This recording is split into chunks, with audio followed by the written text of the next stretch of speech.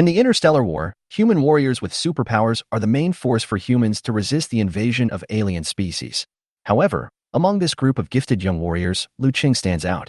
He has no special powers, and compared to the powerful abilities of his classmates, he is an insignificant, useless person. In this era full of extraordinary powers, people without special powers are regarded as inferior, and even the most basic respect is difficult to obtain. Liu Cheng has been burdened with a heavy family burden since he was a child. His father's serious illness and his mother's unemployment have made the family's finances stretched. In order to give his family a better life, he was unwilling to become an ordinary logistics soldier or technical worker. He decided to rely on himself and improve himself through hard training, even though the chances of awakening his superpowers were slim. But he will prove with practical actions that although people without ability are not born strong, as long as they fight hard in desperate situations, they can also change their destiny and become a strong person. However, the goddess of luck came to him. During an autopsy of a steel wolf, Liu Cheng discovered a fragment of a star core, an extremely rare and powerful energy source that can greatly enhance human abilities. Liu Cheng took out a dagger with a laser cutting function and began to dissect the body of the steel wolf. The brain of the steel wolf has extremely high medicinal value. Liu Cheng had studied the precious parts of various common alien creatures in school. However, since this was his first time dissecting an alien creature, the whole process seemed a bit unfamiliar, and he spent a lot of effort to peel out the brain of the steel wolf. When he cut the steel thorn wolf's brain in half, a pea-sized fragment that glowed with light blue appeared before his eyes. Liu Cheng took out the fragment curiously, placed it in his palm, and tried to figure out what it was. Suddenly, he remembered some knowledge he had learned at school. His eyes widened suddenly, and his eyes were fixed on the fragment in his hand in surprise. Is it a fragment of a star core? During the long war with alien creatures, humans discovered that alien creatures can produce a crystal called star core in their bodies. Star core can not only be used as a substitute for small nuclear power energy, but can also be absorbed by the human body. Absorbing star cores can significantly improve the basic qualities of the human body in all aspects. If one is lucky, the psyche can even gain new supernatural abilities. However, the probability of generating a star core is extremely low, and it will only appear in the bodies of powerful alien creatures. At this moment, Liu Cheng couldn't help but secretly sigh that his luck was incredibly good. He could actually dissect a star core fragment from the body of a first-level steel thorn wolf. He put the fragment into his bag, wondering whether he should keep it or sell it for money. If he sold it for money, his father's hospital expenses would be relieved. But if you absorb this star core, you can significantly improve your survivability on the battlefield, which is obviously very attractive. However, after thinking about it, he realized that if he planned to sell the star core, he would first have to survive in the training battlefield. Absorbing it seemed more beneficial to him. After dissecting the star core, Liu Cheng was very happy. In addition to taking out the brain of the steel wolf, he did not search for other worthless organs in the body of this alien creature.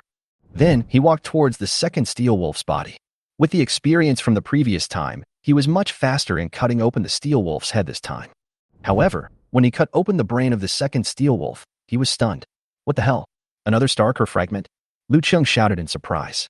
Looking at the second star core fragment flashing with a pale blue light, Liu Cheng even wondered if he was dreaming. The probability of winning 2 Third Prize Alliance lottery tickets in a row would be puzzling to anyone. Without even taking out the brain of the steel thorn wolf, Liu Cheng put the star core fragments into his bag and walked straight to the third body. There can't be any more star core fragments? Liu Cheng thought to himself. As a result, when he cut open the steel thorn wolf's brain, another piece of star core fragment with a faint fluorescence appeared in front of him. Liu Cheng hardly stopped and dissected the brains of the remaining dozen or so steel thorn wolves in one breath.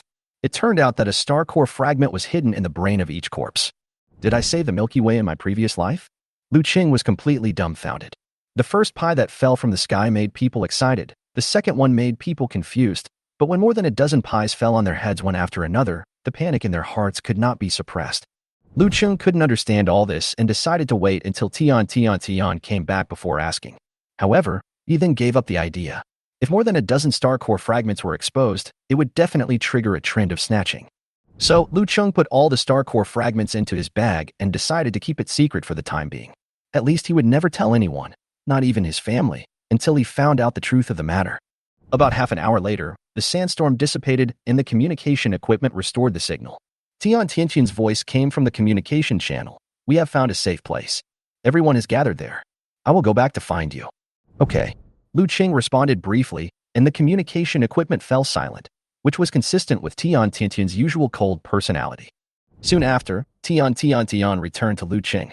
After meeting, Tian directly signaled Liu Cheng to follow. Liu Cheng followed Tian to the temporary safety point and met up with other team members. The girl who had been in the same team with Tian before saw Liu Cheng coming back and showed a sarcastic smile and said in a sarcasm, "Hey, isn't this the useless person in our class? How was it? How did you get from picking up garbage?" She was obviously still dissatisfied with Liu Cheng for his previous head-stealing incident. On the alien battlefield, there is a profession that specializes in recycling and processing the corpses of alien creatures. These people are called junk men. Their income is unstable. Those who earn less may only be able to fill their stomachs, while those who earn more can get beautiful women, fine wine, and warships.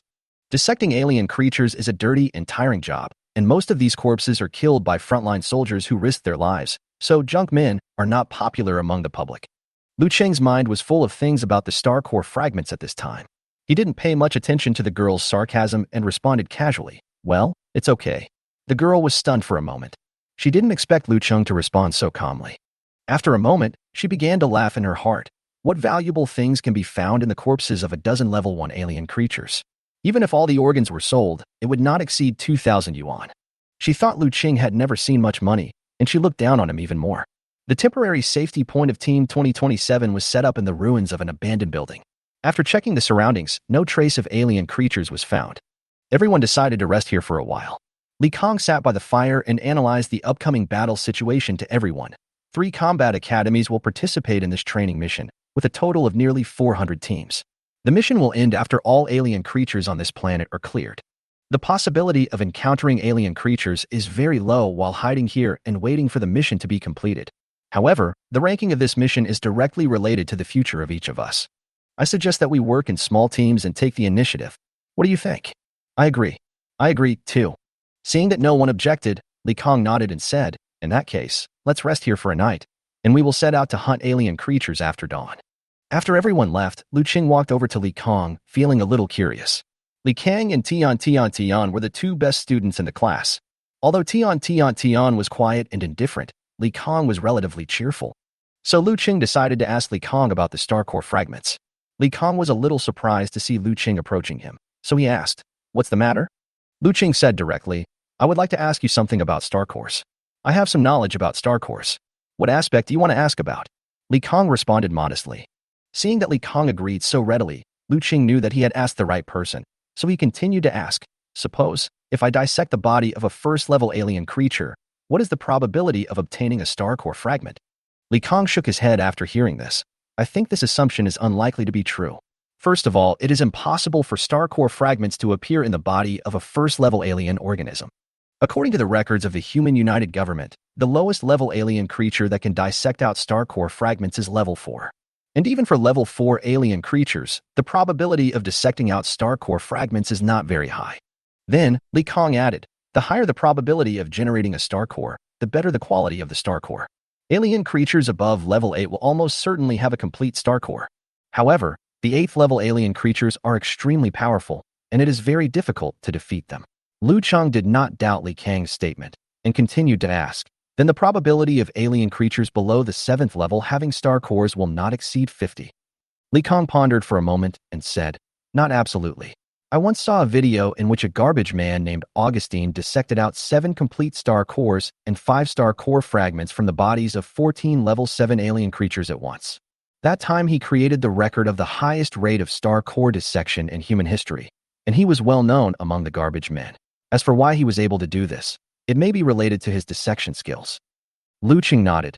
"Thank you. You're welcome. We are all classmates. Just let me know if you need any help," Li Kong said with a smile. Liu Cheng got the information he wanted from Li Kong, and at the same time, he had new guesses in his mind. He no longer doubted that he was a disabled person, but thought that his supernatural abilities were somewhat similar to those of the man named Augustine, but might have not been detected in school. Chapter 4. A bloody battle with the Steel Thorn Wolf King. The training mission of Team 2027 is carried out on a planet with a rotation period of 18 hours. The team members experienced a short rest overnight, and after sleeping for only 3 hours, they faced the next day's alien creature hunting mission. Although yesterday's landing battle caught them off guard, as the mission progressed, the team members gradually adapted to this unfamiliar battlefield environment. They gradually became proficient in applying the combat skills they had learned in the 3 years of school, and their combat experience was constantly increasing. The team members' combat awareness became more acute, and their coordination became smoother. The scouts ahead soon spotted a group of alien creatures a few hundred meters away and immediately slowed down and approached carefully. The team members approached quietly and finally found that it was a group of about 60 steel-thorn wolves. The steel-thorn wolf pack split into two parts. Half of the steel-thorn wolves gathered around a cave entrance, and the other half patrolled vigilantly nearby. Fortunately, the team discovered them in advance. Otherwise, they might face the risk of annihilation if they made hasty contact. Someone in the team whispered, "What should we do? It seems that we have entered the lair of the steel wolf." Liu Cheng, who was regarded as the captain by everyone, said in a deep voice, "Although there are many steel-thorn wolves, they are only first-level alien creatures. If we catch them by surprise, we still have a chance to defeat them. When I count to 3, all the psychics that can attack from a distance will attack together. Kill as many steel-thorn wolves as possible as soon as possible." Everyone nodded and quickly formed a line around the bunker to prepare for the attack. At this moment, a slightly fat boy noticed that Liu Cheng also came to the front of the team with a kinetic rifle in his hand. "Hey, Liu Cheng, what are you, a useless person, doing here? Even if you fire your kinetic rifle, one burst may not be enough to kill a steel-thorn wolf. Hurry and hide behind." The fat man stopped talking before he finished. He saw Liu Cheng take out a micronuclear warhead from his backpack and was about to install it on the kinetic rifle's trigger barrel. This made the fat man stunned. Liu Cheng brought this micronuclear warhead to participate in this mission, which was also his trump card this time. The power of the micronuclear warhead is equivalent to the full-strength attack of a second-level mutant. Although the launch speed is slow and the weight is heavy, which affects Liu Cheng's speed, its power is undoubtedly far beyond that of ordinary weapons. The fat man originally looked down on Liu Cheng, but when he saw the miniature nuclear warhead, his attitude changed instantly. His face turned red, and he quickly changed his words. "Okay, I'll make room for you." Then, Liu Cheng began to count down. 1, 2, 3. As the countdown sounded, Liu Cheng was the first to release a powerful wind blade, and the others quickly followed suit. More than 30 supernatural attacks hit the entrance of the steel-thorn wolf's cave almost at the same time. In just a few seconds, the entrance to the cave was completely destroyed, and more than a dozen steel-thorn wolves gathered at the entrance were instantly killed. Immediately afterwards, Liu Cheng's miniature nuclear warhead exploded half a second later. The flames that shot up into the sky blew away the remaining steel-thorn wolves, and their bodies were scattered everywhere. Seeing this scene, the members of Team 2027 were stunned for a moment, thinking that it was the explosion caused by the first attack, until someone explained that it was Liu Cheng's miniature nuclear warhead. They all looked at Liu Cheng with complicated expressions. Liu Cheng didn't pause and immediately shouted, "Class 27 of Senior 3, follow me to kill." His order was like a command, and the team members immediately followed and rushed towards the steel-thorn wolf pack. Liu Cheng looked at the wolf corpses flying after the explosion and felt a pang of pain in his heart. He had originally planned to collect a lot of star core fragments, but now he had lost a lot. However, he knew that fighting was the most important thing. Liu Cheng did not have a strong melee ability and could only rely on the kinetic rifle to provide long-range cover. Under his precise shooting, although the power of the kinetic rifle caused limited damage to the steel wolf, it greatly interfered with the attack speed of the steel wolf pack and reduced the pressure on the assault troopers in the front. Liu Cheng and others then realized that Liu Cheng's accurate shooting provided them with great support. While they were fighting desperately, Song Ziming was watching all this in a hidden place 2 kilometers away. He shook his head and thought to himself, these new recruits are obviously not fully mature yet, especially since the Steel-Thorn Wolf King is nearby. However, Liu Cheng and Tian performed well, especially Liu Cheng, who seemed to have some leadership potential. He looked at Liu Cheng and couldn't help laughing. "I didn't expect this disabled person to carry such a heavy weapon. I really don't know how I should fight him." After the Steel-Thorn Wolf pack realized that they had been ambushed, they immediately gathered the remaining wolves. They frantically dug at the collapsed cave entrance while attacking Team 2027. Although the team members are new recruits, they have experience from previous landing battles, so their cooperation this time is much smoother than before. In less than 5 minutes, more than a dozen Steel-Thorn wolves were completely wiped out, at the cost of the sacrifice of 3 recruits. However, just as they were about to continue their attack, the ground suddenly shook, the cave entrance broke, and a giant Steel-Thorn Wolf King emerged from underground. Liu Cheng's eyes widened when he saw it, and he immediately shouted, "Everyone be careful, it's a level 2 alien creature, the Steel-Thorn Wolf King." The Steel-Thorn Wolf King was huge and extremely angry. He swung his claws at the few team members closest to him and tore them into pieces in an instant. Liu Cheng quickly issued an order. "Keep your distance, spread out into an encirclement formation, and focus your fire on the Wolf King first." Although the team members quickly adjusted their formation and focused their attacks on the Steel Thorn Wolf King, its powerful metal skin limited the effectiveness of their attacks. The Steel Thorn Wolf King roared, and the surviving Steel Thorn Wolf continued to pounce on the team members. This made Li Kong realize that there was a mistake in his instructions. Eliminate the wolf pack first. Li Kong quickly adjusted his strategy, finally, focus on attacking the Wolf King. The battle became more intense. Without fire suppression, the Wolf King showed his power again and launched a fierce attack on the members of Team 2027. At this moment, Liu Cheng did not hesitate and quickly adjusted the aiming direction of the kinetic rifle and shot at the Steel Thorn Wolf King's eyes. The power of the kinetic rifle is limited. Although Liu Cheng's attack slightly affected the Wolf King's vision, it did not completely penetrate his eye protection. The Steel Thorn Wolf King roared in pain and swept across the battlefield angrily. Several recruits were torn to pieces by its claws again. Finally, after fighting with all their might, Team 2027 first eliminated the Wolf Pack and then surrounded the Steel Thorn Wolf King. Tian rushed forward at this time, jumped onto the Steel Thorn Wolf King, and attacked its abdomen with his supernatural power. The moment she froze its abdomen, Li Kong quickly directed everyone to attack. Focus on the Wolf King's abdomen. With everyone working together, they finally pierced the Steel Thorn Wolf King's abdomen, causing his internal organs to explode. The Wolf King fell to the ground, and the battle was declared over. Although the battle came at a heavy cost, Team 2027 ultimately won the victory at the expense of several members. Song Ziming, who was observing from a distance, nodded slightly, approving in his heart. This result is much better than I expected. Although the Human Alliance Army's recruit assessment method is cruel, compared to the planet that could be destroyed every day, it is the most effective way to replenish frontline troops. Chapter 5. Make up for lost time. After the battle, the members of Team 2027 began to bury the bodies of their fallen companions on the spot. Li Kong stood aside, looking at the team with only 20 people left, and felt very guilty. He knew that if Liu Cheng hadn't brought the micronuclear warhead and helped kill more than a dozen steel wolves, the casualties of the team might have been even more serious. Li Kong blamed himself and said, "It's all my fault. I issued the wrong order during the battle, which resulted in several people dying in vain. I am not fit to be the temporary captain of the team." Tian came over to comfort him. "You have done a good job. If it weren't for your command, there would be more casualties than now. No one is born a perfect leader." Li Kong nodded gratefully. "Thank you." Then, he turned to look at Liu Cheng, who was busy dealing with the corpses, and said with emotion, "To be honest, I looked down on you and kinetic weapons at first. I thought you couldn't help at all. But in this battle, thanks to the micronuclear warheads you brought, we killed a lot of Steel Thorn wolves. Otherwise, the casualties would be more serious. Thank you very much." Liu Cheng was stunned for a moment. He put down the laser-cutting dagger in his hand and shook hands with Li Kong. In this heavy atmosphere, Liu Cheng was still doing his own thing silently. He lowered his head and continued to dissect the body of the steel wolf, while the team members around him gradually began to talk. Several team members came over dissatisfied and began to accuse Liu Cheng. "Liu Cheng, we all fought these Steel Thorn wolves together. Why do you take the bodies alone?" "Yes, everyone contributed. Why do you take them alone?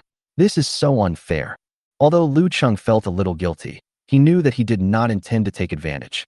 He stopped his work awkwardly and whispered, "Everyone misunderstood. I am a disabled person and can't help much in the battle. Dealing with the bodies is the only thing I can do. I promise that I will not keep a penny of the money from selling the collected organs, and I will send all of it to the families of my sacrificed companions." Hearing this, the team members calmed down immediately. "In that case, let's all help dispose of the Steel Thorn wolf's body," someone suggested. "Yes, let's all dispose of the body together and send the money from selling the organs to the family of the sacrificed student." Another team member agreed. Seeing how supportive everyone was, Liu Cheng quickly stopped them and said, "Everyone just help collect the bodies. I'll do the autopsies. I'm a little embarrassed to say this, but I might become a garbage collector in the future, so I want to practice dissecting these bodies. So that's how it is. I'll leave the dissection to you." No one said anything more. Instead, they felt that Liu Cheng was honest and willing to take on this dirty work, so no one objected. Several boys took the initiative to come over to help carry the bag containing the steel spike wolf brain. Liu Cheng was a little stunned. Although they had good intentions, why did what he said sound so uncomfortable? "These brains look heavy. Why don't we carry them on our backs?" a boy suggested. "Yeah, we psychics are much stronger than you, a useless person, so it's no problem for us to carry them for you," another boy said. Liu Cheng had an awkward smile on his face, but his heart was a little complicated. Although they meant well, why did this sound so awkward? Li Kong watched everyone pack up and suggested, "In this case, why don't we rest here for a night? We have already dealt with the surrounding steel thorn wolves, and other alien creatures dare not easily approach their nests. Everyone agreed with Li Kang's words. Indeed, after this battle, there were many casualties and they needed to rest. At night, while everyone was resting, Liu Cheng sneaked into a corner and after confirming that no one was following him, he took out a star core fragment from his bag. At first, he was still hesitant, not knowing whether to absorb these star core fragments first to improve his strength or sell them to pay for his father's medical expenses. After all, the star core fragments he had obtained before were relatively small, and the improvement after absorbing them was not obvious. However, as the battle continued, Liu Cheng had collected 57 star core fragments, a number that was enough for him to meet both needs, improving himself and helping to improve his family's financial situation. He held the star core fragment in his hand and immediately felt a burning sensation coming from his palm. As the energy flowed, his whole body began to feel a pleasant comfort, and his bones and muscles seemed to be getting stronger. This improvement was like the second awakening of superpowers. When it was almost dawn, Liu Cheng quietly returned to the camp without attracting much attention. When everyone saw him, they did not suspect anything, but just thought he went to the toilet. After all, Liu Cheng has always been a person with a very low sense of existence. The next day, Team 2027 continued to move forward, continuing to hunt alien creatures to strive for more points. After several days of hard work, Team 2027 killed 2 level 2 alien creatures and 137 level 1 alien creatures, and the total points reached 157 points. Although several team members died, their points were still calculated into the team's total points and distributed to other surviving team members. In the past few days, 2 more people from the 2027 team died. After these battles, the survivors have become elites. Liu Cheng has also escaped several crises with his superb marksmanship, but he can survive until now. In addition to the fact that he does not need to participate in close combat as a disabled person, Tian Tiantian's protection is also crucial.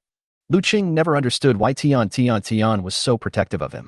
The head teacher just perfunctorily asked her to take care of him, but Tian treated it as a mission and never left him. But for Liu Cheng, this was not a bad thing. Tian Tiantian's protection allowed him to concentrate on improving his physical fitness and knowledge of alien anatomy.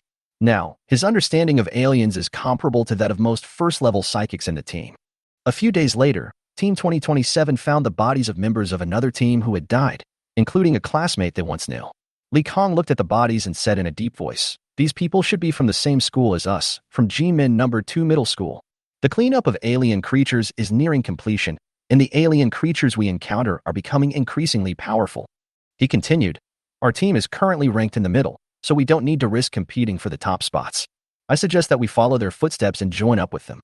This way, the 2 teams can act together and have a greater chance of survival." Everyone nodded in agreement. "I agree with the king's proposal. A middle ranking is good enough." "I agree too.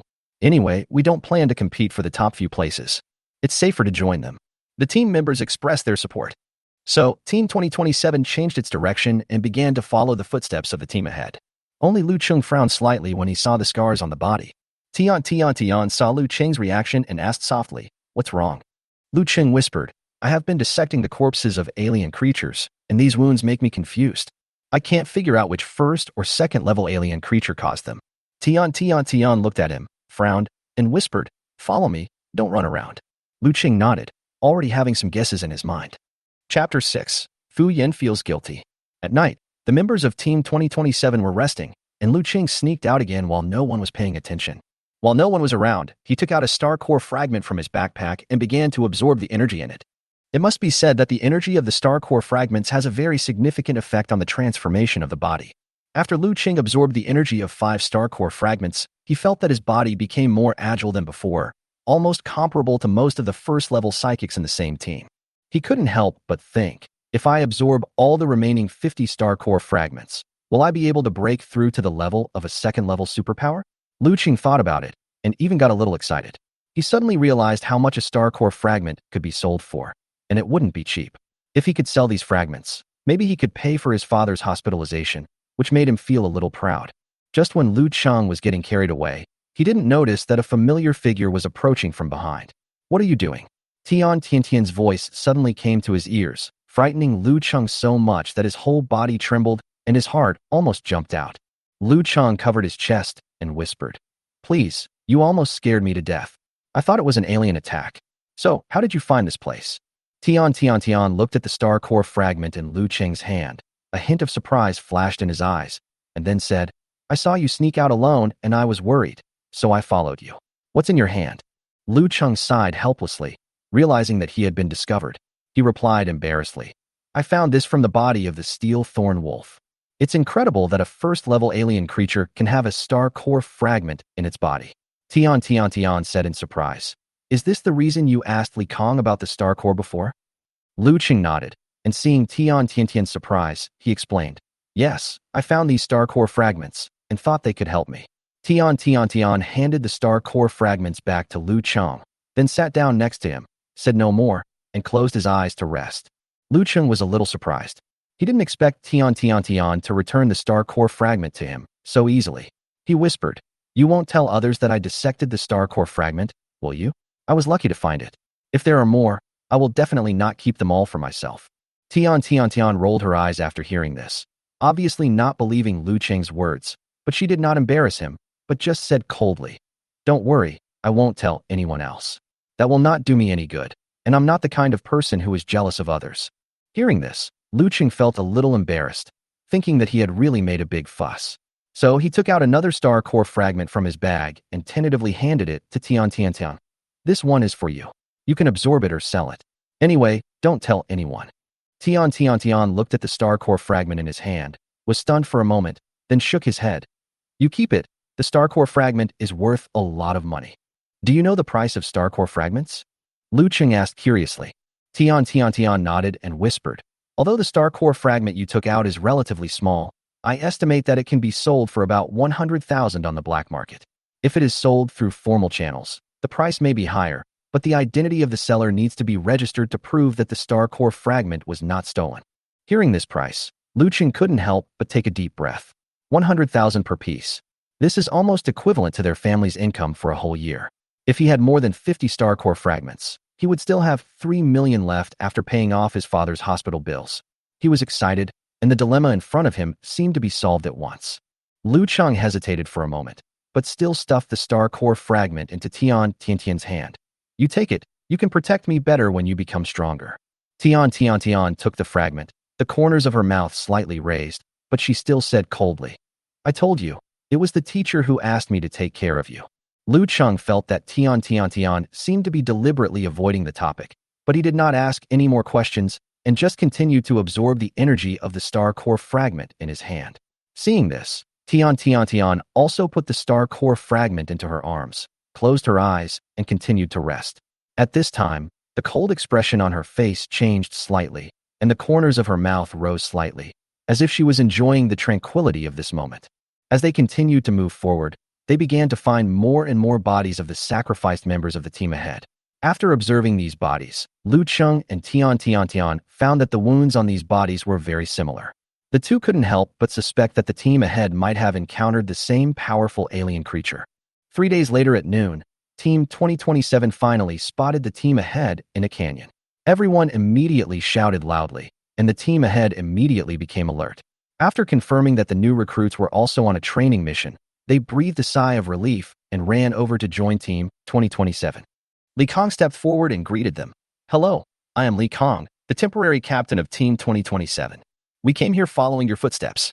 After hearing what Li Kong said, the members of the opposite team showed a complicated expression. Li Kong immediately realized that the other party might be worried about competing for points, so he quickly explained, We followed your footprints just to go through the training mission together, and we have no ill intentions. After hearing this, the other party finally let down their guard. A man in the team said, My name is Fu Yin, and I'm the temporary captain of the 2013 team. We're not afraid of you stealing our points, but we've been chased by a powerful alien creature and are on the run. Li Kong was surprised and asked, How come you were being chased by alien creatures? Fu Yin shook his head helplessly and explained, Our team was unlucky. We encountered a very powerful alien creature right after landing. We thought that 50 people could easily deal with an alien creature, but it turned out that alien creature not only had strong defense, but also had deadly attack capabilities. We suffered too many casualties, so we had to start running, but it did not let us go and kept chasing us for 10 days. Now there are only 11 of us left. After hearing this, Li Kang's heart sank, and he immediately asked, What exactly does that alien creature look like? It's the one we encountered before. Fu Yin shook his head with a complicated expression. Didn't you encounter it? No, we only encountered some first-level alien creatures when we came here, And we didn't encounter the powerful alien creature you mentioned. Li Kong shook his head and replied, strange. Fu Yin touched his chin and thought, we should have encountered it along the way. Why didn't you see it? At this moment, Fu Yan's expression suddenly changed, with a flash of fear in his eyes. Not good. That alien creature must have bypassed us and is preparing to block us from the cliff in front, trying to trap us to death in the valley. Everyone, retreat quickly. When the members of Team 2013 heard this, they turned around and began to retreat without hesitation. Li Kong also called Team 2027 to follow them. Not long after the two teams began to retreat, a huge roar suddenly came from above the valley in the direction they were originally heading. A large amount of rocks rolled down, completely blocking the narrow valley. The two teams looked back and breathed a sigh of relief, secretly celebrating their luck. If Fu Yin hadn't realized something was wrong in time and asked everyone to retreat in advance, they would have been crushed to death by the falling rocks. At this moment, a huge beetle rushed out from the other side of the valley and approached them quickly. It was huge, 30 meters long, covered with a thick stone-like hard shell, and its 10 eyes stared at them, emitting a terrifying aura. It's the alien creature that's chasing us. Run! Fu Yin shouted. Liu Cheng was shocked when he saw the alien creature's appearance and immediately shouted, this is a third-level alien creature, the stone armor rat bug, which is good at running and colliding. Everyone, run to the sides. There is no fork in the road here. We can't outrun it. We must fight together. When everyone heard Liu Cheng's words, they stopped and began to deploy their formations, preparing to meet the attack of the stone-armored rat bugs. Damn it! Fu Yin cursed angrily, but at this moment, he had to admire Liu Cheng. I didn't expect you to be able to accurately tell the name and characteristics of this third-level alien creature. Liu Cheng watched the stone-armored rat bugs approaching quickly, thinking about their response strategy in his mind. His voice was full of determination. We only have one chance. Only if we work together can we have a glimmer of hope. Chapter 7. The Second Alien Creature. Thank you for the compliment. Liu Cheng knew Fu Yin was being polite, but he still smiled and said a few humble words. He had gotten used to the sarcasm of his classmates over the past 3 years and had long since trained himself to be brave. But then again, the stone-armored rat bugs don't seem to have the ability to kill people, right? Why are their wounds caused by being chomped on the bodies of your teammates? Liu Cheng asked. He had felt a little strange when he saw that the alien creature chasing the 2013 team was a level 3 stone armor rat bug. Because according to Fu Yan's description, the alien creature they encountered seemed to have the ability to cut. Fu Yan looked at Liu Cheng in confusion. You mean the stone-armored rat bugs have no means of slashing? That's impossible. Some of our companions were indeed killed by imperceptible slashing in the battle, and everyone has witnessed it. After saying that, Fu Yan turned to look at the surviving members of his team, and the other members of Team 2013 also nodded in agreement. That's weird, Liu Cheng muttered. He had just learned about the stone-armored rat insects on the teaching website the day before, so it was impossible for him to remember them wrongly in such a short time. What about the slash wounds on the bodies of the 2013 team members? Bang! Just as Liu Cheng was puzzled, a muffled sound suddenly came from behind the crowd.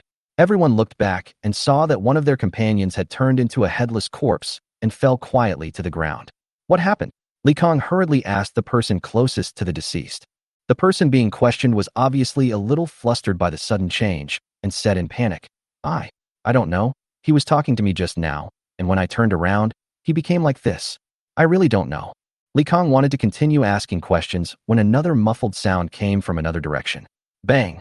Everyone looked again and found that another member of the 2013 team had turned into a headless corpse and fell to the ground. This strange scene made everyone nervous, but before everyone could check the wounds of the dead bodies, the head of the third dead body was separated from the body again and fell to the ground with a bang. 2 people in a group, back to back, alert the surroundings. Quick! Fu Yin immediately ordered. Everyone was completely panicked at this time, back to back and alert the surroundings, fearing that they would become the next headless dead. But the death did not stop. Just when everyone thought that standing back to back would ensure safety, a pair of male and female team members who were alert all around suddenly broke their waists in front of everyone and fell to the ground. They murmured and whimpered, blood gushed out, and until the moment they closed their eyes, their bodies remained in the back-to-back position. Everyone was horrified when they saw this scene.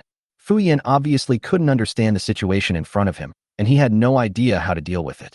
Almost in despair, he looked at Liu Cheng and asked anxiously, Brother Liu Cheng, you have the best practical ability among us. What's going on? Fu Yin almost shouted, fearing that he would be the next to die. Liu Cheng was also trying to think about all this at this time, and his brain was constantly sorting out the information about the stone-armored rat bugs. In the distant valley, The sound of the soldier's song zimming fighting with the stone-armored rat bugs could still be heard. Logically speaking, they were so far away that they should not be attacked. Could it be that the stone-armored ratworm can also split itself into two? Yes, the clone technique. Liu Cheng slapped his forehead, suddenly realizing that he had fallen into a misconception. In addition to the stone-armored ratworm, the alien creature encountered by the 2013 team should have another alien creature. It's just that you haven't noticed it. Are there any people with perception abilities? Hurry up and detect it. Liu Cheng's words seemed to be a key that opened everyone's minds. Among the remaining 20 or so members of the two teams, 3 psychics immediately began to use their abilities to search the surrounding environment. Soon after, one of the psychics pointed behind Liu Cheng and said, "There is a giant mantis-like alien creature behind you." Liu Cheng was shocked when he heard this. He didn't care about hiding his strength and immediately jumped up with all his strength. In an instant, he jumped to a height of 6 or 7 meters. At the moment he jumped up, the ground he was standing on seemed to be pierced by a sharp blade, and a half-meter-long cut appeared on the ground instantly. Oh my god, isn't Liu Cheng a disabled person? How come he jumped higher than me? Some people in Team 2027 were surprised to see Liu Cheng soar into the air. However, the situation was tense at the moment, so no one would pay attention to how Liu Cheng did it. Li Kong immediately pointed at the ground below Liu Cheng and ordered the team members, "Attack that place." The members of Team 2027 used their powers in the direction Li Kong pointed, not caring at all that the attacks might affect Liu Cheng, who was falling from the sky. Liu Cheng wanted to curse in his heart, but fortunately, before he started to complain, he was rescued by Tian in time. Everyone, don't attack randomly. Be careful not to hurt your companions. Everyone wearing a helmet should turn on the infrared thermal imaging function. Fu Yin shouted, demonstrating Li Kang's unparalleled command ability. After being reminded by Fu Yin, Liu Cheng seemed to have just woken up from a dream and cursed himself in his heart for being so stupid. Why didn't he think of using infrared thermal imaging? The helmeted team members immediately turned on the infrared thermal imaging and found that there was a huge mantis-shaped alien creature next to them that was invisible to the naked eye. Although they could not recognize the type of alien creature, based on its attack speed and power, its level would definitely not be lower than level 2. After being able to see the shape of the alien creature, everyone's mentality also changed. Under Fu Yan's command, the two teams began to coordinate their attacks and finally succeeded in suppressing the giant mantis. Very good, everyone. Don't weaken your attacks and try to suppress it to death. It's very fast, don't give it a chance to breathe.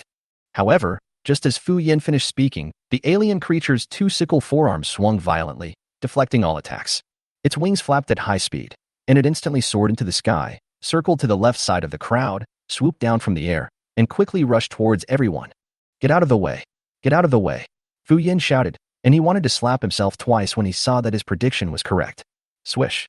The giant mantis flew over everyone's heads, and its crossed sickle forearms directly cut off 4 or 5 heads. The other team members immediately turned around and attacked in the direction of the giant mantis, but their supernatural attacks lacked accuracy and they didn't even touch the mantis's body. The giant mantis quickly turned around in the air, avoiding the fire again, and swooped down to the side of the crowd. Hoo. Several more psychics were caught off guard and had their heads chopped off. After several rounds of attacks, only 16 people were left from the 2 teams of 29. Chapter 8. 1-for-1 with a serious injury. Seeing the critical situation, Liu Cheng immediately shouted to Fu Yan, "Fu Yan, aren't you the top student in the grade? If you don't make a move, we will all die here." Li Kong and others were also puzzled. Logically, Fu Yan should be the strongest among them as the top student in the grade, so why didn't he make a move? Fu Yan said helplessly, "My ability is quite complicated. To be honest, I myself don't know what my ability is. I only know that every once in a while, a strong energy will accumulate in my body, but this energy can only be released once. I don't know when the energy is fully accumulated. Sometimes it only takes a few minutes, sometimes it takes a few months. This alien creature is too fast. I have to wait until I am very sure before I can make a move." Since the emergence of superpowers, humans have experienced 3 eras, a small number of superpower gene mutations, a stable recombination of superpower genes in the group, and a large-scale explosion of superpowers. Since then, the number of superpowers has increased rapidly, and the types of superpowers have also increased. Many new types of superpowers emerge one after another, and even the top scientists in the Milky Way cannot clearly analyze the conditions and effects of some of them, and can only classify them with general concepts. Obviously, Liu Cheng and Fu Yan are both special examples of this. Liu Cheng nodded and said, "I understand. Then we will find a way to help you delay it." After he finished speaking, he and Tian looked at each other and prepared to cooperate. Fu Yin said seriously, as long as I can delay it for a second, no, half a second, I have the confidence to kill it. He regretted not using his ability to kill the alien creature at the beginning, but regret was useless. The only thing he could do now was to seize the opportunity created by Liu Cheng and the others. The giant man is circled high in the sky again, ready to dive down on everyone. Liu Cheng and Tian rushed towards it together. While running, Liu Cheng picked up the kinetic rifle, aimed at the giant mantis's eyes, and fired rapidly and continuously. Under Liu Cheng's cover, Tian continued to gather cold air in his palms, took the opportunity to jump up, and stretched out his hand to grab the giant mantis's wings. The giant mantis eyes hurt from the kinetic energy rifle's fire, but it was obviously smarter than the stone rat bug. After its vision was blocked, it immediately changed its attack direction and flew vertically upwards. Tian tried to grab its wings, but only touched its right foot joint and immediately froze it with cold air. The giant mantis looked at its right foot being frozen, and its eyes became more and more ferocious. It didn't expect to be injured by such a group of weak humans. Anger filled its heart, and it let out a sharp cry, no longer flying around, and dived straight towards Tian. Tian mobilized all his supernatural powers, condensing a thick layer of cold air around his body, preparing to avoid the mantis's attack. Just when everyone thought its target was Tian, the giant mantis suddenly changed its attack direction and headed straight for Liu Cheng. Oh no, its target is Liu Cheng, Fu Yin shouted. No one expected that this alien creature would be so cunning. It was too late for Liu Cheng to hide at this time, so he could only pounce to the left with all his strength. Before the giant mantis's sickle was about to hit him, Tian rushed up without hesitation and stood directly in front of Liu Cheng. The coldness in his body condensed into a thick ice crystal round shield, ready to block the attack of the sickle. Shwacha! The ice crystal round shield was directly shattered by the sharp blade of the sickle, and the tip of the sickle pierced Tian's shoulder and collarbone. The blood splattered and turned the surrounding ice crystals red. After succeeding, the giant mantis did not stop, but quickly retracted the sickle and flew off the ground, giving Fu Yin and others no chance to attack it. Liu Cheng didn't care about the difference between men and women, and hugged Tian into his arms, quickly took out the hemostatic medicine from his backpack and applied it to her wound. Then, he grabbed a handful of star core fragments and stuffed them into Tian's hands, anxiously saying, "Quickly absorb the energy of the star core fragments to recover." Tian showed a bitter smile on his pale face and whispered, "You said you only had a star core fragment. Don't lie to me again in the future." Okay. Liu Cheng agreed, picked up Tian, and put her behind a rock shelter, allowing her to absorb the energy of the star core fragment to recover. Fortunately, the ice crystal shield blocked the scythe from completely piercing Tian's body. Otherwise, her injuries would have been even more serious. What should we do? Tian has lost her ability to fight. How can we control the alien creature and let Fu Yin attack? Li Kong and the others saw that in addition to Fu Yin, the strongest Tian also fell down, and they were at a loss. Liu Cheng stood up and walked to the crowd, and said firmly, "I will find a way to delay the alien creature. You cover me.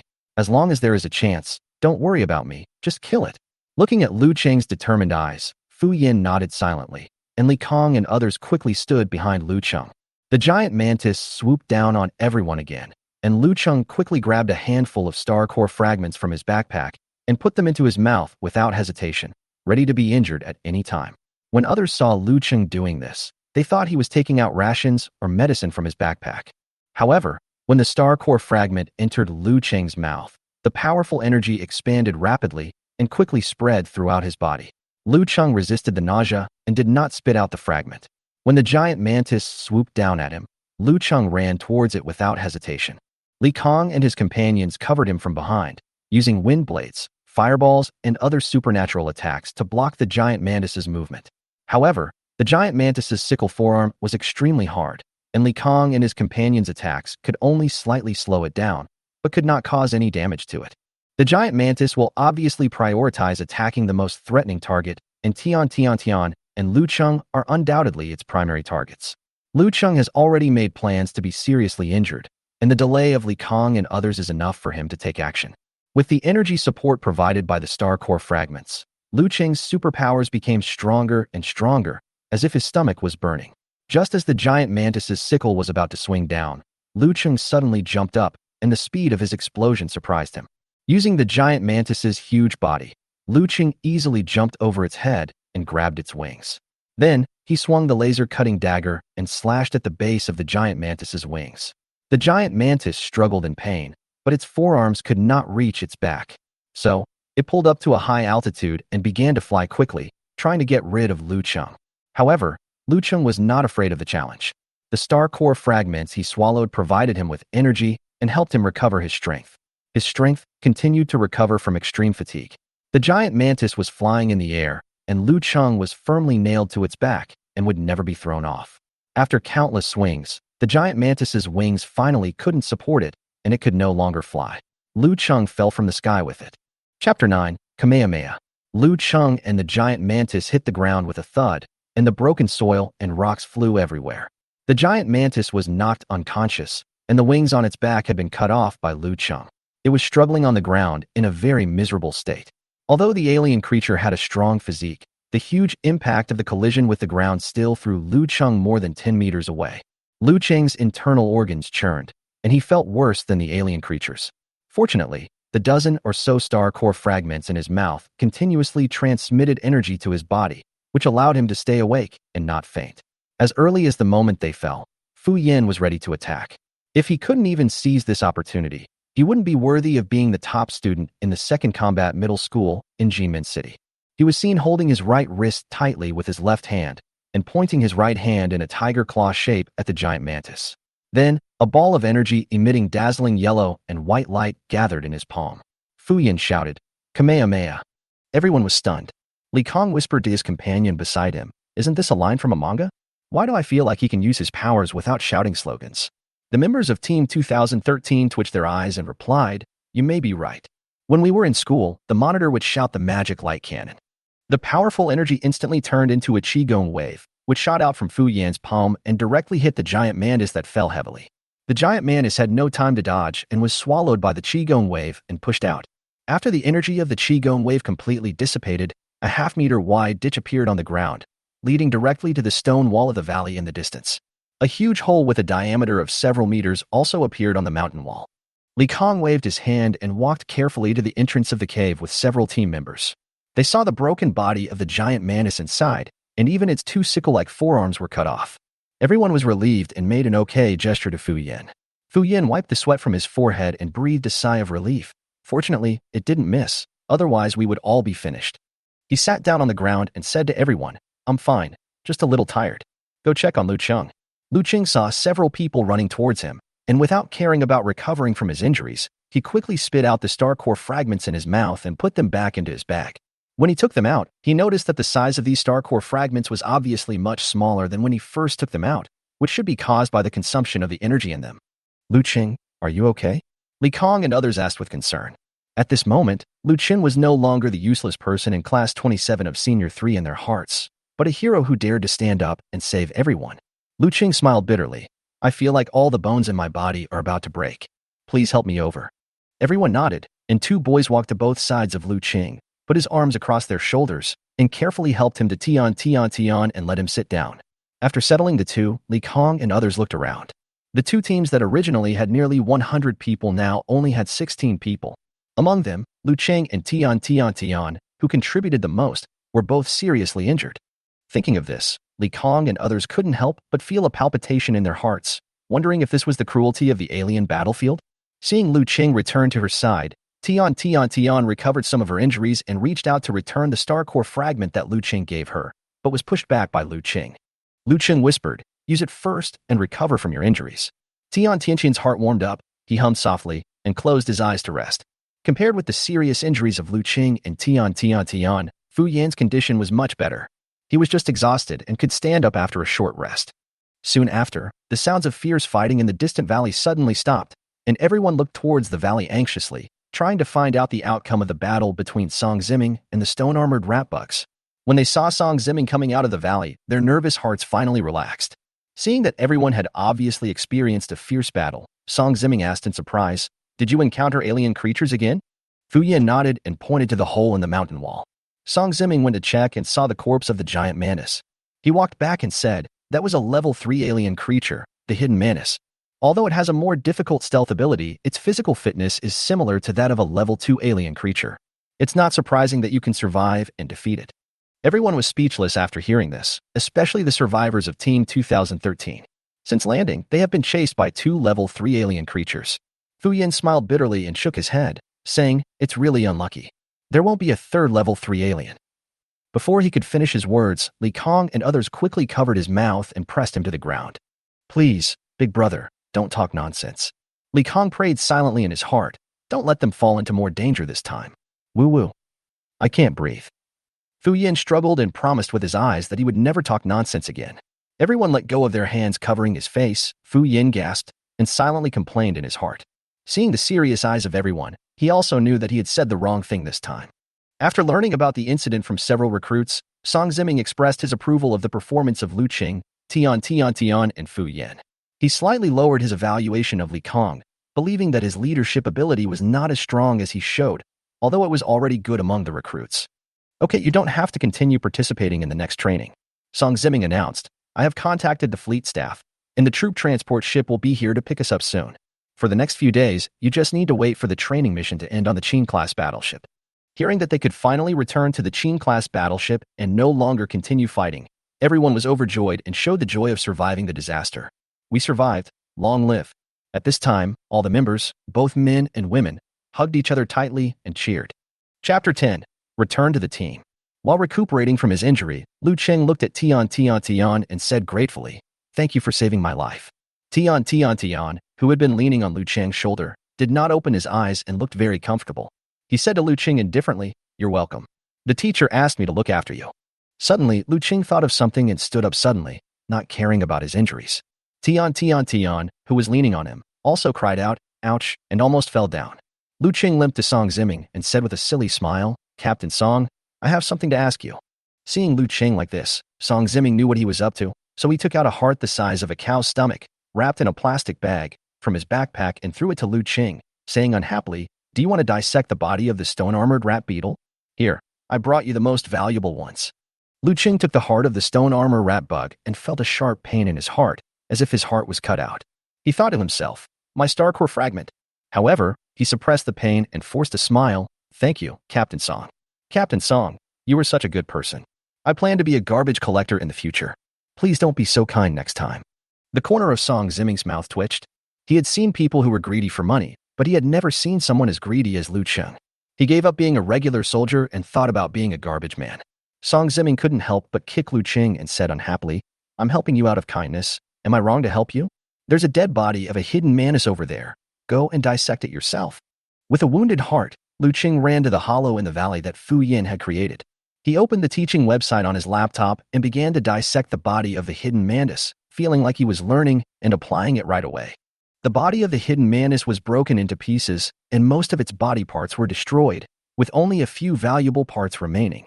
During the autopsy, Liu Cheng finally found a star core fragment emitting a light blue fluorescence in the chest. As expected, the star core fragments in the second-level alien creatures are larger than those in the first-level ones. Liu Cheng thought to himself. He noticed this when he dissected the second-level steel thorn wolf king.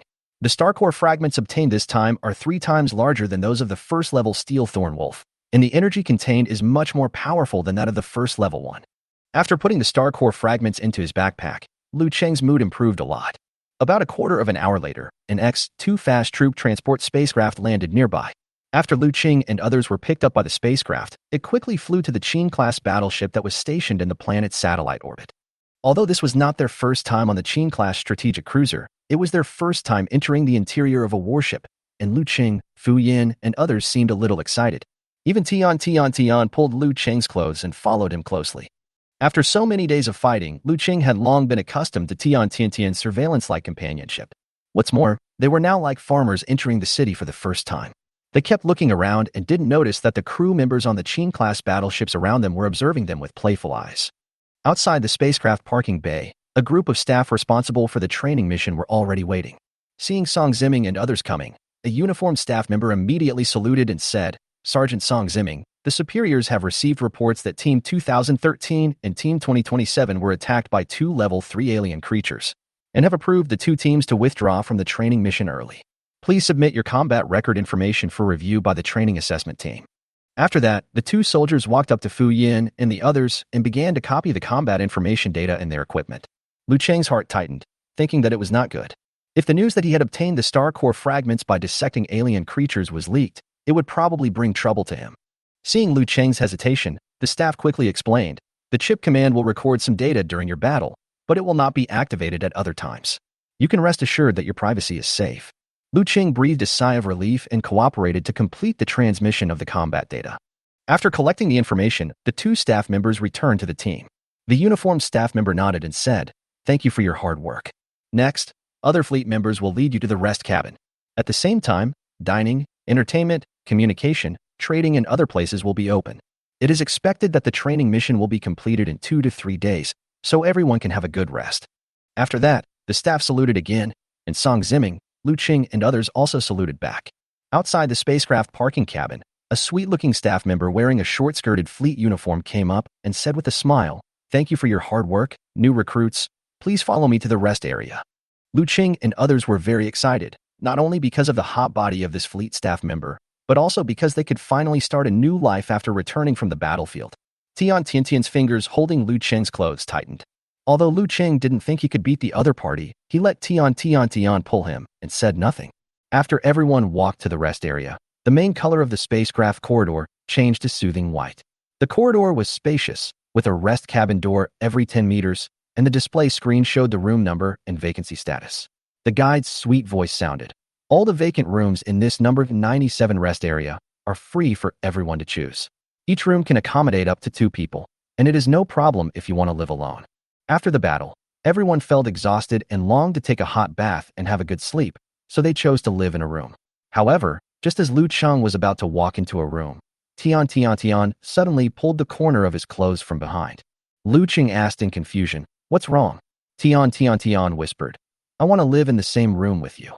"What did you say?" Liu Cheng was a little stunned. Chapter 11. My son has grown up.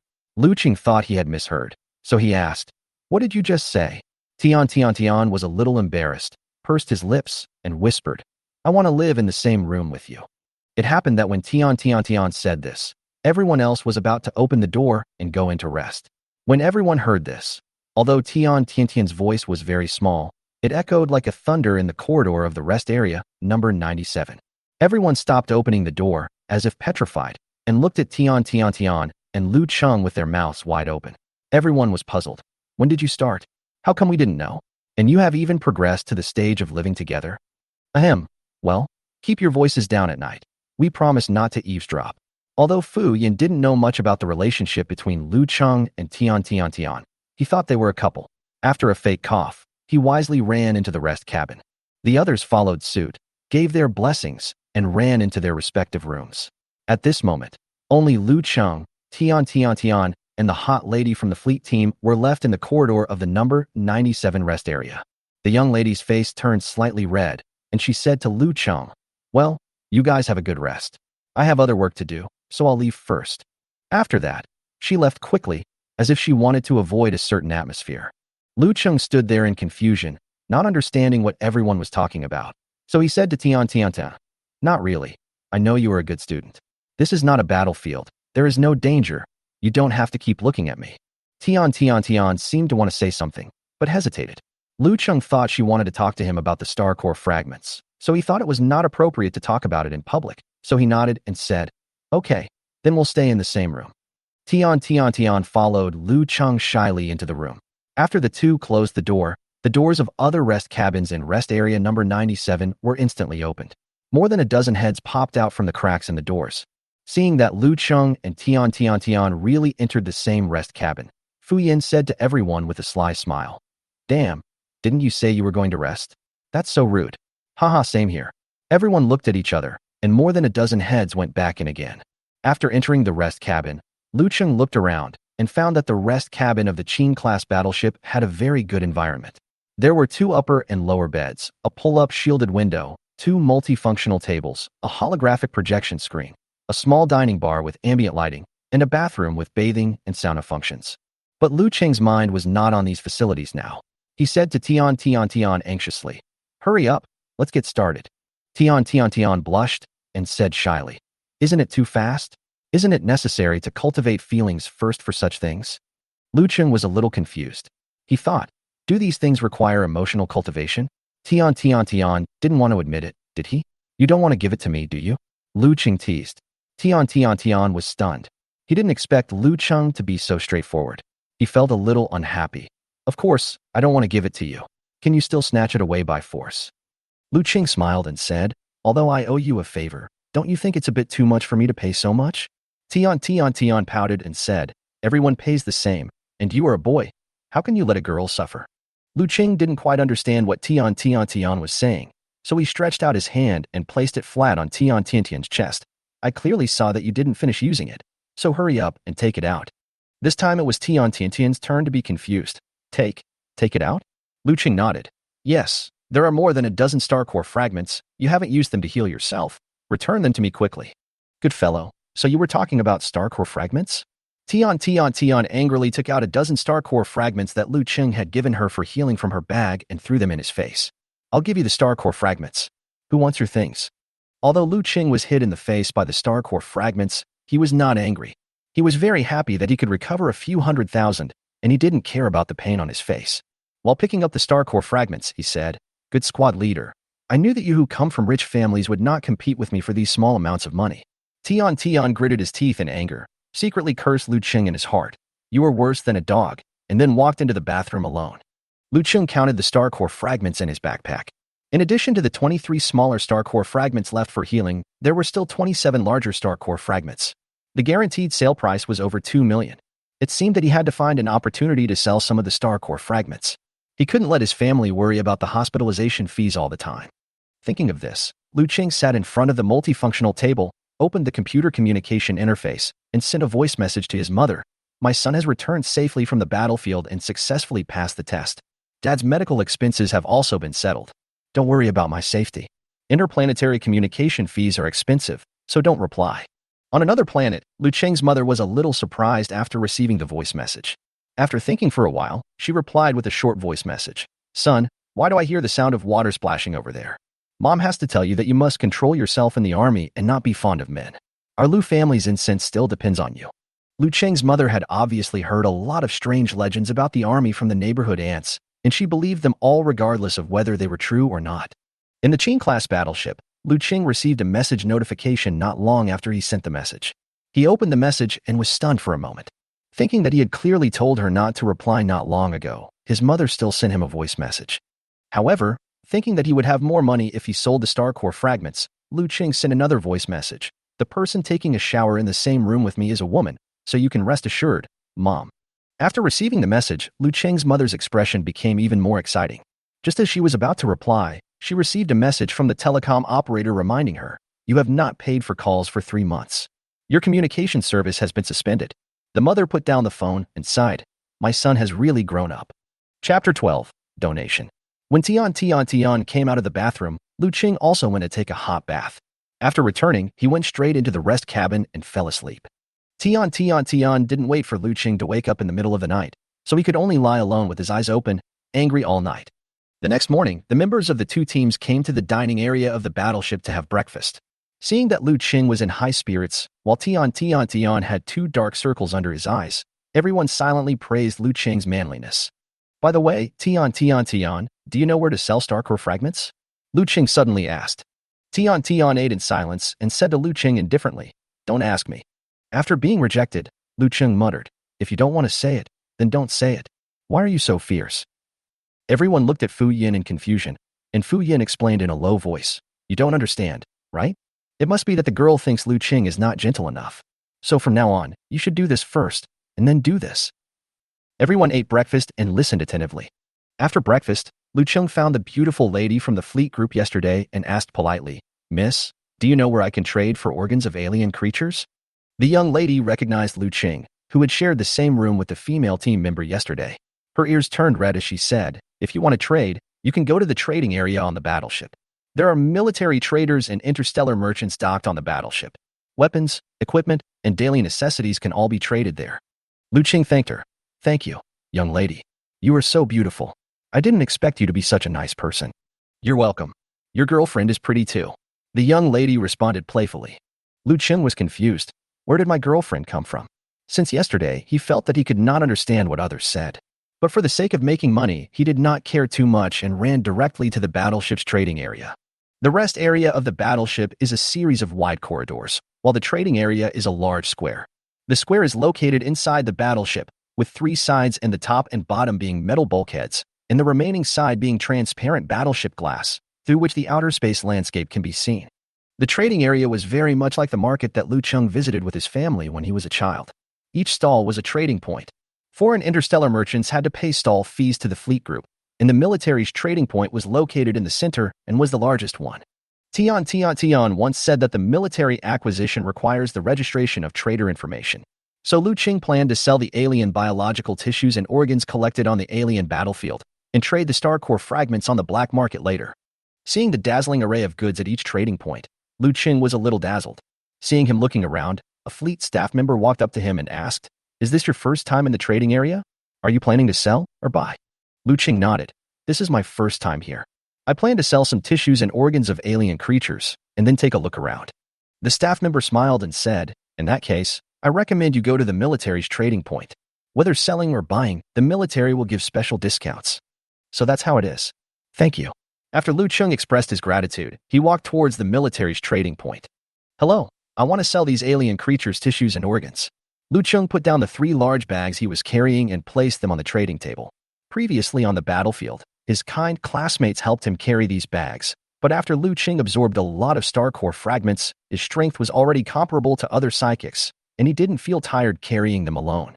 Behind the trading desk at the military trading point stood a burly old man with an 8-cornered beard, who looked like a veteran.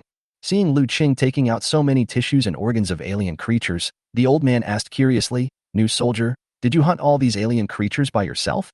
Liu Cheng replied, "Our 2 teams hunted together." "Yeah, I think so. Wait a minute, I need to take inventory." The uncle began to take out the sealed cans containing tissues and organs one by one and put them on a special scanning device to scan. The name, quality, and purchase price of the tissues and organs were displayed, and finally all the prices were summarized. Soon, the uncle finished counting all the tissues and organs and said, "The total is 23,540. You are a new recruit, so you enjoy a special discount of 2 points. The final purchase price is 24,011.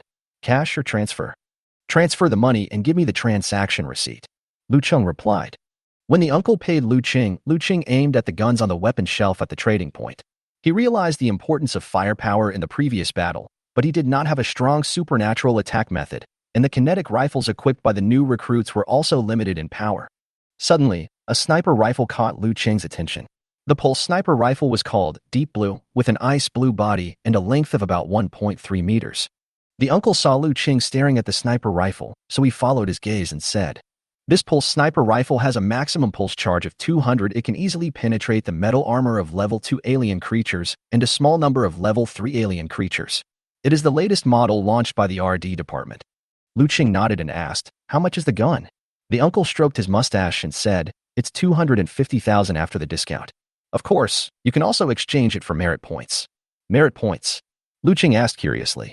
"Well, the military will award you corresponding merit points based on the combat information you submitted. If 250,000 points are converted into merit points, it is equivalent to killing 250 level 1 alien creatures, or 2.5 level 2 alien creatures. Is that so? Then I don't have enough merit points." "Haha, that's true. You look like a new recruit participating in this training mission. You just need to accumulate merit points when you join the army." After returning to the rest area, Liu Cheng found Li Kong and his friends and showed them the transaction receipt to prove that he had not embezzled the money. After discussion, Li Kong and his friends decided to hand over the money to the head teacher in the name of Class 27 of Grade 3 of G-Min Battle Middle School, who would distribute it to the families of the victims. Although the money was not much, it also represented their kindness. As for Fu Yan and his team, Li Kong did not tell them about the existence of this income. Although Fu Yan's team suffered more casualties than his side, this money was not enough for dozens of people to share. After learning the amount of the money, Tian glanced at Liu Cheng, thinking that Liu Cheng was stingy. She knew that Liu Cheng had a lot of star core fragments, but Liu Cheng did not dare to explain his supernatural powers. When facing Tian's gaze, he felt a little guilty and did not dare to look her in the eye all day. Chapter 13. Why did you confess? In the evening, Fu Yan came to everyone and proposed. There are more than a dozen of us who are considered comrades who have been through hardships together. Do you want to go to KTV tonight to relax? Everyone agreed immediately, but Liu Cheng refused. You guys go ahead.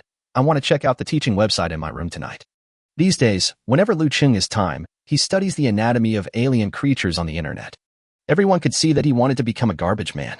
Fu Yin saw that Liu Cheng did not forget to study hard when everyone was relaxing.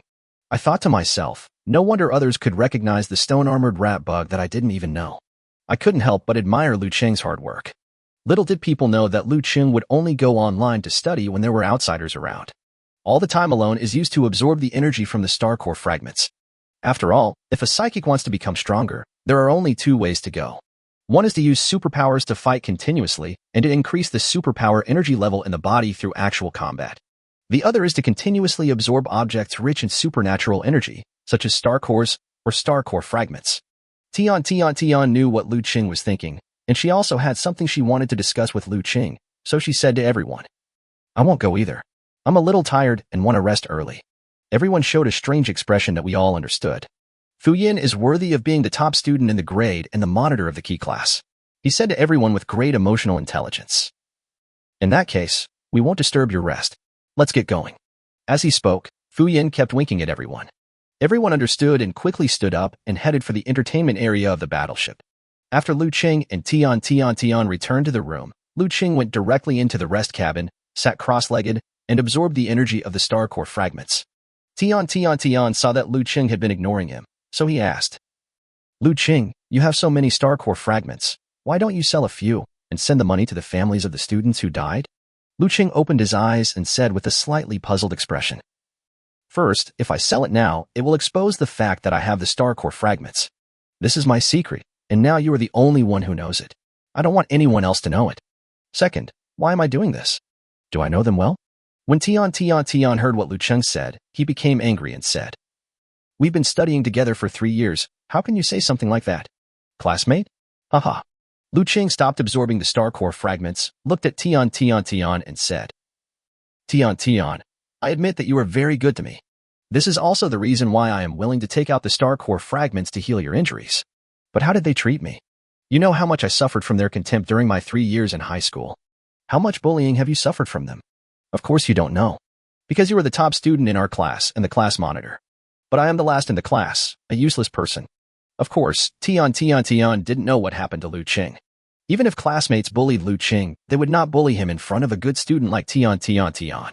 Therefore, Tian, a good student who has been popular with people around him since childhood, cannot see the dark side of his classmates at school. She thought that every student in the class was an excellent person who was friendly and never bullied the weak or feared the strong. Tian couldn't empathize with Liu Cheng, so he snorted coldly and said, "I think you only care about money. If I knew you were such a greedy person, I wouldn't have protected you all this time." Snort. Tian comes from a wealthy family, so she hates people who put money above all else. Liu Cheng sneered and said, "My little princess, my class monitor. Although I don't know what your family does, I guess you are not short of money, right? I guess I'll go to Disneyland every semester and take an interstellar trip to other planets every year. Am I right?" "No, it's not." Tian's first reaction was to refute. But after thinking about it, she found that what Liu Cheng said seemed to be true, so she asked, "So what?" "Of course not. You rich people always put the integrity of your character first in everything you do. You will definitely not starve to death. But have you ever imagined how poor people like us live? My father used to be an employee of a machinery repair shop, earning 4,500 galaxy coins a month, and the whole family depended on this salary to survive. But last year my father was diagnosed with lung cancer due to the poor working environment. Although cancer is now curable, the medical expenses for treatment are almost astronomical for a family like ours. Because he couldn't afford the medical bills, my father had to endure the pain and receive conservative treatment in the hospital every day. Originally, we could barely cope with the employee medical insurance. As a result, after my dad's company learned that my dad had cancer, they found a random reason to fire my dad the next day. They are big companies with a group of lawyers to protect them. As a poor family, we cannot even afford the worst lawyers, so we have no way to sue. Do you think that a disabled person like me is willing to risk my life and join the army? Do you think I'm thick-skinned and want to stay in the class and drag everyone down, so I don't transfer schools? Do you think I am unwilling to sell the star core fragments and donate more money to the families of my sacrificed classmates to make myself noble? The problem is, this is my father's life-saving money, and this is the daily food money for my family of 4. I also have a younger sister who has outstanding supernatural talents and is about to enter high school. If I don't save money to pay for her tuition, am I going to have to watch her get bullied and looked down upon like me? Faced with Liu Cheng's questioning, Tian was completely speechless. I'm sorry, Liu Cheng. I didn't expect your family is in such a difficult situation. Why didn't you tell me these things earlier so I could help you? How can I help? Can you just give me the money? Tian really wanted to say yes. But he also understood that he had little interaction with Liu Cheng before because of his shyness. Any normal person would not think of it. A classmate who has an ordinary relationship with him would be willing to give him a large sum of money to help him. Seeing that Tian didn't say anything, Liu Cheng continued. I'm right? I can't use sweet words to deceive the feelings and money of the only daughters of rich families like you. His last name is not Zhu. Looking at Liu Cheng's angry expression, Tian realized that his sincerity and good intentions might have stepped on other people's self-esteem. She felt a little guilty. After a long time, Tian said silently, I rarely speak in class, and I'm not very enthusiastic towards others. Everyone has always thought that I'm a very arrogant and cold person. Liu Cheng was puzzled, isn't it? Tian continued to talk to himself. Actually, it's not. My father was very strict with my education. He forced me to study when I was a child and didn't allow me to go out and play with other children. Therefore, I have never had many friends. The reason why I don't like to talk is because I am very shy. I don't know how to communicate with others or express my ideas. Until I met you and found that you also had no friends, I thought we might be the same kind of people. When Liu Cheng heard this, his eyelids twitched and he said in his heart, Thank you. Although everyone in the class says that you are the last one in the class and a useless mutant. But I know that every day after school, you would be alone in a corner of the playground, working hard silently until dark. You're spying on me? Liu Cheng asked doubtfully. Tian felt embarrassed and said, I accidentally saw it through the window after school one day. Liu Cheng thought about it, and it seemed that the westernmost window of the classroom could indeed see the corner of the playground. He nodded and motioned Tian to continue. Every time I see you working so hard, I feel a little uneasy in my heart and want to cheer you on. And I feel that I should work harder to change myself. Later, this feeling became stronger and stronger, and I knew that I fell in love with you. After saying that, Tian lowered her head shyly. Nest grass. Liu Cheng was confused. Aren't you standing on the moral high ground to condemn me? Why did you suddenly confess? So Liu Cheng asked. So, you have been protecting me not to fulfill the teacher's request. Because you like me. Tian didn't say anything, just lowered his head and nodded again, not daring to look Liu Cheng in the eye. Suddenly, Liu Cheng understood everything. No wonder Tian had to share a lounge with me. No wonder I always felt like I couldn't understand what Fu Yin and the others were saying. It turns out it's all because of this. Liu Cheng seemed to have grown up suddenly and understood everything, as if he had just begun to fall in love. Then he realized that he and Tian were living in the same room alone. Suddenly, I felt my body getting hot and uncomfortable all over. Chapter 14. Fill in the application form. If you were to take Liu Cheng's brain out and squeeze it into juice, there would definitely not be a drop of love in it. Tian realized that he had let the cat out of the bag and his face was as red as a monkey's butt. I just said, I'm going to sleep, and hid in the rest cabin as if escaping. This made Liu Cheng unable to concentrate on absorbing the star core fragments the whole night.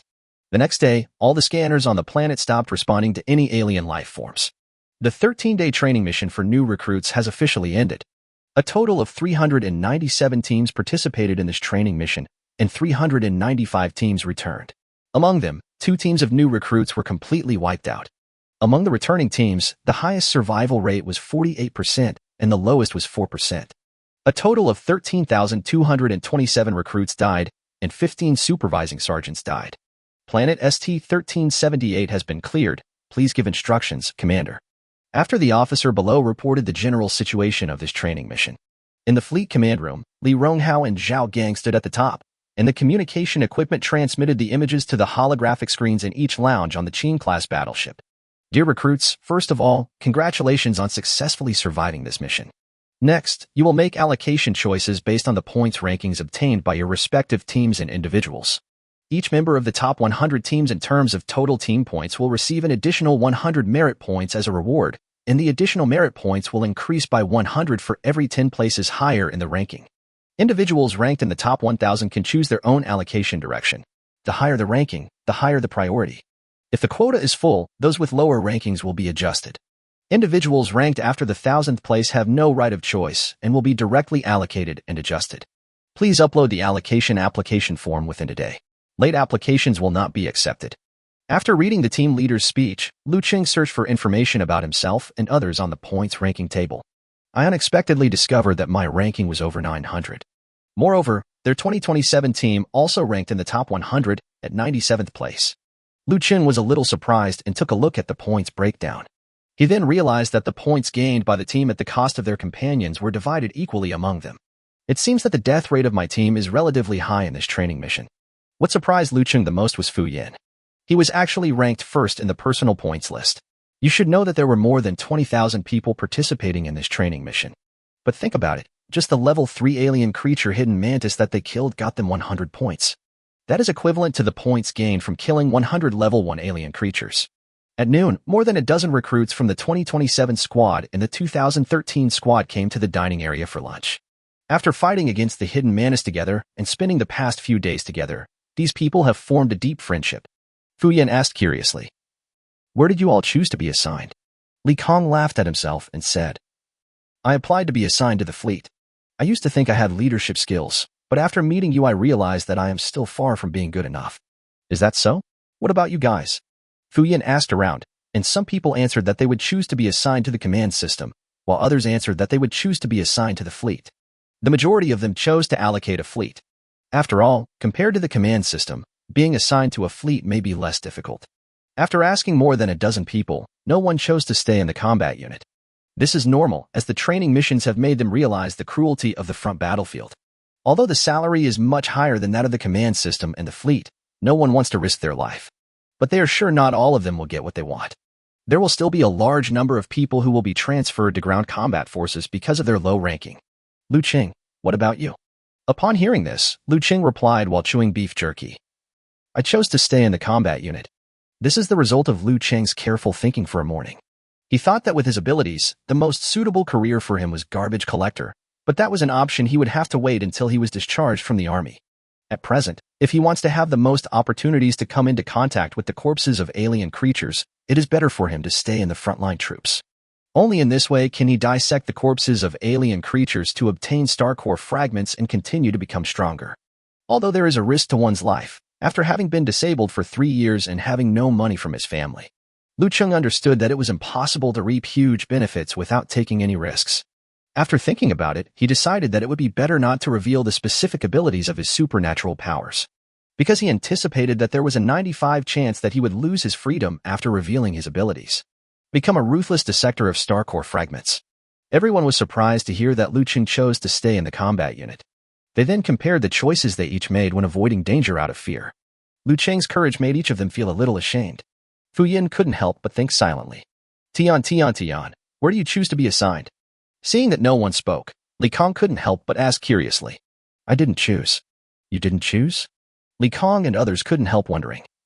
I remember that the column for volunteer assignment is required. What did you fill in? Wherever Liu Cheng goes, I go. Tian said calmly. Puff. Liu Cheng spat a mouthful of rice onto Li Kang's face opposite him and coughed violently a few times. I almost choked to death. Everyone was dumbfounded, thinking, can it be filled this way? Upon hearing this, Fu Yan's eyes lit up. I turned on the computer screen on my wrist, but I didn't know what I was typing. In the evening, everyone's assignment application forms had been submitted and summarized in front of Li Ronghao. Zhao Gang stood beside Li Ronghao curiously and checked with him the assignment preferences of the first 1,000 recruits. Li Ronghao started checking the assigned volunteers from the 1,000th one. As in previous years, almost everyone volunteered to be assigned to the command system or fleet's flying units. Not one of them chose to remain in the combat units. Li Ronghao's eyes narrowed into slits, and it was not known whether it was because he was annoyed by the volunteer assignment of new recruits or because his eyes were naturally small. He sneered and said, Haha, if you want to join the command system after ranking 500, just stay in the combat unit.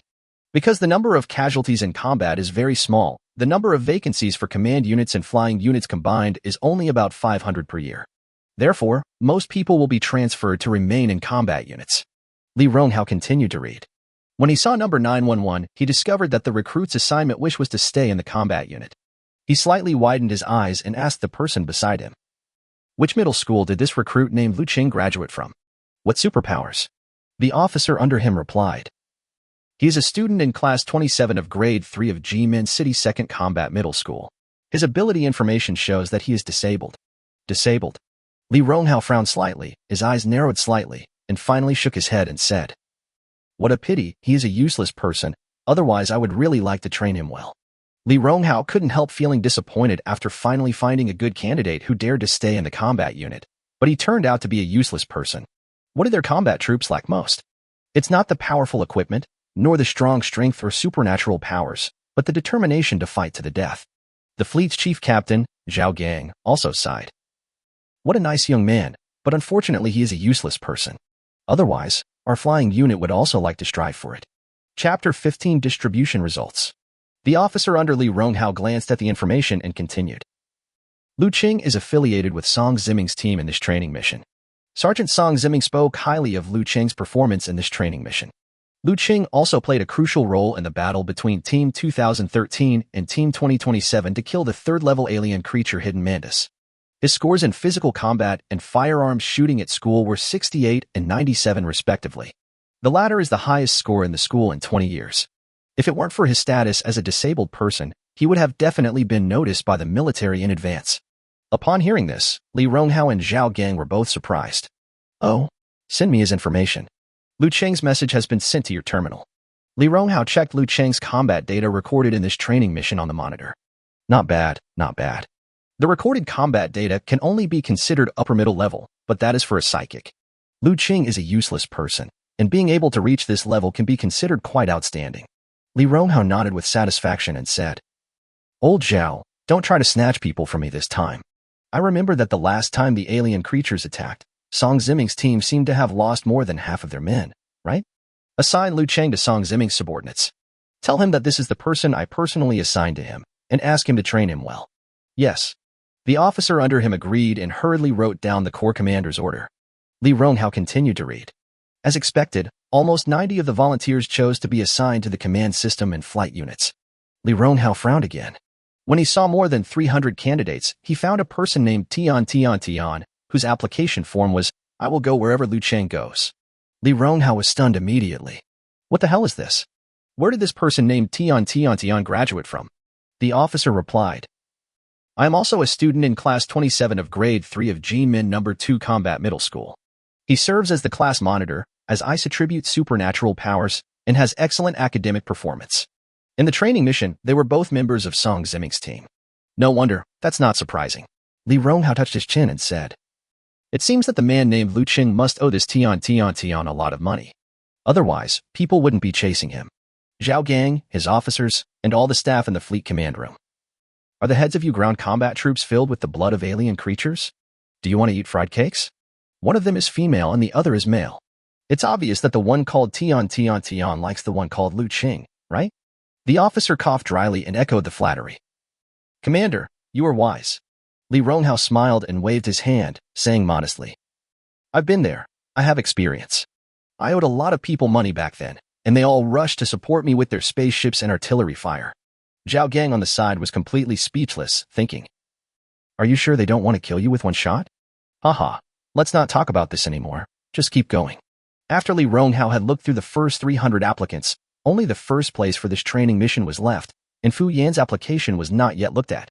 He said to Zhao Gang standing beside him, Brother Zhao, do you want to make a bet on the last place? Okay, Lao Li, what are we betting on? How about betting on a bottle of 1982 Mount Hai? Go away.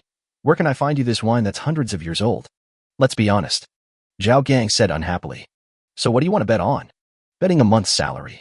Get lost. You're taking advantage of me. How did I take advantage of you? We in the combat unit get higher salaries than you, and you're still saying you're taking advantage of me. Then let's bet on a bottle of Wuliangye. This is fine. After agreeing on the bet, Li Ronghao removed his hand from covering the screen. Immediately afterwards, Zhao Gang and Li Ronghao were all stunned. What the hell? Wherever Liu Cheng goes, I go. Another one? Li Ronghao nodded thoughtfully. It seems that this guy named Liu Cheng really owes others a lot of money. Zhao Gang, his officers, and all the staff in the fleet command room. Do you want to eat fried cakes? The next day, when the final assignment results came out, the recruits had both joy and sorrow. Most people had sad faces, as if their father had died. On the contrary, those who ranked after 1,000 and had no choice in volunteer allocation had already had a psychological expectation of being assigned to combat units. They did not feel as sad as those people who were forcibly transferred to stay in the combat units within the 1,000 or so. Moreover, among the new recruits ranked after 1,000 in points, more than 200 were assigned to the command system and flight units. This is something no one expected. The main reason is that the final assignment of the recruits is based on their personal wishes. It is also related to the combat data recorded during their training missions. The assessment team will evaluate the results based on each person's combat data and give suitable position recommendations. If the weight of this suggestion is greater than personal wishes, then the allocation result will be based on the suggestion first. Then, all the recruits received a notice. All recruits are requested to assemble at the corresponding spacecraft parking bay within 1 hour according to their respective results. Those who fail to arrive within the deadline will be punished by military law. As expected, Liu Cheng stayed in the combat unit on the front line. He and Tian packed their bags, put on their shoes, and were just about to go out when the doorbell rang. Liu Cheng opened the door and found that the person standing outside was Sergeant Song Ziming. The two men immediately stood at attention and saluted. "Captain Song, why are you here?" Song Ziming replied. "You two don't need to gather in the aircraft parking bay, just follow me. From today on, you are my subordinates." This. He could understand that Tian was assigned to the same group with him. After all, Tian's volunteer application stated that she would go wherever he went. But shouldn't I report to the frontline troops first and then be assigned to the team below? How did he go directly to Song Ziming's subordinates?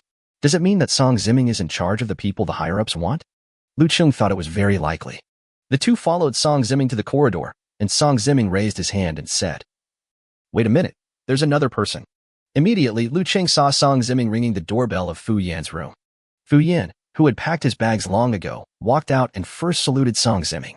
Then he saw Liu Cheng and Tian behind Song Ziming and greeted them warmly. "Liu Cheng, Tian, what a coincidence. We are both assigned to Captain Song's team." Liu Cheng asked curiously. "Fu Yan, aren't you ranked first in individual points? Why are you assigned to stay in the combat unit?" "Oh, my application is the same as Tian's. I'll go wherever you go." So they were assigned to stay in the combat unit.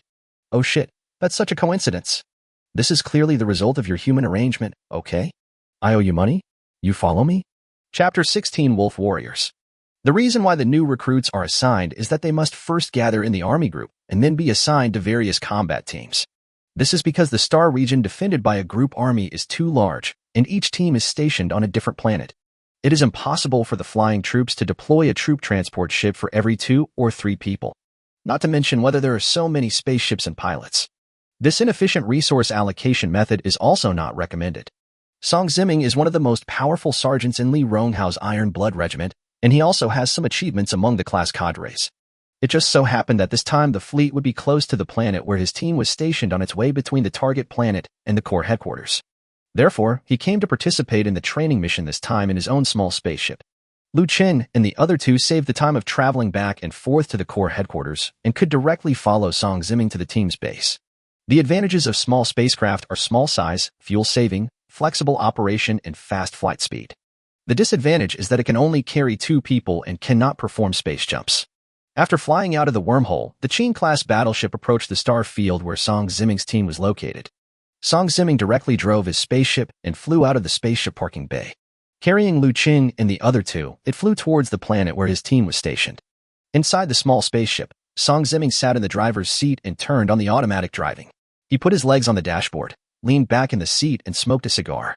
Feeling that the angle of the chair back was not very comfortable, he adjusted it, but the seat back did not respond. Song Ziming bumped the back of the chair with his elbow and said unhappily to Liu Cheng and the other 2 people behind him, "Please lean back. The back of the chair cannot be lowered." "Oh, okay." Hearing this, Liu Cheng, who was sitting in the single-passenger seat at the back, leaned back. Tian, who was sitting across Liu Cheng's legs, wrapped her arms around Liu Cheng's neck tighter. Fu Yan stood close to the wall, holding on to the luggage racks on both sides with his hands, and his legs were already feeling a little numb. At this moment, he already began to regret in his heart. Why did he choose to stay in the combat unit and eat dog food instead of leaving the good command system? Here we are, getting ready to land. The guy on the luggage rack is standing firm. 3 hours later, Liu Cheng and others finally arrived at the planet where Song Ziming's team was stationed. The surface of the planet is almost entirely covered with yellow sand, and from time to time visible sandstorms sweep across the surface of the planet. Liu Cheng asked doubtfully, "Why did our team choose to be stationed on this kind of planet?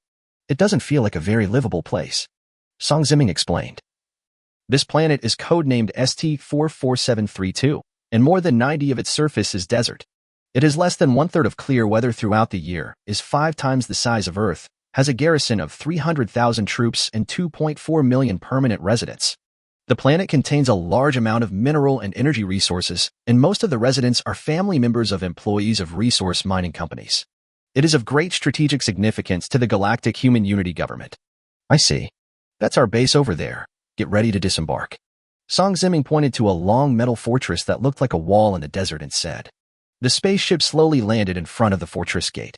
Before getting off the boat, Song Ziming wrapped the only gauze face towel on the driving seat around his neck. He said to Liu Cheng and the other two, "You are lucky that there is no sandstorm today. Otherwise, you will definitely end up with a mouthful of sand." Liu Cheng and others were speechless. I thought to myself that you didn't even warn us about the sandstorm in advance, so you must have been preparing for us to eat sand. Liu Cheng and Tian carried their bags and followed Song Ziming out of the small spaceship. Fu Yan's legs felt a little numb, and he followed at the back tremblingly. Song Ziming looked up at the camera at the fortress gate. The red warning light on the metal gate lit up, and the heavy metal protective door slowly slid open to both sides. Whoa!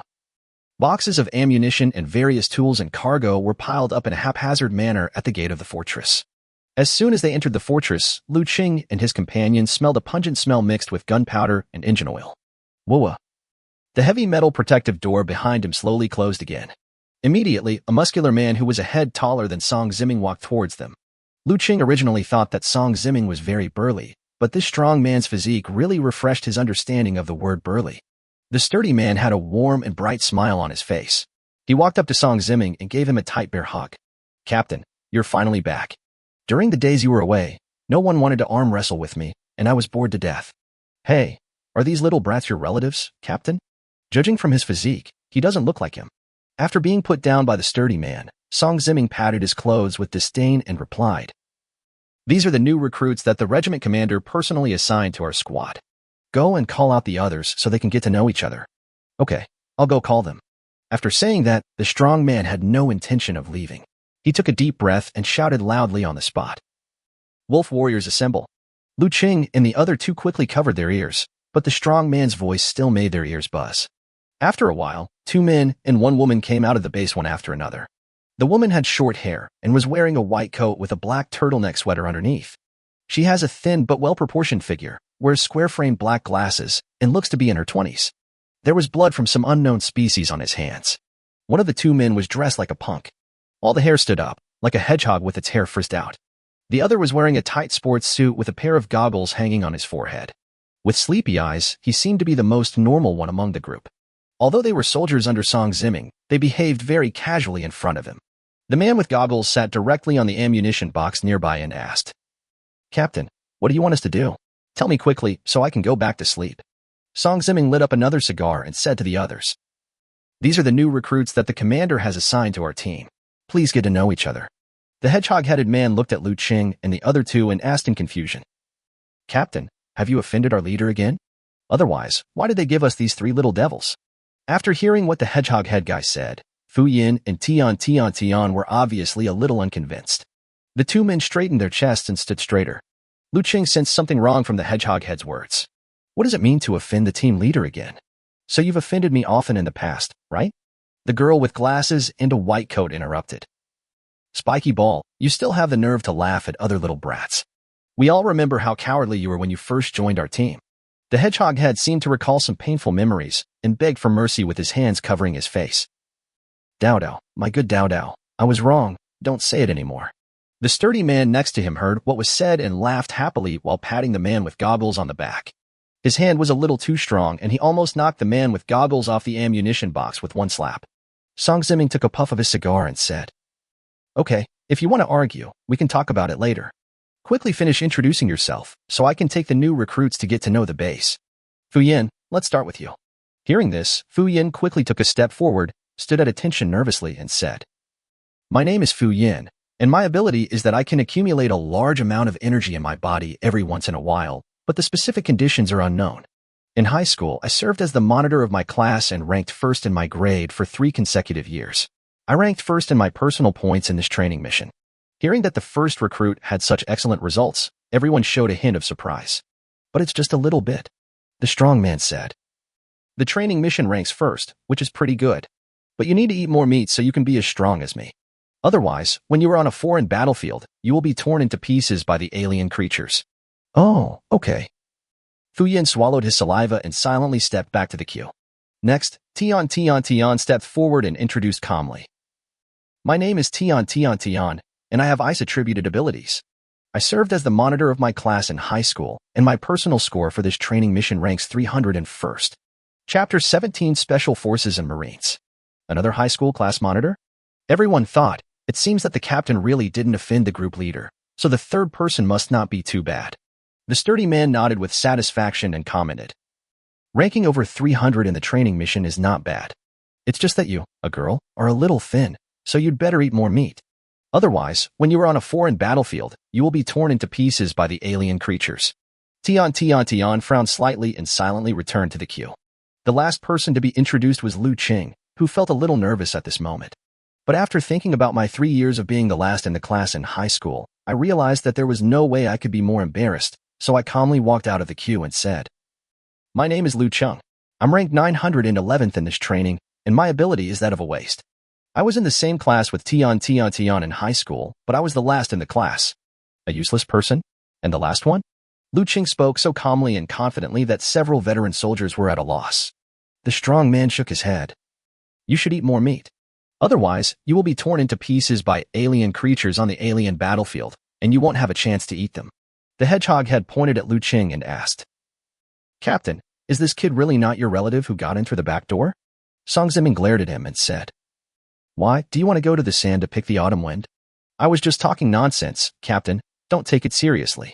The hedgehog-headed guy quickly shrank his head and waved his hands, muttering in his heart that this Liu Cheng might be the captain's illegitimate son. But the illegitimate child is so big now. It seems that the captain has developed early and is very precocious. When Song Ziming saw Ci-Eyed Shou's ugly face, he knew that he didn't think well of it, so he said to them. The three of them performed well in this training mission, and they even fought together to defeat a level 3 hidden mantis. Don't bully the newcomers casually. After Liu Cheng and the other two were introduced, the strong man from the veteran's side was the first to introduce himself. My name is Wang Zhuang. My supernatural power belongs to the strengthening type, codename Copper Wall Iron Wall. You can just call me Da Zhuang. Codename. Liu Cheng and the other two all looked puzzled. Song Ziming explained to the three people. The types of superpowers possessed by superpower users are too numerous to mention, so each of them will come up with a code name related to their own superpower. This way, he didn't have to reveal his real name, and it was also easy to make a name for himself in the circle of people with special abilities. The most important thing is that it allows teammates who are fighting together to quickly remember each other's abilities. I see. Liu Cheng and the other two looked at each other and thought that it seemed like they should follow suit and give themselves a code name. Tian Tintian's code name is easy to explain. After all, her abilities are clear and easy to understand. Liu Cheng and Fu Yin were in a dilemma, as neither of them was quite clear about their specific abilities. My name is Sonic, and my dad gave me the name based on the anime character. The supernatural power belongs to the lightning department, codenamed Electric Mouse. You can call me a prickly ball or a hedgehog, but you can't call me a mouse. After the hedgehog-headed man finished his introduction, the man with goggles said, My name is Li Lei. I have a strengthening ability, codenamed Speedy. You can just call me Speedy. Liu Cheng and others nodded. The last person to introduce herself was the girl in a white coat and glasses. She pushed her eyes upward with her middle finger and said, My name is Han Mimi. I have healing abilities, codenamed Scalpel. You can call me Doctor or Scalpel, but you can't call me Knife. Liu Cheng and the other two were puzzled. Why could the Thornball call you like that? However, the three of them nodded sensibly. Okay, you guys go do what you need to do.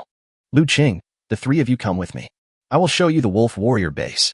This is the dining area. This is the entertainment room. This is the lounge area. Song Ziming took Liu Cheng and the other two for a stroll around the base, introducing things as they walked.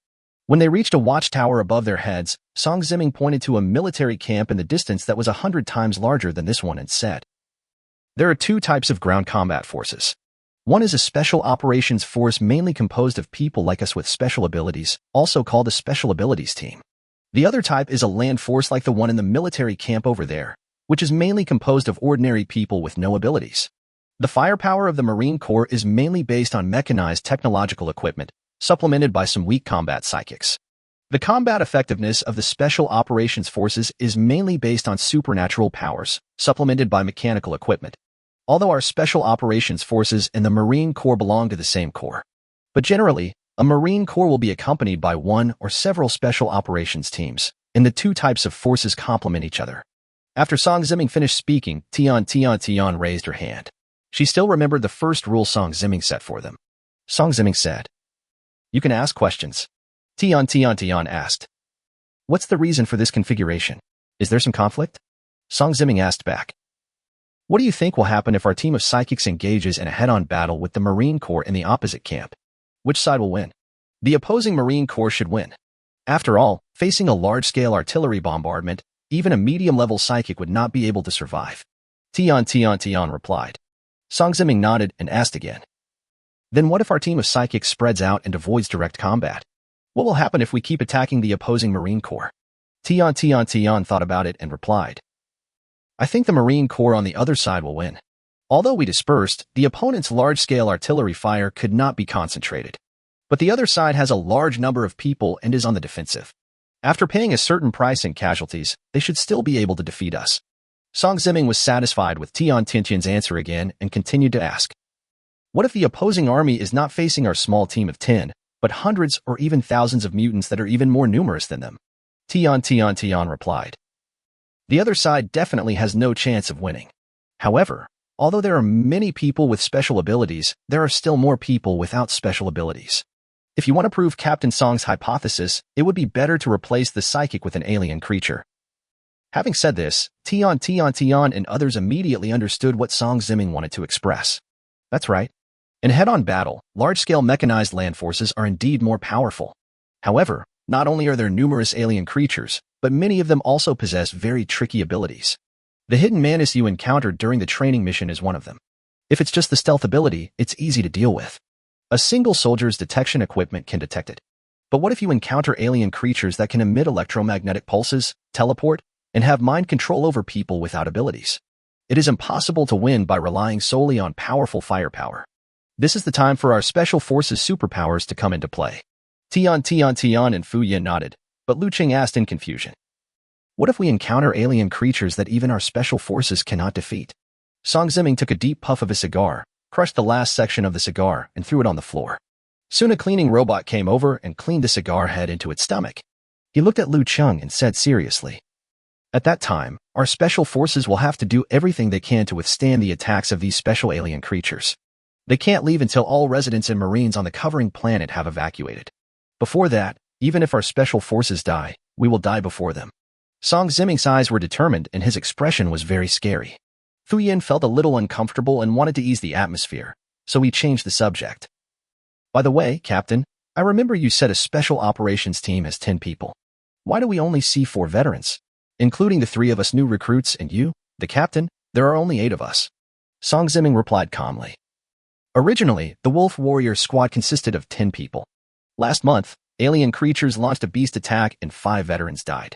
In addition to the 3 of you newcomers, there should be 2 more in a few days." Fu Yin, what the hell? Chapter 18 Honor. Beast Tide refers to an assault by one or more alien creatures that gathers a large number of swarms and launches a general offensive against humans. Even for a well-equipped army, a large tide of beasts is extremely threatening. Fu Yin originally just wanted to ease the atmosphere, but why did the atmosphere become even more solemn after he finished speaking? Then how often do the waves of alien creatures on this planet come? Liu Cheng asked. Time was his biggest concern. As long as he has time, he can dissect star core fragments from alien creatures. It can absorb the energy of the star core fragments and gradually become stronger. That's not so certain. Sometimes it's once a year, sometimes it's once a month. Song Ziming continued. Although there is no regular pattern in the time interval, the alien creatures are not all born out of stones. They also need time to reproduce. In the past year, the alien creatures have not launched a beast tide. Then in the past few months, it happened 3 times in a row. It was also during the 3rd beast tide that the Marines failed to react in time due to rest. We, the Wolf Warrior Squad, sacrificed 5 of our brothers in order to buy time for the Marines to deploy. Therefore, don't think that just because the alien creatures have just launched a beast tide, they will not launch a second one in a short period of time. Some alien creatures are more intelligent than humans, and they are also very tactical. Although Song Ziming said it lightly, Liu Cheng and the other 2 could hear the difficulty and danger in it. With only 10 soldiers, they tried to resist the beast tide that could only be resisted by 300,000 well-equipped Marines, and in the end 5 of them were sacrificed. What kind of iron-blooded and fearless disciplined team can accomplish this? Seeing that Liu Cheng and the others looked unhappy, Song Ziming comforted them. Don't worry. After 3 consecutive beast attacks, The surviving alien creatures on the planet also suffered heavy losses. There won't be another beast wave for at least half a year. The Marine Corps' camp is 10 kilometers away from the Wolf Warriors' fortress base. The location of the Marine Corps base is to defend the plains directly in front of the residential cities on this planet. The Wolf Warriors' fortress base was built at the mouth of a small valley on the side of the residential city. This is to defend against alien creatures attacking from the valley entrance. After introducing the Wolf Warrior base, Song Ziming drove the hovercraft and carried Liu Cheng and others towards the Marine Corps camp. When we get to the Marine Corps, someone will take you into the city. The three of you can go around and get familiar with the place, and just come back before dark. On the way, Song Ziming gave instructions to the three people, and Fu Yin asked in confusion. I still can't understand why we just covered the residents' retreat when the alien creatures attacked. Why are we covering the Marines and retreating behind them? The hover car is speeding across the endless yellow sand. All four of them were wearing headscarves, and Song Ziming was not in a position to smoke, so he thought for a moment and explained. First of all, of course, it's because we are paid a lot more, so we have to do more than them. Liu Cheng and others nodded. The salary paid by the special forces to those with special powers was 5 to 10 times that of the Marines. This is also the reason why special forces can recruit people with special abilities. In addition, all spoils obtained by the psychic in battle will belong to the psychic himself. Otherwise, people with special abilities can get high salaries in any company. How can the special forces compete with those big companies? Secondly, it's probably because of a sense of honor. A sense of honor? Seeing that Liu Cheng and the other two didn't quite understand, Song Ziming said. When you get to the Marine Corps, you should be able to understand it a little bit. At the Marine Corps barracks, soldiers on guard saw a hovercraft driving towards them quickly and immediately warned the other party to stop and verify its identity. But when the hovercraft approached, the Marines on guard saw that the person coming was Song Ziming, the captain of the Wolf Warrior squad, and immediately canceled the alarm. He ordered the gate of the military camp to be opened and allowed Song Ziming and others to drive the hovercraft into the military camp. You know, driving around in military camps is prohibited. Except for the head of this force, no one can drive in without permission and without identity verification. But Song Ziming and 3 others could. Song Ziming drove the hovercraft and passed through the crowd of soldiers walking in the military camp. Not only did it not meet with the disgust of the Marines. After the Marines saw clearly that it was Song Ziming who was driving the hovercraft, they all made way and gave way to Song Ziming and his 4 companions. This level of privileged treatment made Liu Cheng and the other 2 marvel at it. When Song Ziming and the other 2 arrived at the command post in the center of the military camp, Song Ziming and the other 3 got out of the car. The guarding soldiers did not ask Song Ziming what he was doing there, nor did they ask about the identities of Liu Cheng and the other 2.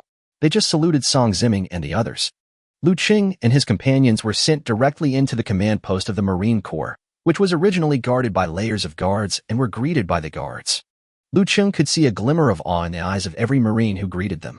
Liu Cheng could feel that the soldiers' awe came from the bottom of their hearts.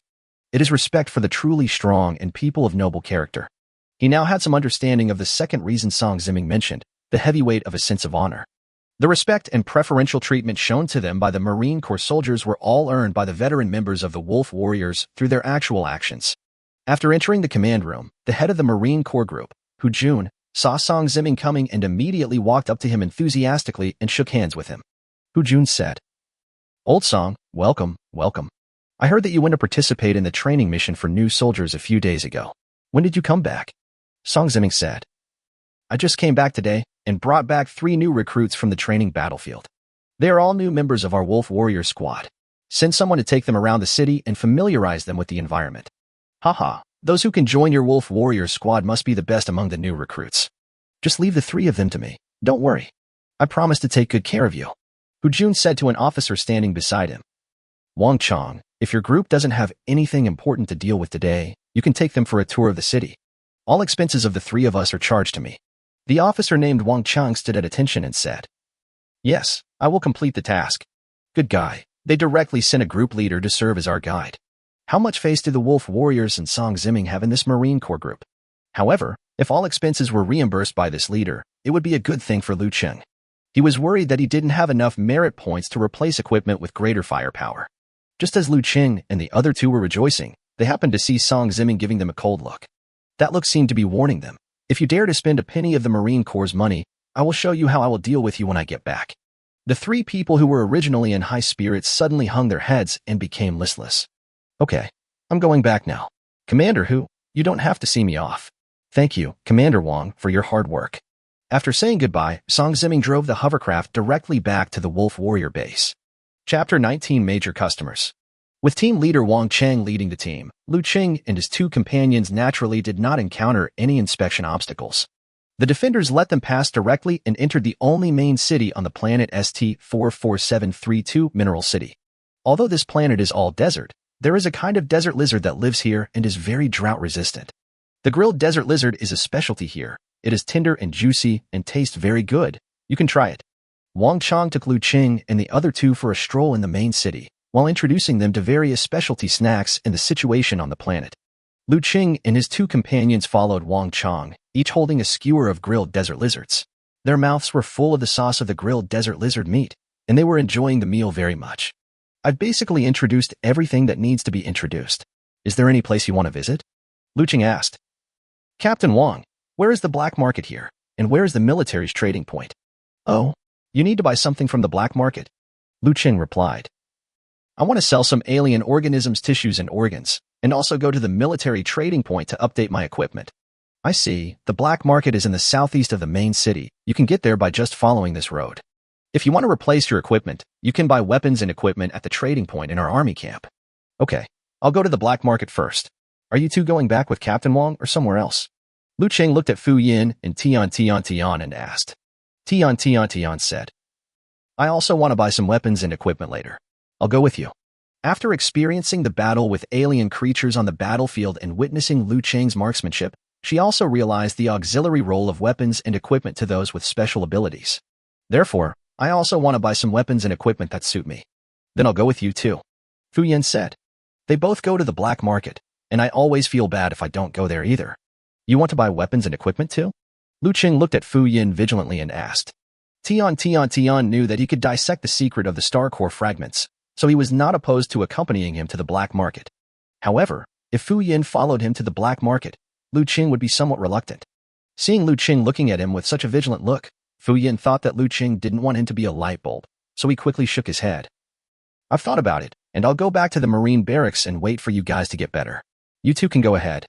Liu Cheng let down his guard and Fu Yin breathed a sigh of relief. This black card has no credit limit and can be used for purchases on the black market. Take it, and all expenses will be charged to our Marine Corps. Wang Cheng handed over a black card with a smile, but Liu Cheng pushed it back and refused.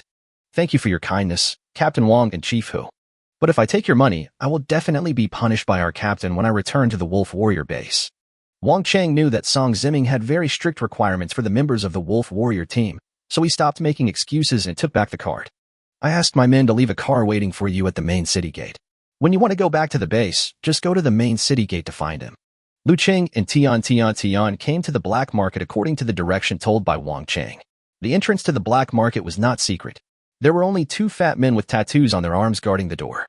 Although the black market is an illegal place for trading banned goods and goods of unknown origin, it plays an important role in the era of human expansion to colonize the entire galaxy.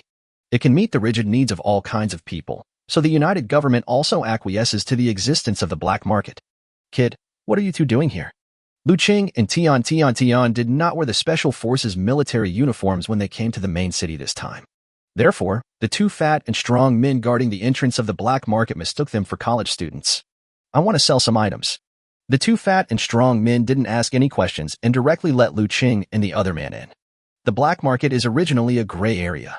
As long as Liu Cheng and his companions are not here to cause trouble, the guards of the black market will not delve into the truthfulness of what he says.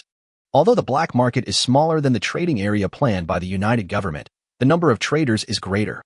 After entering the crowded black market, Liu Cheng was dazzled by the dazzling array of goods. Some stalls displayed various banned weapons, while others displayed various banned drugs. Some stalls did not have tables in front of them, but instead had several adamantium cages containing alien creatures piled up in front of them. Are there people selling living alien creatures? Liu Cheng asked doubtfully. It was obviously not Tian's first time to come to the black market. She seemed much more comfortable than Liu Cheng. She explained.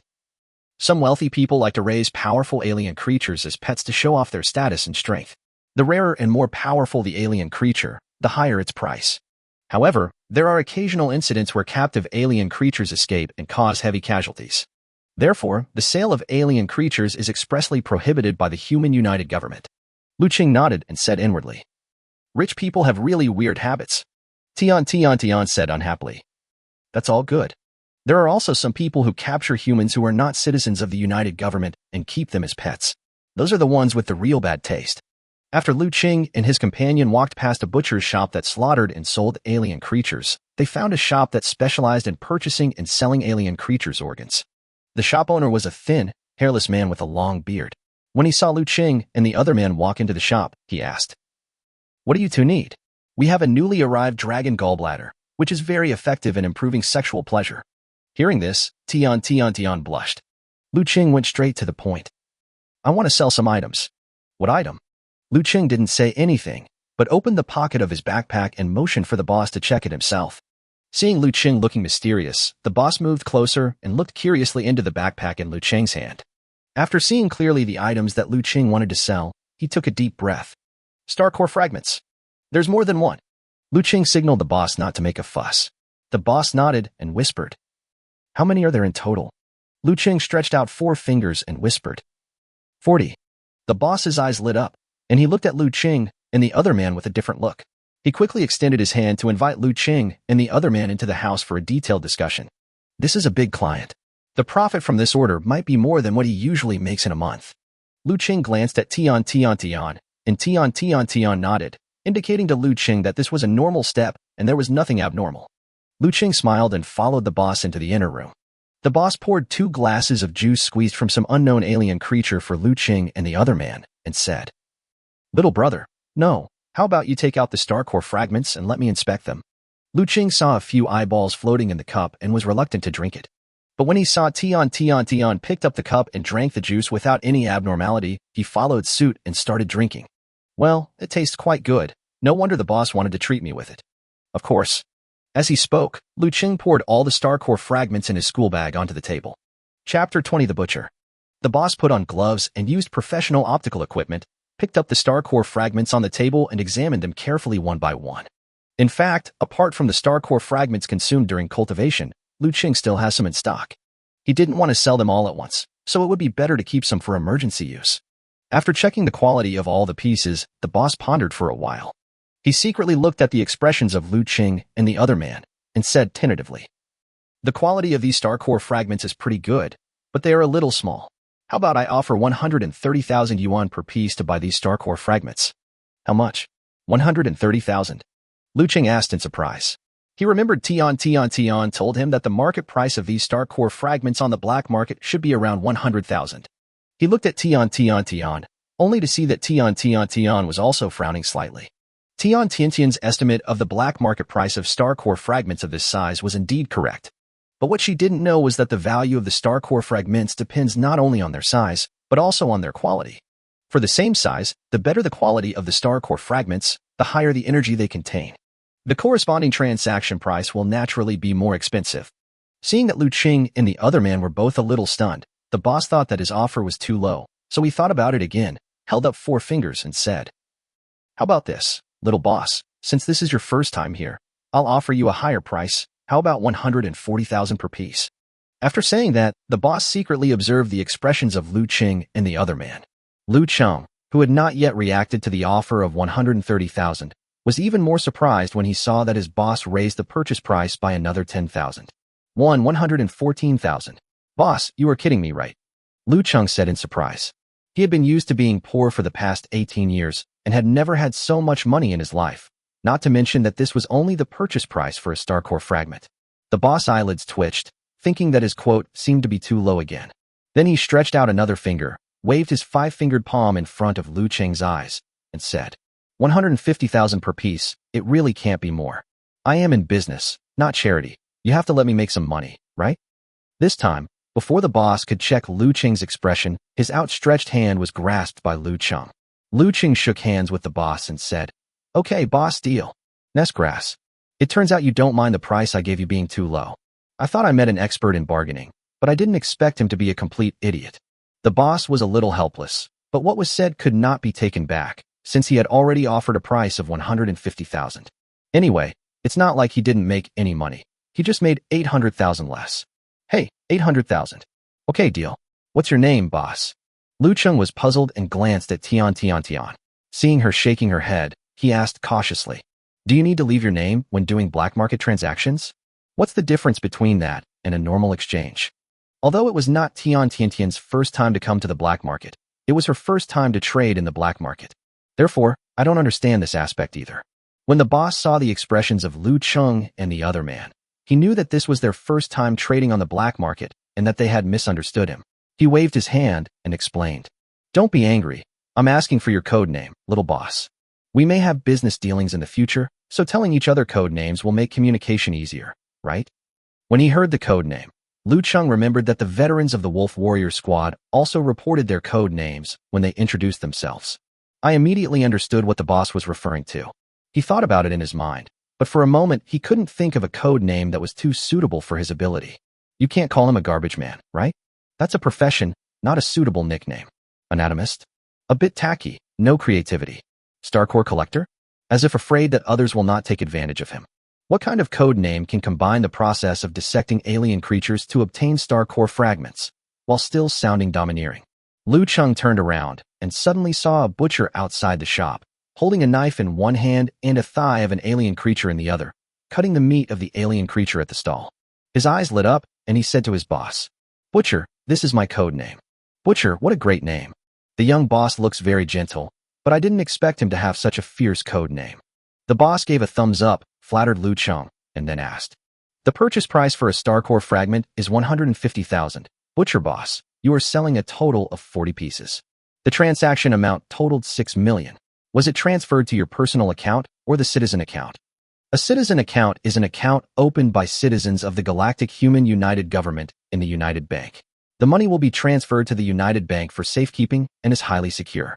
A personal account is an account opened by an individual in other interstellar banks that are not subject to the review of the United Government. It has relatively low security but high confidentiality. Liu Qingdao. Switch to your personal account. The boss was not surprised by this. After all, how many people who come to the black market to trade will transfer the money to citizens' accounts? After Liu Cheng received the notification that the 6 million yuan had arrived in his personal account, he suppressed his excitement and said to his boss, Since there is nothing else, I will leave first.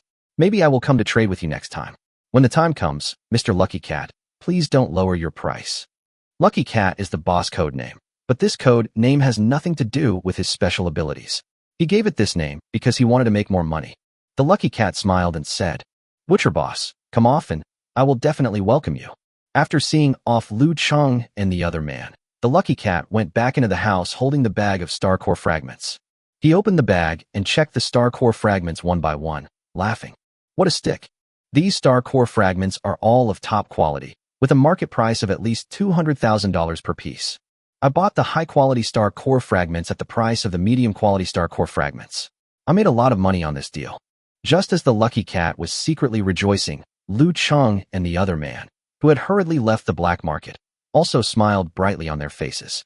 The original price was 100,000 yuan per piece, but it was sold for 150,000 yuan per piece. Tian, do you think I made a profit this time? Liu Cheng asked with a smile. Tian shook his head. Actually, I don't know much about it, but I think that skinny guy called the Lucky Cat will definitely not lose money. Never mind, it's beyond my original expectations anyway. Even if he made a profit, I didn't lose anything. After all, it's not difficult for me to obtain the star core fragments. Tian nodded in agreement. When she first started to like Liu Cheng, she only knew that he was a useless person and the last in the class. Who would have thought that Liu Cheng possessed such an incredible ability that he could actually extract star core fragments from the bodies of alien creatures? This is equivalent to Liu Cheng, who was originally a useless person and a laggard, now having the possibility of becoming infinitely stronger. Which girl doesn't want the man she likes to be a strong man? Chapter 21, I want to practice flying knife. It's just that after Tian confessed her feelings to Liu Cheng last time, both of them were embarrassed to continue talking about this matter. After that, the two of them pretended that the incident had never happened. After that, the relationship between the two became much closer and very subtle. But generally speaking, Liu Cheng did not express his feelings to Tian, and the two did not confirm their relationship. It can only be said that Tian liked Liu Cheng unilaterally, who made Liu Cheng have no idea of love in his mind now. When the two men left the city, there was already a military vehicle parked outside the city gate waiting for them. The military vehicle carrying the two men quickly returned to the Marine Corps barracks. Wang Chang brought Fu Yin out of the lounge and once again acted as a guide for the few people.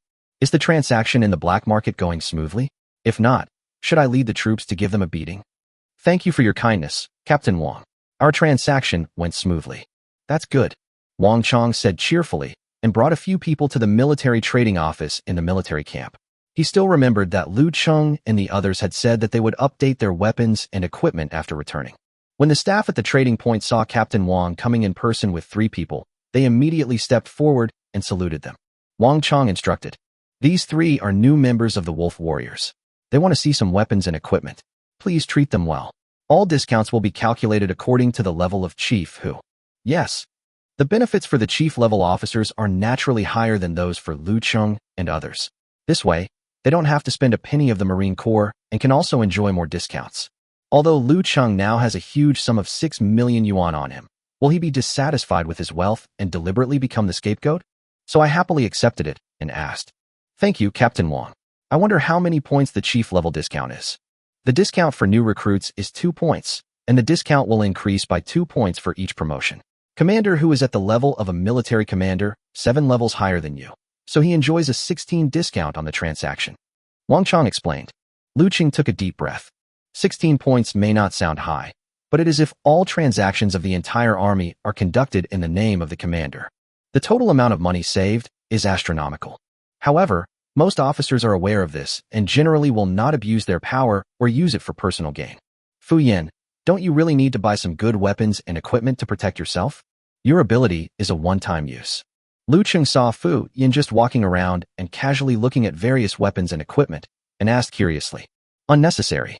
In fact, the energy accumulated in my body can not only be released through Qigong waves, it can also be used to strengthen yourself for close-range combat, so that you don't use up all your energy at once." I see. That's really convenient. No wonder Fu Yin has been able to maintain his top position in the grade for 3 years. It turns out that the energy in his body can be used in this way. After the staff's enthusiastic introduction, Liu Cheng took a look around and finally chose the deep blue pulse sniper rifle that he had seen on the Qing-class battleship. He also purchased a dozen cutting daggers of better quality, as well as a laser blade alloy samurai sword used by melee psychics. After all, dissecting the corpses of alien creatures is a long-term job for him, and he will inevitably have to do the job of picking up garbage in the future. The laser cutting dagger he had used before was almost worn out during the training on the battlefield, so it would not be a bad idea to prepare some extra food. The total price was 500,000, and after the discount, it would still cost 420,000. Liu Cheng was not short of money now, so he just scanned and paid. Tian bought 2 rapid-fire electric pulse pistols. The gun is medium-sized yet powerful. For Tian, who already has good supernatural talents, it is a very suitable supplementary weapon. Tian also scanned and paid directly, which made Liu Cheng envious. He thought, "It feels so good to have money at home. I can buy what I want without having to work hard to earn money." Seeing that Liu Cheng had bought more than a dozen different types of cutting daggers, Fu Yin couldn't help but ask curiously, "Liu Cheng, why did you buy so many daggers?" "I want to practice flying knives, is that okay?" "Wow, who would use laser-cut daggers to practice throwing knives? That's too extravagant. Isn't it good to fight with superpowers?"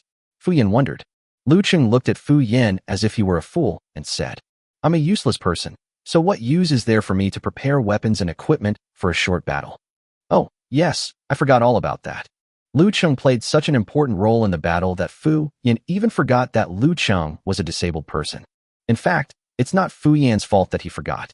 After absorbing the energy of the star core fragments, Liu Cheng's current physical fitness is no longer comparable to that of an ordinary first-level psychic. Liu Cheng carried the more than 1 meter long dark blue sword on his back and the laser blade alloy samurai sword on his waist. The remaining daggers were all inserted into leather sheaths and wrapped around his body, making him look like a mercenary armed to the teeth. However, most of their equipment are mechas and guns, while Liu Cheng is equipped with various blades. "I won't see you off. Brothers from the Wolf Squad are welcome to join our Marine Corps at any time." After Captain Wang sent Liu Cheng and the other 2 to the military camp gate, he saluted and said goodbye. Liu Cheng and the other 2 got on the hovercraft that would take them back to the Wolf Warrior base and saluted as well. "Thank you for the hospitality, Commander Wang and Commander Hu. I hope our brothers will give us more guidance in the future." The three returned to the Wolf Warriors base just in time for lunch. Song Ziming and the others saw Liu Cheng carrying a lot of weapons and immediately said angrily, "Did you turn a deaf ear to my warning? Who told you to take the Marine Corps stuff?" Hey, I bought all this equipment with my own money. Captain Song, please don't frame a good person." Seeing Song Ziming rolling up his sleeves and preparing to clean himself up, Liu Cheng hurriedly explained. Song Ziming looked at Tian and Fu Yin, both of whom nodded as witnesses. He immediately became confused. So much equipment would cost hundreds of thousands. Where did you get the money? Song Ziming looked at the resumes of Liu Cheng and others. He remembered that Liu Cheng's family conditions were very ordinary. How could he afford so many pieces of equipment? Seeing that he would not be beaten for no reason, Liu Cheng straightened his back and said unhappily, "Of course it's the money I earned from picking up trash on the training battlefield. Are you kidding me? Is a level 1 alien creature so valuable? I have seen how many alien creatures you have dissected. Is it not possible that I have good character and great luck?" Liu Cheng replied. Song Ziming thought about it and felt that this was possible. If the third-level hidden mantis he dissected had produced tissues and organs of better quality, add to that dozens of first-level alien creatures and his original savings, and maybe he could really afford weapons and equipment worth hundreds of thousands. Little did he know that Liu Cheng didn't have a single cent in savings. All the money from selling the tissues and organs of dozens of dissected first-level alien creatures was donated to the families of the classmates who died. Song Ziming's tone softened a little. "Even if you are telling the truth, dinner is ready. Let's pack up and go to the restaurant to eat." Chapter 22, Autumn Wind. The base space is a bit too spacious for the Wolf Warrior squad of only 10 people. In addition to a spacious lounge for each person, the Wolf Warrior squad can also occupy extra rooms for free use. After Liu Cheng returned to his lounge, he put down all the equipment he had purchased and went to the restaurant to eat with Tian and others. It is unnecessary to prepare too much food for 10 people, but if you prepare too little, it will not be enough. So every meal in the restaurant serves 10 dishes and 1 soup. Liu Cheng and the other 2 prepared their own food, then sat next to the old soldier and started eating. The 3 people, who originally had no expectations for the restaurant's food, suddenly widened their eyes after taking a bite of the food. "How is it? Doesn't it taste good?" Seeing the expressions of the 3 people, Wang Zhuang knew that they were conquered by the taste of the food, so he asked jokingly. Liu Cheng and the other 2 nodded frantically, and Liu Cheng asked, "This is so delicious. Who made it?" "Haha, it was done by our Captain Song." "Captain Song? Haha, you didn't expect that." "Well, that's a surprise."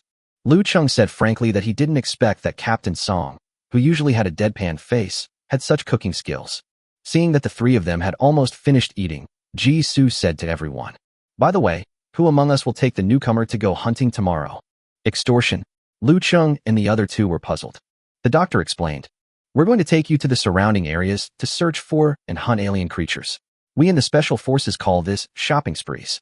This is the tradition of our Wolf Warrior squad. Every time new soldiers come, the old soldiers will take the new soldiers to beg for money. It can not only give newcomers some practice, but also test their level. I have nothing to do tomorrow, so I'll take them there." Wang Zhuang said, "Hey, De Zhuang, you seem to like these newcomers very much." The electric mouse teased, and the doctor beside him nodded in agreement. Wang Zhuang did not hide his feelings at all. He patted Liu Cheng on the back and laughed. "Well, the new recruits this time are really to my liking, especially this disabled kid. A useless person is a useless person. Can you please not add a little devil?" Liu Cheng wanted to protest, but Wang Zhuang slapped him hard, and he almost couldn't breathe. Nodding quickly, "In that case, De Zhuang will lead the team tomorrow and take the 3 new recruits to collect money." Meeting adjourned. After eating and drinking, everyone walked out of the restaurant and returned to their own rooms to rest. After reporting the news in the communications room, Song Ziming came to the restaurant to prepare for dinner. After entering the restaurant, Song Ziming looked at the 7 untied bowls on the table and sighed helplessly while holding a cigar in his mouth. "Really? Please clean up after dinner." It even led the newcomers astray. The next morning, after breakfast, Liu Cheng and the other 2 waited at the gate of the base to set off. At this time, the 3 of them were wearing Special Forces uniforms with the Wolf Warriors logo printed on them, and had scarves around their necks and heads. Tian now has 2 electromagnetic pulse pistols on her waist, and the Special Forces tight-fitting uniform makes her already beautiful figure look even more attractive. After the 3 of them and Song Ziming had been waiting at the gate for more than 10 minutes, Wang Zhuang finally arrived, yawning. Seeing Liu Cheng with a dark blue sniper rifle on his back and a lot of knives on his body, Wang Zhuangzhuang laughed and said, Liu Cheng, your mixed style looks just like those annoying garbage guys. It really makes me laugh. Liu Cheng smiled awkwardly and asked, De Zhuang, don't you like junk guy? Not only do I dislike them, those garbage guys are simply annoying. When fighting with alien creatures on the battlefield, he just watched from the sidelines and did not help. When the battle is over, they will also take away the bodies of the alien creatures that you worked so hard to kill. Do you think they are annoying? Haha, it's quite annoying. Liu Cheng had no choice but to agree.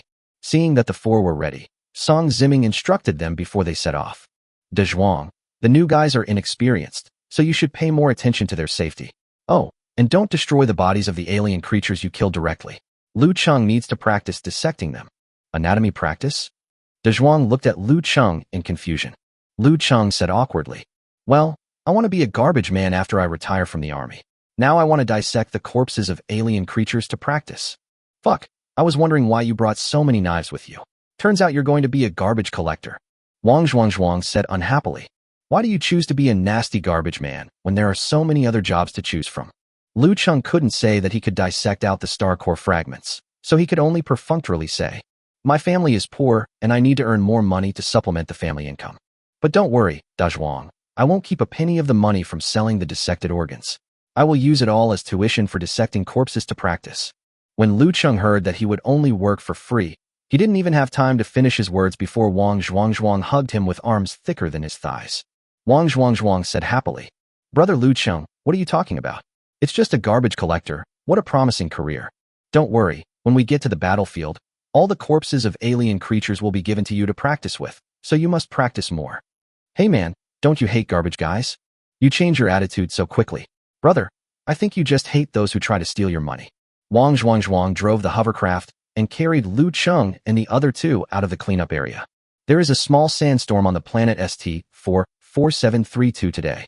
Although the wind and sand are not strong enough to prevent people from traveling, they still cannot see the route ahead clearly. After leaving the cleaning area, Wang Zhuangzhuang explained to Liu Cheng and the other two. The planets on the frontline battlefields are like this. The alien creatures will continuously send troops to support us. Even if all alien creatures on the planet are killed, new alien creatures will arrive. Therefore, in addition to completely eliminating the alien creatures in the cleanup areas planned near residential areas and garrison areas, alien creatures outside the cleanup area are generally ignored. Liu Cheng and the other two nodded, and Fu Yan asked, the area outside the cleanup zone is so large that the sandstorm will hide the traces of alien creatures. How are we going to find alien life outside the clearing zone? Not only do humans collect intelligence information about alien creatures, but alien creatures also collect intelligence information about us humans. We should just hang around the border of the clearing zone. Maybe we can run into some alien scouts. It's not easy for the scouts of the alien creatures from the sandstorm to find us. So, is today's weather helping us? After listening to Tian Tiantian's analysis, Wang Zhuangzhuang praised. Smart. Worthy of being the class monitor in high school. Different from the other two idiots. Tian smiled slightly. Liu Cheng and Fu Yan felt very uncomfortable on the spot. Bro, we are both listening to you. Is it really okay for you to be so direct? Chapter 23, Iron Wall. For people were driving a hovercraft through a sandstorm, and the whizzing sand and gravel hit everyone's clothes and the surface of the hovercraft, making a rustling sound. Fortunately, Liu Cheng and the other two wore scarves and veils because they had learned from their experience of being tricked by Song Ziming last time. Otherwise, their faces would have been covered with sand and become stained like cats. The visibility in a sandstorm is very low, and one can only vaguely see the outlines of objects within a few dozen meters. However, there are no trees growing in the desert, so Wang Zhuangzhuang, who is driving the hover car, does not have to worry about hitting tree trunks or rocks. Suddenly, a dark silhouette appeared right in front of them, and Wang Zhuangzhuang suddenly turned to the side. The hovercraft was moving very fast, and Liu Cheng and the other two sitting in the back were almost thrown out by Wang Zhuangzhuang. Liu Cheng and the other two quickly grabbed the handles of the hovercraft, and Fu Yan exclaimed, "That's it." At the moment when the hovercar and the black shadow outline intersected, a bloody mouth suddenly attacked Liu Cheng and the other two who were sitting in the back seat of the hovercar. The three of them dodged quickly, and the bloody bite was all gone, but a row of deep teeth marks were still left on the handlebar of the hovercraft. They are scouts from alien creatures. Sit tight, we are going to catch up with them.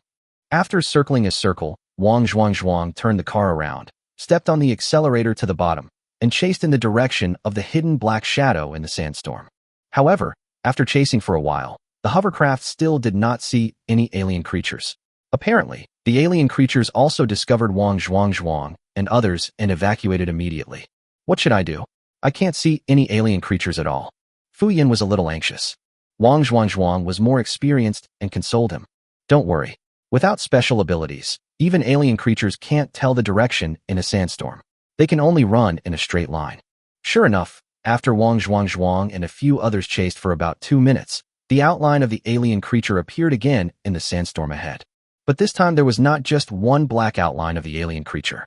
As Wang Zhuang and his companions got closer and closer, there were more and more black outlines of the alien creatures. 2, 3, 4.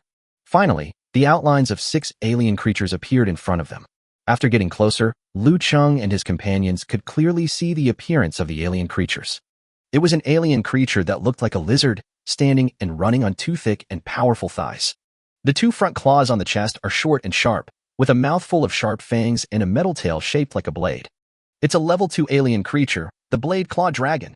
Liu Cheng told everyone that at this time, the advantage of his intensive study of the physiological knowledge of alien creatures was revealed. Fu Yin was shocked when he heard this. Level 2 alien creatures? There are 6 of them. This is hard to deal with. Should we retreat? Although the 3 of them are quite capable among the new recruits, they are still first-level psychics after all. It would be barely enough to deal with a level 2 alien creature together.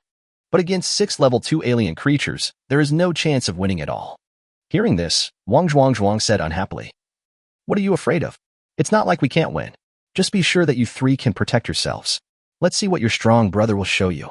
Liu Cheng and the other 2 then remembered that they did not know the veteran's strength, so Liu Cheng immediately asked, "Zhuang, what level of superpower are you?"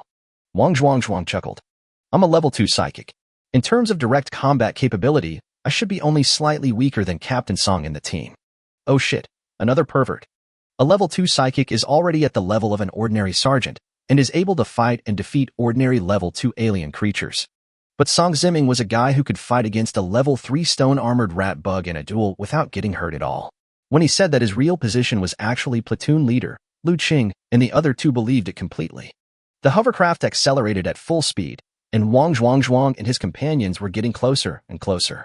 Seeing that they could not get rid of Wang Zhuang and his companions, the leading one let out a hissing roar. The 6 knife-claw dragons immediately stopped, turned sideways, and raised the blades at the tips of their tails towards Liu Cheng and his companions. "Girl, you drive. I don't feel comfortable letting those 2 idiots drive."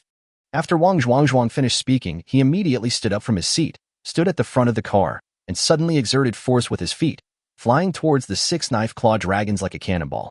Before Liu Cheng and Fu Yin could react, Tian had already jumped forward nimbly and sat directly in the driver's seat to take control and stabilize the hovercraft. Liu Cheng and Fu Yin looked at each other and saw a hint of helplessness in each other's eyes. No wonder Wang Zhuang called them both idiots. If Tian hadn't been there, the hovercraft might have overturned by the time the 2 of them reacted. At the same time, the 6 blade-like tails of the knife-claw dragon slashed towards Wang Zhuang in unison. Before Liu Cheng and others could exclaim, they saw Wang Zhuang's originally strong body suddenly become even bigger, and his originally toned and fair skin turned into silver with a metallic luster. Boom. A dull metallic collision sound was heard, and the 5 knife-claw dragons were knocked flying by Wang Zhuang at first sight.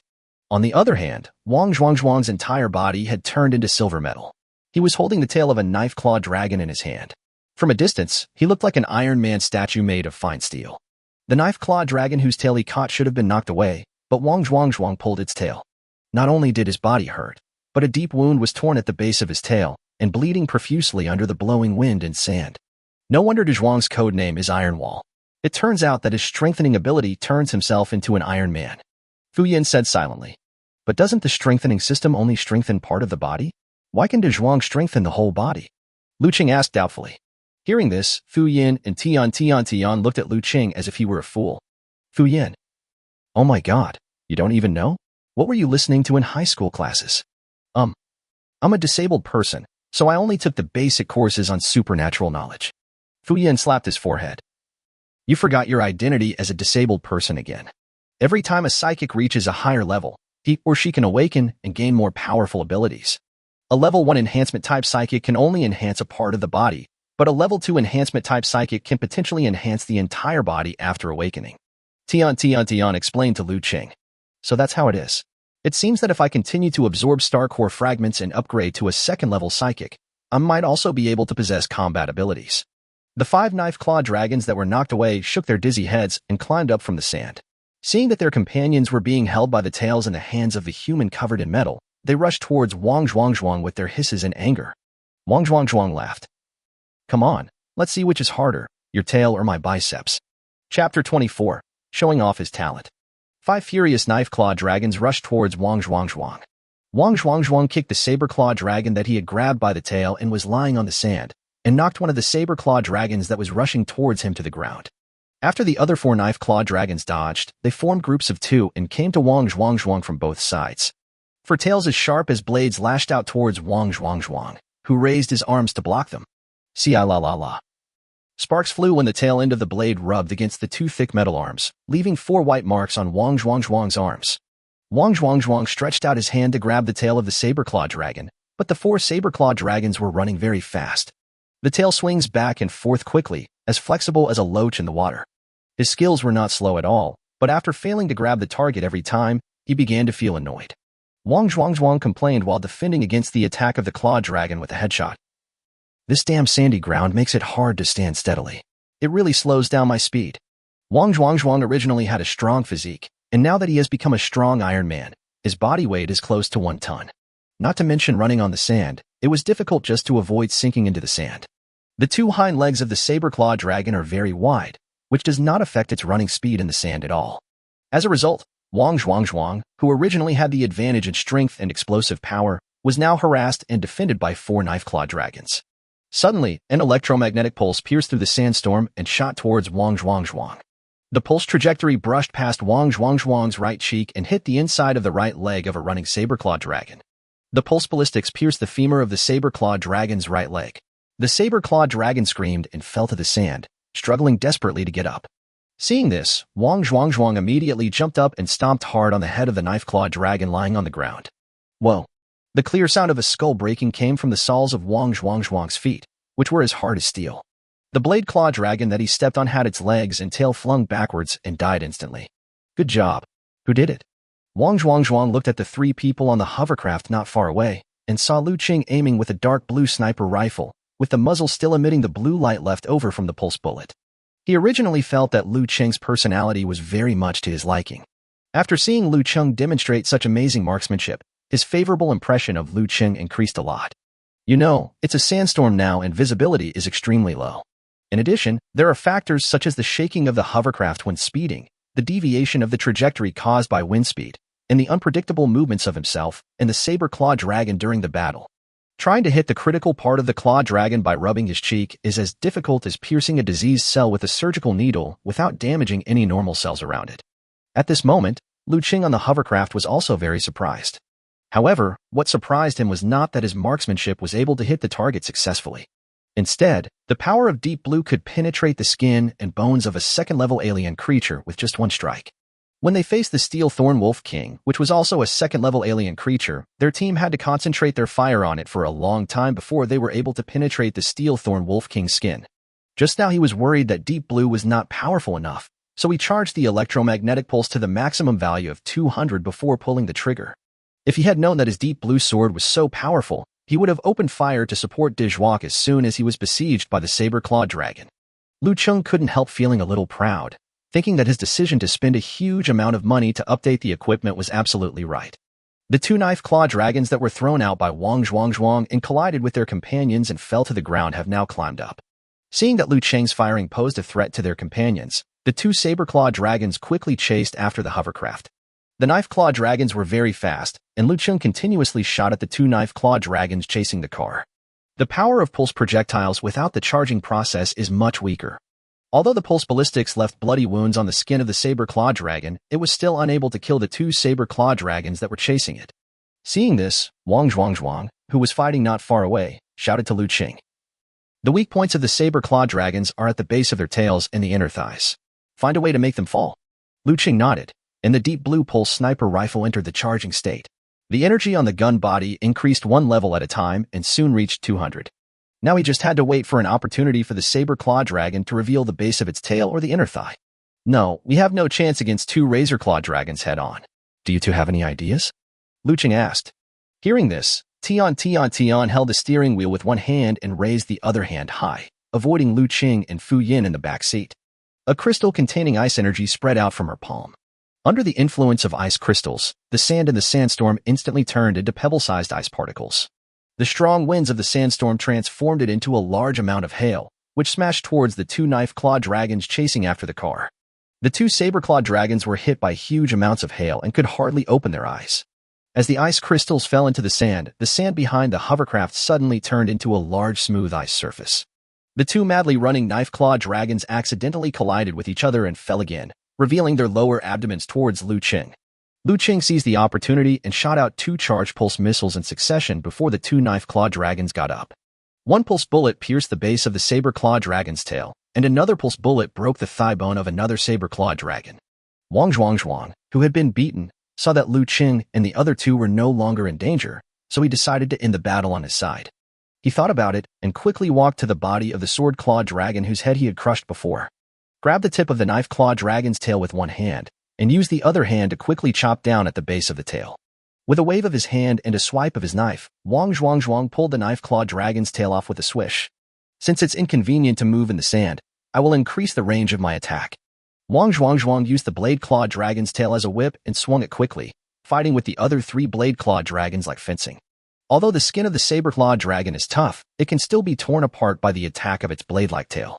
Moreover, after using his supernatural powers, Wang Zhuang is not only made of steel and is not afraid of being hit, but his explosive power is also extremely strong.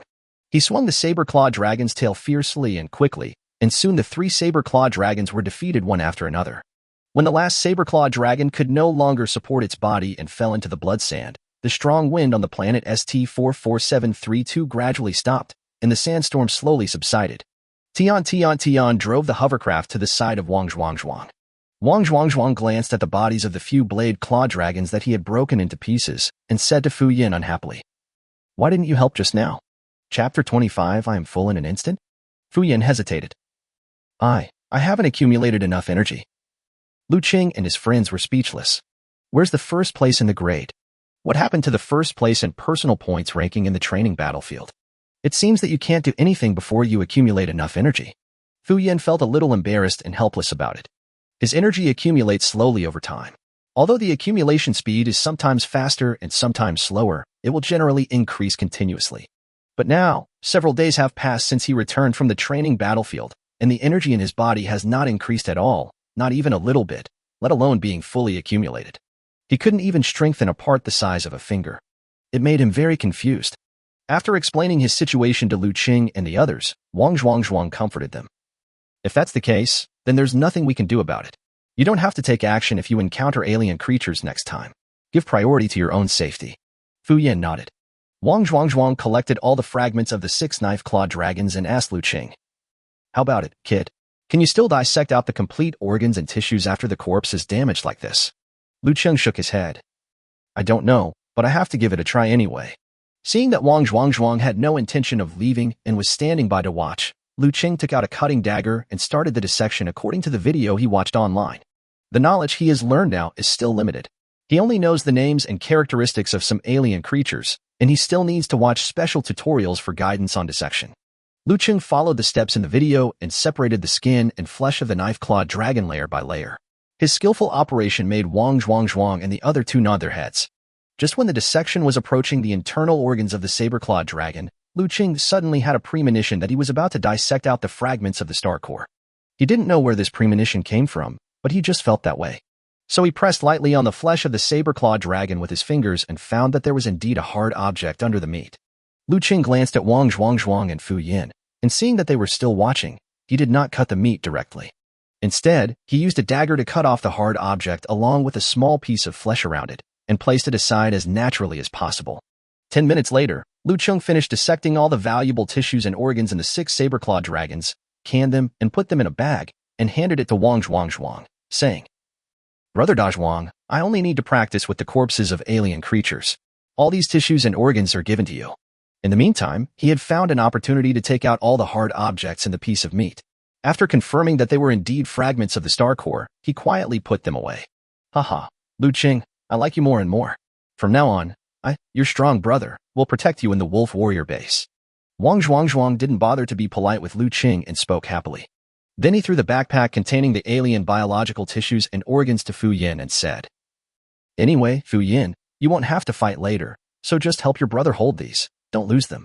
Fu Yin was speechless. He was obviously the best, so how did he end up being a supporting role? It's still early, and the sandstorm has stopped. Let's hang out for a while before going back to the base. Seeing that Liu Cheng and the other two had no objection, Wang Zhuang turned on the instruments on the hovercraft and confirmed their current location.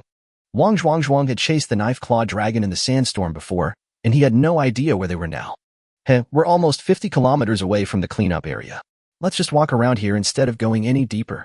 Fu Yin put on his backpack and was about to get in the car with the others. Suddenly, the sand under his feet became empty, and he fell directly into the sand. Fuck. Wang Zhuang was shocked when he saw this, and quickly ran to the place where Fu Yin disappeared and started digging a hole downwards. Liu Cheng and Tian also hurried over to help when they saw this. After the three of them finished clearing the sand, a large hole as big as a basin appeared in front of them. Wang Zhuang shouted into the cave. Fu Yin! Fu Yin! Fu Yin's voice came from inside the cave. I'm underground. I'm fine. Fuck. Who asked you if my bag of alien biological organs was okay? The backpack is a bit flattened. It should still be sellable. Wang Zhuang said unhappily. Then why don't you climb up quickly? Fu Yin replied helplessly. No, the cave entrance is a bit deep, and I don't have enough energy to climb up. Wang Zhuang and the others were speechless.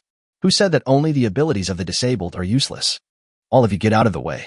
Wang Zhuang reminded the three people, stood on both sides of the cave entrance, and directly used his supernatural power to enhance the transformation.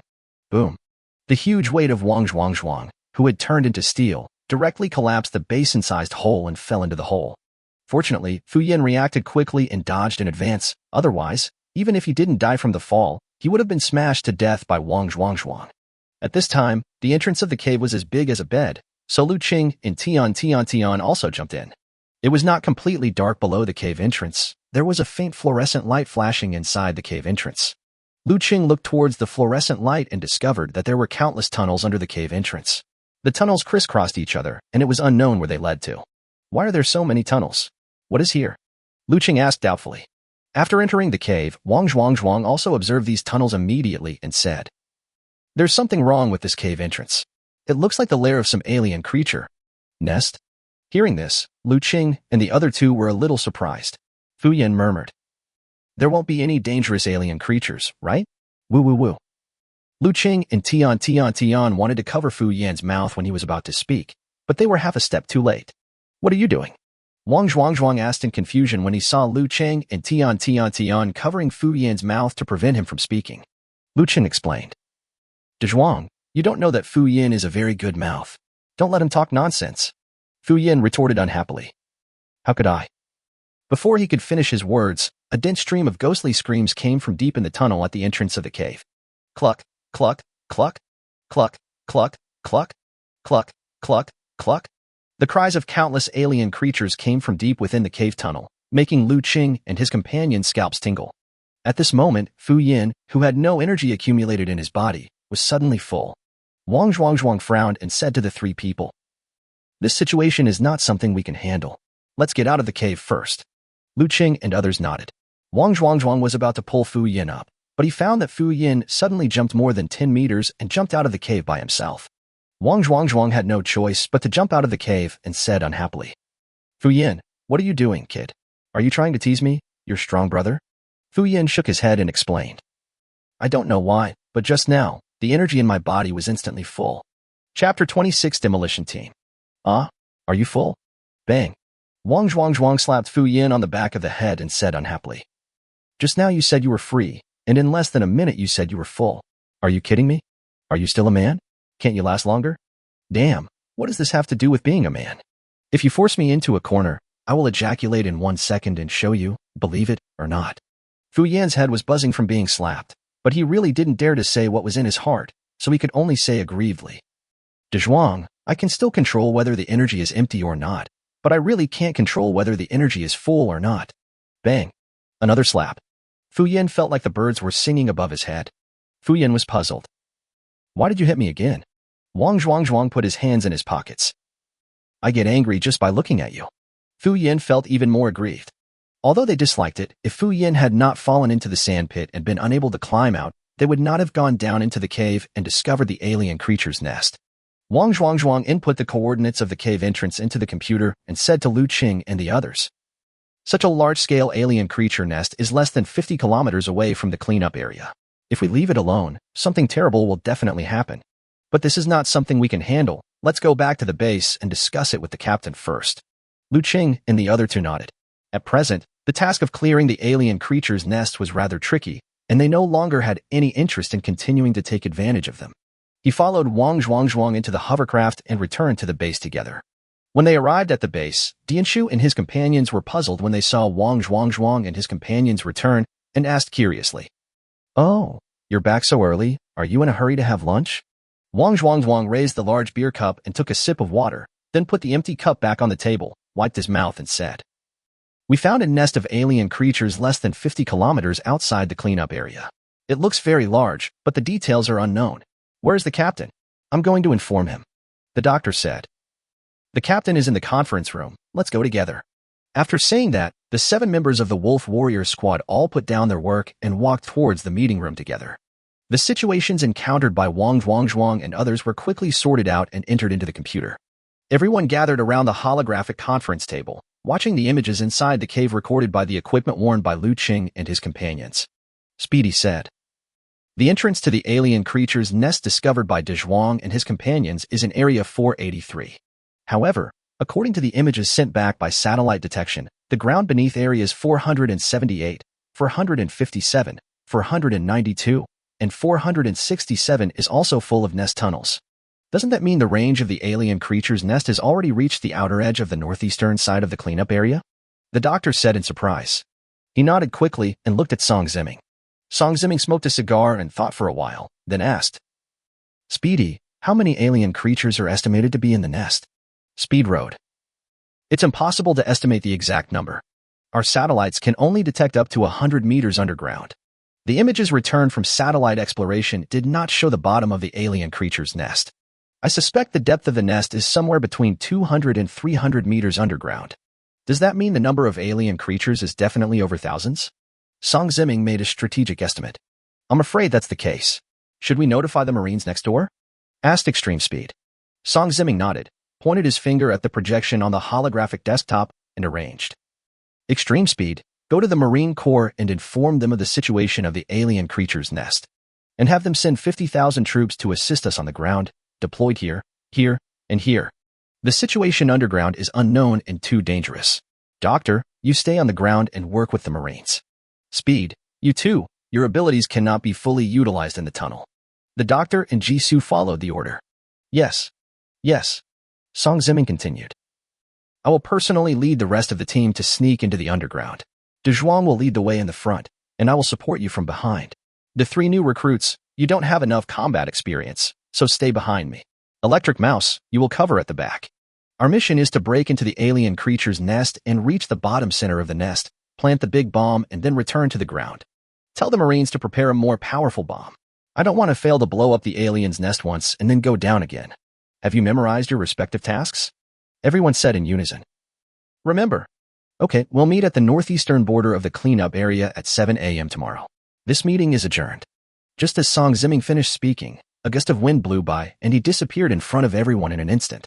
Liu Cheng thought to himself, it seems that G-Speed's ability is the same as his code name, and he's a speed-enhancing ability user.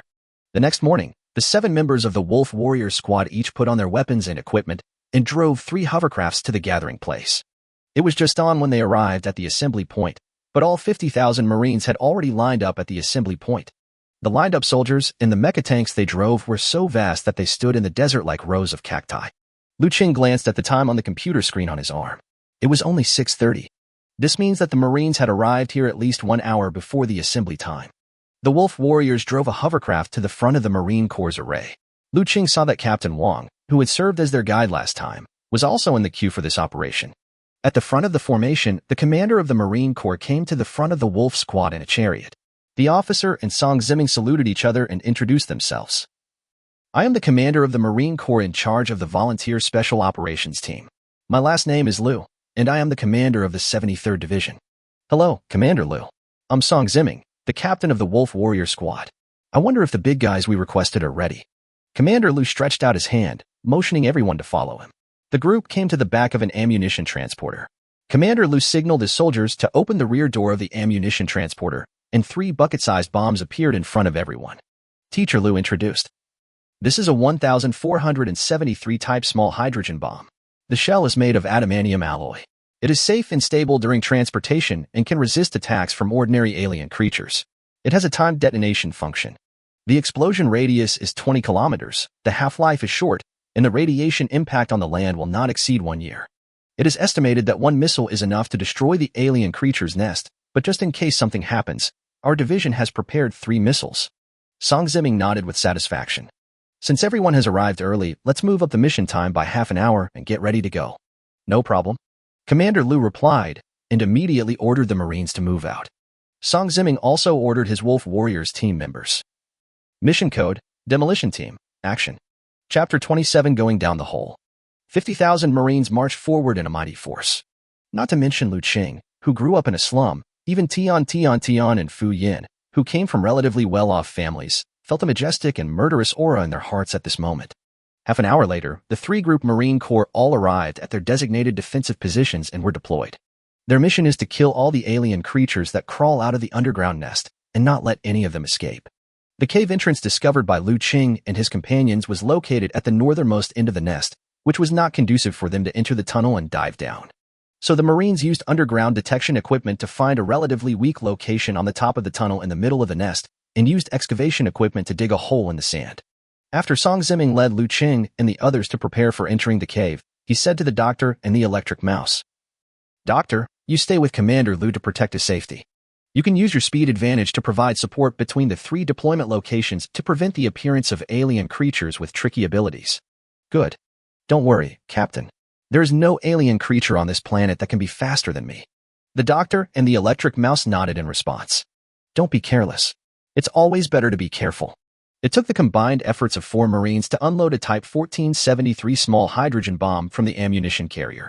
Wang Zhuang raised his chin towards Fu Yin, motioning him to take the small hydrogen bomb. Fu Yin had no choice but to take the small hydrogen bomb from the 4 soldiers and hold it in his arms. There's nothing I can do. I didn't contribute anything yesterday and made De Zhuang unhappy. De Zhuang already regarded him as the one who was specifically responsible for carrying things. Commander Liu brought a soldier with him, brought a portable individual component module over, and said to Song Ziming, This is a signal-enhanced positioning device. It can ensure your direction in the underground tunnel. Captain Song, please be careful down there. This portable individual component module is only half the size of a palm and can provide independent functions when installed on the individual armor of combat troops. Soldiers in combat units can also choose the component modules they need to carry according to their own situation and needs, which is very convenient. Song Ziming handed the individual component module to Liu Cheng and said to Division Commander Liu, Thank you for your kindness, Commander Liu. The alien creatures that escaped from the ground will be left to your Marine Corps to deal with. Teacher Liu salutes. Make sure the mission is accomplished. Make sure the mission is accomplished. Song Ziming returned the salute, turned around and said to the 5 members of the Wolf Squad, Go down the hole and set off.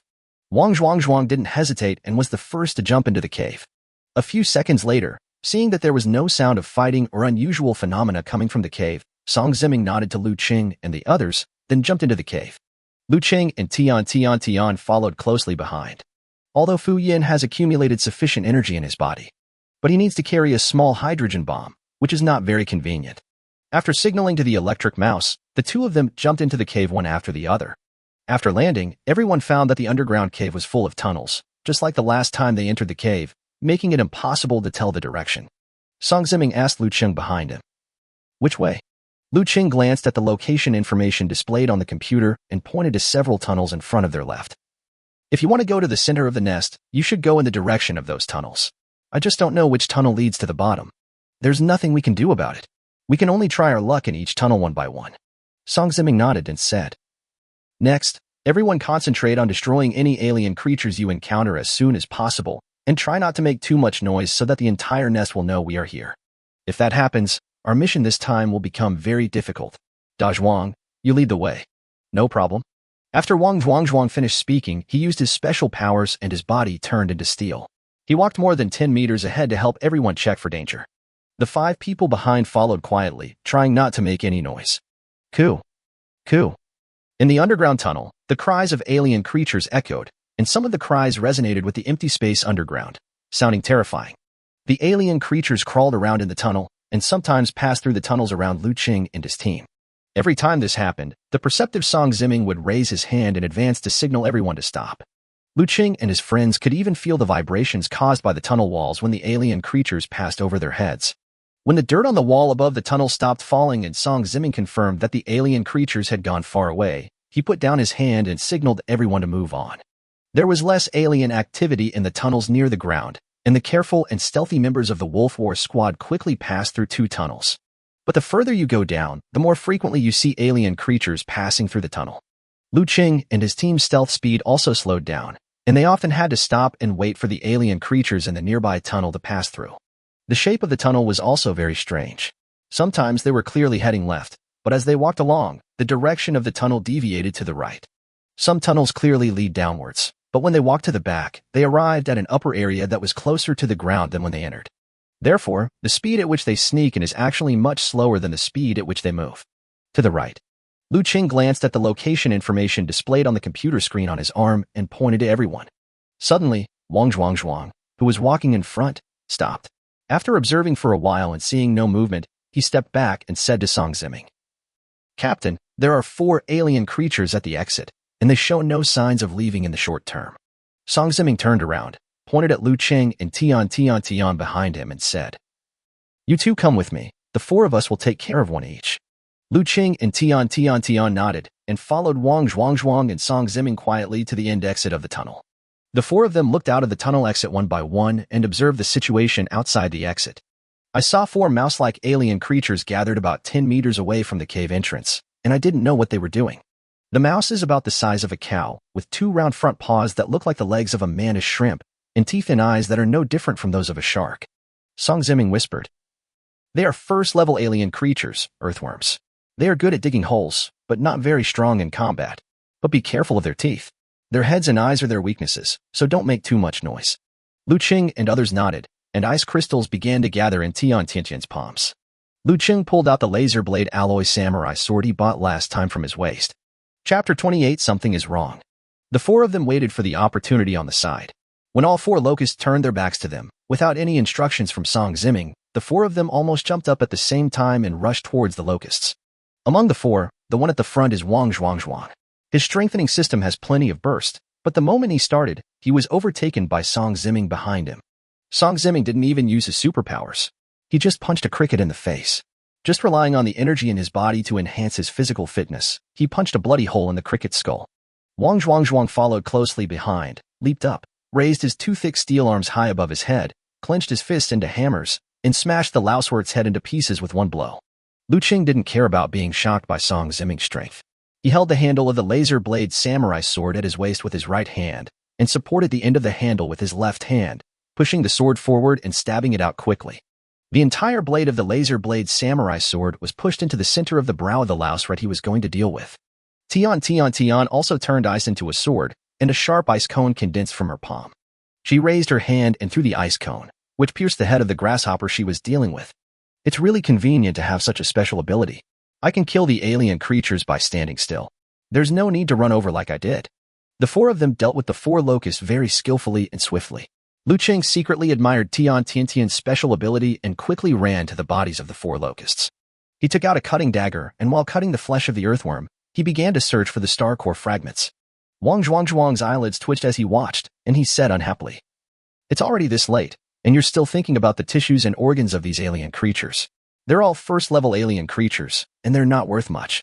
Liu Cheng did not stop what he was doing, and he was very focused on dissecting the flesh of the earthworm, and he said casually, "Oh, I'm just looking for the parts that have medicinal value. I won't waste your time." He was not thinking about the tissues and organs of these alien creatures. He was reluctant to part with the fragments of the star core. After hearing what Liu Cheng said, Wang Zhuang no longer objected. After all, he was not interested in dissecting the corpses of alien creatures, and he couldn't tell which tissues and organs had medicinal value and which did not. Liu Cheng performed the dissection very quickly. In addition, he was heading straight for the location of the star core fragments. As soon as Fu Yin and Electric Mouse came out of the tunnel behind him, he had already collected all 4 star core fragments. As the amount of star core fragments absorbed increased, his hunch about the location of the star core fragments in the alien creature's corpse became more and more accurate. After moving and hiding the bodies of the 4 locusts, the wolf warriors continued to sneak in. At this time, they had dived to a depth of about 100 meters from the ground, and it was estimated that the journey was not even half completed. In the process, they also encountered several battles that had to be resolved head-on. Fortunately, the number of locusts they encountered was not large, and they did not make a lot of noise to attract the attention of other alien creatures. After every battle, Liu Cheng would try his best to seize the time to dissect the star core fragments in the body of the earthworm, but he would also move the corpse while doing so. Therefore, although Song Ziming disliked Liu Cheng's greed for money behavior, he did not order a ban. However, Liu Cheng still dissected some tissues and organs of alien creatures, canned them, and put them in his bag. There was no other way. He couldn't do the dissection for a long time with empty hands. That would be hard not to arouse suspicion. However, Wang Zhuangzhuang looked at Liu Cheng's almost empty backpack, and then at the corpses of the lousewurts that had not been dissected cleanly, and felt that it was a bit of a waste. What a pity. All these can be sold for money. To him, Liu Cheng's autopsies were all just a practice for his job as a garbage collector, and the money he earned from selling the tissues and organs was no different from the money in his own wallet. As they go deeper and deeper into their underground lair, the tunnel structure within the lair becomes more complex. Song Ziming looked at the dozen tunnel forks in front of him and asked, "Which way?" Liu Cheng became more and more familiar with the judgment of location and the selection of tunnels. He looked at the information displayed on the computer on his arm, thought for a while, and said confidently, "Third one from the right." Song Ziming nodded and led the wolf warriors into the tunnel. Wang Zhuangzhuang was also walking in the front to lead the way, and Song Ziming was in front of Liu Cheng. Just as they reached the middle of the tunnel, Song Ziming suddenly punched Liu Cheng behind him. Song Ziming's fist almost brushed his cheek. Liu Cheng looked back and saw a metal spider-like alien creature being tightly grasped by Song Ziming. Liu Cheng was shocked. He saw that Tian behind him also had a look of astonishment on his face. Neither of them noticed the appearance of the metal spider-like alien creature. Puff. Song Ziming exerted force with his palm, and the metal spider-like alien creature was directly squeezed and exploded. Blue plasma flowed out from between his fingers like squeezed orange juice. It's a metal jumping spider, a level 1 alien creature. Its direct combat capability is almost 0, but its toxin is deadly. Be careful not to get it. Song Ziming wiped his hands and said to the few people, who nodded carefully. After what just happened, they became more alert to the situation in the tunnel. The few of them continued to move forward, and as a result, they encountered many more metal jumping spiders in other tunnels along the way, and the total number was quite large. It would have been fine if it happened once or twice, but after it happened more than 10 times in a row, even Song Ziming realized that something was wrong, so he waved his hand to signal everyone to stop. "Dezhuang, do you remember how many metal jumping spiders we have encountered?" Dezhuang scratched the white marks on his iron skin left by the metal jumping spider, shook his head and said, "Captain, you are making it difficult for me. I don't know how to remember all of them, but I think there should be no less than 30 of them." "Well, it seems that the nest of this alien creature is very strange," Song Ziming said seriously. Liu Cheng and Tian were puzzled and asked, "Captain, is there anything wrong with encountering a metal jumping spider?" Song Ziming explained. "Normally, it's not a big deal to encounter metal jumping spiders in underground caves in the desert, but do you remember what alien creature we encountered when we came in?" Liu Cheng Dao. "It's a cricket." "That's right. At first I thought this was a louse wolf's nest. It's okay for a few metal springtails to sneak in occasionally, but the number of metal springtails we encountered along the way is really too many. This is not right." Seeing that Liu Cheng and the others still didn't understand, the electric mouse at the back explained.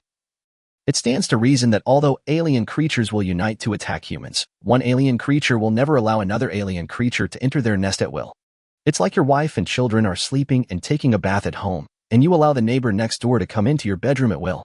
Liu Cheng and his companions suddenly realized what was going on, but Wang Zhuangzhuang was a little unhappy. "Stinky rat, who are you talking about, Mr. Wang next door?"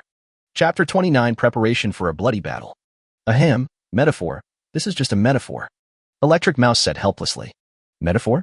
Why can't you just call him Lao Lu next door or Lao Fu next door? Why do you have to call him Lao Wang next door?" Hearing this, Liu Cheng and Fu Yin gave Wang Zhuangzhuang a cold look, not wanting to bother with this guy whose brains were all muscles. Tian added. Since this is neither a ground cricket's nest nor a metal jumping spider's nest, then what is this place? Whatever it is, it's very wrong that two different alien creatures are in the same nest. Song Ziming shook his head, indicating that he didn't know either, and reminded. De Zhuang, move forward a little bit. Liu Cheng, you guys should follow me closely. If you encounter alien creatures, be cautious when attacking unless necessary. Yes. Everyone agreed and continued to sneak forward carefully. Just as the group safely passed through several underground nest tunnels and entered the next curved tunnel, a rat as tall as a person, walking upright on its hind legs, bumped into them face to face at the bend of the tunnel. The mouse has a big belly that hangs down to its feet. It has two long forearms and walks with its arms holding its belly. Its gait is not like that of a ground squirrel. Liu Cheng recognized the alien creature with a big belly. It was the second-level farting rat, the evolved form of the first-level alien creature, the earth cricket rat. The belly pouch of the bombard rat is full of poisonous and flammable gases. When facing an enemy attack, it will choose to fart to poison the enemy to death, or block the enemy and then escape. When facing death, it will detonate the gas in its belly pouch to produce a violent explosion. Wang Zhuang and the mouse were both stunned when they bumped into each other. Then the mouse reacted and was about to shout when Wang Zhuang hit him in the stomach with a steel straight punch. Don't want. Liu Cheng hurriedly reminded, but was still a step too late. Wang Zhuang's fist had pierced the farting rat's belly, and half of his arm was stuck in the farting rat's belly. When he heard Liu Cheng's reminder, he realized that something was wrong and quickly pulled out his arm and retreated backwards. Boom. The flames and air waves from the explosion instantly filled the entire tunnel, and the walls of the entire tunnel collapsed piece by piece from the middle to both sides. Wang Zhuang fell from the collapsed tunnel holding Liu Cheng in one hand and Tian in the other. Song Ziming grabbed Fu Yin and Dian Shu, who were holding small hydrogen bombs, and the two jumped out from the thick smoke of the explosion. Giggle, giggle, giggle. Giggle, giggle, giggle. Giggle, giggle, giggle. The noise of the explosion attracted the attention of other alien creatures. One alien creature issued a warning, and the other alien creature that received the warning again warned the rest of its kind. Suddenly, the cries of alien creatures could be heard all around, and the entire underground nest was as lively as a boiling pot. Several people fell on the wall of the tunnel below. Looking at the swarm of alien creatures rushing towards them like a tide, Liu Cheng and others all had serious expressions on their faces. Song Ziming looked calm, realizing that there was no need to hide any longer. He nodded to the electric mouse and said to Liu Cheng and the other two who were held in Wang Zhuang's arms. Hold on tight. If you fall, it will be hard to get back to save you before you are eaten by alien creatures. Before Liu Cheng and the other two understood what it meant, they saw the electric mouse's fingertips pointing at the ground, and a high-voltage electric arc flashing blue light jumped at his fingertips.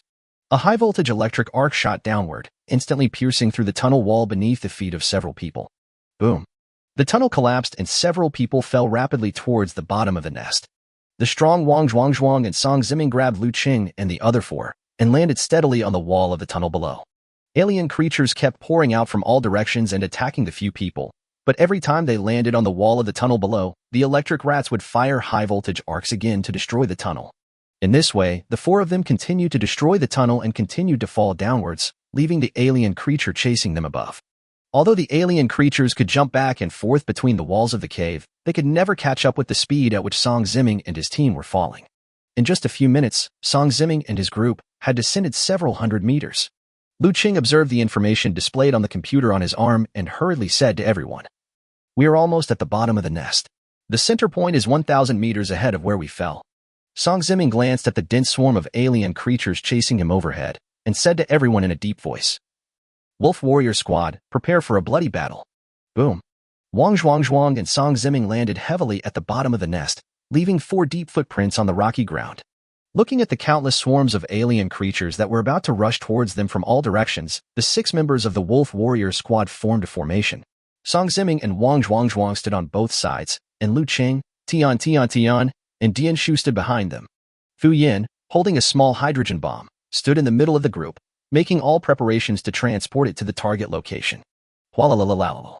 Countless earthworms and metal jumping spiders fell from the wall above and rushed towards the crowd, including nearly 100 level 2 bombard rats. What's even more strange is that among the 3 types of alien creatures, you can occasionally see some alien creatures of other races. There's something strange indeed. Song Ziming thought to himself, but at this time hundreds of locusts and metal jumping spiders had already arrived in front of them. Kill. Wang Zhuang shouted loudly, and his nearly 3-meter-tall iron body rushed forward in an instant into the group of alien creatures, fighting with them. Two steel arms as thick as pillars kept waving in the swarm of alien insects, each time breaking the spine and sternum of several locusts. With one step, more than a dozen metal-jumping spiders can be crushed into meat paste. Faced with hundreds of alien creatures, Song Ziming no longer held back. He took off his upper body clothes and equipment and put them into his bag.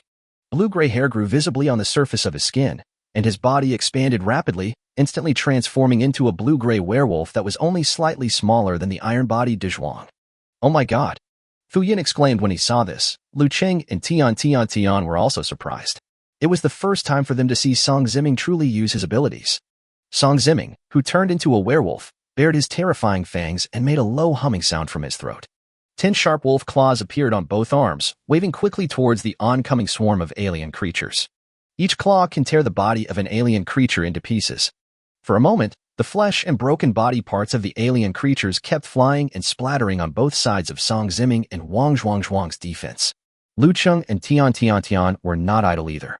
One of them held a charged pulse sniper rifle, and the other kept condensing ice cones with both hands, shooting at the rushing swarm of alien creatures.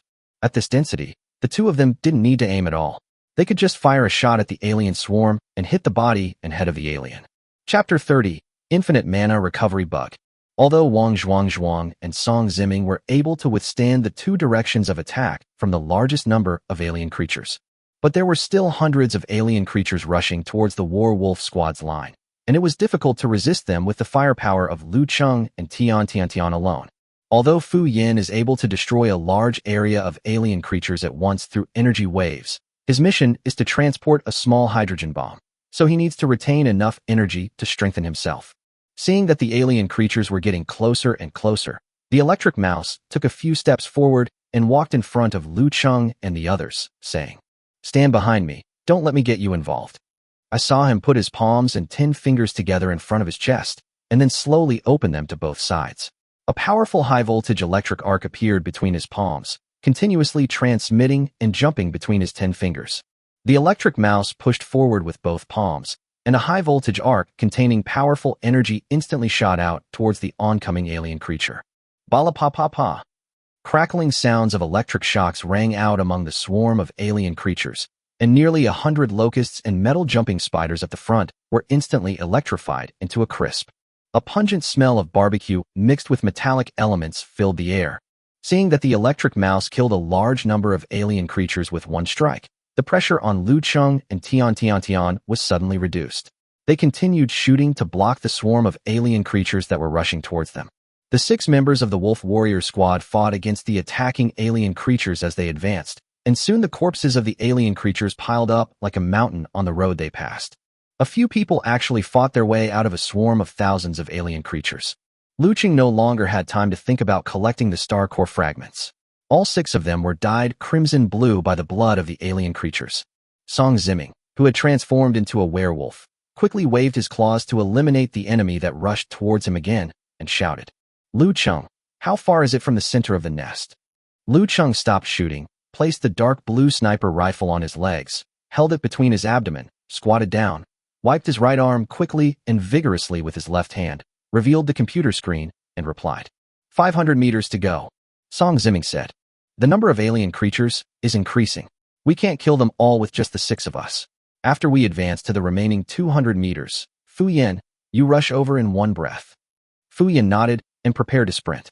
More and more alien creatures were surrounding them, and Song Ziming and Wang Zhuang, who were resisting at the front, no longer had the energy to pay attention to the distance. Dianshu and Tian have also overused their supernatural powers, and their physical strength is rapidly declining. However, Liu Cheng, who only needed to shoot, had relatively good physical strength left and would occasionally remind everyone of the remaining distance. 400 meters to the center. It's still 300 meters to the center. It's still 250 meters away from the center. 200 meters. Rush! Song Ziming shouted. Suddenly, the 5 people except Fu Yin worked together to create a gap in the swarm of alien creatures in the direction they were heading. Fu Yin seized the opportunity and instantly dispersed the energy accumulated in his body throughout his body. The energy enhancement made his speed, explosive power, attack power, and defense power all continuously increase at a terrifying rate. Swish! The sound of the whistling storm kept ringing in his ears.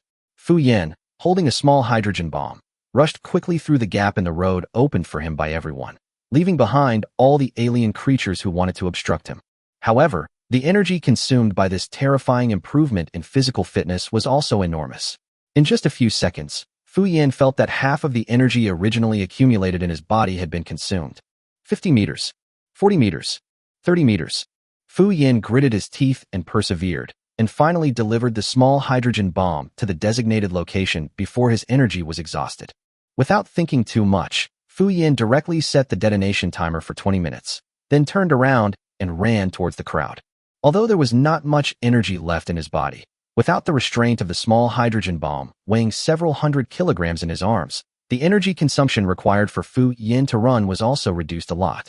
With the help of Song Ziming and others fighting desperately, he finally returned to the center of the formation when all the energy in his body was consumed. Fu Yan leaned forward, panting, and said weakly, I can't do it anymore. I knew you wouldn't last long. Wang Zhuang joked.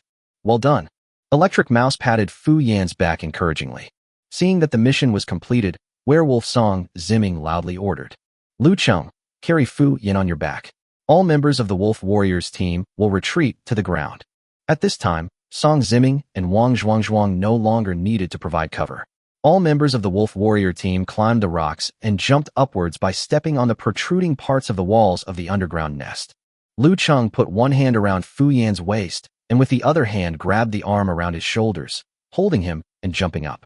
After absorbing a lot of star core fragments, his physical fitness has become very strong, and the speed he took Fu Yan up was not at all behind the others. This made Fu Yan doubt whether Liu Cheng was a disabled person. However, it is easier to go down the hole than to go up. When they came down, they could use the fall to escape the pursuit of alien creatures. But now when they went up, they had to face head-on the obstacles of all the alien creatures attacking from above. Fortunately, the cliff protrusion of the nest cannot accommodate too many alien creatures at one time. Otherwise, the 6 members of the Wolf War Squad, whose physical strength is almost exhausted, will have no way to deal with it. Only a few of the locusts and metal-jumping spiders could rush forward at a time, and they were no match for Wang Zhuang's punch. Upon seeing this, the farting rats standing on the surrounding cliffs turned around, squeezed their stomachs, and sprayed poisonous gas and flames towards the members of the Werewolf Squad. Wang Zhuang's iron body was not afraid of the erosion of the poisonous gas, but his metal skin was still burned red by the flames, which was very painful. Song Ziming changed his werewolf form and returned to his original appearance. Together with several other people, he took out the antivirus component module from his backpack and put it on his mask. The charging energy of the deep blue sniper rifle in Liu Cheng's hand is not infinite.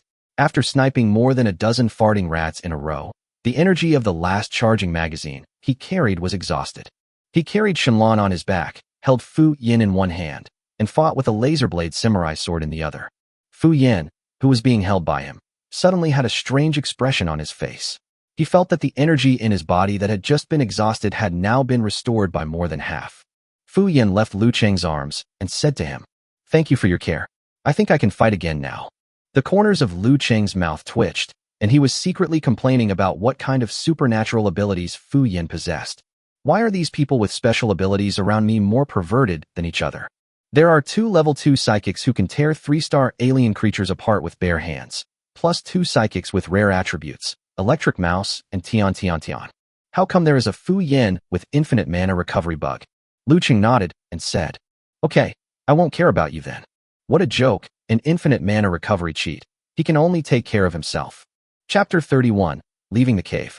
Song Ziming and others also felt a little strange when they saw Liu Cheng put Fu Yan down and act on his own. However, they all knew that Fu Yan's supernatural powers were somewhat special, and even he himself could not figure out his own abilities, so they continued to fight without paying too much attention. The depth they fell was about 500 meters from the ground. After 2 minutes, they had climbed halfway up. There were 8 minutes left until the scheduled detonation, and they were confident that they could leave the nest before the small hydrogen bomb detonated. Suddenly, Song Ziming's nose moved. His werewolf-enhanced ability to perceive the surrounding environment made him aware of something strange around him. He immediately shouted to Liu Cheng, "Get out of the way." Although Liu Cheng didn't understand the reason after hearing Song Ziming's order, out of trust in the captain's ability, he immediately dodged to the side. Bang! A half-meter-long sharp wound appeared on Liu Cheng's back, and bright red, warm blood instantly spurted out of the wound. Everyone was shocked when they saw this scene. Although Tian was anxious, he didn't understand what was going on. However, as soon as Liu Cheng was injured, Song Ziming took off the mask with the antivirus component module, transformed into a werewolf, and pounced towards the place where Liu Cheng was just now. Bang! Song Ziming's sharp wolf claws slashed across, and several bloody traces of alien creatures appeared in the air. Then, a rat-like alien creature with sharp metal claws appeared out of nowhere, fell to the ground with a thud, and fell from the edge of the next door into the depths of the nest. It's a level 3 alien creature, the hidden rat. It has the ability to become invisible, and its direct combat capability is equivalent to that of a level 2 alien creature. Although it's a burrowing alien creature, it's not the same species as the earth rat. Why is it here? The electric mouse recognized the alien creature and said in confusion, "A third alien creature has appeared. There is indeed something strange about this nest." Song Ziming pondered in his heart and asked Liu Cheng, "Liu Cheng, how is your injury? Can you still move on your own?" The injured Liu Cheng secretly grabbed a few star core fragments for healing and put them into his mouth, gritting his teeth and saying, "I'm fine, don't worry." Song Ziming nodded and signaled everyone not to stay.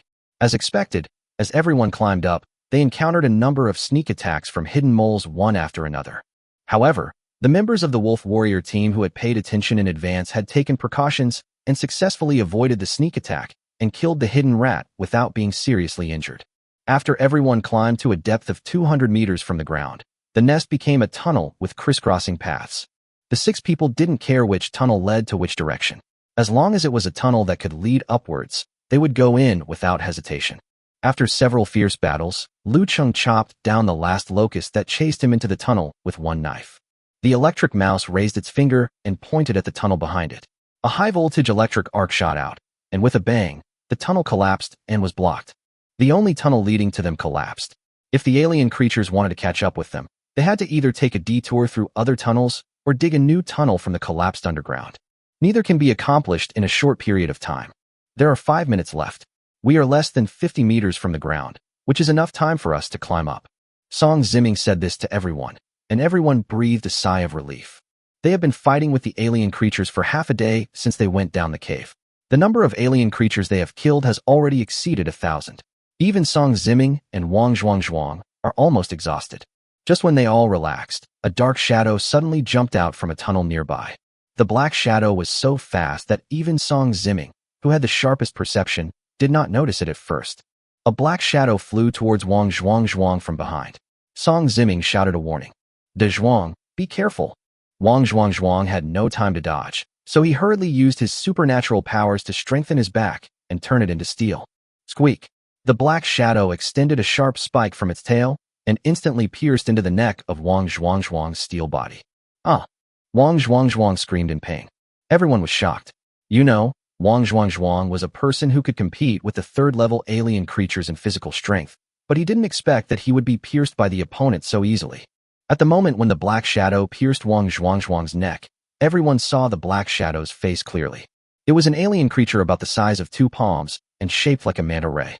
The only difference is that the fan-shaped chest organs on both sides are replaced by 8 long claws. There is a circle of terrifying fangs on the abdomen, and there are sharp spikes at the end of the tail.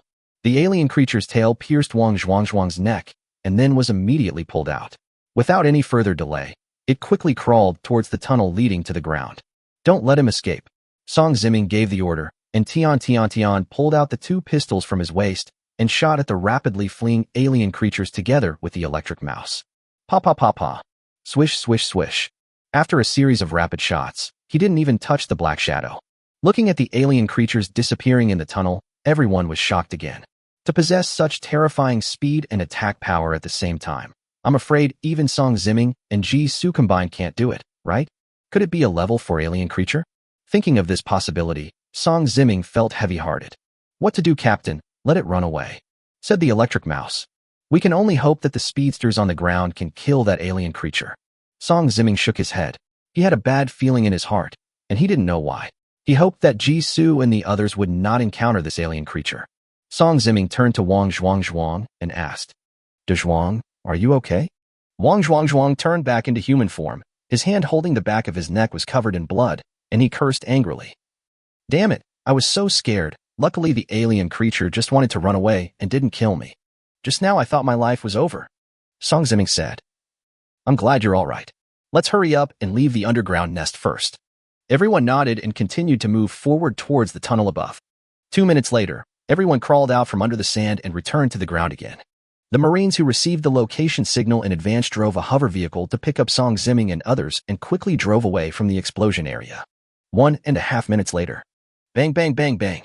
The ground beneath everyone's feet was shaking, and the sand within the explosion range was like boiling water in a pot, surging and rolling. Immediately afterwards, the sandy ground sank, and the next moment the energy of the explosion rushed into the sky with a huge amount of sand and rocks. The sky within a range of dozens of kilometers was instantly covered by yellow sand. It looks like the mission was successfully completed. After Wang Zhuangzhuang finished speaking, everyone breathed a sigh of relief. After returning to the Marine Corps position and reuniting with the doctor and Jisoo, Song Zimming asked, Did you see an 8-legged alien creature shaped like a manta ray running out from underground? Chapter 32 Total Wars. Jisoo was stunned when he heard this and asked, An 8-legged manta ray? Captain, what kind of alien creature is that? When Song Zimming heard this, he knew that Jisoo didn't see it, so he looked at the doctor and Commander Liu, and they both shook their heads. Do you need me to have someone search the surrounding area? Commander Liu said. No. I have a feeling that it's not a bad thing that you didn't encounter that alien creature. Mission accomplished. Let's go back and submit the mission report. Master Liu said. Captain Song, please send us a copy of the situation in the underground layer. We also need to report the situation of this mission to our superiors. Song Zimming nodded, led the 8 members of the Wolf Warrior squad to bid farewell to the Marine Corps and return to the Wolf Warrior base. Everyone had been busy for the whole morning and had overused their special powers, so they were all exhausted. After returning to the base, everyone went to the restaurant to have lunch first. Everyone gave Song Zimming face, and all the food Song Zimming cooked was cleaned up without any leftovers. After cooking, Song Zimming came out of the kitchen and could only eat canned lunch. After dinner, Song Zimming gathered all members in the conference room. First, everyone's intelligence information is summarized into a report and sent to the company headquarters, which then uploads it. Then, the image recordings of the 8-legged alien creature and the abnormal conditions in the underground nest were holographically projected onto the conference table. Song Zimming said, There are 3 points that need to be focused on in this mission. First, in the previous 6 months, alien creatures launched 3 large-scale attacks on the mining city. Not only did more than half of our Wolf Warrior squad and Marine Corps suffer casualties, but the several alien species reproducing on this planet also suffered heavy casualties. Logically speaking, they should all stay away from the cleanup area and reproduce. However, the location of the nest discovered this time was less than 50 kilometers away from the clearing area. Building a nest here is also very risky for the alien population. Second, after we entered the alien creature's nest this time, we encountered at least 5 alien creatures. They are the first-level alien creature, the earth cricket rat, the first-level alien creature, the metal-jumping spider, the second-level alien creature, the farting rat, the third-level alien creature, the hidden claw rat, and an unknown alien creature with 8 legs. Among them, the farting rat is an evolved form of the ground rat, so it is understandable that they live in the same nest. However, the metal-jumping spider and the hidden clawed mouse are not the same alien species as the previous 2. It is difficult to understand why 3 different species of alien creatures live in the same nest. Finally, there is the 8-legged alien creature we encountered when leaving the underground nest. Not only does it have extremely strong attack power, it can also pierce through De Zhuang's neck, which has been strengthened with supernatural powers with one strike. The speed is not inferior to the maximum speed when the superpowers are fully activated. I suspect that the alien creature is at least level 4. Everyone was surprised to hear Song Zimming's judgment. Jisoo had never seen the speed of the alien creature with his own eyes, so he was a little skeptical. Captain, could you be mistaken? Although we are close to the frontline star field, we are after all a planet behind the front line. How could there be alien creatures above level 4 to attack our planet? If that were the case, shouldn't the mineral city have been lost long ago? At this time, Wang Zhuangzhuang had a bandage around his neck and said to Jisoo, Speedy, you have never seen the horror of that alien creature. With one strike, it pierced my neck even though my supernatural powers were fully activated. If that alien creature had not intended to kill me, I would probably have died in the cave. I still feel scared when I think about it now. Extremely puzzled. So scary? Is this true or false? Well, these are just my guesses. After I came back, I submitted a report and request for support to the company. I believe you will receive a reply soon. Just as Song Zimming finished speaking, a beeping notification sounded on the communication channel. He opened the email and said with a smile, Speak of the devil, here he comes. Let's see what the superiors say. After reading a few lines, Song Ziming's face began to become solemn, and he asked quickly, Captain, what did your superiors say? Song Ziming relayed the content of the email to everyone. The regiment has already read our report and informed the stationed troops on other planets that they have also encountered multiple alien species existing in the same nest. The Galactic Human Unity Government has launched an investigation into this anomaly. But other troops have not yet encountered an enemy similar to the eight-legged alien creature. They even sent people to compare the alien creature database of the entire Milky Way Human Union government, but they couldn't find any information about that alien creature. What the hell? Why do we always encounter such bad luck? Wang Zhuang said unhappily. Electric Mouse wrote, Captain, what did our superiors say about our request for support? Song Ziming shook his head.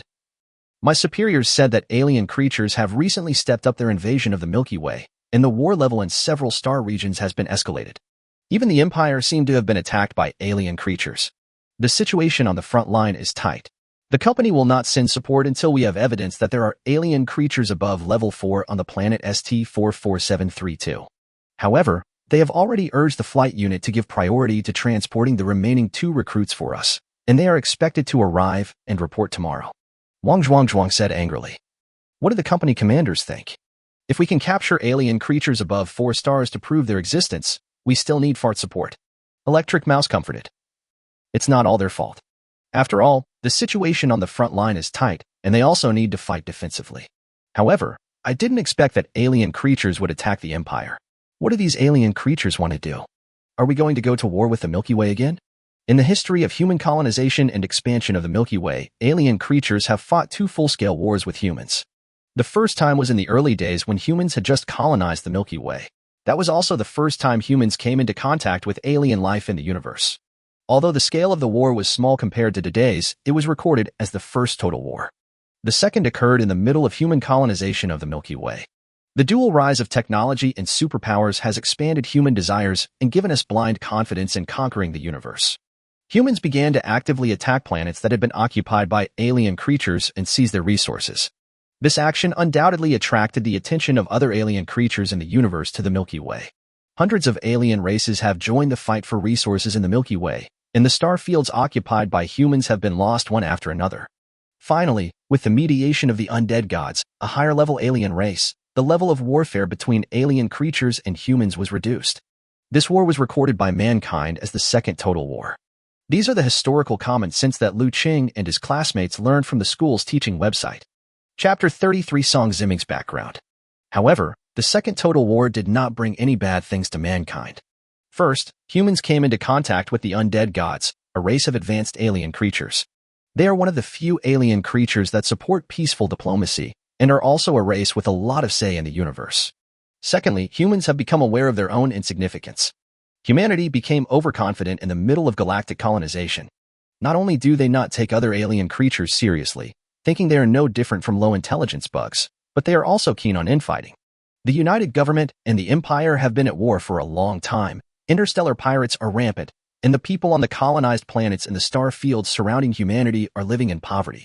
The Second Total War directly prompted the Empire to take the initiative to sign an armistice agreement with the coalition government. Both sides have deployed sufficient troops to defend the outer star regions. Not only did it crack down on the rampant interstellar pirates, but it also made the government pay enough attention to the living standards of the people on the colonized planets. However, the Empire is a Leviathan-style country with highly centralized rule. The United Government is a parliamentary regime composed of hundreds of star region countries. The two sides are always hostile to each other and cannot cooperate very efficiently. After the meeting, everyone went about their own business. Only Liu Cheng sat on the sofa, thinking about the battle in the underground lair, silent. Although the mission of blowing up the nest was completed by the joint efforts of Liu Cheng and his 6 companions, only 3 of them played a key role. De Zhuang and Captain Song withstood the pressure from the front, back, and sides of the team. The electric arc of the electric mouse will eliminate most of the remaining enemies rushing towards it. The number of alien creatures destroyed by him and Tian was only a handful compared to the 3 of them. Fu Yin, who had the strongest single-target attack among the 3, was helpless in the face of a large number of alien creatures. It even fell to the point where it was only responsible for transporting small hydrogen bombs. It can be said that the Wolf Warriors team now relies entirely on 5 veterans to support its appearance. If he and others did not grow quickly, it would be impossible to cope with the next wave of alien creatures. Thinking of this, Liu Cheng couldn't help but sigh. Song Ziming, who also stayed, saw that Liu Cheng looked unhappy and asked curiously, "Liu Cheng, what are you thinking about when you sigh?" "Oh, sorry, Captain. I didn't notice you were still here. I was thinking that the three of us recruits are all first-level psychics, and our strength is too weak compared to you. I don't know how I can fight alien creatures like you do." Song Ziming didn't expect that Liu Cheng was ambitious besides being greedy for money, so he smiled and said, "Superpowers are like muscles. They grow stronger with combat experience and use. It took a year for the electric mouse to upgrade from level 1 to level 2, and it took 2.5 years for the extreme speed. There is no point in being anxious." Haha, that's true. Even those with special abilities need such a long time, so a useless person like me doesn't need to worry about it. Liu Cheng laughed at himself. His special ability had nothing to do with fighting. It seems that the greatest reliance for increasing my strength is to continue absorbing star core fragments every day. Hearing this, Song Ziming thought Liu Cheng was speaking in a discouraging way, so he asked, "Do you know why I mentioned your name in the troop transport?"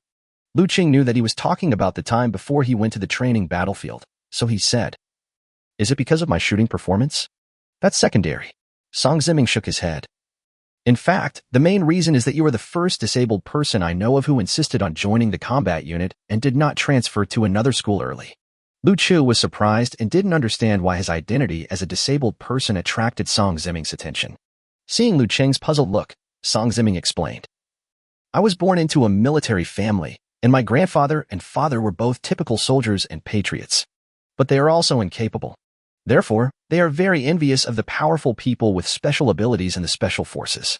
After my brother and I were born, we were both diagnosed with having genes for superpowers. Grandpa and father were very happy and had high hopes that both of us could become members of the special forces. But I don't know if God likes to play jokes on my grandfather and father.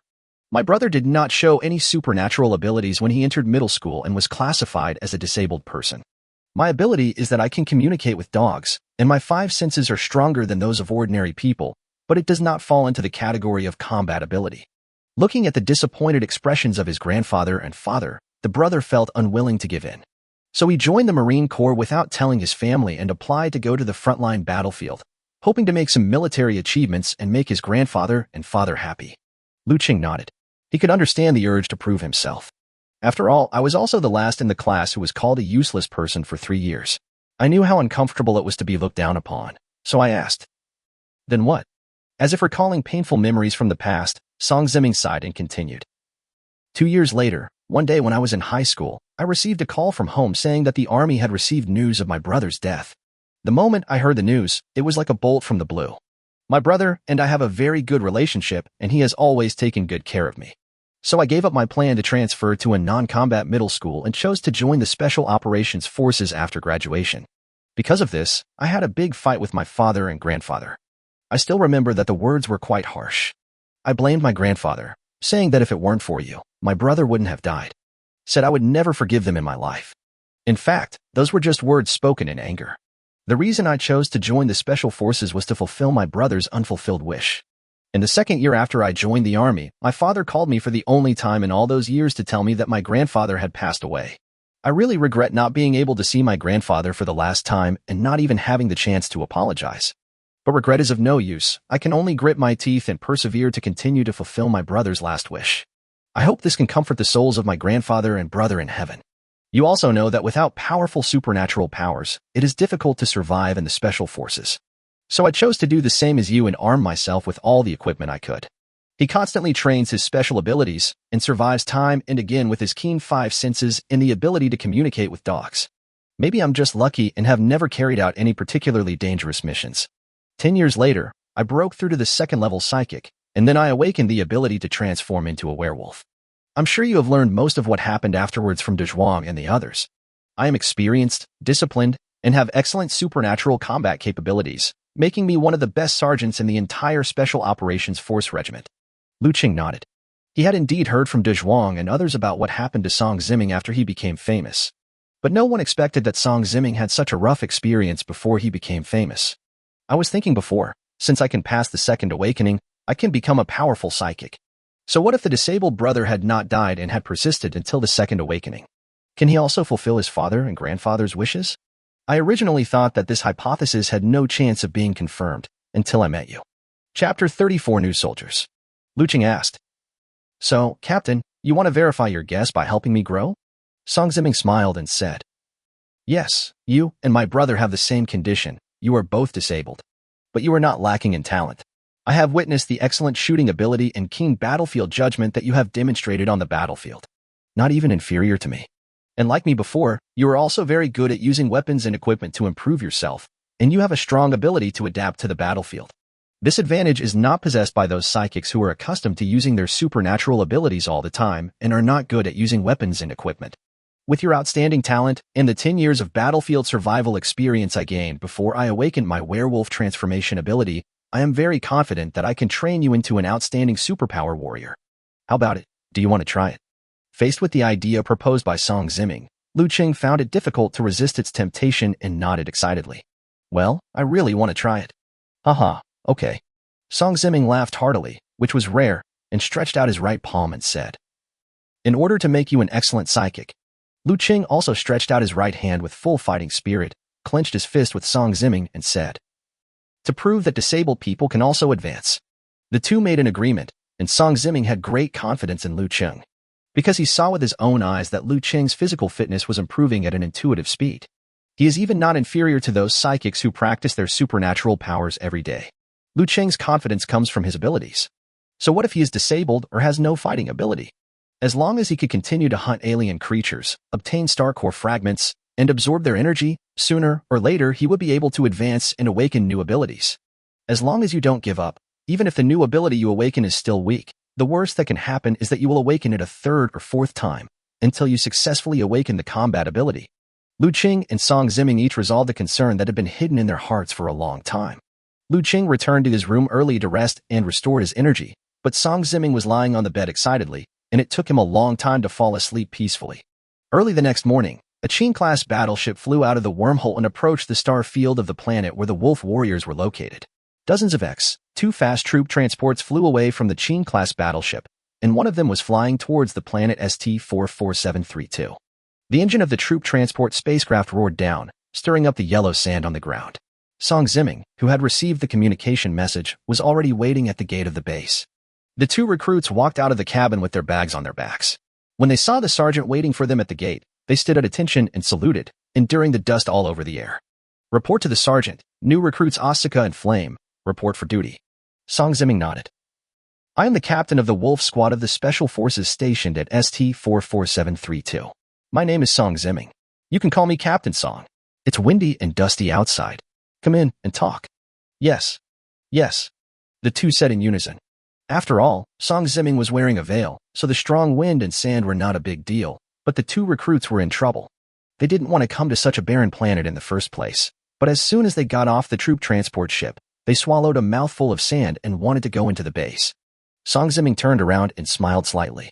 In fact, he would welcome new people in this way every time.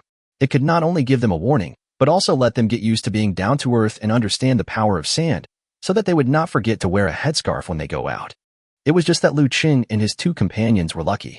The day they arrived happened to be one of the few sunny days in a year on the planet ST-44732. After entering the Wolf Warrior base, the two recruits looked at the internal structure. There were two recruits, one male and one female. The female was tall, fair-skinned and pretty, and at first glance she was obviously a young lady from a relatively well-off family. The man was half a head shorter than the young lady. He was a chubby little guy with chubby cheeks and was not good-looking. Both of them held their heads high as they walked, revealing the same arrogance, and were very close to each other, almost walking side by side, looking like they had known each other for a long time. Song Ziming led the two to the lounge, where Liu Cheng and others had been waiting for a long time. Song Ziming said, These two are new recruits joining our Wolf Warrior squad.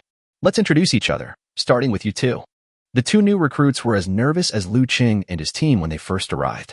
The fat guy came out and introduced himself. My name is Asuka, and I'm a flying psychic. My personal ranking in the training battlefield is 2,772nd, and I am the representative of the reconnaissance class of Class 38 of the 1st Combat Middle School in Jingzhou City. Jingzhou City and Jimin City, where Liu Cheng and his friends are located, are on the same planet.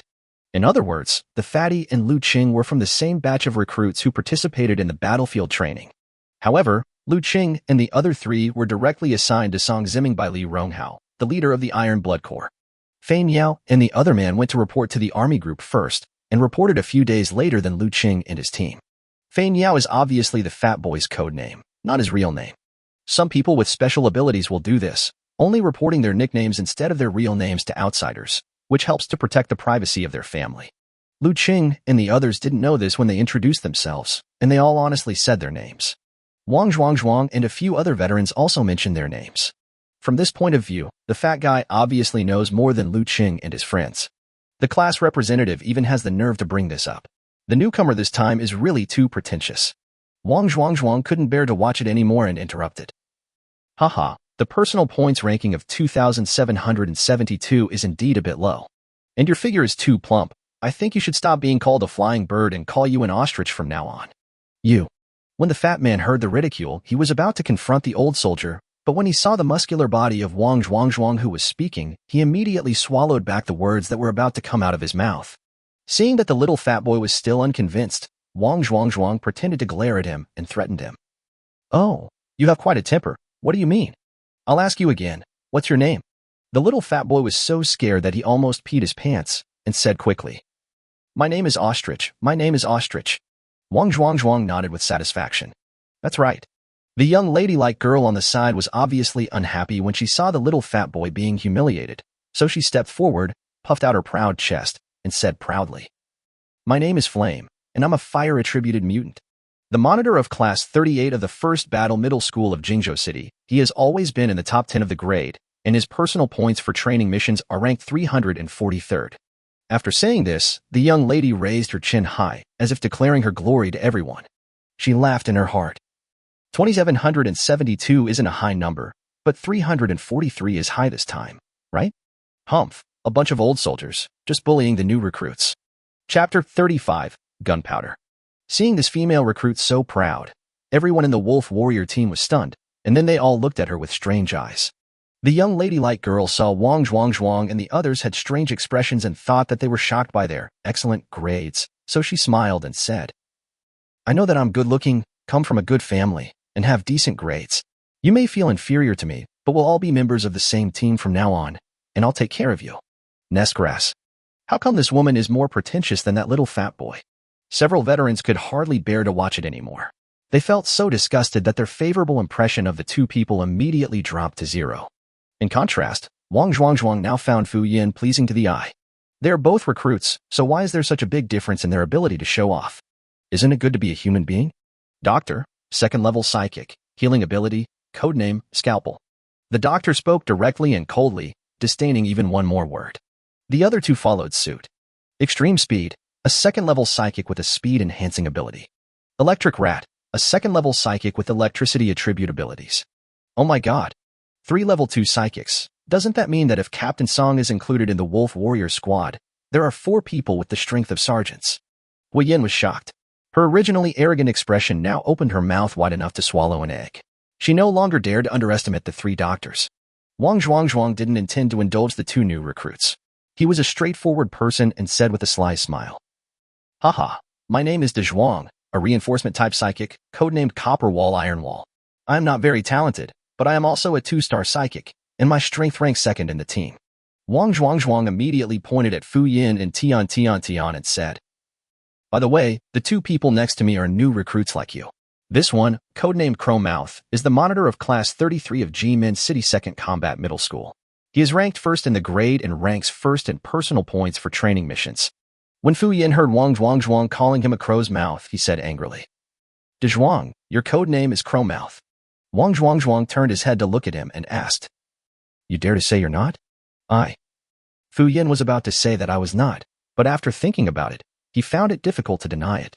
The team led by the training mission was chased by 2 level 3 alien creatures and almost died. Just as he said that there might be danger in the cave, he poked the alien creature's nest. It seems that what Liu Cheng and the others concluded was correct. My mouth is indeed blessed. It would be better for me to speak less in the future. Hearing that the recruit codenamed Crow's Mouth was ranked 1st in the personal points ranking for the new recruit training mission, the little fat man was so surprised that his eyes widened. However, Hu Yin seemed to recognize Fu Yin, his eyes lit up, and he said excitedly, Fu Yin, are you Fu Yin? Everyone in the Wolf Warrior team was quite surprised to see that Hui Yin could actually call out Fu Yan's name. Fu Yin was puzzled. Do you know me? Flame nods. The son of the mayor of Jimin City, the top student in Jimin No. 2 Middle School. Who doesn't know him? When you came to our school for an exchange, I was standing behind you, the one wearing a pink miniskirt reception suit. Fu Yin scratched the back of his head and said embarrassedly. The time I went to your school, I was so focused on the game that I didn't remember you. Hui Yin didn't care and stretched out his hand to Fu Yin, smiling charmingly. It's okay, we will be members of a team from now on. Please give me your guidance. Fu Yin gently held Hui Yin's slender hand and smiled awkwardly. Please advise me. The other members of the Wolf Warrior team were speechless. Aren't you quite proud? How did you turn into a green tea in an instant? Both Fu Yin and Liu Cheng are good-looking, but Fu Yan's academic performance and physical fitness are excellent. He is over 1.8 meters tall, and his father is the mayor. He is a tall, rich and handsome man, and is very popular with girls. Although Liu Cheng is handsome and tall, he comes from a poor family. After humans colonized the Milky Way, the population expanded at an exponential rate, and it was easy to find good-looking people. Dan Ping's handsomeness was no longer popular with women. It proves the saying that being handsome can't make a living. After shaking hands with Fu Yin, Hui Yin turned his head to look at Tian and found that the girl who ranked 301st in the personal points of this training mission had a cold and extraordinary temperament, and her figure and appearance were not inferior to his own. She couldn't help but straighten her chest again. Tian saw that Hui Yin was looking at him, so he straightened his back, puffed out his chest, and said, Codenamed Bingjing, an ice-attributed psychic, ranked 301st in personal points for training missions, graduated from Class 27 of Grade 3 of Jimin City 2nd Combat Middle School, and served as class monitor. By the way, my grades have never fallen out of the top 9 in the grade. Wow, Huiyin said that his grades were always in the top 10 in the grade, and you said that you had never fallen out of the top 9. What a good guy. The electric rats and their companions sighed inwardly. They smelled a strong smell of gunpowder in the air. Women are like this. When they see other women who are as good-looking as themselves, they will be wary. If there is a man they like around, then their wariness will turn into active attack. The codename Bingjing was also decided by Tian on the spur of the moment. Otherwise, if others introduced themselves as Huiyin and she introduced herself as Tian Bingbing, wouldn't she have lost right from the start? Although Huiyin was unhappy in his heart, he still smiled and said, Sister Bingjing, your code name is really nice, but my fire attributability seems to be a bit restrained against you. Calling you sister means you look older than me, and saying my superpowers can restrain you means my superpowers are stronger than yours. Tian, who usually had a cold expression on his face, smiled sweetly and said, Sister, you may not have heard the saying that ice and fire cannot coexist. Ice is in front and fire is behind. Fire cannot beat ice. My sister is always my sister, and you will always have to stand behind me. The two culprits, Liu Cheng and Fu Yin, were the least aware of the atmosphere at the scene. Liu Cheng had only heard that Fu Yin was the top student in his grade, and he didn't know that he was the son of the mayor of Jimin City. He was surprised and said, Fu Yin, your father is the mayor of Jimin City? Why haven't you ever mentioned that? Fu Yin seemed to think it was reasonable and asked, You didn't ask me? Liu Cheng was speechless. After thinking about it, he felt that it seemed quite reasonable. Okay, it's Liu Cheng's turn to introduce himself. Song Ziming didn't want to waste time, so he tried to smooth things over. Only then did Hui Yin and Tian stop looking at each other. At this time, Flame and Fanio no longer had the pride and confidence they had when they first arrived. Faced with 5 second-level psychics with the strength of sergeants, as well as 2 outstanding newcomers, Fu Yin and Tian, they had no capital to continue to be proud. Liu Cheng introduced himself. You can just call me Butcher. Please give me your guidance. Chapter 36. I am also optimistic. The lounge was silent for a full 10 seconds. 10 seconds later, everyone was confused. Is this the end of the introduction? The new recruits didn't understand why this guy called Butcher didn't even introduce his special abilities. Wang Zhuang thought of how Liu Cheng dissected corpses for free in order to become a garbage collector and said with interest, Butcher, this code name is indeed quite suitable. When did you come up with it? Oh, I got it from the black market when I went to the Mineral City. Wang Zhuang nodded and said, Traders in the black market often tell each other their code names. It seems that the boss has taken a fancy deal. They asked for your code name during the first transaction. Are you being taken advantage of in the black market?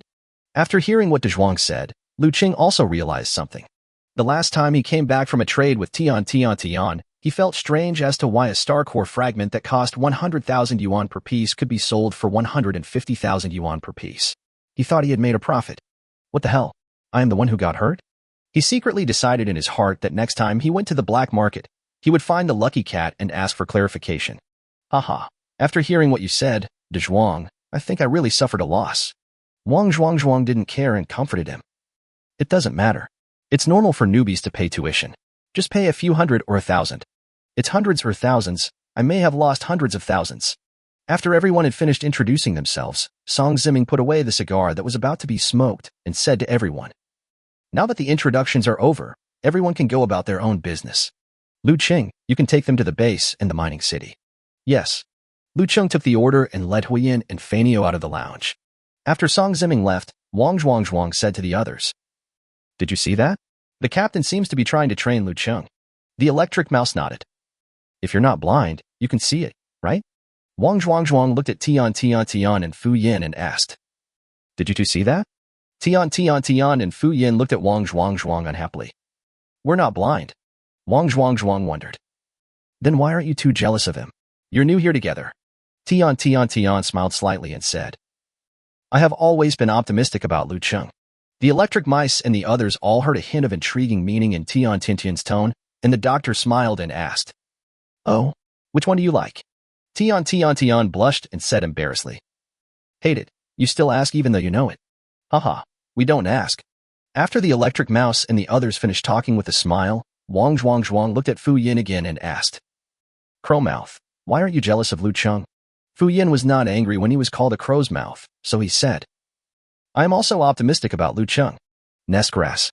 Hearing this, Wang Zhuang, Dianshu, and Jisoo all took a step back and away from Fu Yin. Fu Yin was puzzled. "Why did you run so far?" Wang Zhuang said in horror. "We are not into male chauvinism." Fu Yin. Liu Cheng first took the two new recruits on a tour of the Wolf Warrior base, and then drove the hovercraft to the Marine Corps camp next door.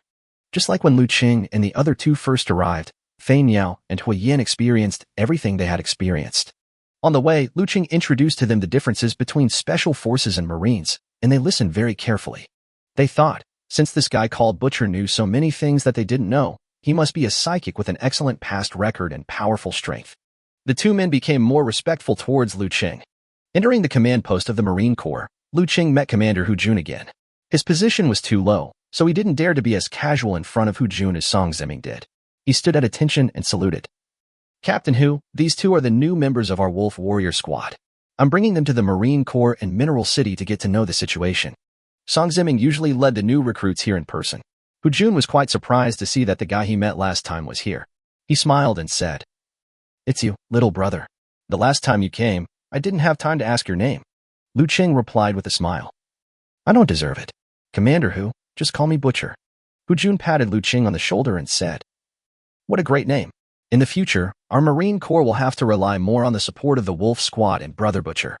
Liu Cheng salutes. "As long as you need us, Commander Hu, our Wolf Warriors will fight to the death." Hu Jun nodded with satisfaction and said, "Since you are still going to the Mineral City, I will let Captain Wang go with you." With the military leaders accompanying them, it would be much easier for Liu Cheng and his men to go to the Mineral City, so they said, "Thank you very much, Commander Hu. Well, I still have something to tell Captain Wang. Brother Butcher, you three should wait outside for a while." "Good." Liu Cheng nodded and walked out of the command room with Flame and Fanio. Wang Chang and others were puzzled. "Captain, why are you so polite to a new recruit of the Wolf Warrior squad?" They could understand why Hu Jun was polite to Song Ziming, but Wang Chang and others found it difficult to understand why Hu Jun was also so polite to Liu Cheng. Hu Jun smiled and said, "You don't understand. Song Ziming is the most outstanding soldier in the Iron Blood Corps. If promotion in special operations did not require sufficient strength as a basis, he might have already been a regimental commander.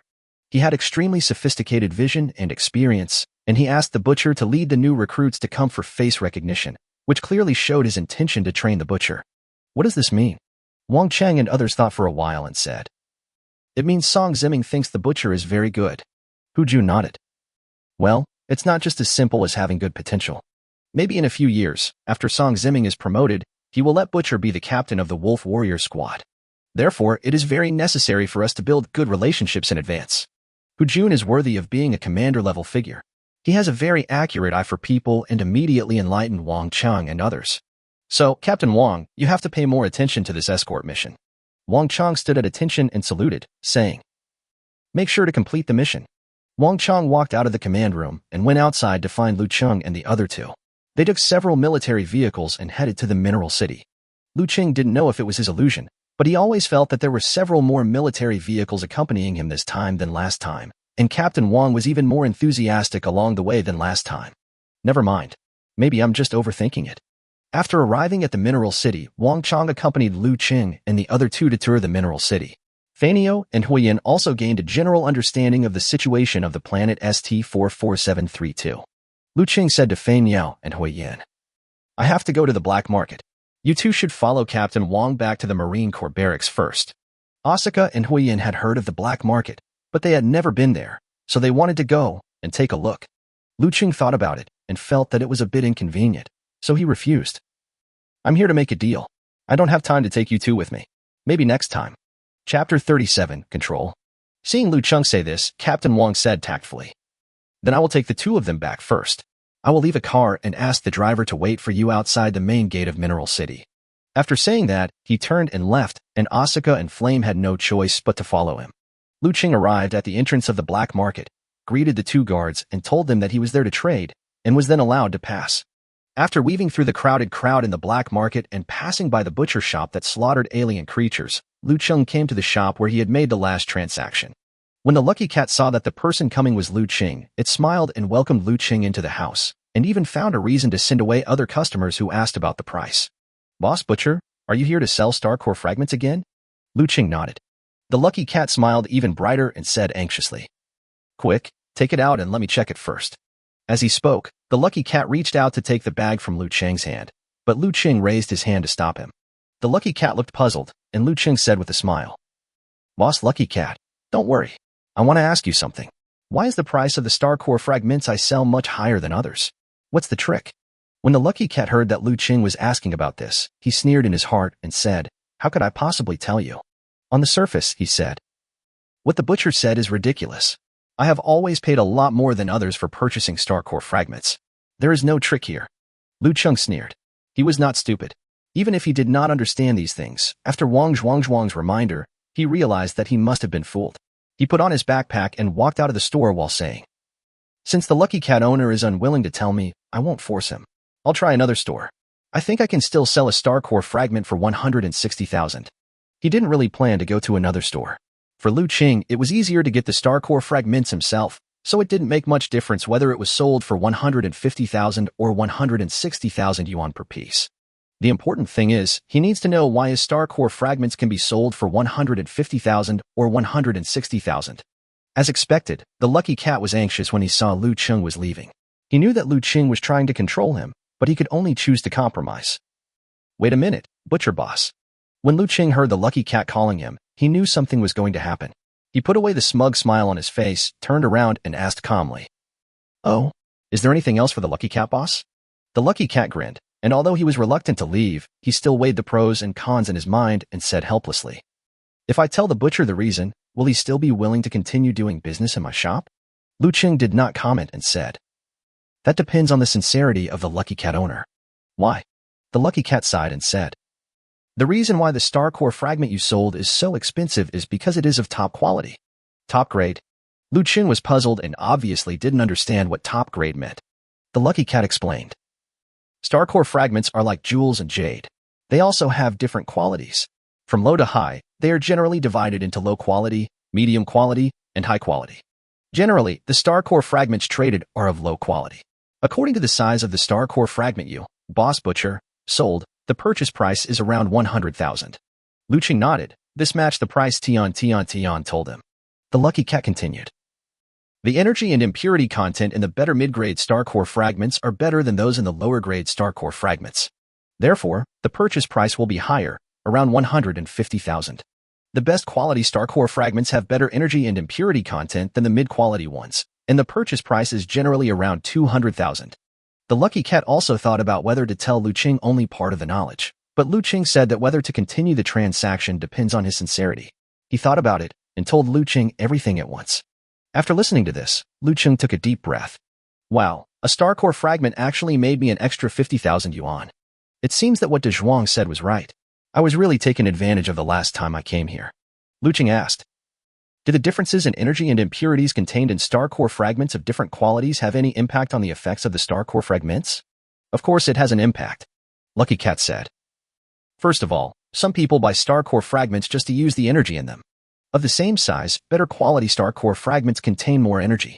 With the same mass, the larger the star core fragment, the more energy it contains.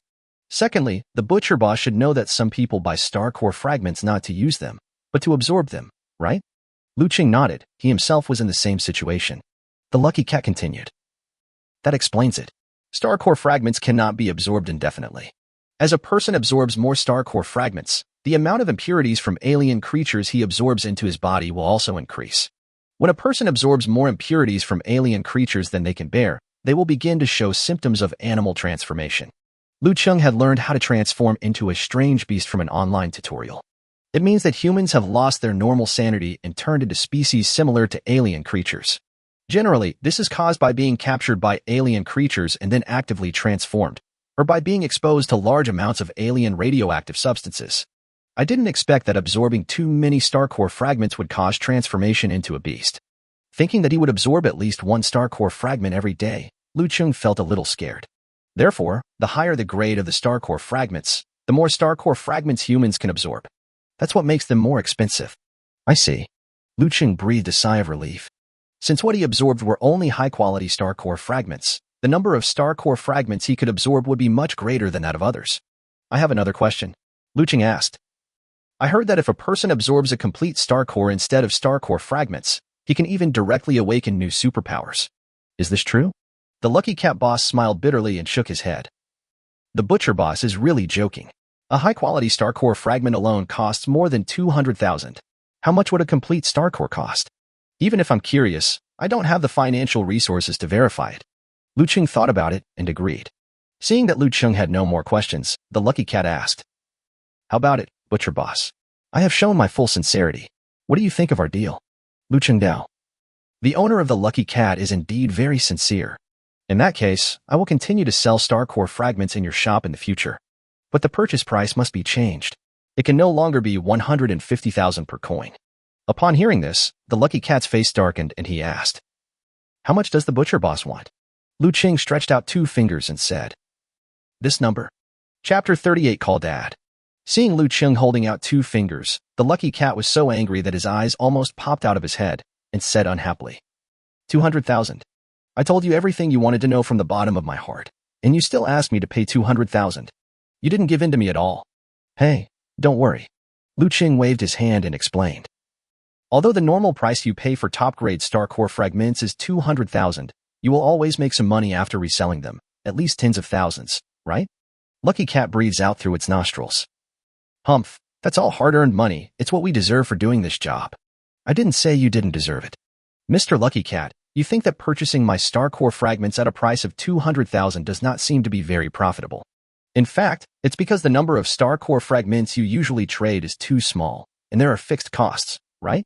The Lucky Cat blew up its beard with a breath and said nothing. Liu Cheng continued. But you think about it. If the number of star core fragments you purchase and trade each month is more than 100, and your fixed costs do not increase, then wouldn't your profits increase all of a sudden? Maybe after making up for the reasonable purchase price you offered, I can make a lot more. The Lucky Cat thought for a moment, then said, You said it well. But apart from a large team of garbage men, who can come up with 100 star core fragments every month, if you really take it out, let alone 200,000, I'll even call you daddy. Liu Cheng was stunned. He really didn't want to take advantage of the Lucky Cat. He smiled helplessly and shook his head, while pouring the 100 star core fragments in his backpack onto the table. The Lucky Cat's expression froze, and then he looked at Liu Cheng and shouted sincerely, Butcher Dad.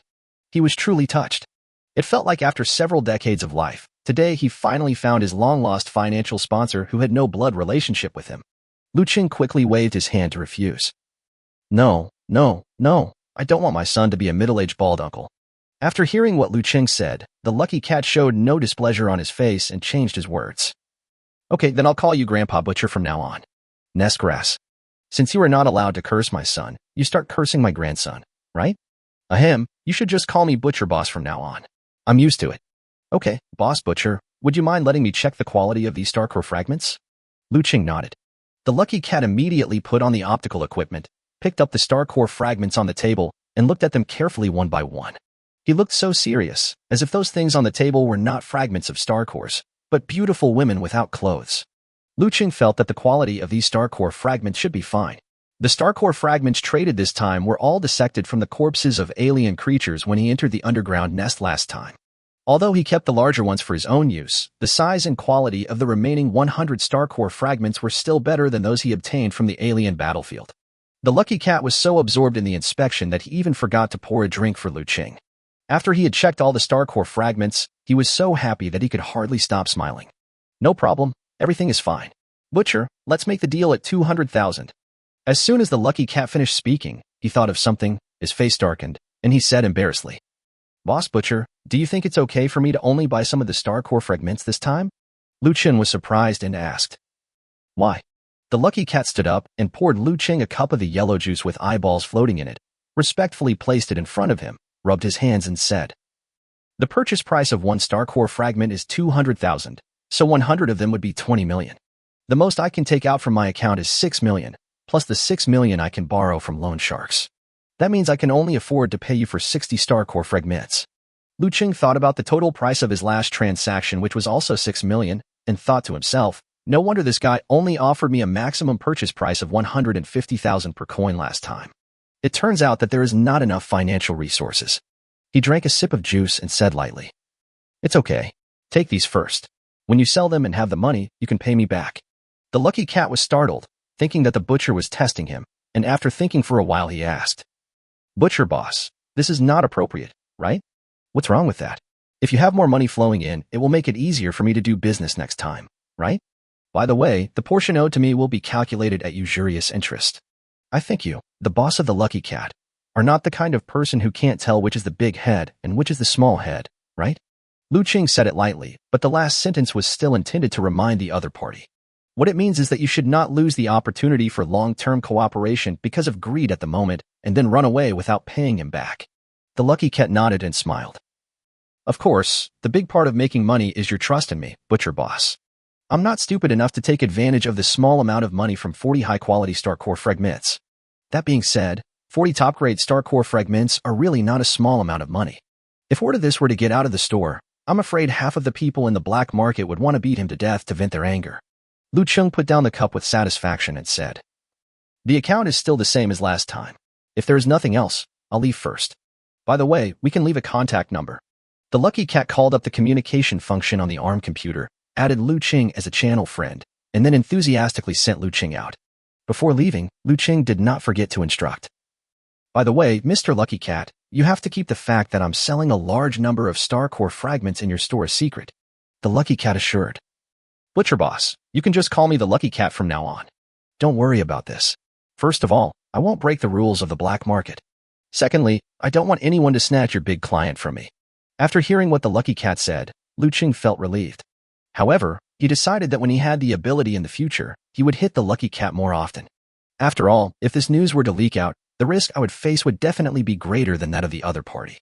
After Liu Cheng walked out of the store, he put on a headscarf to cover his face, squeezed through the crowd, and left the black market in a low-key manner. Not long after leaving the black market, Liu Cheng received a transfer reminder from his personal account on his ARM computer. He opened it and took a look. His personal account showed that 12 million had been deposited and the balance was 17.54 million. It seems that this lucky cat is quite smart.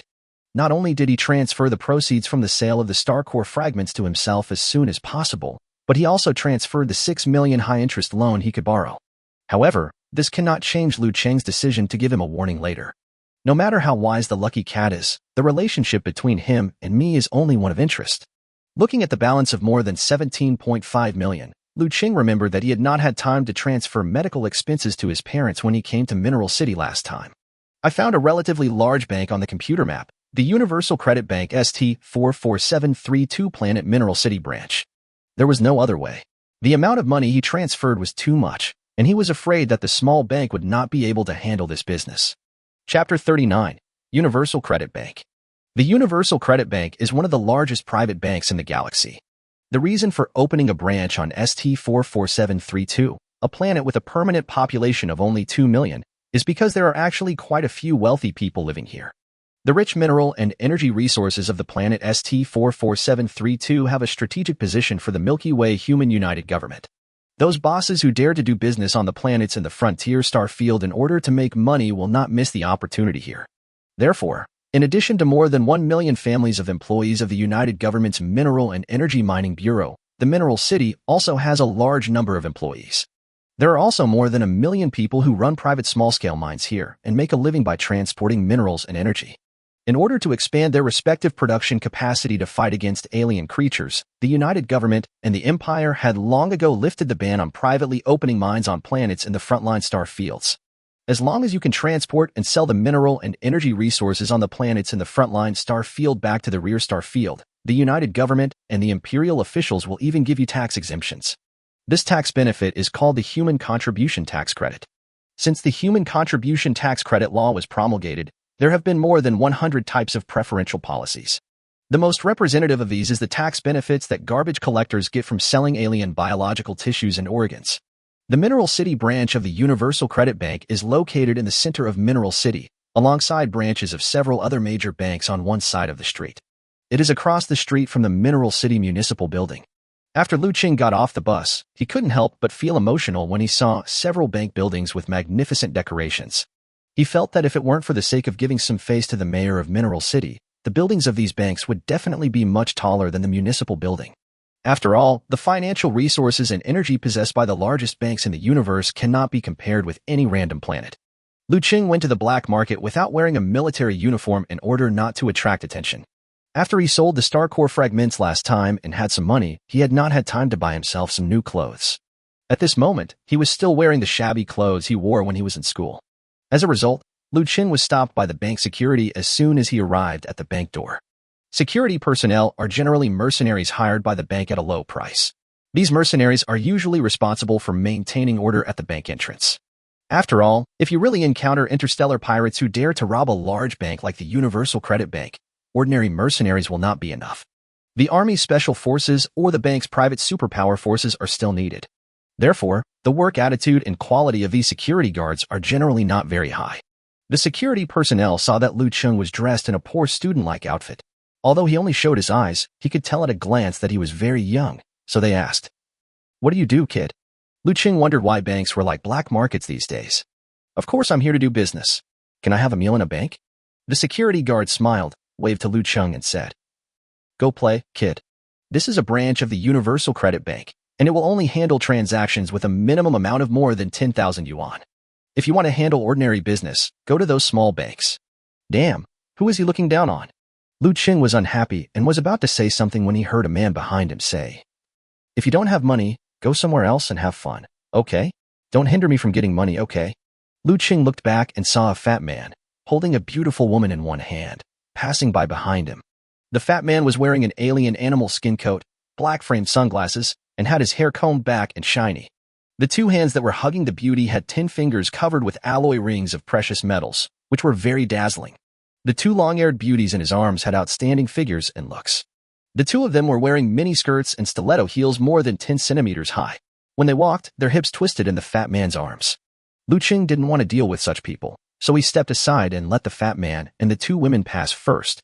However, he gave way to the three people out of kindness, but was considered as a sign of cowardice by the other party. When the three of them passed by, they heard the fat man say to the two beauties in his arms, "You can tell at first glance that she is a poor student. If you ever get married, don't marry someone like her." The two beauties rubbed the fat man's body while walking and said in a numb voice, "You're so annoying, fatty. If I were to marry, I'd marry you." "You can't marry me. Fatty, I'm already married." "I don't care. You promised me that you would buy me the latest bag." Okay.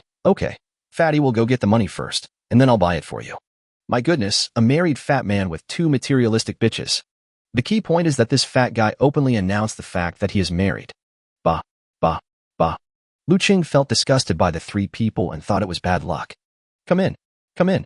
The security guards at the door smiled and extended their hands to invite the fat man and his two companions to walk into the bank.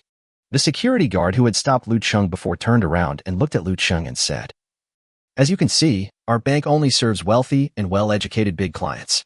A poor kid like you should go to another small bank to do business. After all, the handling fee is not something you can afford." The security guard actually had good intentions and specifically informed Liu Cheng that the handling fee was expensive. Oh my god, that fat guy is considered well-mannered? Then am I not the person of the year who moved the entire galaxy? Liu Cheng asked back. I say, how did you see that I have no money? The security guard was stunned and looked Liu Cheng up and down with a confused expression. As if to say, how can I see that you are rich? Whoosh. A cold light flashed by. Before the security guards at the entrance of the Universal Credit Bank could react, Liu Cheng had already placed a laser-cutting dagger in one hand against the security guard's neck. Seeing that Liu Cheng was holding a dagger in his hand, the other security personnel hurriedly reached for the pistols at their waists. Liu Cheng said, Look carefully, I'm holding the latest laser-cut dagger, which costs 50,000 yuan. Do you still think I have no money and am not qualified to enter your bank? The security guard with the laser-cutting dagger against his neck did not dare to move. He was extremely nervous and said quickly, Yes, you have money and are qualified to join our banking class. Swish. Liu Cheng put the laser-cutting dagger into its holster, and all the security personnel at the door breathed a sigh of relief. After all, judging from the speed of Liu Cheng's knife, they knew that even the combined forces of themselves were not enough to kill him. Liu Cheng walked to the gate but did not go in. He stopped and looked at several security guards. Several security guards were facing a formidable enemy, their voices trembling as they asked. You have something else to say? Liu Cheng said, Did you forget to say something? Several security guards were stunned for a moment, then they reacted and bowed together with a smile. Dear customer, please come in. Liu Cheng nodded with satisfaction and walked into the bank. Chapter 40 Platinum Member. If possible, Liu Cheng really didn't want to argue with these security personnel. After all, the reason he didn't wear a military uniform was to keep a low profile. If I get recognized by a passerby in the black market after showing off my power, they might pay more attention to me. That would only increase the risk of exposure in the transaction of star core fragments. After entering the bank, Liu Cheng could clearly feel that the quality of the receptionists in the hall had improved a lot. A young lady in work uniform walked up to Liu Cheng with a smile, bowed to him, and asked, Hello, sir. What business do you want to handle? When the young lady bowed, Liu Cheng could even smell the fresh scent of shampoo on her hair and said, I want to make a transfer. Okay, sir, is this a large transfer or a regular transfer? Liu Cheng didn't understand and asked, What is considered a large transfer? What is considered a normal transfer? The young lady smiled and patiently explained. Sir, if the amount you are transferring is over 1 million, it is considered a large amount. If it is between 10,000 and 1 million, it is considered an ordinary transfer. Which one would you like to apply for, sir? This was more sophisticated than what the security guards at the door said. Not only did it answer Liu Cheng's question, it also informed him of the minimum amount for the transfer. When it is also stated that the minimum transaction fee is 10,000 yuan, the security guard at one entrance will directly ask you in a rude manner whether you have 10,000 yuan, while the female staff will tell you politely with a smile. Even if you don't have $10,000, you won't be angry at all, and neither party will feel embarrassed. Oh, so I want to make a large transfer. The clerk smiled and nodded, then checked the computer screen and said to Liu Cheng, There are not many people in the class right now. There is a vacant seat at the VIP counter. Please come this way, sir. After saying that, the female clerk smiled and stretched out her hand to lead Liu Cheng to a leather sofa at a VIP counter. As soon as Liu Cheng sat down, he saw the person sitting on the sofa next to him. It was the fat man holding two beauties whom he met at the door. At this time, the fat man was just withdrawing money, and two beauties in short skirts were leaning on the armrest of the sofa. The fat man turned his head and saw Liu Cheng. The two of them stared at each other for a moment. Fatty has small eyes. Hey, kid, how did you get in as a student? And this is the VIP counter. What's the matter? Are you attracted to these two sisters? The fat man chuckled and continued. I'll give you one when your fat brother is in a good mood, but your fat brother is a little tired from business recently, so these two sisters have to accompany me today. The fat man was obviously teasing Liu Cheng on purpose. After hearing this, the two beauties in short skirts punched the fat man's chest with their fists and said in a coquettish voice, Hate it. If you give me to someone else, they will ignore you. Fat brother, you are so mean. You actually made fun of others. The fat man was obviously very happy. He slapped the buttocks of the two beauties in the short skirts with his palms and said happily, Ha ha ha ha, fine, fatty, I won't give you away today. I'm going to enjoy you too. Hate. The two bank tellers at the VIP counters were also embarrassed by the fat man's words. One of them quickly rubbed his blushing face and asked Liu Cheng, Sir, what business do you want to handle? Liu Cheng was not interested in prostitutes of this kind, and was unwilling to pay attention to the fat man, so he said, Oh, I need to make a large transfer. Yes, sir, please look this way. The teller lady pointed at the camera. The camera scanned Liu Cheng's face and pupil information, and the bank system retrieved Liu Cheng's account. The teller looked at the initial information of Liu Cheng's account and said, "I'm sorry, sir. Your account is a common account of the lowest level. You cannot handle business at the VIP counter for the time being. You need to upgrade to a gold level account at least."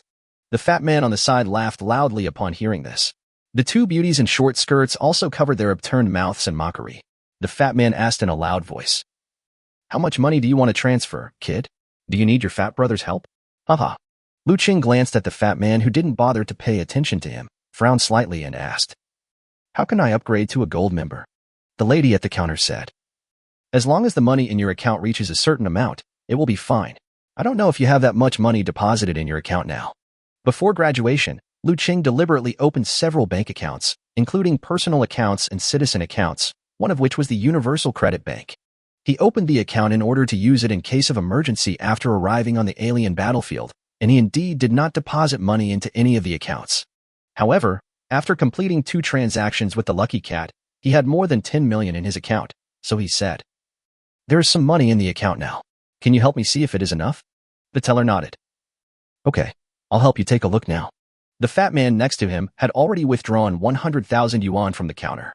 He held the stack of banknotes in his hand, with no intention of leaving. He sat on the sofa next to him and watched Liu Cheng do business with interest. Seeing that Liu Cheng was not giving up and asked the teller to help him check the balance in his account, he said, "Forget it, fatty. I won't tease you anymore. Since you didn't get angry after I teased you for so long, I will help you transfer the money. The handling fee will be treated by me." The fat man was not a bad person. Liu Cheng thought that if he couldn't transfer the money today, he would ask the fat man to transfer it to his family for him. The teller clicked on the detailed information of Liu Cheng's account. She first looked at Liu Cheng's age, 18 years old. No wonder he looked so delicate and good-looking. It's good to be young. The teller girl felt sad. She was already in her 20s and still unmarried.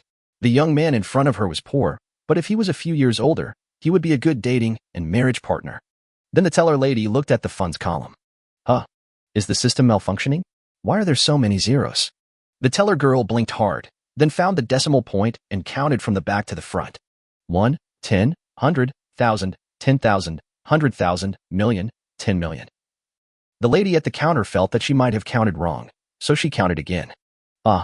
After the lady at the counter confirmed that Liu Cheng's bank account balance was more than 10 million, she accidentally exclaimed. The fat man and 2 beauties in short skirts were all puzzled. Liu Cheng asked, "Why? What's wrong with my bank account?" When Liu Cheng saw the teller's surprised expression, his first reaction was, could it be that the Lucky Cat dared to play tricks on him? The teller realized her own gaffe and quickly stood up, bowed, and said, "I'm sorry, sir. I scared you. There is nothing wrong with your account. I can upgrade you to a platinum account directly. Do you agree to the change?" Chapter 41. Take 500,000 yuan from me too. What the hell? Platinum member? The fat guy was totally confused. He was only a gold member, yet he still made fun of this rich little brother for a long time.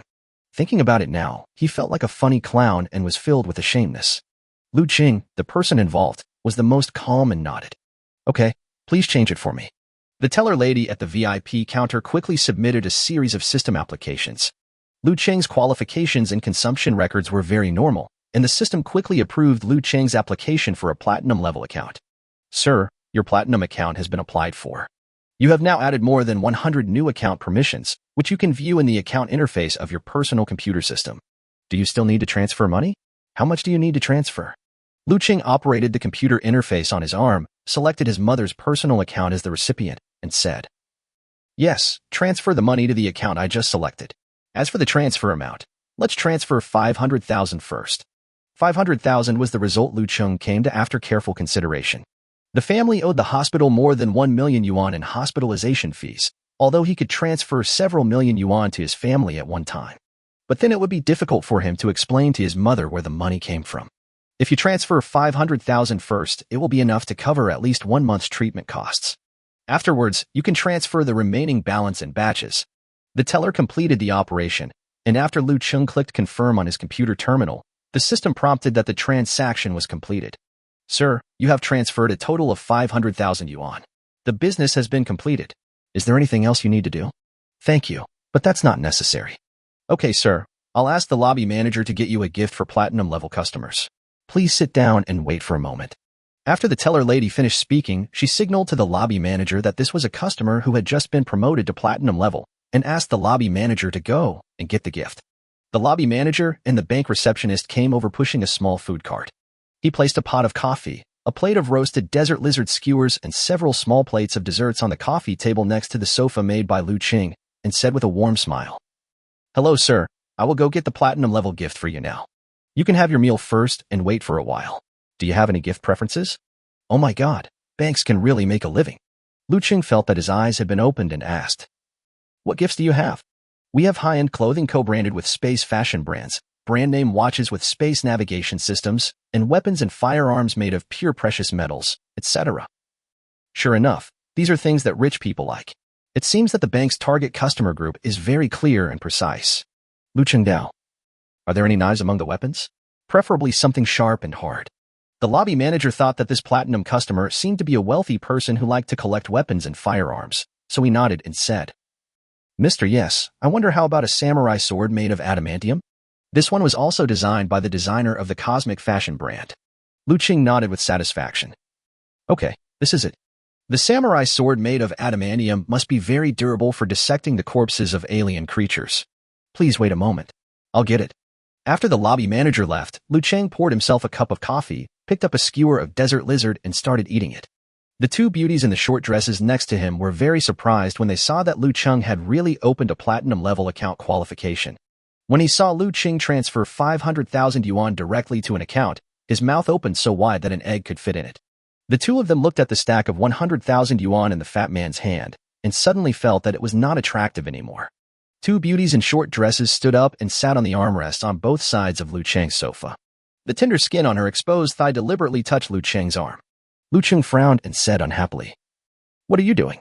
The two beauties in short dresses said with a smile, "Little brother, you know exactly what your sister wants to do." The fat man at the side saw that the two girls he had finally picked up actually ran to Liu Cheng's side. He felt very embarrassed and said angrily, "You two are such disgraceful things. What are you doing running over there? Come back quickly." The two beauties in short skirts glanced at the angry fat man and the wad of 100,000 yuan in his hand and said, "Fatty, you want to sleep with me with those two bastards in your hands? Look at all that fat on your body. It's so disgusting. You." The fat man was so angry that his teeth itched and he gritted his teeth, unable to speak. Immediately he said to the teller at his VIP counter, "It's just 500,000 yuan. Don't worry, give me another 500,000 yuan. The teller lady didn't dare to interrupt when seeing this, and quickly agreed to withdraw another 500,000 yuan for the fat man and put it on the counter. Seeing this, the two beauties in short skirts continued to work hard and said, "Tisk, why are you a fat guy with a gold account pretending to be rich? This little brother has a platinum level account. And his little brother has delicate skin and tender flesh. There is no way a fat guy like you can compare to him." After saying that, the two beauties in the 8mm short dresses gently stroked Liu Cheng's chest with their hands. "Little brother, my technique is very good. Do you want to try it tonight? Nest grass? Who is the little brother? Your brother is so young. No, you don't have a little brother." Liu Cheng felt it was dirty, patted his clothes on his chest, and said, "I don't want to. Go back to where you came from." Seeing that Liu Cheng actually rejected them, the two beauties in short skirts looked a little surprised, and then said, "Little brother, no, handsome boy, don't let me be criticized. I am very gentle." The two people's artificial voices made Liu Cheng want to vomit. He suddenly felt that it would be nice if all the women in the galaxy were as quiet as Tian Tian Tian. Liu Cheng looked at the fat man who was so angry that he looked like a red balloon, and thought to himself that the saying actors are heartless and bitches are disloyal is really true. He angrily said, "Get lost. If you don't leave, I'll call security." Liu Cheng just wants to keep a low profile, but that doesn't mean he has no temper. When he gets angry, his expression is still scary. Faced with Liu Cheng's angry rebuke, the two beauties in short dresses were so scared that they quickly stood up. She bit her cherry-like red lips unwillingly with her white and neat teeth, then walked back to the fat man and said in a coquettish voice, "Fat brother, I was wrong just now. Please be magnanimous and don't be angry with me." "Yes, fatty, I knew you were the best to others. You took out another 500,000 yuan just to buy us bags." The fat man was breathing out of two nostrils. He couldn't stand the two beauties in short dresses, who were putting their chests against his arms and acting coquettishly. At the same time, he felt it was not worth it to spend money on these two women who made him look bad. Just when the fat man was hesitating and hadn't made up his mind, Liu Cheng, who was waiting for the lobby manager to bring the gift, said to the lady at the VIP counter. Well, give me 500,000 in cash as well. Chapter 42, I'll just put it there and see. When the fat man saw that the teller lady opposite Liu Cheng also took out 500,000 cash for him and put it on the counter, he felt that Liu Cheng was not a kind person at all. I had just shown my goodwill to him. Why did this brat slap me in the face? A surge of anger suddenly arose in my heart, and I said angrily, "What do you mean, kid?" Liu Cheng smiled slightly, ignored the fat man's words, and continued eating the desert lizard skewers in his hand.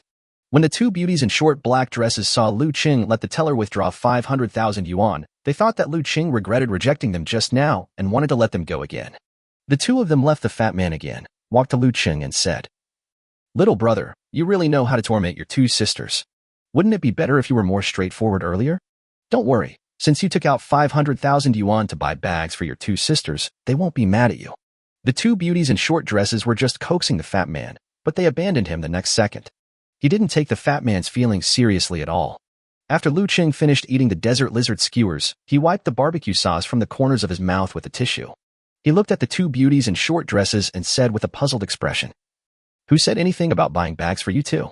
The two beauties in short skirts were surprised when they heard this and asked, "You took out 500,000 yuan. If it wasn't to buy bags for us, then was it to buy clothes for us?" Liu Cheng looked at the two of them as if they were idiots. "Can I just take it out and put it here for a look?" Two beauties in short dresses? What the hell? This is the first time I heard of someone withdrawing money in front of others not to use it, but just to look at it. The two beauties in short dresses were also anxious at this time. They lost their graceful demeanor and pointed at Liu Cheng and shouted, "What do you think we are? Horse?" Liu Cheng looked puzzled and asked, "Isn't it? She fawns on men for money. What's the difference between this green tea bitch and a prostitute? Oh, by the way, prostitutes clearly mark their prices, but you green tea bitches don't even have a price. You." The two beauties in short skirts were so angry at Liu Cheng that they were speechless and swung their bags to hit Liu Cheng. "Liu Cheng Dao, would you try to hit me? Do you believe me and I'll have security throw you out of here?" The two beauties in the short dresses did not drop the bags they had lifted into the air after hearing what was said. Finally, the two of them snorted coldly and accepted the humiliation they had suffered from Liu Cheng. The fat man who was watching the show on the side was also angry with Liu Cheng at first, but when he realized that Liu Cheng wanted to teach a lesson and humiliate the two beauties in short dresses, he happily applauded. The fat man said with a very interesting expression, "Good. It's great that you took this out and put it on display for us to see, little brother. You did the right thing. It's not worth spending money on such a woman. Fat brother, I have the same 500,000 as you, so I'll just take it out and put it here for you to see." Ha ha ha ha. The two beauties in short skirts were once again defeated by Liu Cheng. When they heard what the fat man said, they quickly came to the fat man and said in a coquettish tone again, "Fat brother, those two people were just joking with that little brother. How could I possibly like a man other than you, fatty?" The two beauties in the short dresses tried their best to rub every place on their bodies, which showed that they were very anxious. The fat man who couldn't resist the temptation of the two before, now acted like a Sasha, and angrily shouted at the two beauties in short skirts, "Roll. These two things are more sexy than pig kidneys. Get out of here as far away from me as possible. Don't let Fatty see you." The fat man's roar was quite loud, and everyone in the bank hall looked towards them. The security guard at the door rushed over after hearing the quarrel, wondering, "This fat guy was just having fun with these two beauties in short skirts. Why is he so hostile now? Didn't they agree on the price?" However, the security guard still needs to fulfill his job responsibilities and asked, "How can I help you, client?" The fat man pointed at the two beauties in short skirts and said, "I was doing business in your bank, and these two bitches kept harassing me. How's your bank managed?" The security guards were speechless. It was obviously you who brought these two beauties in short dresses. Why are you still relying on our bank? There is no other way. The customers are the biggest and the money is the biggest. Several security guards bowed and apologized. "I'm sorry, sir. We'll chase them away right away." After saying that, he looked at the two beauties in short dresses and gestured with his hand. "Are you going to get out on your own? Or are we going to throw you out?" The two beauties in the 90s short dresses bit their lips angrily, then slapped their thighs and walked out of the bank in their high heels. Liu Cheng picked up another desert lizard skewer and thought to himself while eating, "Do one good deed a day. Today I saved another young man who had succumbed to desire." But then he thought, this fat man succumbed to his lustful desires, and those two beauties in short skirts also succumbed to his greedy desires, didn't they? Just as Liu Cheng was thinking, the fat man sitting on the sofa next to him came over to him and said with a smile, "Thank you so much for helping me out today, little brother. Otherwise, I would have been embarrassed in front of those two bitches. Liu Cheng said calmly. Nothing. Didn't you just want to transfer money for me? Just consider it as a thank you. Good. My dear little brother, you are so righteous. It was Fatty who looked down on me at the beginning. The fat man gave a thumbs up, then pointed at the desert lizard skewers on the plate and asked, Little brother, can you give your fat brother one too? Liu Cheng bowed and motioned for the fat man to take it himself. After all, it is provided for free by the bank and he doesn't have to spend any money himself. He would feel like he's losing out if he eats less. The fat man happily picked up a skewer of grilled desert lizard and started eating it with Liu Cheng. By the time the lobby manager brought Liu Cheng's platinum account gift, an adamantium alloy samurai sword, the fat man and Liu Cheng already had their mouths full of sauce. Liu Cheng wiped the barbecue sauce from the corners of his mouth and fingers, took the adamantium samurai sword, stood up and said, The desert lizard kebabs taste great. If nothing else, I'll leave now. Desert lizard skewers are a specialty of Mineral City, and the price of a skewer sold at barbecue restaurants outside is not cheap. However, the 2 times he came to the Mineral City, it was Captain Wong who treated him, and Liu Cheng did not spend any money. The lobby manager saw that Liu Cheng and the fat man had eaten so many desert lizard skewers, and there was no displeasure on his face. He bowed to Liu Cheng very politely and said, Take care, sir, and welcome back next time. I'm done eating, fatty. I'm leaving too. Seeing this, the fat man also stood up, wiped the sauce off his hands, and hurriedly chased after him. Take care, sir, and welcome back next time. As Liu Cheng walked out of the bank door, he saw the fat man chasing him from behind. He walked up to him and said, Hello, little brother. My name is Fat Tiger. I am loved by my friends and everyone calls me Fat Brother. I don't know what your name is, little brother. Chapter 43 Fat Tiger. Seeing the fat man coming up to talk to him, Liu Cheng immediately became alert. After all, I just showed off my wealth in front of him. Liu Cheng replied, You can call me Butcher. The fat man looked very familiar and didn't mind Liu Cheng's cold reaction at all. He continued to speak enthusiastically. Don't be afraid, little butcher brother. I, your fat brother, have no ill intentions. You just helped me, fatty, and I think you're a nice person, so I want to treat you to a meal. Liu Cheng was a little hesitant. He didn't know the fat man's identity and was wondering whether to refuse. Seeing Liu Cheng hesitate, the fat man also added, Don't worry, little brother Butcher. I am a fat brother who runs an interstellar transportation business. I have my own fleet and am somewhat famous in the Mineral City. You can find me by asking around. Besides, Butcher brother, you just ruined my fun. Why don't you accompany me for a meal to make it up to me?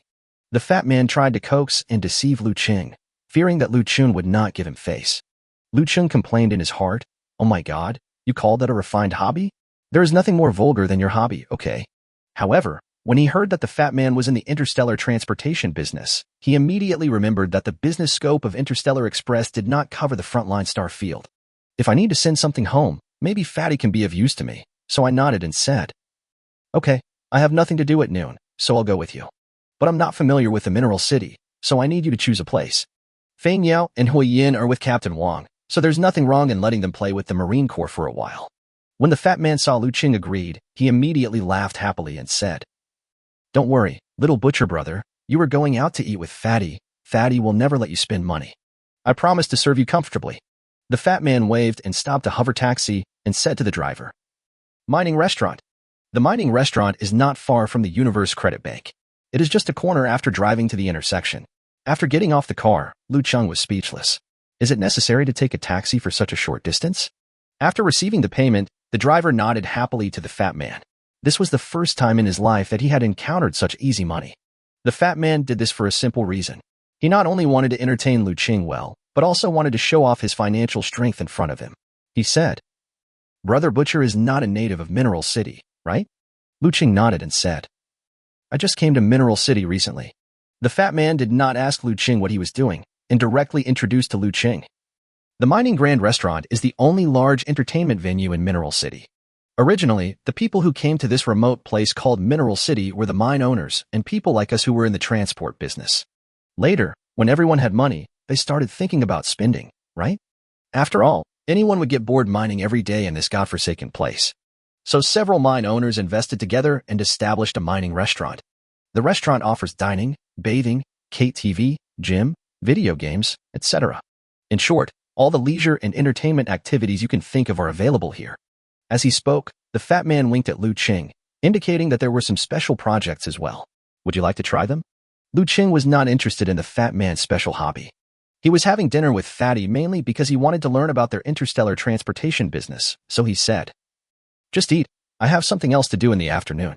"Good. It just so happens that I, Fatty, have something to do this afternoon, so let's just have a meal today." In fact, the fat man had nothing to do in the afternoon. He said that just to please Liu Cheng. Liu Cheng was also very clear about this. After all, the fat guy had said before that he wanted to have fun with those two beauties in short dresses. The restaurant was decorated luxuriously. The fat man asked the waiter for a private room and then asked Liu Cheng if he had any dietary restrictions.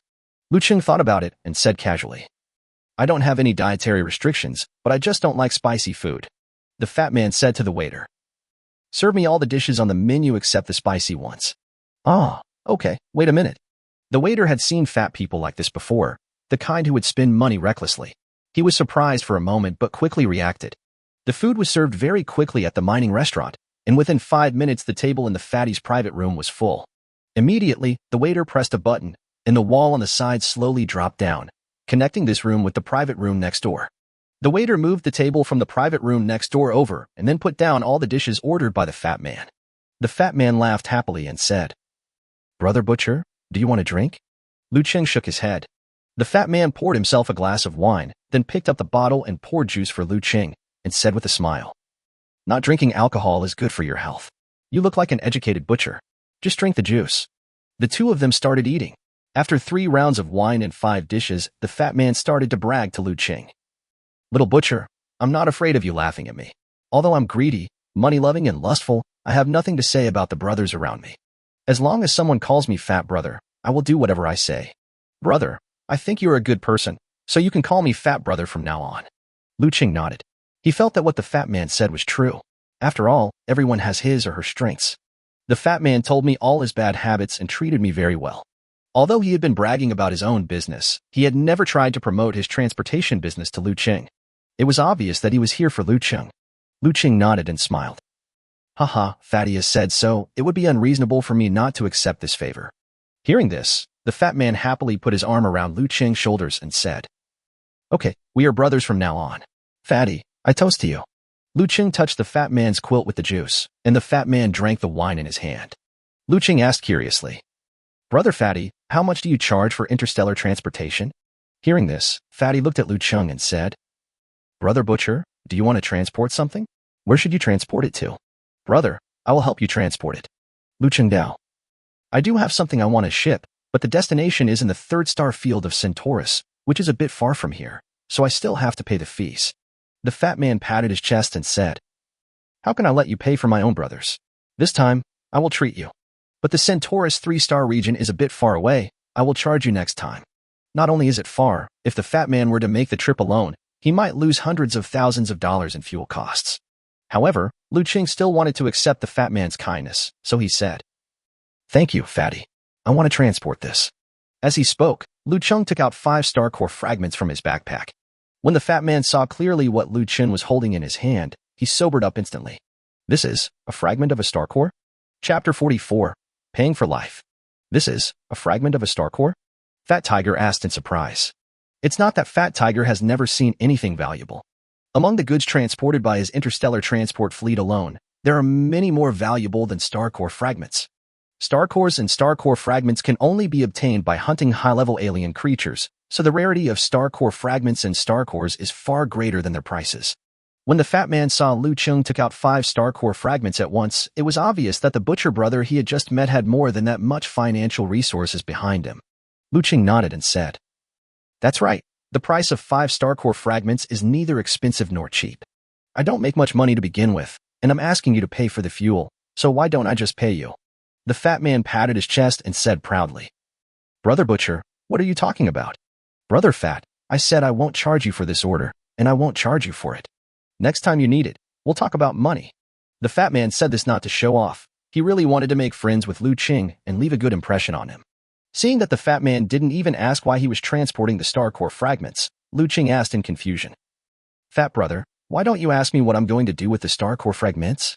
Fat brother said, "Brother Butcher, if you wanted to tell Fatty, you would have told me earlier. If it's inconvenient to say, I won't ask any more questions, Fat brother. Fat brother believes that you, as a brother, will not do anything to harm me." The fat man dared to say this because he knew a wide range of people. He could see that Liu Cheng was not the kind of person with bad intentions, otherwise he would not have taken the initiative to talk to Liu Cheng and make friends with him. Okay, then I'll trouble Fatty to help me this time. When it is convenient for you later, I will let you know the details. Liu Cheng also agreed readily. 5-star core fragments are not a small number for ordinary people, and he also wants to test whether the fat man can be trusted. Otherwise, if he wanted to find someone to transport more star core fragments in the future, he really wouldn't dare to let someone he didn't know the character of take over the business. The address he gave Fatty was his sister's school, and the recipient was his sister's class teacher. Mark it on it and ask the class teacher to pass it to my sister. Liu Cheng didn't want to bring trouble to his family before verifying the fat man's character. If the fat man is reliable, he will mail more star core fragments to his sister in the future to help her improve her strength. Seeing that it was getting late, Liu Cheng said goodbye to the fat man. Fat brother, I have some things to do, so I won't play with you anymore. The fat man nodded, his mind already elsewhere. The fat man said, Don't worry, little butcher, I'll have someone send your stuff to you tomorrow. Today, you're fat brother, and I want to go to the bathhouse and take a comfortable bath. Liu Cheng thought to himself that you just wanted to take a bath. After leaving the mining city, Liu Cheng took a military vehicle back to the Marine Corps. On the way, Liu Cheng suddenly thought that he had been to the mineral city twice and had eaten 4 meals. 2 of the meals were hosted by Captain Wang, one was hosted by the bank, and the other was hosted by Fat Tiger, whom I just met today. Could it be that I have awakened the ability to eat in the mineral city without paying? Of course, he was just joking with himself when he thought this. After seeing Liu Cheng coming back, Wang Chang came over with Fei Niao and Hui Yin. Fei Niao and Hui Yin had already gotten tired of staying in the Marine Corps, but Liu Cheng still remained a mystery to them. The two didn't know Liu Cheng's background and didn't dare to complain to him. Wang Chang joked, It seems that the amount of money you traded on the black market this time, butcher, is quite large. Liu Cheng said embarrassedly. I encountered some problems in the mineral city, so I am sorry to have taken up your time, Captain Wang. By the way, I need to buy some equipment. Is it convenient for you, Captain Wang? Of course, Liu Cheng wanted Wang Chang to accompany him so that he could enjoy the preferential treatment offered by Commander Hu. Commander Hu had already told Wang Chang to build a good relationship with the butcher. Wang Chang also heard the hidden meaning of Liu Cheng's words and said with a smile, Brother Butcher, what are you talking about? Accompanying you is an order given to me by the commander. Don't worry, all the things you buy this time will still be settled according to the preferential treatment given by Chief Hu. Liu Cheng felt relieved when he heard Wang Chang say this. This was exactly what he had been waiting for. Fei Niao and Hui Yin, who were originally a little bored, became curious when they heard that they could purchase weapons and equipment according to the preferential treatment offered by Chief Hu. I plan to go with Liu Cheng to take a look. However, after the two followed Liu Cheng to the trading office, they were immediately discouraged by the high price. Although both of them came from wealthy families, they did not have much money with them after joining the army. They can't afford the weapons and equipment they like. The weapons and equipment that they could afford were not worth the 2 people with special powers. So the 2 of them waited on the side and watched Liu Cheng choose and purchase weapons and equipment alone. When dissecting the alien creature's corpse before, 2 daggers were severely damaged. Therefore, Liu Cheng bought 2 daggers of better quality, spending 80,000 galactic coins. Secondly, Deep Blue's pulse ammunition was all used up in the last mission. This time, Liu Cheng bought some more pulse energy clips and spent 120,000 galactic coins. Finally, Liu Cheng selected a dozen individual component modules. After the last experience of using the enhanced signal positioning component module, Liu Cheng realized the importance of auxiliary equipment and spent another 300,000 galactic coins. The total cost of replenishing ammunition and equipment this time was 500,000 galaxy coins. And that was at a discounted price thanks to the preferential treatment given by General Hu. Liu Cheng couldn't help but sigh in his heart that the tissues and organs he dissected from the alien creatures could not be sold for so much money. If he did not have the ability to dissect out star core fragments, he might have died in the mission due to lack of powerful equipment. It is not an exaggeration to say that I am spending money to buy my life. It seems that the plan to improve my supernatural power level and awaken my combat capability needs to be put on the agenda as soon as possible. When Fei Niao and Hui Yin saw that Liu Cheng was so rich, they immediately raised Liu Cheng's image in their minds to the same level as Fu Yan. I think Liu Cheng is also a rich second generation with a good background. The 3 of them drove the hovercraft and left the Marine Corps. On the way back, Flame kicked Asuka with his toes to signal Asuka. Fei Niao had no choice but to ask Liu Cheng, Brother Butcher, what is your special ability? Asuka's tone was very respectful. Liu Cheng didn't think much about it and told the truth. My superpower? I am a useless person. Fei Niao and Hui Yin were both stunned when they heard this. Soon Asuka asked again, Brother Butcher, is your family very rich? And do you have a high social status? Liu Cheng was puzzled and said, "No, why do you ask?" Asuka wrote, "Since your family is not very rich and your status is not very high, why can you buy so many weapons and equipment at one time?" So this is what they were wondering about. Liu Cheng felt that they would know it sooner or later, so there was no need to hide it, so he explained frankly, "Oh, I'm a disabled person, so I need to buy a lot of weapons and equipment to enhance my combat effectiveness. As for the money to buy weapons, I earned it by dissecting alien creatures and picking up garbage." Picking up trash? Right. I want to be a garbage collector when I get a chance to retire from the army. So after completing a mission, I would often pick up trash and dissect the bodies of alien creatures to practice. The bird and the flame looked at each other, and both could see a strange meaning in each other's eyes. "You are a useless person, and you want to be a garbage man. Your level is too far from ours, right? It's a pity that we too thought you were as tall, rich and handsome as Fu Yin and respected you all the way." The two felt very unhappy when they thought about how they had been left alone in the Marine Corps barracks for a long time by Liu Cheng, a useless guy who wanted to be a garbage man. Miss Hui Yin got angry and put her boots on the back of the driver's seat where Liu Cheng was sitting. She said unhappily, "I'm hungry and want to get back to base. Drive faster." Liu Cheng's face was full of question marks. How come two people who were fine just now suddenly became so uncultured?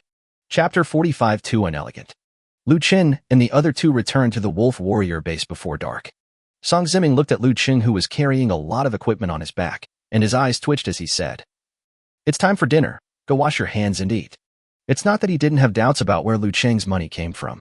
However, he had called Hu Jun today to confirm that Liu Cheng had indeed purchased the equipment with his own money, so Song Ziming did not say much.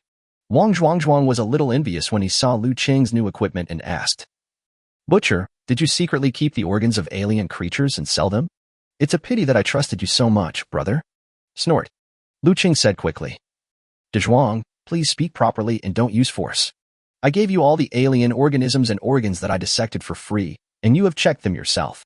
Wang Zhuangzhuang did check, and that was why he felt strange, wondering where this kid Liu Cheng got so much money. He also wanted to follow Liu Cheng, so he whispered to Song Ziming, "Captain Song, don't you feel weird? Where did this little brat Liu Cheng get so much money?" Song Ziming tilted his head slightly and replied in a low voice, "I called Hu Jun this afternoon to verify. Both times they went to the Mineral City, Liu Cheng went to the black market to trade. The first time, Tian accompanied us. Fu Yin wanted to go with us but was rejected. The second time, Liu Cheng went alone, and Fei Niao and Hui Yin wanted to go, but he refused." Wang Zhuangzhuang heard this, his eyes flickered, and he said, "Captain, are you saying that Liu Cheng had some shady dealings in the black market? Do you want me to knock him over?" Song Ziming thought about it and felt that this kind of thing would not have any impact on their Wolf Warrior team for the time being. Then he told Wang Zhuangzhuang, "Not for now, after all, everyone has their own secrets. For now, only you and I know about this matter, so don't go to Tian and Liu Cheng to ask. I will ask when the time comes." Wang Zhuangzhuang stands on the right path. "Yes, as you command." The good thing about Wang Zhuangzhuang is that although he jokes, he never does anything out of line. Liu Cheng put down his equipment and walked out of his room, just in time to meet Fei Niao and Hui Yin, who had just changed their clothes and came out of the room. Liu Cheng greeted the two with a smile. "Let's go quickly. Captain Song is a great cook. If we go too late, they will have eaten all the food." After saying that, Liu Cheng trotted excitedly towards the cafeteria. Upon seeing this, Fei Niao and Hui Yin looked at each other, and both could see disdain in each other's eyes. Flame said with disdain, "TSK, you look like a country bumpkin who has never eaten good food. How delicious can the food in the cafeteria be?" It turns out that the useless people who want to be garbage men are not from the same world as geniuses like us who come from wealthy families. The chubby-cheeked Asuka also whispered in agreement. They both agreed that the desert lizard kebabs in Mineral City tasted good. But no matter how good it tastes, it's just skewers. The delicacies from land and sea that they have grown up with must not be considered worthy of being eaten in formal occasions. So the two of them continued walking slowly. When they walked into the cafeteria, the scene before them really shocked Fei Niao and Hui Yin. For veterans and 3 new recruits including Liu Cheng were seen cleaning up the food on the table in a flash. There is no intention of giving in to each other at all. There were originally 10 dishes and 1 soup on the table, but within 5 minutes of the meal starting, it became 4 dishes and half a soup. If you don't know, you might think the Wolf Warriors are holding some big eating competition. Fei Niao and Hui Yin were speechless. It was okay for the 4 veterans to be like this.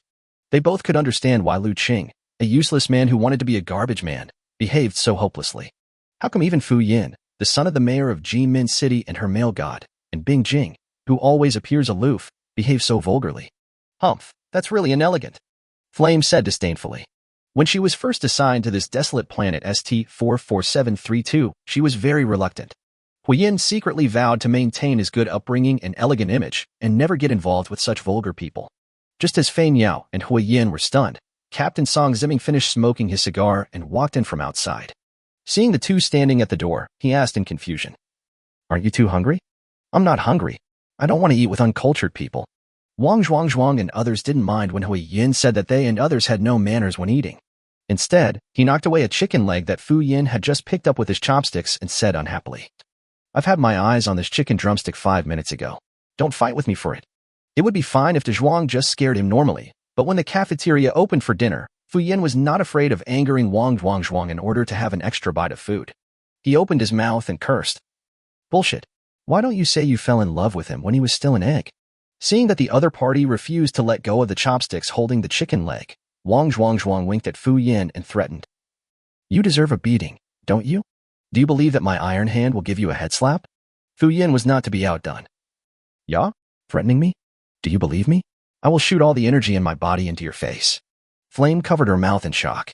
I thought to myself, wow, what kind of lewd words are these? The two people sitting across the table were not willing to be outdone, and with a snap, the chicken leg was broken into two halves by Fu Yin and Wang Zhuang. Fu Yin looked at the chicken bone in his hand, speechless. Wang Zhuang sucked the chicken leg he picked up and swallowed it all into his mouth. "Captain Song is here. Come and eat." I don't know who reminded everyone. The 7 people who were originally fighting over food suddenly shared a common hatred for the enemy. They worked together to clean the food off the table before Song Ziming joined them. As Fei Niao looked at the people enjoying their food, his saliva couldn't stop flowing from the corners of his mouth. He is a foodie, otherwise he wouldn't have grown up to be so fat. Asuka couldn't help it in the end. She slurped her saliva, betrayed Flame, sat down at the dining table and joined everyone in eating. Asuka was a little reserved at first, but when he tasted the first bite of the food, his eyes suddenly widened as if they had been electrocuted. "Oh my god, what is this?" Fei Niao said vaguely while chewing the food in his mouth. He felt that the simple meals in the Wolf Warriors cafeteria were better than those prepared by chefs in all the restaurants on the planet he lived on. No, it should be said that the food is better than that cooked by all the chefs in the entire Alpha Centauri star region. Asuka no longer cared about the so-called aristocratic upbringing and simply imitated the way everyone else was eating and started to eat in no time at all. Although his skill in grabbing food was not as proficient as that of the veterans, he still used the steamed buns to dip into the leftover soup and clean the plates. All the dishes looked like they had been washed by a dishwasher robot. Originally, Huiyin was a little angry when he saw Fei Niao betraying him and not sticking to his principles. But when she saw that Fei Niao was just like the old soldier, eating like a beggar who had been hungry for several days, she became confused. Is it really that delicious? Halfway through the meal, the principal's and Flame's heart began to waver. Should I try it too? No, I am a principled and well-educated lady. With 1/3 of the food left, the principal's and Huiyan's heart were completely shaken. Well, I just tried it with an experimental mentality to prove that I was right. They are just uneducated. Immediately, the footsteps of fire moved before his thoughts. Chapter 46 Communications. Seeing Huiyan sitting next to him, Fei Niao, who was originally eating, hesitated for a moment and finally handed her the steamed bun dipped in vegetable soup. Flame looked at Asuka with surprise. "You're just going to let me eat this?" Seeing Huiyan's disdain, the fat boy Fei Niao said unhappily. "I struggled with my thoughts for a long time before I gave you this half-steamed bun soaked in vegetable soup. It's your Flame. I wouldn't give it to anyone else." Flame was speechless upon hearing this. However, seeing that there was not much food left on the table, she felt embarrassed to compete with the veterans for the remaining food. That would be too ungraceful. So she took the half-steamed bun that Fei Niao kindly handed to her. As soon as it went down my throat, the taste of the steamed buns and vegetable soup was like fireworks in the night sky, instantly exploding on my flaming taste buds. The feeling is neither the freshness of seafood nor the thickness of the sauce. Instead, it is the simplest ingredients and the simplest seasonings that, through simple cooking methods, restore their most original and purest flavors. Flame couldn't remember how long it had been since he had tasted this original and pure flavor. It was as if the last time was the moment she sucked breast milk. When Huiyan woke up from the immersion brought by the delicious food, she found that the half-steamed bun soaked in vegetable soup in her hand had been eaten by her without her realizing it. Then she looked at Fei Niao, who had just grabbed half a steamed bun. The bird felt the gaze of the predator beside it and felt a chill on its neck and turned its head to look at the flames. He asked in horror, What are you going to do?"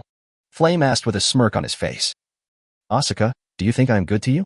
Fan Yao nodded. Then he noticed that Hui Yin was looking at the steam bun in his hand and immediately shook his head frantically. 10 minutes later, the wolf warriors had cleaned up the battlefield, and the 10 dishes and 1 soup had become 10 plates and 1 empty bowl. Asuka was like a little girl who had just been molested. She buried her head at the table and sobbed nonstop, crying. Someone was kind enough to give you half a steamed bun, but you ended up stealing it. Flame, you are not human. Flame crossed his legs, picked his teeth with a toothpick, and comforted Asuka. Okay, I only stole 3 of your buns. Stop crying. I will be responsible for you. Wang Zhuang patted his round belly and said to everyone, I'm full. I'm going to go back and rest first. Stop right there.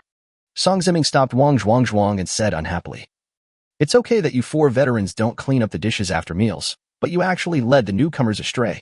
Take away all the dishes and chopsticks. Wang Zhuang wondered. Captain, is it really that harsh?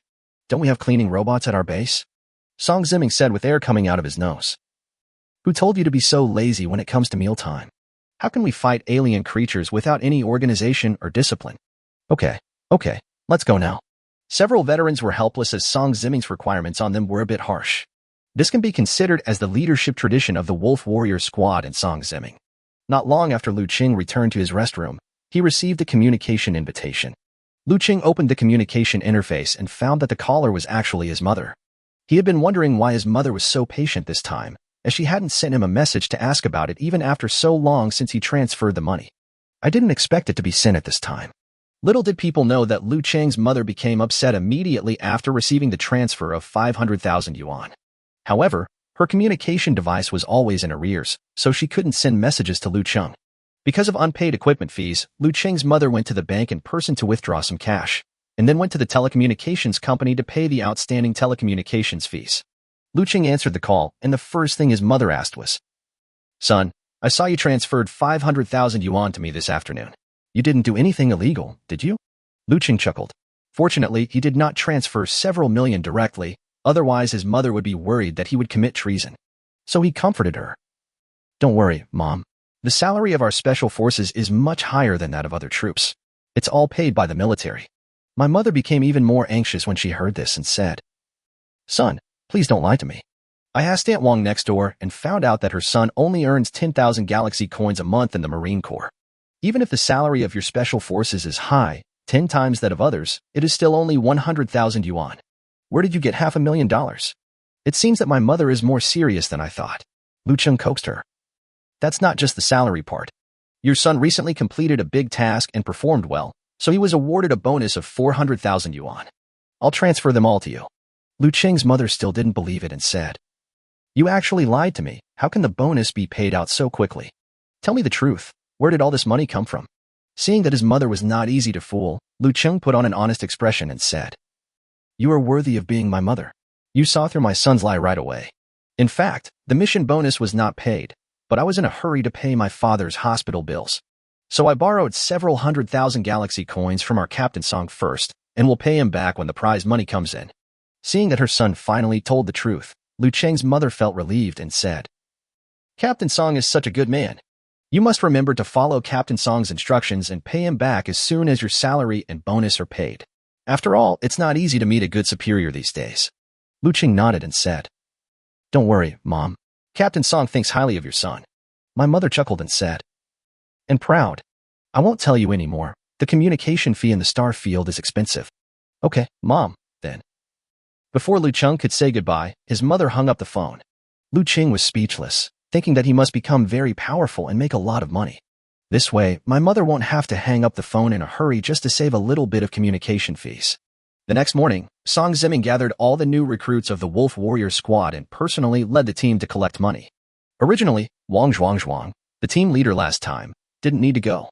However, after seeing Liu Cheng participating, he was reluctant to spend the money for the alien biological tissues and organs for free, so he also clamored to go together. So the team for collecting money became led by Wang Zhuang, Jisoo, and Dian Shu, with the participation of Liu Cheng, Fu Yin, Tian, Fanio, and Hui Yin. Song Ziming and the doctor stayed at the Wolf Warrior base to guard it. Seeing that the veterans who were second-level psychics were wearing a lot of weapons and equipment, Fu Yin and Tian also wore a full set of individual combat uniforms around their waists and carried pistols. Asuka and Flame were puzzled, so they found Electric Mouse and asked, Electric Mouse, let me ask you something. I can understand that Liu Cheng, a disabled person, is fully armed, but why do you veterans also wear individual combat uniforms and carry weapons?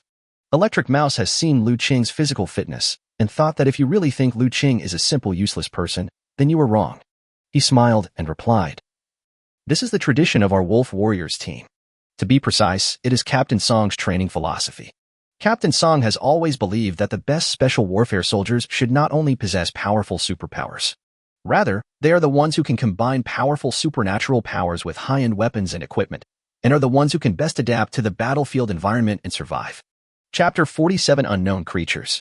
Flame didn't care and argued, "I think this concept only applies to low-level psychics. The combat power of high-level psychics can be compared with that of Qin-class battleships. They can't equip battleships on their bodies, right?" The Electric Mouse shook his head. "I don't know about that. After all, the number of high-level psychics is extremely small compared to the total number of psychics. I think Captain Song's concept was originally intended for low-level psychics. The weather today is still bad, and more than 80% of the surface of the planet ST44732 is covered by sandstorms." Wang Zhuang and his 8 companions all put on headscarves and drove 3 hovercrafts towards the outside of the cleanup area. Inside the Wolf Warriors base, Song Ziming was patrolling the rooms with a cigar in his mouth. When he walked into the conference room, he saw the doctor watching the satellite video at the holographic projection table, so he asked, "Doctor, you are so serious. What are you doing?"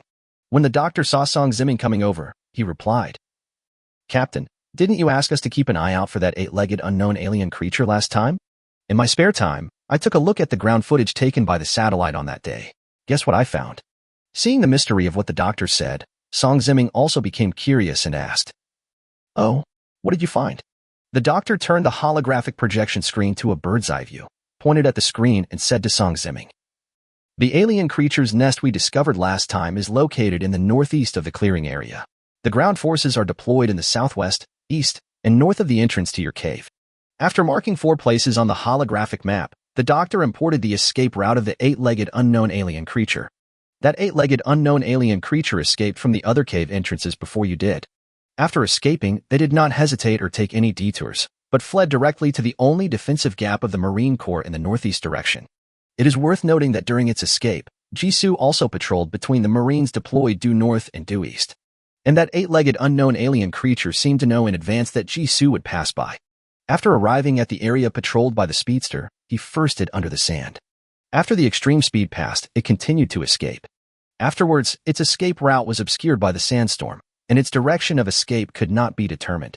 Song Ziming said with a serious expression, "Do you suspect that this alien creature has the ability to predict the future?"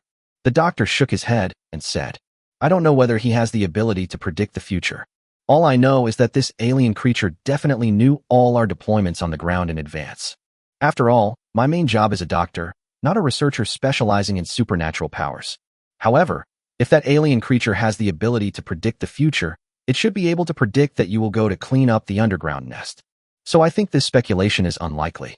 Song Ziming felt that the doctor's analysis made sense, so he said, "Please send me a copy of the markings and routes on the map.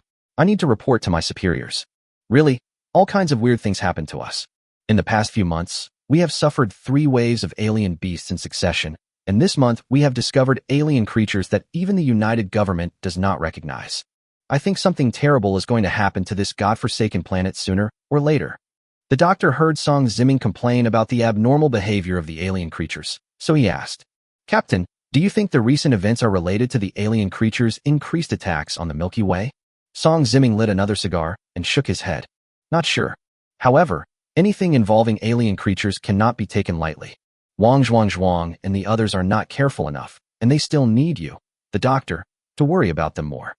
The doctor nodded and said seriously, "Don't worry, Captain. I will do my best to do my job well." After 3 days of escape, the 8-legged unknown alien creature that stabbed Wang Zhuang had run to the other side of the planet ST44732, which is opposite to the location of the Mineral City. It walked to the foot of a rocky mountain, looked around, didn't see any human figure, and then knocked twice on the wall of the rocky mountain with the tip of its tail. Clatter! A burst of sand and gravel fell, and a crack suddenly appeared where the 8-legged alien creature hit. 2 crab-shaped alien creatures with huge rock-like claws slowly moved out of the mountain to the sides of the crevice, and a deep cave appeared behind them. An 8-legged alien creature walked into the cave, and two crab-like alien creatures holding large rock claws slowly moved to the middle. Finally, the rock-like clamp merged with the mountain wall, completely blocking the cave entrance. The cave leads underground and is bottomless. The deeper you go, the more complex the tunnel structure becomes, and there are countless alien creatures lurking in the cave. If Song Ziming and others were here, they would definitely be very surprised, because the alien species here almost cover all the alien species that have appeared on the planet ST-44732. The 8-legged alien creature moved forward unhindered, and after about half an hour, it finally arrived at a nest in the deepest part of the cave. The nest is circular in shape, with corpses of various species of alien creatures placed against the circular walls. If you look closely, you can also see several human corpses wearing marine uniforms and wolf warrior uniforms. The 8-legged alien creature first climbed to the back of the head of a human corpse wearing a marine uniform, and then its sharp tail pierced deeply into the neck of the corpse. The tail extended along the spinal cord of the corpse until it was almost completely immersed in the body. The human corpse wearing the Marine Corps uniform suddenly opened his eyes, walked to the center of the nest, and knelt on one knee. King, the nest where I was ambushing was accidentally discovered by humans and has been cleared out by them. At the innermost part of the lair, a human wearing the uniform of the Wolf Warrior Squad walked out of the darkness. There was also an 8-legged alien creature attached to the back of his head, which slowly spoke. I said your plan to build a nest near a human gathering area was unreliable. Have you been discovered by humans? The Marine said. I stabbed a Special Forces soldier while escaping and extracted his memory. After that, I escaped smoothly without encountering any other obstacles. Before he could finish his words, a member of the Wolf Warriors grabbed his throat and shouted angrily. Idiot! I have said it so many times. Before we evolve to our ultimate form, anyone who has seen us, whether human or other alien creatures, must not be left alive. Chapter 48 Brainworm. I'm sorry, King. The body of the Marine who was strangled by the neck was already pale, and now he was gasping for breath, his eyeballs almost falling out of their sockets. The Wolf Warriors released the Marine's neck and turned to look at the corpses of various species of alien creatures placed around the nest. He said to the dead Marine that had fallen to the ground. Back then, our Brainworm clan was also a dominant existence in the universe. The undead gods fear us, and have joined forces with several other advanced races to launch an attack on our race, determined to annihilate us. In the end, the former king sacrificed his own star core energy and teleported us young ones to every corner of the universe. Some of our brothers and sisters were swallowed by wild beasts on the local planet before they even hatched. Some were careless and were discovered and destroyed by powerful races on the local planet, and only 1 in 10 survived. From then on, the hope of reviving the race fell on us, the young ones who survived carefully. And you told me that after humans discovered your existence, instead of killing them to silence them, you had the nerve to run back. The body of the Marine controlled by the 8-legged alien creature immediately knelt down and kowtowed to the bodies of the Wolf Warriors. King, this is all my fault. I will go to where the humans gather and kill them all. Never mind. The members of the Wolf Warrior team stopped the Marines and said, let's not even talk about whether we can wipe out all the humans on this planet without sufficient troops prepared. Even if you succeed, it will inevitably draw the attention of the entire human race to this planet. That would only increase the risk of exposing the fact that our Brainworm race is still alive. The Marine leaned forward and bowed his head, apologizing. It was my fault for not considering it carefully. It's not your fault. I didn't expect that humans would deploy combat forces comparable to those of third-level creatures on such a barren planet. I have been planning for a long time and have resisted 3 consecutive beast tides. The Marine replied. According to the memories extracted from the brains of human soldiers, this planet should be an important source of energy and minerals for humans. But we were a bit unlucky, as we happened to encounter several human superpowers deployed on this planet whose combat power was stronger than that of ordinary humans. The soldier of the Wolf Warrior Squad nodded and said, there is a saying in human history that goes, a blessing in disguise, and I think it's absolutely true. Precisely because we failed to completely occupy this planet, we allowed the alien creatures under our control to bring back all the human corpses. At first, I looked down on human corpses. They believed that such a lowly race did not have much star core energy in their bodies, and they were just used as food to fill their stomachs and replenish the physical energy consumed by planning the beast tide. But I didn't expect that the star core energy in the human body is so compatible with the star core energy in our group of brainworms.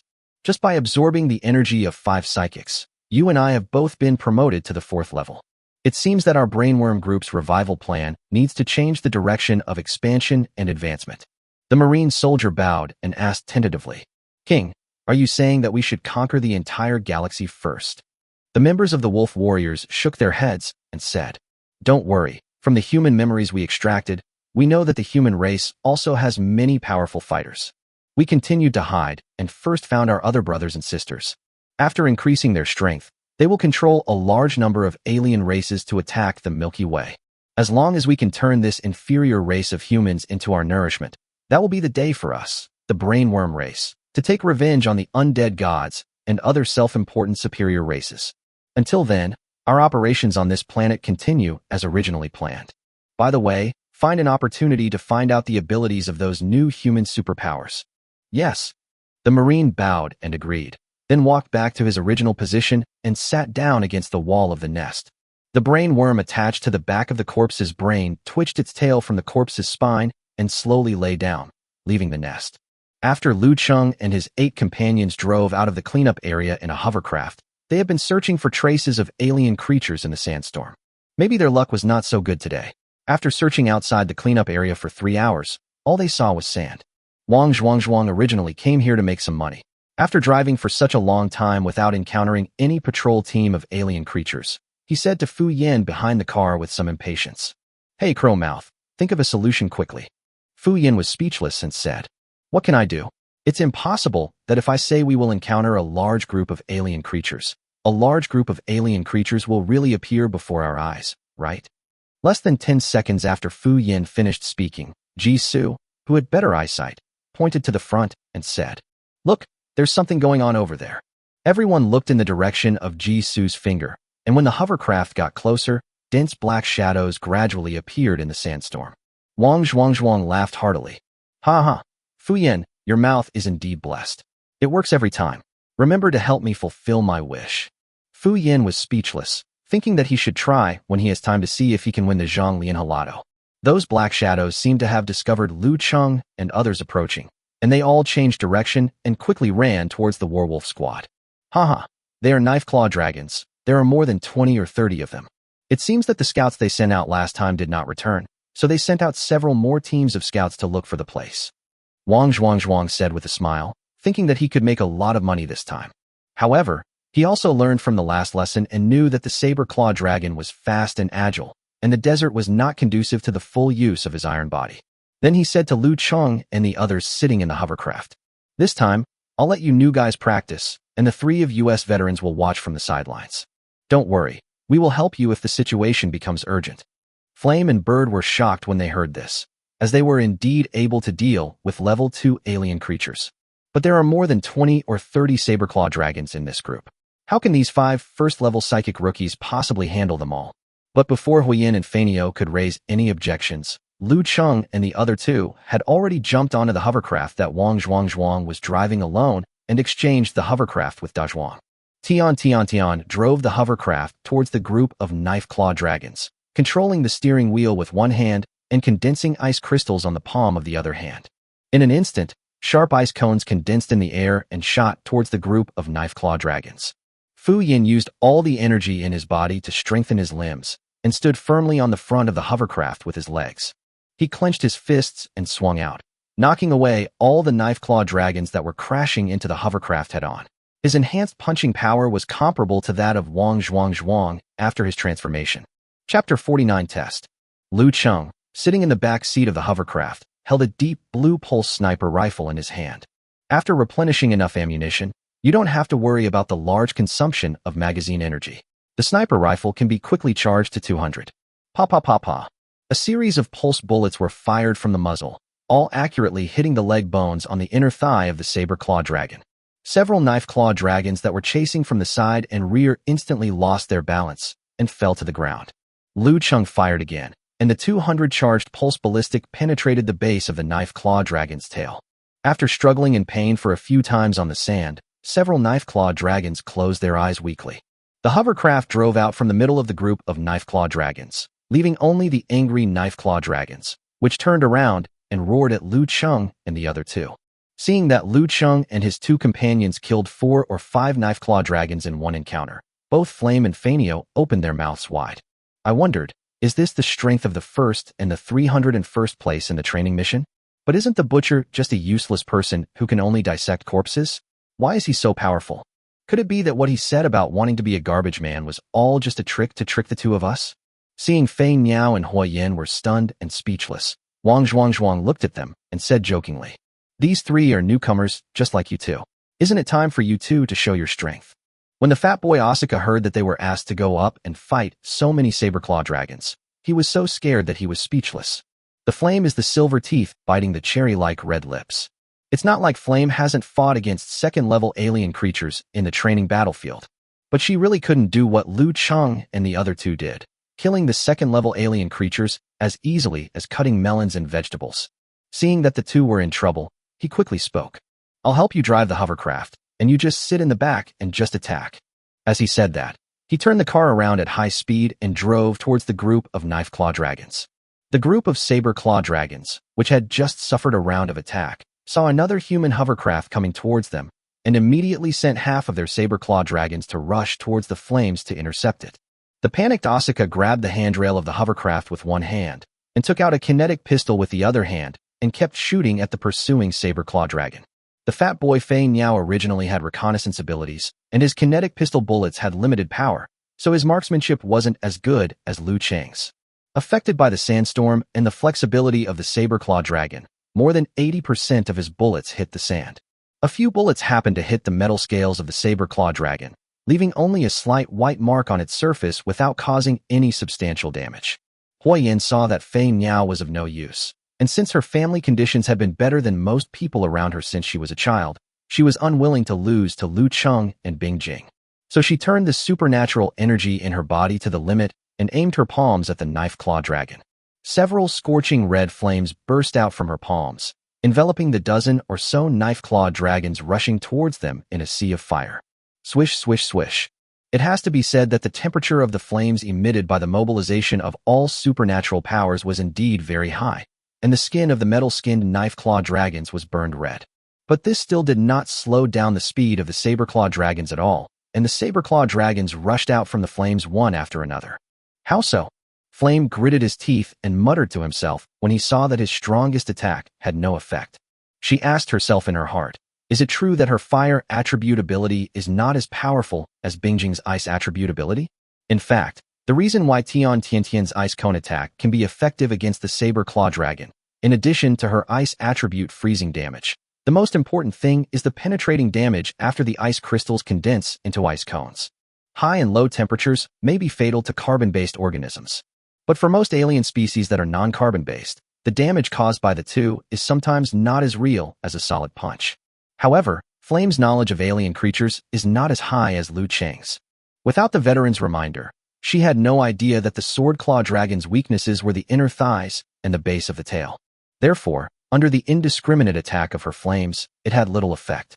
Fortunately, the driver of the hovercraft they were riding in was Speed, who not only possessed the ability of super high speed, but also had extremely quick reactions.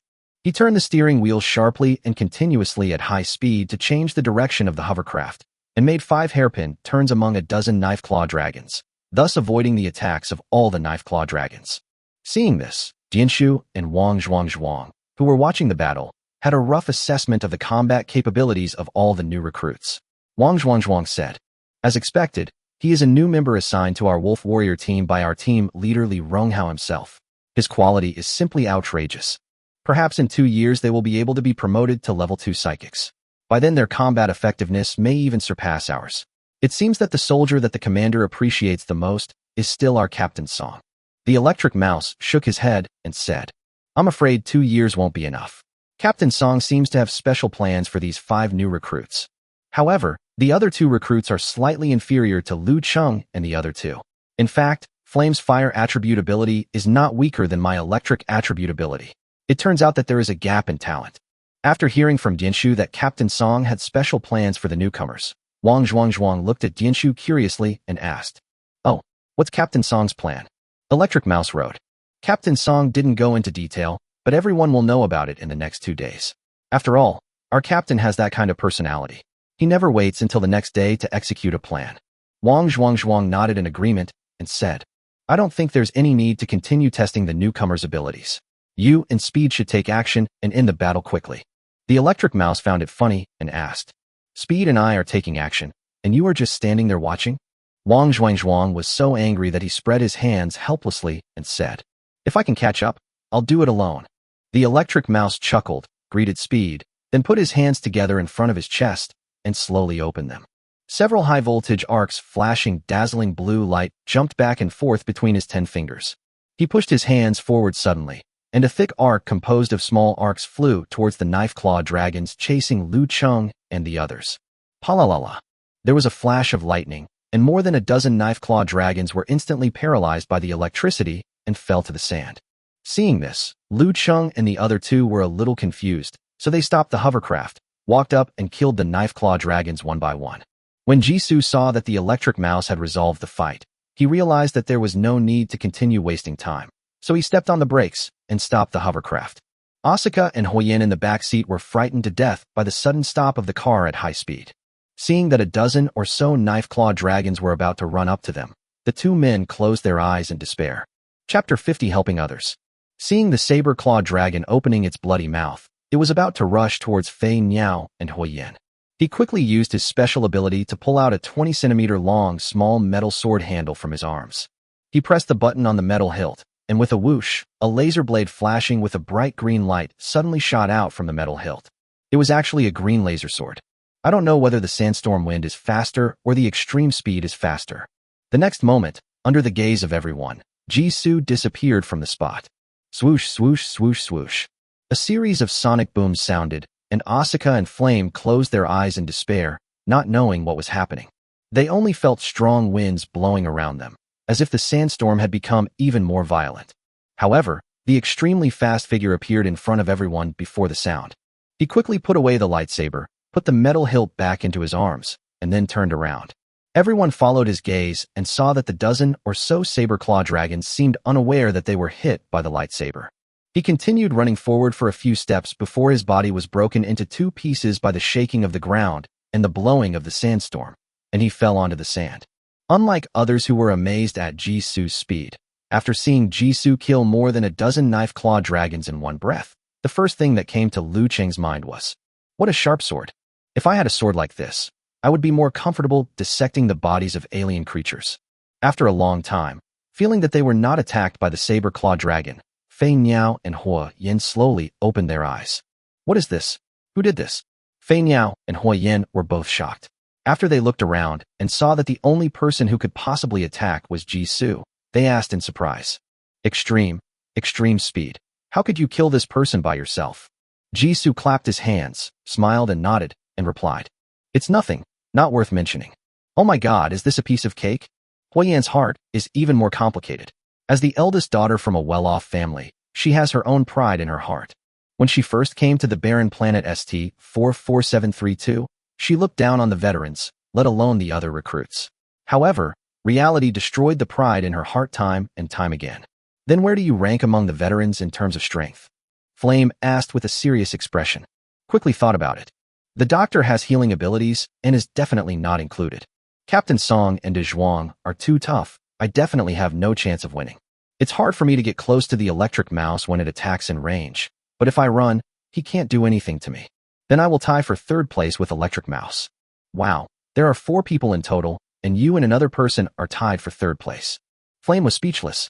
She didn't expect that with just a special forces class of 10 people, her strength wouldn't be able to rank among the top, and she couldn't even catch up with the people in front of her. Am I really that bad? Flame smiled bitterly and shook his head. When the veterans saw the state of Flame and Asuka, they didn't say anything. After all, it was good for the newcomers to suffer a little bit of a blow. Only in this way can we have the motivation to move forward. Seeing that the last alien creatures were all dealt with at a very fast speed, Wang Zhuangzhuang instructed the newcomers. Hurry up and clean up the battlefield and collect the corpses of these alien creatures. Liu Cheng and the other two were fine, as they all knew what Wang Zhuangzhuang wanted to do. However, Fei Niao and the other two didn't understand what De Zhuang meant when he asked them to collect the corpses of the alien creatures. Asuka asked doubtfully, De Zhuang, what's the point of collecting the corpses of these alien creatures? Wang Zhuangzhuang looked at the little fat boy as if he were an idiot and said, You are stupid. Of course, The bodies of alien creatures collected are for dissection. Do you also have to display them for worship? Everyone, please move faster, especially you, little fat guy, ostrich. You are taking so slow. Are you trying to be lazy? I'm watching it all. Hearing this, the fat boy Fanio was afraid of Wang Zhuang's power and quickly quickened his movements. Sweat broke out on his forehead, which was covered with a headscarf. Seeing this, Wang Zhuang nodded with satisfaction and instructed, "Don't damage the body, and don't dissect it yourself. Leave it all to the butcher and let him dissect it." Asuka and Flame were speechless. The butcher said he wanted to be a garbage collector after he gets out of the army, and his feelings are genuine. Flame asked, "De Zhuang, are we collecting the corpses of alien creatures to help the butcher practice?" Wang Zhuang, who originally only thought about making money, suddenly had a more noble reason in his mind for hiring the newcomers to do the work after hearing Huiyan's words. So he said in a more determined tone, "Yes, we did all this to fulfill the butcher's dream. Helping others has always been the most unwavering and glorious tradition of our wolf warrior team." Speedy and Electric Mouse were speechless. "It's fine if you cheat on the newcomers, but who are you going to cheat on you too? We don't know you yet? Can you do this without any money? 30 corpses of 2-star alien creatures are 30 star core fragments." Liu Cheng rubbed his hands, took out the laser blade samurai sword and the adamantium alloy samurai sword and began the dissection. He also wanted to test the sharpness of his 2 swords. "I have to say, it's expensive for a reason. It's indeed better than a laser-cutting dagger that costs tens of thousands of dollars. But it seems that the laser sword with extreme speed doesn't look as good." Immediately, he put away the 2 samurai swords. "There is no way. The less wear and tear can be reduced, the better. It's his fault for being thrifty, and he's not used to a wealthy life yet." At first, Fei Niao and Huiyin didn't care about Liu Cheng dissecting the corpses of alien creatures. After all, in the eyes of those who come from wealthy families, picking up garbage is always a low and inferior behavior. 5 minutes later, Fei Niao and Huiyin were impressed by Liu Cheng's skillful dissection technique. Their eyes were attracted by his smooth knife movements, and they couldn't take their eyes off him for a long time. Then a very strange scene appeared in the desert. The 7 members of the wolf warriors stood in the endless yellow sand. They wore scarves on their heads and were not afraid of the fierce sandstorm at all. They all stood around a pile of alien creature corpses, watching Liu Cheng dissect the corpses of these knife-clawed dragons intently. Fortunately, Liu Cheng's anatomical skills became more and more proficient, and he absorbed the energy of star core fragments every day, which made his special abilities, whose specific usage conditions and effects could not be explained, more and more refined. He could clearly determine which piece of meat contained the star core fragment. So, in front of the 7 people, without revealing any trace of the star core fragments, he took out the piece of meat containing the star core fragments and put it into his backpack naturally and casually.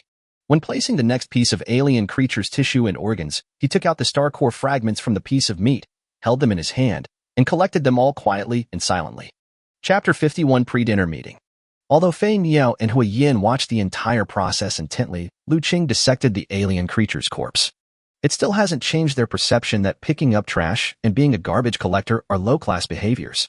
This shows how deeply rooted an idea or concept can be once it takes root in a person's mind.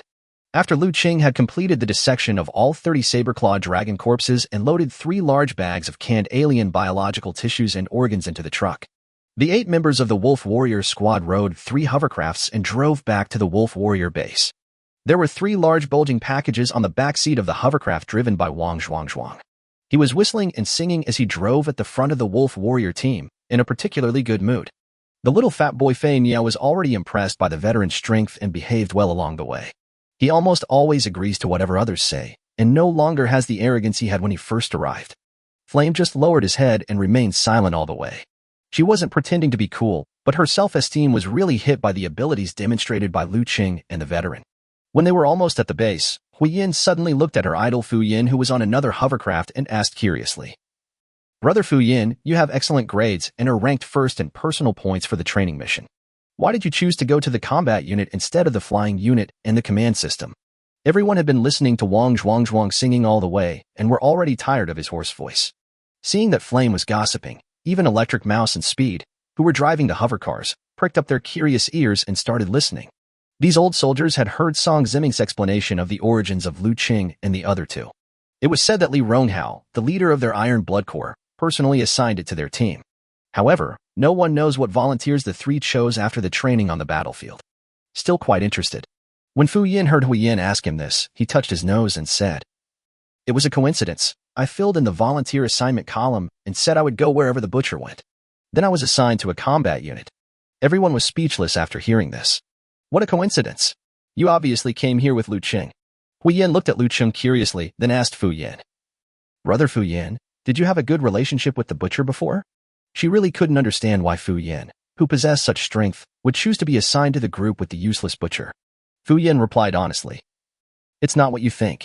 I met the butcher on the battlefield. I just had a hunch that it would be better to follow the butcher, so I chose to be assigned with him. Hearing this, not only the other members of the Wolf Warrior squad, but even Liu Cheng, the person involved, was stunned. What the hell? Just based on an unreliable intuition, you decided your future so hastily? Liu Cheng thought about it and decided that based on Fu Yan's exposed mouth, his intuition might not be so unreliable. It's just the intuitive direction. Maybe we need to think about it the other way around. Hui Yin didn't get the answer he wanted from Fu Yin, so he looked at Tian, who was equally outstanding. Although she was unwilling, she still asked. Bing Ying, why did you choose to join the combat unit? Your personal points ranking for the training mission is not worse than mine, so you should also have the right to make your own choices, right? I also filled in my personal assignment preference column with, wherever the butcher goes, I will go, because I am very optimistic about him. By the way, that guy with the crow's mouth should have copied my application form. Tian's tone was very proud, as if she was declaring her sovereignty over Liu Cheng to her fellow female flame. Even though she herself does not yet possess this sovereignty. Everyone in the Wolf Warrior team was even more shocked when they heard this. My goodness, why do I feel that the relationship between Liu Cheng and the other three is a bit messy now? Speed said quietly. The electric mouse nodded. It's a bit messy. It seems like a woman likes a man, and then another man also likes this man. So the man followed the woman to our place in order to compete with her for the man. Extremely fast and speechless. Electric mouse, I feel even more confused after listening to you. As for Wang Zhuang, who was driving the hover car in the front, he was singing carefully and didn't hear a word of the conversation of the people behind him. Fu Yin was helpless and said to Tian. Bingjing, it's okay for Dazhuang to call me Crow Mouth, but could you please stop calling me that? Tian nodded. Okay, Crow's Mouth. When everyone returned to the Wolf Warrior base, Wang Zhuang happily took 3 large bags of alien biological tissues and organs to the military trading point at the Marine Corps to exchange them for money. The rest of the people went back to their rooms to rest for a while, and then it was time for the cafeteria to open for lunch, which everyone loved. Liu Cheng and his friends rushed to the cafeteria and made this discovery. After Song Ziming finished cooking, he did not go out to smoke a cigar, but sat at the dining table waiting for everyone. Everyone, please take a seat, but don't eat. I have something to announce when everyone is here. Everyone sat down at the dining table one by one. Faced with a table full of delicious food, they could only look but not eat, and they kept swallowing their saliva. When you are really hungry, you will bend down and put your nose close to smell the fragrance of the food. This left Song Ziming speechless. He felt like he was just about to hear a room full of dogs barking. After waiting for about 20 minutes, everyone finally saw Wang Zhuang, who had been driving to trade alien biological tissues and organs, come back. When Wang Zhuang came back, he was also surprised to see everyone sitting neatly at the dining table. He immediately laughed and said, Hey, are you all waiting for me to eat? You finally know who is the most important person in our Wolf Warrior squad. The doctor said unhappily. Shut up and sit down, the captain has something to say. Yes. Wang Zhuang didn't dare to mess with a woman, especially a woman who was angry because she hadn't eaten. He quickly sat down humbly in the corner. Seeing that everyone was present, Song Ziming said. First of all, let us, the veterans of the Wolf Warrior squad, applaud and welcome the 5 new members. Pa. The 5 veterans applauded together, and Wang Zhuang's loud applause alone covered the applause of the other 4.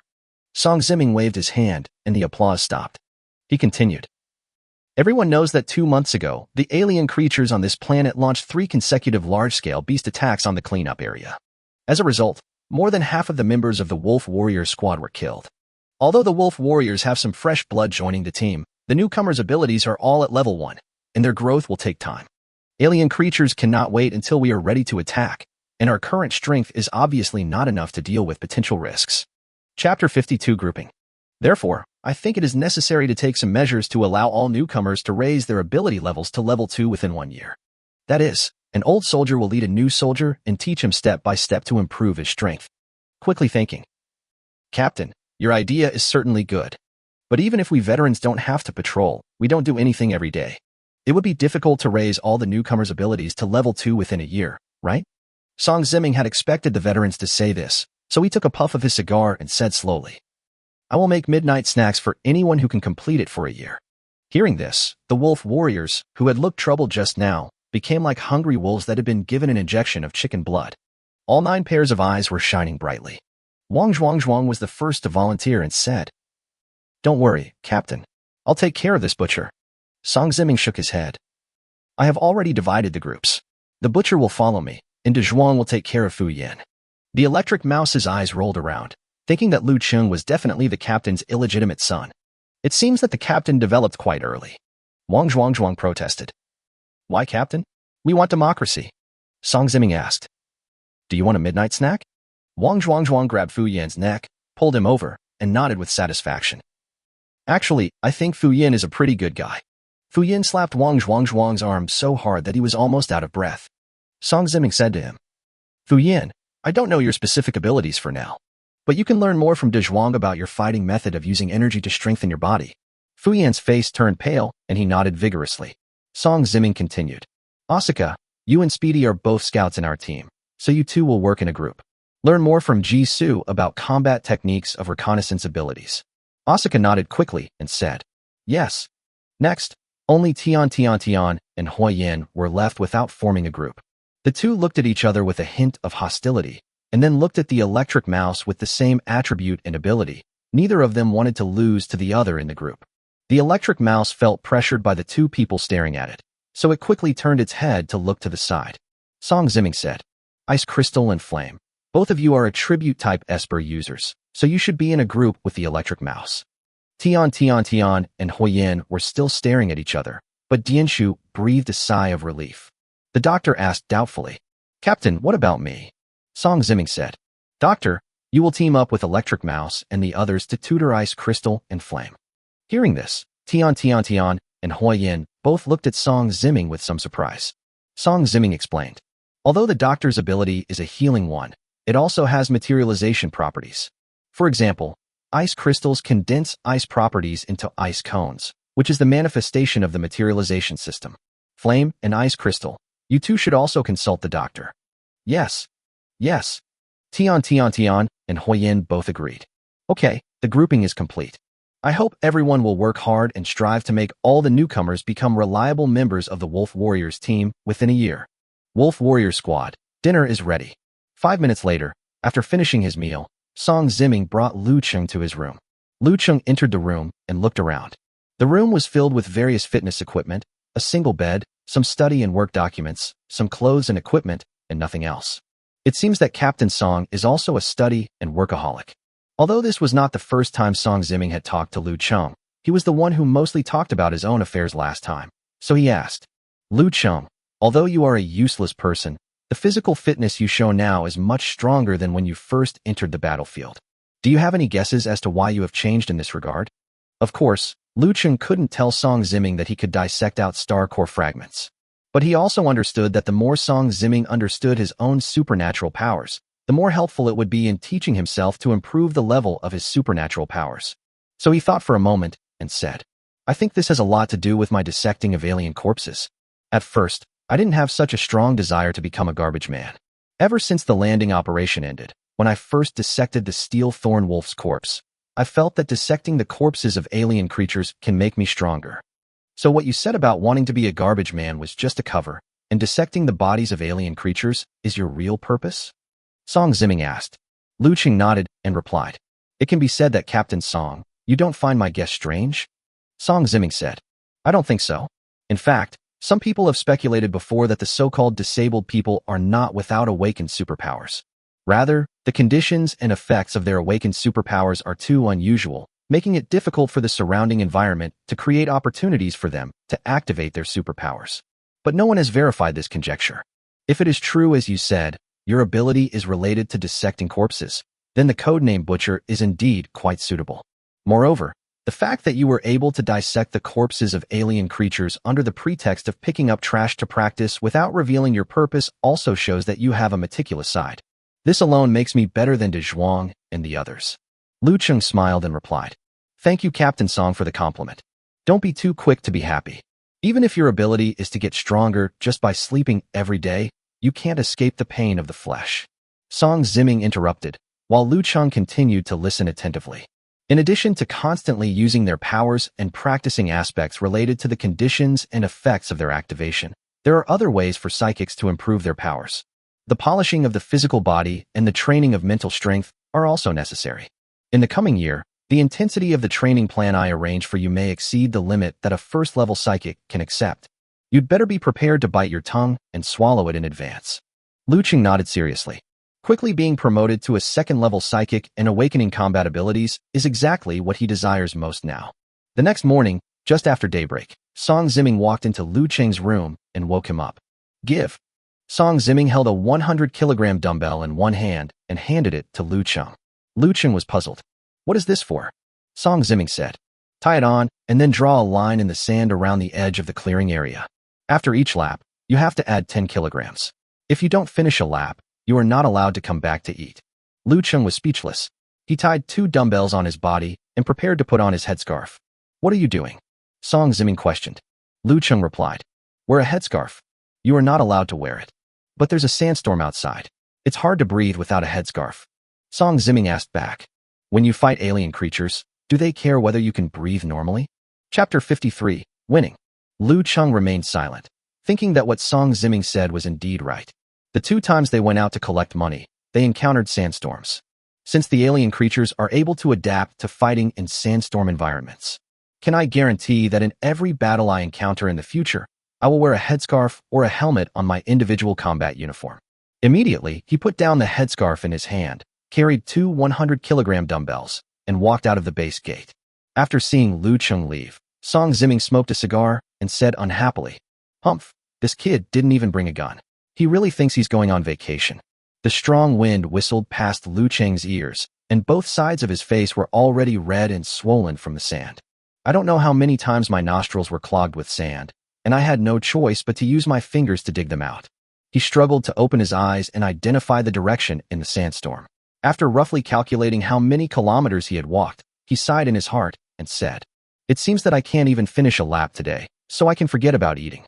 Liu Cheng shook his head helplessly, just as he was hesitating whether to be lazy and walk slowly around the circle. Suddenly, several alien creatures were seen wandering in the sandstorm outside the cleanup area. Fuck! Seeing those alien creatures approaching him, Liu Cheng quickly reached back to take out the deep blue pulse sniper rifle, but it was empty. It's broken, I didn't bring it. Liu Cheng then remembered that in order to reduce the weight, he did not bring any weapons with him when he left the base. There is no need to worry about embarrassment. The most important thing now is to save your life. Liu Cheng started to run, but he had 2 100-kilogram dumbbells tied to his body, so he couldn't run very fast. Clatter! Liu Cheng pulled hard on the 2 metal chains that tied the dumbbells. It was unknown what material the chains were made of, but they were extremely hard. He used all his strength to suck the breast, but there was no sign of it being torn apart. Moreover, when going out, Song Ziming put several metal locks of the same material on the metal chain to prevent Liu Cheng from being lazy and unfastening the metal chain. Liu Cheng couldn't even stop and untie them. While Liu Cheng was running wildly in the sandstorm with 2 large dumbbells tied to his body, he threatened the alien creatures chasing him. Fuck, you're still chasing me? Just wait for me. Don't let me live till tomorrow, or I will show you how I will deal with you. On the other hand, other recruits of the Wolf Warrior Squad were also undergoing devilish training arranged by their respective veterans. Hey, Crow Mouth, you're already weak after just 2 punches? You strong brother, I haven't even used my strength yet. Wang Zhuang, who had transformed into a body of steel, looked down at Fu Yin, who was lying on the ground. Fu Yin held his stomach and vomited for a long time, then raised his hands in surrender. No, if I get hit 2 more times I'll have to go see my great-grandfather. Wang Zhuang said unhappily. Huh, what discouraging words are you talking about? I felt the power of you using all the energy stored in your body to launch a powerful attack yesterday. If energy of that intensity is used to strengthen the body, it is definitely not that weak. It means that you have not yet grasped the essence of strengthening your body. Hurry up and stand up again. Fu Yan asked. Hey Zhuang, didn't Captain Song give us a year? Today is just the first day. Is there any need to be so anxious? Wang Zhuang cursed. Bullshit, today is the 2nd day. Do you think last night doesn't count? And who am I, Zhuang? Since you are in the same group with me, you must be the first one to be promoted to the 2nd level of mutant. If you get promoted 1 level later, you will have to practice with me for 1 more year. Fu Yan's eyelids twitched, and he stood up while enduring the pain, saying, "Damn it, you're so cruel, let's do it again." Haha, you finally look a bit manly. Could you guys not be so murderous? Electric Mouse looked at Tian and Huiyin, who were hostile to each other, and said with some uneasiness. Hearing this, Tian stopped looking at the flames, moved his feet, stood closer to the Electric Mouse, and asked, "Electric Mouse, I see other groups are doing physical training. Doesn't our group need it?" Electric Mouse replied, "That's not necessary. The combat effectiveness of us attribute-based psychics is not reflected in physical combat. Instead, they pursue long-range killing, and the key point lies in the quality of the supernatural energy in the body." Flame also walked closer to the Electric Mouse and asked, "Then how can we improve the quality of the supernatural energy in our bodies?" The Electric Mouse smelled the smell of gunpowder again and replied anxiously, "The quality of the superpowers in a superpower's body is divided into two aspects: the total amount of energy and the control over the energy. Having total amount but no control is like inheriting $1 million fortune but only knowing how to buy luxury cars and watches. The improvement in the quality of your life will always be limited. But having control but very little supernatural energy in your body is like being a bankrupt billionaire but no different from a beggar on the street. Therefore, we must first increase the total amount of energy in each of your bodies, and then improve your control." Immediately, the Electric Mouse smiled slightly and continued, "As for how to increase the total amount, there are two ways. The first method is to absorb energy sources with the same attributes as your own superpowers. Or if you have money, you can buy enough star cores to absorb them. Do you have any?" Flame shook his head upon hearing this.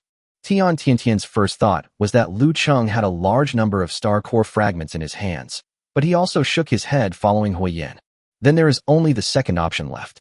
Electric Mouse gave a wicked grin, took out a piece of A4 paper from his arms, clamped it with a metal clip, and placed it upright between the two of them. Tian and Huiyin looked puzzled and asked, "What is the solution?" "What is the solution?" Electric Mouse wrote, "That's draining yourself. It just so happens that ice crystals are ice-attributed abilities, and flames are fire-attributed abilities, so they restrain each other. Both of you apply your abilities to this A4 paper at the same time. If the A4 paper is successfully ignited, then the flame wins. If the A4 paper remains intact after the flame consumes all the energy in the body, then Tian wins. Okay, let's get started." Tian and Huiyin looked at each other. The next moment, both of them instantly used their respective special abilities to resist the interference of each other's special abilities on the A4 paper. Seeing this, Electric Mouse walked aside, smiled, and lay down on the recliner to read a novel, thinking happily, "Little guy, you two are so fierce and scared of me. You two just keep competing with each other." By the evening, Tian and Huiyin were both panting, and their physical strength was approaching their respective limits. One side of the A4 paper was intact, while the other side was burnt black like charcoal, and it was still unclear who won or lost. "It's time to eat." Song Zimming knocked on the door of the exercise room where they were and said. The two men stopped at the same time and rushed towards the restaurant together, determined to determine the winner even in their hurry. Chapter 54, Revenge. Song Zimming took into consideration that after the training of new recruits officially began today, everyone might consume a lot of physical energy. So I specially increased the usual 10 dishes and 1 soup to 15 dishes and 2 soups. As a result, there are only 5 people sitting in the cafeteria eating. Among the 5 people, Song Zimming sat in the first seat and watched. Tian sat with Huiyin. And whatever dish Tian's chopsticks pick up, Huiyin's chopsticks will also pick up that dish. For every one she takes, the other person takes 2. When the two of them were eating, it felt like a competition between 2 big eaters. Dian Shu and Ji Su were eating leisurely. Without De Zhuang and the others present, the two of them didn't have to fight for the food. Song Zimming pointed at Tian and Huiyin and asked Electric Mouse, "What's going on with the two of them?" The Electric Mouse glanced at the direction of Song Zimming's finger and said while eating, "Oh, the two of them are developing a close relationship. That's great." Song Zimming was speechless and looked at Ji Su and asked, "Why are you the only one in your group? Where's that Osaka kid?" Quick reply, "It's hanging in the sky." Song Zimming was puzzled. "Hanging? There's a sandstorm going on outside. Where did you put it?" Speed wrote, "Hanging is a metaphor. I asked him to keep flying and not let him touch the ground until the weather balloon was deflated, so he could eat, defecate, urinate, and sleep in the air." Song Zimming and Dian Shu were speechless, thinking that it was a weather balloon, not a hot air balloon. You probably want the bird to hang in the sky for a month. Will no one die if you do this? Seeing the two people looking at him with such expressions, Jisoo explained. Don't worry, nothing will happen. This is how I practiced when I first awakened my superpowers. My dad drove the boat to the middle of the ocean and threw me, a landlubber, overboard. I had to keep running on the surface of the sea to avoid drowning. Electric Mouse asked. So you ended up on shore? Speed wrote. I finally learned how to swim. Electric Mouse. Speed wrote. Captain, you are still talking about me. Why didn't I see Liu Cheng come back for dinner? Song Zimming thought for a moment and realized that Liu Cheng should have run halfway around the cleaning circle. So he said, I don't think Liu Cheng will be able to come back for dinner today. Just as Song Zimming finished speaking, he saw Liu Cheng dragging his tired body, staggering into the cafeteria. Seeing this, Tian hurriedly went over and supported Liu Cheng's arm. Hua Yin subconsciously stood up and supported Liu Cheng's other arm. Tian and Liu Cheng looked at the flames in surprise. Hua Yin's face turned red and he quickly sat down to continue eating. Tian helped Liu Cheng sit down, and Song Zimming looked at Liu Cheng puzzledly and asked, Why are you back so soon? Are you not lazy? Liu Cheng said unhappily. Do you think I want to go so fast? Not long after I left the base, I ran into 5 knife-clawed dragons chasing me. They chased me for a whole circle. The Electric Mouse said thoughtfully. I think I've heard this story before. You finally learned how to swim, right? Song Zimming said. Since you've finished running today, remember to put on another 10 kilograms tomorrow. Liu Cheng was speechless. He ate in silence to replenish his overdrawn energy. He looked around and saw that there were more vegetables than wolves today, so he asked, Where are the others? The Electric Mouse pointed to the sky. One is up there with the weather balloon, and I don't know about the other one. Speed wrote. I heard that Crow Mouth was beaten half to death by De Zhuang and is being treated by doctors in the infirmary. Everyone. Before dawn the next day, Liu Cheng fastened on the 210-kilogram dumbbell plates. He put on all the weapons and equipment he could wear and went out with the deep blue pulse sniper rifle.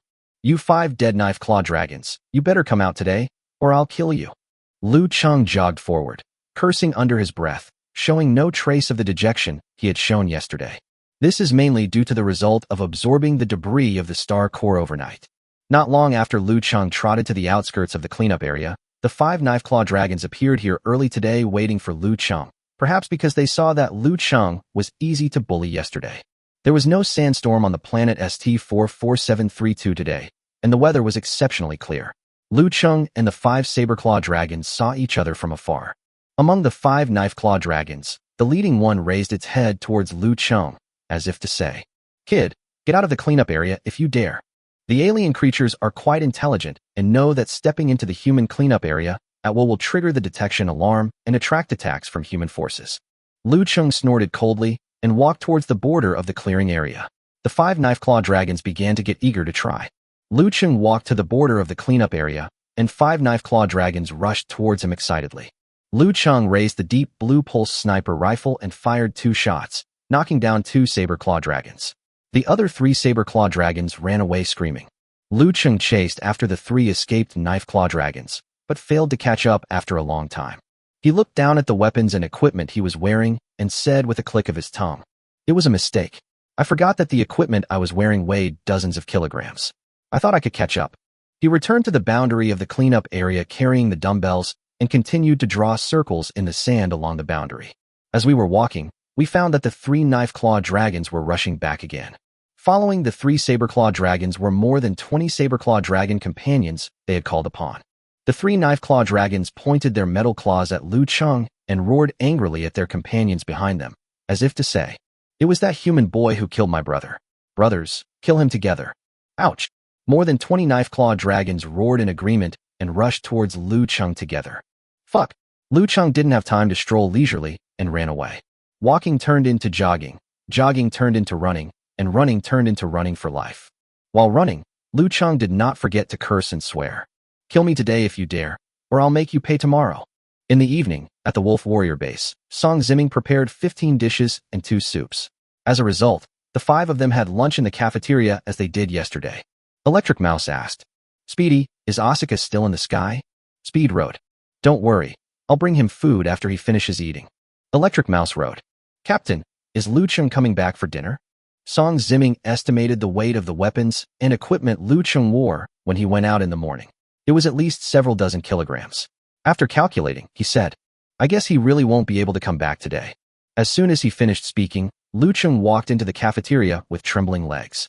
Tian, and Huiyin quickly supported him. Liu Cheng sat down, and Dianshu looked at Song Ziming in confusion. Didn't you say he wouldn't come back? Song Ziming was also very confused and asked, Have you been lazy today? Liu Cheng shook his head and said, No. Song Ziming. Then why did you come back so early? Liu Cheng said unhappily. Of the 5 razor claw dragons that chased me yesterday, I killed 2 today. The other 3 escaped. As a result, the 3 that escaped called over 20 razor claw dragons back, and they chased me all the way. Chapter 55 Anatomy Experiment. Electric Mouse. So did you learn to swim today? Liu Cheng's face was full of question marks, and he asked curiously. By the way, why aren't the others here again? The electric mouse pointed to the sky and said, One is still hanging onto the balloon. Speed Road. Crowmouth was beaten half to death by De Zhuang again today, and is being treated by the doctor in the infirmary. Song Ziming was puzzled. Isn't De Zhuang a bit too cruel? Why did he beat Fu Yin half to death for 2 consecutive days? He shook his head quickly and explained. De Zhuang didn't intend to be ruthless, but Fu Yin got so angry after being beaten that he said he would not stop until he fought back. So De Zhuang had to beat him half to death for 2 consecutive days before the training could end. Song Ziming was speechless, thinking that Fu Yin was a ruthless guy. In this way, the 5 new recruits of the Wolf Warrior Squad underwent special training day after day. Liu Cheng met with the group of knife claw dragons in the desert every day. The 2 sides fully exchanged their views, held friendly consultations and talks, and finally reached a constructive strategic partnership. In short, no one is willing to give in to anyone else. Although Liu Cheng insisted on training and absorbing the energy of star core fragments every day, the supernatural energy in his body also increased. However, the psychic's level has not yet broken through level 2, and his new supernatural abilities have not yet been decided. He told Song Ziming about his doubts, and Song Ziming replied, It's not enough to just increase your strength, you also need to improve the use of your abilities. Think carefully about how your powers work when you are dissecting a corpse. Liu Cheng returned to the room with this question. He lay on the bed, absorbing the star core fragments, while thinking about how he had dissected out the star core fragments when he was dissecting the corpse of the alien creature. What Liu Cheng is absorbing now are the star core fragments taken from the bodies of second-level alien creatures. Compared with the star core fragments produced in the body of a first-level alien creature, it is a circle larger in size and contains a lot more supernatural energy. Before, Liu Cheng could absorb all the star core fragments produced by a first-level alien creature in one night. Although his energy absorption speed has increased a lot now, it still takes 2 or 3 days to absorb all the star core fragments produced by a second-level alien creature. This does not mean that the latter has 2 or 3 times the energy of the former. The main reason is that the energy impurities contained in it are less, and the proportion of energy that can be absorbed and utilized is increased. Ding ding ding. The doorbell of Liu Cheng's room rang.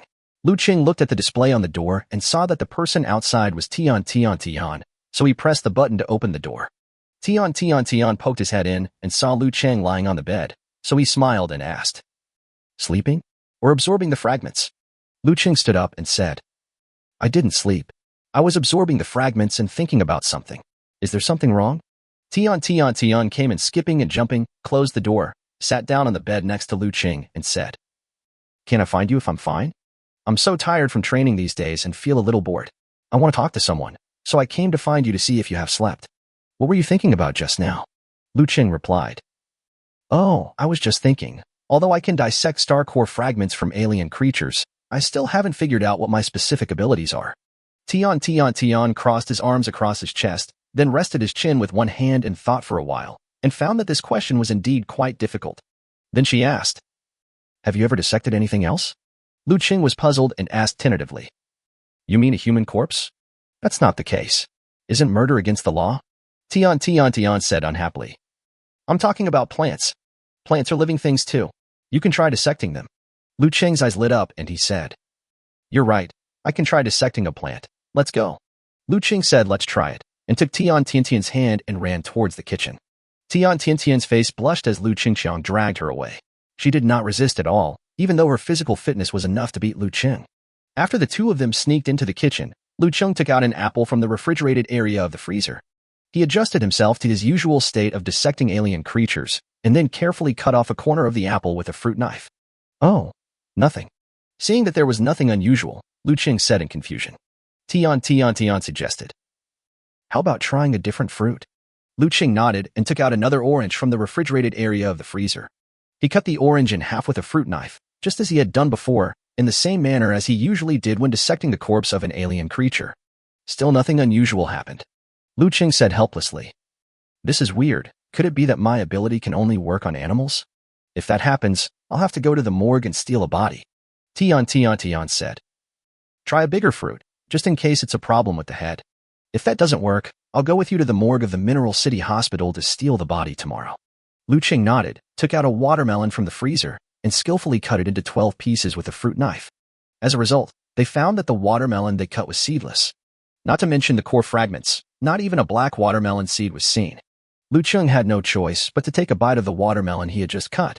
Suddenly, his pupils dilated, and he looked at the watermelon in his hand and said, "How sweet." Tian wondered how sweet a piece of watermelon could be. So she also picked up a piece of cut watermelon, took a bite, and said, "It's not sweet at all, okay? It has no taste. How come?" Liu Cheng was puzzled and handed the watermelon he had taken a bite of to Tian. Tian didn't dislike Liu Cheng at all. He took a bite of the watermelon in Liu Cheng's hand and said, "Huh?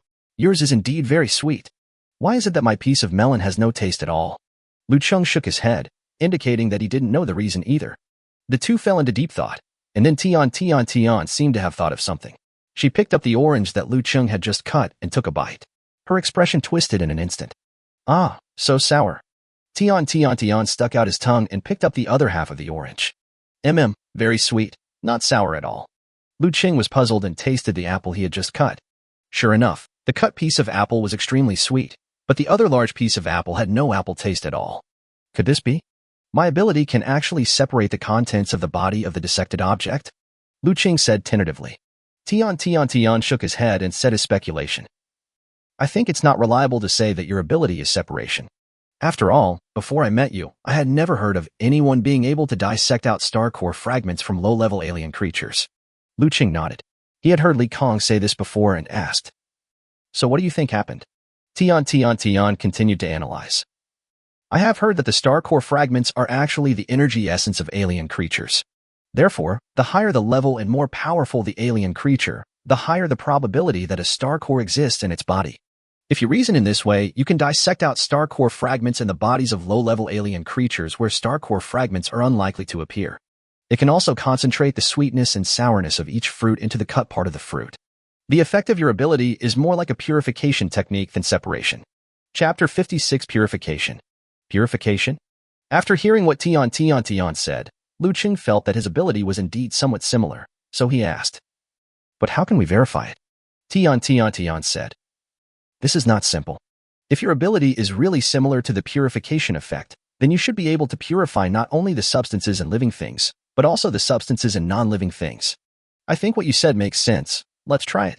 After Liu Cheng finished speaking, he thought to himself, "But what should I use for the experiment?" He searched the freezer, and finally his eyes stopped at the leftovers made by Song Ziming. He pointed at them and asked, "How about this?" Tian nodded. "It's good. The food is already cooked, so it's considered dead food. If you can concentrate the flavor of the food, it will make the rest of the food lose its flavor. Then your ability type is most likely purification.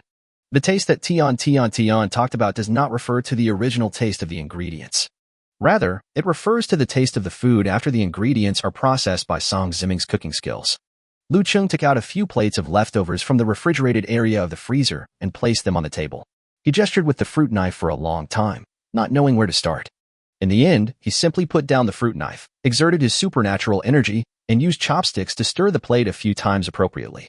Then he picked up a piece of food with chopsticks, fed it to Tian, and asked, "How about it?" The moment the food entered his mouth, Tian's pupils dilated instantly. The food Song Ziming cooked was always delicious. At this moment, Liu Cheng used his special ability to extract all the flavors of the food. This bite of food made Tian so delicious that she was speechless. Tian nodded frantically, indicating that Liu Cheng was very delicious. Seeing this, Liu Cheng picked up another piece of leftover food from the same plate with chopsticks and put it into his mouth.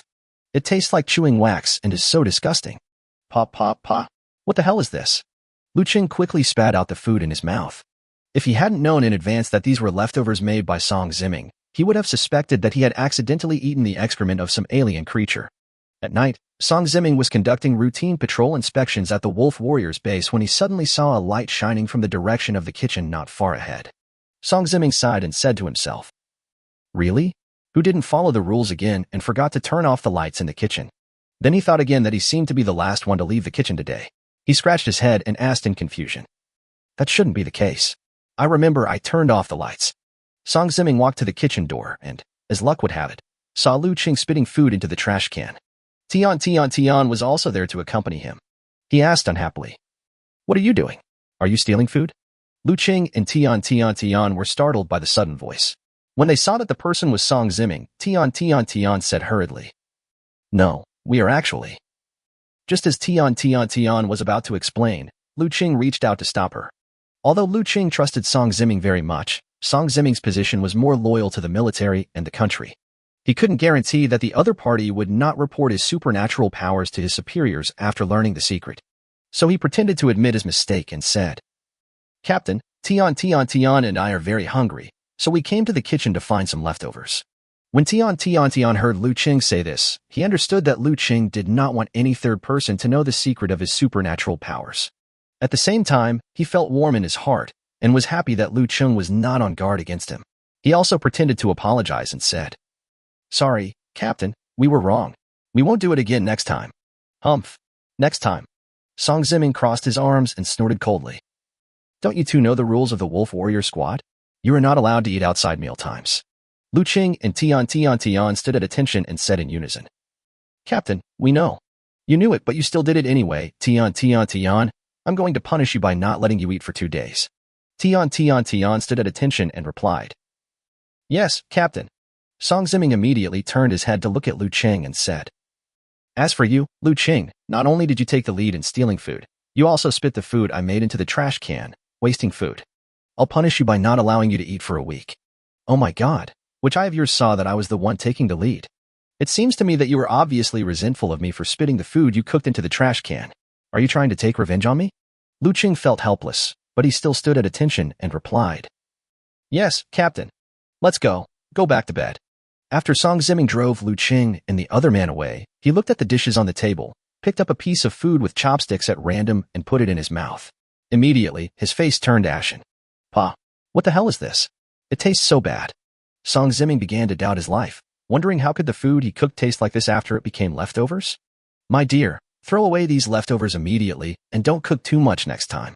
If De Zhuang and the others knew that the food I cooked tasted so bad after it became leftovers, my prestige in their hearts would drop significantly." On the other side, Liu Cheng and Tian fled back to their respective lounges. In the corridor, Liu Cheng said to Tian with guilt, "I'm so sorry. You helped me so much, but you had to go without food for 2 days because of my secret." Tian smiled and said, "That's nothing. For a superpower, 2 days without food is fine. But can your body handle not eating for a week?" Liu Cheng thought about it. He had a very close relationship with the Sword Claw Dragon group. They would come to him almost every day to fight him. So he said, "It doesn't matter to me. At most, I can just eat roasted saber-claw dragon meat for a week." Although the body of the saber-claw dragon is made up of metal elements, it also contains some edible visceral fat. Tian nodded. "That's right. I won't say any more. I'm going back to rest." "Yeah, okay. Good night." Liu Cheng waved and returned to his lounge. Without any worries, he felt that he absorbed the energy of the star core fragments much faster overnight. The days passed quickly, and the special training of the new members of the Wolf Warrior Squad continued. Fatty Fanio was still in the sky observing with the weather balloon. From a distance, it looked like there were 2 balloons, one big and one small, tied to the sky above the Wolf Warrior's base. Tian and Huiyin were fighting every day, and Fu Yin was also receiving emergency treatment from doctors. Liu Cheng was the one who had the easiest life among them, although the weight he carries every day is still increasing. However, with the help of the group of knife-claw dragons, it now takes him less than half a day to complete a lap. The experience of fighting alone with a group of knife-claw dragons also benefited him a lot. From being chased by a group of knife-claw dragons in the beginning to now Liu Cheng chasing the group of knife-claw dragons every day, the change is quite big. Moreover, the group of knife-claw dragons also provide Liu Cheng with a stable source of star core fragments. Although he had not followed De Zhuang and the others to beg for money these days, Liu Cheng had unknowingly accumulated nearly 100 star core fragments. "It seems like I should find a day to go visit the lucky cat. It seems like he still owes me a lot of money." Chapter 57 Liu Cheng. One night after the daily special training ended, Liu Cheng suddenly received a call.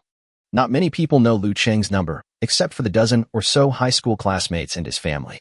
Liu Cheng asked doubtfully, "I haven't transferred money to my mother this month. Why did she call me?" Liu Cheng picked up the device and found that the person who sent the message was actually his sister. He instantly realized that the 5 star core fragments that Fat Tiger had helped him send might have been delivered, so he established communication. On the computer screen, a girl with delicate features appeared in the communication screen. The girl was wearing a light gray suit junior high school uniform on the upper body and a light black plaid skirt on the lower body. Her smooth black hair was tied into a single ponytail, with one side of her bangs falling down to her chin, and the other side had 2 red hairpins. Although she looks a little childish, it can be seen that when she grows up, she will definitely have a beauty that is not inferior to Tian and Huiyan. This person is Liu Cheng's sister, Liu Cheng. Although Liu Cheng guessed the purpose of his sister's interstellar communication, he still pretended not to know and asked with a smile. "Hey, isn't this Cheng? Why did you think of sending a message to your brother? Do you miss me, your brother?" Liu Cheng, who was sitting opposite him, hadn't seen her brother for a long time. She was very happy to see Liu Cheng through the interstar communication. She said in a gentle tone, "Brother, long time no see. Is it tough on the front line?" Liu Cheng replied, "Don't worry, the planet your brother was assigned to is behind the front battlefield, just a little closer to the front star field. You will live a good life every day." Hearing that her brother did not go to the frontline battlefield, Liu Cheng, who was originally worried about him, looked a lot more relaxed and said, "By the way, brother, let me ask you something. Did you send anything to our school? My homeroom teacher handed me a package today. The sender's name was Strange, Butcher. I looked at the address and saw that it was sent from the frontline star field, and the recipient was me, so I thought of asking you." Liu Cheng then remembered that his family didn't know that he had taken over a nickname, and he found it funny, so he teased Liu Cheng. "So you send an interstellar communication to your brother just for a package from someone you don't know? Do you know how expensive communication charges are? Our father still owes the hospital more than 1 million yuan in hospital fees." Liu Cheng heard Liu Cheng threatening her, but she was not worried or afraid at all, and said, "Brother, stop trying to lie to me. Mom has already told me that your salary will be very high after you join the army. Last month alone, she transferred 500,000 to her bank account." Liu Cheng was stunned and asked in confusion, "Mom told you everything about me transferring money to her? This shouldn't happen. Mom isn't such a talkative person." Liu Cheng said helplessly, "Vanity. Not to mention me. Even Aunt Wang and Aunt Li next door now know that you have a very high salary in the army." Liu Cheng was speechless. Liu Cheng continued, "Besides, what do you mean just for a package sent by someone unknown? Brother, do you know what's in the package?" Liu Cheng Dao. "Are they 5 star core fragments?" Liu Cheng said, "You can't guess, right? I'll tell you, it's 5 star cores." "Eh? Brother, tell me if the package was sent by you." Liu Cheng smiled and nodded. "I sent it." Seeing Liu Cheng admit it, Liu Cheng was not happy at all. Instead, she started to blame Liu Cheng. "Brother, I am still in junior high school. My superpowers have just been awakened, so I don't need the star core fragments for the time being. And it would be fine if you bought one, but why did you buy 5 at once? Sell it quickly to get money. Dad still hasn't paid the hospital for the hospitalization fee. Remember to treat Dad first." Liu Cheng felt distressed for his sister, who was so sensible at such a young age. He comforted his sister. Cheng, I want to tell you something, but you have to promise me that you won't let anyone else know about it except you and me." Seeing Liu Cheng's serious expression, Liu Cheng knew that her brother was not joking with her, so she nodded and agreed seriously. "I promise not to tell my parents. Just tell me what it is." Liu Cheng knew his sister's character well, and her promise was reliable, so he said, "Actually, your brother and I have a way to get star core fragments on the front line. Those few star core fragments were just to test whether the people who helped transport them were reliable. I will continue to send you more star core fragments in the future, so feel free to use them. You don't have to worry about your dad's medical expenses. I'm sure you know that star core fragments are not cheap. Your brother has money now. He was afraid of scaring Mom last time, so he only transferred part of the money to her." Liu Cheng never expected that her brother was a loser and the last in the class in high school.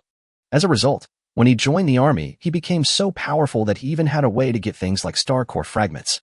She opened her mouth so wide in surprise that a duck egg could almost fit in it. "The 500,000 yuan you transferred to Mom last time was also earned from selling star core fragments?" Liu Cheng nodded. Liu Cheng was delighted. As a girl, she also loves beauty. But Liu Cheng is more sensible and knows that her family is not well off, so she hasn't bought any new clothes in the past 2 years. The last new piece of clothing Liu Cheng bought for his sister 3 years ago when he was working during the summer vacation. It was a dress that was no longer wearable. Usually at school, everyone wears their own nice clothes, but Liu Cheng is the only one who insists on wearing the school uniform every day. At this moment, when Liu Cheng thought that her family finally had money and she could buy herself new clothes, 2 rows of small white teeth appeared at the corners of her mouth, and she was so happy that she couldn't close her mouth. Seeing that his sister, who had always been very sensible, finally showed the innocent and bright smile that should belong to her age, Liu Cheng also became happy. Silly girl, look at how beautiful you are. Just wait, I'll transfer 20,000 yuan to you later, but you can't spend it recklessly. Also, you must not fall in love too early. Study hard, try to get into a good high school, and become an excellent psychic. Don't be like me, your brother, who is looked down upon by others as a useless person. Seeing her brother nagging endlessly, Liu Cheng said impatiently, I know, brother, he is the top student in the class. Besides, what's wrong with being the same as you, my brother? Hee. Liu Cheng snorted coldly. Just giggle. I won't say any more. I, your brother, will need to absorb the star core fragments for cultivation later. I will transfer 20,000 yuan of pocket money to you later. Just send me an emoji when you receive it. Hee. Thank you, bro. I love you the most. Liu Cheng flattered her elder brother happily. After hanging up the interstar communication, Liu Cheng accessed the bank system and transferred 20,000 yuan to his sister Liu Cheng. He thought about it and transferred another 10,000 to his sister. After all, his sister has been too sensible over the years and has suffered a lot with him. If you give her more money, she won't spend it recklessly and do bad things. Chapter 58. Insight. I have to say that after upgrading to a platinum account, you will gain more banking privileges, which is convenient. Now, when transferring money to family members, you don't have to go to the bank. You can do it on the ARM computer. 2 months pass by unknowingly in the busy training. The special training results of the 5 new recruits of the Wolf Warrior Squad can be described as somewhat effective. At least in most cases, they were able to complete their training tasks on time and return for dinner. The 9 members of the Wolf Warriors were scrambling for dinner around the dining table. Fanyo still insisted on hanging in the sky, but the weather balloon next to him was replaced. Suddenly, Wang Zhuang's expression became strange, and he spat out his favorite stir-fried pork with green peppers onto the table. Pa. The doctor said with disdain. De Zhuang, what are you doing? It's so disgusting. Wang Zhuang said aggrievedly. No, I think I ate ginger just now. Electric Mouse wrote. De Zhuang, you are talking nonsense. Where does the ginger come from in this dish of stir-fried pork with green peppers? Wang Zhuang looked confused and said. I don't know what I ate just now, but it tasted weird, like chewing wax, and it had no flavor at all. Electric Mouse didn't believe what Wang Zhuang said at all, and picked up a piece of stir-fried pork with green peppers with chopsticks and put it in his mouth. The next moment, his expression became distorted. Pooh, it's so disgusting. Captain, has your skill deteriorated? Song Ziming stared at the Electric Mouse without saying anything. The Electric Mouse quickly shut up. Wang Zhuang scratched his head and asked doubtfully. It's really weird. This is the 3rd time this has happened this month. I was enjoying this dish just now. Song Ziming looked at Liu Cheng and Tian, who were laughing secretly beside him. He just saw with his own eyes that Liu Cheng picked up a piece of food with chopsticks and put it into Tian's bowl, and then the dish became tasteless. This month is only halfway through, and Liu Cheng has already used his supernatural powers to commit crimes for the 3rd time. It is no wonder that Song Ziming noticed Liu Cheng.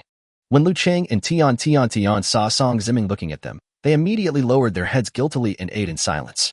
Song Ziming sneered in his heart, thinking that it was indeed this kid Liu Cheng who was behind this. He had become suspicious of Liu Cheng twice before. Then I thought back to the night 2 months ago when I caught Liu Cheng and Tian stealing leftovers in the kitchen. Song Ziming then realized that the reason why the leftovers had no taste was not because of his poor cooking skills. It is very likely that Liu Cheng was behind this. It seems that Liu Cheng has already mastered his own abilities, but he doesn't want to tell me yet. Song Ziming guessed in his heart. Since Liu Cheng didn't want to say it, he had no intention of exposing Liu Cheng. This is how Song Ziming is as a person. As long as it involves issues of principle, he will get to the bottom of it. As long as it does not involve issues of principle, he will turn a blind eye. Song Ziming raised his chopsticks, pointed at the dish of stir-fried pork with green peppers and said, Liu Cheng, just clean up that dish. Don't waste food. Liu Cheng looked confused and said, Why do you let me eat it? Song Ziming said with an expression that said, You already know the answer but still ask. You really want me to explain why? No, I'll eat. As soon as Liu Cheng saw Song Ziming's expression, he knew that the captain had guessed that it was him who had done something. He was glad that Song Ziming did not take him too seriously and ask him about the specific way he did it. So he reluctantly put the tasteless food into his bowl and swallowed it all while crying. After everyone finished eating, he quickly packed up the leftovers for Fei Niao and was about to leave. Song Ziming called everyone to a halt and announced, "The Corps Commander sent me a message today. To be more precise, the Corps Commander sent a message to a group of people. It is said that the seer will visit the leader soon. Anyone who needs the seer's help can go to the headquarters.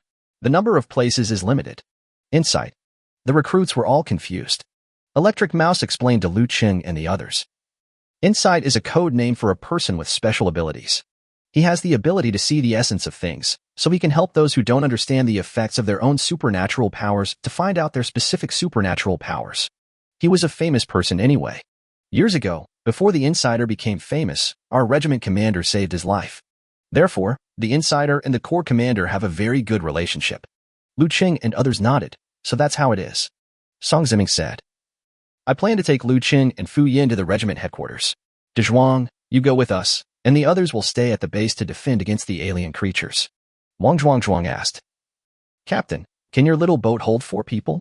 Song Ziming didn't want to answer this question, so he changed the subject and said, "Insight is more or less a celebrity among the supernatural beings in the galaxy.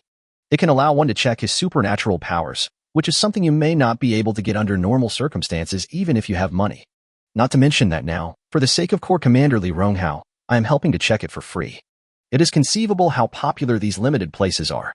After informing them of the arrangements, Song Ziming immediately asked Wang Zhuang and the other 2 to pack their luggage and board the boat with him.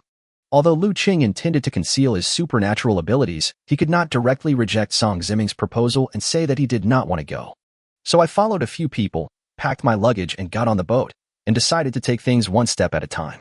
After all 3 people were on board, Song Ziming started the engine of the small spacecraft. The small spaceship flew upward at a 45-degree angle into the sky. Song Ziming's small spaceship originally had 2 seats. At this moment, Song Ziming was sitting in the driver's seat and Wang Zhuang was sitting in the passenger seat. The 2 tall and big guys almost filled the cab. Liu Cheng and Fu Yin didn't even have the luggage rack to hold onto, so they just lay down on the pile of luggage. Fortunately, Song Ziming was very anxious about the quota issue, and the small spaceship was flying at a relatively fast speed, so it quickly flew out of the star field where they were. Chapter 59 Arrival at the Headquarters. Liu Cheng looked at the unfamiliar planets outside the cabin of the small spacecraft and realized that there is no distinction between east, west, south, north, up and down in the universe. He turned on the ARM computer and checked his newly added individual module component with cosmic coordinate function. "Huh? Why are we flying towards the front battlefield star field?" Liu Cheng asked. Song Ziming held a cigar in his mouth, the smell of smoke wafting all over the cockpit, and explained. "The more dangerous the situation in a star region, the more troops will be deployed. Although there are many alien creatures on our planet ST-44732, most of them are first or second level alien creatures. In addition, the planet is located behind the frontline battlefield, so only our class is deployed there. As for the planets on the front line, some of them are organized into several classes and deployed together. Some even have an entire camp stationed on a single planet. Our regiment headquarters will be stationed in this frontline star region together with the Qin-class fleet group that is responsible for transportation during your training mission." Fu Yin nodded and said, "Doesn't that mean that the frontline troops need much less time to reach the regiment headquarters than we do? If the number of places is limited, wouldn't it be unfair to troops like us who are stationed on planets far away from the regiment headquarters?" After hearing this, Liu Cheng felt very fortunate. He wished that he would not get the chance to be examined for his supernatural abilities by the Insider. Song Ziming replied, "There is no absolute fairness, so we can't decide by drawing lots, right? Besides, with your bad luck, I'm afraid we won't win." Upon hearing this, Fu Yin shut up in frustration. Wang Zhuang said unhappily, "We have encountered 3 beast tides in 2 months.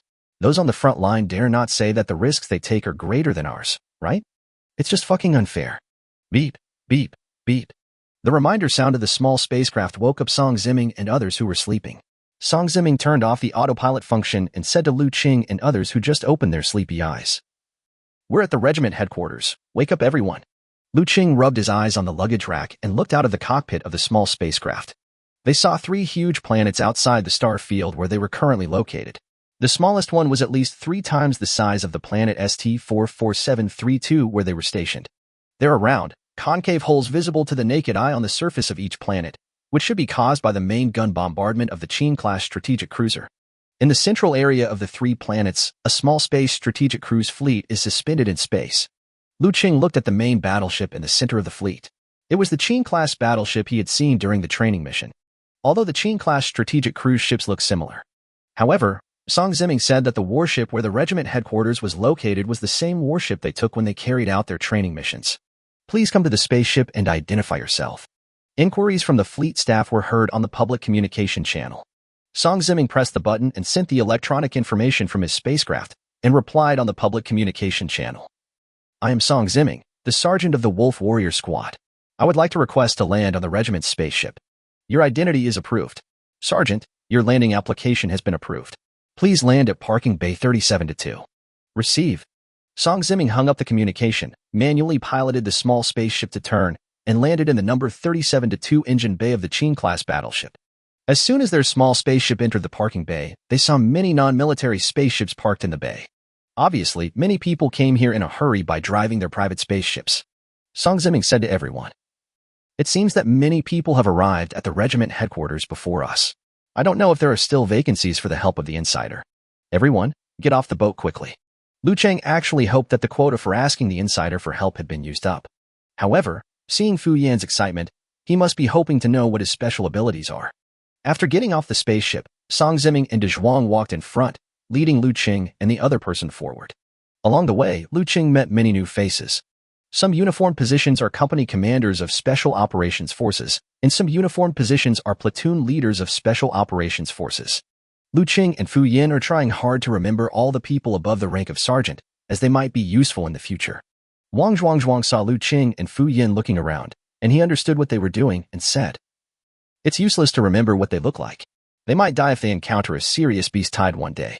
You two know the characteristic of our industry, which is that promotions are fast." Hearing this, the officers passing by looked at Wang Zhuang with unfriendly eyes. Getting promoted quickly means that a person was originally a platoon leader, and then their company commander died, and the platoon leader immediately became the company commander. Liu Cheng and Fu Yan were speechless, silently deleting the face of the person they had just memorized from their memory. Wang Zhuang gave a thumbs up to the two people who immediately stopped looking around and said, "So realistic. I finally learned some of the essence of your strong brother." Song Ziming in front said, "Okay, De Zhuang, don't teach them some useless knowledge. We'll be at the regiment's command room soon. Everyone, be serious." Wang Zhuang retorted, "Captain, how can this be called useless? Getting promoted, getting rich, and marrying a beautiful, wealthy woman, this is the formula my father taught me to reach the pinnacle of life." Song Ziming said unhappily, "So that's what your dad chose to do?" Wang Zhuang was silent and immediately shut up. Liu Cheng and Fu Yan behind him looked at each other and were curious about what Wang Zhuang's father did.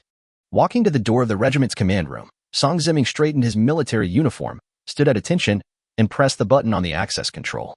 A guard from the regiment headquarters opened the door and invited the four people in.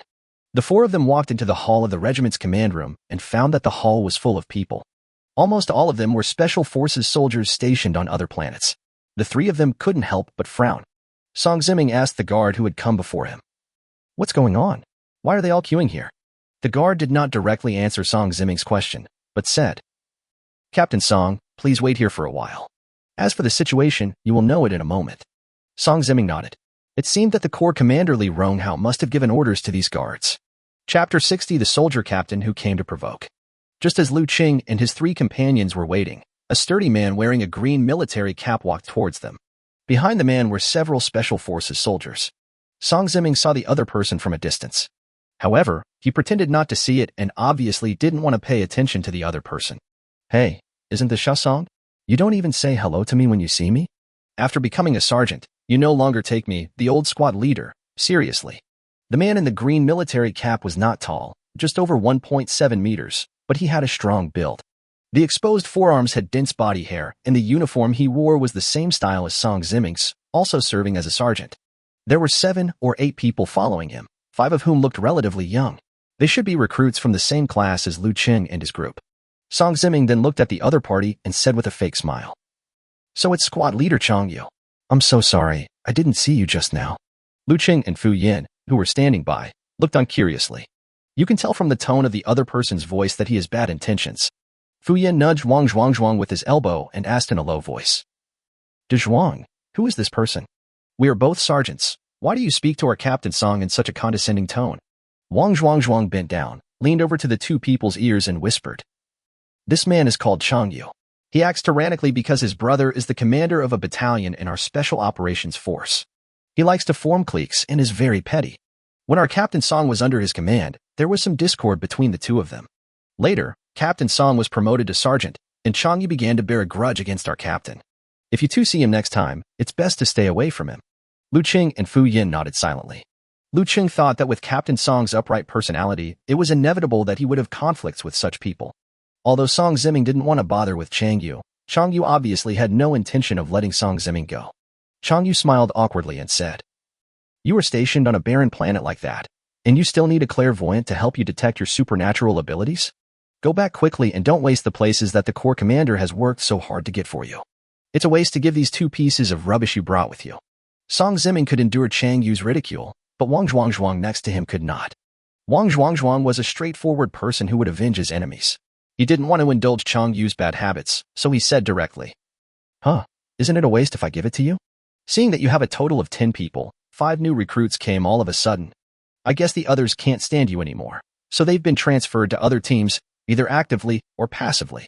Upon hearing this, Chang Yu looked at Wang Zhuang. Seeing that the other person was nearly 2 meters tall, and his arms were almost as thick as his thighs, he didn't know how to attack him, so he smiled wryly and said, Who was I then? It turns out I was just an ordinary soldier. Song Ziming, the soldiers you lead are really loyal to you. I guess your team doesn't have any new recruits this year? Oh, I forgot. Your wolf warrior team encountered a beast tide last month, and nearly half of them were killed or wounded. On a planet where most of the alien creatures are level 1 or 2, half of them were killed or injured in an instant. It is obvious that your team has trained a bunch of trash. It really made me laugh to death. Upon hearing Chang Yu mocking the predecessors of the Wolf Warrior Squad who died while fighting against the Beast Tide, Liu Cheng and Fu Yin clenched their fists and felt angry. Wang Zhuang gritted his teeth and said angrily, Say it again if you dare. Wang Zhuang's loud voice drowned out all the discussions in the hall of the regiment's command room. The cadres and soldiers from various classes and companies present all looked in their direction. Chang Yu relied on his brother being the commander of a special forces battalion and was not afraid of the matter getting out of hand, so he continued. Then I'll say it again. Listen to me. You guys in the Wolf Warrior Squad are all trash. You are guarding a planet without any level 4 alien creatures, and half of your people were killed or injured in one go. If you are not useless, what are you? Just based on this, you guys also want to ask the insider for help? It's a pipe dream. Giving you the quota is a pure waste. Wang Zhuang reached out and grabbed Chang Yu by the collar, saying angrily, You're talking nonsense. Do you know what kind of beast tide our team is facing? 3 consecutive beast tides in 2 months. Wang Zhuang had just said half of his words when Song Ziming put his hand on his chest. Song Ziming used his hidden strength in his hands to push Wang Zhuang back a few steps, causing him to loosen his grip on Chang Yu's collar. That's enough, Da Zhuang.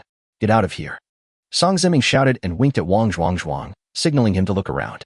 Wang Zhuang was confused after being pushed away. Then he saw Song Ziming winking at him, and then he realized that the quarrel here was too intense, causing everyone in the hall to look at him. It was indeed inappropriate for a soldier to use violence against another sergeant in public.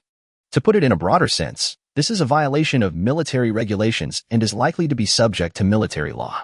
Wang Zhuang was glad that Song Ziming stopped him in time. However, he still couldn't swallow this breath, and whispered to Song Ziming, Captain, can you tolerate the way that bastard Chang said this about our dead brothers? Seeing that his goal had been achieved, Chang Yu proudly took his men back to their previous position and no longer wasted time with Song Ziming and the others. After seeing Chang Yu walk away, Song Ziming whispered to Wang Zhuang. The other party obviously came prepared. Although we don't know what Chang Yu's ultimate goal is, his intention to provoke us is very obvious. If you attack him at this time, it will be exactly what he wants. Hearing this, Liu Cheng nodded, thinking that Song Ziming was right. At times like this, the more you have to remain calm, otherwise you will fall into the other party's trap. I understand. Wang Zhuang folded his arms, clearly looking very angry. Song Ziming comforted. But don't worry.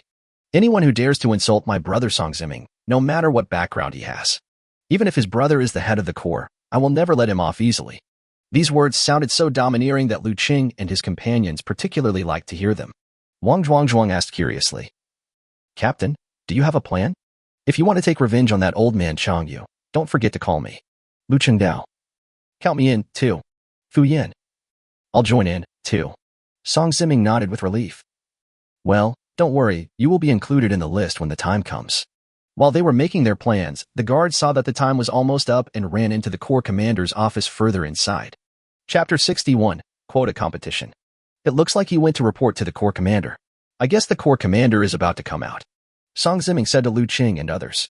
Sure enough, not long after the guard entered the inner room, Corps Commander Li Ronghao came out with 2 other people. The 3 of them walked out, talking and laughing, and sat together on the chairs at the top of the hall of the regiment's command room. Li Ronghao sat in the middle, and the other 2 sat on both sides. Li Ronghao has a flat head, small eyes, and is about 1.7 meters tall. Although he is not tall, as the commander of the Corps, no one present dares to underestimate Li Ronghao's strength. After the training mission was completed, Liu Cheng and Fu Yin both saw Li Ronghao speaking through the holographic projection screen in the rest cabin and recognized him at first sight.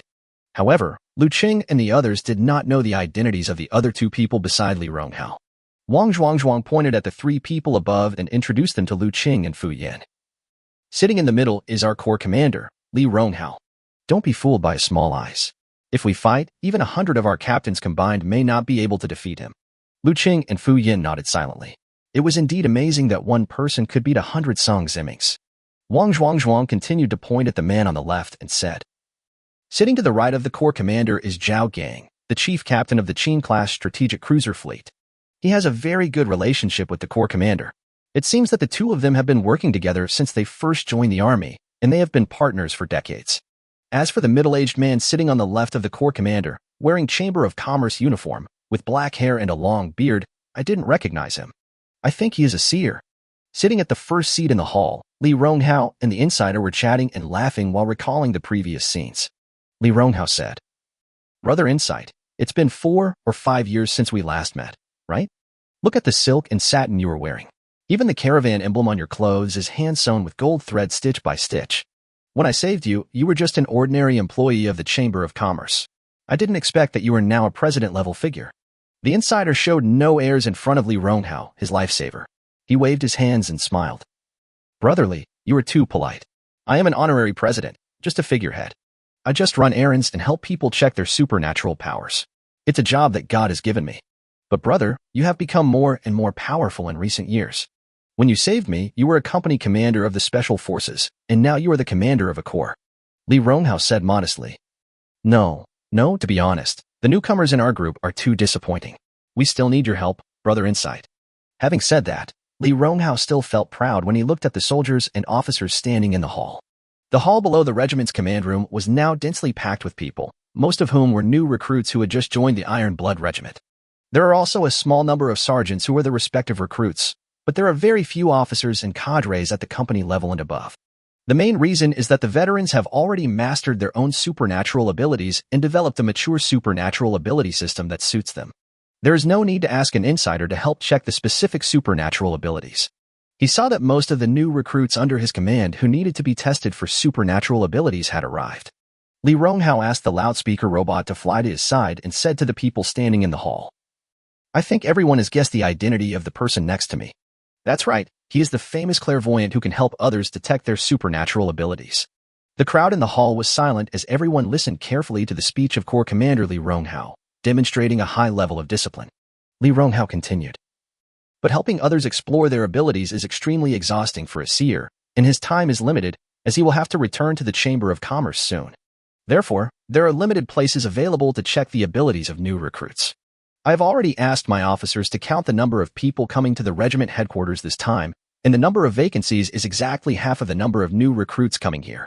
I have decided that the quota will be allocated through combat competitions. You will divide yourself into teams, and 2 teams will compete in odd-numbered recruit combat competitions. The winning team will get a spot as an insider to help explore their supernatural abilities. The time limit for grouping is 5 minutes. After 5 minutes, the teams that have not been grouped will be randomly matched, and the timer will start. Li Ronghao gave the order, and the crowd in the hall of the regiment's command room immediately became lively again. They were all looking for class teams that seemed weaker and easier to control.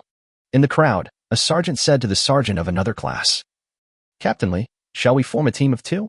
The sergeant named Li looked at the new recruits from the other squad and said unhappily, Go away, the new guy in your class looks so strong. I won't be in the same group with you. Another sergeant, who was being chased and requested to be divided into groups because the new recruits looked very weak, saw the new recruits in squad leader Li's class and felt like he had seen a life-saving straw. He ran over and said happily, "Old Li, the recruits in our two classes should be about the same strength. How about we be in the same group?" Squad leader Li looked at the newcomers in this class and nodded. "Okay, Lao Lu, let's form a group of two classes. It's fair who wins and who loses."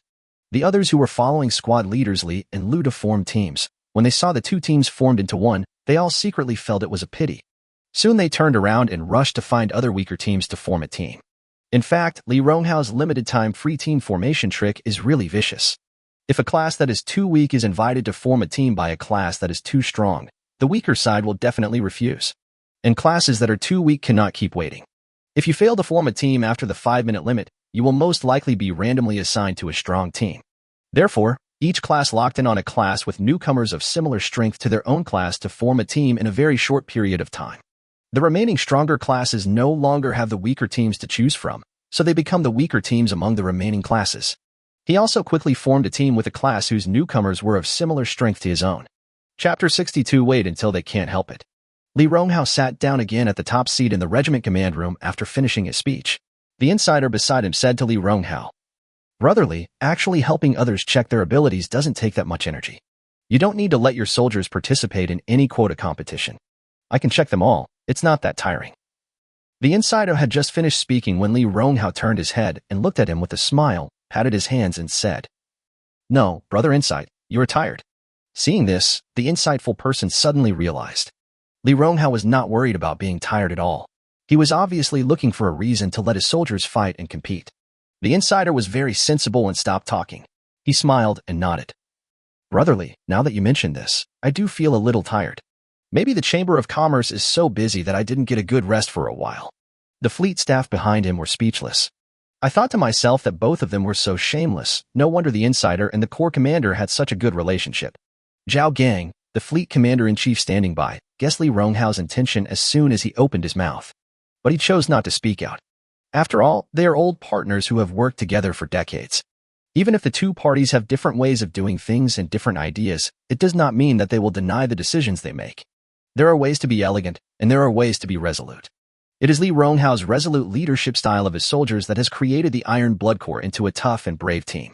Downstairs in the hall of the regiment's command room, the Wolf Warrior team led by Song Ziming and the Black Bear team led by Chang Yu did not accept the competition invitations sent by other teams. Instead, they looked at each other across the crowd. Wang Zhuang snorted coldly and said to Song Ziming, "Huh, I was wondering why Chang suddenly showed up to taunt us. I'm afraid he had known about the quota competition through his brother, the battalion commander, a long time ago. So he wanted to provoke us and force us to compete with his team. He brought so many newcomers with him, and it is certain that not all of them need the help of an insider to check their abilities. Probably in order to ensure his victory in the competition, he brought a few of the strongest recruits. Captain, shall we accept the challenge?" Song Ziming did not answer Wang Zhuang's question, but looked at Liu Cheng and Fu Yin and asked, "The Black Bear squad must have made preparations in advance. Do you two dare to accept the challenge?" Fu Yin nodded and said, "Captain, I have no problem."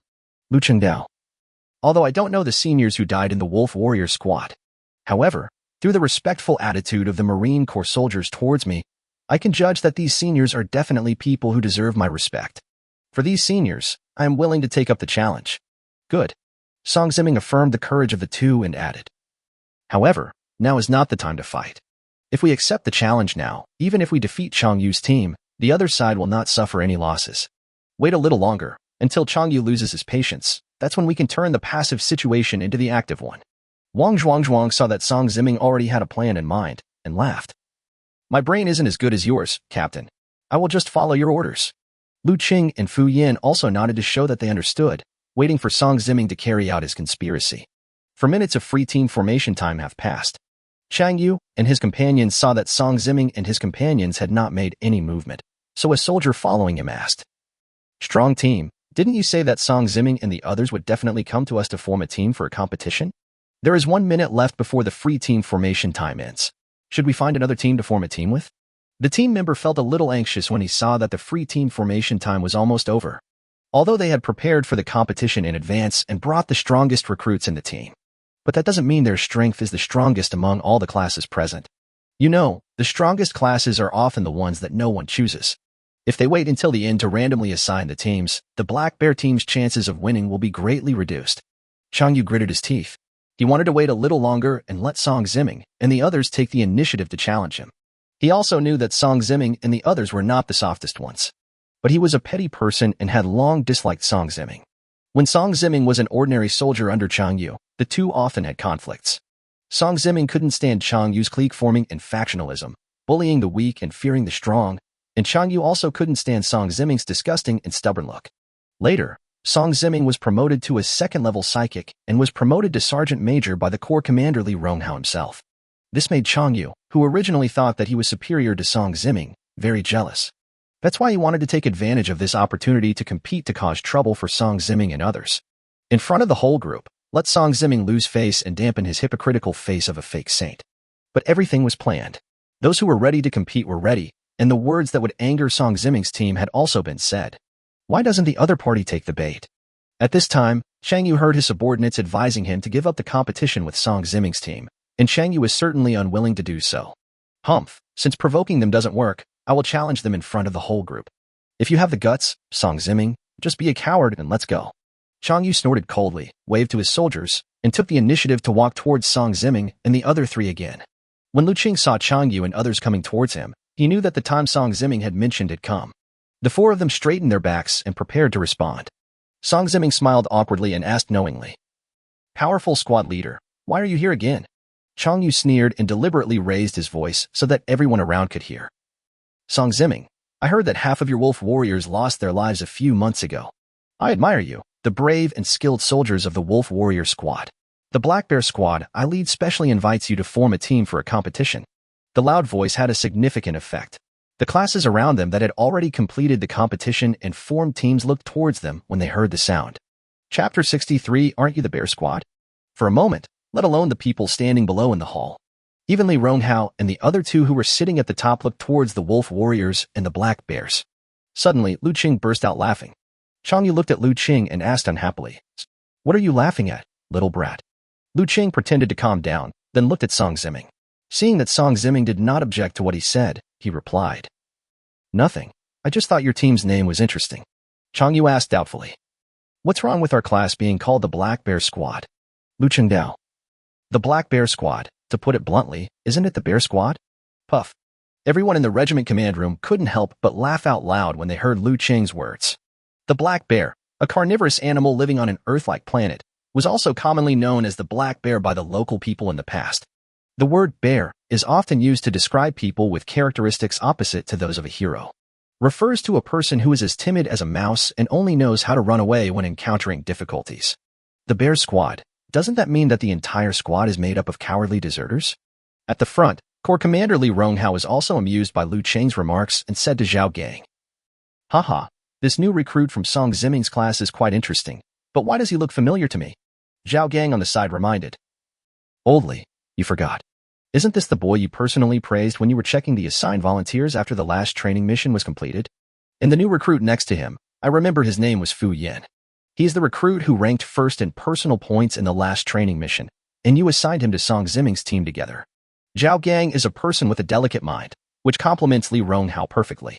After Zhao Gang's reminder, Li Ronghao slapped his thigh and said, "I remember that boy was the only one who was assigned to volunteer to join the ground forces. There were two other recruits, and their assignment was to follow this guy. What was his name again?" There was no need for Li Ronghao to ask the battalion commander and others standing behind him personally. After hearing what Li Ronghao said, he immediately searched for Liu Cheng's name in the computer system. The 1st Battalion Commander Chang Qiu immediately stepped forward and said, "Reporting to the Corps Commander, this new recruit is called Liu Cheng." Li Ronghao clapped his hands and said, "Yes, his name is Liu Cheng. I remember there was another one called Tian Tian. I don't know if Liu Cheng paid them back yet." The inside on the other side heard Li Ronghao and Zhao Gang talking about Liu Cheng's 3 new recruits. He became curious and looked towards the Wolf Warriors team with great interest. The 1st Battalion Commander, Chang Qiu, is the brother of Changyu, the captain of the Black Bear Squad. Seeing that his brother had attracted the attention of the regiment leader and the captain, he didn't want to make things worse, so he quickly reminded Li Ronghao, "Captain, the 5-minute time limit for free team formation has expired. Do you want me to stop those 2 teams?" Hearing this, Li Ronghao squinted at the battalion commander Chang Qiu and said in a cold tone, "Captain of the 1st Battalion, if I remember correctly, the captain of the Black Bear Squad seems to be your younger brother, right?" When Battalion Commander Chang Qiu heard what Li Ronghao said, cold sweat immediately broke out on his back. He knew that his intention was immediately seen through by the head of the group. So he bowed quickly and said, "It's my good-for-nothing brother. My brother is so incompetent that he has caused trouble for the captain."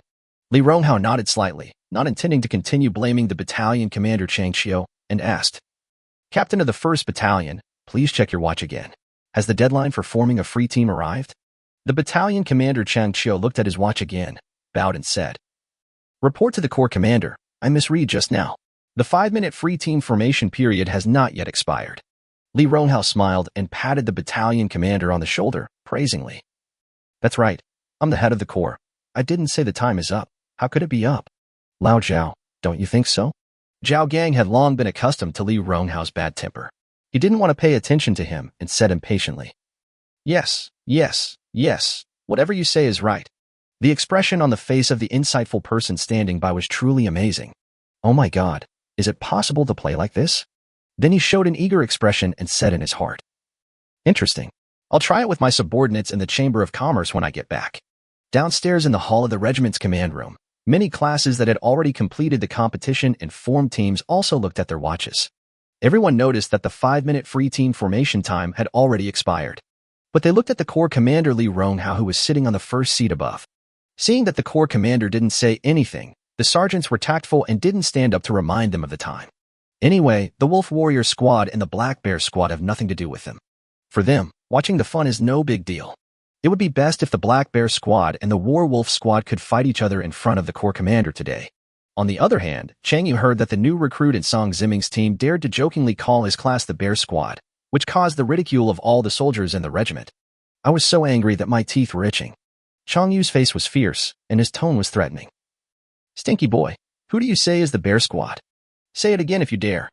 Seeing the other party getting angry, Liu Cheng hid behind Song Ziming. With an expression that said, "If you dare, get me in front of the regiment commander," he replied, Hey, hey, I only told you this because you asked me. And who are you? Why do you ask me to say it again?" "I will say it again." "Humph, I don't think you would dare." Chang Yu snorted coldly, and just as he was about to continue confronting Song Ziming, he heard the new soldier behind Song Ziming say again, "Humph, the Bear Squad. Good boy, you still dare to scold? I'm going to beat you to death." Chang Yu became furious again and was about to hit Liu Cheng, but was stopped by his soldiers. Chang Yu looked back in confusion and asked, "Why are you pulling me?" The soldiers of the Black Bear Squad were also helpless. They winked at Chang Yu and whispered to him, "Strong team, the commander is watching from up there." Chang Yu looked up at the chief seat above and saw Corps Commander Li Ronghao looking at him with a smile and great interest. He looked around carefully and found that it was not just Li Ronghao who was looking at him. Even the Captain Zhao Gang, the insider, the battalion commander behind the corps commander, and his own brother Chang Qiu were all looking at him angrily. Chang Yu realized that he almost violated military regulations and quickly put down his hand that was about to hit Liu Cheng and changed his words. "Humph, a sergeant, won't bother with a rookie like you." After making sure that the other party didn't dare to hit him in front of the corps commander, Liu Cheng walked out from behind Song Ziming and said sarcastically, "Haha, it was you who asked me to say it again, and you still blame me. Fu Yin, do you think this kind of person is owed something?" Upon hearing this, Fu Yin, Song Ziming, and Wang Zhuang all rolled their eyes and felt speechless. When the people around heard this, they all complained in their hearts. "You don't owe it? If you have the guts, don't hide behind Song Ziming when Chang Yu wanted to hit you just now." Chapter 64, Spaceship Bet. Chang Yu pretended not to hear Liu Cheng's words, looked at Song Ziming and asked, "Since our colleagues in the Corps are watching, why not just give us a clear answer? Should you, the Wolf Warrior Squad, fight or not?" Chang Yu sneered in his heart. He felt that he had used this method of provoking the opponent very well. When Song Ziming accepted the challenge, he fell into his trap. If you don't accept the challenge, you will become a coward in front of the whole group, and you will never be able to raise your head in front of me. Song Ziming did not answer directly, but asked in return. "Powerful squad leader, among the teams present, there are at least dozens of classes that want to team up with our Wolf Warriors squad to compete. Just based on your words, we are going to compete with your bear team. Oh, sorry, it's the Black Bear team. Isn't that too hasty?" When Chang Yu heard that Song Ziming dared to call them the Bear Squad, he became so angry that his eyes widened. However, he still held back his anger and asked, Why, does Sergeant Song mean you are afraid? No. Song Ziming waved his hand and added. What I mean is that if the competition list is just for a spot, it would be a bit boring for everyone to watch. Why not add some stakes? That would make it more interesting, right? I guess the powerful squad leader also came here in his own spaceship, and so did I. How about we use our respective spaceships as the bet? Changyu hesitated when he heard this. He had seen Song Ziming's spaceship before. It was a most common type of second-hand small spaceship that was half civilian and half combat. His spaceship was the latest model of the XS-13 small fast attack ship. In terms of price alone, it is 10 times that of Song Ziming's second-hand small spaceship. Everyone present only heard Song Ziming say that they wanted to use their respective private spaceships as a bet, and they didn't know that there was such a big difference between the two spaceships. Therefore, when they saw Changyu hesitating, they thought that Changyu was giving in and sighed. All of a sudden, the roles of the active and passive parties have been reversed. Now, the people who are considered to be cowards are Changyu and others. Changyu's men touched his back and whispered, "A strong team, let's bet on a spaceship. Anyway, we have made preparations in advance, and they only have 2 newcomers. I guess they are all new recruits who don't know their own abilities. There is no way we can lose." Upon hearing this, Changyu felt that what his soldiers said made sense. I knew the competition rules in advance and came prepared. How could I be afraid of the Wolf Warrior team that only brought 2 new recruits? He clapped his hands and said, "Okay, let's bet. But a verbal bet is too frivolous. Why not ask the regiment commander to be a witness, and we sign a military order?" Song Ziming was waiting for Changyu to say this and nodded. "Okay, let's go find the commander together." Sitting in the first seat in front, Li Ronghao saw Song Ziming and Changyu walking towards him and was a little confused about what they meant. He waved his hand and said to the battalion commander behind him, "Go and see what's going on between the 2 of them. Do you agree to form a team to compete?" "Yes." Battalion Commander Chang Xiu trotted forward. He glanced at Song Ziming, then looked at his younger brother Changyu and warned, "Changyu, this is the regiment headquarters. The regiment commander has noticed you. You'd better not do anything weird to me." Changyu told his brother Chang Xiu about his and Song Ziming's plan to find the corps commander and sign a military order to make a bet. Chang Xiu nodded and whispered to Changyu, "I understand. I will report to the corps commander right away. Also, since you're going to deal with Song Ziming, you'd better not be careless. This competition can only be won and not lost." Changyu replied in a low voice, "Don't worry, you told me the rules of the game in advance. There's no reason for me to lose." Although the 2 brothers Changyu and Chang Xiu spoke in a low voice, Song Ziming's special ability was werewolf enhancement. Even without transforming, his senses and hearing are different from those of ordinary people. He heard everything the 2 brothers said, but on the surface he remained calm and silent. The 1st Battalion Commander Chang Xiu trotted back to the chief seat and informed Li Ronghao of Song Ziming and the others' request. Li Ronghao became more interested after hearing this and said, "Interesting. Let's do as they requested and add a gambling order to their competition." "Yes." The battalion commander nodded and made arrangements according to Li Ronghao's request. Li Ronghao stood up and said to the loudspeaker robot, "The 5-minute free team formation period has expired. Now I will announce the rules of the game." Everyone in the hall was speechless. It's been more than 5 minutes, 10 minutes have passed now. According to the 5-minute time limit for free team formation, there would have been several stronger teams that would have entered the random allocation competition. As a result, after Li Ronghao delayed the time, the stronger classes finally came to their senses. Randomly assigning competitions is a bit disadvantageous, as no one can be sure that the team they meet is a team they can definitely defeat. So among the remaining teams, the eldest looked for the 2nd, the 3rd looked for the 4th, and they competed to form teams one by one.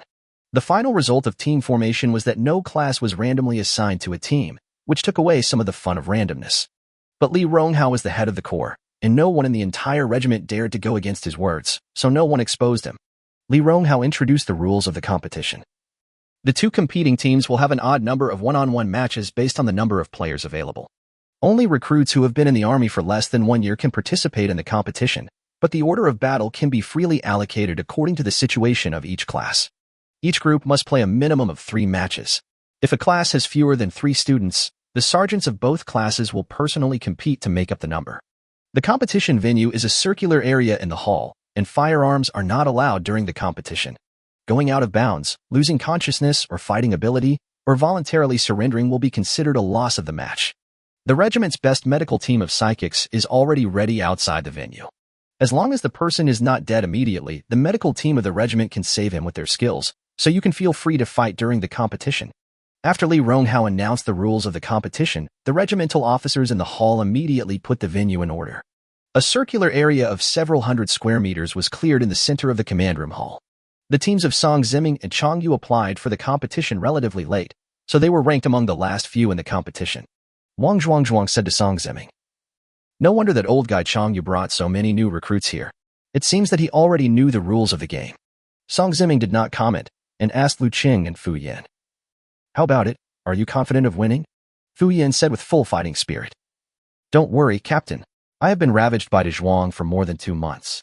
I can't beat De Zhuang, who can compete with a third-level alien creature physically, so how can I beat a guy who is also a first-level mutant?" Liu Cheng is not as confident as Fu Yan. Although he understood the general effects and activation conditions of his abilities, he lacked experience in using his abilities in actual combat. But he didn't intend to give in and surrender easily. He had absorbed the energy from so many star core fragments, and his strength had reached the middle stage of a first-level psychic, so he still had the basic physical fitness. Liu Cheng said seriously, "I'll do my best, Captain." Chapter 65, Running into a Gunpoint. Song Ziming nodded, very satisfied with Liu Cheng's answer. In his view, whether or not one is sure of winning is one thing. Whether or not you have the courage to take up the challenge is another matter. Everyone gathered outside the competition venue, watching the fight between the groups in front. The classes that first form teams for competitions are often those with weaker newcomers. Therefore, in the first few competitions, the new recruits did not perform particularly well. The further along in the game, the more exciting and intense the battles become. Whenever there is a new recruit who performs outstandingly, Li Ronghao, who is sitting in the first seat above, will nod with satisfaction. He pointed at the new recruits in the field and said to the battalion commander and several other officers behind him, "This recruit performed well. Make note of him and focus on his training. Hey, this new recruit's special ability is very practical. I'll write it down and focus on talent training. This recruit's performance is too bad. I'll give him a score of 60 and ask the sergeant to discipline him properly when he gets back." Several officers were analyzing the performance data of the recruits' competition on their computers while writing down the comments of the regiment commander, Li Ronghao. The reason why Li Ronghao organized this kind of competition was, on the one hand, to encourage his soldiers to compete internally. On the other hand, he also wanted to observe carefully whether there were any promising talents among his new recruits. There is still one group of competitions left, and it is Song Ziming and his team's turn. The battle at this point had become quite intense. In order to win, both sides of the competition obviously sent out the strongest recruits in their respective teams. In the competition arena, a speed-type psychic was fighting with a fire-type psychic. Speed-type psychics use roundabout evasive tactics. In order to prevent the opponent from getting close, the fire-type mutant adopted an interference tactic of continuously launching fireballs. The consumption of supernatural energy in both of them was maintained at a very high level. After the battle was stalemate for 5 minutes, the speed-type mutant's supernatural energy was consumed before that of his opponent. His dodging speed slowed down, and he failed to dodge in time and hit the oncoming fireball. Boom! The fireball exploded instantly, blasting the speed-type mutant away. The speed-type mutant flew out of the field, his skin was charred black, and even one of his arms was blown off. Inside the arena, the regimental officer who served as referee announced, "In this competition, the red team wins. Medical team, please come in immediately." After the referee announced the result, a group of people in white coats entered the venue surrounding the medical robot. The medical robot lifted up the speed user who was burned to charcoal and picked up his arm as well. Everyone, along with the medical robot, trotted quickly into the infirmary. Liu Cheng sighed and said to himself, "He was beaten so badly, I don't know if his arm can be reattached." Fu Yan looked very experienced and said, "Don't worry, when De Zhuang beat me, it was much worse than this, and the doctor alone could save me. The medical team at the regiment is no worse than the doctors. I think that kid will be able to get out of bed in less than half an hour." While Liu Cheng was amazed at the magical powers of the medical department, he also felt more sympathetic towards Yan's experience. The look in their eyes when they looked at Fu Yan became strange. Seeing this, Fu Yan said unhappily, "Why are you looking at me like that? I've also fought De Zhuang before." Wang Zhuangzhuang on the side laughed and said, Yes. If you take 10 punches from me, I can punch you back once." Fu Yan felt very embarrassed and argued, "De Zhuang, just tell me whether I have ever hit you." Wang Zhuangzhuang stopped teasing Fu Yan and just smiled. Song Ziming heard the referee call out their groups and said to the two, "It's our turn now. Fu Yan, you go first. Play well and try to get off to a good start." Wang Zhuang also encouraged Fu Yan. Crow's mouth, come on. If you feel that you don't have enough fighting spirit, just think about how I have abused you every day for the past 2 months. When Fu Yan heard what Wang Zhuang said, he didn't know what he recalled. He covered his other shoulder with one hand and swung his other arm in a circle and said, "Don't worry, I will definitely make him bleed." Oh my god, do you have any misunderstanding about a good start? Liu Cheng was speechless and asked Wang Zhuang. "De Zhuang, is Fu Yan okay?" Wang Zhuang chuckled and didn't answer. Song Ziming comforted Liu Cheng. "Don't worry, I went to watch De Zhuang and Fu Yan's special training. They should have no problem winning the first game." At this time, Fu Yan was already waving his arms outside the competition arena, eager to get on stage.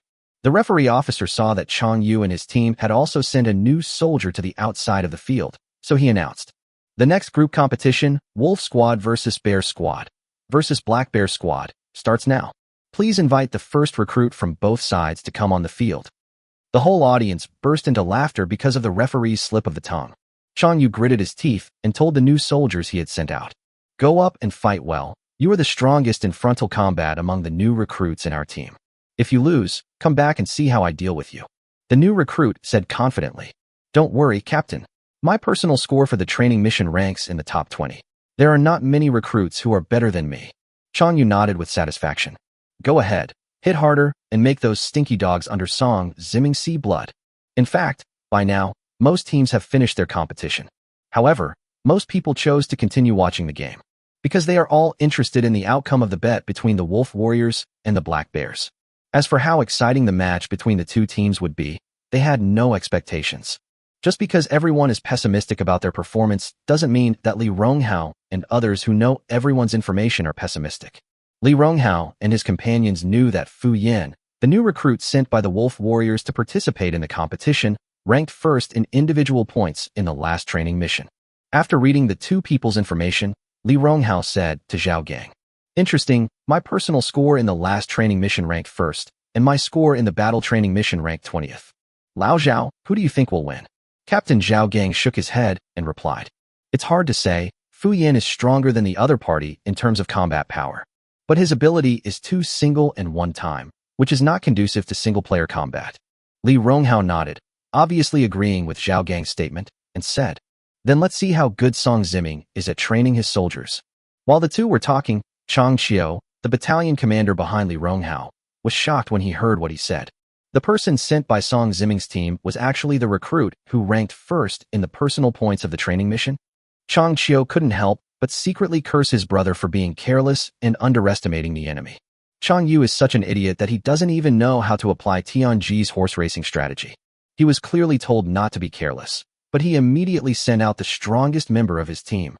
This has directly hit Song Ziming's gun. Chapter 66, One-Hit Kill. After the referee announced the start, two new recruits from the Wolf Warrior team and the Black Bear team entered the arena. The Black Bear squad sent out a thin young man, about 1.75 meters tall, a little shorter than Fu Yan. He has a very short buzz cut and his skin is dark, a very healthy bronze color. Both of them came on the court with great momentum, and they were not in a hurry to attack, seeming very confident in themselves. The bronze man pointed at himself with his thumb and introduced Fu Yan. "My codename is Tongren, what's yours?" When Fu Yan heard someone asking him for his codename, he stretched his shoulders and said unhappily, "What do you call my codename? If you want to fight, just fight. Stop talking nonsense." Seeing that Fu Yan was even more arrogant than him, the bronze man snorted coldly and was about to start a fight, but Chang Yu outside the field quickly stopped him. When the war broke out, Chang Yu received a message from his brother Chang Qiu. Chang Yu opened the message and was shocked by its content. Fu Yan, ranked first in the training mission. His specific ability is unknown. The effect of this ability is that he can release all the energy stored in his body at once. The weakness is that the ability can only be used once in a short period of time. Related combat records.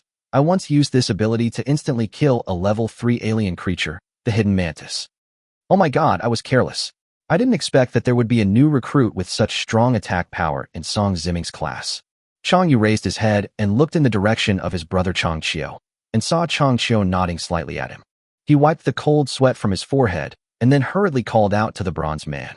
The bronze man was puzzled, but since this was a competition, he couldn't communicate too openly, so he just glanced in the direction of Chang Yu and asked in a low voice, "Captain, what's going on?" Chang Yu quickly whispered Fu Yan's abilities to the bronze man. After hearing this, the bronze man was also frightened. Fortunately, the strong squad leader reminded himself of the opponent's abilities, otherwise according to his special abilities and usual tactics. He will definitely take the opponent's attack first to undermine his opponent's self-confidence. Chang Yu said, the opponent's weakness is that his ability is one time only. You use your speed advantage to quickly defeat him. The bronze man nodded and decided to end the battle quickly. Without waiting for Fu Yan to make a move, the bronze man used his supernatural powers and rushed towards Fu Yan. The front of the bronze man's body had all turned into brass-colored metal, leaving only a small part of the back uncovered by metal. And his explosive power and speed are also extremely fast. While moving forward, it also took an S-shaped curve to prevent Fu Yan from using his powerful energy to release his supernatural powers and hit him. Outside the field, Liu Cheng, who was watching the game, was anxious, but Wang Zhuang and Song Ziming on the side looked very relaxed. Wang Zhuang also did not forget to comment on his opponent. As the name suggests, the other party's ability is a strengthening ability with metallic copper attributes. Before he was promoted to a level 2 psychic, the enhanced metallic copper properties were about to cover his entire body. As expected of the first recruit sent into battle, his talent is considered outstanding. He also has explosive power and speed, making him a good candidate for close combat. At the end, Wang Zhuang shook his head helplessly and sighed for this newcomer called Tongren. What a pity, the person I met was Fu Yan, who I personally trained. Otherwise, if I meet someone else, I still have a good chance of winning. After hearing Wang Zhuang say that Fu Yan's opponent had no chance of winning, Liu Cheng also became curious about Fu Yan's special training results and watched the battle on the field intently. In just 2 seconds, the distance between the two men, which was nearly 100 meters, was shortened by the bronze man to less than 10 meters. The bronze man continued to accelerate and sprint, moving within 5 meters of Fu Yan.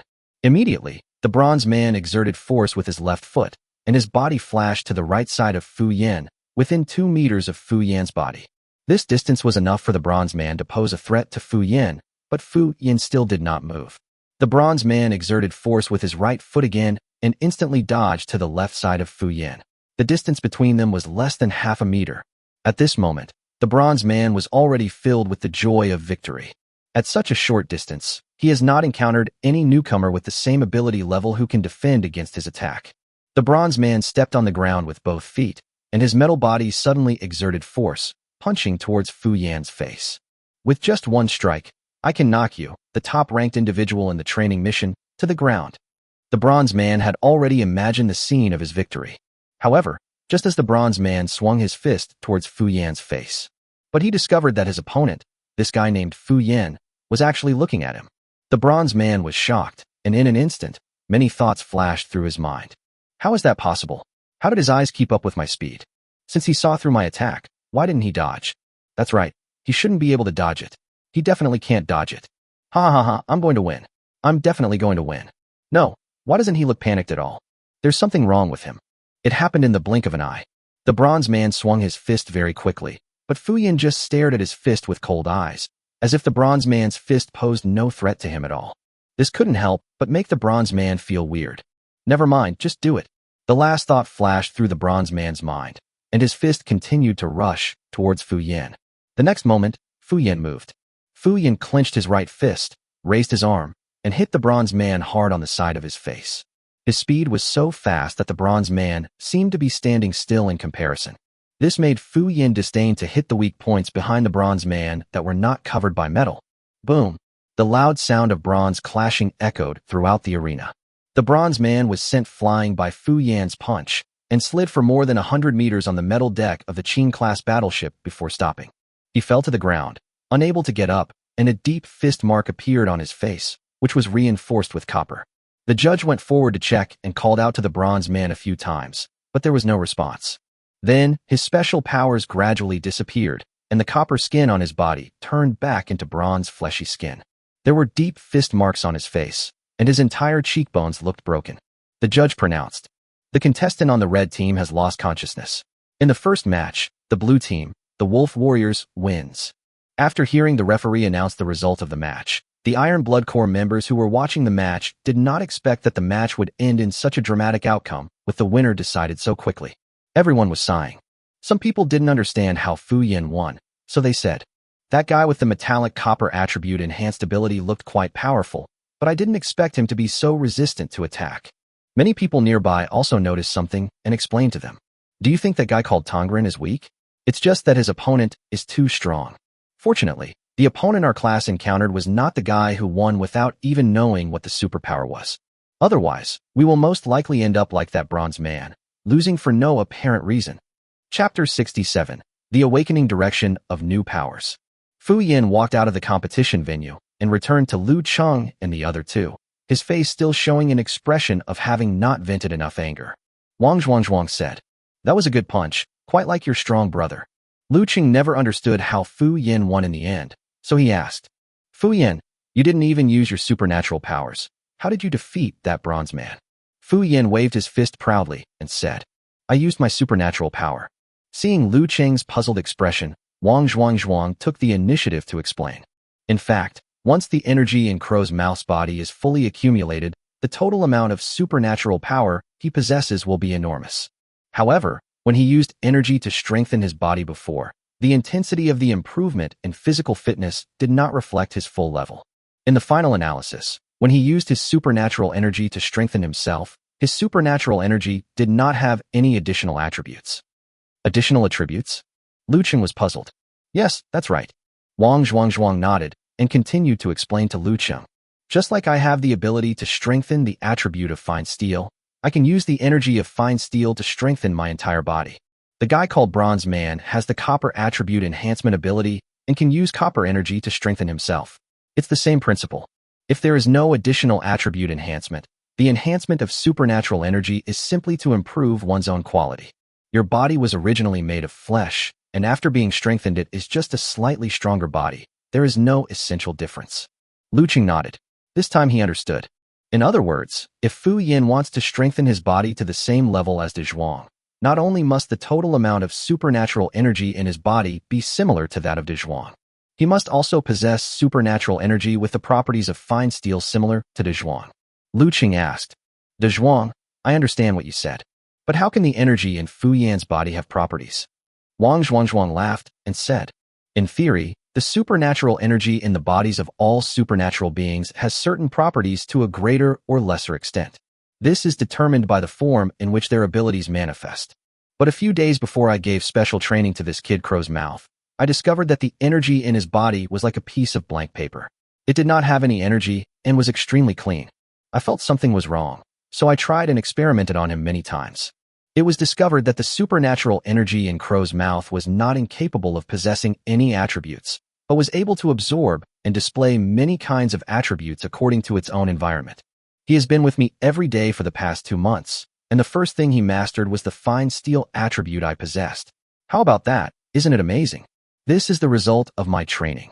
Wang Zhuangzhuang's face was full of pride. Liu Cheng nodded. He had to admit that Fu Yin was indeed very talented. Wang Zhuangzhuang continued, "Being able to master at least one additional attribute change is what I arranged for Crow's mouth. This is the direction for awakening new abilities after he is promoted to a level 2 psychic. As for why you didn't see this guy Crow's mouth using his superpowers in the game, it's because he only strengthened his fist at the moment of attacking the opponent. He did it very secretly, so as to prevent himself from revealing specific information about his abilities in front of too many people." Liu Cheng looked around and found that there were at least 800 Iron Blood Corps soldiers and officers present. Superpowers are the greatest reliance of superpower users in battle. It is indeed not wise to expose information about one's superpowers in front of so many people.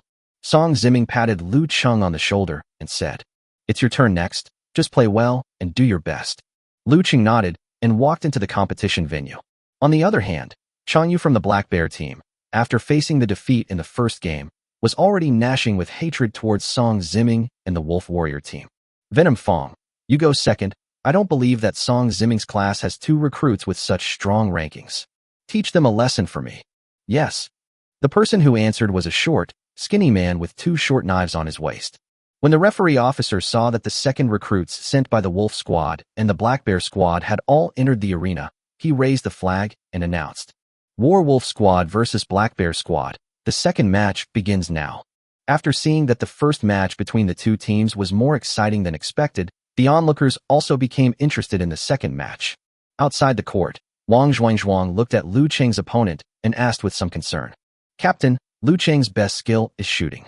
The rules of the competition do not allow the use of firearms, which is a disadvantage for Liu Cheng. Is Liu Cheng capable? Fu Yan also looked at Song Ziming. Neither of them had seen the results of Liu Cheng's special training, so they were unsure about Liu Cheng's current strength. Song Ziming shook his head and said, although Liu Cheng cannot use firearms, he still has two pretty good samurai swords. However, his opponent also seems to be using a knife, so Liu Cheng might not be able to gain any advantage. As for what the outcome will be, I honestly don't know. Wang Zhuangzhuang was shocked when he heard this.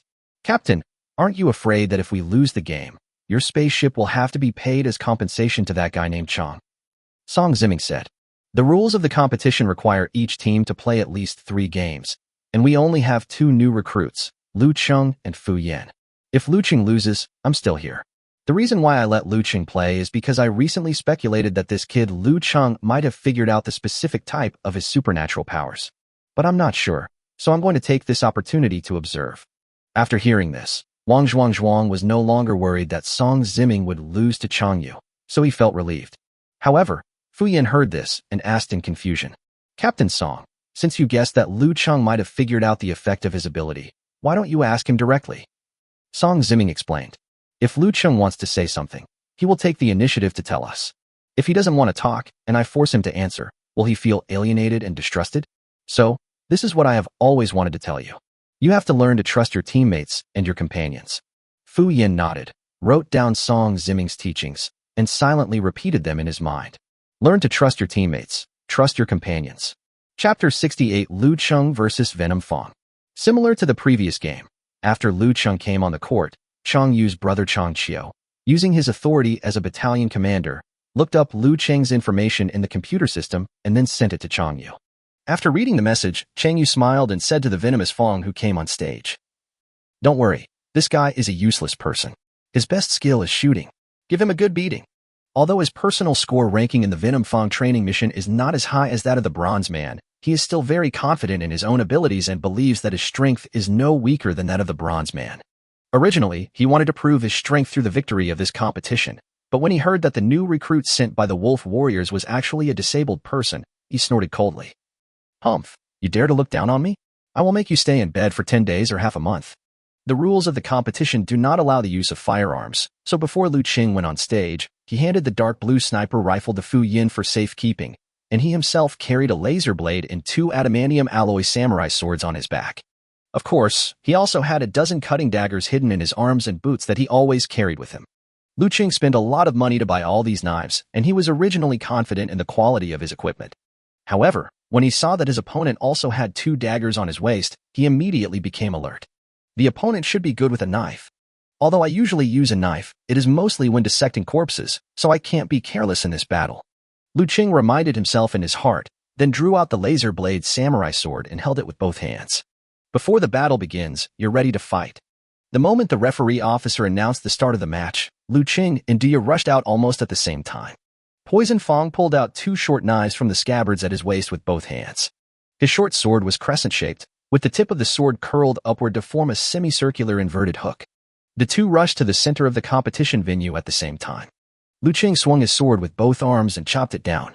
Dia used the back of the short sword in his left hand to block, and the curved hook of the short sword instantly caught Liu Cheng's blade. At the moment of the confrontation, Du Fong swung the short knife in his right hand towards Liu Cheng, and Liu Cheng quickly exerted force with his arms to deflect Du Fong's blade. He took this opportunity to jump back twice, dodging the attack that was originally aimed at his neck. However, the curved hook tip of the Fong still left a shallow wound on Liu Cheng's left arm. After one confrontation, Liu Cheng suffered some minor injuries. On the other hand, his opponent, holding a knife in both hands, was looking at Liu Cheng jokingly with a very relaxed expression. The Iron Blood members who were watching from the outside discussed and commented. The speed and strength of the 2 seemed to be similar, but the new recruit from the Black Bear squad seems to be more skilled in swordsmanship. On the other hand, the new recruit from the Wolf Warrior team only has a barely passing level in terms of swordsmanship and is obviously not a specialist in swordsmanship. In my opinion, the Black Bears should have won this game. There were also people from other teams present who also felt disgusted with Chang Yu for forming cliques and said helplessly, Hey, I think your analysis is correct, but I don't know why neither of them used their superpowers in the fight. The person next to him replied, Let's wait and see. Maybe they have already used their superpowers, but we just didn't see it. After the first fight, Liu Cheng realized that he might not be the opponent's match, but he did not intend to give up easily. He adjusted his mentality, stood up, and continued to prepare for the battle. But just as he stood up, he suddenly felt a sharp pain in his left arm holding the knife, as if it was out of his control. Liu Cheng looked at the long and thin wound on his left arm and saw that the blood flowing out of the wound was dark brown. He instantly realized that the opponent's knife was poisonous. He looked at his opponent in surprise.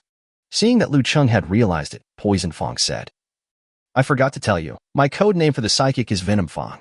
You can probably guess from my name that I'm an expert at using poison. By the way, what's your code name? You guys in the Wolf Warrior squad don't have the habit of reporting your code names, do you?" Liu Cheng ignored the fangs and his left arm gradually lost consciousness. He realized that the longer he fought with this guy who used poison, the more disadvantageous it would be for him. We must fight quickly. If we drag it out for too long, I won't stand a chance of winning. Ignoring the severe pain in his left arm, Liu Cheng held the knife in his right hand and rushed towards the poisonous Fong again. It seemed as if Poison Fong realized that Liu Cheng would take the initiative to attack. He was neither hurried nor slow. He held the two daggers in reverse, with the tips of the blades pointed forward, and went towards Liu Cheng. While running, Liu Cheng swung the handle of the knife with his right arm, and suddenly turned the blade with his right hand, so that the blade that was originally facing inward was facing outward. The entire blade used the power of running and swinging to move from the lower right to the upper left and slash towards the Fong. The corners of Venom Fong's mouth raised in a slight smile. Originally, Liu Cheng's strength in holding the knife with one hand was not as strong as that with both hands, and he was using the most basic knife-swinging techniques in martial arts. Venom Fong dealt with it with ease and didn't feel any threat at all. Duya lowered his body, holding the knife in his left hand, and easily blocked Liu Cheng's attack again. The moment he hooked Liu Cheng's laser blade samurai sword, Poison Fong swung the scimitar in his right hand towards Liu Cheng's lower body again. Although Liu Cheng dodged at the first moment, the knife of Duya was poisonous and did not cause any serious injury to Liu Cheng. All it would take was a shallow cut on his calf. Seeing that he had succeeded, Duya smiled triumphantly but did not pursue the victory. His favorite thing is to slowly torture his prey to death, whether it is human or alien creatures. Liu Cheng jumped back repeatedly to distance himself from Poison Fong. He looked at his left leg and found a wound on his calf that was oozing black blood. The pain in the calf and left arm is slowly subsiding, and along with it comes a gradual loss of numbness and coldness in both places. Liu Cheng looked at his weapon. There were two tiny gaps on the blade of the laser blade samurai sword worth $200,000, which were caused by the two confrontations with the poisonous Fong. But when Liu Cheng looked at his opponent's weapons, he found that there were no traces left on his opponent's two daggers. Damn it, what kind of weapon is the opponent using? It's sharper and stronger than the laser blade samurai sword I bought for $200,000. Seeing that Liu Cheng had no way to deal with the situation at this moment, Dia took the initiative to rush towards Liu Cheng. Humph, humph. When Du Fong was about to rush in front of him, Liu Cheng quickly pulled out two cutting daggers from his military boots and threw them at Du Fong. Poison Fong quickly dodged to the side. However, because the distance was close, the two cutting daggers just grazed the skin on the side of Venomous Fong's face. Chapter 69. The first combat use of superpowers. The cutting dagger Liu Cheng bought was also not cheap. Normally when Liu Cheng dissected alien creatures, he could easily cut open the metal shell of the alien creatures, which shows how sharp the cutting dagger is. The two daggers left two red bloody marks on Du Fong's face. Du Fong felt pain and slowed down his attack for a moment. Liu Cheng took advantage of this brief moment to retreat to the side again, increasing the distance between him and Du Fong. There's no way. My left hand and left leg are poisoned, so it's not convenient to move them. If you take the opponent's attack head-on, you will definitely be seriously injured. Dia wiped the blood off his face with his hand, then put the blood on his finger to his mouth and licked it all clean with his tongue. He said to Liu Cheng with a sinister smile and gritted his teeth. Very good, you dare to hurt me. I originally wanted to play with you for a while longer, but now I want to make you die in agony. Suddenly, Duya raised his hand and pointed in the direction of Liu Cheng. Seeing that the other party did not throw out any weapons or use supernatural attacks, Liu Cheng did not understand what the other party was doing at first, but then he realized something was wrong. Because his left arm and left calf had been poisoned and lost sensation, the sense of touch in both places was recovering rapidly at this moment. What followed was a piercing pain. Liu Cheng gritted his teeth, endured the severe pain, and said in surprise, "It can actually transform the toxins in my body. It seems that the poison I was poisoned by is not a simple chemical toxin, but a transformation of the opponent's supernatural power." Seeing Liu Cheng's painful expression, Duya gradually felt an indescribable sense of joy in his heart. Du Fong has been like this since he was a child. Every time he tortured a little rabbit or hamster to death with his special powers, he would feel extremely excited. Haha, don't worry, I won't let you be poisoned to death all at once. That would be too boring. After hearing what Duya said, Liu Cheng was shocked. He realized that the poison in the fangs was not incapable of killing him instantly. He just wanted to make himself suffer more before he died. What should we do? Should we surrender and admit defeat? Liu Cheng struggled in his heart. He realized that if he surrendered now, he still had a chance to survive. If I were really poisoned to death by the fangs, no matter how skilled the regiment's medical team was, they would not be able to bring me back to life. But deep down in his heart, he didn't want to surrender before trying his best. Liu Cheng gritted his teeth, his brain working rapidly, thinking about all possible countermeasures. My ability is purification, and I don't know if I can extract the toxins if I use it on myself. No matter what, let's give it a try first. In the eyes of others, Liu Cheng was in too much pain, so he slowly covered the wound on his left arm with his right hand holding the samurai sword. In fact, Liu Cheng had quietly activated his special power with his right hand. After 2 months of experiments, Liu Cheng no longer needed to simulate the feeling of dissecting the corpse of an alien creature, and he could use the purified supernatural power skillfully. Hiss hiss hiss. A barely perceptible sound was heard softly at Liu Cheng's wound. If a psychic with good eyesight observes closely, he will find it. The black blood from the wound on Liu Cheng's left arm was miraculously flowing back. Soon, the blood flow from the wound stopped, and a drop of black liquid was absorbed into Liu Cheng's palm. The wound on his left arm turned red again. There's hope. Liu Cheng was excited, but he pretended to be calm and silently threw the drop of black liquid in his palm onto the ground beside him. He pretended to be in pain again and covered the wound on his left calf with his right palm. Although his action was imperceptible, the drop of black liquid that fell on the deck of the battleship still attracted the attention of some people present. Captain Zhao Gang, Corps Commander Li Ronghao, and Song Ziming, who had been enhanced as a werewolf and had extraordinary senses, all noticed the drop of black liquid. Song Ziming said to Wang Zhuang and Fu Yan, "You don't have to worry too much about Liu Cheng. Liu Cheng has won at least half of this game." Wang Zhuang and Fu Yan were both puzzled and asked Song Ziming the reason. Song Ziming smiled slightly and did not answer. He has verified his conjecture. On the first seat, Li Ronghao said to Zhao Gang, "Old Zhao, this new member of Song Ziming's team is quite interesting."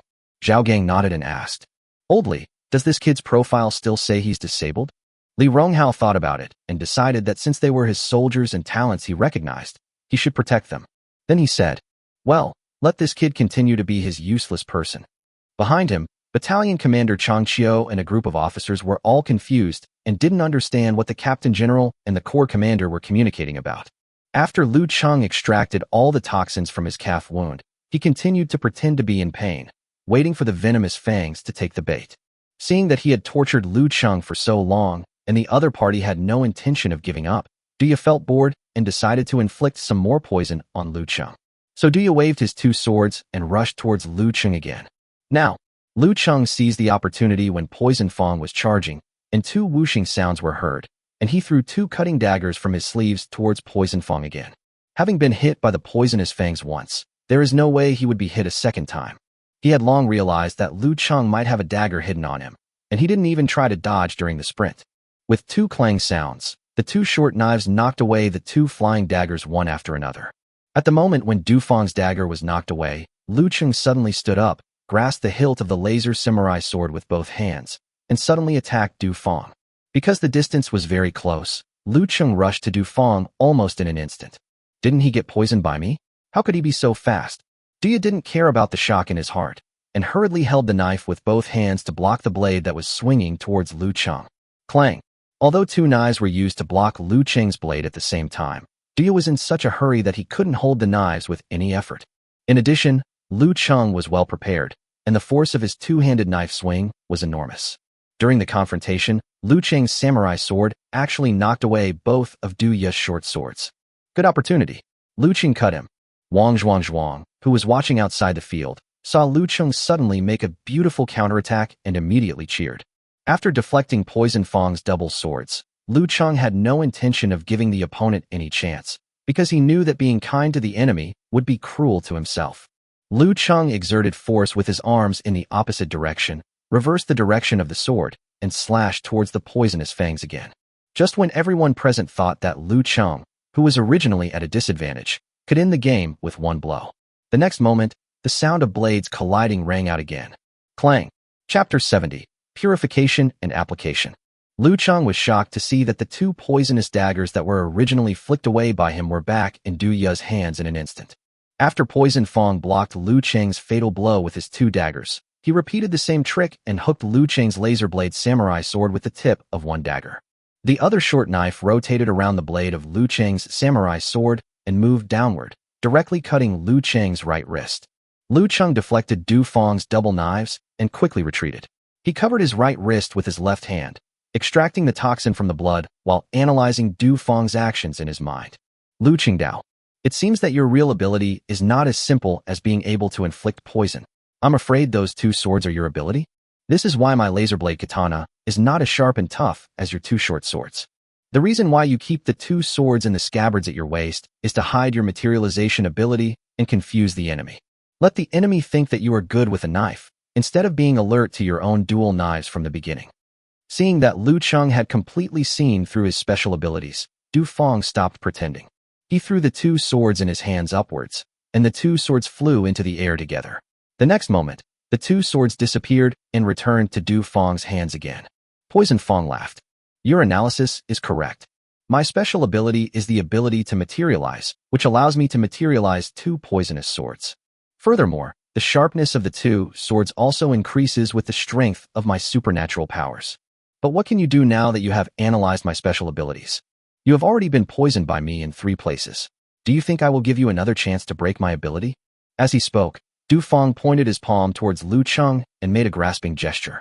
He wanted to transform the toxin in Liu Cheng's body into an immediate lethal effect, thus ending the battle. Since you don't want to surrender, then go and die. The next second, Liu Cheng stood there unharmed, without even a trace of pain on his face. Venomous Fong frowned and used his supernatural power against Liu Cheng again, but Liu Cheng was still safe and sound. Poison Fong thought of the speed at which Liu Cheng had just stood up and launched a counterattack against him, and realized something in his heart. He said in surprise, "How is it possible? How could my poison have no effect on you?"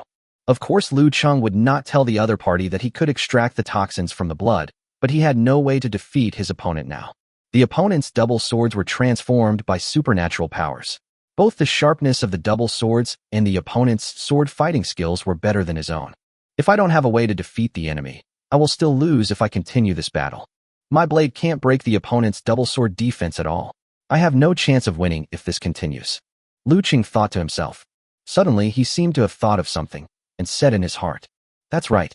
Since purification can be applied to objects other than oneself, if it is applied to one's own blade, can the toughest material of the blade be extracted?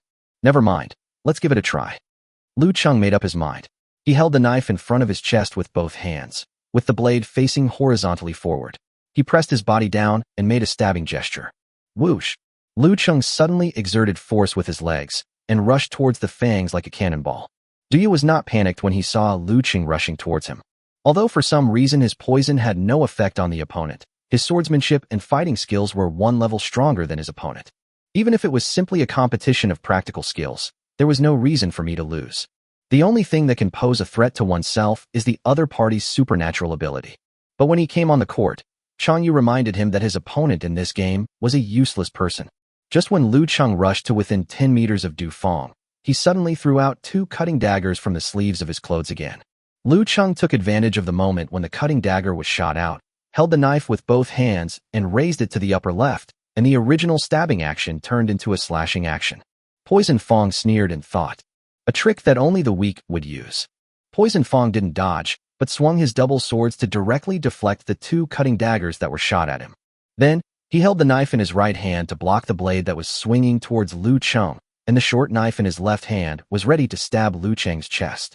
At the moment when the 2 sides were about to clash, Liu Cheng thought to himself, "Now purify." Liu Cheng used his supernatural powers to apply them to the blade.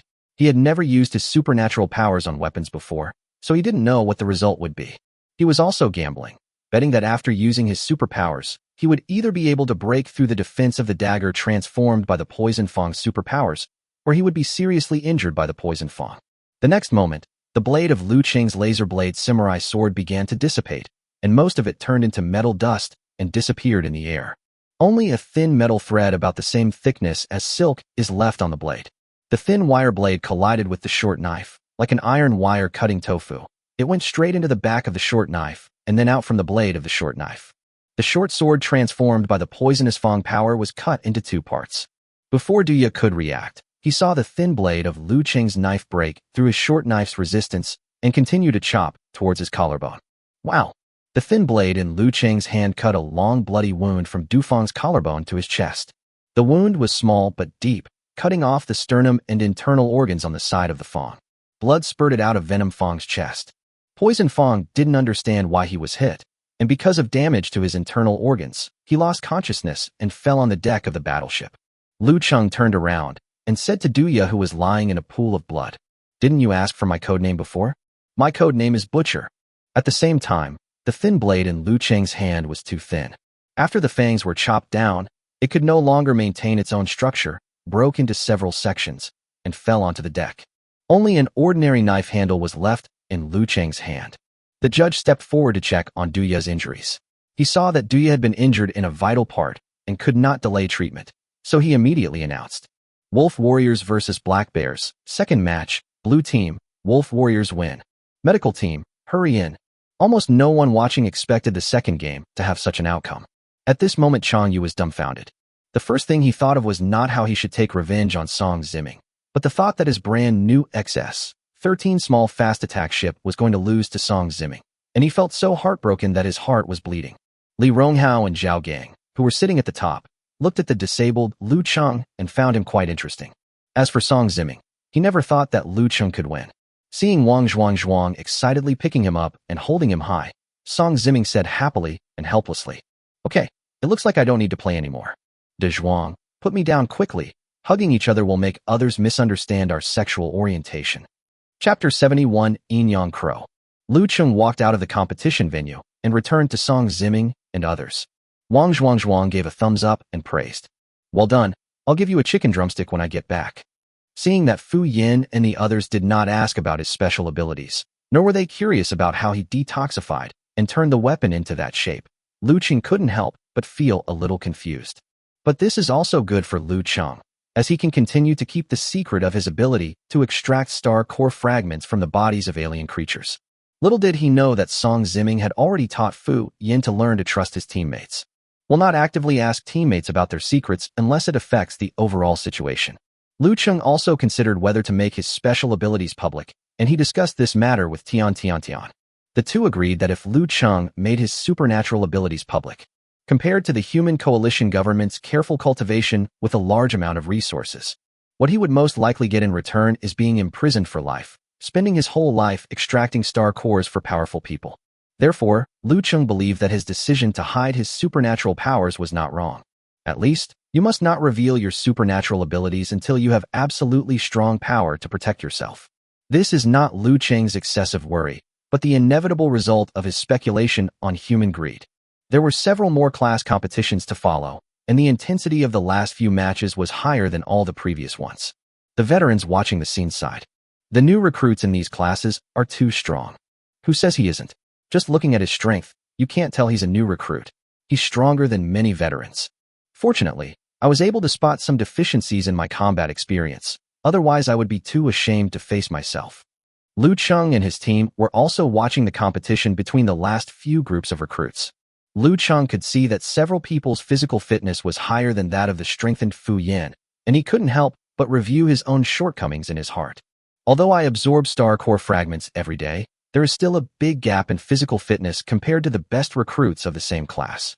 In addition to the firearms skills that he is proud of, other skills such as fighting skills also need to be improved. There are still many things to learn. The result of applying supernatural powers to the laser blade samurai sword was not what he wanted. I was hoping for a stronger blade, but it ended up transforming all the impurities into essence, leaving only a blade. However, Liu Cheng was not discouraged. The more areas that need improvement, the greater the room for improvement. Although his superpowers did not achieve the effect he wanted, he had figured out the direction of awakening his new superpowers after being promoted to a second-level superpower user. That is to improve purification into enhancement. As long as he could strengthen the blade without the weapon being destroyed directly like this time, then the development of his new supernatural power would be a success. Liu Cheng still has certain expectations and confidence in the development direction of this new superpower, if it is successful. It's not just the blades that can be strengthened. Firearms, mechas, and maybe even the battleships themselves can be strengthened and upgraded. Later, as the last group of recruits competition came to a conclusion, the quota for the Seers to help explore specific superpowers was also allocated. Battalion Commander Chang Qiu felt very embarrassed because of his brother's failure. He not only informed Chang Yu of the competition quota in advance, but also revealed the special ability information of the players of Chang Qiu's War Wolf team during the competition. As a result, Chang Yu not only failed to win, but also caused the displeasure of the team leader Li Ronghao. This Chang Yu, I will definitely give him a good beating when I get back. Chang Qiu was dissatisfied with Chang Yu as his younger brother was increasingly holding him back. He reported to the group leader Li Ronghao with a frown. A total of 246 classes participated in the competition. In the end, 123 classes with a total of 371 recruits were awarded the exploration quota. For Li Ronghao, as long as you can defeat the alien creatures for me on the battlefield, he can tolerate any other small actions. So he ignored Chang Qiu and said to the insider with a smile, "Brother Insight, I have more than 300 new recruits under my command and need your help in exploring their specific abilities. Thank you for your hard work." The insider laughed and said, "It's not hard. It's not hard. I'm so happy to be able to help brotherly." That being said, the insider would charge more than 500,000 galactic coins for helping someone explore their supernatural abilities. He was really willing to help because of his savior Li Ronghao. Li Ronghao announced to the megaphone robot, "Classes that have been awarded spots, please line up in the order of the competition." The sergeants of the classes that did not get a place quickly led their men back to their respective garrisons to defend. This is considered as driving people away. Although those who did not get a place were unwilling to accept the result, the team leader had spoken. The sergeants of those classes all shook their heads helplessly and led their soldiers away from the Qin-class battleship. About 2 hours later, it was finally Fu Yin and Liu Cheng's turn. Because the insider's detection capabilities were not too limited, Song Ziming and Wang Zhuang also followed him into the cabin. For both of them, understanding Fu Yin and Liu Cheng's abilities will also help them to better conduct special training for Fu Yin and Liu Cheng. There was no light in the cabin, and the room was completely dark. Only a volleyball-sized crystal ball placed on the table in the middle of the cabin was emitting a faint fluorescent light. The insider said to Song Ziming and the others who entered the cabin, "This crystal ball is the product of my power. If you need to explore my supernatural powers, just place your hand on the crystal ball. Who of you will go first?" Liu Cheng tilted his chin towards Fu Yin, motioning Fu Yin to go first. He wanted to observe the situation first so as to come up with a solution. Fu Yin said, "Then I'll go first." After saying that, Fu Yin walked forward, sat opposite the insider's table, and gently placed his hand on the crystal ball. The seer places his hands around the crystal ball and applies psionic energy. Fu Yin only felt an electric current surging from the crystal ball, and a slight numbness and tingling sensation came from his palm. Then, a black liquid surged out of the originally transparent crystal ball, and after a moment a picture appeared. In the picture, a crow with black feathers is sitting on a branch with withered leaves. The crow stood on the branch and looked around, occasionally flapping its wings, but it never flew away. What's even more magical is that, although what was shown in the crystal ball was just a picture, every time the crow flapped its wings, Song Ziming and the others seemed to be able to hear the crow's cry in their minds. Chapter 72, New Year's Day 2023. New Year's Day is approaching, but the Wolf Warriors base has not hung up banners like in previous years, and there is no New Year's atmosphere at all. The reason is that a mysterious cold swept across the planet ST44732. Liu Chen was lying on the bed, and the body temperature information displayed on the computer on his arm was 39.6 degrees. He took out the nucleic acid test paper, picked it up and checked it, and suddenly burst out with a swear word. "Oh my gosh, 2 bars. Hey, it seems I was also infected." Hearing Liu Cheng's helpless sigh, Fu Yin also came over to join in the fun and said, "Let me take a test to see if I am young." Fu Yan's recent special training has been quite tiring, and he has long wanted to find a reason to take a vacation. Unfortunately, all members of the Wolf Warrior team were infected with the new virus, and he was the only one who did not show any symptoms. For this, Wang Zhuang even made fun of him, saying that the virus would only infect humans and not crows. The doctor told Fu Yin that one possibility was that he was an asymptomatic patient. This made Fu Yin feel a glimmer of hope that he could take a vacation. Liu Chengdao, don't waste the nucleic acid test paper. Go check your temperature first to see if you have a fever. Fu Yin nodded and went to find the thermometer with confidence. There was no way. Fu Yin was not as dependent on equipment as Liu Cheng. He did not have an individual module component equipped with body detection function. Hu Yin and Tian just came over. When they heard that Fu Yin wanted to have his temperature checked, Hu Yin smiled and said, "Come, let me check your temperature." As he spoke, Flame placed his finger on the end of the temperature detector and silently used his supernatural power. Ah, your body temperature is 250 degrees. You are really coquettish. Fu Yan was speechless. Do you think I'm stupid? That was clearly the temperature of the flame on your finger. Hearing this, Tian snatched the temperature detector from Fu Yan's hand and said, "The flame measurement is not accurate. Let me measure it for you." Tian also placed his finger on the end of the temperature monitor and silently used his special ability. Well, your temperature is clearly minus 251 degrees. After saying that, Tian looked at the flames as if showing off, as if to say that her ability was just a little bit stronger than hers. Hu Yan was not convinced and wanted to measure Fu Yan's temperature again. Fu Yan quickly protected the thermometer and said, "Stop kidding. I borrowed this from the doctor.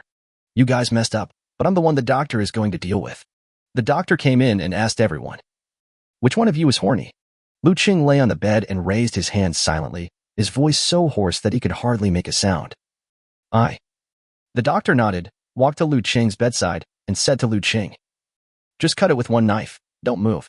Liu Cheng was full of question marks when he saw a scalpel appear out of thin air in the doctor's hand. It was actually her supernatural power. So doctor also has materialization abilities. Wait a minute. It's not being CC. Why do you have to cut it with a knife?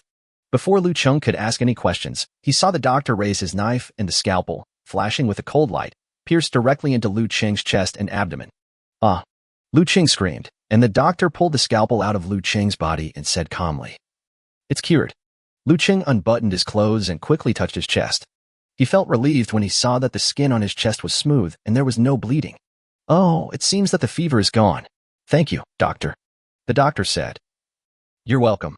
Captain Song seemed to have asked you to help with the work just now. I will go back first." Upon hearing this, Liu Cheng, Fu Yan, and 3 others started searching for Song Zimming in the base. They walked to the gym entrance and saw Electric Mouse and Speedy lying on the gym's steel hatch, listening to something with their ears pressed against it. They asked, "Electric Mouse, Speed, do you know where Captain Song is?"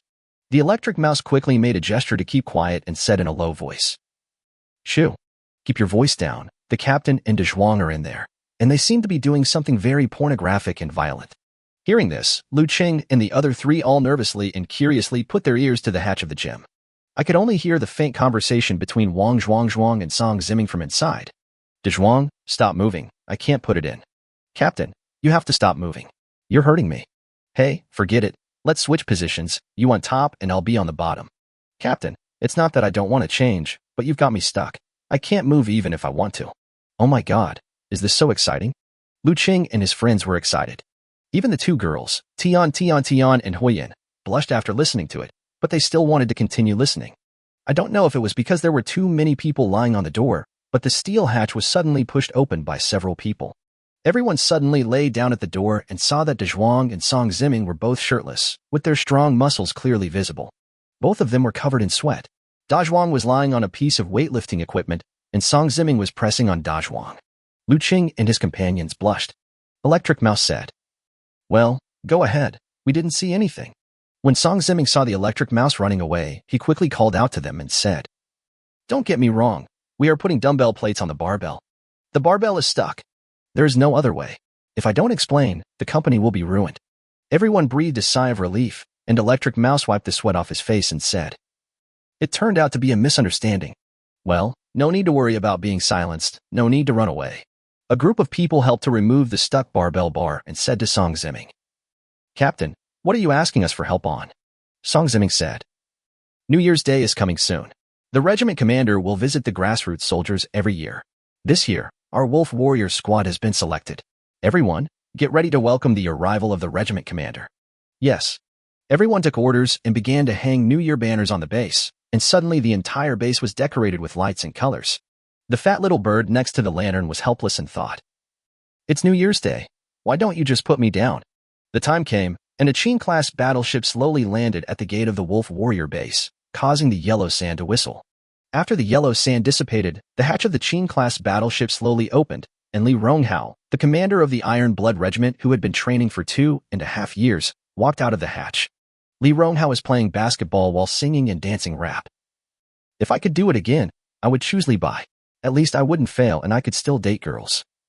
If I could do it again, I would choose Li Bai, whose novels were so high-end and loved by so many people." If I could do it again. After singing a song, Li Ronghao threw the basketball aside, not caring at all about polluting the desert environment, and blinked his eyes. Zhao Gang immediately walked out of the battleship and said, Laoli, you finished your performance, it's my turn now. I'll dedicate a song of Chinese military spirit to everyone. Li Ronghao quickly stopped him. Okay, Lao Zhao, this time we are here. In addition to visiting the grassroots soldiers, mainly to express New Year's greetings to everyone in the Wolf Warriors squad and the readers on behalf of the dog author. Everyone in the Wolf Warriors team was puzzled. Liu Cheng said, The dog author is here too? Why didn't we see him? Li Ronghao wondered. That shouldn't be the case.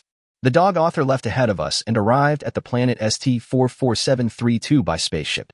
At this time, deep in the alien nest on the other side of the planet ST-44732, an 8-legged brainworm was firmly attached to the back of the dog author's head.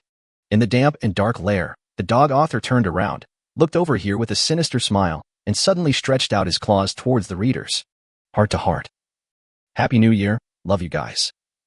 Chapter 73, Tree of Destiny.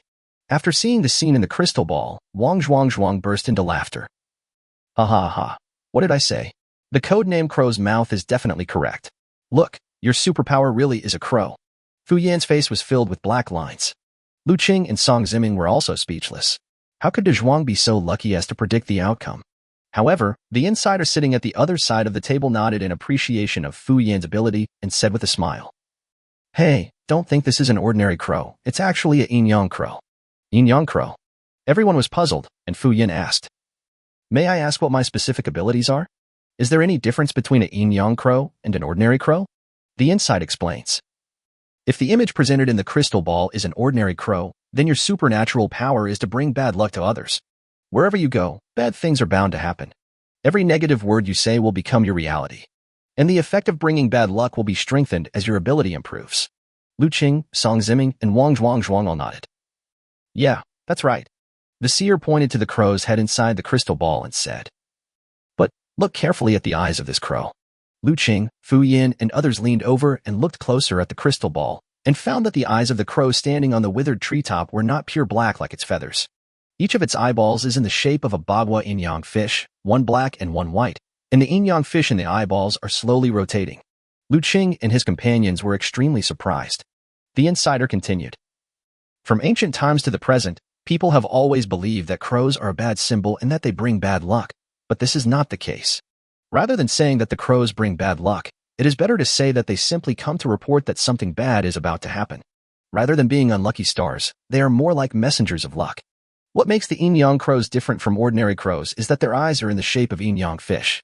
Not only can you track and identify bad luck, you can also track and identify good luck. Liu Cheng and others nodded repeatedly after hearing this. It turns out that the misfortune was not brought by Fu Yan himself, but his ability enabled him to discover the misfortune in advance before it was about to come. Fu Yan also thought about it, and it seemed that it was just as the insider said. Every time his energy was accumulated, he would encounter danger or something bad would happen. Fu Yan asked doubtfully, But why do I feel that my ability only works on bad luck? When good luck comes, the energy in my body doesn't change at all. The insider smiled and explained. Your ability is very rare. If I hadn't met someone with the same supernatural powers as you many years ago, I would have found it difficult to explain it to you in detail. First of all, every time bad luck happens, the supernatural energy in your body will increase rapidly. And the more critical the situation is, the faster your energy will increase, right? Fu Yan replied. That's true. The insider nodded.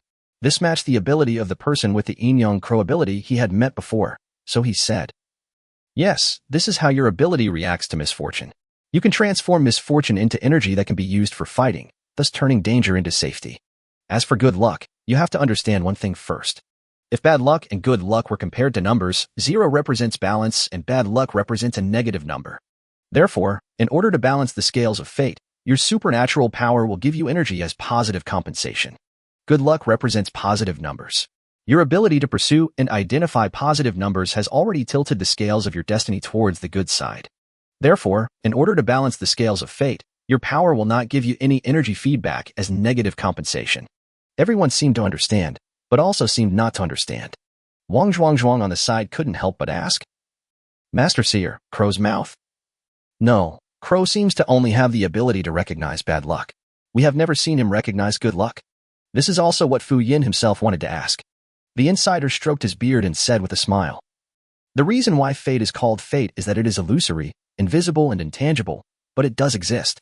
When bad luck comes, the consequences are obvious, so people can notice them. But when good fortune strikes, sometimes the results are noticed, and sometimes they just turn danger into safety. For example, when you go to the battlefield, you would originally die in this battle. But driven by your own abilities, you chose decisions that could pursue good luck and thus survive safely on the battlefield. In this situation, you won't think that you were lucky, you will just think that you almost died. I felt that being able to survive was the result of my own efforts, and I took it for granted." Song Ziming and others couldn't help but nodded silently. Indeed, if what happened was exactly as the insider gave the example, none of them would think it was the result of good luck. Fu Yin was delighted to hear that the Yin-Yang Crow's supernatural power could actually help him turn danger into safety. It turned out that his supernatural power was so powerful. He couldn't help but ask curiously, "Master Insight, may I ask how is the person with the Yin-Yang Crow power that you met before doing now? Have you become very powerful and become a big boss who dominates the Milky Way?" Seeing Fu Yin looking at him expectantly, the insider said awkwardly, "Ahem, that person who has the Yin-Yang Crow like you is very talented. But he was too proud and died a long time ago." "No way, isn't it said that this ability can bring good fortune and avoid disaster? How did that person die?" Fu Yin asked in disbelief. "You have to ask clearly. Insiders all say that their abilities are very rare. It is so hard to find someone with the same abilities as themselves, and they must not follow in that person's footsteps." The insider sighed and said, "This has to do with another characteristic of the Yin-Yang Crow." As he spoke, he pointed to the treetop in the crystal ball where the Yin-Yang Crow was standing. "You see, although the Yin-Yang Crow occasionally flaps its wings, it never flies. Do you know why this is so?" Song Ziming and others shook their heads in confusion. They had just noticed this. Before the clairvoyant pointed this out, they simply thought that the crows did not fly because of the image shown in the crystal ball. The insight explains, "The reason why the Yin-Yang Crow didn't fly is not because it doesn't have the ability to fly, but because it chose to perch on this tree trunk. This tree trunk is the tree of destiny for Yin-Yang Crow." Chapter 74. Escape. Tree of Destiny? What is that? Everyone was puzzled, as it was the first time they heard the word Tree of Destiny. This was the second time that the insider had encountered the Yin-Yang Crow ability in all these years. He patiently explained to the members of the Wolf Squad. "The Tree of Destiny was actually named after the last psychic with the Yin-Yang Crow ability that I met after discussing it with him. It means that in the process of pursuing good luck, the Yin-Yang Crow will meet a person who has a huge influence on his destiny. The user of the Yin-Yang Crow's ability will subconsciously look favorably upon this person and feel that following this person is the right choice. Even the owner of the Yin-Yang Crow's supernatural power couldn't explain why he was optimistic about this person. When the previous Yin-Yang Crow and I first studied this ability, we only had a rough guess about the concept of the Tree of Destiny, but did not confirm it. Until the Yin-Yang Crow's psychic began to become ambitious and betrayed his companions on the Tree of Destiny. His life trajectory began to collapse, and misfortunes continued, eventually leading to his own demise. Only then did I become convinced of the concept of the Tree of Destiny." After that, the insider pointed at the branch and said to Fu Yin, "Look, your Yin-Yang Crow has landed on a tree, which means you have found the person who represents your destiny tree. Do you have any impression of yourself? Is there anyone around you that you think highly of?" Hearing this, Fu Yin, Wang Zhuang, and Song Ziming all looked at Liu Cheng with strange expressions. Liu Cheng was stunned and thought, could this Tree of Destiny be referring to me? Then he thought it was very likely. Although his early strength was not strong and his talent was not very high. However, relying on his ability to extract star core fragments, if he continues to develop steadily, there will be a day when he will become a strong man. The insider also followed the three people's gazes and saw that they were all looking at another recruit. He couldn't help but ask curiously, "Oh, could it be that this comrade of yours is your Tree of Destiny?" Song Ziming nodded and said, "It's very likely." Fu Yin has always said that he is very optimistic about Liu Cheng, but he himself couldn't even explain why he was optimistic about Liu Cheng. Wang Zhuang said, "Hey, that makes sense. I thought it was a crow's mouth before. No, now it should be called a crow. I used to think that crow had some intention towards Liu Cheng, which made me afraid to take a shower with him." Nest grass. Fu Yin was speechless. "So you guys looked at me strangely before because you thought I liked Liu Cheng? I want to solemnly declare that I have a fiancé." Liu Cheng was envious when he heard this, and thought that Fu Yin was indeed tall, rich, and handsome. He had just graduated from high school, but he already had a fiancé. Wang Zhuang patted Fu Yin on the back and exclaimed, "Okay, kid, we don't even know when it happened." Fu Yin was almost vomiting blood after being slapped, and said, It's not certain whether the family will agree to the arranged marriage. After explaining Fu Yan's ability, the insider added, "By the way, although the yin-yang crow is very powerful, it must not betray the person of its destiny tree. Otherwise, you will follow in the footsteps of the previous owner of the yin-yang crow ability." Fu Yan patted his chest and assured, "Don't worry, Senior Insight. Liu Cheng and I have a close relationship." Fu Yan was telling the truth about this. When he first met Liu Cheng on the training battlefield, he felt that Liu Cheng was a little special. After joining the Wolf Warriors, Fu Yan and Liu Cheng have maintained a good relationship. "Okay, are you the next person who needs to be investigated for supernatural powers? Come and sit down." The insider waved to Liu Cheng. Liu Cheng was nervous. He didn't want to expose his supernatural abilities yet. So he walked forward while thinking of a strategy in his mind. "It's certainly not feasible for me to pretend that I don't have my hand on the crystal ball. This kind of small action would not only not escape the eyes of Captain Song, but even the insider would not be able to pass it. I don't know what the result will be if I apply my purification power to the crystal ball. Will it break the crystal ball?" There was no time to worry about so many things. Even if he broke the crystal ball, it was the result of the insider's special ability. At least he didn't have to pay for it. Thinking of this, Liu Cheng placed his hand on the crystal ball.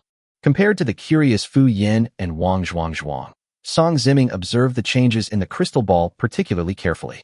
He has confirmed that Liu Cheng can use his supernatural powers normally, but he is not clear about the specific capabilities of Liu Cheng's supernatural powers. The seer placed his hands around the crystal ball and applied supernatural energy. Liu Cheng felt the slight tingling sensation of electric shock coming from the crystal ball and quickly used his purification ability in secret. He was nervous, not sure if his response would be effective. Everyone saw red and black liquid rolling in the transparent crystal, and finally a ferocious reddish-brown, eye-emitting red light appeared. Song Ziming was puzzled and asked, "Master Insight, what kind of ability is this?" The insider was also startled when he saw the reddish-brown eyeballs, then smiled awkwardly and said, "Haha, this is my supernatural eye of insight. It seems that this little brother is a useless person. Although he possesses supernatural energy, he has not awakened any abilities." Liu Cheng breathed a sigh of relief, thinking that he had purified the insider's supernatural energy and had escaped a disaster. Wang Zhuang and Fu Yan suddenly realized that this is how it is.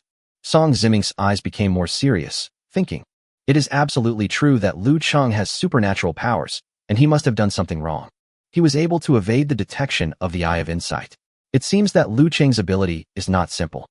Immediately, a smile appeared on Song Ziming's lips. He was very optimistic about Liu Cheng. The better Liu Cheng performed, the more Song Ziming could prove that his brother's efforts were not in vain, and the happier he was. Wang Zhuang patted Liu Cheng's shoulder gently and comforted him. "Don't worry. Even though you are a disabled person, your physical qualities are no different from those of a mutant. Besides, you are such a good shooter. At worst, I can help you raise some money to buy you a cheaper Gundam mecha that can still beat the alien creatures." Fu Yan felt very unbalanced. "Why were you so gentle when you photographed Liu Cheng, but so hard when you photographed me?" Liu Cheng felt warm at heart when he heard this. The Gundam mecha is an advanced combat robot powered by star core energy, and it incorporates almost all of humanity's most advanced technologies. Even the cheapest Gundam mecha is worth tens of millions. Wang Zhuang is not a person who likes to be polite. Since he said that he wanted to raise money to buy a Gundam mecha for himself, it proved that he really thought so in his heart. But Liu Cheng couldn't tell Wang Zhuang that he might be richer than him, so he could only thank him. "Thank you, Brother Da Zhuang. You are so kind to me." Wang Zhuang looked at Liu Cheng as if he were his own brother and said, "Why thank you? We are all brothers from the Wolf Warrior Squad. It would be awkward to thank you." Chapter 75 Secret Mission. After Liu Cheng and Fu Yan's specific abilities were explored by the insider, they walked out of the cabin. Song Ziming said, "Wait for me at the 37-2 parking bay. I'll report to the captain. The regiment headquarters is here, so it would be a bit inappropriate not to say hello to the commander." Wang Zhuang nodded and took Liu Cheng and Fu Yan to the number 37-2 engine bay first. Song Ziming walked to the door of the regiment command room, straightened his military uniform, and pressed the button on the door. The guard opened the door and saw that it was Sergeant Song Ziming, so he invited Song Ziming in.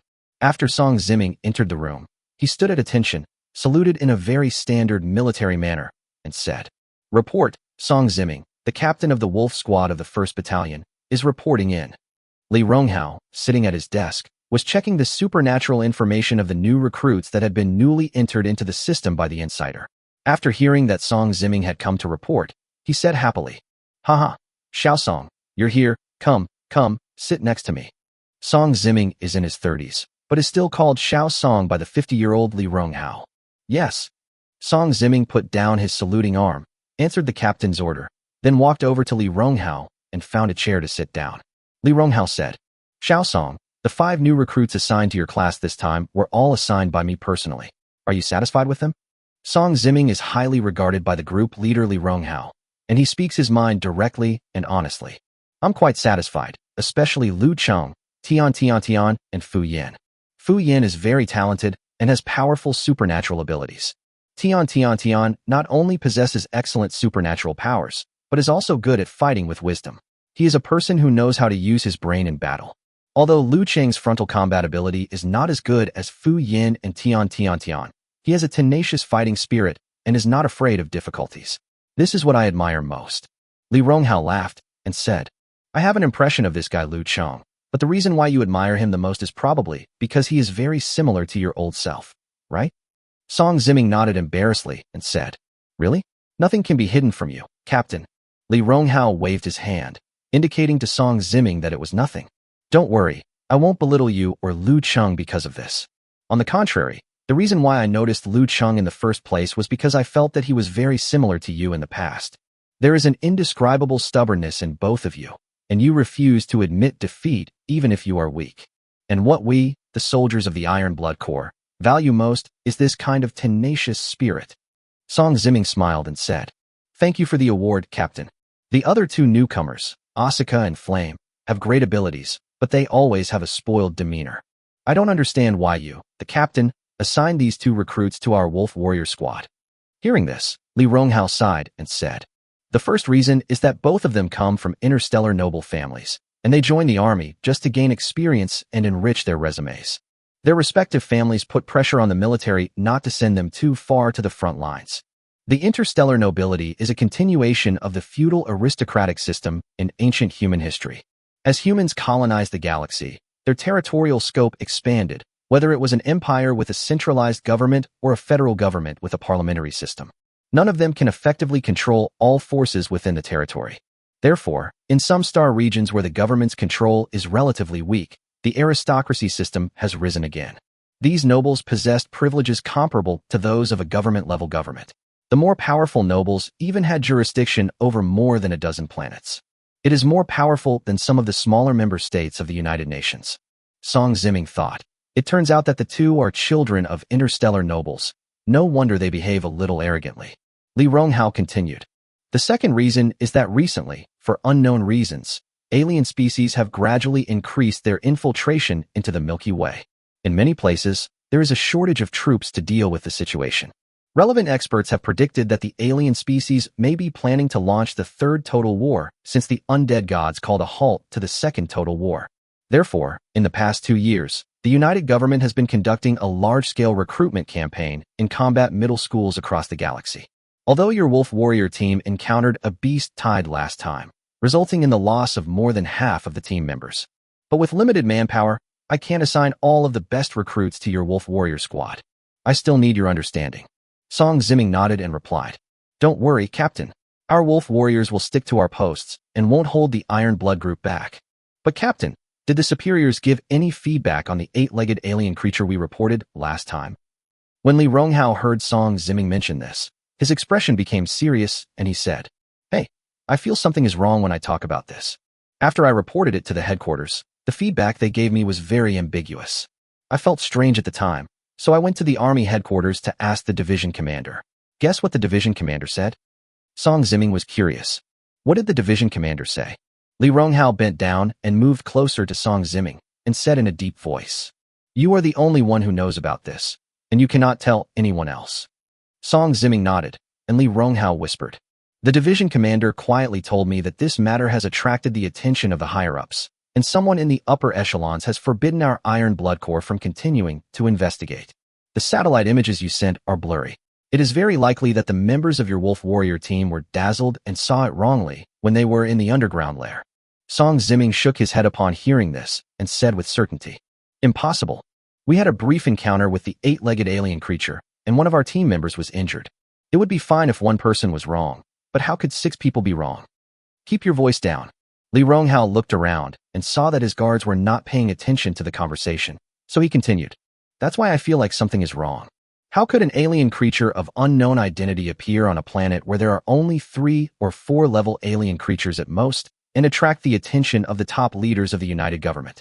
The military superiors have forbidden me from wasting manpower to track it down without concrete evidence that it is an unknown alien creature that poses a threat. But I didn't say that you, the Wolf Warrior Squad, are not allowed to continue the investigation.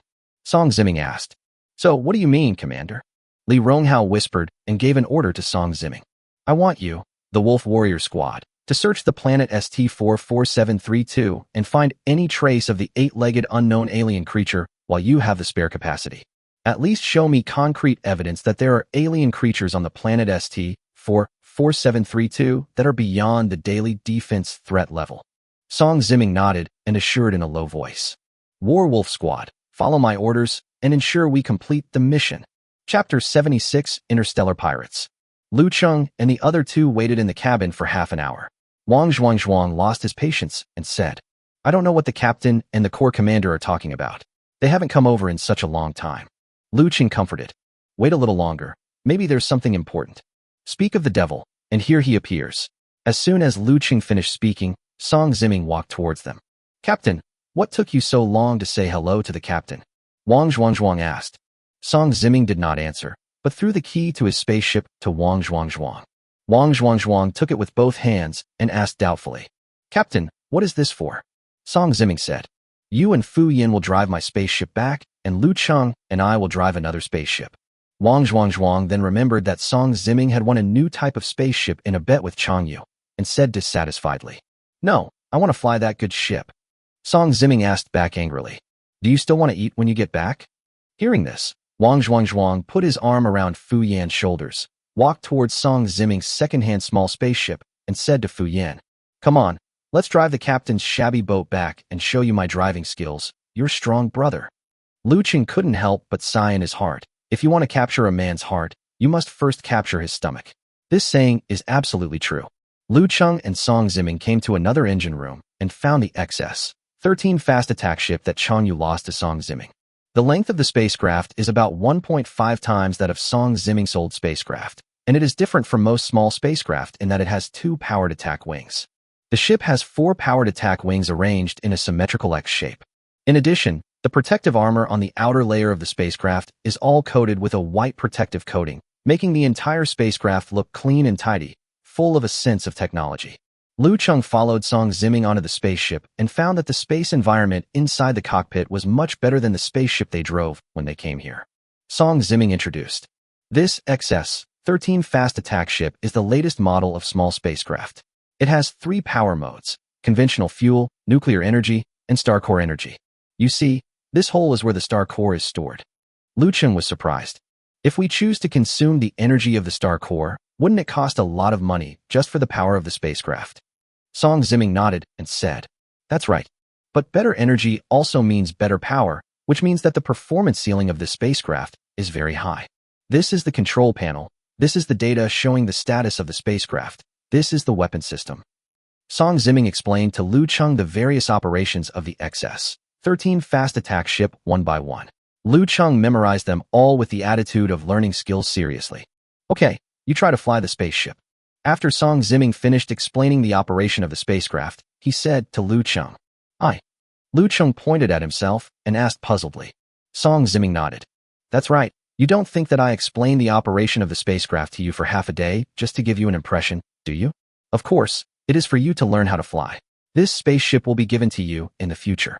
Liu Cheng was very surprised when he heard that Song Ziming wanted to give him the spaceship he won in the bet. You know, the spaceship Song Ziming himself was flying was an old second-hand spaceship. Captain, this is not good. It's too expensive.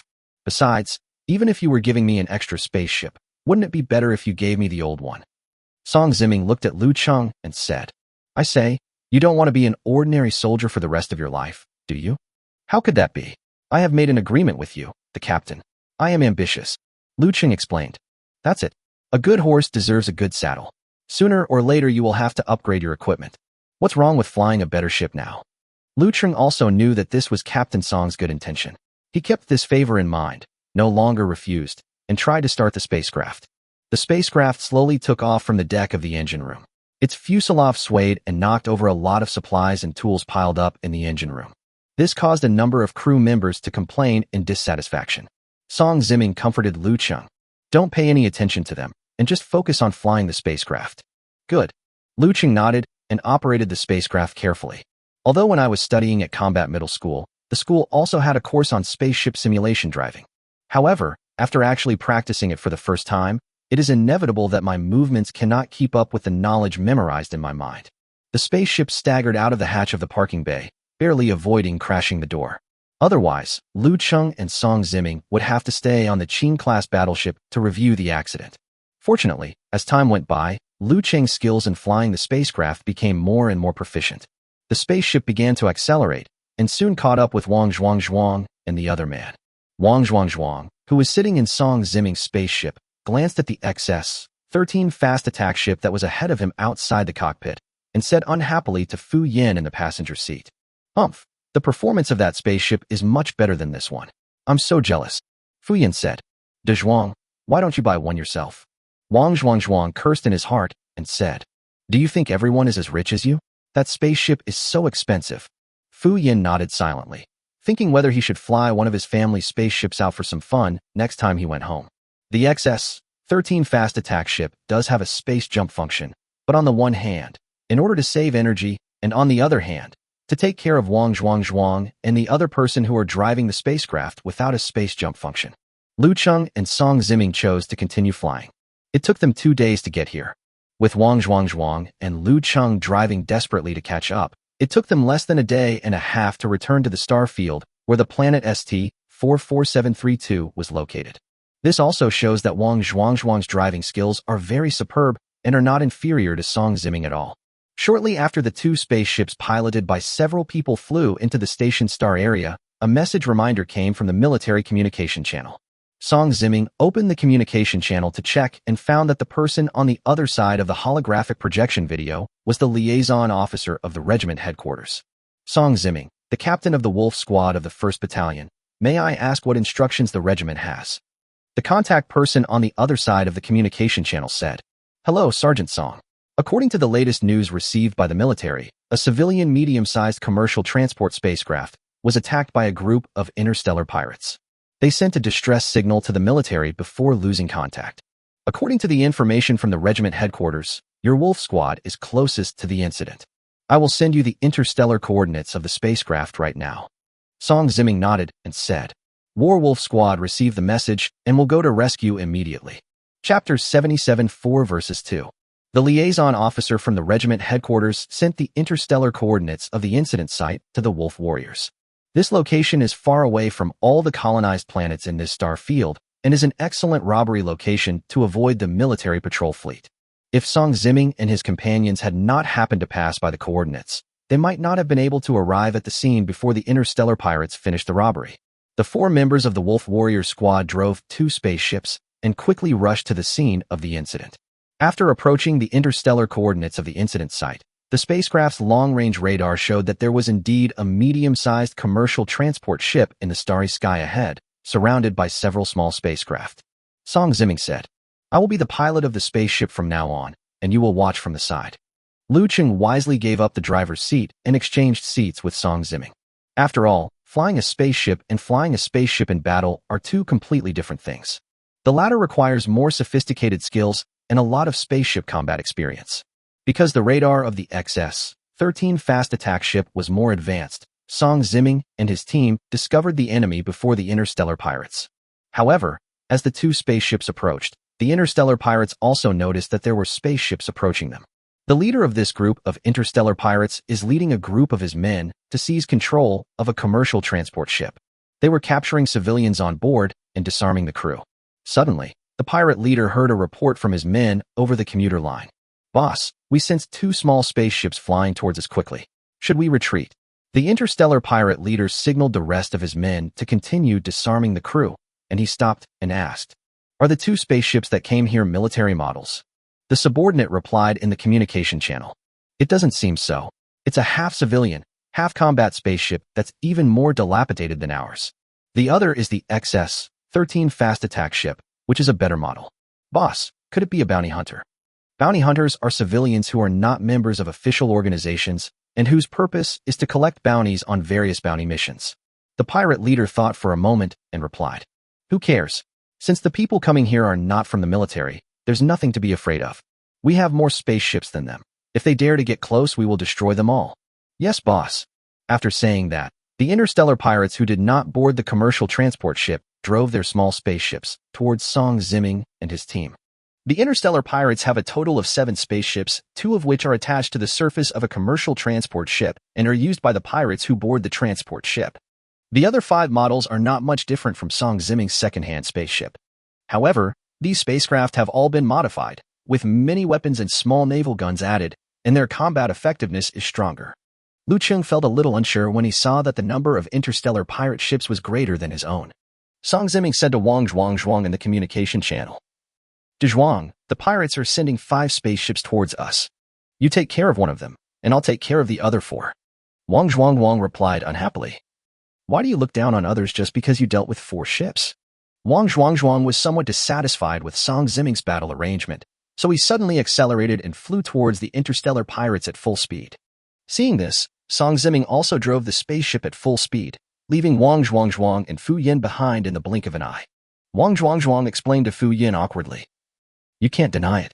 The spaceship the captain and his men are flying is much better than ours."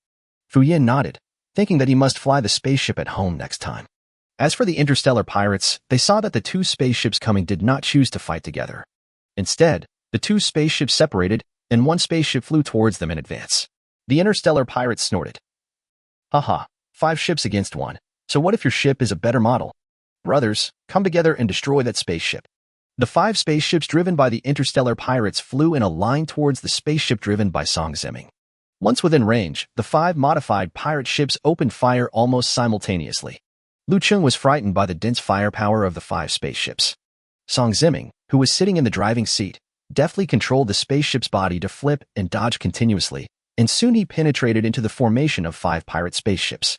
The distance was too close, and the 5 pirate ships could no longer concentrate their firepower on the attack, and they directly lost their frontal firepower advantage. It has to be said that the performance of the XS-13 fast attack ship is indeed very strong. Song Zimming piloted his spaceship and kept it close to the tails of the 5 spaceships, which prevented the 5 interstellar pirate spaceships that wanted to circle back and forth to get rid of Song Zimming's spaceship from shooting at will. The space pirates had to change their combat strategy. Except for the spaceship that Song Zimming was tightly holding, the other 4 pirate spaceships distanced themselves from each other and once again concentrated their fire on the spaceship driven by Song Zimming. Song Zimming quickly pulled the spaceship upwards to avoid the concentrated fire, but the salvo from the 4 pirate spaceships not only failed to destroy the spaceship Song Zimming was piloting, it also accidentally hit the pirate ship that Song Zimming had bitten. There was a fire at the tail of the pirate ship that was hit, and it seemed that there was a malfunction in the energy system. The next moment, the spaceship exploded from the stern and turned into a pile of dust fragments in space. Taking advantage of this opportunity, Song Zimming flew around to the back of the 4 pirate ships and once again tightly caught up with an interstellar pirate ship. Liu Cheng, who was sitting in the co-seat in the cockpit, really wanted to praise Song Zimming for his superb spaceship combat skills. However, due to the continuous and rapid turning of the spacecraft's hull, Liu Cheng was also dizzy. "I had to use all my strength to hold back from vomiting." Seeing this, Song Zimming said to Liu Cheng calmly, "It's always like this the first time. You'll get used to it." Liu Cheng didn't dare to open his mouth and could only nod slightly. The interstellar pirates in the cockpits of the 4 spaceships were all a little anxious when they saw that they had lost a spaceship. They have not received any professional military education, and their mentality is not as good as that of Liu Cheng and other recruits. The interstellar pirates asked in the communication channel, "Boss, the enemy destroyed one of our spaceships and has been closely following our formation. What should we do?"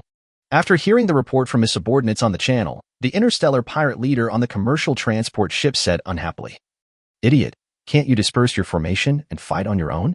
The enemy only has 2 spaceships, and you have 4. You can defeat them even if you don't form a formation." The interstellar pirates thought about it and felt that it made sense. How could they lose when it was 4 against 2? So 2 spaceships flew towards Wang Zhuang, and 2 spaceships stayed behind to continue fighting with Song Zimming. Chapter 78 Mutual Threats. Seeing that the space pirate ships were split into two groups, Song Ziming couldn't help but smile at Liu Cheng. You see, this is the result of lack of combat literacy. They couldn't even tell which side had the stronger combat power, and they only left two ships to deal with us. The XS-13 small attack ship has strong performance, coupled with Song Ziming's superb combat skills. Faced with two interstellar pirate ships, Song Ziming no longer needed to hide behind the opponent's ship. He directly bid onto one of the pirate ships and launched an attack. The machine guns on the four attack wings fired at the same time, and the firepower advantage of the XS-13 small attack ship was immediately apparent.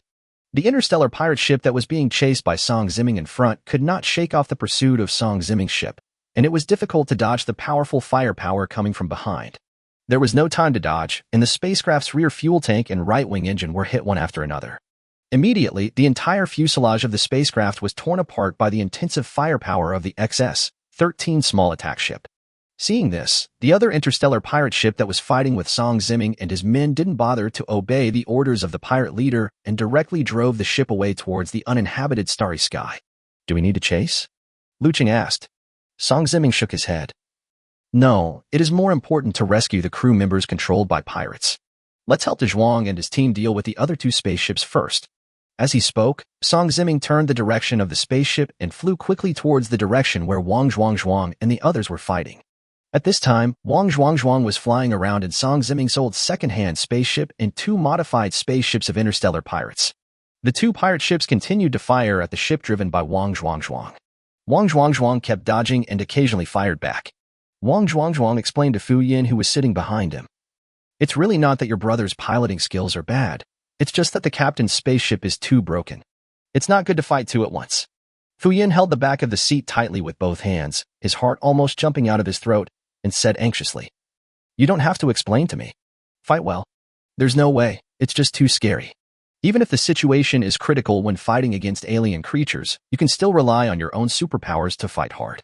However, when sitting in the passenger seat of a spaceship and engaging in a battle with other spaceships in space, whether or not you will be hit is not something you can decide at all. His life and death all depend on Wang Zhuang's hands." Wang Zhuang frowned and drove the spaceship with all his strength, fighting with two interstellar pirate ships. He also understood that if he was not careful, both of them would die in space. Just as the two interstellar pirate ships were chasing the ship driven by Wang Zhuang, the XS-13 fast attack ship piloted by Song Ziming came over from the side and immediately launched an attack on one of the interstellar pirate ships. The intensive firepower from the four attack wings directly destroyed the interstellar pirate ship. Another interstellar pirate spaceship, under the attack of Song Ziming and Wang Zhuang, lasted less than half a minute before it was also hit by several machine gun rounds. It turned into a pile of debris floating in space. Wang Zhuang complained to Song Ziming. "Captain, your spaceship is too broken. Can you change it to a better one?" Song Ziming replied in the communication channel. "Okay, next time you go make a bet with Chang Yu and see what new spaceship he bought." Wang Zhuang shut up after hearing that and flew the spaceship with Song Ziming towards the commercial transport ship hijacked by interstellar pirates. Although he was not inferior to Chang Yu, Wang Zhuang felt that he had little chance of winning if he took the initiative to make a bet with Chang Yu, who was one level higher in rank than him. On the commercial spacecraft, the leader of the interstellar pirates received news that his spacecraft had been destroyed one after another, and he was burning with anger. Finally, after the voices of his men's reports completely disappeared from the communication channel, the space pirate leader tore off the communicator and threw it to the ground. He stomped the communicator madly with his foot, cursing. Useless. What a bunch of useless people. The other pirates on the commercial transport ship were not as panicked as the ones who escaped. After all, those who can accompany the leader on board the ship to rob are all core members of the pirate group. Their strength is also much stronger than that of ordinary pirates. The pirate leader thought for a moment and said to several of his trusted men, "Gather all the hostages on board to the command room of the spacecraft, quickly." Several men followed the order and threatened the crew and passengers on the spaceship with weapons. All the hostages were quickly gathered in the command room of the spacecraft. The pirate leader turned on the communicator of the commercial transport spacecraft and sent a message to the spacecraft driven by Song Ziming and Wang Zhuang using the public channel. "Listen up to me, you two ships. Whether you are from the military or a bounty hunter, stay away from this transport ship immediately. Otherwise, I will kill all the hostages on the spacecraft. From now on, if you stay here for one more minute, I will shoot one of the hostages. The timer starts." Liu Cheng and Fu Yin were both anxious when they heard this. Liu Cheng asked, "Captain, what should we do?" If we don't leave, the pirates will start shooting the hostages. Song Ziming said. Do you think they will be able to guarantee the safety of all the hostages if we leave? Liu Cheng shook his head and said, I don't know. Should I satisfy the other party's request first? The purpose of their rescue mission is to ensure the safety of everyone on the commercial transport ship. Seeing the pirates using hostages as a threat, Liu Cheng really couldn't think of any solution. 1 minute is almost up. Song Ziming snorted coldly. Instead of turning the spaceship around and flying away, he accelerated towards the commercial transport spaceship. The pirate leader in the command room was also puzzled by this and said angrily in the public communication channel, If you come any closer, I'll start shooting the hostages. Song Ziming ignored the pirate leader's threat and directly pressed the missile button of the XS-13 small attack ship. 2 small missiles were fired at the medium-sized pirate spaceship attached to the surface of the commercial transport spaceship, accurately hitting the medium-sized spaceship carrying the pirates. The pirate leader was furious when he saw this. He pointed his finger at a female passenger and ordered his men. You dare to attack my spaceship? Kill that woman for them. Song Ziming quickly opened the public communication channel and said to the pirates on the ship, The reason you want us to evacuate is so you can finish the robbery and get away safe and sound, right?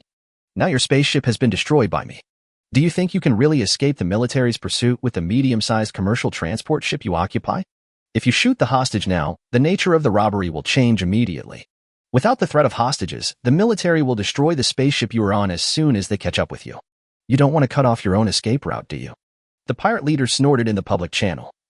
Humph, we're going to die anyway, so I might as well take a boatload of people with me to be buried with us. Song Ziming replied calmly. Who said you're going to die anyway? Isn't there a way out for you now? Chapter 79 Psychological Game. Humph, you destroyed the spaceship I used for retreat, and you still told me there is a way to survive? The pirate leader questioned with disdain. Song Ziming said, Don't we still have 2 spaceships? You let our spacecraft dock on the commercial transport ship, do not harm the hostages, and we will have a head-on confrontation. If you win, kill us and evacuate on our spaceship. If we win, we will capture you and successfully rescue the hostages. How about that? In the public communication channel, the space pirate leader remained silent. He was thinking about the feasibility of the other party's proposal. Seeing that the other party did not comment, Song Ziming asked back in a slightly sarcastic tone. We only have 2 small spaceships. You wouldn't be afraid of even a few people and dare not fight. The interstellar pirate leader turned his head and looked at several trusted subordinates behind him, and they said, Boss, just do as they say. Including you, we have a total of 4 people with special powers, and more than a dozen brothers with guns. Their 2 small spaceships are 2-seaters, with a maximum of 4 people. We are not afraid of them at all. Although they are all desperate criminals, what is the purpose of robbery? Isn't it just about being able to live and live a good life? If they had a way to survive, they would not make the most extreme choice. The interstellar pirate leader nodded to his subordinates and replied on the public communication channel. Okay, let's do as you say. But you can only dock the spacecraft at the stern, not near the command room. Although he agreed to Song Ziming's proposal. However, in order to prevent the other party from rescuing all the hostages at once, they added another requirement. Song Ziming replied, Okay, I hope you won't go back on your word. If you harm any hostages after our ship docks at a commercial transport ship, we will launch our spaceship and leave immediately, and will also destroy the spaceship you and the hostages are on. Since we cannot guarantee the safety of all hostages, the rescue mission is meaningless to us. The reason why Song Ziming made this harsh remark was that he was playing a psychological game with the pirates. He was gambling that the other party would not dare to harm the safety of the hostages in order to test his bottom line. The pirate leader nodded in agreement. He thought that since the other party's goal was to rescue the hostages rather than protect material property, then it would be easy for him to deal with it. As long as you have the hostages in your hands, no matter whether the other party is an interstellar bounty hunter or a military personnel, you must follow the rules of negotiation. Song Ziming and Wang Zhuangzhuang drove 2 spaceships close to the commercial transport ship and encountered no resistance from the pirates on board. It was obvious that the pirates really accepted the conditions they proposed. The 2 spacecraft docked at the stern of the commercial transport ship. Liu Cheng and his companions followed the suction channel of the spacecraft and cut a gap on the outside of the transport ship for Wang Zhuangzhuang to pass through. Wang Zhuangzhuang looked up and walked along the mezzanine of the pipe space into the corridor inside the transport ship. Song Ziming transmitted the registration information and spacecraft drawings of the commercial transport spacecraft sent by the regiment liaison officer to Liu Cheng's equipment and asked Liu Cheng to be responsible for planning the route. Liu Cheng Dao. From our current location, there are 4 routes to the spacecraft's command room. The 4 routes pass through the cargo hold, crew rest area, dining and entertainment area, and power room of the spacecraft respectively. Song Ziming nodded and assigned tasks to the 3 people. There are 4 routes to reach the command room of the spacecraft, which means that the space pirates also have 4 routes to steal our spacecraft. Everyone split into 4 groups, heading to the command room to rescue the hostages while searching along the way to see if there were any other people hiding on the spacecraft. The warehouse area has a large space for activities, which is suitable for De Zhuang to fight. You can go this route. Yes. Wang Zhuang nodded and wrote down his route. Song Ziming said to Liu Cheng and Fu Yin. The power room of the spacecraft cannot be damaged. I am personally responsible for this route. The routes to the crew rest area and dining and entertainment area will be taken care of by you two, Liu Cheng and Fu Yin. Everyone please be safe. When you encounter interstellar pirates, even if you are unable to defeat them, you must try to delay them. We can't let them take our spaceship. Let's get started. After saying this, the 4 of them immediately headed towards the command room along their assigned routes. In the command room of the commercial transport ship, the interstellar pirate leader saw the military combat uniforms worn by Song Ziming and other 3 people through the surveillance screen. 4 more men were seen heading towards the command room. The subordinate asked, "Boss, what should we do?" Hey. The interstellar pirate leader sneered and said, "So what if they are from the military? There are only 4 of them. It's impossible for all of them to be psychics, right? And we have 4 people with special abilities here. Swordsman, Iron Fist, and Flying Claw, the 3 of you follow me, and the 4 of us will deal with each of them along the way." The others stayed in the command room to monitor the hostages. If these hostages dare to make any rash moves, just shoot them. After eliminating the 4 psychics, the force guarding the hostages became much weaker. Therefore, the pirate leader ordered all the remaining people to stay in the cockpit of the spaceship. For Song Ziming, they divided their troops into 4 groups to prevent pirates from stealing the spaceship and escaping. As for the pirates, they also need to guard against Song Ziming and his men taking away their hostages. Therefore, they also made the choice to divide their troops into 4 routes. After saying that, the pirate leader called upon his 3 trusted subordinates and divided them into 2 groups to go towards Liu Cheng and the other 3. Yes. A dozen pirates with guns nodded in agreement, causing the hostages in the command room to scream in fear. "Don't shout." A pirate holding a kinetic pistol kicked the screaming woman, and the hostages huddled together in fear, not daring to shout again. Among the hostages, there was a fat man who was not wearing a crew uniform. After seeing several pirates with special powers go out, he raised his eyes and quietly observed the positions of the armed pirates around him. If Liu Cheng were here, he would definitely recognize the identity of this fat man. It turned out to be Fat Tiger, the owner of the transport caravan that Liu Cheng met in the Mineral City and helped him deliver 5 star core fragments to his sister. Next to Fat Tiger, a man in a crew uniform gently touched him with his arm. Seeing that the pirates around him were not paying attention to this side, he took out 2 pulse pistols that were stained with strong body odor from his crotch. The crew member quietly handed a pistol to Fat Tiger and winked at him. Fat Tiger hid the pistol under his clothes with some disgust, shook his head slightly, and signaled the other party to wait for an opportunity. Seeing this, the crew member put the pistol he had left behind back into his crotch. Since Wang Zhuang's route passed through a warehouse, except for the slight obstruction of his vision caused by the displayed goods, it can be said that the road was unobstructed. Wang Zhuang felt that it was unlikely that there were still passengers hiding here, so he shouted a few words in the cargo hold. "Is there anyone here? I'm from the military and I'm here to rescue you, not a pirate. Someone please come out quickly." After Wang Zhuang finished shouting, seeing no one responded, he said self-deprecatingly, "Even if there are people who have not been captured by pirates, who would hide in a place like a warehouse? Could it be possible that I could hide in a cargo box? I was really overthinking it." As soon as he finished speaking, he heard a rustling sound coming from a wooden box storing goods not far away. Rustle. Rustle. Chapter 80, I'll stand still and let you hit me. What?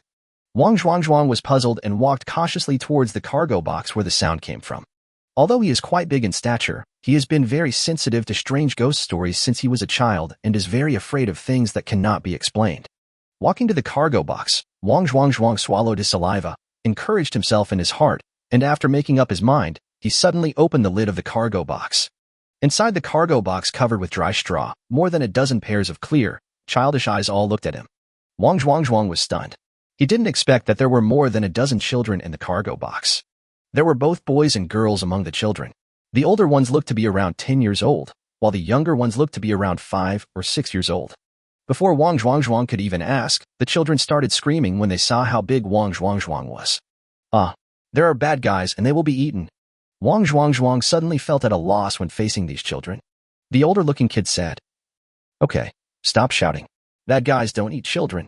But I just heard the captain say that there's an interstellar pirate on board the spaceship. He looks so fierce, he must be a pirate. The older child explained to the younger child. He's not a pirate. He just said he's from the military. He's even wearing a military uniform. After listening to the older children's explanation, the younger children finally calmed down. Wang Zhuang wiped his sweat, looked at the children in the cargo box and asked, I say, how did you get here? Where are your parents? When the children who had been instructed in advance heard Wang Zhuang asking about their origins, they immediately became alert. The older children kept silent, but a few younger children said, Our parents are not illegal citizens. We didn't come here illegally. Wang Zhuang thought to himself, wow, as soon as I asked, these kids confessed everything. I really didn't know what to say to these kids.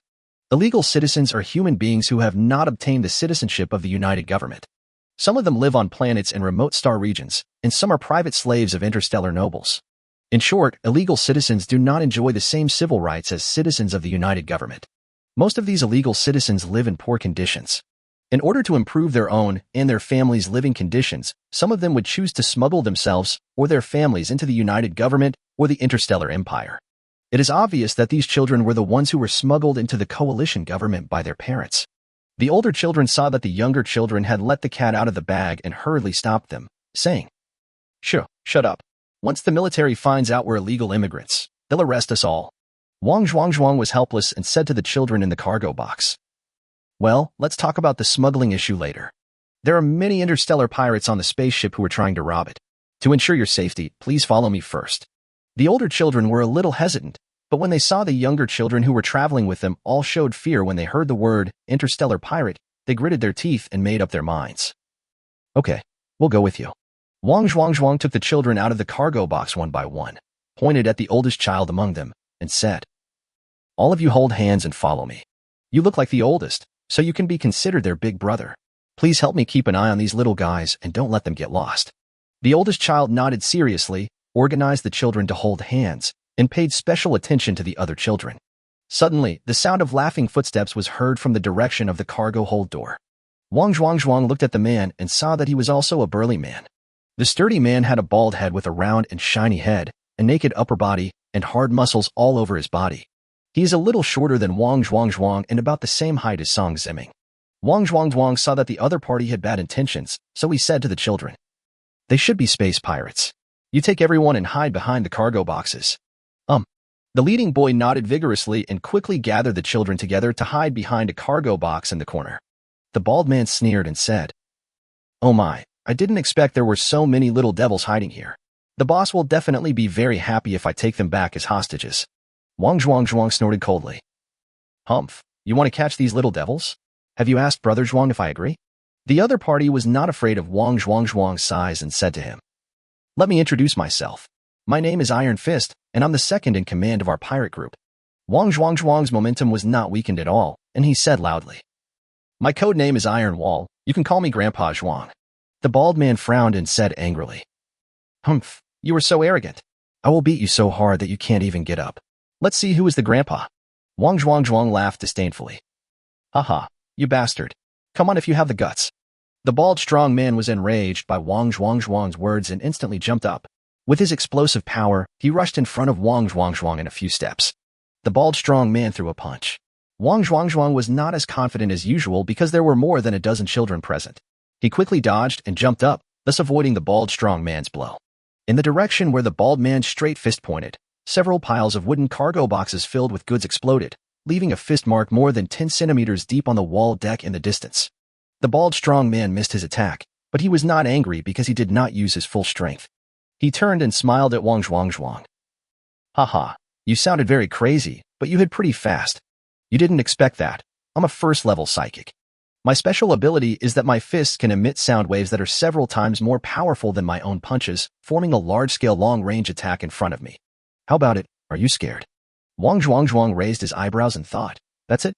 Humph, I thought it was some amazing supernatural ability, but it turns out to be just a first-level supernatural being. With such strength, you dare to come to our galaxy to rob? This is so funny. Please stop bringing shame to the pirate industry. Hearing Wang Zhuang laughing at him, the bald man named Iron Fist became furious. The veins on his bald head bulged, and he said, You are a coward who only knows how to talk fast. If you have the guts, don't hide. Wang Zhuang said disdainfully. Okay, your strong grandpa will stand here and let you hit him, so that you, son thief, will know how weak you are. That's what you said. The bald strong man sneered in his heart. He only used half of his strength in that punch just now. If the opponent did not dodge and took a solid punch from him, he was confident that he could beat Wang Zhuang half to death. Ha! The bald strong man roared, mobilized all the supernatural energy in his body and gathered it in his right hand, and swung a straight punch towards Wang Zhuang again. The children hiding in the corner of the cargo hold and behind the cargo box were frightened by the roar of the bald strong man, and their little hands were nervously grabbing the corners of their companions' clothes. The next moment, the bald man's fist hit the center of Wang Zhuang's abdomen as he stood there motionless. The children were so scared that they all closed their eyes. There was a loud metal collision sound in the cargo hold. Duong. Chapter 81 Iron Man Wang Zhuang. At the same time, Song Ziming and the leader of this group of interstellar pirates also met in the power room. Hearing the loud bang from the entire spaceship, the pirate leader said with a smile, "It looks like my subordinate Iron Fist has met your subordinates. I'm afraid your subordinates are in danger." Song Ziming was not worried about Da Zhuang at all. As for Fu Yin and Liu Cheng, even if they couldn't defeat them, escaping should not be a problem. So he said calmly, "I advise you to worry less about my subordinates and pay more attention to yourself." The pirate leader looked at Song Ziming with a half-smile, sized up the expressionless Song Ziming with interest, and said, "From the surveillance footage, I saw you giving orders to the other people. I guess you are their superior. The reason why I chose to fight you is because I am the strongest among our pirates. Let me introduce myself. I am the leader of our pirate group and also a second-level psychic." Hiki. Song Ziming sneered. A second-level mutant? In the entire Iron Blood Corps, there are only a few level 2 psychics who can defeat him. Inside the cargo hold of a commercial transport spacecraft, the bald strong man's confident full-strength attack did not result in his opponent's blood splattering in response. Instead, he felt as if his fist had hit a hard block of iron, and his entire arm was numb. The bald strong man looked up and saw that his opponent had turned into a steel giant with a shining metallic luster all over his body. His stature was nearly 1 meter taller, and the corners of his opponent's mouth were slightly raised as he was looking at him with a smile. The bald man sensed the difference in strength between the two sides and quickly stepped back, saying, "How is it possible? Even if you are also a superpower, how can you be so strong? That was a punch I threw with all my strength, but the opponent not only didn't dodge or evade, but also didn't suffer any injury at all." Wang Zhuang sneered and said, "I forgot to mention that your grandpa Zhuang is a second-level psychic, and his hobby is to fight head-on with third-level alien creatures." Hearing this, the bald man showed fear on his face. He realized the huge gap between the two sides, like an insurmountable chasm. What to do? Run away. If you don't run away, you will be killed. The bald strong man made a decision in his heart, and suddenly, he noticed the dozen children hiding behind the cargo boxes in the corner of the cargo hold. Capture these little brats as hostages, so that no matter how powerful he is, he won't dare to act rashly. The bald sturdy man immediately jumped up and ran quickly towards the children hiding behind the cargo box. Seeing this, Wang Zhuang couldn't help but feel annoyed with the second-in-command of this pirate gang. "You don't even let the children go. Do you really think that I, your grandpa, am a vegetarian?" The bald strong man sprinted to half the distance between himself and the children. Seeing that Wang Zhuang still did not move, he was ecstatic. Just when he thought he was about to successfully capture these children as hostages, the next moment, Wang Zhuang moved. His two strong thighs exerted force downward at the same time, and the huge force caused the heavy steel plate under his feet where he was originally standing to be deeply dented, leaving a huge hole 1.5 meters deep. Immediately afterwards, Wang Zhuang's huge steel body, nearly 3 meters tall, flew behind the bald man like a cannonball. Wang Zhuang exerted force with his right wrist and punched the bald man in the lower back. Duong. Another loud bang echoed throughout the spacecraft. With the experience from last time, the children all immediately covered their ears when the loud noise came this time. After the noise, the children looked outside the cargo box and saw that the big soldier who helped them had turned back into a normal human being. The bald pirate who wanted to hurt them was now beaten by the big soldier and embedded into the deck of the cargo hold. Wang Zhuang scratched the back of his head embarrassedly and said, "He won't be beaten to death, will he? Whatever, he's just an interstellar pirate. Just kill him." Wang Zhuang immediately slapped the pirate's bald head embedded in the deck twice and asked, "Hey, are you dead? If you're not dead, say something." A weak groan from the bald pirate was heard from the deck. Wang Zhuang breathed a sigh of relief and said, "It looks like he's not dead, but I must have broken his spine and lumbar disc." The children hiding behind the cargo box were originally very afraid of the big guy Wang Zhuang. But after seeing Wang Zhuang's fight with the pirates, they all ran towards Wang Zhuang. The children surrounded Wang Zhuang and asked curiously, "Uncle, you are so awesome. Uncle, are you Superman?" Uncle is not Superman. His entire body just turned into steel. He must be Iron Man. Uncle can transform. He must be Ultraman.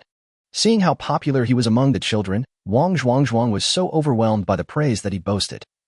Ha ha ha ha. That's right, Uncle, I am Iron Man Wang Zhuang. Commercial transport spacecraft power room. The pirate leader who was fighting with Song Ziming was confused after hearing the second loud noise. Why is Iron Fist still fighting with the other party? Wasn't there a winner before? Immediately, he had a bad feeling in his heart. He wanted to go over and help, but he had no way to do anything now. At this moment, he had already used all the supernatural powers he could use, and his body was covered with scars of varying degrees of severity. On the other hand, his opponent not only dealt with him with ease, but he didn't even use his supernatural powers. Hateful. The interstellar pirate leader was very angry. He looked at the energy storage tank in the power room and shouted, "Since we can't get out safely today, no one can leave this spaceship alive." After saying that, the space pirate leader activated all his supernatural powers and rushed towards the energy storage tank with all his strength. Song Ziming had long anticipated that the pirates would resort to this tactic. His body collided instantly, and gray-blue hair and sharp claws and fangs emerged from his body, rushing towards the pirate leader. Duong!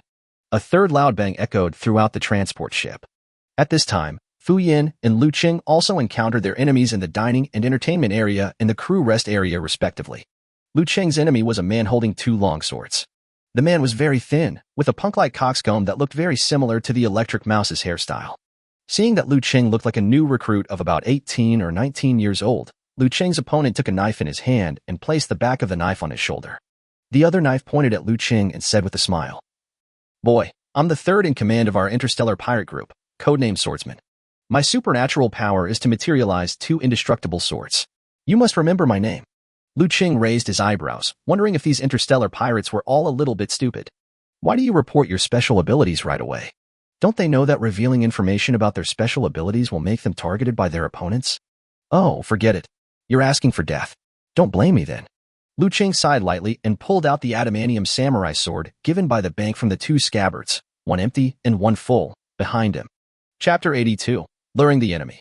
Liu Cheng's opponent could tell from the way Liu Cheng held the knife that he was definitely not a professional knife fighter.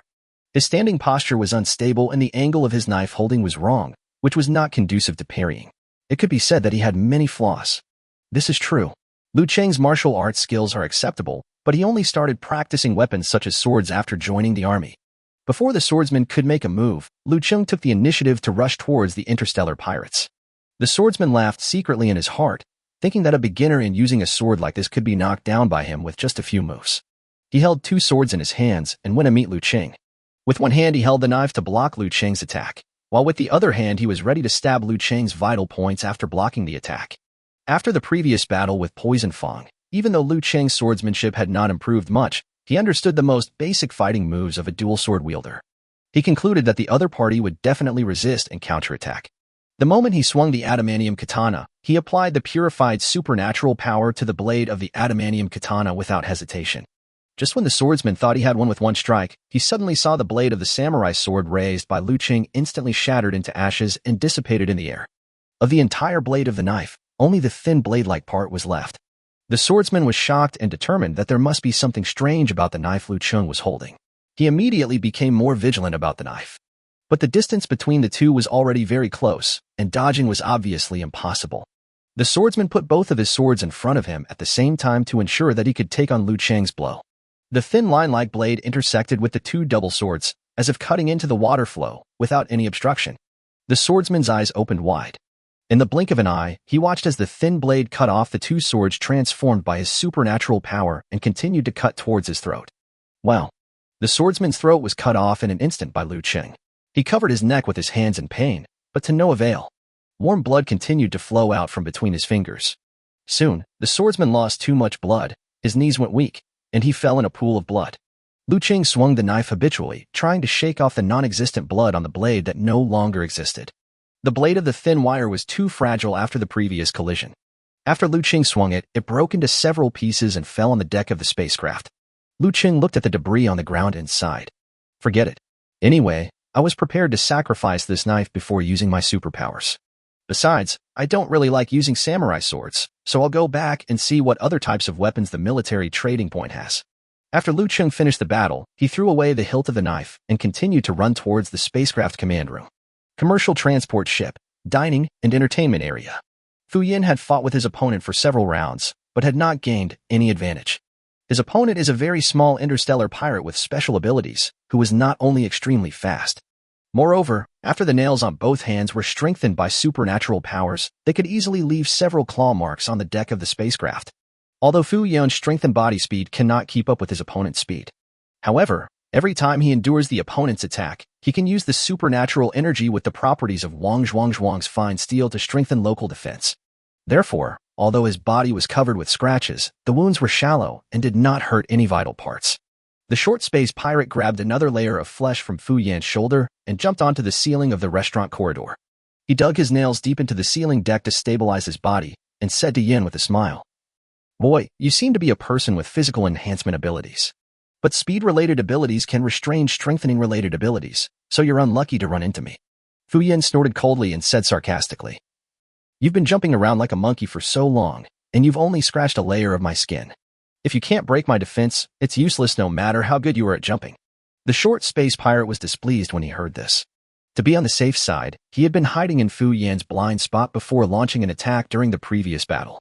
Although this type of attack has a relatively high success rate, the damage it causes is indeed limited.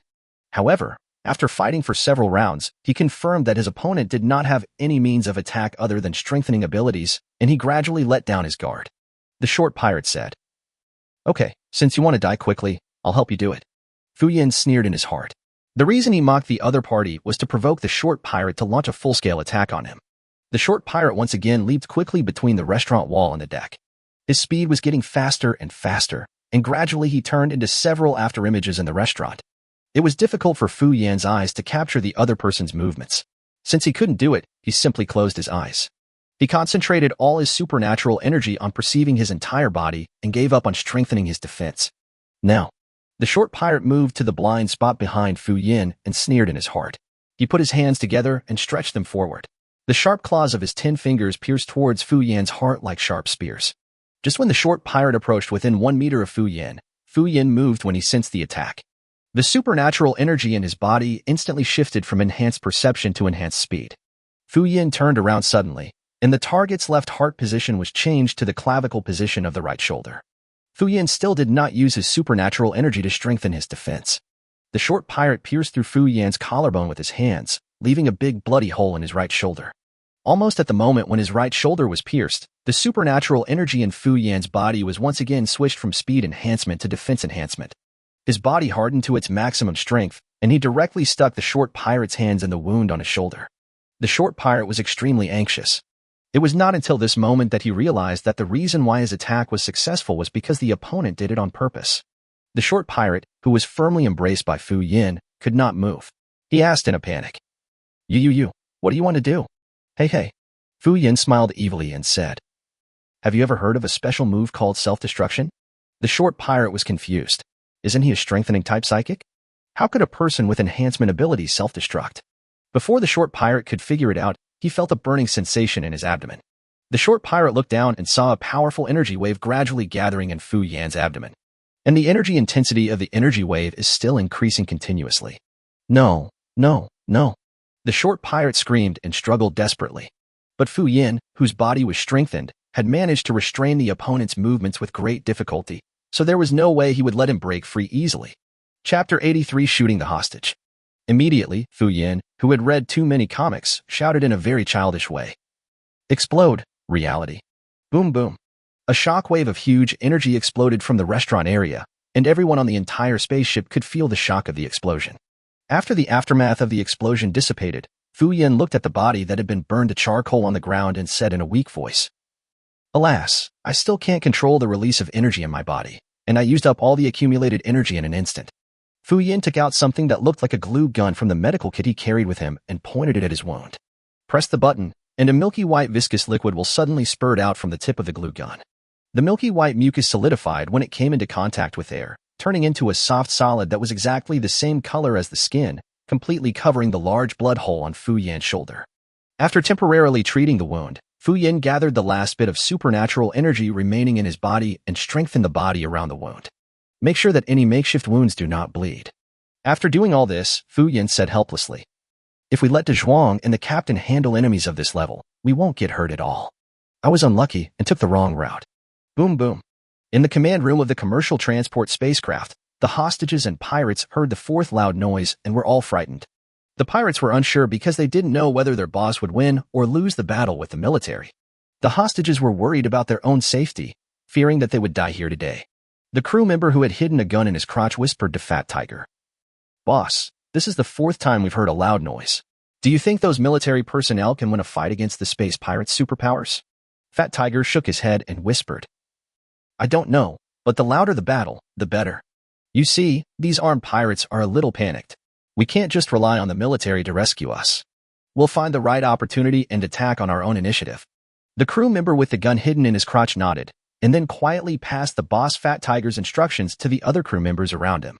In the power room of the commercial transport spacecraft, Song Ziming, who had transformed back into human form, heard the fourth loud noise coming from the distance of the spacecraft and thought to himself, "It doesn't sound like the noise was made by De Zhuang. This time it should be that kid Fu Yan. Although his supernatural moves are powerful, they will consume all of the supernatural powers in his body. He will generally not use them unless he is sure of victory. It looks like the three of them should have finished fighting, so I have to hurry to the command room to help." After saying that, Song Ziming picked up the unconscious interstellar pirate leader from the deck with one hand and quickly rushed to the command room of the commercial transport spacecraft. Outside the spacecraft control room, Wang Zhuang and Liu Cheng arrived almost at the same time. When Song Ziming and Fu Yan arrived here, they were half a minute slower than the other two. When Liu Cheng arrived, he saw the dozen or so children behind Wang Zhuang and asked in confusion, "De Zhuang, where do these children come from?" Wang Zhuang quickly explained, "Let me make it clear first, these children are not mine." Song Ziming, who rushed here, happened to hear the conversation between the two and said to Wang Zhuang, "Liu Cheng didn't say these children are yours. What are you afraid of? Besides, these kids are so cute, and you are so big and strong, they don't look like you at all. How can they be yours?" Wang Zhuang refuted. "Captain, what you said is wrong. What's wrong with my appearance? Look at my cute muscular body. Damn, crow mouth, how did you get yourself into this state?" Fu Yan, who arrived last, waved his hand and said, "Hey, don't mention it. I met a tough opponent and was able to subdue him after suffering some injuries. The wound has been treated and it is nothing serious." Wang Zhuang nodded and said, "That's right. You can't catch a wolf without sacrificing a child." The children behind Wang Zhuang were all a little scared when they heard this, and the oldest child immediately protected the other children behind him. Song Ziming said, "Okay, stop chatting. Rescuing the hostages is the most important thing. What's the situation inside?" Liu Cheng shook his head and said, "I don't know. We just arrived not long ago." "Well, let me try to negotiate." Song Ziming nodded, threw the leader of the interstellar pirates in his hand to the door of the command room, and shouted to the other pirates in the command room, "I am a sergeant in the 1st Battalion of the Iron Blood Regiment of the United Government Army. Listen, pirates inside, you are surrounded by us. Your boss and several other superpowers were all defeated by us.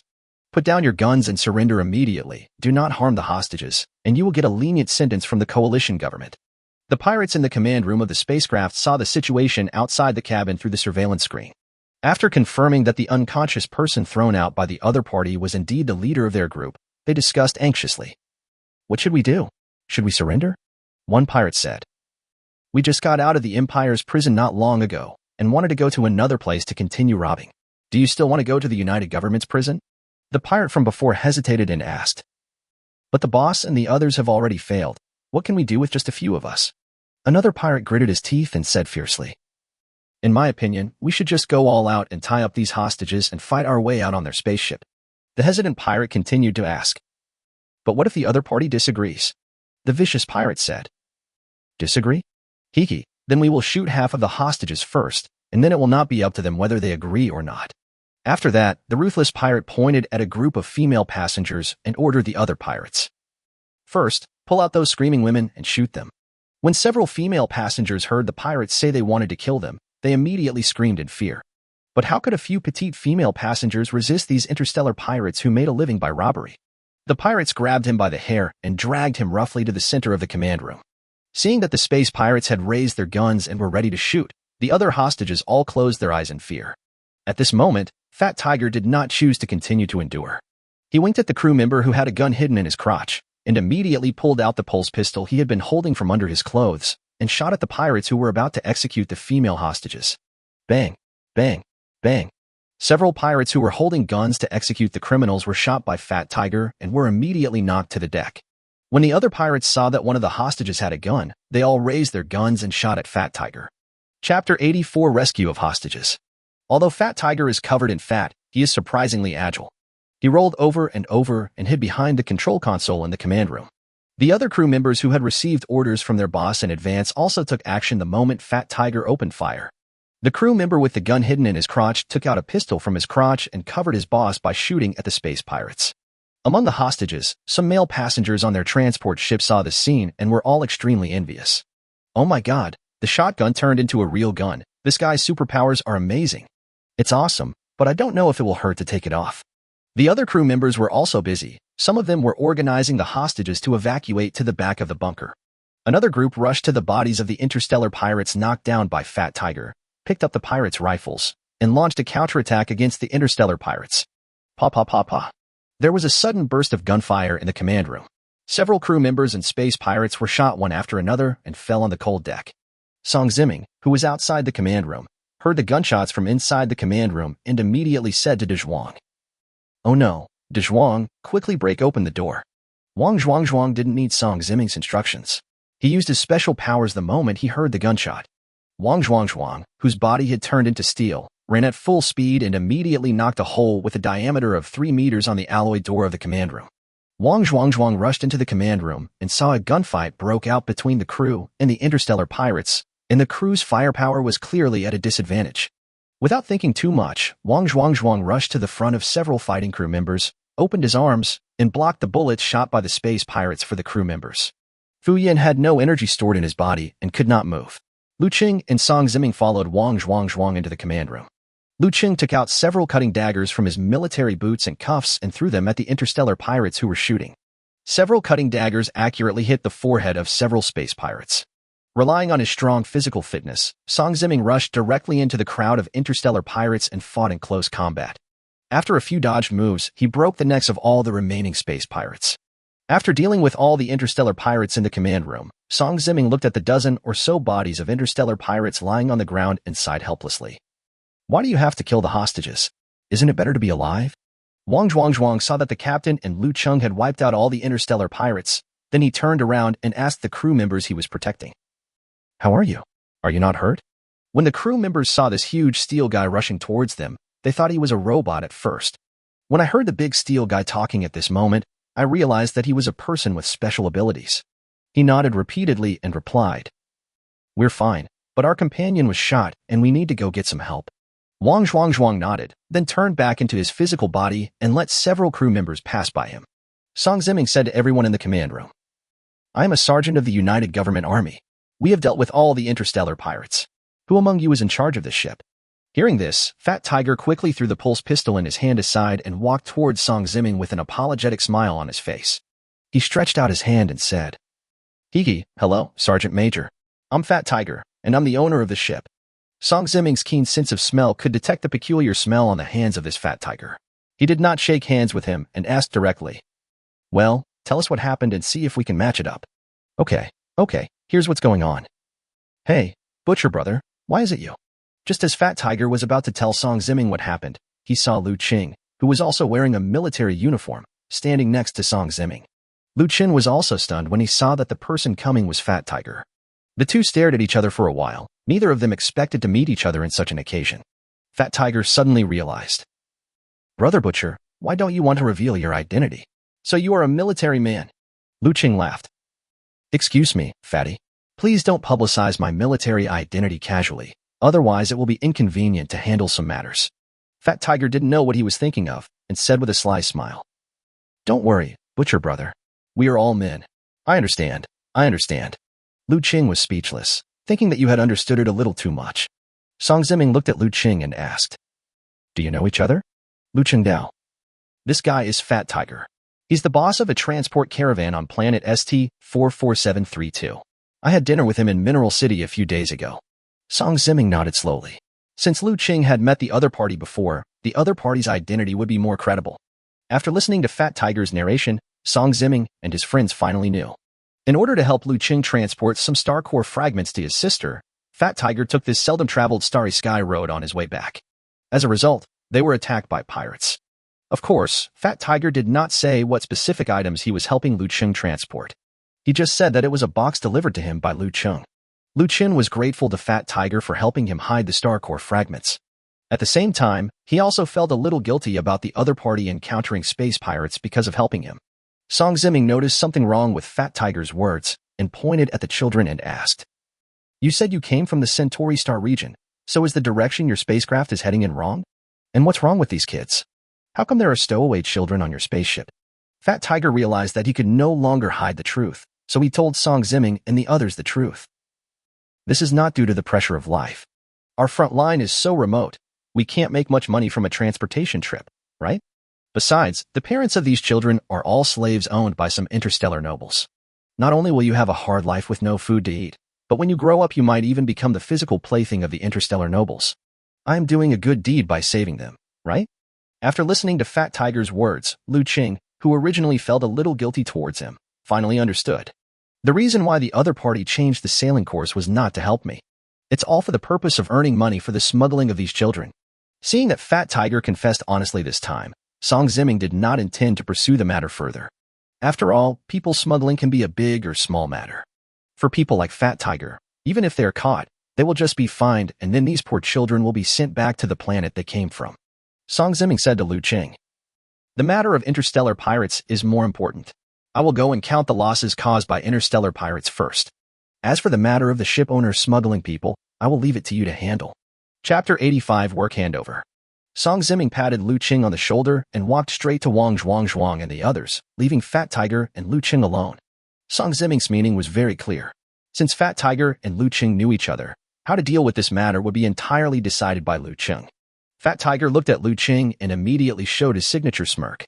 "Haha, Brother Butcher, I didn't know you were from the military before. Brother, I truly recognize you as my friend, and I have even helped you. Butcher brother, you have to take care of Fatty." Liu Cheng was speechless. He had always thought that this fat man was a bit mean, but he didn't expect that he would use his meanness on himself again. However, Liu Cheng felt that the fat man was right about one thing. These children looked really pitiful. Their parents tried every possible means to smuggle them over so that they could have some hope for their future. Liu Cheng was not in a hurry to make a conclusion about Fat Tiger. Instead, he walked in front of a dozen children, pointed at Fat Tiger and asked, "Big brother asks you, do you think this fat boss did something wrong by smuggling you across the border? Do you want to go back to the planet you came from and reunite with your parents?" A dozen children stared at each other in silence for a while, and suddenly an older child said, "We miss our parents so much, but they said we are their last hope. They don't want us to go back and be slaves to the interstellar nobles." Hearing this, several other younger children also said in unison, "That's right, the interstellar nobles are all big monsters. They would beat our parents and others, and at night they would take our mother away and eat her. The interstellar nobles are all villains. I don't want to go back. My father was beaten to death by these bad guys. The fat boss is the one who saved us.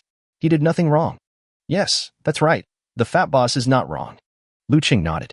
Even if Fat Tiger could lie, these children would not lie. It seems that Fat Tiger did a good thing. It's just that this kind of good thing is somewhat in conflict with the relevant interstellar laws of the United Government. Hearing the children praising him, Fat Tiger felt a little embarrassed and said to Liu Cheng, "Brother Butcher, you see these children are all miserable people.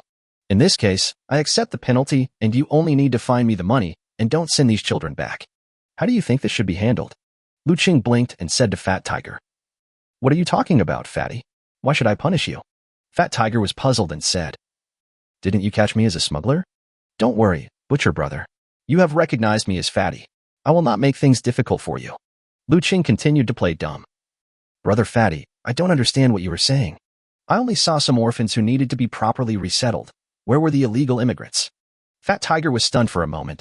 Then he understood what Liu Cheng meant. He patted Liu Cheng on the back and laughed. "Haha, Fatty, I really didn't make a mistake in recognizing you as my brother. Don't worry, Brother Butcher. I will make sure to take care of these children when I get back. Although I, Fat Tiger, may have some side jobs, I will never do anything that goes against my conscience." Liu Cheng instructed. "Well, that's good. By the way, Fatty, please don't tell anyone about my military identity. Fat Tiger patted his chest and said, Hey, I understand this, you fat brother. After Liu Cheng and Song Ziming sorted out what happened, they comforted the hostages and waited for the military personnel who were responsible for handling interstellar pirate incidents to arrive. Soon, several medium-sized warships from the military flying fleet warped to this starfield. It flew towards the commercial transport ship where Song Ziming and his crew were. After the fleet group members landed on the fleet, Song Ziming began to report the incident to them and carried out the handover work with them. And among the arriving fleet, Liu Cheng and Fu Yin also found another old acquaintance of theirs. Li Kong, this way. Liu Cheng was a little surprised to see his high school classmate Li Kong and waved and greeted him from a distance. Li Kong didn't expect to see Liu Cheng and Fu Yin here. After getting permission from his superior, he ran towards them. Liu Cheng, Fu Yin, I didn't expect to meet you two here. Were you assigned to this star region? In fact, Fu Yin is not very familiar with Li Kong, and Liu Cheng's relationship with his high school classmates is just that. However, during the training mission, Li Kong explained to Liu Cheng many times about the knowledge of alien creatures, so Liu Cheng had a good impression of Li Kong. Liu Cheng nodded and said, We are stationed on the planet ST-44732 in this star field. What about you? Li Kong Dao. After the training mission was completed, I was successfully assigned to the flying fleet. Because I am a superpower, I am now serving as a squadron leader in the flying fleet, but the station is not in this star region. Liu Cheng asked, Could it be that the captain of your fleet is Zhao Gang? Li Kong nodded and said, Yes, your corps commander is Li Ronghao? Liu Cheng Dao. Yes, that's right. It seems that we are assigned to the same corps, but we belong to different troop systems. In this way, we should have many opportunities to meet in the future. I will go to handle the handover work with the platoon leader first, and we will talk again when there is a chance.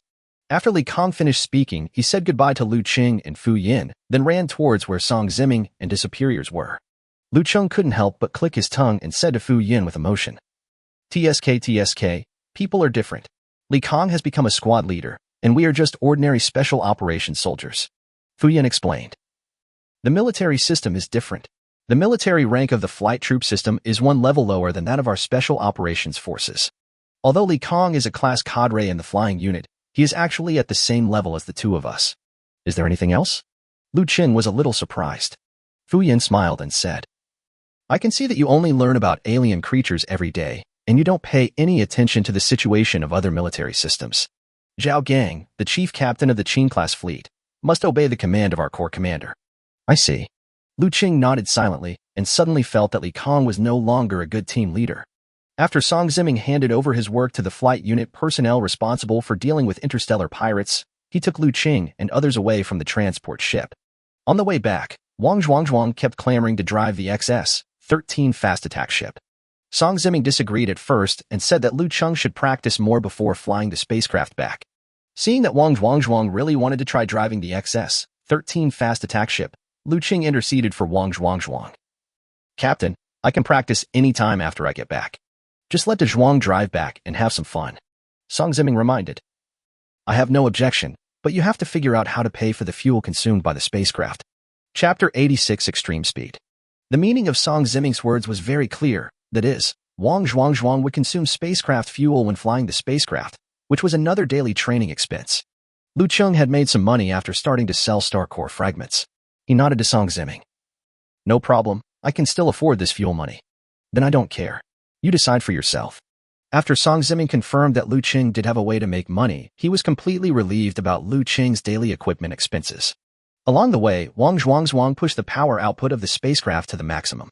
After arriving on the planet ST-44732, they turned back to look for the spaceship of Song Ziming and Liu Cheng, making one more round trip.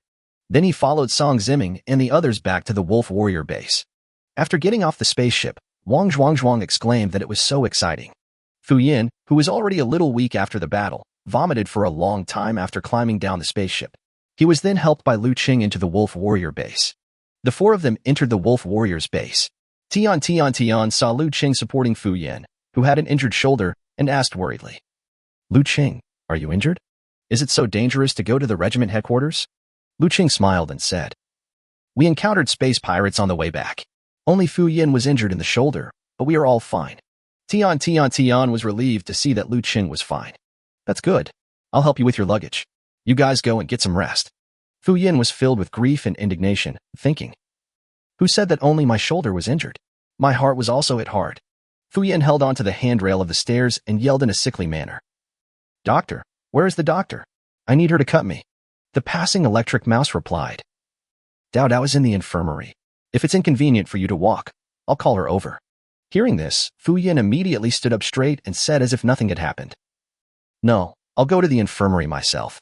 He would ask the doctor to help him cut a few times every now and then, so he didn't dare let the doctor come to him in person. Liu Cheng frowned slightly, and Tian asked, Is there something wrong? Liu Cheng replied, Oh, nothing important. But this is not the first time I have heard Electric Mouse call the doctor Dao Dao. I remember when we first came a few months ago, the doctor said that no one was allowed to call her Dao Dao. Why can electric mice be used? I've also heard Electric Mouse call the doctor Dao Dao many times. Could they be a couple? Tian nodded and said as if to remind Liu Cheng something. But Liu Cheng didn't understand what Tian meant at all and shook his head and said, I don't know about that. I asked Zhuang, and he said he didn't know the relationship between Electric Mouse and the doctor, and he was not very interested in other people's family affairs. I'll ask Speed later to see if he knows. Tian was slightly disappointed. After everyone took a short rest, the restaurant opened for dinner in the evening. Contrary to their usual practice, all 10 members of the Wolf Warrior team sat down at the table on time. This was the first time in several months that the Wolf Warriors restaurant had opened for dinner and everyone was present. Liu Cheng looked at the charred little fat boy Feng Yao next to Jisoo and asked, Asuka, what's wrong with you? Extremely fast and lightly said. He was just struck by lightning a few times during the heavy rain a couple of days ago. It's nothing. The little fat bird said aggrievedly. It's because you wouldn't let me come down, and you tied me up higher than the lightning rod at the base. Jisoo interrupted the little fat boy Feng Yao with a guilty conscience and said, Okay, let's not talk about this anymore. Captain, what did you guys gain from your trip to the regiment headquarters? Hearing this, everyone sitting around the dining table first looked at Fu Yan. Fu Yan pointed at his nostrils with his thumb and said proudly, I'm telling you, my abilities are pretty amazing. My ability is called Yin Yang Crow. After listening to Fu Yan's introduction of his special abilities, everyone sighed in their hearts that Fu Yan was really talented, and at the same time, they all looked at Liu Cheng. They thought, since Fu Yan's supernatural powers are so powerful, then Liu Cheng, as the person of Fu Yan's Tree of Destiny, must have similar supernatural talents, right? Seeing that everyone was looking at him, Liu Cheng scratched his head embarrassedly and lied. Well, Master Insight said that I am a useless person, which disappoints everyone. When everyone heard this, they all felt sorry for Liu Cheng and comforted him not to lose heart. Liu Cheng felt guilty, but he couldn't tell everyone about his special abilities, so he had to continue deceiving everyone. Song Ziming, who was sitting in the middle, saw through the situation but did not say anything and ate in silence. After dinner, Liu Cheng leaned against the window fence of the Wolf Warrior's base, staring at the desert scenery at night. The starlight shines on the desert, and the sand in the desert reflects a faint fluorescence. For a moment, the desert seems to be an ocean reflecting the starry sky. Suddenly, a hand gently patted Liu Cheng's shoulder. Liu Cheng suddenly looked back and saw that the person coming was Jisoo, so he said with relief, I was wondering why I couldn't hear any footsteps coming. Turns out it was you, Speedy. Jisoo laughed and said, In addition to running very fast, I have also developed the ability to walk silently. What are you doing here alone? Are you worried about being disabled? Liu Cheng shook his head and said, I was thinking about other things, like the future or something. Liu Cheng did have some worries, but he was not worried about being a disabled person as Jisoo thought.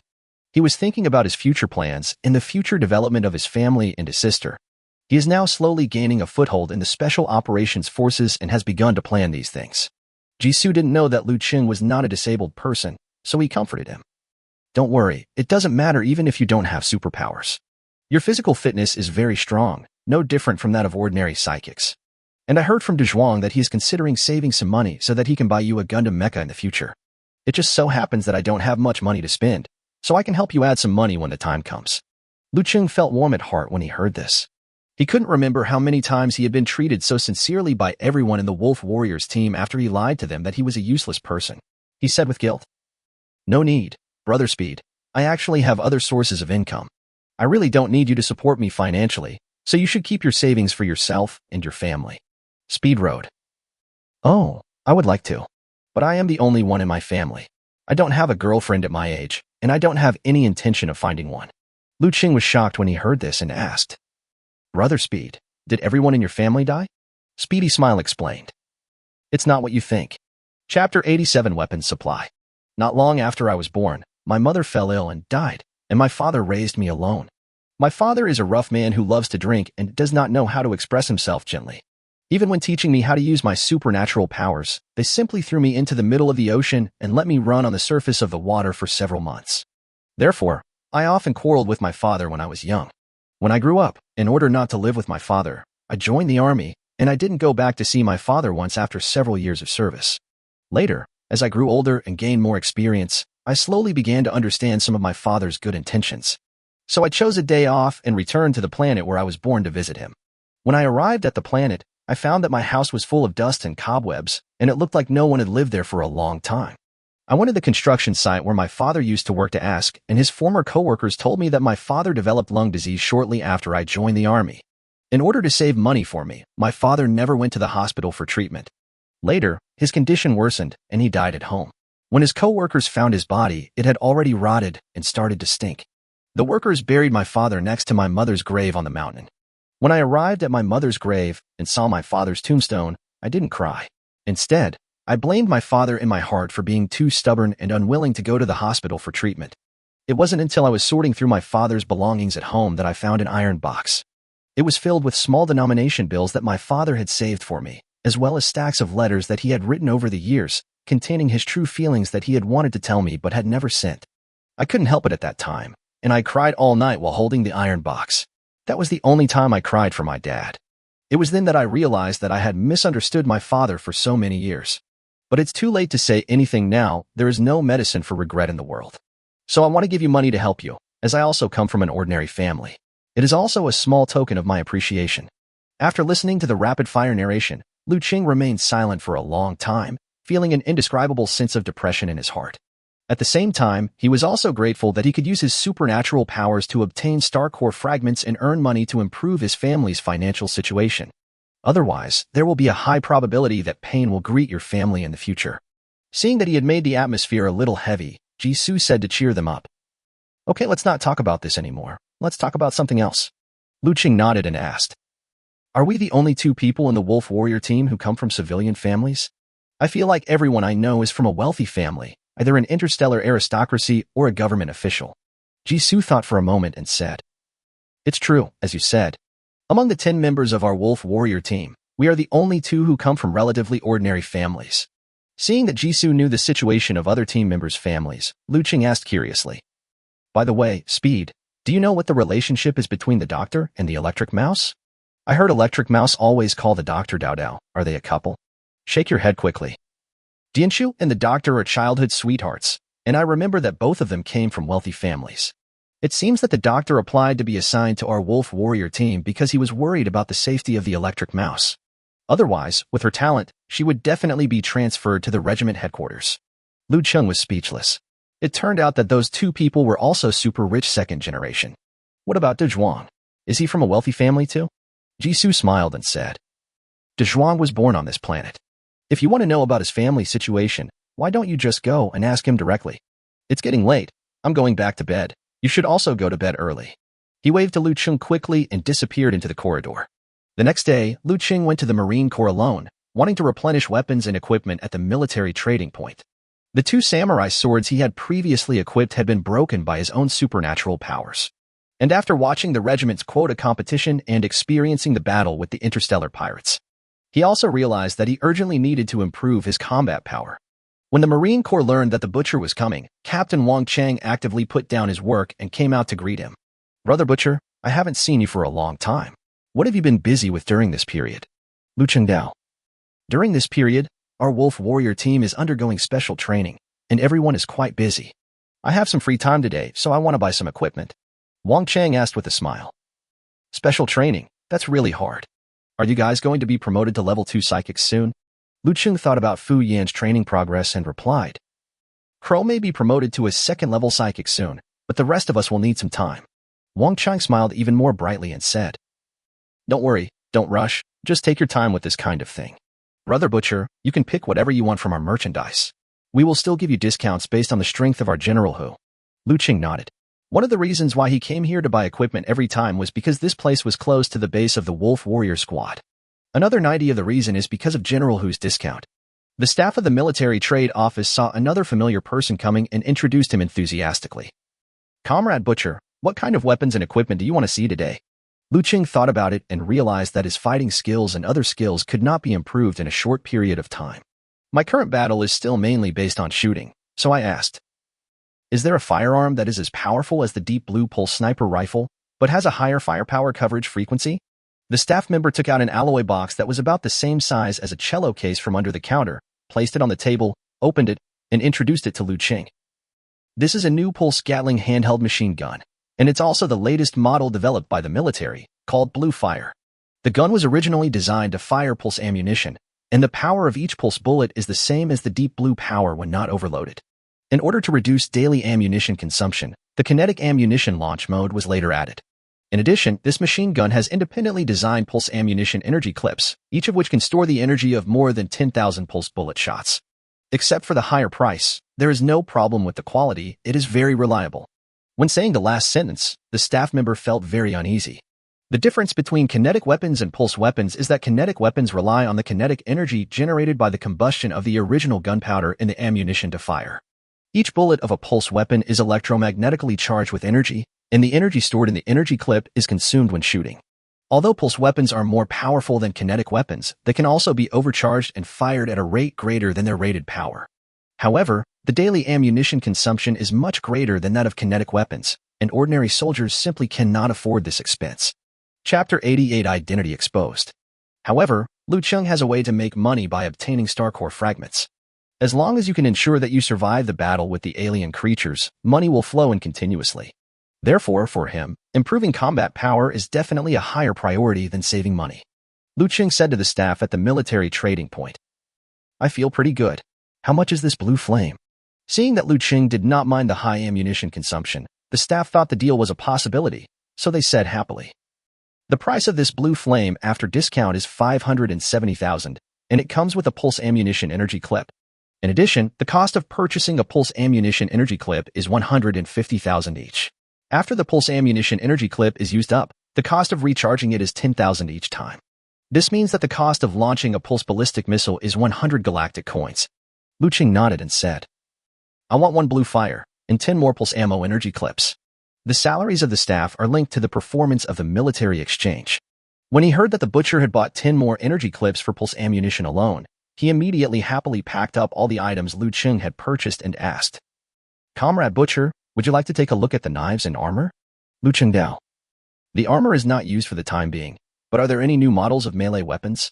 Liu Cheng finally bought a blue flame, 10 pulse ammunition energy clips, and several melee weapons and swords at the military trading point.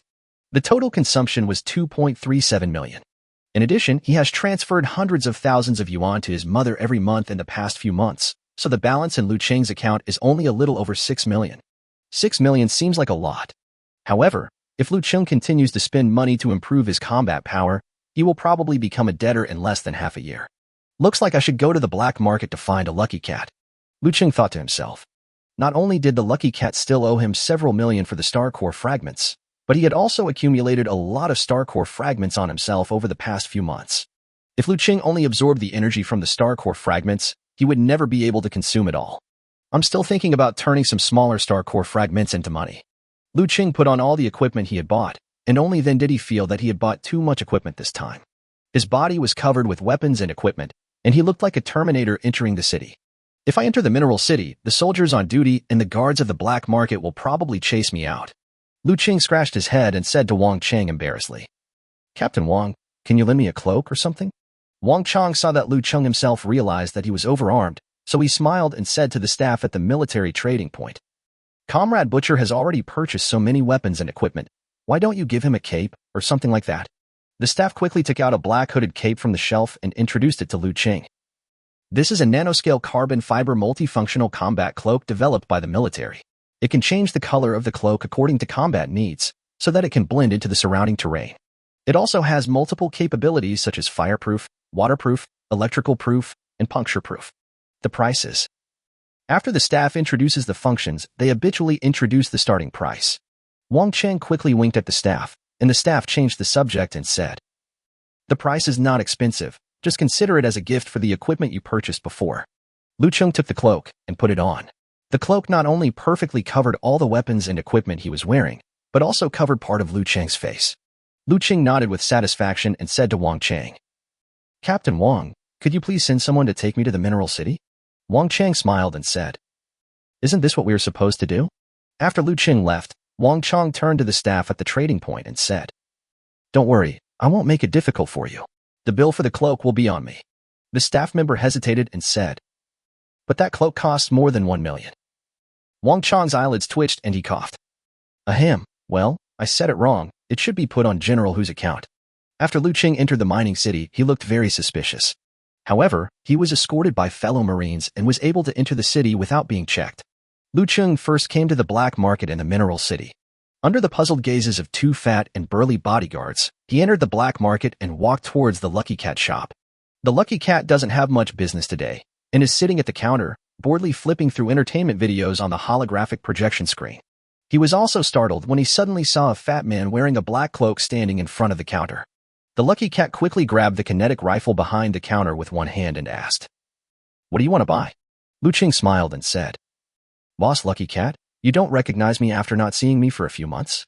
When the Lucky Cat heard Liu Cheng's voice, it immediately recognized his identity.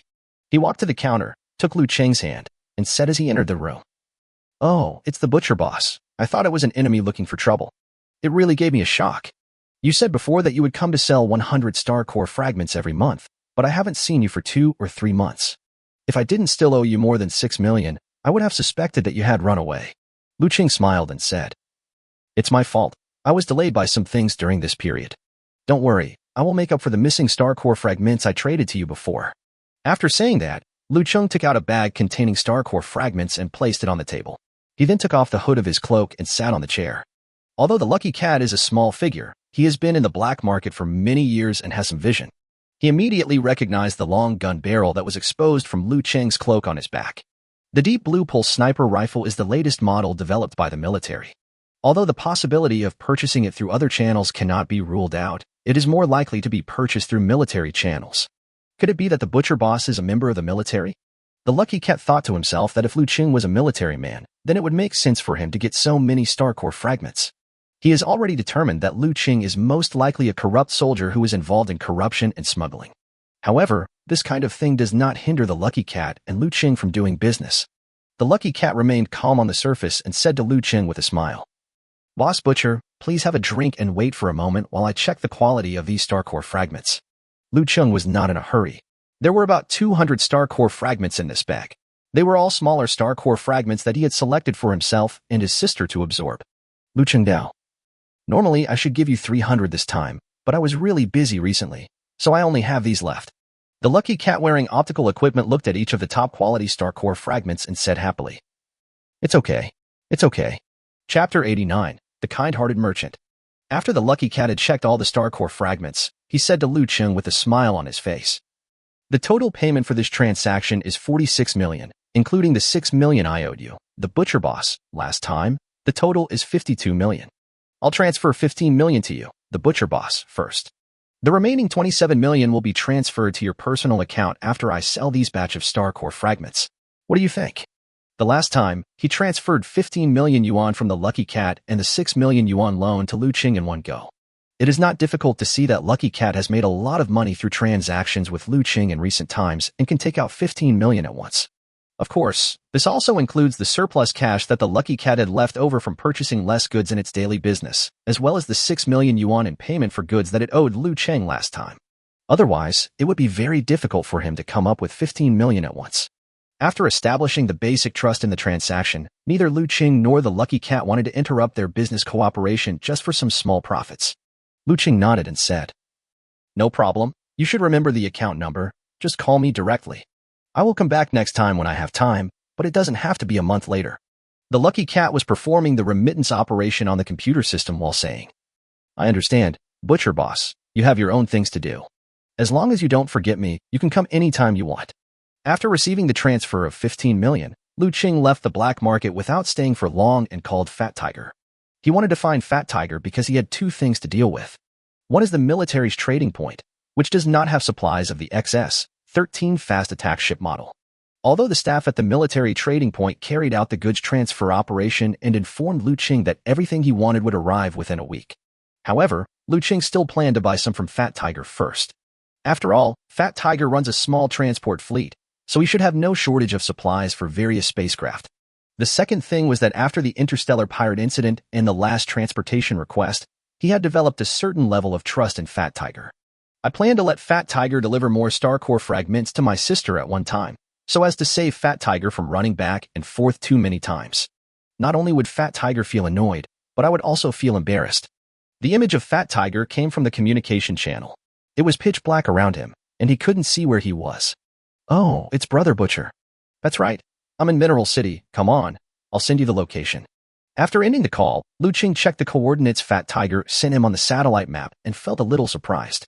Because Fat Tiger is not located in the commercial district in the center of the mining city, nor is he near the mining companies or warehouses where goods are stored, but in the suburban slums where businessmen rarely go.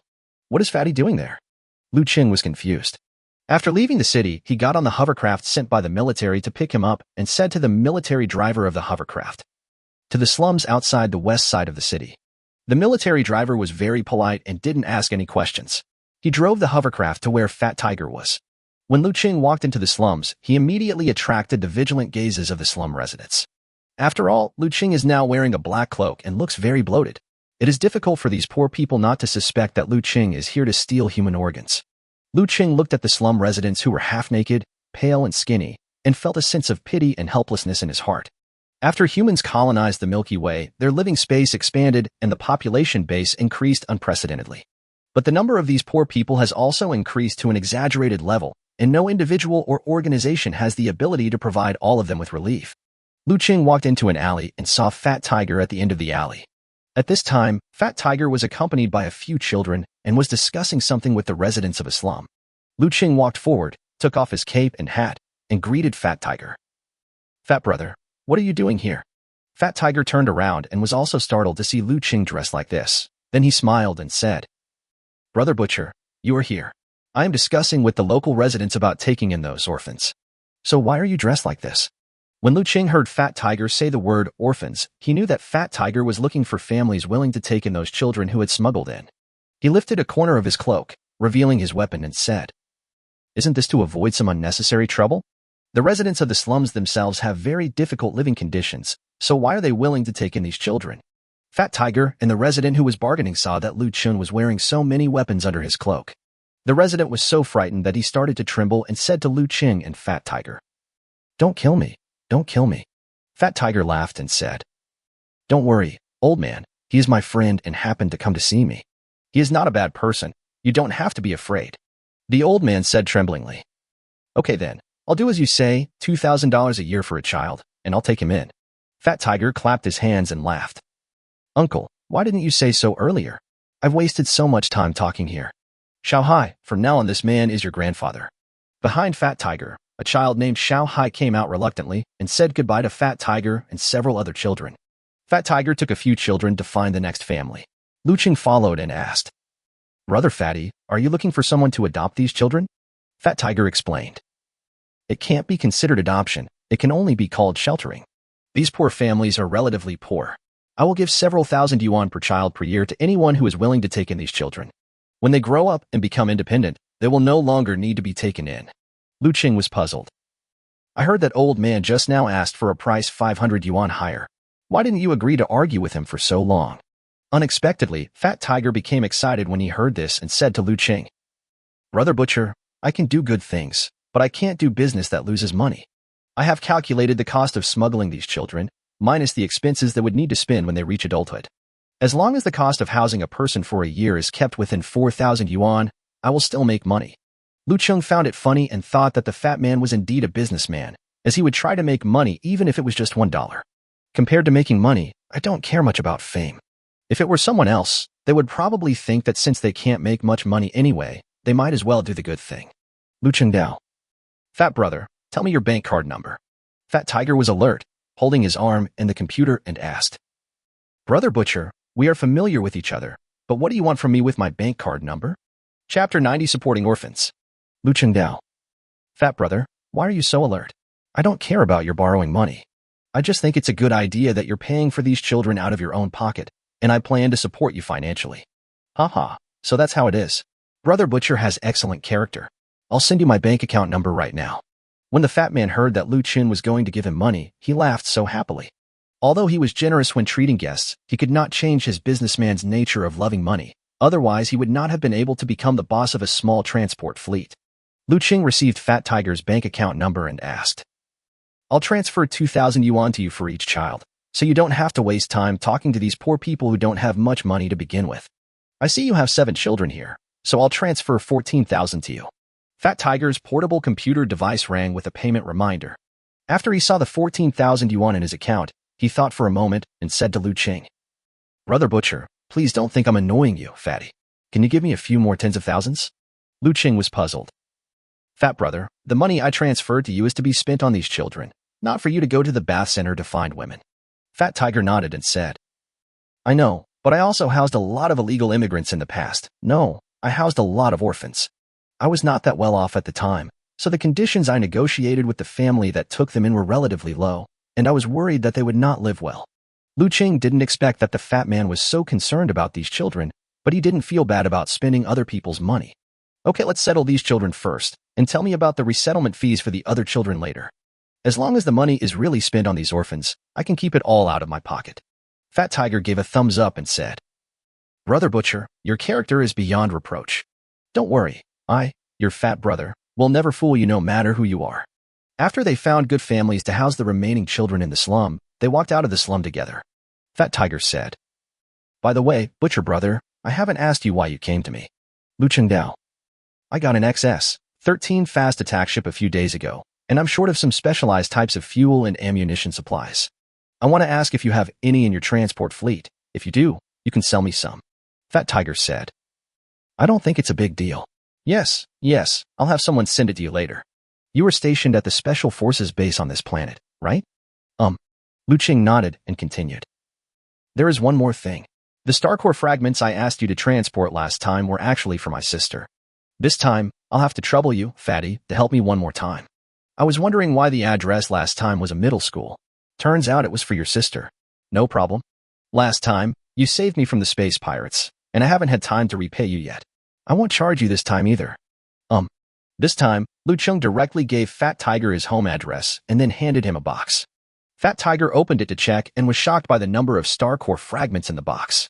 I'll go. Brother Butcher, there are at least 50 or 60 Starcore fragments here. Where did you get them? Liu Cheng Dao. It's inconvenient to tell you this, but if you need Starcore fragments in the future, you can tell me. Okay, no problem. After separating from Fat Tiger, Liu Cheng drove directly back to the Wolf Warrior base. After Liu Cheng returned to the base, he first went to his lounge to put down his equipment, and then went to the restaurant. However, when he entered the door, Wang Zhuang saw his newly bought equipment, which made Wang Zhuang very envious. During dinner, Wang Zhuang, who was thinking about making money, said, Captain, we haven't been out of the cleanup area for a long time. I wonder if those alien creatures have built nests around us again. Electric Mouse teased Wang Zhuang. De Zhuang, I think your intention to clean up the alien creatures is fake. Your real purpose is to ask Liu Cheng to dissect the tissues and organs of alien creatures for you, right? Wang Zhuang, who was exposed, said angrily. You are the only one who talks too much, you stupid rat. Eat your meal. Just when Wang Zhuang thought his proposal was a failure, Song Ziming said to everyone, We have been doing special training for a while, and it is time to go out and verify the progress of the training. So, tomorrow Electric Mouse, Doctor, and Speed will lead the team, and lead Liu Cheng and the other 4 to go to the outskirts of the cleanup area to collect the spoils. De Zhuang and I will stay at the base. Wang Zhuang complained. Captain, can someone else stay behind? Song Ziming said. You are always there to lead the team. It's time for you to calm down.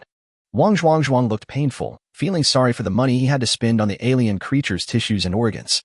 Liu Cheng comforted Wang Zhuang. Don't yell, De Zhuang. I'll bring you all the alien organisms and organs that I'll dissect tomorrow.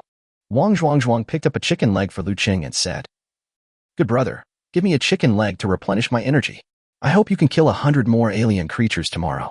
The next day, the Wolf Warriors gathered at the gate of the base.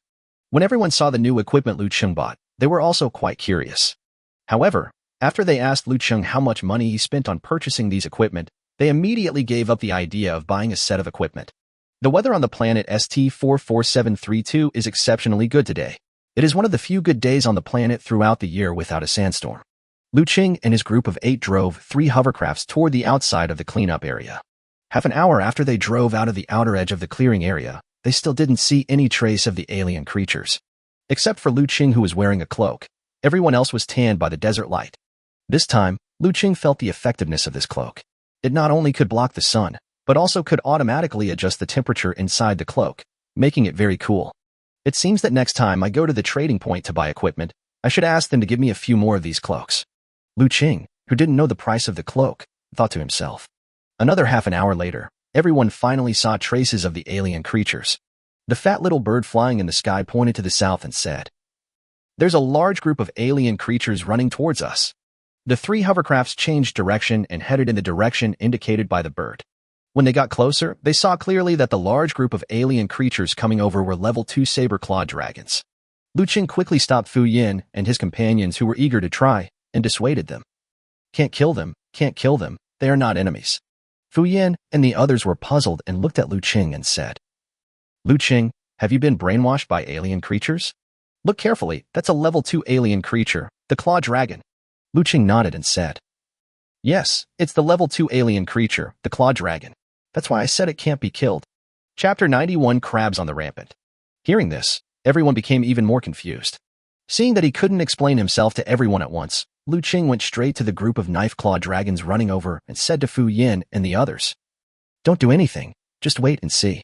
When the others heard Liu Cheng say this, they stopped preparing to attack and decided to wait and see what Liu Cheng was going to do. Only Fu Yin was not calm and said to Liu Cheng, "Liu Cheng, if you are not sure, don't mess around. If you kill my tree of destiny, I will probably die with you." Liu Cheng ran back and said, "Don't worry, there's no danger." Everyone saw Liu Cheng and the sword-claw dragon running together and then stopped one after another. The leading few knife-claw dragons walked in front of Liu Cheng and leaned forward.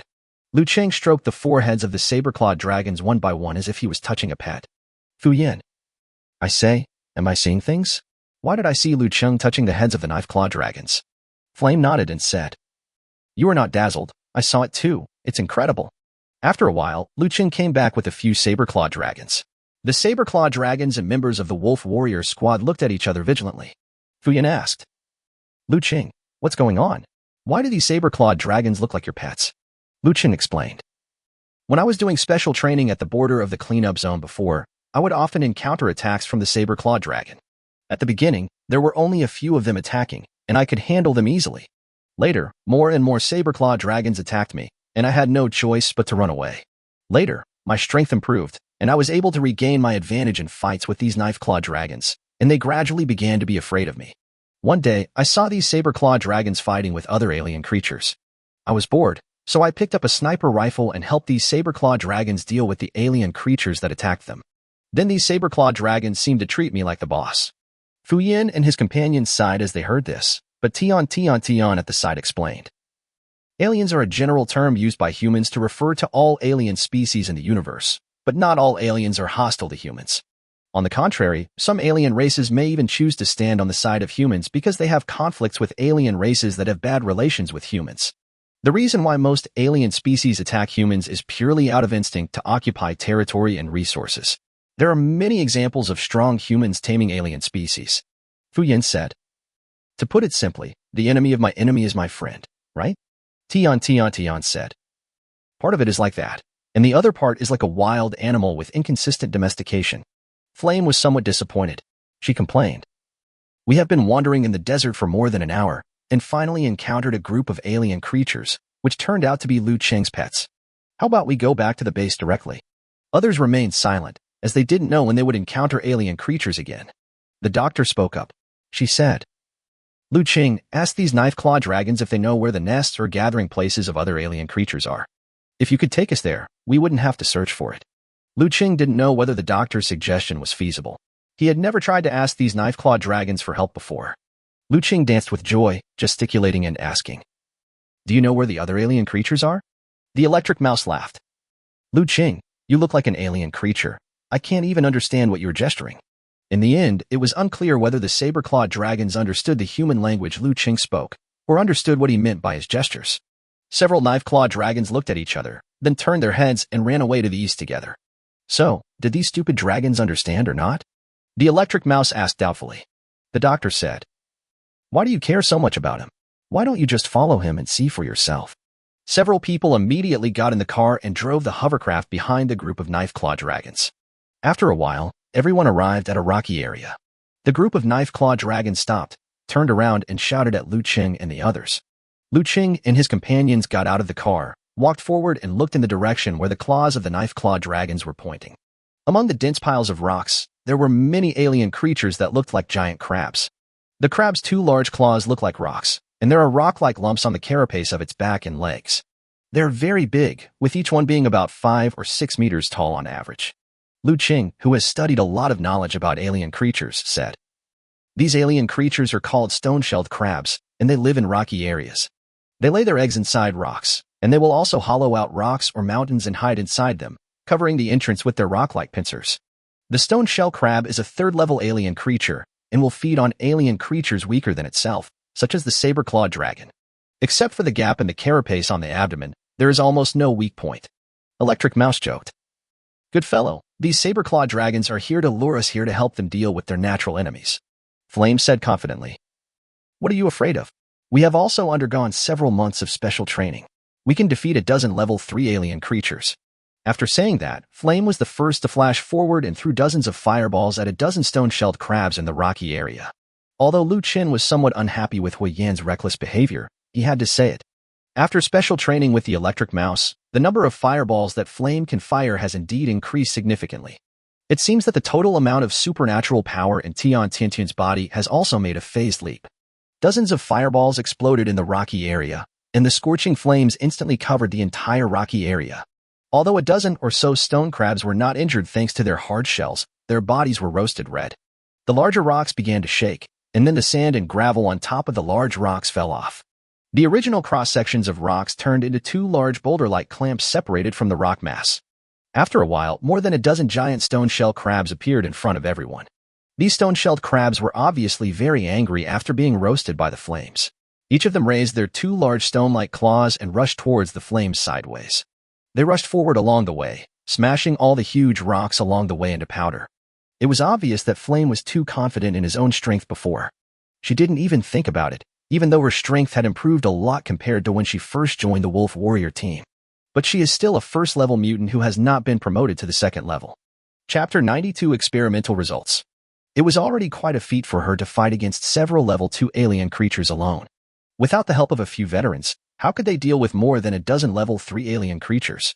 The distinction between level 2 and level 3 alien creatures is not just a division of racial names. Defense, attack power, speed, and supernatural energy all have qualitative differences. She had run forward quite a distance when the fire attacked, and she was about to be crushed by the stone-shelled crabs that were rushing towards her. The next moment, the flame disappeared from its original spot and returned in front of the Wolf Warrior squad. After quickly putting down the frightened flame, he said, "The momentum is good. It would be even better if you were not afraid of death." Upon hearing this, Hui Yin blushed. She had originally wanted to show off the results of her special training, but she never expected to make such a big fool of herself. Electric Mouse encouraged everyone. Although more than 20 giant stone crabs are a bit difficult to deal with, you can just test the results of your special training to your heart's content. The 3 of us will do the backup work. After hearing Dian Shu say that the 3 veterans would be responsible for the rear-end work, Fu Yin also felt relieved. Fu Yin walked directly in front of the crowd and used his special abilities towards the stone-shelled crab that was rushing towards him. Kamehameha. A wave of energy shot out from Fu Yan's hands and directly pierced through the shell of a third-level alien creature, a stone-shelled crab. The huge body of the stone-shell crab fell to the ground with a loud bang, raising a cloud of dust. Just when Liu Cheng was wondering why Fu Yin released all his supernatural energy as soon as he came up, he saw Fu Yin shoot an energy wave at the second stone-shell crab. Dynamic light waves. Compared with the first energy wave, the second energy wave contained less energy, but it just happened to penetrate the shell of the stone crab and killed it completely.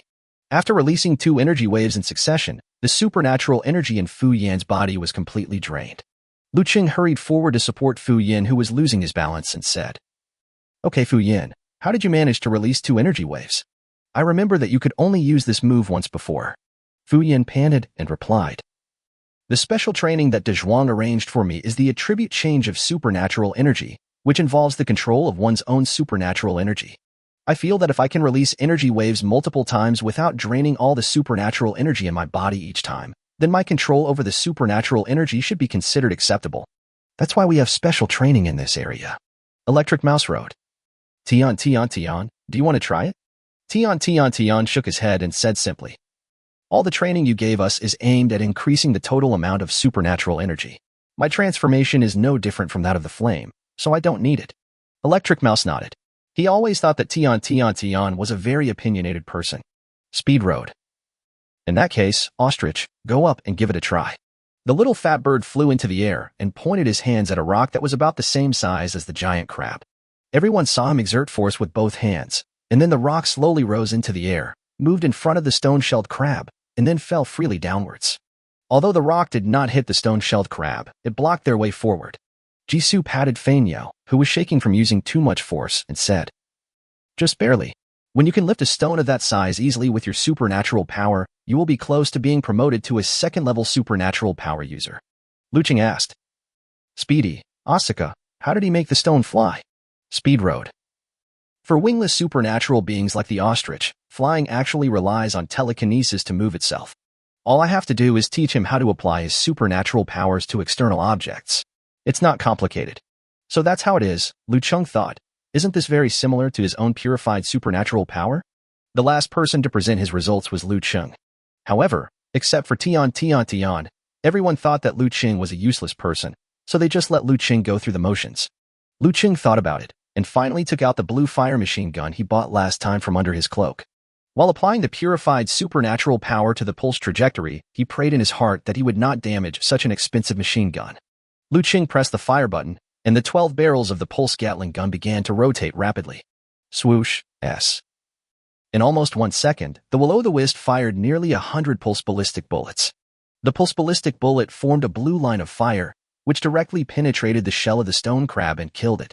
Everyone was stunned, and Electric Mouse asked enviously, Liu Cheng, what kind of weapon is this? It can even easily penetrate the shell of a level 3 alien creature. Blue fire, the latest model developed by the military. Liu Cheng replied indifferently. He noticed that when the will-o'-the-wisp was shooting just now, the pulse trajectory it fired was obviously much smaller than the pulse trajectory fired by Deep Blue. It should be the result of applying purified energy to the pulse bullet. Otherwise, the original firepower of the will-o'-the-wisp alone would not be able to break through the defense of the stone-shelled crab. Although he had only been shooting for 1 second, it was equivalent to purifying 100 pulse bullets at once. Liu Cheng felt that nearly half of the supernatural energy in his body was consumed in that second. If Liu Cheng were to shoot with this purified power, he would not be able to last more than 3 seconds.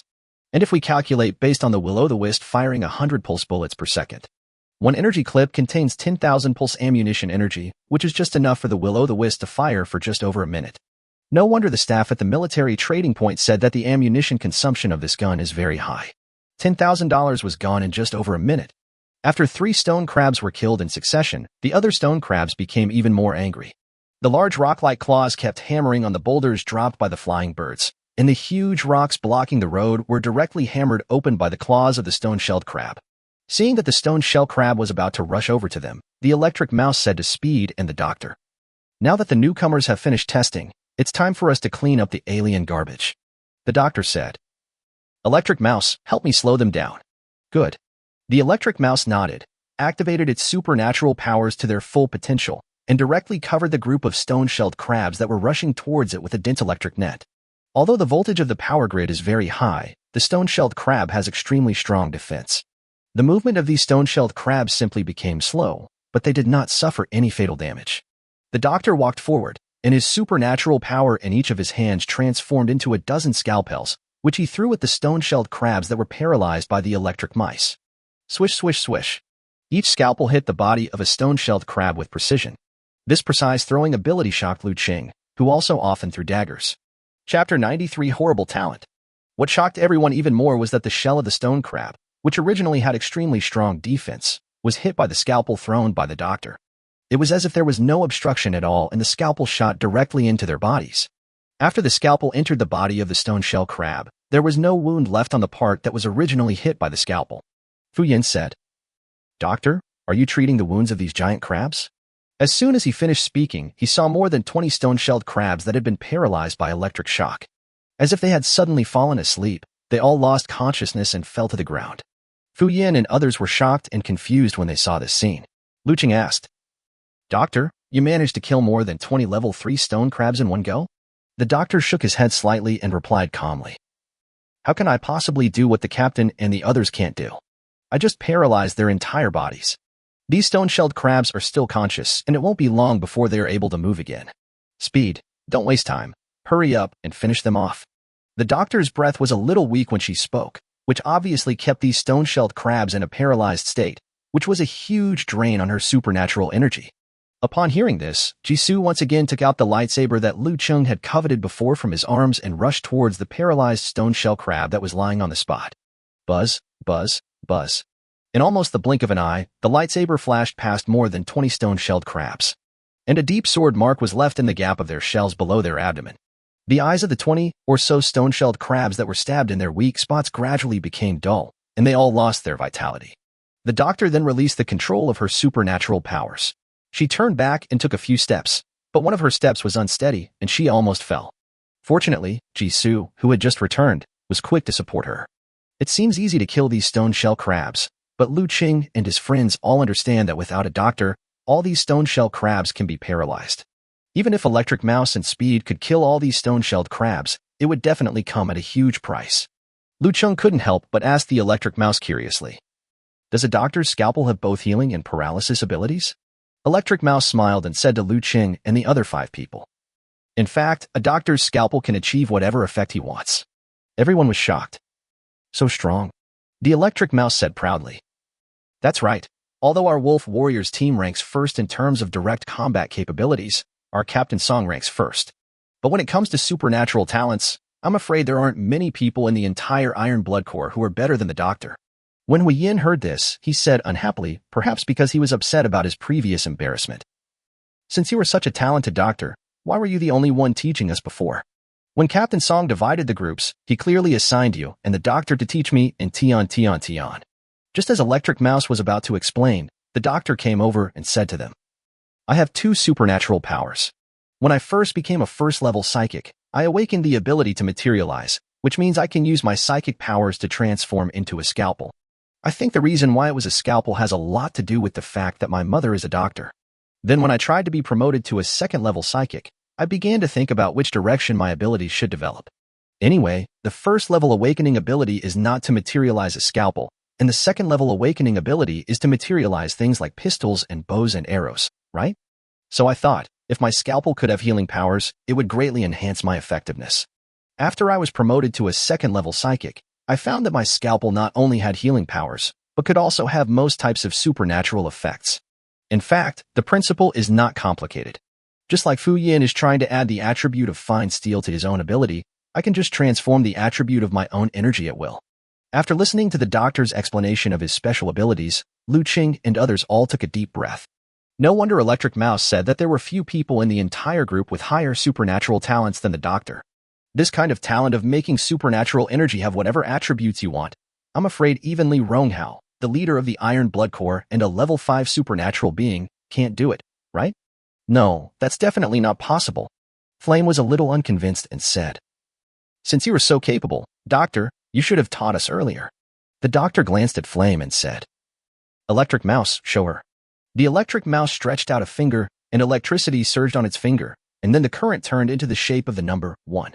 Tian also moved closer to observe carefully. After all, this also involved her special training for superpowers. Before everyone could understand the meaning of the number 1, represented by the Electric Mouse, the current on the Electric Mouse's fingers jumped again, changing from the number 1 to the shape of the number 2. The doctor said to the crowd, "It's not that easy to change attributes. You should know this by looking at the results of Fu Yan's special training. I can easily change the properties of my supernatural energy just because I have better talent." Fu Yan nodded in agreement. The doctor continued, "Hui Yan, Tian, the next training content for the 2 of you is to use your respective energies to transform from the number 1 to the number 10, like the Electric Mouse. When you have mastered your abilities to the point where you can easily do this, you will be qualified to let me teach you personally." Flame fell silent upon hearing this. Tian directly stretched out a finger and asked the doctor, "Is that so?" Everyone saw ice crystals surrounding Tian's fingers, and then an ice cube in the shape of the number 1 condensed. However, the ice cube with the number 1 could not change its shape. Instead, it fell to the ground, and the ice crystals on the fingers condensed into a new ice cube in the shape of the number 2. Electric Mouse and Flame were speechless upon seeing this. Then they remembered that when Tian was fighting before, he was able to condense ice blocks in the shape of ice cones and ice shields at will. Flame was devastated. The doctor nodded and said, "Although it's a bit tricky, it's still acceptable. When you are able to change the shape of the ice cubes at will, come to the infirmary to find me." "Good." Tian nodded in reply. Now that the purpose of this extortion has been achieved, the next step is Liu Cheng's favorite part, which is to dissect the corpses of alien creatures. Go collect the carcasses of those giant stone crabs and don't eat them without my permission. Liu Cheng spoke to the group of knife-clawed dragons with gestures. It was not known whether the group of knife-clawed dragons understood the second half of the sentence or not, and they all ran happily towards the body of the stone shell crab.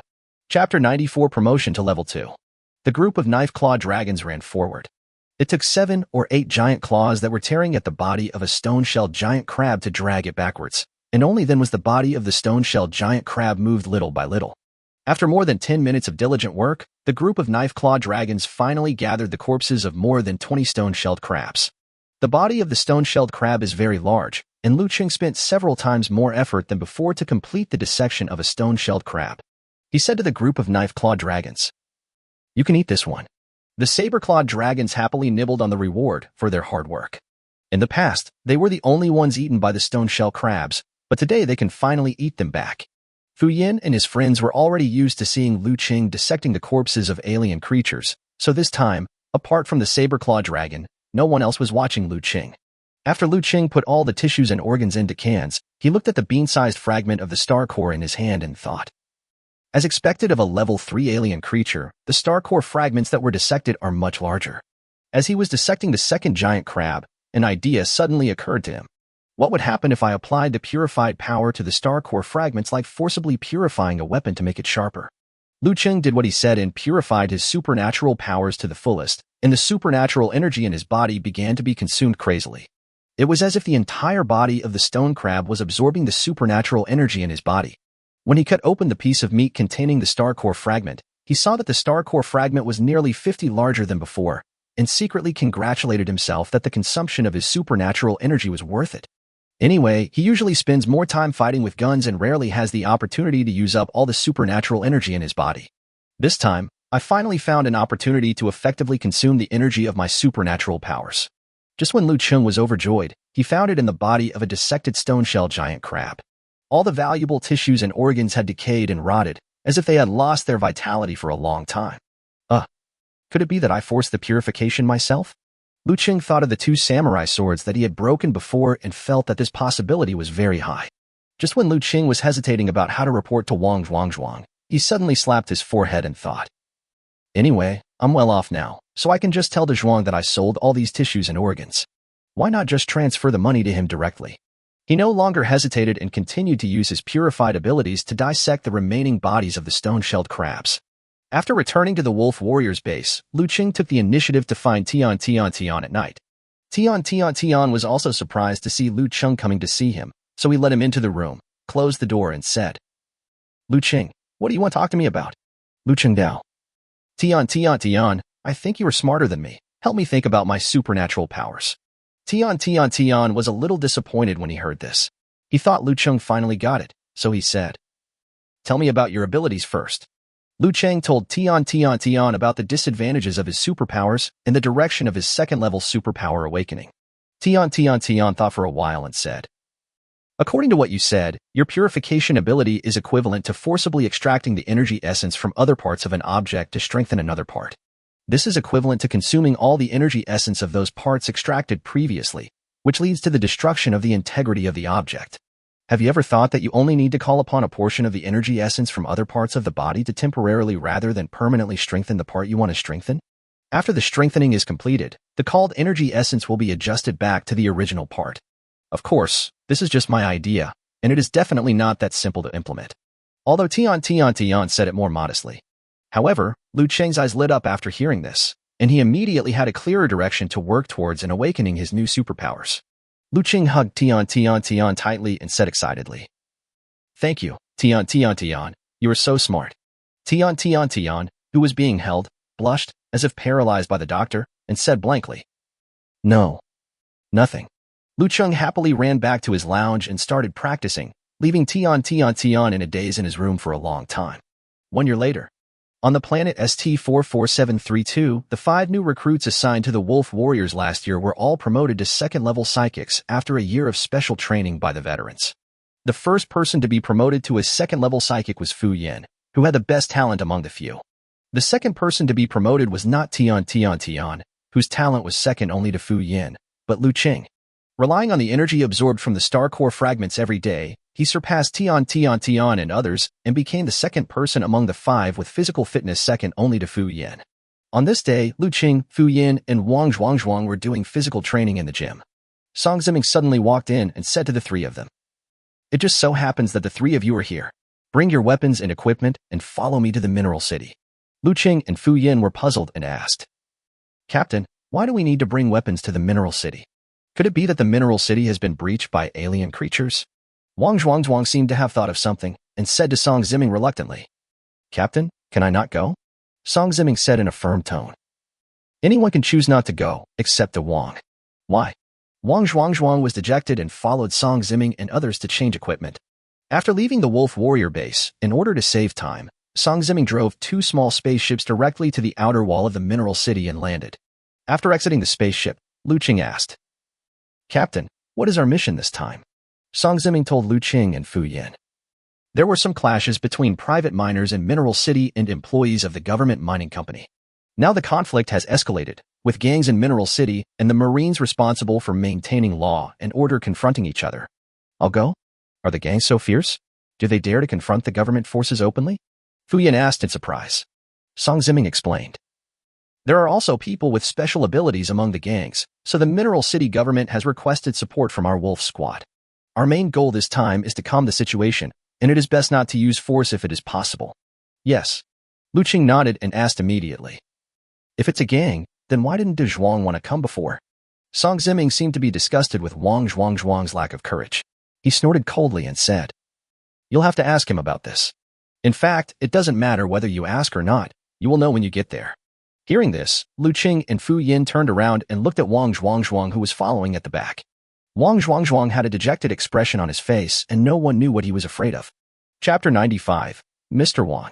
The conflict took place on a transport corridor outside the mining city. Therefore, Liu Cheng and his companions did not enter the city, but followed Song Ziming towards the east of the city. When Liu Cheng and his companions arrived at the scene, they saw from afar that the air transportation channel was crowded with people. There were soldiers wearing Marine Corps uniforms who were responsible for maintaining law and order in the mining city, employees of private enterprises and mining companies, and local residents of the mining city. I think among those residents there are the gang forces that Song Ziming mentioned. When Liu Cheng and Fu Yin came closer, they saw that there were no less than 10 transport rails laid in both directions on the empty desert.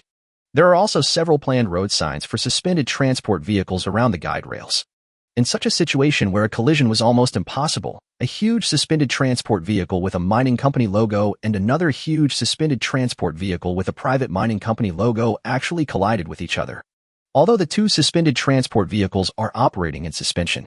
However, in order to prevent attacks from alien creatures, the cockpit was heavily armored, and the drivers of both cars only suffered some minor injuries. Instead, the cargo beds of 2 suspended transport vehicles overturned, and the 2 different types of, or they were transporting, were completely mixed together. Liu Cheng and Fu Yin's eyelids twitched, and they said, "Even if 2 children are driving, the probability of a collision is not high, right?" Wang Zhuang said unhappily. The miners of these private mining companies and the workers of the government-run mining companies looked down on each other. Most likely they cut off each other's cars out of anger and then collided. It's no wonder that after listening to Wang Zhuang's words, Liu Cheng and Fu Yin felt that what Wang Zhuang said made a lot of sense. The officials responsible for handling the conflict are now overwhelmed. Although they have the protection of Marines who maintain law and order, there are many people with special abilities among the gangs called upon by the other side for support. He still felt uneasy. Suddenly, he saw Song Ziming and others coming to support him from a distance, and immediately sent several Marines to invite Song Ziming and others over. "Captain Song, you guys are finally here. I'm so stressed out here alone." Song Ziming ignored the other party's polite words and asked, "Please tell me roughly what happened first." The official said, "Humph, it's all the fault of these unruly people. Not only did he drive his car and overturn the mining company's transport truck, he also called in local gangs for a confrontation. If we hadn't had the Marines on our side, they would have probably started setting fires and killing people. Song Ziming frowned. How could this be a unilateral provocation? The miners from the private company were probably all drunk. Moreover, he handled such civil conflicts with the aim of reconciliation between the two parties. This official started to add fuel to the fire, which made him feel very annoyed. However, the official's rank was obviously not very high, so Song Ziming ignored him. Song Ziming walked to the center of the conflicting crowd and asked the miners from the private company. Everyone calm down, I am Song Ziming, the sergeant leader of the special operations team stationed on this planet. Can you explain what happened? The miners from private companies are backed by local gangs. But after seeing Song Ziming and the other three wearing special forces uniforms, he temporarily lost his arrogance and replied dissatisfiedly. Don't listen to that little official's nonsense. It was clearly the mining company's transport truck that hit us. Not only did they refuse to pay us compensation, they also threatened to have the local Marines in charge of public security arrest us. That's why we asked Mr. Wong for help. The employees of the mining company also got angry when they heard this and said excitedly, You fart. Look at the position of your hovercraft. It has already driven onto our transport road. How could it be possible that we hit you? The two sides had a disagreement and were about to fight. Dozens of gang members from the private company's miners straightened their chests and stepped forward, and the Marines from the mining company were also on high alert. Stop it all. Song Ziming scolded angrily, and his words were mixed with the supernatural energy of a second-level supernatural person, which had a strong deterrent effect on ordinary people. All the miners on both sides fell silent, and among the dozens of gang members, 5 or 6 of them frowned slightly. Song Ziming had sharp eyes and instantly memorized the appearances of these frowning people. He thought that these people were the ones with superpowers among them. Song Ziming led Liu Cheng and the others to check the situation of the two hovercrafts that collided and asked Liu Cheng and the others, What do you think? Liu Cheng said, Half of the two vehicles have deviated from their respective transport routes. I think what Zhuang said is right. It should be because of the anger between the two sides. Song Ziming nodded and explained the accident to both parties. Okay, since both drivers have no problem with my decision, then you can choose to reconcile. The miners on both sides had no more excuse to continue making trouble, so they all fell silent. Just when Liu Cheng and his companions thought the conflict was resolved, a voice rang out from among the gang members. Xiao Song, even if we reach a settlement, do we still have to deal with the compensation issue for the goods? Every vehicle in the mining company is insured, but our miners in the private company cannot afford insurance. Hearing this, Liu Cheng and Fu Yin looked at the person who spoke. I wondered who was so confident as to call Captain Song Xiao Song. The two of them saw an old man who looked to be in his 70s or 80s, tall, with a muscular body and tattoos all over his exposed arms walking out. 70 or 80 years old is considered very old for people without special abilities, but for people with special abilities whose average normal life expectancy is 200 years, they are just halfway through their life. Seeing that the old man walked with more momentum than them, it was obvious that he was a person with supernatural powers. But why does this old man look so familiar? When Song Ziming heard the old man call him Xiao Song, he was not angry. Instead, he bowed respectfully and said, I didn't expect that Uncle Wong would come in person. Uncle Wong? Liu Cheng and Fu Yin were a little confused. Could this be a relative of Captain Song? Old Wong first smiled and nodded at Song Ziming, then pointed at Wang Zhuang who was hiding behind Liu Cheng and Fu Yin and cursed angrily. You unfilial son. When Xiao Song sees me, he knows to come up and say hello first, but you never go home to see an old man like me all year round. Do you want me to die early so that you can inherit the family fortune? Wang Zhuang is nearly 2 meters tall, and there is no way Liu Cheng and Fu Yin can hide him. Wang Zhuang, who was scolded, saw that he could not escape, so he stepped forward guiltily and said, Dad, could you please not scold me in front of so many people? I have to save my face too. Nest grass? Chapter 96 Sorting Ore. Liu Cheng and Fu Yin were speechless. This man turned out to be Wang Zhuang's father? No wonder they always feel familiar. Then they suddenly remembered that when they went to the regiment headquarters more than half a year ago, Song Ziming said that Wang Zhuang's father was in that line of work, but they didn't understand it at the time. So you're talking about gangs. Obviously, Mr. Wang had no intention of giving Wang Zhuang face. He raised his leg and kicked Wang Zhuang twice on the buttocks, cursing. You little bastard, do you think you deserve to have face? Hey, you still dare to hide, don't run, stop right there. Two big men did this in front of everyone, one of them running in front with his butt covered, and the other one chasing behind with his legs raised. A touching picture of a loving father and filial son, warmth and harmony. However, the gang members who were used to seeing Mr. Wang's serious look covered their mouths, unable to help but dare not laugh out loud. Song Ziming called out to Mr. Wang and said, "Okay, Mr. Wang, let's talk business first. What kind of compensation do you think is better?" Mr. Wang always supported the private miners. He put his feet down, straightened his collar, and said, "If there is no compensation from the insurance company, these miners will have to pay for the compensation out of their own pockets.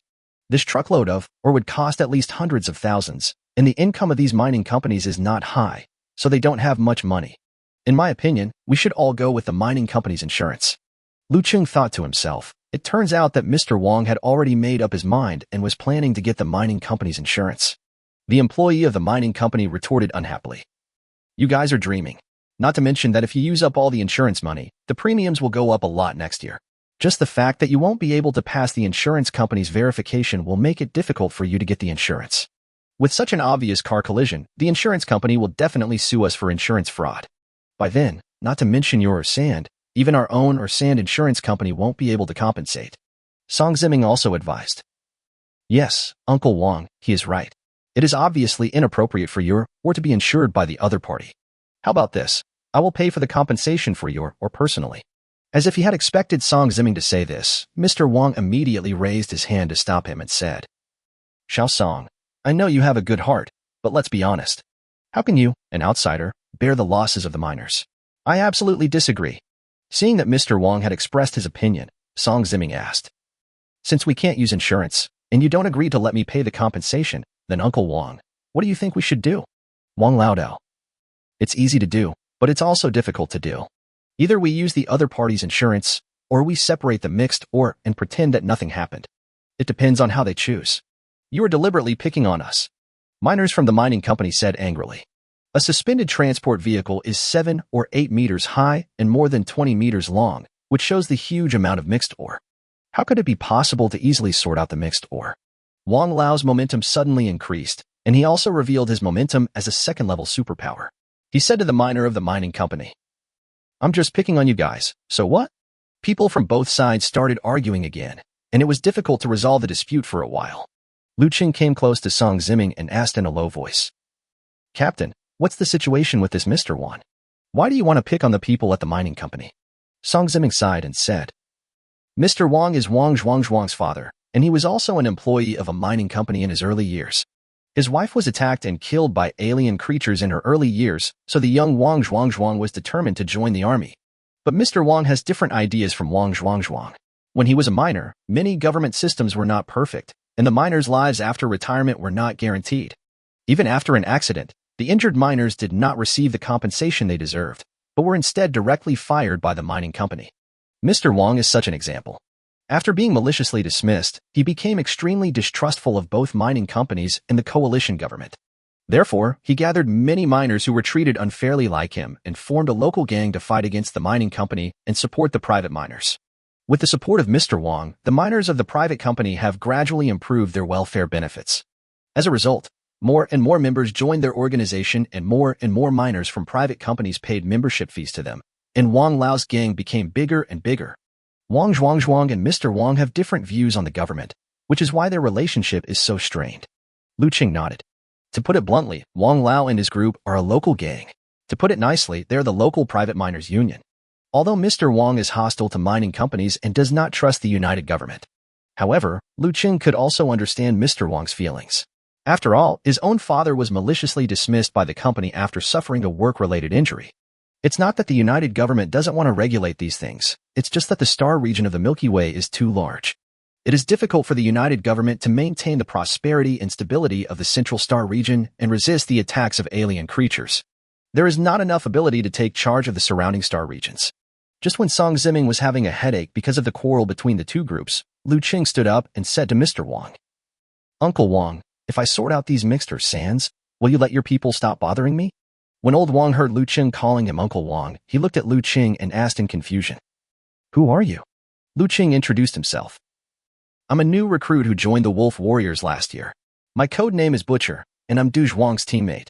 Wang Zhuang came over, put his arm around Liu Cheng's shoulders and said, "Dad, this Butcher is a good guy. We can get along with him. Go away. I'm talking to him. Why are you butting in? Stay away."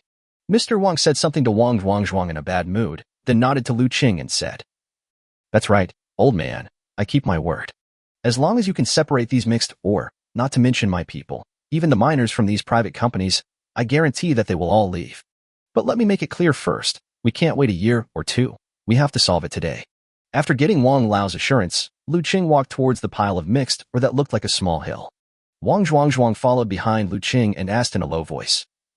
Liu Cheng, do you have any ideas? There is so much ore.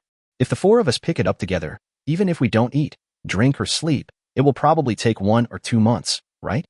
Liu Cheng comforted Wang Zhuang and said, Don't worry, I know what's going on. Seeing this, Wang Zhuang stopped talking. Instead, Song Ziming stood aside, watching with interest what Liu Cheng was trying to do.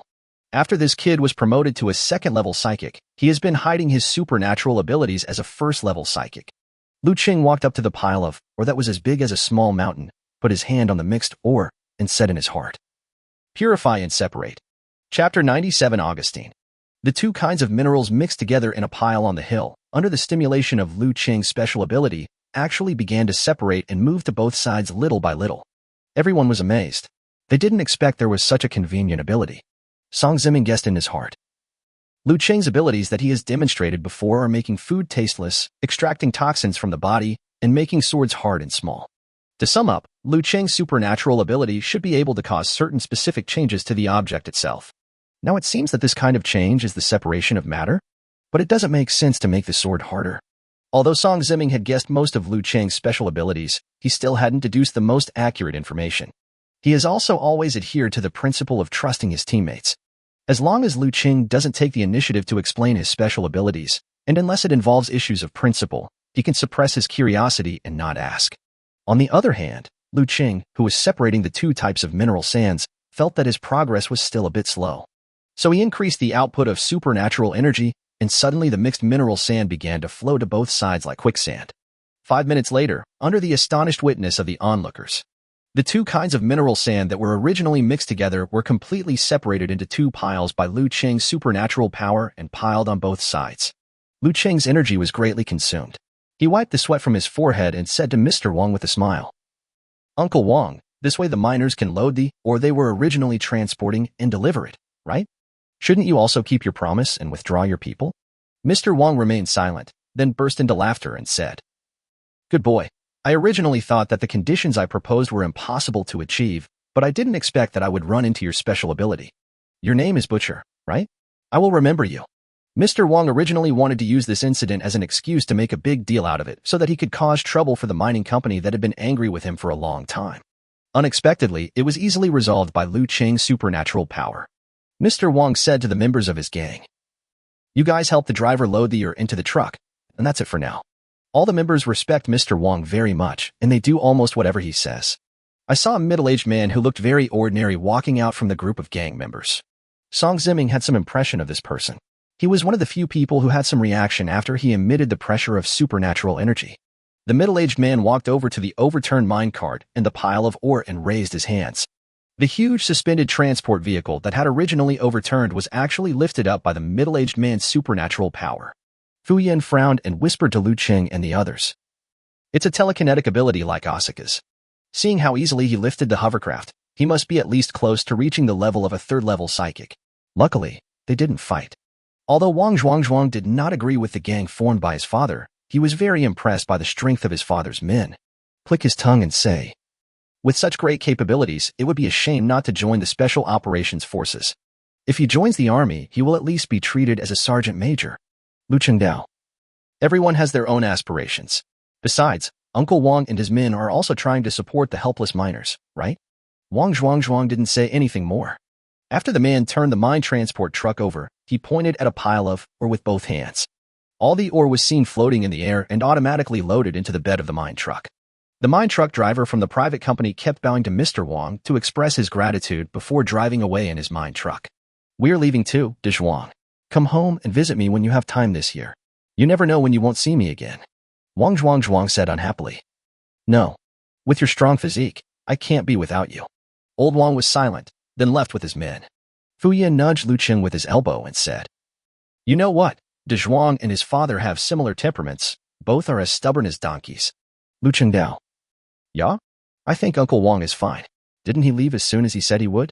Fu Yan said. That's because he's the gang leader, and he has to keep his word in front of everyone. Believe it or not, if there were no other gang members present, he would have played rogue on you today. Liu Cheng was stunned. Although he himself couldn't say for sure, he still chose to believe Fu Yan's judgment of Mr. Wang. After all, Fu Yan's father is also the mayor of their Jimin city, and his level of understanding of people must be higher than his own. The government official who was in charge of handling this conflict ran up to Song Ziming and the others and thanked them. Captain Song, thank you for your help. Especially this little butcher brother, your supernatural power is really a great help. No. Liu Cheng said modestly. He was not using the new superpower that he awakened when he was promoted to a second-level superpower user. Instead, it is a flexible application of Tian Tiantian's proposal to store and strengthen objects without consuming the original material energy. He simply purified two types of ores at the same time without consuming the original substances. Song Ziming felt somewhat disgusted with this petty official who was not even as high-ranking as himself but was abusing his power and bullying others. Then he said awkwardly, "Since there's nothing else, we'll leave first." After saying this, without waiting for the officials to curry favor with him, Song Ziming led Liu Cheng and the other two away. The central star field of the United Government. On a private medium-sized spaceship with luxurious configuration and decoration. An interstellar businessman is promoting his products to his big client, Augustine, the famous garbage man who holds the record for dissecting the most star cores at one time. Sir Augustine, I recently purchased this batch of star core fragments from a new channel. Although they are only fragments, not the complete star core you specified to trade. But each of them is of extremely rare and top-grade quality. I believe they will catch your eye. He also accidentally discovered a small vendor called Lucky Cat. At first, he looked down upon the star core fragments that the other party was selling. However, after he realized that the star core fragments the other party was selling were actually of high quality, he bought them all at what the other party considered a high price. If I can get in touch with Augustine, the legendary garbage man, through this business deal, I will be very successful in the future. Augustine, sitting in the seat of the spaceship, was a middle-aged man with thick hair. He was a big man with European and American ancestry, with his hair and beard all braided into small braids that hung down randomly. He was picking up a star core fragment and examining it listlessly. Chapter 98: The Fallen Mind. Although humans have entered the galactic age for several centuries, things like racial classification, clothing styles, naming habits, etc. still follow the traditions of the Earth Age. Augustine, who originally had no interest in these high-quality star core fragments, picked up a star core fragment and looked at it, and his expression became strange. Because these high-quality star core fragments, although a little small in size, are perfect in every aspect in terms of their appearance. It is simply the best of the best. Augustine immediately thought of a possibility. He grasped the entire star core fragment and directly absorbed the energy in it. Seeing this, the businessman felt that Augustine's behavior was impolite. After all, the other party has not paid for these star core fragments, so they are still his own property. But the other party was Augustine after all, so the businessman suppressed the urge in his heart to stop him. Sure enough, the energy contained in the galaxy fragments is much less than that of the entire star core. But what was absorbed into the body was all star core energy, without a single trace of impurities from alien races. Augustine said in his heart. This situation is completely consistent with the research hypotheses of him and a certain professor. His eyes suddenly widened, and he fully utilized the strength of a level 5 psychic. He instantly appeared in front of the businessman and grabbed the businessman's collar tightly. The merchant was frightened by Augustine's sudden action and thought that the other party wanted to kill and rob. But then I thought that this shouldn't be the case. The other party is such a big shot. Is it necessary for him to kill me for such a small commodity? Augustine asked. Where did you get these star core fragments? The businessman stammered. Mr. Augustine, isn't it a bit against the rules of this industry to inquire about other people's supply channels? Augustine didn't want to waste time talking to the businessman, so he said directly. 30 million, tell me where this batch of goods came from. The businessman was a little hesitant. 30 million is worth more than the value of these star core fragments. Sir Augustine, this is not about money. 50 million. Augustine simply raised the price by almost double. Although the merchant couldn't resist the temptation, he still pretended to be reserved and said, Mr. Augustine, this is really not about money. Augustine was also getting angry. He had never seen such a pretentious businessman before. He said harshly, Don't be so shameless. Either you take out 50 million and tell me where this batch of goods came from, or I will kill you right here. Anyway, this is my spaceship. If I kill you, those useless people in the government won't be able to find out. The businessman was so frightened that his legs went limp after hearing this, and he knelt down on the deck of the spaceship and said quickly, I'll tell you, I bought this batch of goods from a small vendor called Maneki Nico in a star field close to the front line. Augustine cursed and transferred 50 million to the other party's account, saying, "Why didn't you just do it earlier? Take me to find the man called the Lucky Cat now." The businessman was stunned, then pointed at himself and asked, "You mean you want me to go with you?" Augustine said, "Nonsense. If you don't come with me, how can I know if you're lying to me? Don't you want to?" The businessman nodded quickly. Yes. He didn't expect that he would have the opportunity to ride on the same spaceship with Augustine, whom other businessmen had difficulty establishing a relationship with when he first met him. "Where is that star region?" Augustine asked. The businessman stepped forward and found the coordinates of the planet called ST44732 in the spacecraft's operating system and said, "It's this planet. I think it's called Mining City." Augustine nodded. "It's a bit far. It will take nearly a week to fly. You can stay on my spaceship during this time." The businessman said happily, "Okay, Mr. Augustine, which room should I sleep in?" Augustine pointed to the cab where they were currently located and said, "Just sleep here and keep the spacecraft flying at the fastest speed. The sooner we get to planet ST44732, the better." The businessman was stunned. Nest grass? Planet ST44732, the base of the Wolf Warriors. Liu Cheng, Fu Yin, and Wang Zhuangzhuang were exercising in the gym when Song Ziming suddenly walked in and said to them, "You three, come with me. The miners and local gangs are gathering again." The three were speechless, and Wang Zhuangzhuang said unhappily, "No way, that old man in my family is causing trouble again? It's only been a few days since the last incident. Don't they know what it means to quit while they're ahead?" Song Ziming explained. "It's not what you think. A mining company's mine was attacked by alien creatures, and the lives of the people inside are unknown. The Marines have already dared to go there, and Uncle Wang and his gang gathered members because they were worried about the safety of the miners." Liu Cheng thought to himself, Uncle Wang is a man who appears cold on the outside but is actually warm-hearted. A few days ago, they were still making trouble in retaliation against the mining company, but when something really happened to the miners of the mining company, they became more anxious than anyone else. It's not just Liu Cheng and his two companions. This time it involves an attack by a different race, and all 10 members of the Wolf Warrior squad are fully armed. After arriving at the outskirts of the mine where the accident occurred, Song Ziming got off the hovercraft and saluted Commander Liu, with whom he had carried out the mission last time. Master Liu said, "Captain Song, I didn't expect that we would meet again. I am still the person in charge of the Marine Corps for this mission." Song Ziming said, "Let's not waste any more time on polite conversation. Commander Liu, tell me about the current situation first." Commander Liu nodded and said to the Wolf Squad, "This mine is located in the northeast of the cleanup area, and it is also the mine farthest from the cleanup area on the planet ST44732. Therefore, the mine's safety level is designed to defend against alien creatures of a size less than 500. The periphery of the mine is equipped with multiple automatic machine guns and heavy artillery firepower, and hundreds of Marines are stationed there. It is impossible for ordinary alien creatures to capture this place. In other words, the alien creatures that attacked the mine this time were most likely premeditated. The entire mine has now fallen, and the lives of the miners and Marines inside are unknown. Your mission is to sneak into the mine and rescue all possible survivors." Song Ziming looked at the mine shaft that was like a fortress but had been captured, and asked in confusion, "Since it has been captured, how can you be sure that there are still people alive inside, Commander Liu?"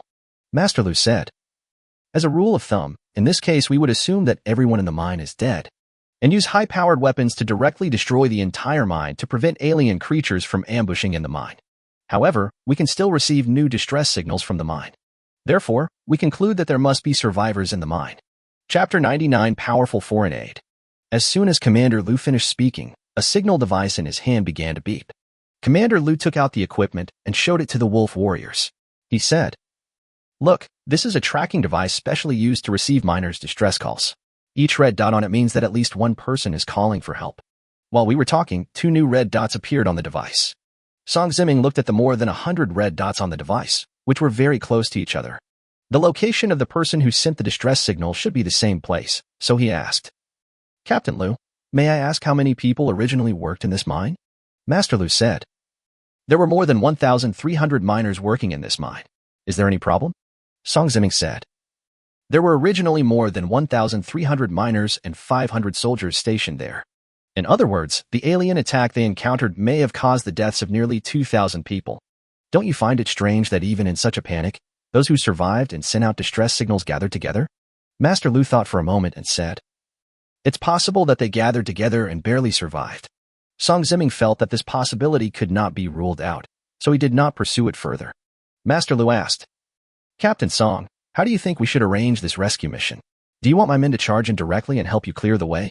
Song Ziming shook his head and said, the mine extends downward, similar to the topography of the underground layer. Moreover, there are many structures supporting the mines, which is not conducive to your marine's frontal attack. If the explosion is too loud, it might even collapse the mine. By then, not to mention the miners who need to be rescued, even your marines will be buried alive. Just like the last operation, let my men go down the cave, and your marines will be responsible for the support. Commander Liu nodded. He was not afraid of trouble and did not want to let his soldiers go down. But the fact is, just as Song Ziming analyzed, it would be more appropriate to let the members of the Wolf Warrior team carry out this rescue mission. After obtaining the internal structure diagram of the mine and the equipment for sending distress signals, Song Ziming gave orders to Liu Cheng and his men. Liu Cheng, Fu Yan, Tian, De Zhuang, the 4 of you follow me down the well, and the remaining 5 of you will be responsible for follow-up support. When Hui Yin heard that Tian was among the people going down the mine, but he was not, he asked in a very dissatisfied tone. Captain, why is Tian among the people going down the mine but not me? In terms of strength, I am not weaker than Tian. I also want to go down the well and fight. The Flame is very proud. She learned that Tian and his companions had carried out the mission of blowing up the alien creature's nest shortly after they joined the Wolf Warriors. I have always wanted to perform such an exciting task so that I can show off to others. Song Ziming said sternly. First of all, for violating my rules and disobeying orders, you will be punished by not being allowed to leave the War Wolf base for 1 month. The time starts from the end of this mission. Secondly, there is a high probability of flammable gas leakage inside the mine that has been attacked by alien creatures. Your fire attribute ability and the electric mouse's electric attribute ability are not suitable for fighting in this environment. Jisoo and his team were not suitable for going down the mine because the space was small and the structure was complex. Use your brain more before fighting next time. Any other questions? The punished Flame felt wronged and said silently, no problem. Song Ziming ignored the flames and transmitted all the mine drawings and information to Liu Cheng. He got on the Marine Corps troop carrier and drove towards the mine.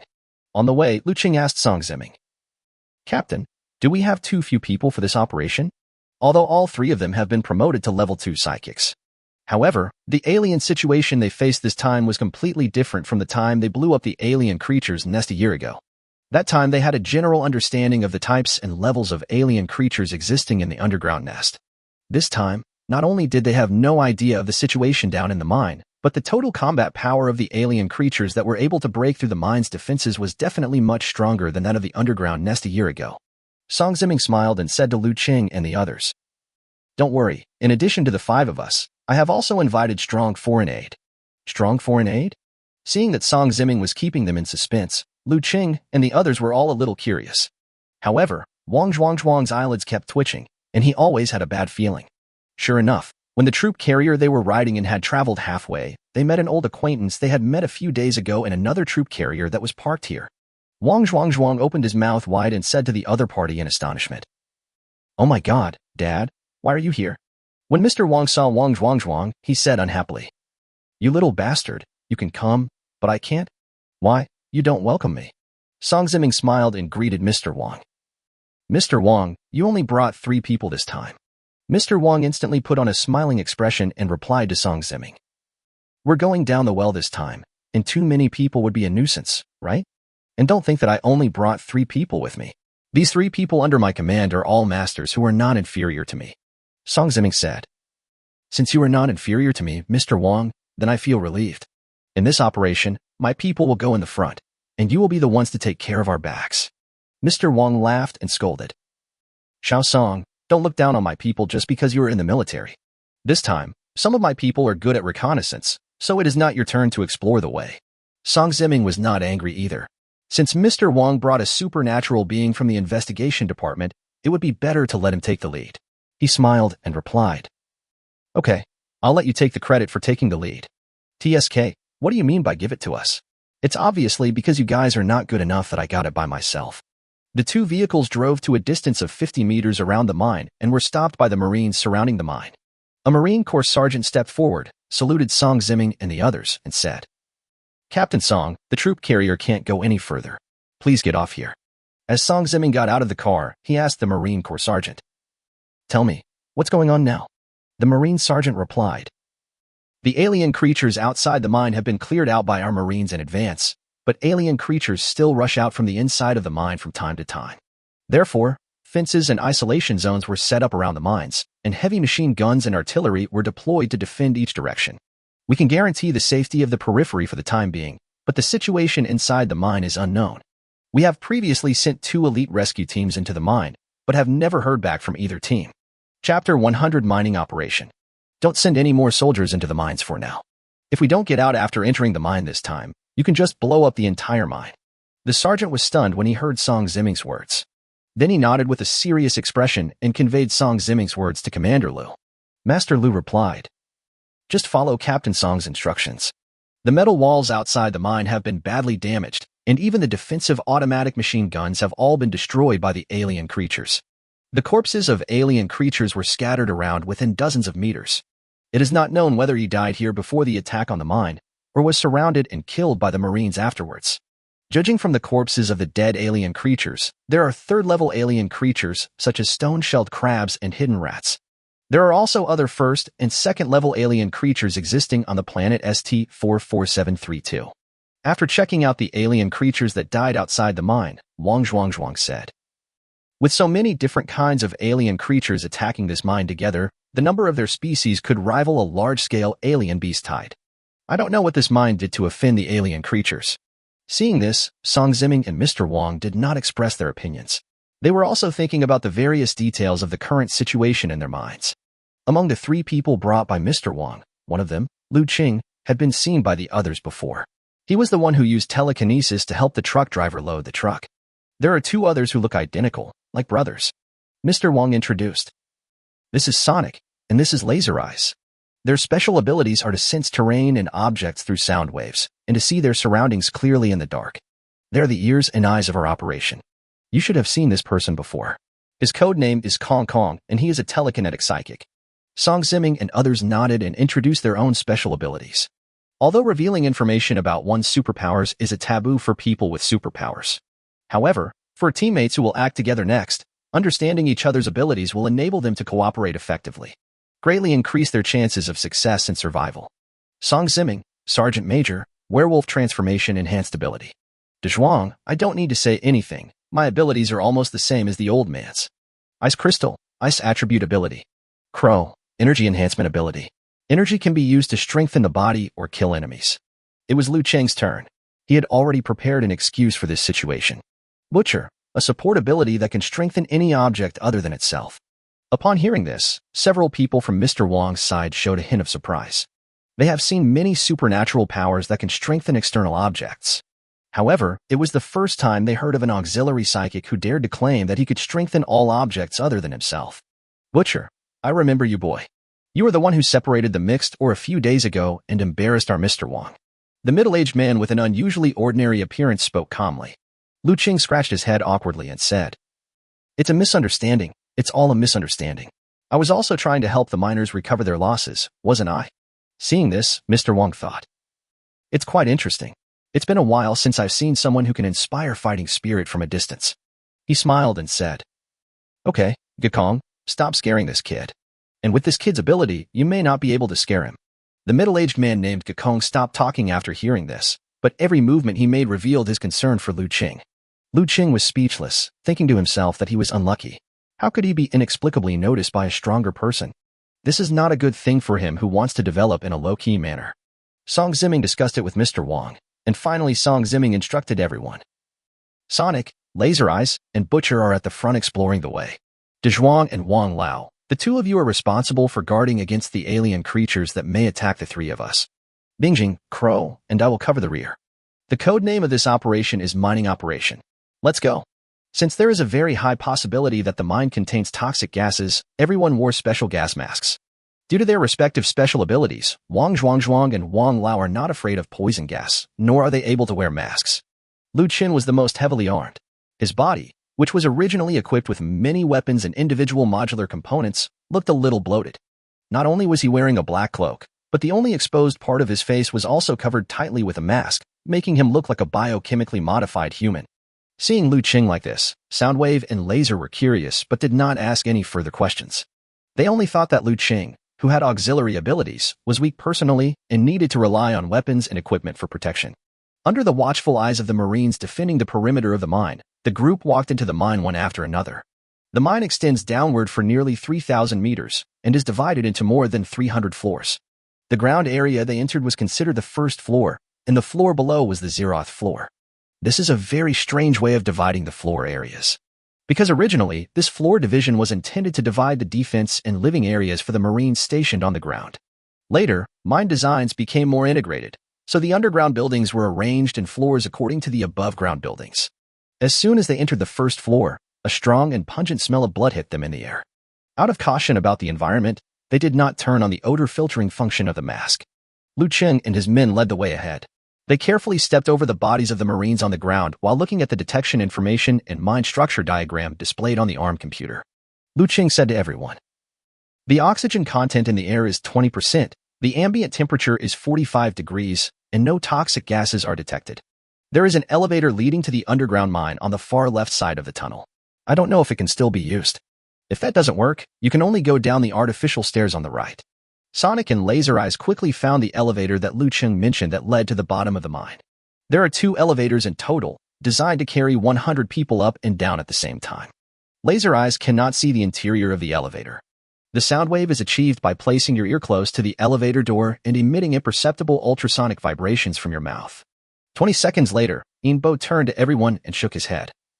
There was no signal of sound waves colliding with the elevators from inside the elevator shaft to the bottom of the shaft. Both elevators must have been destroyed by alien creatures. Everyone nodded. No wonder the survivors were unable to come out of the well.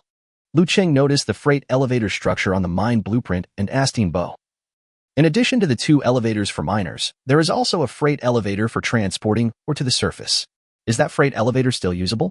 Chapter 101 Downward. Hearing this, Inbo walked to the elevator room of the freight elevator again and sent out an ultrasonic probe downwards. 20 seconds later, Inbo pressed the button of the freight elevator, but found no response. He shook his head again and said, "The freight elevator was not damaged, but it was buried by something at the bottom and could not operate because it was overloaded." Liu Cheng frowned and said, "In that case, we can only go down by artificial stairs."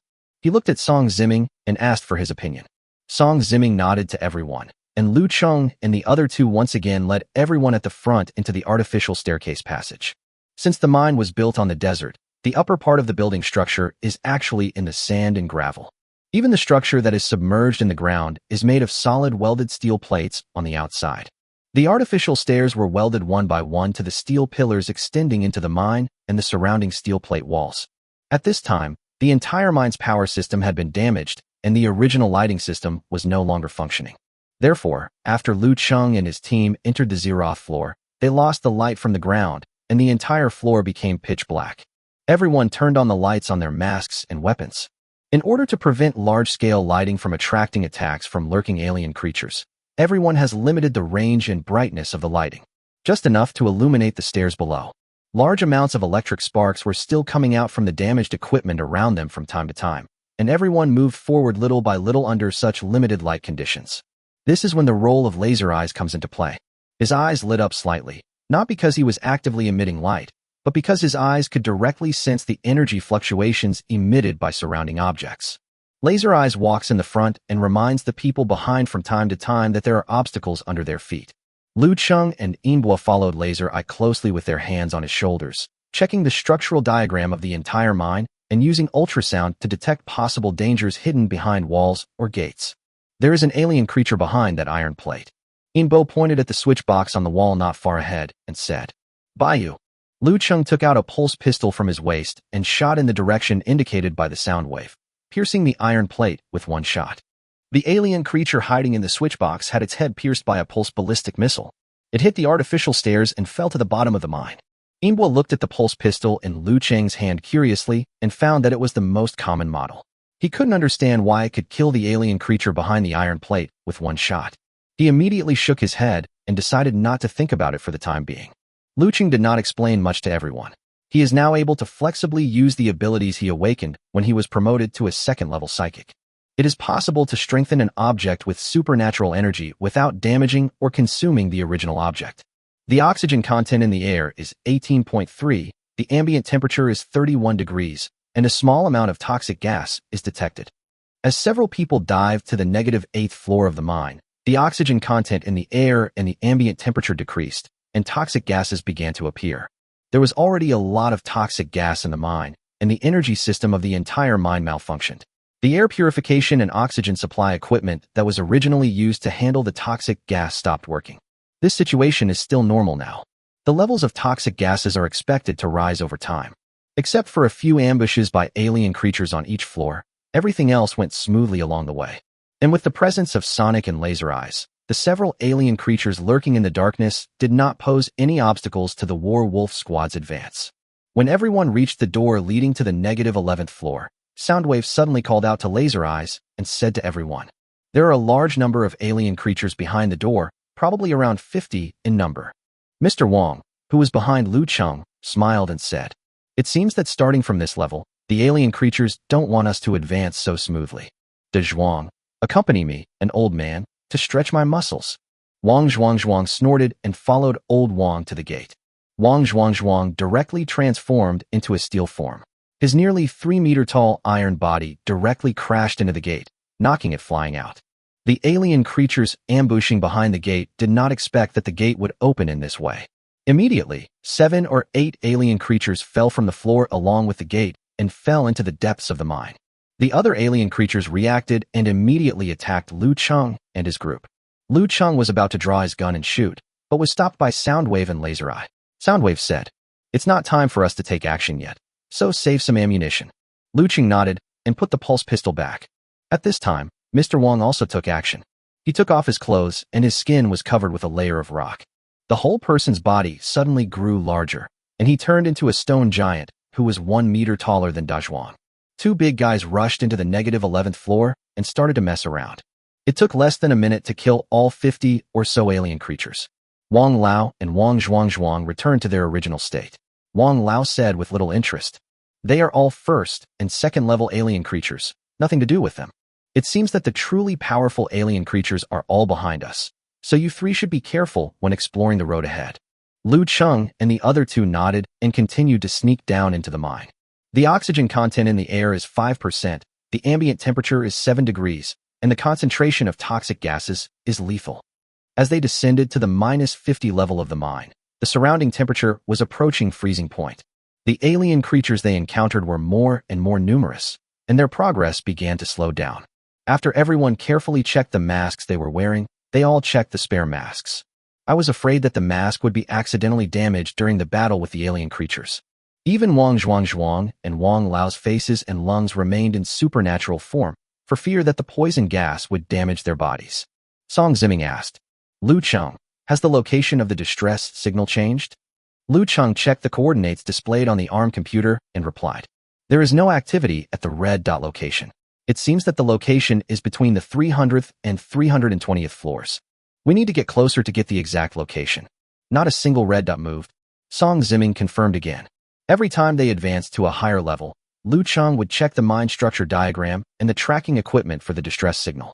Therefore, he knew the mine structure information and the location of the red dots clearly and said with certainty, "Not a single red dot has changed position." Song Ziming muttered softly, "That's a bit strange." Chapter 102 Level 4 Alien Creatures. Everyone looked at Song Ziming, waiting for his instructions. Although Song Ziming felt something was a little strange, he did not rule out the possibility that the miners were trapped in the room and could not get out. So he ordered everyone, "Keep going down." Everyone entered the area on the -51st floor. As Liu Cheng and the other 2 walked down the stairs, they heard a loud noise behind them. Then the whole staircase shook.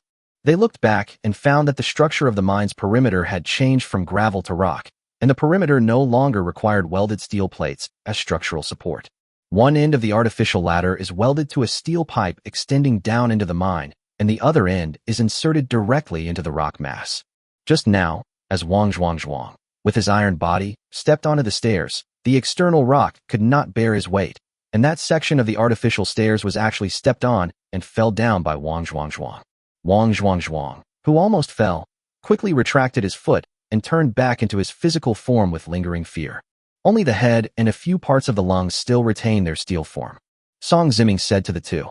The defense work for the rest of the journey will be left to the three of us. Mr. Wang, Dezhuang, you two should be at the back. Old Wang also changed back to his physical form, retaining only a few parts of his body with stone-like abilities, and exchanged positions with Song Ziming and the other two. Neither of them was used to carrying firearms, so their fighting capabilities plummeted. In order to prevent alien creatures from appearing behind, Tian condensed two shields and daggers from his hands and threw them to Wang Lao and Wang Zhuang. After taking the ice shield and dagger, Old Wang swung a few times at the steel equipment beside him. He found that the steel equipment was chopped into pieces, but there was no scratch on the ice dagger. He said with interest, "The little girl has quite a lot of abilities, quite interesting." Fu Yin was not used to carrying firearms. After thinking about it, he asked Tian for a weapon made of ice crystals. Normally, Liu Cheng didn't pay much attention to clearing alien creatures on the ground, but this time the importance of equipped weapons and firearms was reflected. Fu Yin and the others secretly decided to buy some weapons after returning.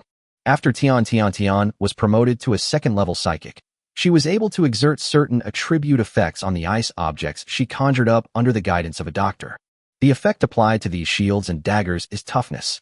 After exchanging positions, Song Ziming repeatedly told Wang Zhuang and the other man not to change their positions at will, so as to avoid collapsing the stairs and causing everyone to fall and die. Mr. Wang nodded and said, "Don't worry, I will keep an eye on that brat de Zhuang." Wang Zhuang said unhappily, "As long as you don't suffer from Alzheimer's disease, I don't need you to look after me." Everyone ignored the two people who were arguing at the back and continued to move down and came to the back of the gate on the 60th floor. After confirming through sound waves that there were no alien creatures lurking behind the gate, Fu Yin, with his strengthened arm, punched open the heavy gate. Along with the large amount of poisonous gas, there was also a strong smell of blood. Liu Cheng and his companions looked at the corpses of the Marines filling up the entire floor behind the gate and said to the others, "It seems that the Marines responsible for defense have resisted the alien creatures on this floor for a period of time. But they were all killed." Soon Liu Cheng noticed the body of a Marine soldier. He walked up and grabbed the head of the corpse. There was a big hole in the spine behind the head. He had been dissecting the corpses of alien creatures for a year, and now he didn't feel anything strange even when he saw a human corpse. He inserted his finger into the hole at the spine, turned it around inside the Marine's head, and said to everyone, his body was intact, except for the brain stem in his head, which was missing. "Is there some alien creature that feeds exclusively on human brain stems?" Liu Cheng asked doubtfully. Fu Yin and his companions felt a little disgusted when they saw Liu Cheng playing with the brains of the dead Marines. Wang Zhuang said with a look of disgust, "Butcher, stop playing with the corpse. This is not an alien creature that you can dissect at will. Maybe some alien creature suddenly got the urge to dig out that person's brain stem and threw it away." Liu Cheng thought about it and couldn't think of any alien creature on the planet ST-44732 that would specifically eat human brain stems, so he felt that what Wang Zhuang said made sense. After he put down the head of the Marine's corpse, he wiped the brain off his fingers and continued to follow Sonic and Laser Eyes. I don't know if it was because the Marines had fought here beforehand. They went down more than a dozen floors in a row without encountering any ambushing alien creatures. Time is precious. Without the hindrance of alien creatures, Song Ziming ordered everyone to speed up their sneak rescue of the miners. When they arrived at the gate of the floor area on the -110th floor of the mine, Bo explored the situation behind the gate and then said to everyone with a strange look on his face, "There is only one alien creature on this level, but I don't recognize what kind of alien creature it is." Liu Qingdao, describe to me the appearance of the alien creatures you sensed. Soundwave said, "The alien creature looked like a dinosaur overall, but it had no eyes. Its mouth is divided into 4 parts, and it has many barbs on its body." Liu Cheng thought for a moment and said, "It should be a spiked Tyrannosaurus rex, a level 4 alien creature. It can shoot laser beams from its mouth and is good at using barbs to charge. Its weak spot is the throat where the laser is fired." Level 4 alien creatures are the highest level of alien creatures that exist on the planet ST-44732. There are not many of them, and they usually only appear when alien creatures launch a large-scale beast tide.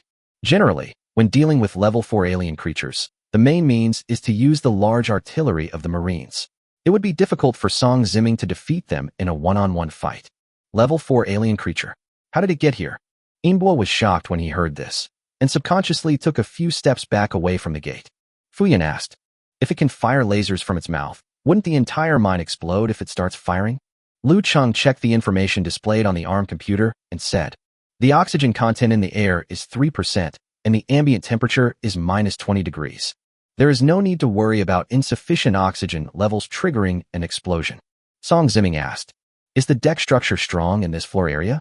Imbwa knew what Song Ziming wanted to ask, so he stepped forward and sent out an ultrasonic wave to check, then nodded and said, the deck is thick enough. It should be no problem for Wang Lao and De Zhuang to fight freely.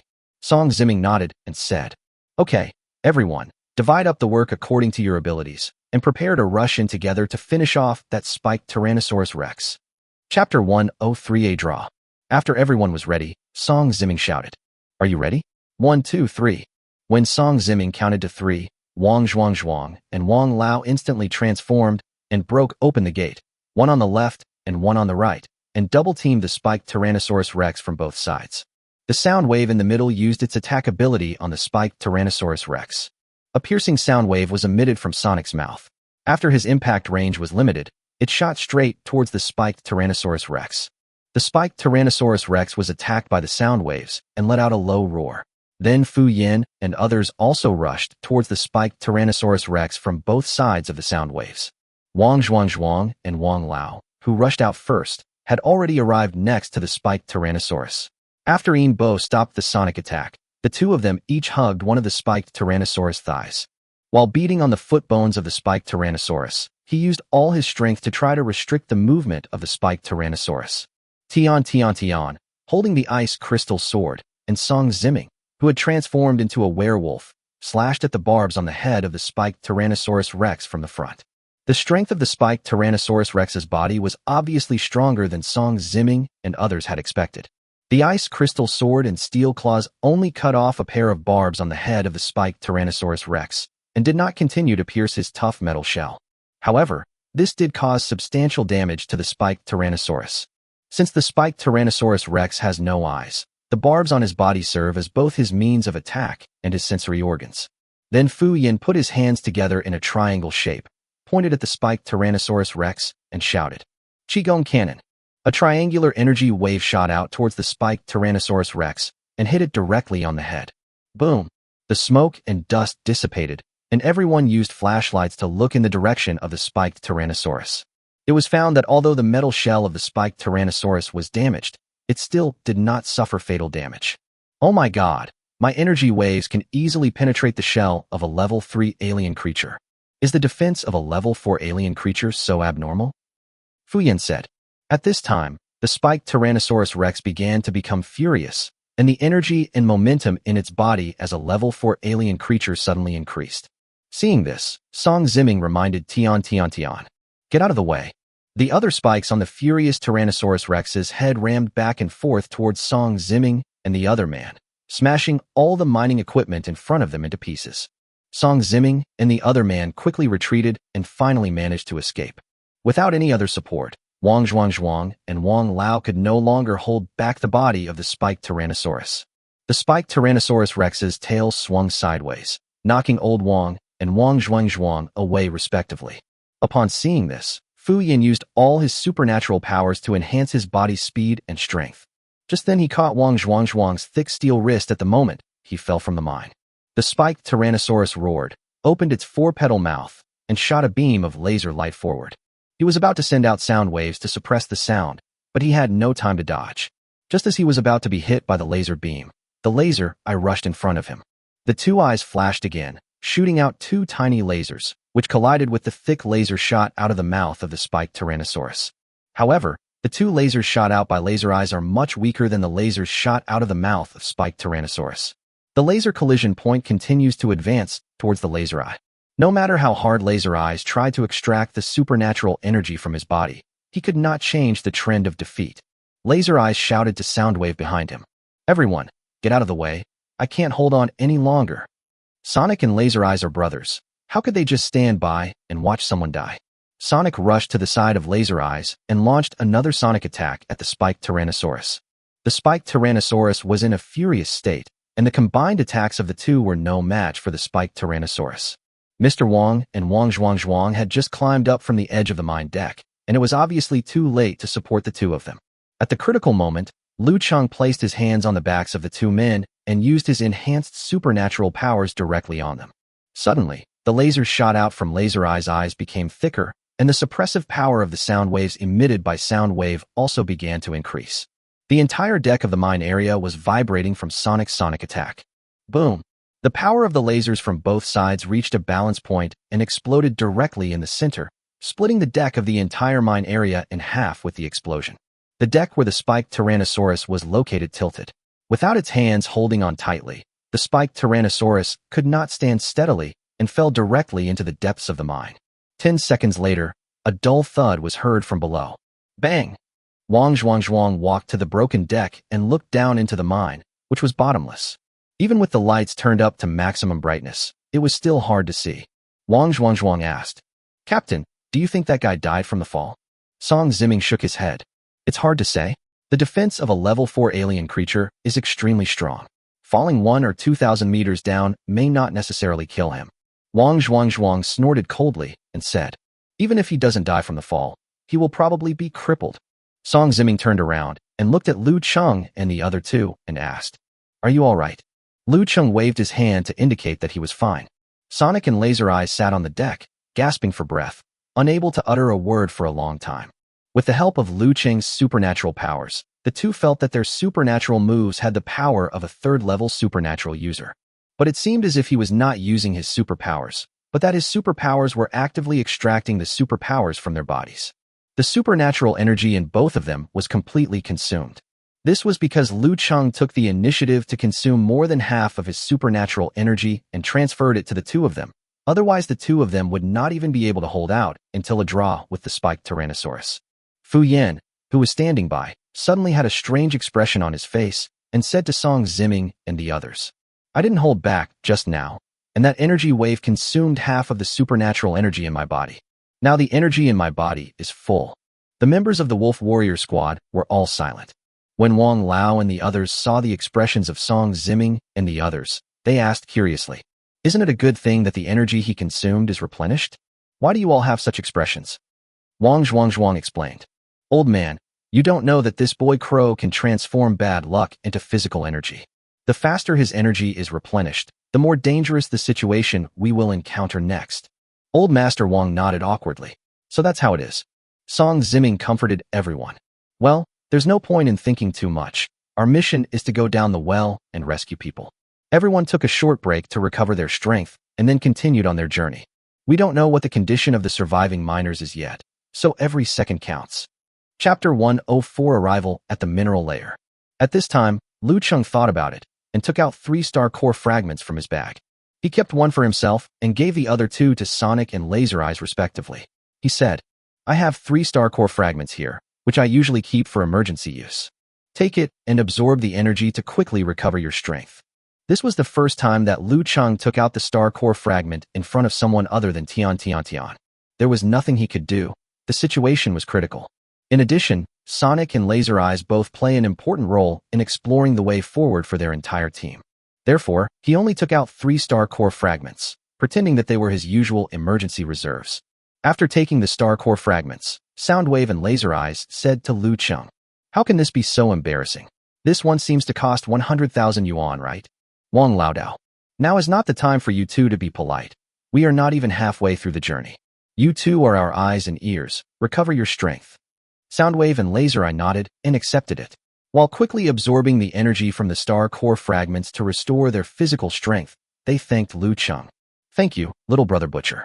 When we are done with this matter, we will return the 100,000 yuan to you." It was obvious that they were not the kind of people who dealt with things like star core fragments. Although they knew the approximate market price of star core fragments, they knew nothing about the quality of the star core fragments. Liu Cheng didn't expect them to pay back the money. Even if he returned it, Liu Cheng would never tell them that this was a top-quality star core fragment worth 200,000. That will only draw unnecessary attention to yourself. 5 minutes later, after Sonic and Laser Eyes absorbed enough energy, they decided to lead everyone downward while absorbing the remaining energy in the star core fragments. Because Liu Cheng often absorbed star core fragments, it only took him half the time of the two of them to absorb all the energy of the star core fragments. However, in order to be well prepared for the next battle, he took out another star core fragment as if nothing had happened, and pretended to be absorbing the star core fragment while sneaking like Sonic and Laser Eye. Along the way, they encountered battles of varying sizes in every floor area of the mine, and there were many alien creatures lying in ambush in the third floor area. They also concluded from the number and density of alien creatures they encountered that the lowest floors of the mine were definitely infested with alien creatures. The oxygen content in the air is 0.03%, the ambient temperature is 37 degrees, and the concentration of toxic gases is lethal. When Liu Cheng and his team arrived at the -200th floor of the mine, the oxygen content in the air was almost close to zero. However, the ambient temperature rose instead of falling, which should be the result of the drill bit below the mine constantly drilling into the ore layer.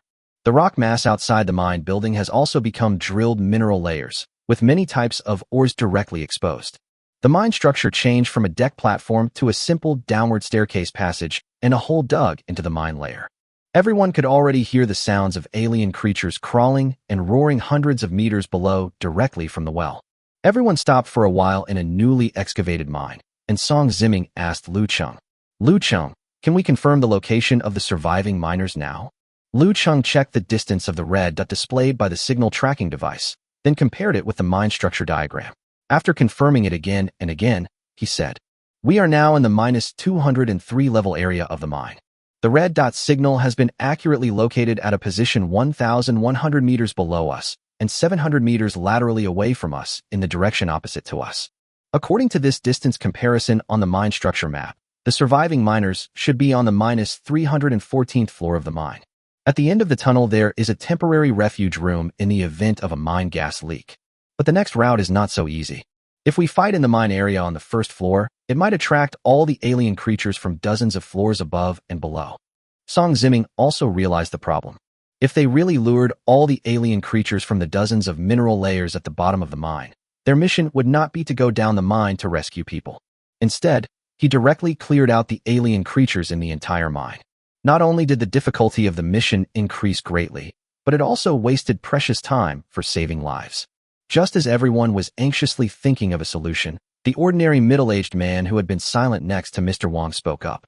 Said from a distance, "I do have an idea, but I don't know if it's feasible." Song Ziming was delighted when he heard this and said, "Oh, you have an idea? Tell me about it." He looked at Liu Cheng from a distance and said, "My telekinetic ability can lead everyone to float directly downwards. If we are lucky, we can quickly reach the area where the surviving miners are and avoid most of the battles." When everyone heard this, they thought this method was feasible. In particular, Fu Yin and his companions had seen telekinesis used to lift overturned hover transport vehicles and loads of ore, so they had no doubts about the strength and endurance of telekinesis. But since the other party said he didn't know whether it was feasible or not, then he must have some concerns. Song Ziming asked, "What difficulties do you consider?" In order to save people, he no longer cared about anything else and directly revealed the shortcomings of his own abilities and said, "Although my telekinesis is strong and durable, I cannot be attacked by anyone while I am using it. If we are attacked by alien creatures during our descent, my telekinesis will be greatly weakened and my own supernatural energy will be consumed more. I don't know if the Butcher's enhanced ability can help me last until we reach the designated mining area, just like the enhanced Sonic and Laser Eyes." Everyone looked at Liu Cheng. Liu Cheng thought for a moment and said confidently, "As long as your telekinesis can carry us aloft, I can strengthen you for at least 5 minutes." After that, Liu Cheng took out another star core fragment and handed it to the hand in the air, saying, "In case." Everyone was stunned. Old Wang and the others didn't expect that this young butcher would have so many backup plans, and they couldn't help but smile awkwardly. Tian, and Song Ziming frowned slightly. Tian was worried that Liu Cheng would take out too many star core fragments at once in order to save people, which would expose the secret of his own supernatural powers. Song Ziming realized that what Liu Cheng had concealed was not as simple as he had previously imagined, and decided that no matter what, he would find out about Liu Cheng's first superpower when he returned this time. Seeing that Liu Cheng had taken double insurance, he nodded and said, "Then I'll be fine." Song Ziming knew the importance of the task, so he did not ask any more questions about Liu Cheng. He announced to everyone directly. In this case, everyone prepare to descend quickly. The Butcher and Gukong are in the middle, and the others should protect them. Got it, everyone replied. Chapter 105, Excavator. Gongkong, if I transform, will it affect your ability to read? Wang Zhuangzhuang asked. Across the air. No problem. I tried it after Master Wang transformed. My telekinesis can handle it. After confirming that their transformation would not affect the use of telekinesis through the air, Mr. Wang and Wang Zhuangzhuang transformed separately and prepared for fighting during the descent. After everyone was ready, Song Ziming nodded slightly to the distance. He used his telekinetic ability to lift up 9 people, including himself, into the air and then quickly fell to the bottom of the mine. Their falling speed gradually increased, and when they first passed the mineral layer below, the alien creatures did not have time to react. After the group descended to another mining area, the alien creatures from the previous level ran to the entrance of the mining area and roared at them. As more and more roars of alien creatures came from above, the alien creatures in the mining layer below had already noticed the rapid descent of Liu Cheng and others and launched long-range attacks at them. Some alien creatures that could fly even spread their wings and flew towards Liu Cheng and others in the narrow mine. After the transformation, the 2 big guys Wang Zhuangzhuang and Wang Lao, one above and one below, directly blocked most of the long-range attacks. Laser Eyes, Soundwave, Tian, and others also used their own abilities to repel the remaining long-range attacks and flying alien creatures. Suddenly, the mental power around everyone became disordered. The buoyancy that supported everyone suddenly decreased, and everyone fell towards the mine at the speed of free fall. "Butcher, strengthen me," shouted to Liu Cheng from a distance. Liu Cheng quickly turned his body while falling, grabbed one arm on the shoulder in the air, and used all his strength to activate his enhanced ability. After being strengthened by Liu Cheng, telekinesis immediately regained control of his telekinetic abilities, lifted everyone up again, and slowed down the speed of falling. Feeling the unprecedented pleasure of enhanced superpowers in his body from a distance, he couldn't help but sigh in his heart that Liu Cheng's enhanced superpowers were indeed a bit abnormal. No wonder Laser Eyes and Soundwave were able to withstand the laser attack of the 4th-level alien creature, Spiked Tyrannosaurus Rex. However, at this time, Liu Cheng, who was strengthening his ability in the air, was complaining in his heart. No wonder this guy Gakong repeatedly confirmed whether he could hold on to the strengthening. The speed at which his supernatural power is consumed is too fast, Liu Cheng said in his heart. When he first started strengthening his aerial ability, he didn't know to what extent he needed to strengthen it, so he just went all out. Even the supernatural energy in the body is transmitted to the body in the air with maximum output power. However, the disordered mental energy consumed after being attacked was too great, almost consuming all the supernatural energy that Liu Cheng transmitted into his body through the air, and he could only barely maintain the balance. If this continues, even if he insists on strengthening his ability to reach the designated mining area through teleportation, there will not be much supernatural energy left in his body, and he will not be able to participate in the next battle. Thinking of this, Liu Cheng once again took out 3 star core fragments from his bag and quietly put them into his mouth to absorb energy. There were more and more alien creatures attacking them, and almost the entire underground mine was boiling because of their arrival.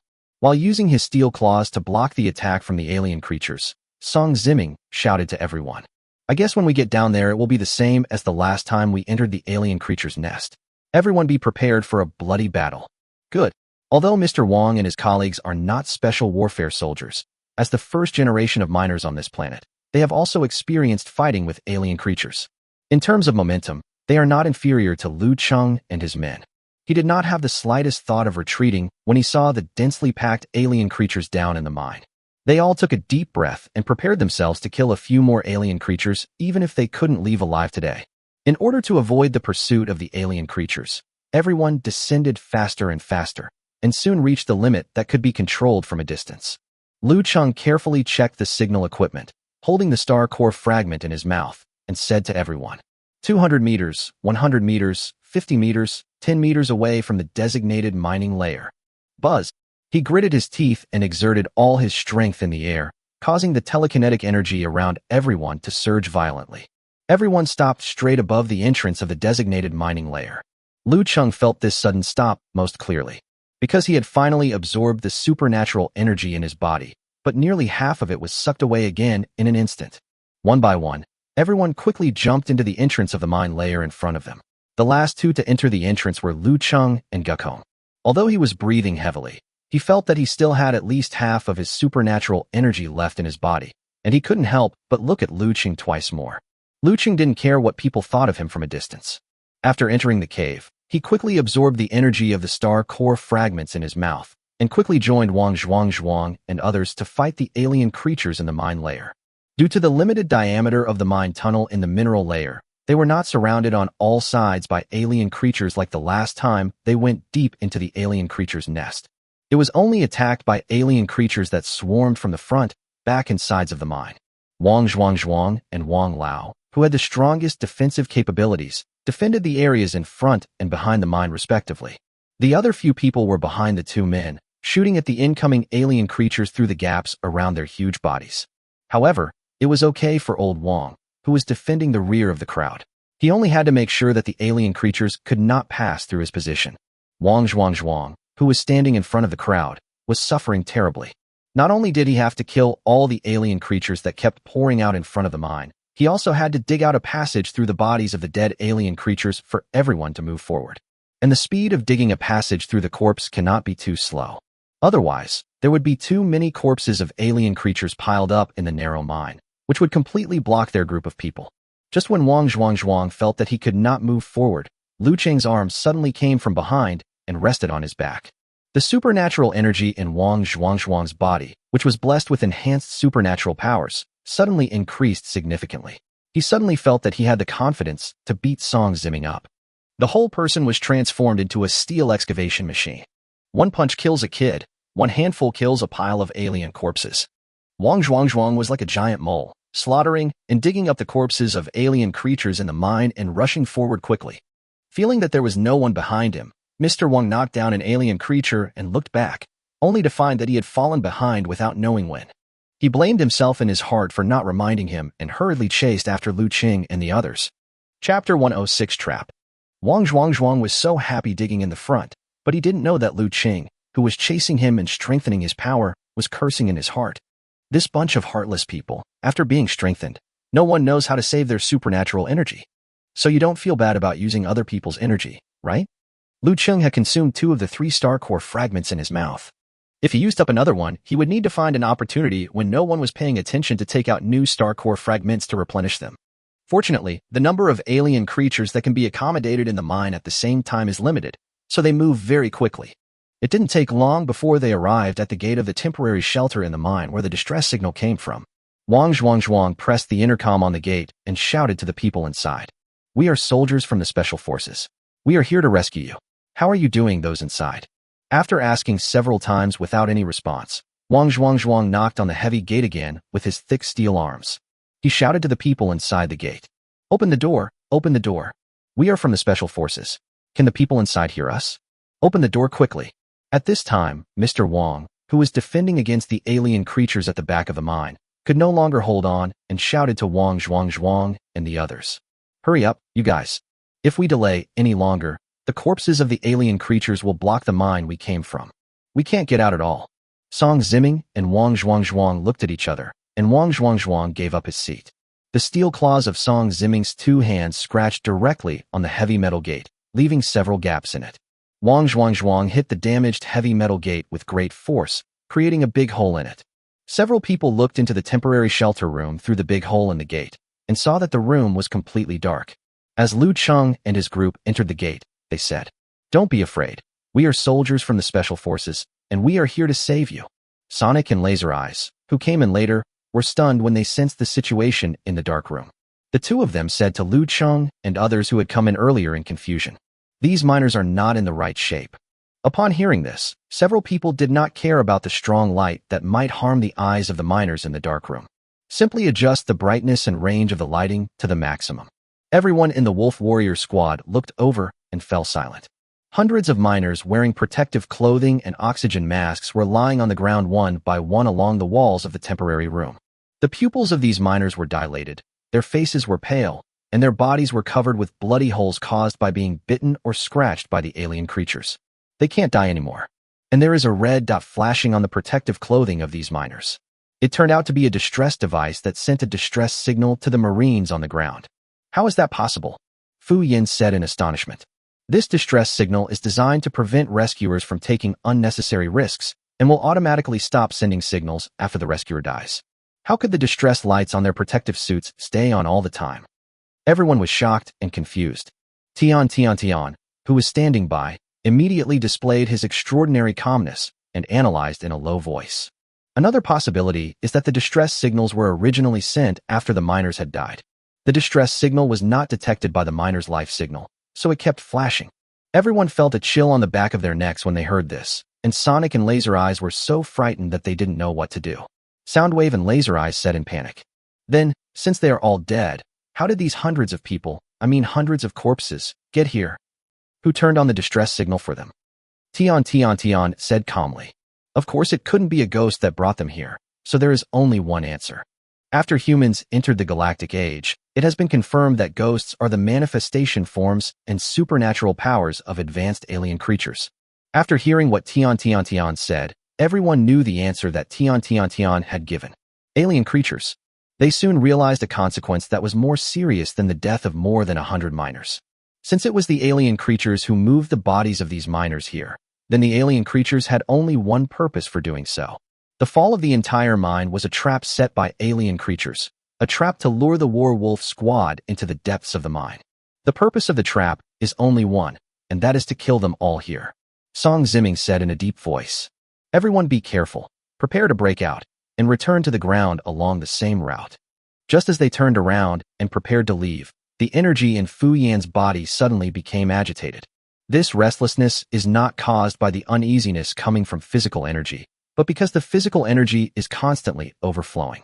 This was the first time that Fu Yan had encountered such a situation, and he realized that a huge danger was approaching them. Just when he turned around and wanted to remind Liu Cheng and Tian behind him. Behind Liu Cheng, a miner's body that was originally lying on the ground suddenly crawled up from the ground and rushed towards Liu Cheng. Careful! Fu Yan shouted loudly. Liu Cheng and Tian looked over when they heard what was said and saw the dead bodies of the miners rushing towards Liu Cheng from behind. Liu Cheng raised his gun and shot, and Tian picked up the ice crystal dagger in his hand and slashed at the corpse. The corpse was immediately broken into two pieces by the two men, but the upper body of the corpse still tightly grasped Liu Cheng's shoulders. Whoosh! A black shadow rushed out from behind the corpse's head and grabbed towards the back of Liu Cheng's head at a speed beyond Tian and others' expectations. By the time Fu Yan and others saw the shape of the alien creature clearly, it was already too late.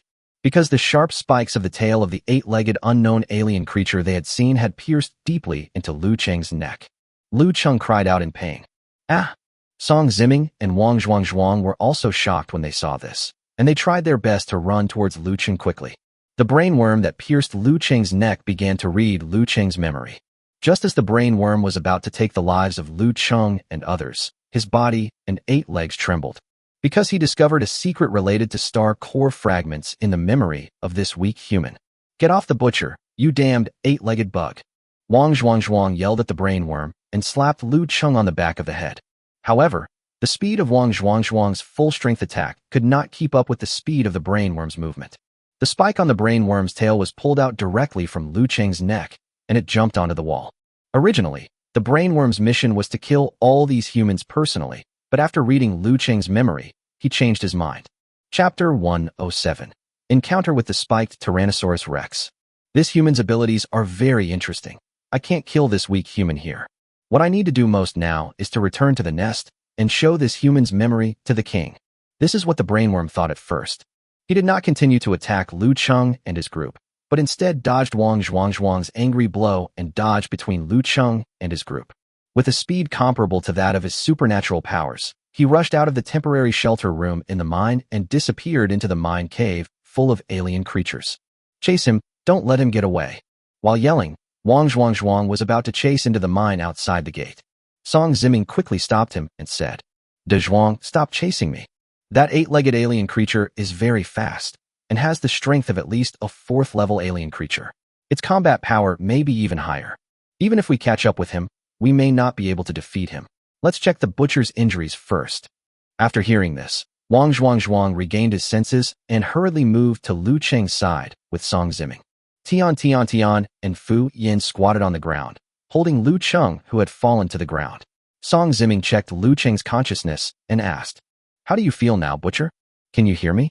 Liu Cheng covered the wound on the back of his neck in pain and nodded slightly with difficulty towards Song Zimming and others.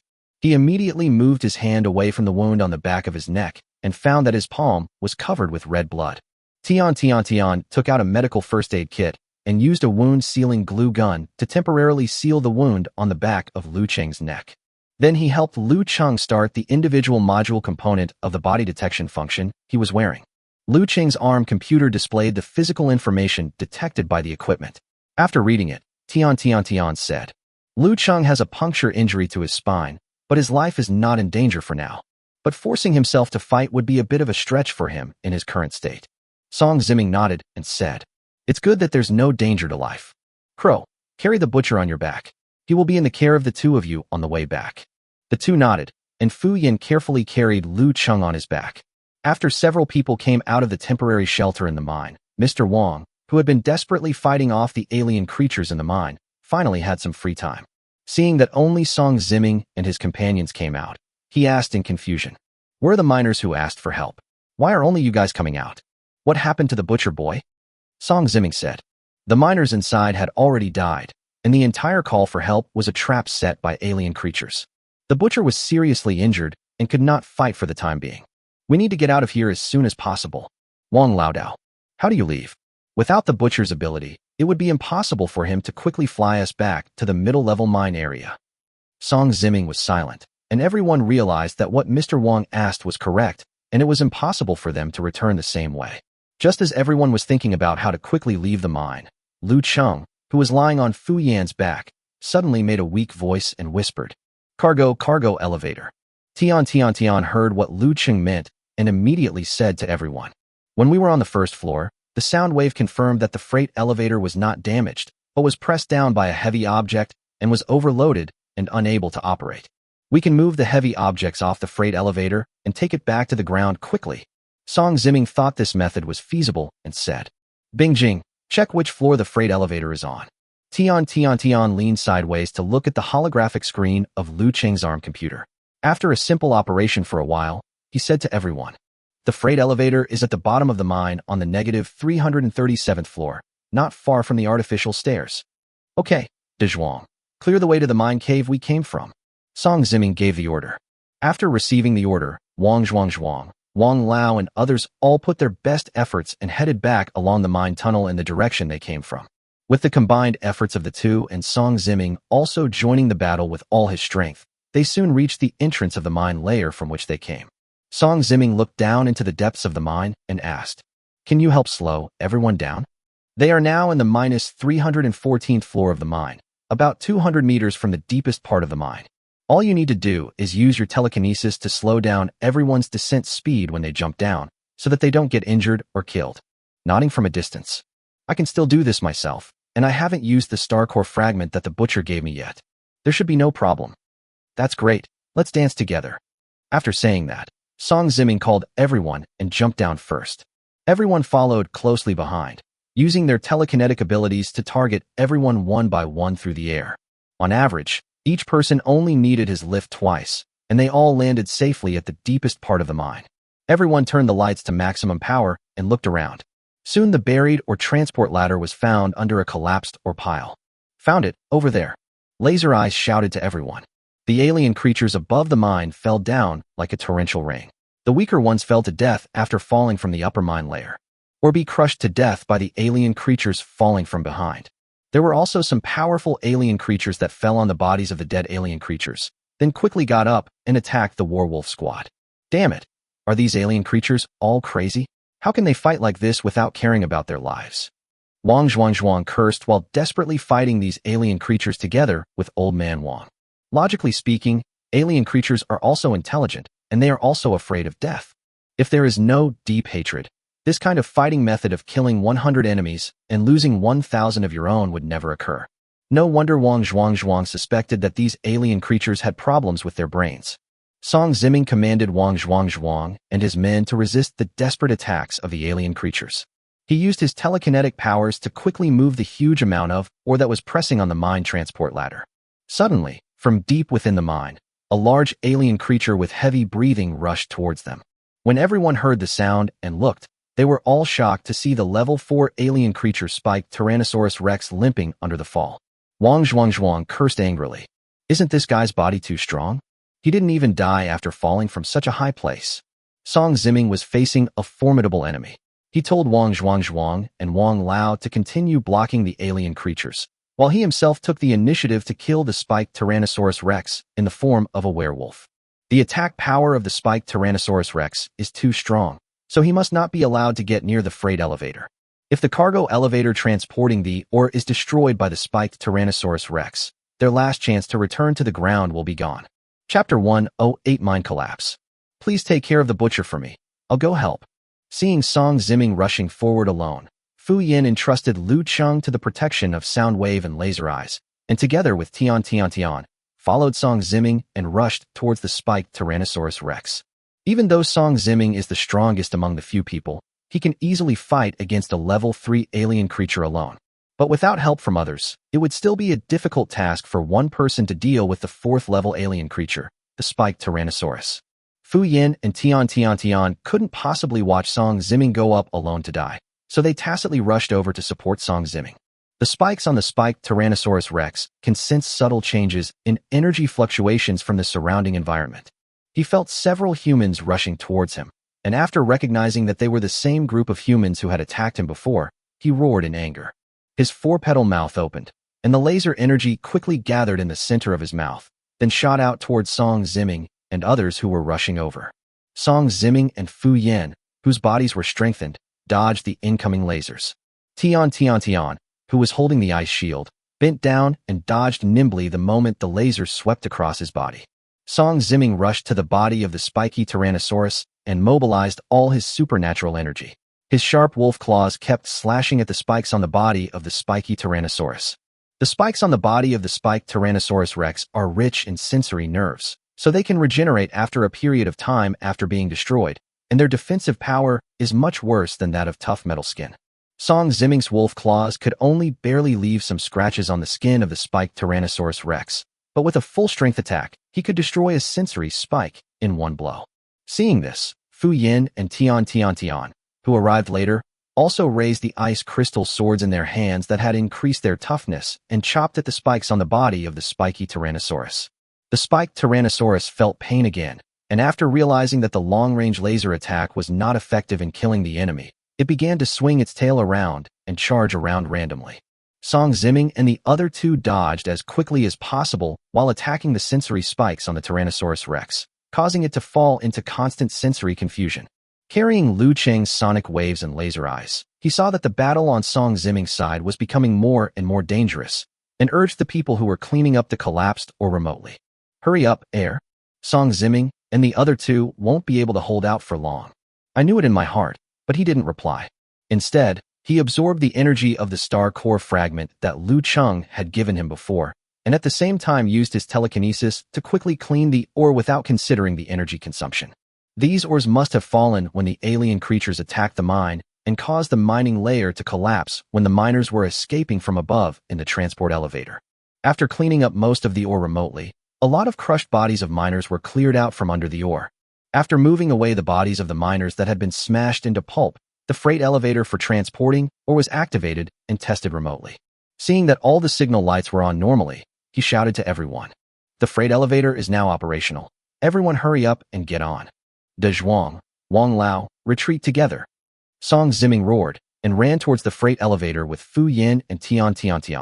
Wang Zhuang and Wang Lao worked together to smash the wave of alien creatures that were rushing towards them for a long distance. Then they turned back into their physical bodies and jumped onto the freight elevator. The moment the two people came up, the up button of the freight elevator was activated from a distance, and the speed of the freight elevator was increased to the fastest, rapidly ascending toward the top of the mine along the vertical tunnel. Seeing that the spiked Tyrannosaurus and other alien creatures were about to rush towards the freight elevator, Fu Yin exerted all his strength and sent out 3 energy waves in succession towards the top of the mine layer. Boom, boom, boom. The huge explosion shattered the mineral layer, and large chunks of ore kept falling like dominoes, burying all the pursuing alien creatures. The mineral layers continued to collapse, and the entire mine began to shake. They are now in the -300th floor of the mine, about 3,000 meters above the ground. In order to prevent a power system failure, the freight elevator transporting the ore fell from several thousand meters.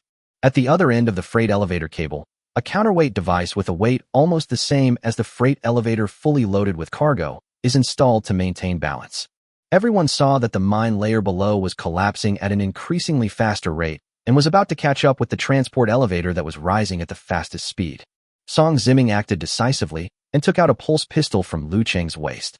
Aim at the other side of the ascending channel, at the steel cable connecting the breathing device, and fire 2 shots. All secured. Song Ziming's shooting skills were also superb, and both of his shots hit the steel cable connecting the fast-moving counterweight device. The steel cable broke, and the counterweight device fell rapidly downwards. After reducing the weight of the breathing device, the motor load of the transport freight elevator was halved. With full effort, everyone's ascent speed doubled again. Laser eyes grabbed the railing of the transport elevator with one hand and hugged Soundwave's body tightly with the other hand. Carrying Liu Cheng's Soundwaves, the arms holding Liu Cheng's legs tightened. Fu Yan, Wang Zhuang, and others, who were exhausted from the battle, lay prone on the cargo elevator deck covered in black blood. They put their arms around each other to prevent anyone from being left behind. On the ground, the Marines who were originally responsible for defending the perimeter of the mine suddenly felt a vibration in the sand under their feet. Then, the vibration of the gravel underfoot became more and more intense, as if the entire mine was about to collapse. In the communication channel, the voice of Commander Liu came. "What's going on in the mine? Have Captain Song and the others come out yet?" The Marine officer in charge of the guard said anxiously. "I don't know. I haven't seen Captain Song and his men come out of the mine yet. But the desert surrounding the entire mine is sinking underground." The commander-in-chief thought for a moment and quickly replied, "Abandon the mission of defending the area around the mine and evacuate all soldiers within 3 kilometers of the mine." "Yes." After receiving the order, the road station sergeant breathed a sigh of relief and shouted to the surrounding soldiers, "Everyone get in the car. Everyone evacuate quickly.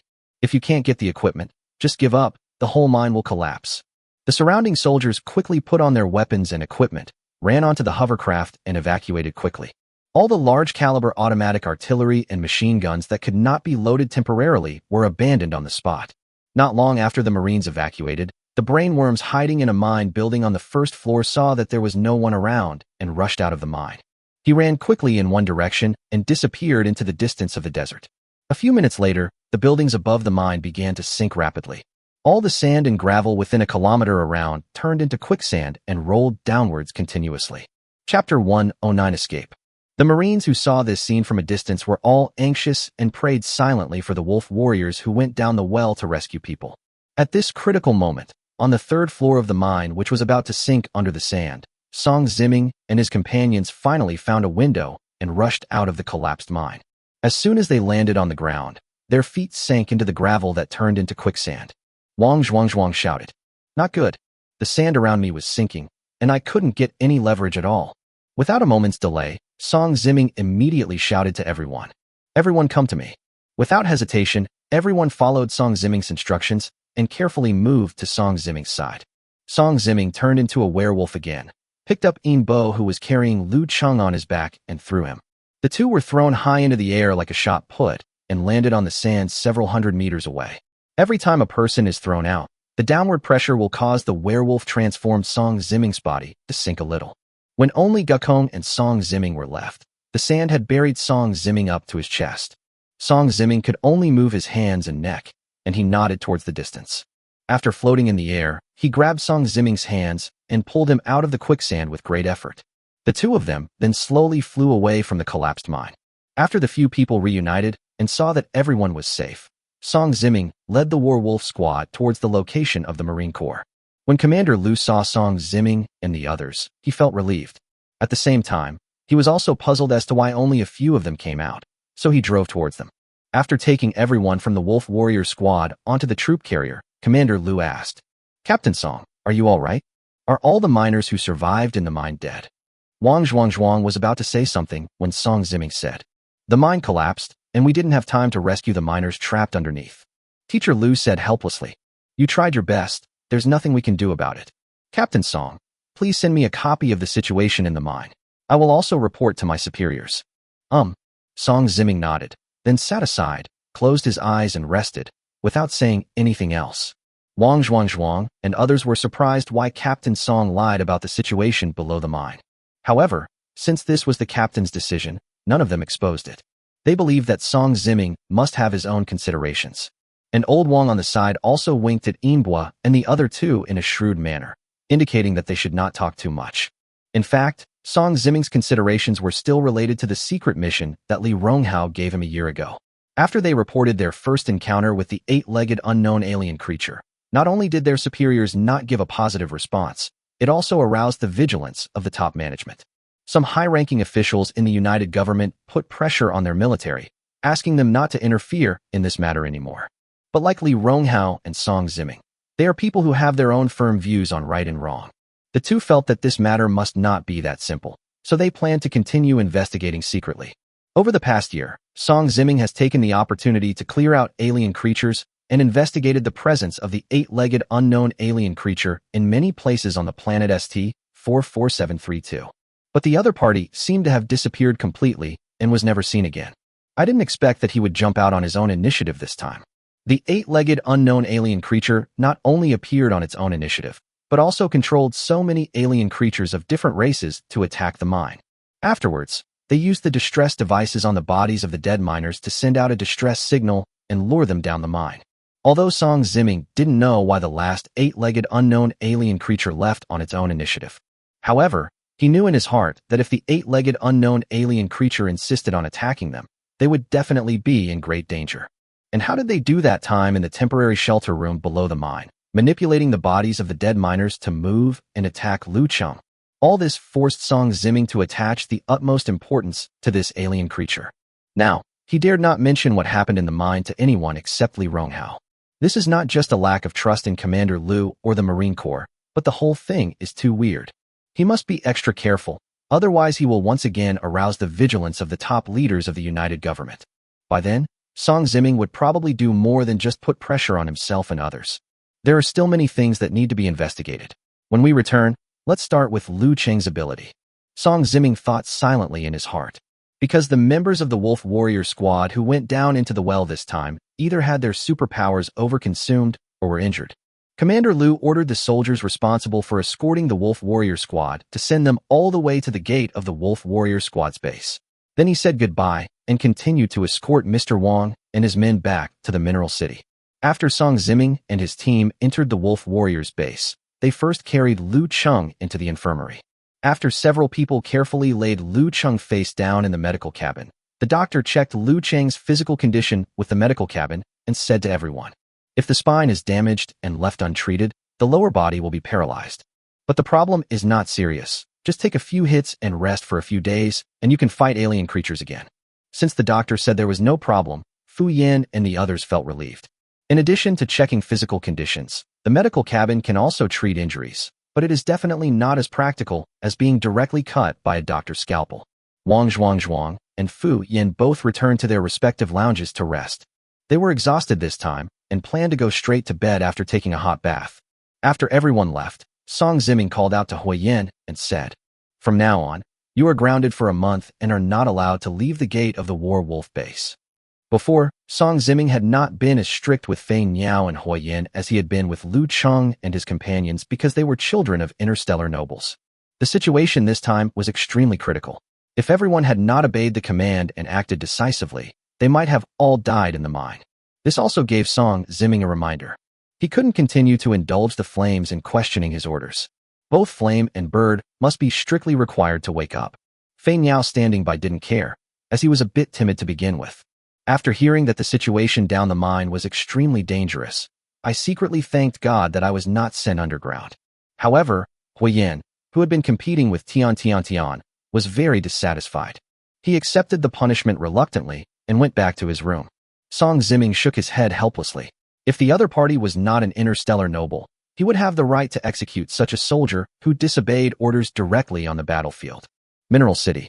After sailing for a week, Augustine got off the spaceship and walked into the mining city with the merchant with whom he traded the star core fragments. Augustine looked at this barren planet close to the front line and asked in confusion, "Is the person you were talking about here?" Chapter 110, The Beast Tide Attacks. The merchant who wanted to curry favor with Augustine quickly replied, "Sir Augustine, I met the merchant named Muneki Nico at a trade fair in a nearby star field. The contact address he gave me was in the black market of the city, but no one can guarantee that he was not lying, right?"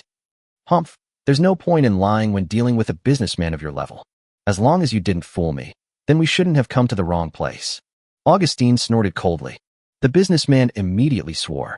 Mr. Augustine, I would never dare to lie to anyone else but you. Come on, let's go find the lucky cat. Augustine stood still, looking at the businessman as if he were a fool, and asked, Do you know where the local black market is? The businessman was stunned and then shook his head. Augustine sighed and said, Forget it, just follow me. As a veteran among the garbage men, he has certain ways of identifying the black markets on various planets. In an underground nest somewhere on the planet ST-44732. The brainworm that left the mine did not stop halfway. It quickly arrived at this nest and ran towards the deepest level of the nest. The brainworm entered the deepest part of the nest and climbed directly onto the body of a marine that had rotted to the point that only half of its flesh and blood remained. The spikes on the tail pierced the corpse's spine, and the 8 legs tightly hugged the back of the corpse's head. The brainworm controlled the corpse and stood up like a zombie. Before he could step forward, he heard another hoarse voice coming from the nest. How are things going? Why don't you bring back those human corpses? The marine's corpse slowly knelt down and said, Dear King, I did not kill those humans as planned, but I brought back something more valuable to the king than those human corpses. The voice in the darkness asked doubtfully, What did you bring back? I brought back a memory. Please read it, King. After saying that, the brainworm on the marine's body slowly crawled down, took a few steps forward, and laid its body flat. Another brainworm walked out of the darkness of the nest, raised its tail, and stabbed the spike on its tail into the body of the brainworm lying flat. Except for the tail and legs, 90% of the brainworm's body is nervous tissue, and their own memories and those they have absorbed are stored here. The brainworm was pierced by the spikes and endured the pain, but he did not dare to move or resist at all. The king of the brainworms is exploring all the memories in the bodies of his subordinates. Suddenly, the brainworm that was reading the memories in its subordinate's body trembled all over, and its 8 legs shook with excitement. He took the tail out of his subordinate's body, quickly ran back to the human corpse he had previously inhabited, and said to his subordinate in a voice that was almost like shouting, Quick, gather all the alien creatures that have been controlled on the entire planet. I want to capture that human kid alive. The subordinate brainworm also returned to the body of the marine it had previously inhabited and replied to the king, My king, please forgive my rudeness. But the number of alien creatures we currently control is not enough to launch a full-scale beast tide. King said, We don't need a full-scale beast tide. We just need to capture that human boy alive. As for the defense facilities of the human base, you can parasitize the alien worms and deal with them yourself. Seeing that the king was going to use the alien worms that had been hidden for a long time, the brainworm nodded and said, Don't worry, King. I will handle this matter myself, and I will not let you down. As he spoke, the king conveyed his instructions to the alien creatures around him that had been controlled by the brainworm. After receiving the order, the alien creatures in the nest immediately ran out of the nest. They came to the desert on the ground, without caring about exposing their position, and all shouted towards the sky. The shouts attracted the attention of the alien creatures of the same kind, and the alien creatures who heard the shouts shouted towards the sky again. In the Wolf Warrior's base, after 2 days of rest, Liu Cheng's physical strength has basically returned to normal. It's just that he hadn't taken a vacation for a long time, so he took advantage of the sick leave to relax in his room for 2 more days. Ding-ling-ling. The doorbell of the room rang. Liu Cheng said to the people at the door, The door is unlocked. Please come in. Seeing Song Ziming push the door and walk in, Liu Cheng sat up and asked quickly, Captain, why are you here? Song Ziming smiled and asked, Liu Cheng, how is your recovery going? Liu Cheng smiled and said, Thanks to the doctor, I'm fully recovered. That's good. After that, Song Ziming's tone became serious, and he said, Liu Cheng, there is actually something I want to talk to you about. It's about your superpowers. Liu Cheng's heart skipped a beat. The thing he feared most had finally happened. Although he had been mentally prepared, he still wanted to keep it a secret for as long as possible. Looking at Song Ziming's serious eyes, Liu Cheng knew that he would not be so easily fooled today. He nodded and replied while thinking about the various excuses he had made up. About my superpowers? Captain Song, please go ahead. Song Ziming looked directly at Liu Cheng and said, I noticed before that you should have mastered your first supernatural power a long time ago, right? What exactly is that ability? Sure enough, Liu Cheng thought. He tried hard to keep his gaze from avoiding Song Ziming and opened his mouth slightly. Just as he was about to speak, he saw that all the lights in the room turned red. Thump, thump, thump, thump, thump, thump. The alarm sounded continuously throughout the entire Wolf Warrior base. This was the first time Liu Cheng had encountered such a situation in more than a year. He asked Song Ziming, "Captain, what's going on?" Song Ziming frowned, and his whole state became obviously nervous. He said to Liu Cheng, "It's a beast tide. Alien creatures have launched a beast tide. Come on, grab your weapons and follow me." After saying that, Song Ziming ran out of the room.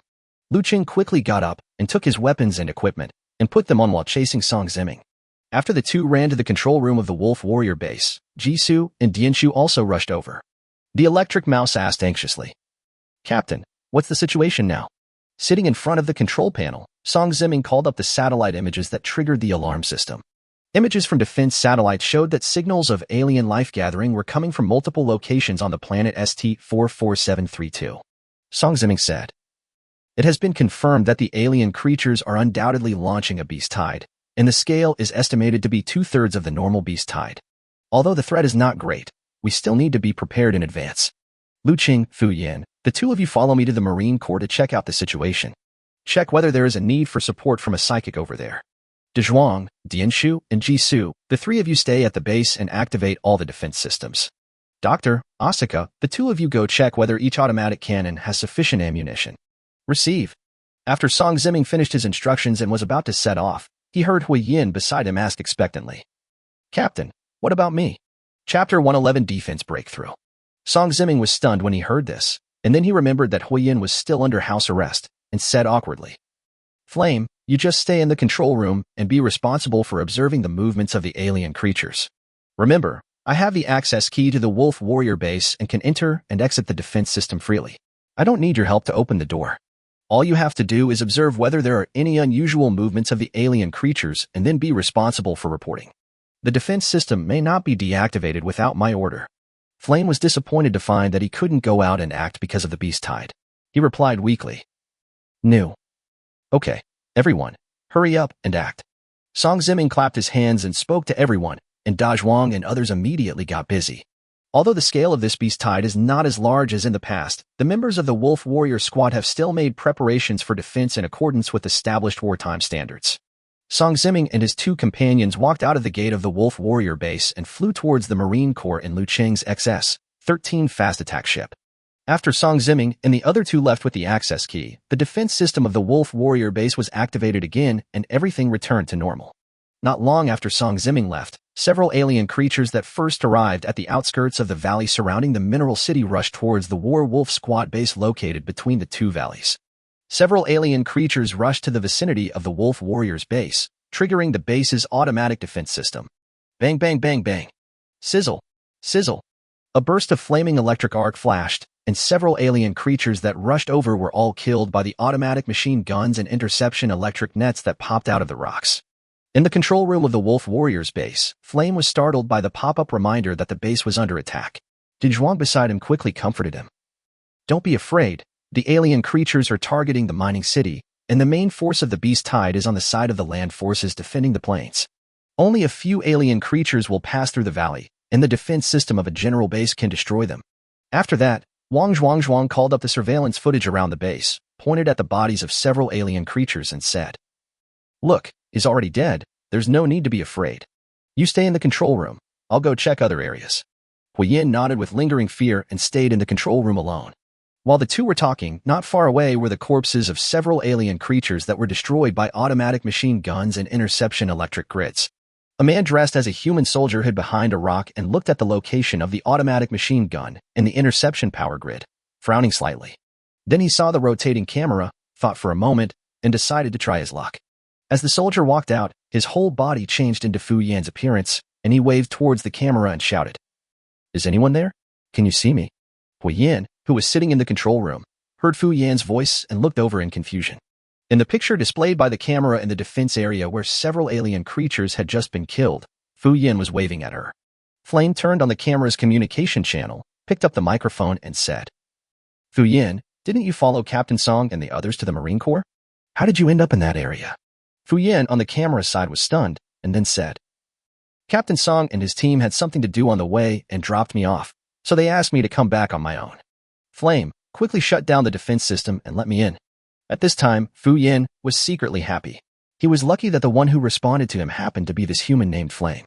In the memories of the two members of the Wolf Warrior squad that he extracted, the female human named Flame seemed to like the male human named Fu Yin. Hui Yin didn't understand why Song Ziming appeared in the opposite direction of the base after putting Fu Yin down, and said hesitantly, "But Captain Song gave the order. Without his order, I cannot shut down the defense system." Fu Yin said, "Just close it for 1 second to let me in. You don't want me to be killed by alien creatures outside all the time, do you?" The Flame was still hesitating, and after hearing Fu Yin's words, it closed for 1 second. She checked the surveillance footage around the base, and after confirming that there were no alien creatures around the defense system, she replied to Fu Yin, "Okay, just 1 second. Watch your chance and quickly duck in." In the surveillance footage, Fu Yin nodded. Flame pressed the button that shut down the defense system in the area where Fu Yin was. After seeing Fu Yin flash in, Hui Yin quickly restarted the defense system of that area. In the surveillance footage, Fu Yin smiled and nodded at her. Seeing that nothing happened, Hui Yin felt relieved and said to Fu Yin, "Alien creatures are gathering to launch a beast tide. It's dangerous outside. Let's hurry back to the base." Fu Yin smiled even more brightly and said to Hui Yin, "Okay, wait for me. I'll go find you at the base." A few minutes later, Fu Yin, under the control of Flames, swaggered into the base of the Wolf Warriors. Then, following the memories of two members of the Wolf Warrior team, he walked towards the control room where the fire was. Seeing Fu Yin walk into the control room, Hui Yin asked, "Fu Yin, what happened to Captain Song and the others that made them abandon you all alone?" Fu Yin had a handsome smile on his face, waved to the Flame and said, "Flame, come here for a moment. I have something to tell you." After seeing Fu Yin's masculine smile, Hui Yin, who had always liked Fu Yin, suddenly realized that they were now alone in a room and felt a little excited. She walked up to Fu Yin shyly and asked, "Fu Yin, what do you want to tell me?" Fu Yin said, "Come closer." Flame's cheeks flushed, and she clamped her legs together and twisted them. Then she tiptoed and put her ear close to Fu Yin's mouth. "Flame, what I want to tell you is that I am not human." Hui Yin was confused. She wondered if she had heard it wrong. Just as she was about to ask Fu Yin what he meant, Fu Yin raised his arm. Bang! A knife struck Hui Yin's neck fiercely. Hui Yin immediately lost consciousness and fell to the ground unconscious. Fu Yin walked to the operating table in the control room and shut down all the defense systems of the Wolf Warrior base one by one. As he watched the interception grids being shut down in each area of the surveillance footage and the automatic machine guns being bitten to pieces by alien creatures, a sinister and complacent smile appeared on Fu Yin's face. Immediately, his smile began to twist, and his entire face began to deform. After a few seconds, the human man who originally looked like Fu Yin turned into a humanoid insect body with a milky white body and no face. Behind the brain of this insect, there was an 8-legged brain worm attached. Wang Zhuang, who was patrolling in the warehouse, suddenly heard an alarm from his armed computer. He turned on the computer and found that the defense system of the Wolf Warrior base had been completely shut down and has been attacked by alien creatures. What is going on in the little girl Flame's head? It was fine just now. I just left for a while. How come all the defense systems were shut down? After saying that, Wang Zhuang quickly ran towards the control room. Chapter 112. No. It's okay. Wang Zhuang quickly ran into the control room and saw Yin Yin lying on the ground. He quickly ran to Yin Yin and called her name several times. Seeing no response, Wang Zhuang placed his finger in front of Flame's nose again. After confirming that Yin was still breathing and just temporarily unconscious, Wang Zhuang breathed a sigh of relief. Suddenly, he noticed strange footsteps approaching from behind him. Wang Zhuang instantly transformed into a steel form and punched behind him. The fist stopped a few centimeters away from the man's face. Wang Zhuang looked over and asked in confusion, "Fu Yin, didn't you go out with Captain Song and the others? Why are you back? And what's going on with the Flames?" Fu Yin said, "Captain Song and his men left me alone because of something else. I just got here and wanted to ask Da Zhuang what's going on. I had just been away for a short while when I noticed that all of the base's defense systems had been shut down. When I arrived at the control room to check the situation, Yanhua had already fallen to the ground and was unconscious." Wang Zhuang was halfway through his words when he suddenly thrust out his retracted fist again, directly piercing the chest of Fu Yin opposite him. Fu Yin seemed to have no idea where he had revealed his flaw. He looked at Wang Zhuang in confusion, with blood oozing from the corners of his mouth and chest. But his blood was not bright red, but milky white. Seeing this, Wang Zhuang thought there was something strange. He punched Fu Yin on the opposite side again, knocking Fu Yin directly against the wall. Fu Yin's body lost its strength, his skin gradually melted, and finally he turned into a milky white humanoid insect body. It's actually an alien bug, how strange. I do know that the alien can change its appearance into that of other creatures it has seen. But how is it possible that he can even imitate Fu Yan's voice? And there shouldn't be any alien worms on this planet, right?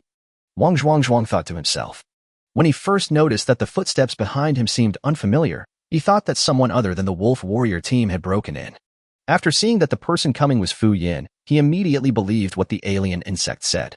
He immediately realized something was wrong because he and Fu Yin had been undergoing special training for too long. He could feel that the Fu Yin in front of him was quite different from the Fu Yin he usually came into contact with, from his behavior to his breath fluctuations. If it were someone else, even if Wang Zhuang sensed something was wrong, he wouldn't dare to test it with all his strength. However, Fu Yin's special ability can enhance the quality of his body. Even if Fu Yin was hit by Wang Zhuang's full force, he would only suffer minor injuries at most. Unexpectedly, this test directly revealed the true appearance of the alien insect. For this infiltration of the controlled alien insects, it can be said that Fu Yin was both the cause of success and failure. Just when Wang Zhuang stepped forward and wanted to check the body of the dead alien insect, a black shadow suddenly jumped out from behind the alien insect's head and directly landed on Wang Zhuang's body.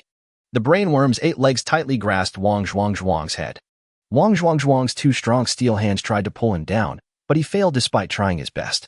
The brainworm's legs even scratched off several pieces of fine steel powder on his face. The sharp spikes on the brainworm's tail pierced straight into Wang Zhuang's spine from his neck, and Wang Zhuang struggled in pain. As the brainworm's tail penetrated deeper and deeper, Wang Zhuang's body gradually lost the strength to resist. Then Wang Zhuang trembled all over, stood still, and slowly lowered his hands that were holding the brainworm's legs. Inside the Wolf Warrior's base, several other people also received notification that the defense system had been shut down. But they were far away from the control room and couldn't arrive as quickly as Wang Zhuang. When he arrived at the control room at a high speed using his speed-related ability, he was stunned to see Yanhua lying on the ground. He then saw Wang Zhuang standing beside him, who had a body of steel, and asked him, "Zhuang, what happened to Hu Yin? Did you shut down the base's defense system?" Wang Zhuang didn't say anything. Jisoo was puzzled, and then he noticed an alien insect dead next to the wall. After realizing that this alien insect should have been killed by Wang Zhuang, I guessed most of the process of how the defense system was shut down. I didn't expect there were alien bugs on this planet. It seems that Flame does not have much experience in fighting alien creatures, and was actually deceived by the alien insects. Fortunately, you killed the alien insect in time. Jisoo was halfway through his words when he suddenly saw Wang Zhuang staggering towards him, and he quickly stepped forward to support him and said, "Zhuang, are you injured? Sit down and take a rest. I will go get a doctor." Jisoo wanted to turn around, but Wang Zhuang's 2 big steel hands grabbed Jisoo's shoulders, not wanting him to leave. Jisoo asked doubtfully, "Zhuang, what's wrong? If you have anything to say, just tell me. You are hurting me." The force on my shoulders grew stronger and stronger, and I immediately realized something was wrong. He used his speed ability to try to break free, but was trapped in Wang Zhuang's bear hug. "Zhuang, let go. I can't breathe." Jisoo struggled painfully in Wang Zhuang's arms, but his strength was no match for Wang Zhuang, whose body had turned into steel. Under the pressure of tremendous force, Jisoo's body began to twist and his bones broke one by one. With a crackling sound, the entire spine broke at an extremely fast speed. His twisted body no longer offered any resistance, his eyeballs rolled up, his limbs fell weakly, and his consciousness gradually became blurred. At the last moment of his life, Jisoo felt a drop of cold water falling on his shoulder. He quickly used up the last bit of air in his abdomen, with blood in his mouth, and said to Wang Zhuang, It's okay." In the Marine Corps camp, all 300,000 Marines were mobilized after receiving the alarm of the alien creatures gathering. As soon as Song Ziming and the other 2 got off the plane, they were received by a hovercraft sent by Commander Hu himself. The 3 of them arrived at the headquarters. Without waiting for Song Ziming to salute, General Hu spoke first. "Captain Song, you guys can just stay at the Wolf Warrior base. You don't have to come here every time." Song Ziming saluted and said, "The alien creatures are attacking the Mineral City, and their main route is still the plane you are defending. I'm here to see if you have any vacancies for people with special abilities." Commander Hu showed Song Ziming and the other 2 the holographic map on the combat conference table and said to them, "Our 300,000 Marines have already been deployed in various defense areas. Although the few psychics we have are not as strong as the members of your special forces, they have already gone to the front line to assist in detection. Prevent sneak attacks from alien creatures with invisibility or mind interference abilities." Chapter 113, A little bit of seed, not much. Song Ziming nodded. "That's good." At this moment, a red prompt suddenly lit up on Song Ziming's ARM computer. Beep, beep, beep, beep. The reminder was not loud, but it instantly caught everyone's attention in the entire operations room. The communicators who were originally in the communication channel and quickly mobilizing troops in various areas all stopped what they were doing and looked over here in silence. Liu Cheng and Fu Yin didn't understand what the alarm sound meant, and they looked at Song Ziming together. Song Ziming raised his arm and checked the brief signal displayed by the red prompt, then silently put his arm down and said to Hu Jun with a serious face, "Commander Hu, I need to go back to the Wolf Warrior base." Hu Jun nodded seriously and said, "Captain Song, please go back quickly. Don't worry about us." Song Ziming nodded silently with a sullen face, and without even saying goodbye, he took Liu Cheng and the other man out of the combat command room. Run quickly towards the landing site of the XS-13 fast attack ship. Liu Cheng and Fu Yin were puzzled. Liu Cheng asked, "Captain Song, what was that reminder sound just now?" Song Ziming sat in the driver's seat and said to the two while controlling the spacecraft to take off. The prompt tone just now was the signal sent when the members of the Wolf Warrior squad lost their vital signs. According to the signal information just displayed, something must have happened to the car. How is that possible? Aren't they inside the Wolf Warrior's base? Liu Cheng and Fu Yin both showed expressions of disbelief. If something happened to Jisoo, it means that the Wolf Warrior's base is now. The two didn't dare to think about it any further. Song Ziming looked ashen, and he drove the spaceship to the highest speed, saying in his heart, "I'll be back soon, Jisoo, you better scare me. Don't let anything happen." Mr. Augustine, judging from the name on the sign, this should be the store. Augustine looked up and saw the 4 big words on the sign, "There is a shop," and walked in. The lucky cat watching over the store behind the counter became alert when he saw a man wearing a cloak covering his face coming in. Soon he saw another person walking in, who was the big customer who bought his star core fragments at the trade fair some time ago. He immediately greeted her with a smile and said, "Hey, isn't this Boss Jia? Why did you come to my shop in person?" The lucky kid already had a guess as to why the other party came. He simply felt that the star core fragments he sold last time were of good quality and wanted to buy more from me. It just so happened that he had a batch of star core fragments on hand, which Liu Cheng traded to him when he came last month. The businessman called Boss Jia said with a half smile, "Actually, the person who came to see you this time was not me, but this person."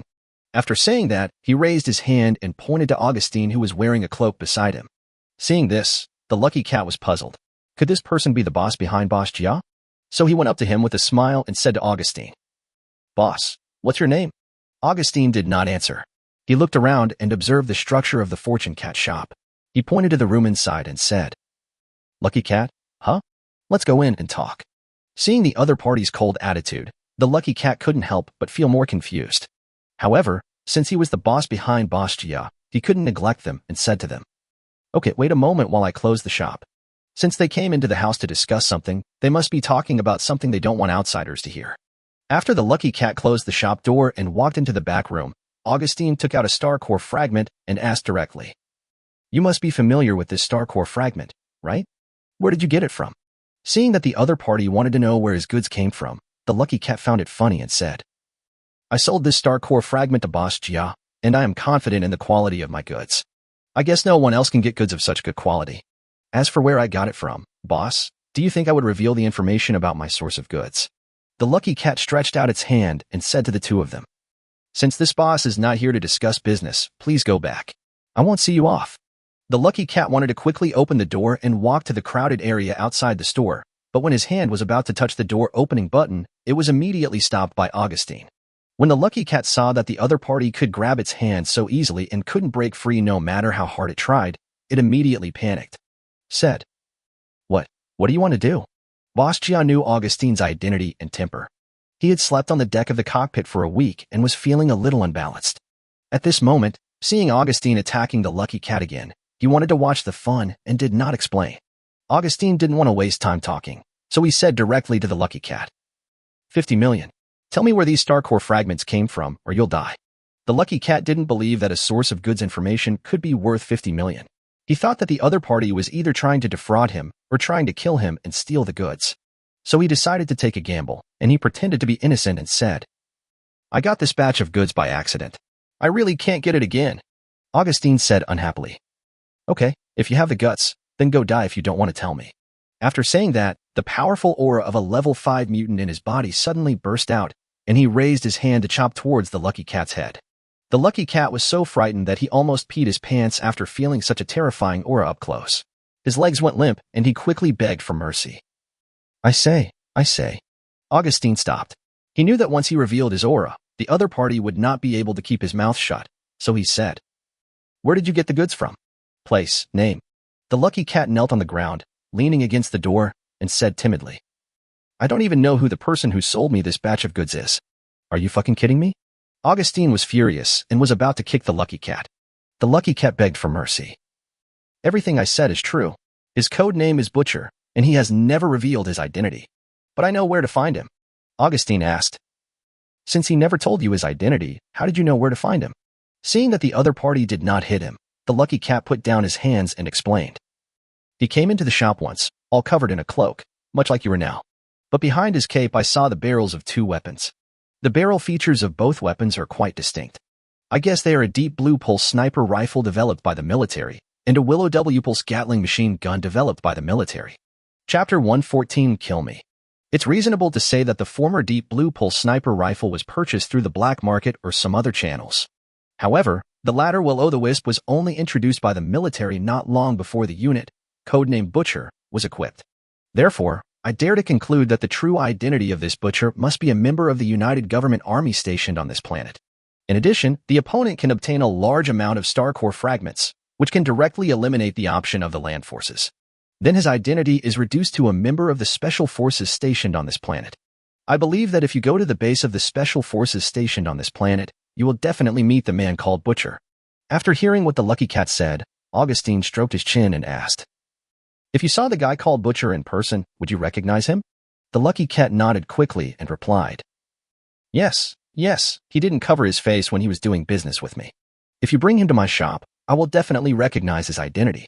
Augustine waved his hand, grabbed the lucky cat by the back of the collar and lifted him up. "Don't bother yourself with that. Just accompany me." Seeing that he had confessed everything and the other party did not let him go, the lucky cat could not help but ask fearfully, Let's go for a walk." "Where to go?" Augustine said unhappily. "You're talking nonsense. Of course we're going to the Special Forces base on this planet." Before the lucky cat could refuse, Augustine simply picked up the lucky cat and disappeared. Boss Jia was the only one left in the room, standing there in a daze for a long time. Boss Jia, who was watching the lucky cat's excitement, came to his senses and realized that something was wrong. "No, I'm here to hug Augustine's thigh. Now that he's gone, all my suffering this week was in vain."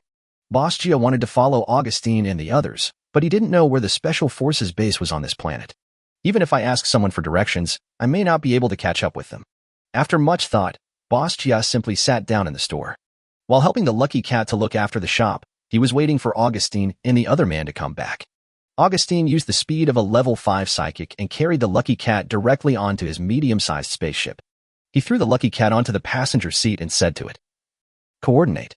The lucky cat was looking at the luxuriously configured and decorated spaceship and was amazed in his heart. After hearing what Augustine said, he finally reacted. He quickly returned to his timid appearance and entered the location of the Wolf Warriors base into the spacecraft's navigation system. Song Ziming and the other two quickly flew back to the Wolf Warrior base. When they saw that the Wolf Warrior base's defense system had completely failed, they couldn't help but feel a chill in their hearts. Song Ziming controlled the XS-13 fast attack ship and flew around the Wolf Warrior base. Aiming at the alien creatures that were destroying the machine guns and walls, all the missiles on the spaceship were fired in one breath, and then the spaceship was landed on the apron. The three of them did not even bother to close the hatch of the spacecraft. After getting off the spacecraft, they immediately ran towards the control room where the signal came from. When passing by the lobby of the Wolf Warriors base, he happened to meet Electric Mouse, Dr. Tian, and Asuka, who had come from their respective positions. Song Ziming asked hurriedly, "What's going on? Why has the base's defense system failed? And what happened to speed?" The doctors were all breathing heavily, obviously having run as fast as they could. The Electric Mouse shook his head and said, "We rushed back only after we discovered that the defense system had failed, and we received an alarm about the interruption of the extreme speed life signal." Song Ziming nodded, and the group quickly ran towards the control room. When everyone arrived at the door of the control room, the first person they saw was Wang Zhuang, who was covered in blood and standing in the shape of steel. Then he noticed Jisoo and Huiyu lying on the floor of the control room. Jisoo's body was in pieces, and there were no visible injuries on Yanhua's body, and his life or death was unknown. Extreme speed. When the doctor saw that Jisoo's body had been damaged like this, he immediately rushed forward and used his special powers to see if he could save Jisoo. But Song Ziming stopped him with his hand. Song Ziming looked at Wang Zhuang warily and said to everyone, "Be careful, De Zhuang is not in the right condition." Everyone looked at Wang Zhuang's lowered head. Only then they realized that Wang Zhuang's expression at the moment was ferocious, as if he was crying and laughing, and it was obviously no longer normal. "De Zhuang, what happened to you? Did you give him the extreme speed?" The electric mouse called out Wang Zhuang's name, but got no response for a long time. Just as Song Ziming asked everyone to prepare for the battle, Wang Zhuang slowly raised his head. The corners of his mouth stiffly raised to reveal a smile, but his eyes were filled with painful tears, and he spoke word by word. Captain, the alien, the bug, has controlled me. I give me the speedster to give me." Having said this, Wang Zhuang's throat seemed to be unable to make any sound anymore, and he couldn't continue. "Captain, kill me. I can't change back." After saying that, Wang Zhuang tried to turn his head, revealing the 8-legged brainworm lying on the back of his head. Seeing this, everyone in the Wolf Warriors squad felt extremely heavy in their hearts. Song Ziming's head buzzed loudly. He saw Wang Zhuang like this and listened to what Wang Zhuang said. He immediately thought of the 8-legged alien creature that had appeared twice before and attacked Wang Zhuang and Liu Cheng on the back of the neck with its tail. Song Ziming now understood why the 8-legged brainworm was able to control the dead bodies of the miners to attack Liu Cheng. It turns out that the 8-legged alien creature can actually parasitize the back of other people's heads and control their bodies. Just when everyone didn't know how to face the current Wang Zhuang, the silent Song Ziming suddenly jumped up, turned into a werewolf and rushed in front of Wang Zhuang in an instant. Wang Zhuang swung his fist with lightning speed and knocked Song Ziming, who was surrounding him, away. Everyone was surprised at the speed of Wang Zhuang's punch, and at the same time looked at Song Ziming, who was hit. Song Ziming rolled over and fell back to the crowd. He was hit in the back and spit out blood after being punched by Wang Zhuang. "Captain, are you okay?" The doctor hurriedly materialized a scalpel and inserted it into Song Ziming's back to treat him. Song Ziming opened his arms, handed the bodies of Flame and Speed to Electric Mouse, and the doctor wiped the blood from the corner of his mouth and said, "Flame's body is hot, so he should be fine. Let's go see if Speed can be saved." Chapter 115, The Third Rule. The doctor quickly took the broken body of Jisoo into his arms to check it out, then closed his eyes and shook his head at everyone. Song Ziming didn't say anything else. He turned around and looked at Wang Zhuang, who was controlled by the brainworm, feeling extremely angry. He had noticed it when he had snatched the Flame and Speed corpses just now that Wang Zhuang's punching speed and strength were far beyond the level of a second-level psychic. So that 8-legged alien creature is more than just able to control the bodies of other creatures. It can also greatly enhance the strength of the controlled person. Since Wang Zhuang was able to temporarily break free from control and say those words, he should also be able to resist the control of the 8-legged alien creature and slow down the speed and strength of his punches. However, Song Ziming did not feel the punch on his back at all, and there was even the slightest hesitation when he threw the punch.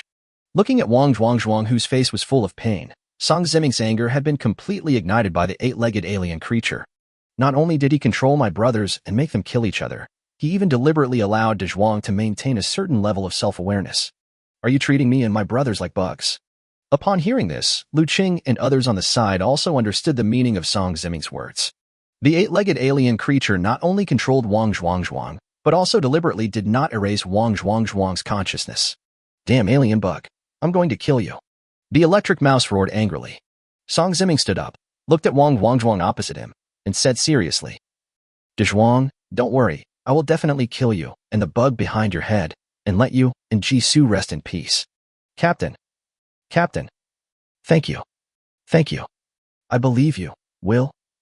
Wang Zhuang's voice suddenly stopped, as if his consciousness had been completely cut off by the brainworm. Boom, boom, boom.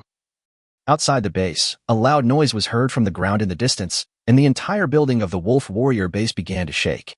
Seeing this, the bird quickly flew high into the sky and looked into the distance. I saw a black straight line appearing on the horizon of the distant desert. At both ends of the black straight line, you can neither see the beginning nor the end of the line. As the straight line continued to approach them, the black straight line became thicker and thicker, gradually turning into a black band. The black line was rushing towards them rapidly like a wave about to destroy a dam. After seeing the clear face of the black line, Fang Yao's eyes became bigger and bigger, and his tone became timid, and he shouted to everyone, Beast tide, it's a beast tide. The beast tide is coming towards us."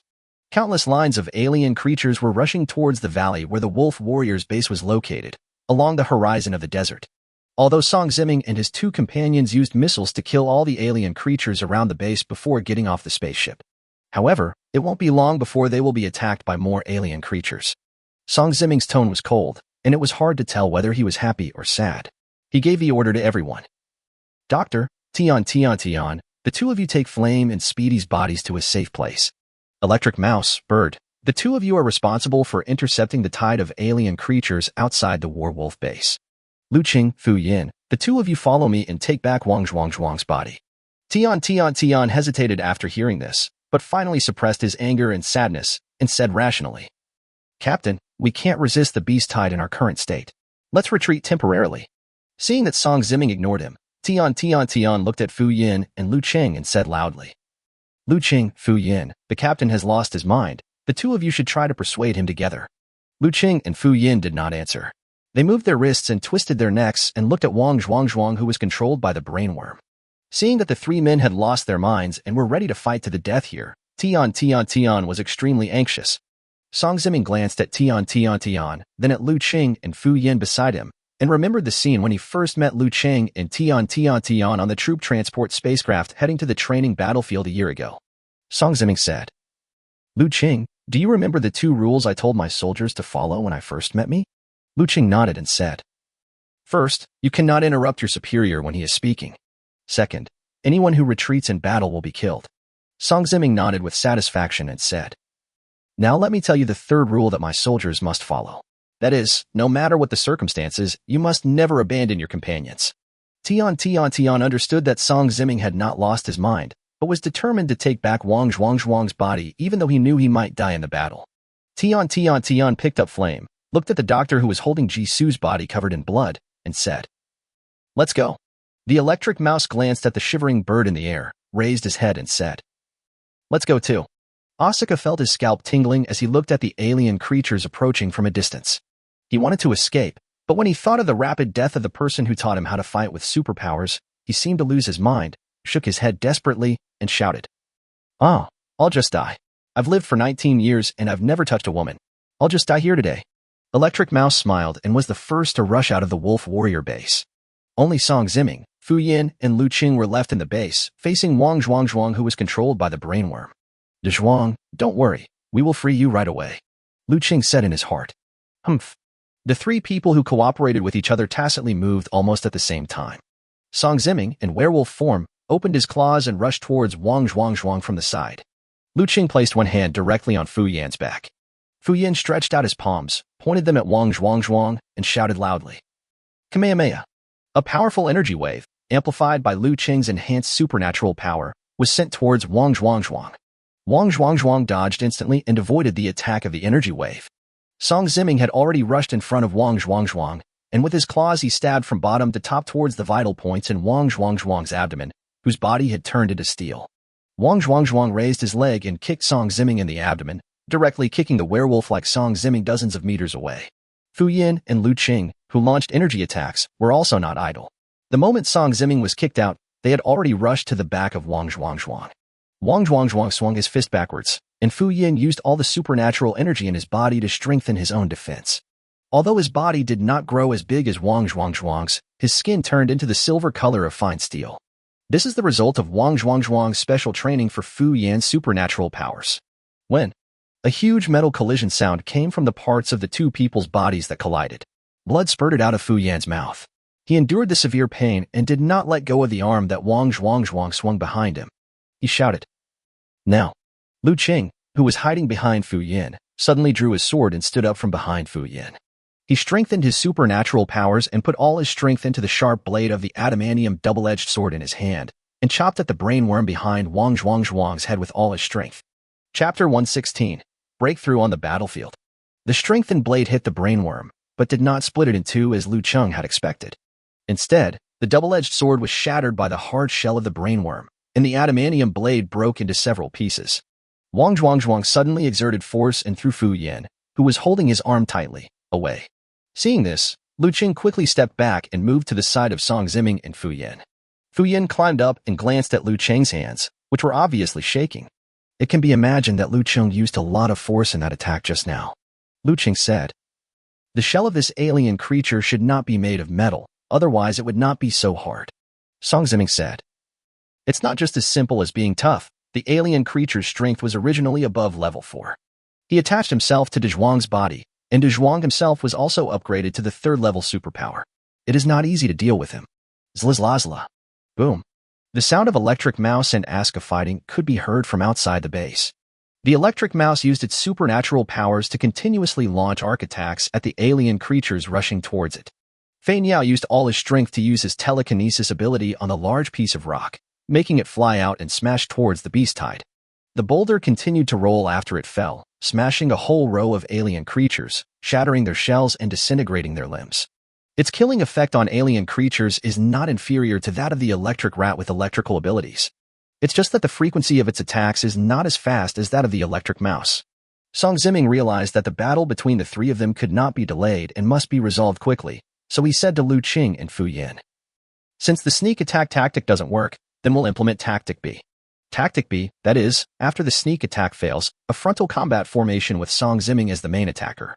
Liu Cheng was thinking about whether he should take out all the star core fragments at this time. After thinking for a while, he said in his heart, "Now I can't worry about Captain Song revealing the secret of his supernatural powers. I have to get through the current difficulties first. If you can't survive, everything else is useless." After making the decision, Liu Cheng stopped Song Ziming and Fu Yin, who were about to rush out, took out 2 handfuls of star core fragments from his bag, and handed them out respectively. After Fu Yin took the star core fragment, his expression was shocked and confused. He really wanted to ask where Liu Cheng got these star core fragments. Song Ziming was slightly stunned, and then he thought of what he had suspected before. But now is not the time to question Liu Cheng about the secret he was hiding. Song Ziming took the star core fragments and threw them all into the wolf's mouth, swallowing them all into its stomach. When so many star core fragments enter the body, the energy released will definitely not be pleasant. Song Ziming was ready to fight like a trapped beast. 2 loud bangs were heard, and Fu Yin and Song Ziming rushed out almost at the same time. With the star core fragments constantly replenishing their energy, they don't have to worry about the consumption of their own supernatural energy when fighting. They all use their most desperate fighting style. Song Ziming's wolf claws and Wang Zhuang's steel arms kept colliding, causing sparks to fly everywhere. Fu Yin kept moving around the 2 of them, and attacked Wang Zhuang's vital points at the moment he attacked Song Ziming, in order to slow down Wang Zhuang's offensive. Liu Cheng kept wandering around in the distance looking for a safe position, and set up a pulse sniper rifle to shoot at the brainworm's body behind Wang Zhuang. After a period of consumption, the brainworm also realized that its current strength was not enough to completely despise these weak humans. So he changed his strategy and did not defend against the attacks of Liu Cheng and Fu Yin at all. He directly controlled Wang Zhuang's steel body and attacked Song Ziming desperately. Puff. Song Ziming was hit on the left rib by Wang Zhuang's thick steel arm. A mouthful of blood spurted out of his wolf mouth, and he almost fell to the ground without being able to stand steadily. Seeing this, Fu Yin used all his supernatural energy to enhance his speed and rescued Wang Zhuang before he could attack Song Ziming again. Liu Cheng didn't bother to snipe the brainworm and directly took out the blue fire pulse Gatling gun. He enhanced his supernatural powers and added a burst of fire to the pulse trajectory and fired at Wang Zhuang, who was rushing towards the 2 of them. Huff, huff, huff, huff. The dark blue flame sprayed towards Wang Zhuang's steel body like a fire snake. The brainworm felt that the body of Wang Zhuang, whom it controlled, was being damaged at an accelerated rate, so it stopped chasing and started defending. Fu Yin supported Song Ziming and said, "Captain, are you okay?" Song Ziming spat out blood again and felt that several ribs in his chest were broken, so he took the initiative to accelerate the absorption of energy from the star core fragments in his abdomen to recover from his injuries. After a pause, he said, "It's okay. I was just careless. I should have thought of that 8-legged alien creature earlier, who didn't care whether Wang Zhuang's body was damaged or not, and used a suicidal attack." Wang Zhuang, who was delayed by Liu Cheng, was now annoyed by Liu Cheng, who kept distancing himself and shooting at him. While Liu Cheng was changing the energy clip, he picked up the holographic projection table in the control room and threw it towards Liu Cheng. Liu Cheng didn't care about the energy clip in his hand and quickly dodged to the side. "Walk!" Song Ziming shouted, and went forward with Fu Yin to meet the enemy again. The 2 people who faced Wang Zhuang this time were obviously more attentive. Fearing that the 8-legged alien creature would control Wang Zhuang and use an injury in exchange tactic. However, in a 2-on-1 situation, the 2 were still at a disadvantage when fighting against Wang Zhuang, who had been upgraded to a 3rd-level psychic by a brainworm. In the head-on fight, both of them were injured continuously. Crack. The injured Fu Yan's step sank and he was a beat too slow to dodge, so he was kicked on the kneecap by Wang Zhuang. Fu Yin bent his right leg backwards and fell to his knees. Having seized the opportunity, the eight-legged insect no longer had the energy to continue to tangle with these humans. For it, the most important thing is to capture the human who can extract the energy of the star core. Before Fu Yin could get up, the eight-legged insect controlled Wang Zhuang to raise his right hand and chop towards the lying Fu Yin in the shape of a knife. Seeing this, Song Ziming, who was standing by, was too late to rescue Fu Yin, not to mention Liu Cheng, who was supporting the two with a sniper rifle from a distance. Humph. Wang Zhuang chopped down with his knife, and a broken wolf hand flew out. Fu Yin, with blood splattered all over his face, stared blankly at Song Ziming, who was standing in front of him. Song Ziming's arm on one side of his body was empty, and the wolf claws of his other hand were firmly grabbing the shoulder where Wang Zhuang was chopping down. Song Ziming actually sacrificed his arm to block this fatal blow for Fu Yin. Team leader. Fu Yin shouted loudly and wanted to get up to help Song Ziming fight. However, because the leg with a broken kneecap tilted, he fell to the ground again. Liu Cheng was shocked when he saw this. Just as he was about to rush forward to help Fu Yin and Song Ziming, he felt a powerful supernatural energy fluctuation coming from Song Ziming's body. Song Ziming, who had lost an arm, became more and more powerful, and the claws that grabbed Wang Zhuang's shoulders actually dug deep into his steel body. Seeing that the situation was not right, the eight-legged insect quickly controlled Wang Zhuang's body to attack the injured Song Ziming again. However, Wang Zhuang's steel fist had not yet reached Song Ziming. A powerful and violent energy wave actually came directly from Song Ziming's abdomen. Wang Zhuang, who was nearly 3 meters tall and made of steel, was blasted away. Chapter 117. Brainworms who underestimate the enemy. Wang Zhuang was blown away by the energy wave and crashed into the metal wall of the control room. The damaged circuit system sent out a series of sparks, and the entire control room was instantly filled with smoke. After the smoke dissipated a little, Liu Cheng and Fu Yin looked at Song Ziming again. Although Song Ziming in werewolf form had lost one arm, his entire body was covered with blue wolf hair, making him look strong instead of weak. Especially the 5 wolf claws on his only remaining arm, which emitted terrifying supernatural energy fluctuations. From a distance, they looked like 5 sharp blades emitting blue flames. Is this a breakthrough? Liu Cheng and Fu Yin were both surprised and puzzled. Song Ziming felt the strength of the supernatural energy in his body and nodded to the two of them in confirmation. Song Ziming did not expect that after being trapped as a second-level psychic for many years, he would actually absorb the energy of a large amount of star core fragments into his stomach. At the cost of losing an arm, his body burst out with extraordinary potential and directly broke through to the 3rd level of mutant. Wang Zhuang pushed aside the metal walls on both sides of his body and jumped down from the wall. The brain worm controlling him was extremely angry at this moment. Even though he was controlling a weak human being now, he had never expected that he would be knocked away by other weak humans. The brain worm no longer cared whether it would completely destroy the toy it was controlling, and directly transferred all the energy belonging to the brain worm in its body into Wang Zhuang's body. The three saw Wang Zhuang's steel body suddenly grow larger again, and finally turned into a 5-meter-tall metal giant. Song Ziming said coldly, "Liu Cheng, take good care of Fu Yin and hide behind me." After receiving the order, Liu Cheng hurried over to help Fu Yin, whose right leg was broken, and ran out of the control room with him on his back. Just as he ran to the door of the control room, he suddenly found a sword handle-shaped object dropped in the corner. Liu Cheng remembered that it was the hilt of the lightsaber that Ji Su had used during his lifetime, so he grabbed it in his hand. After he carried Fu Yin to a slightly safer place, he took out the medicine box and simply bandaged him. Fu Yin said to Liu Cheng, who was bandaging his right leg, "I'm fine here alone. Go help Captain Song." Liu Cheng nodded, handed his deep blue pulse sniper rifle to Fu Yin for protection, then turned around and ran back to the control room. The battle between Song Ziming and Wang Zhuang has destroyed the control room beyond repair. Although Song Ziming's strength has been greatly enhanced after he became a 3rd-level psychic, each of his claws can pierce into Wang Zhuang's steel body.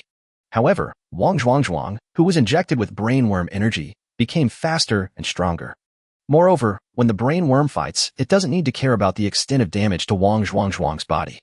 Soon, the energy from the star core fragments that Liu Cheng gave to Song Ziming was completely consumed by Song Ziming, who was fighting with all his strength.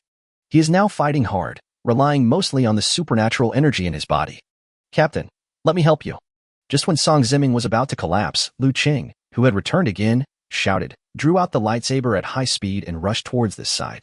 Seeing this, Song Ziming didn't care about his own injuries and rushed forward to meet Wang Zhuang's full-strength punch without dodging or evading. Boom. A muffled sound came from Song Ziming's body. Song Ziming did not scream, but endured the severe pain and bit Wang Zhuang's wrist with his wolf mouth. The 5 wolf claws of the only remaining hand also penetrated into Wang Zhuang's other arm, holding his hands tightly. Seeing that Song Ziming was willing to sacrifice himself to create a chance for Liu Cheng to hit him, the brain worm did not dodge and controlled Wang Zhuang to sneer. Foolish human, my true self is even more powerful than this big guy I'm controlling. How could I be injured by an ordinary sword? The brain worm was halfway through his words when Liu Cheng, holding a lightsaber and exerting all his enhanced powers, slashed down on the top of Wang Zhuang's head with his sword. The strengthened lightsaber made a buzzing sound, cut through the brain worm's body, and then stopped at the metal floor under his feet. Wang Zhuang's expression followed the brain worm behind his head, and his eyeballs rolled up. Immediately afterwards, the bodies of the man and the insect were separated in the middle and fell to the ground on both sides. Liu Cheng gasped in disbelief. Unexpectedly, the brain worm that could not be harmed at all by the Mandela alloy was cut into 2 halves directly with the help of his own enhanced supernatural powers. Part of this is thanks to Zoom's sacrificed lightsaber. Another part of the reason is the brain worm's own carelessness. The brain worm probably never dreamed that before he could use his full strength, he would be split in half by a sword from a human who was much weaker than him. Although he had read the memories of Liu Cheng and others. But even Liu Cheng himself did not expect that the lightsaber with enhanced supernatural powers he had given it would be so powerful. Song Ziming, who was struggling to hold on, had already exhausted his strength, and he fell down along with Wang Zhuang. Seeing this, Liu Cheng hurriedly helped him up. Song Ziming, who was held in Liu Cheng's arms, turned back into human form, pointed at the bodies of Wang Zhuang and the brainworm, and said in an extremely weak voice, "Let's take them back together." Liu Cheng nodded. After what happened, it was impossible for them to just take back the bodies of their companions. We must bring the 8-legged alien creature back for research. After placing the bodies of Song Ziming, Wang Zhuang, and the brainworm next to Fu Yin, Liu Cheng ran out of the base. He said to the blood-covered electric mouse and Asuka who were fighting against the alien creatures, "Come back soon. It's time to withdraw." The exhausted electric mouse shouted at the bird flying in the sky. "Withdraw." Asuka seemed to have heard the gospel from heaven. He cried loudly and flew back to the base quickly. As soon as the 3 of them returned to the base, they saw the doctor carrying Jisoo's body and Tian carrying the unconscious Flame, also returning. Electric Mouse said to Liu Cheng, "The beast tide has already rushed to the front square of the base. We can no longer stop them head-on." Liu Cheng nodded when he heard this, then looked at the returning doctor and Tian and asked, "Didn't I tell you to leave directly on the spaceship? Why are you back again?" Dr. Tian shook his head and said, "The helipad behind the base was also full of alien creatures, and we couldn't rush over." Liu Cheng gritted his teeth. Just as he was thinking about how to leave, the sound of metal walls colliding suddenly rang out throughout the base. Boom, boom, boom, boom. The banging sounds became more and more frequent. Soon, almost all the metal walls of the Wolf Warrior base were hit by the sounds of alien creatures. Liu Cheng glanced at his comrades around him. Jisoo and Da Zhuang were killed in the battle, while Captain and Huiyin were seriously injured and fell into coma. Except for the doctor and Tian, the others didn't have much fighting ability left.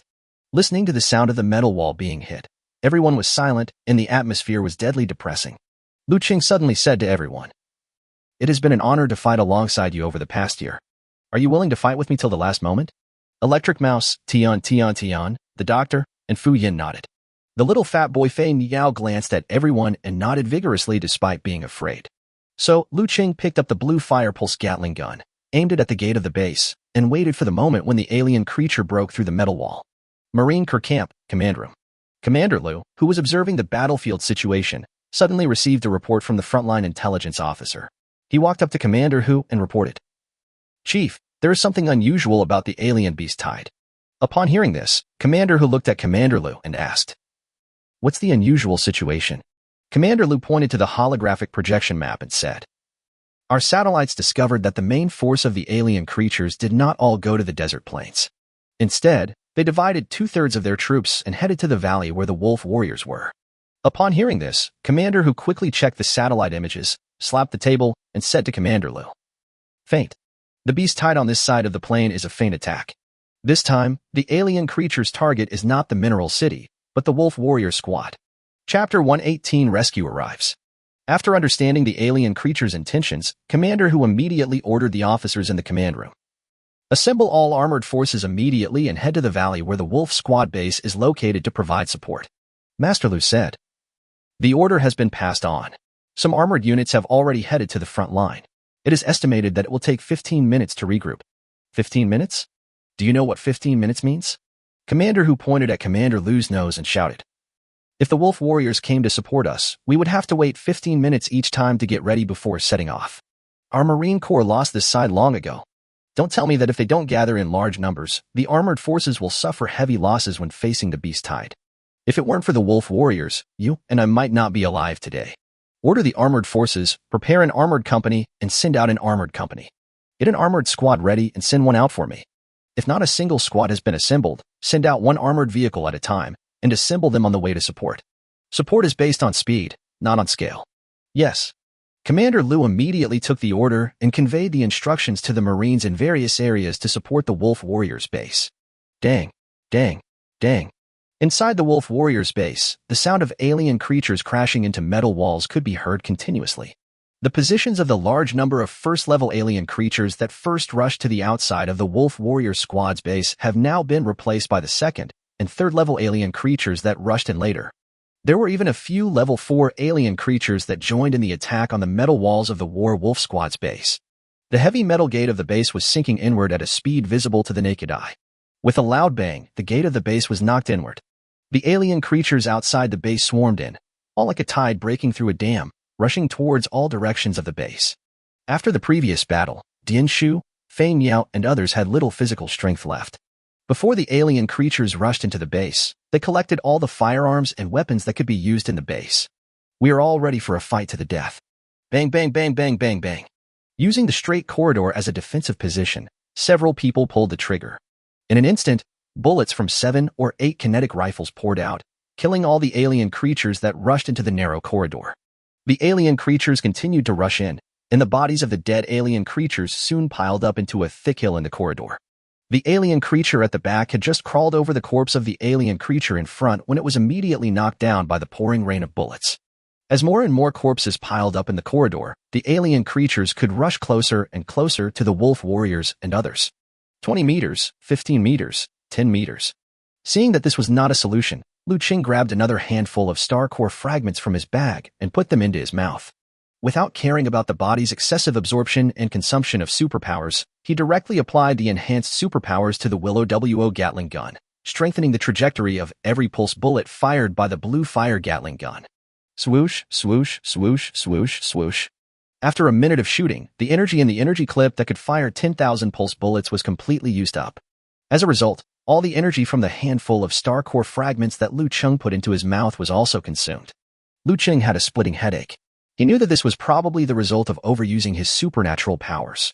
When everyone saw Liu Cheng shooting clear out all the alien creatures that rushed into the corridor along with the piled-up corpses, they were just about to rejoice. Then another large wave of alien creatures destroyed the wall of the base on the other side and poured into the corridor from behind them. Liu Cheng endured the pain of the backlash of his superpowers, replaced the pulse Gatling blue fire with a new energy clip, and immediately fired at the alien creatures attacking from the back of the corridor. 2 energy magazines were used in the previous battle with Wang Zhuang, who was controlled by an alien creature. He lost an energy clip when dodging the attack, and now the 2 energy clips have been shot into thin air. Liu Cheng still has 5 spare blue fire energy clips left. Let it backfire. Let it be painful. Anyway, the energy clip is only enough for me to shoot for 6 or 7 minutes. When the time is up, he and others will be torn to pieces by thousands of alien creatures. Everyone kept shooting, and the barrels of several kinetic rifles were deformed and exploded due to the high temperature. But none of them gave up the fight. At least in this way, they left this world with courage and glory in the last few minutes before their death. Crack. As the energy of the last energy clip of the blue fire Gatling gun in Liu Cheng's hand was exhausted, the barrel of the blue fire began to idle. The firepower of a few people was no longer enough to resist the alien creatures pouring in from both sides of the corridor. Just when everyone thought they should stop here, suddenly the metal ceiling above the corridor fell down. Boom, boom, boom. As several huge explosions sounded, the Warwolf Squad's base was subjected to heavy artillery fire. A large number of alien creatures that poured into the Wolf Warriors' base were killed by the sudden bombardment. Liu Cheng and others who were in the corridor and were not affected by the shelling immediately fled the shelling area with the wounded. Liu Cheng asked, "Could it be that Liu Zhan has come to support us? Asuka, go see what's going on." Asuka took the order and quickly flew out from the roof of the base that had collapsed due to the artillery fire. After he saw a medium-sized spaceship floating in the sky above the base and firing its guns, he quickly returned to the group and shouted to them, "It's a battleship. A warship is coming to pick us up. Liu Cheng carried the injured Fu Yin on his back and said to everyone, "Let's go to the roof of the base." Everyone carried the unconscious Song Zimming and others on their backs and followed Liu Cheng towards the roof of the base. Inside the cockpit of a medium-sized spaceship suspended in the air, the lucky cat had been frightened to the point of losing stability on his legs by the swarms of alien creatures below. Augustine on the side was observing the scene in the base displayed by the thermal imaging of the spacecraft, while carefully controlling the spacecraft's cannon to prevent it from hitting the group of people moving in the base. After Liu Cheng and his companions climbed onto the roof of the base, they looked at the medium-sized spaceship in the sky. Only then did they realize that the visitor was not a military warship, but a semi-civilian, semi-combat spacecraft. They were all a little puzzled. However, now is not the time to think about why the other party appeared here. Several people hurriedly waved to the spaceship for help. The medium-sized spacecraft's bombardment stopped, and the hatch below slowly opened. Liu Cheng saw the lucky cat and a figure he didn't recognize. The moment Liu Cheng saw the lucky cat, he roughly understood why it was here and shouted to the two of them, "Hurry up and save us. Let us get on the boat." Augustine grabbed the collar of the weak-legged lucky cat and asked, "Among those people below, is there the guy called the butcher you mentioned?" The lucky cat squinted and looked at it, nodding repeatedly. Yes, it's the one who speaks first." Augustine pointed at Liu Cheng and said, "I'll let down the rope, and you quickly climb up." When the others heard that they were allowed to board the ship and had hope of survival, they were all delighted. However, Liu Cheng heard the specific meaning in the other party's words and asked in confusion, "What do you mean, sir? Do you mean I am the only one allowed to board the ship?" Chapter 119, Level 5 Psychic. Augustine replied, "Nonsense, I don't even know them. Why should I save them?" Hearing this, Liu Cheng did not grab the rope that the other party had dropped and replied, "In that case, I don't know you, so you don't have to bother saving me." Augustine saw that the other party was not grateful. It was the first time he saw someone who could survive but chose to die. Said unhappily, "There's something wrong with your brain, isn't there? Come up quickly, the alien creatures are about to climb onto the roof." Seeing this, Fu Yin and Dian Shu also persuaded Liu Cheng. "Liu Cheng, since this person is only willing to save you, just go. At least you are still alive among us." "Yes, Liu Cheng, we appreciate your kindness. Just stay alive and kill more alien creatures to help us get revenge." Liu Cheng roughly guessed in his mind why this person appeared here with the lucky cat. Therefore, he concluded that the other party would definitely not let him die, so he said loudly, "Members of our Wolf Warrior squad will never abandon their companions under any circumstances. Either we live together or we die together in battle. Well, either we live together or we die in battle together." Fu Yin, Dian Shu and others also said in unison. When Augustine saw that the other party was actually going to die together with these low-level soldiers of the Special Forces, a troubled expression appeared on his face. Finally compromised. "I'm afraid of you. Come up here. If you don't come up, the alien creatures will eat you all." Dian Shu and the others were overjoyed. Liu Cheng changed his way of addressing them and said, "Senior, please put down 2 more ropes. With only 1 rope, we can't climb onto the spaceship before the alien creatures reach the roof." Augustine said unhappily, "There's only 1 rope. Can't you just throw away those injured and unconscious people and the bodies?" Liu Cheng and his men would never be able to abandon Song Zimming, Wang Zhuang and others. Liu Cheng said to Fei Niao, "Fei Niao, please use your flying ability to get the captain and the others onto the spaceship first." Fei Niao nodded. His physical strength had long been overdrawn. However, he still endured the severe pain and transported the bodies of Song Zimming and others as well as Ji Su and others to the spaceship one by one. Augustine looked at the ravaged body of Speedster, then at the body of the 8-legged insect that was broken into 2 halves. He held back his temper and snorted coldly. What a bunch of brain-damaged guys. Even the bodies of alien creatures must be taken away. Having said that, the corpse of the 8-legged worm still attracted Augustine's attention. Augustine is at least a leader among the garbage men. The number of alien corpses he has dissected is at least 100 times more than that of Liu Cheng. He couldn't help but reveal a curious expression, wondering, are there alien creatures that he doesn't recognize? Fei Niao was responsible for transporting the wounded and the bodies, while Liu Cheng and several others climbed onto the spaceship one by one along the rope thrown down by Augustine. Just as Liu Cheng and his companions climbed onto the spaceship, Fei Niao transported the body of Wang Zhuang, who was the last one left, into the hatch of the spaceship. The bird suspended in the air was suddenly pierced through the chest by a steel spike shot by the alien creature below. His body softened and quickly fell into the swarm of alien creatures below. "Bird!" Everyone screamed and shouted, watching the bird fall into a group of alien creatures and disappear from sight. Although Liu Cheng knew that in this situation, even if the bird was not killed by the fall, it would be trampled to death by the alien creatures, and its chances of survival were slim. However, he did not hesitate at all and jumped off the spaceship, determined to retrieve the bird's body. Fuck. Augustine saw that he had finally tricked this group of people onto the boat, but the guy he was looking for, called the Butcher, actually jumped off again, and he immediately burst out with a swear word. But there was no way he would have spent so much time and made a wasted trip. The supernatural aura of the 5th-level supernatural user suddenly erupted, and he followed Liu Cheng and jumped into the beast tide below. Level 5 Psychic. After feeling the terrifying aura emanating from Augustine, Dianshu and others who originally wanted to jump down to support Liu Cheng froze in their tracks, all showing expressions of astonishment. Only now did they realize that the mysterious man who drove the spaceship to rescue them actually had strength comparable to that of Corps Commander Li Ronghao. On the ground, the alien creatures in the beast tide had no time to attack Liu Cheng, who fell among them. Then they saw a light wave emitting terrifying pressure flying towards them. Augustine, who arrived later, grabbed Liu Cheng with one hand and punched the ground with the other. Boom. The ground, which was originally covered with dozens of meters of yellow sand, began to ripple with Augustine's fist as the center. The ripples turned into waves of yellow sand, rapidly spreading in all directions. Within a radius of 100 meters, whether it was yellow sand or alien creatures, all were thrown far away by the force from Augustine's fist. The power of just one punch is enough to clear out all the alien creatures within 100 meters. After throwing a punch, Augustine did not linger. He grabbed Liu Cheng with one hand, jumped directly upwards, and returned to the hatch of the spacecraft. He threw Liu Cheng back onto the deck, glanced at the body of the dead fat boy in Liu Cheng's arms without making any comment. Instead, he warned everyone.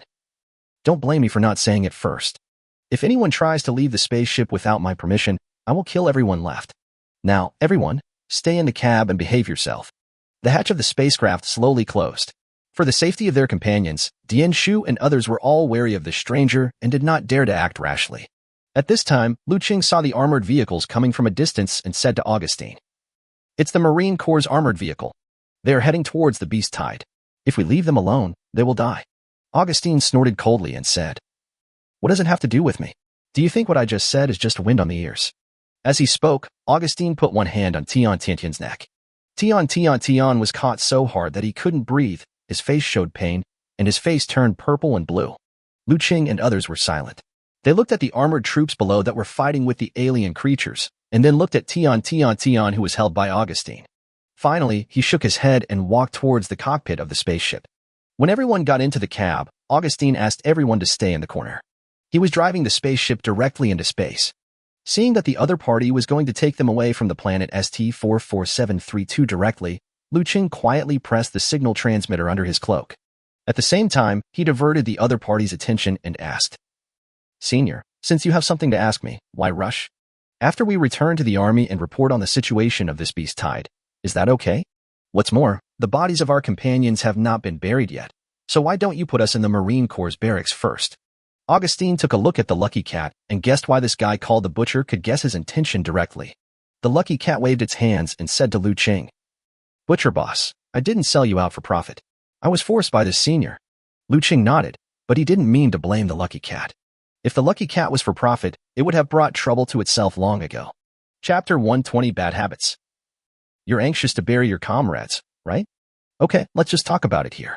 Augustine took out a handful of star core fragments from his pocket and asked Liu Cheng, "A butcher? Huh? Tell me, where did you get these things? You'd better think it over carefully, because your answer will determine whether you and your companions can leave safely." Augustine stared at Liu Cheng with an obvious threat in his eyes.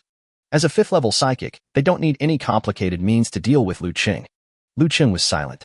He originally wanted to delay time as much as possible, but he didn't expect that the other party would not give him any chance to beat around the bush. Then he said, "Since you already know my code name, would you be willing to reveal your own identity? Does my identity matter?" Augustine asked. "Of course it's important," Liu Cheng replied. "If you are not a bad person, I will tell you the truth. If you are a bad guy, you will not let me and my companions go even if I tell you, right?"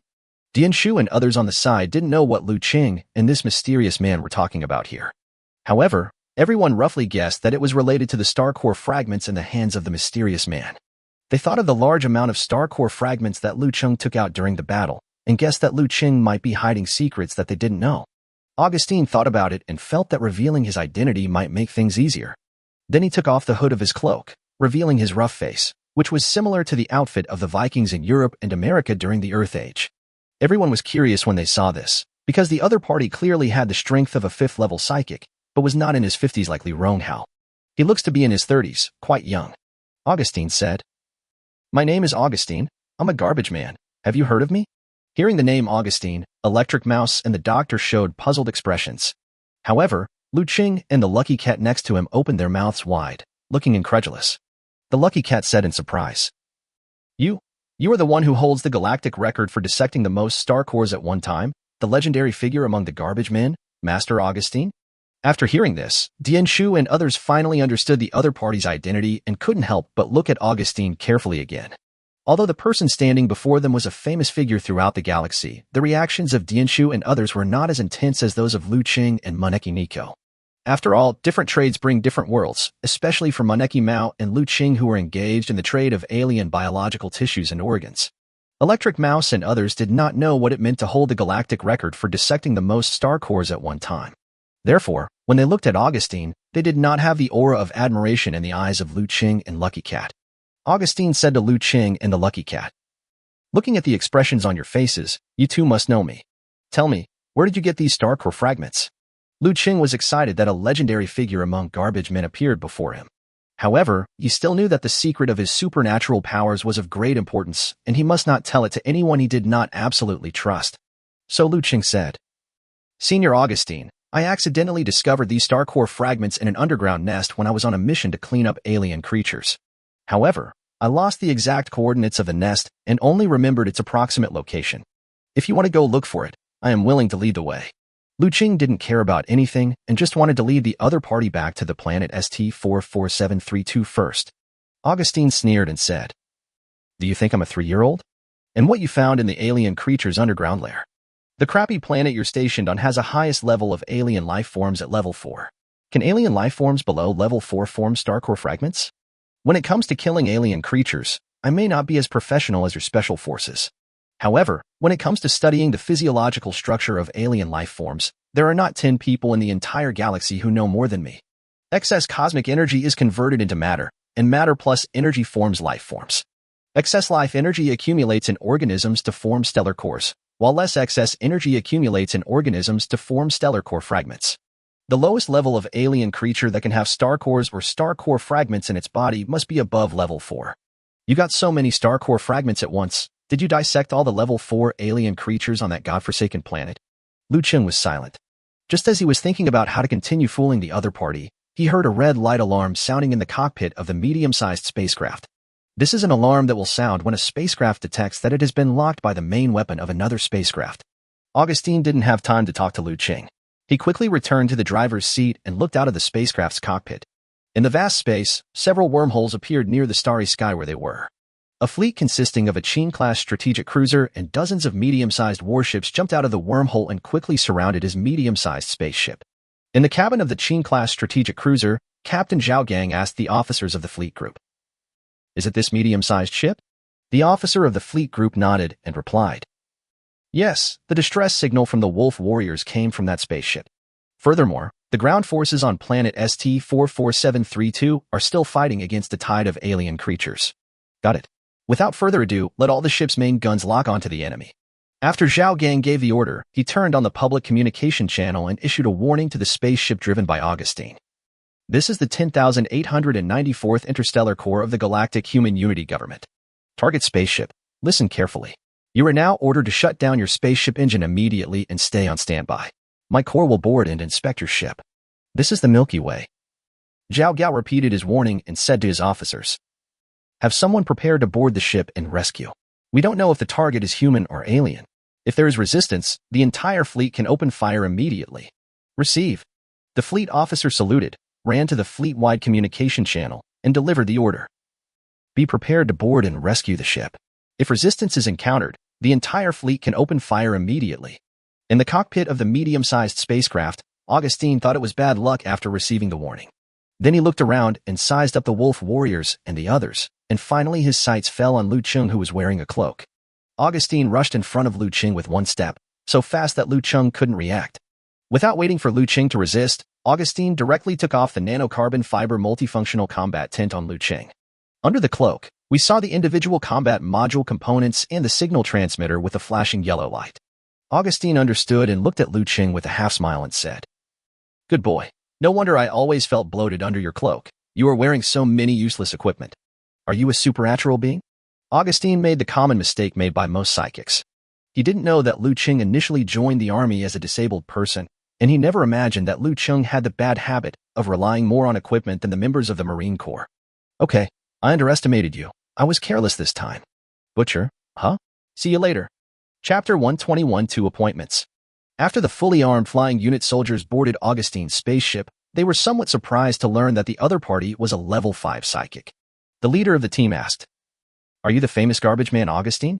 How did you appear on the planet ST-44732 and kidnap the Special Forces members?" Augustine waved his hand and said, "It's a bit of an exaggeration to say that I kidnapped them. I just happened to pass by here and rescued them.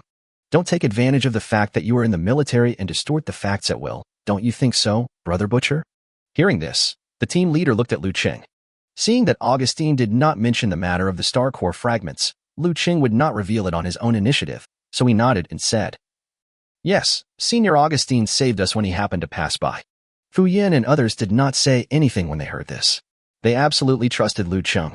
Since Liu Cheng said so, they certainly couldn't expose him. "Okay, I understand. We will escort the wounded and the bodies. You can follow us back to the regiment headquarters." After the team leader explained to Liu Cheng and the others, he pointed at Augustine and said, "As for you, this star region has been temporarily classified as a no-fly zone by the military. If nothing else, leave quickly." Augustine did not comment, but just stared at Liu Cheng's departing back. When they arrived on the Qing-class strategic cruiser, the regiment's medical team first took over Song Ziming and other wounded soldiers. Immediately, staff members in military uniforms recovered the corpse of the brainworm and the remains of the sacrificed Jisoo, Wang Zhuangzhuang, and Fein Yao. Finally, another group of people led Liu Cheng and his companions into the cockpit of the Qing-class strategic cruiser. Entering the cockpit, Liu Cheng met the chief captain Zhao Gang and the regiment commander Li Ronghao. Li Ronghao nodded to several people without saying anything and ordered the warships to head to the sky above the planet ST-44732 to support the land forces fighting against the alien creatures. After a large number of warships arrived, the alien creatures, which were under fierce artillery attack, began to retreat, leaving only corpses all over the desert. Relevant military personnel conducted a battle summary of the beast tide that occurred on the planet ST-44732.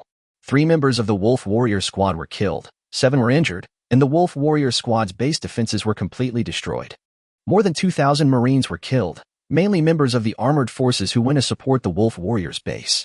A rough estimate of the death toll of alien creatures is over 10,000, with a casualty ratio of about 7 to 1. In the battle record, what attracted everyone's most attention was that not only did alien insects appear on the planet ST-44732, but there were also other records of them appearing in nearby star fields. There is also an unknown alien creature with 8 legs that can control and strengthen other creatures. According to the surveillance video records and everyone's description, this unknown alien creature not only controls an alien insect that can change its appearance, but also imitates the voices of the Wolf Warriors team members. He also revealed some key information that only members of the Wolf Warriors knew. Preliminary inference is that this 8-legged unknown alien creature has the ability to read the memories of other creatures, control the limbs of other alien creatures, and strengthen the controlled body. The most direct cause of the combat losses of the Wolf Warrior Squad and the Marine Corps was that Flame, who lacked experience in fighting alien creatures, violated the orders of Captain Song Ziming. This was caused by secretly shutting down the defense system outside the base. After the military staff responsible for statistics on the combat situation has finished narrating the contents of the investigation report, both Li Ronghao and others from the regiment headquarters and Liu Cheng and others from the Wolf Warriors Squad knew what had happened. Song Ziming, who received treatment and woke up, nodded to Corps Commander Li Ronghao, indicating that there was no problem with the investigation results. Li Ronghao ordered, "Song Ziming and Liu Cheng stay here, and everyone else should wait outside the office." Tian, and Fu Yin looked at the bewildered Liu Cheng in confusion and followed everyone out of the office. Li Ronghao looked at Zhao Gang, who was still sitting next to him, and said, "Old Zhao, you get out too." Zhao Gang pointed at himself in disbelief and asked, "I want to go out too?" Li Ronghao nodded. Zhao Gang spread his hands and said, "Okay, I'm leaving." After saying that, he left the office. Only Li Ronghao, Song Ziming, and Liu Cheng were left in the office. Neither Li Ronghao nor Song Ziming explained to Liu Cheng why he stayed. Li Ronghao said apologetically. Xiao Song, I really am sorry for you. I clearly received your report 2 days ago about encountering that 8-legged unknown alien creature, but the war on the front line delayed me. I came here today after receiving a distress call from the Marine Corps. Song Ziming said.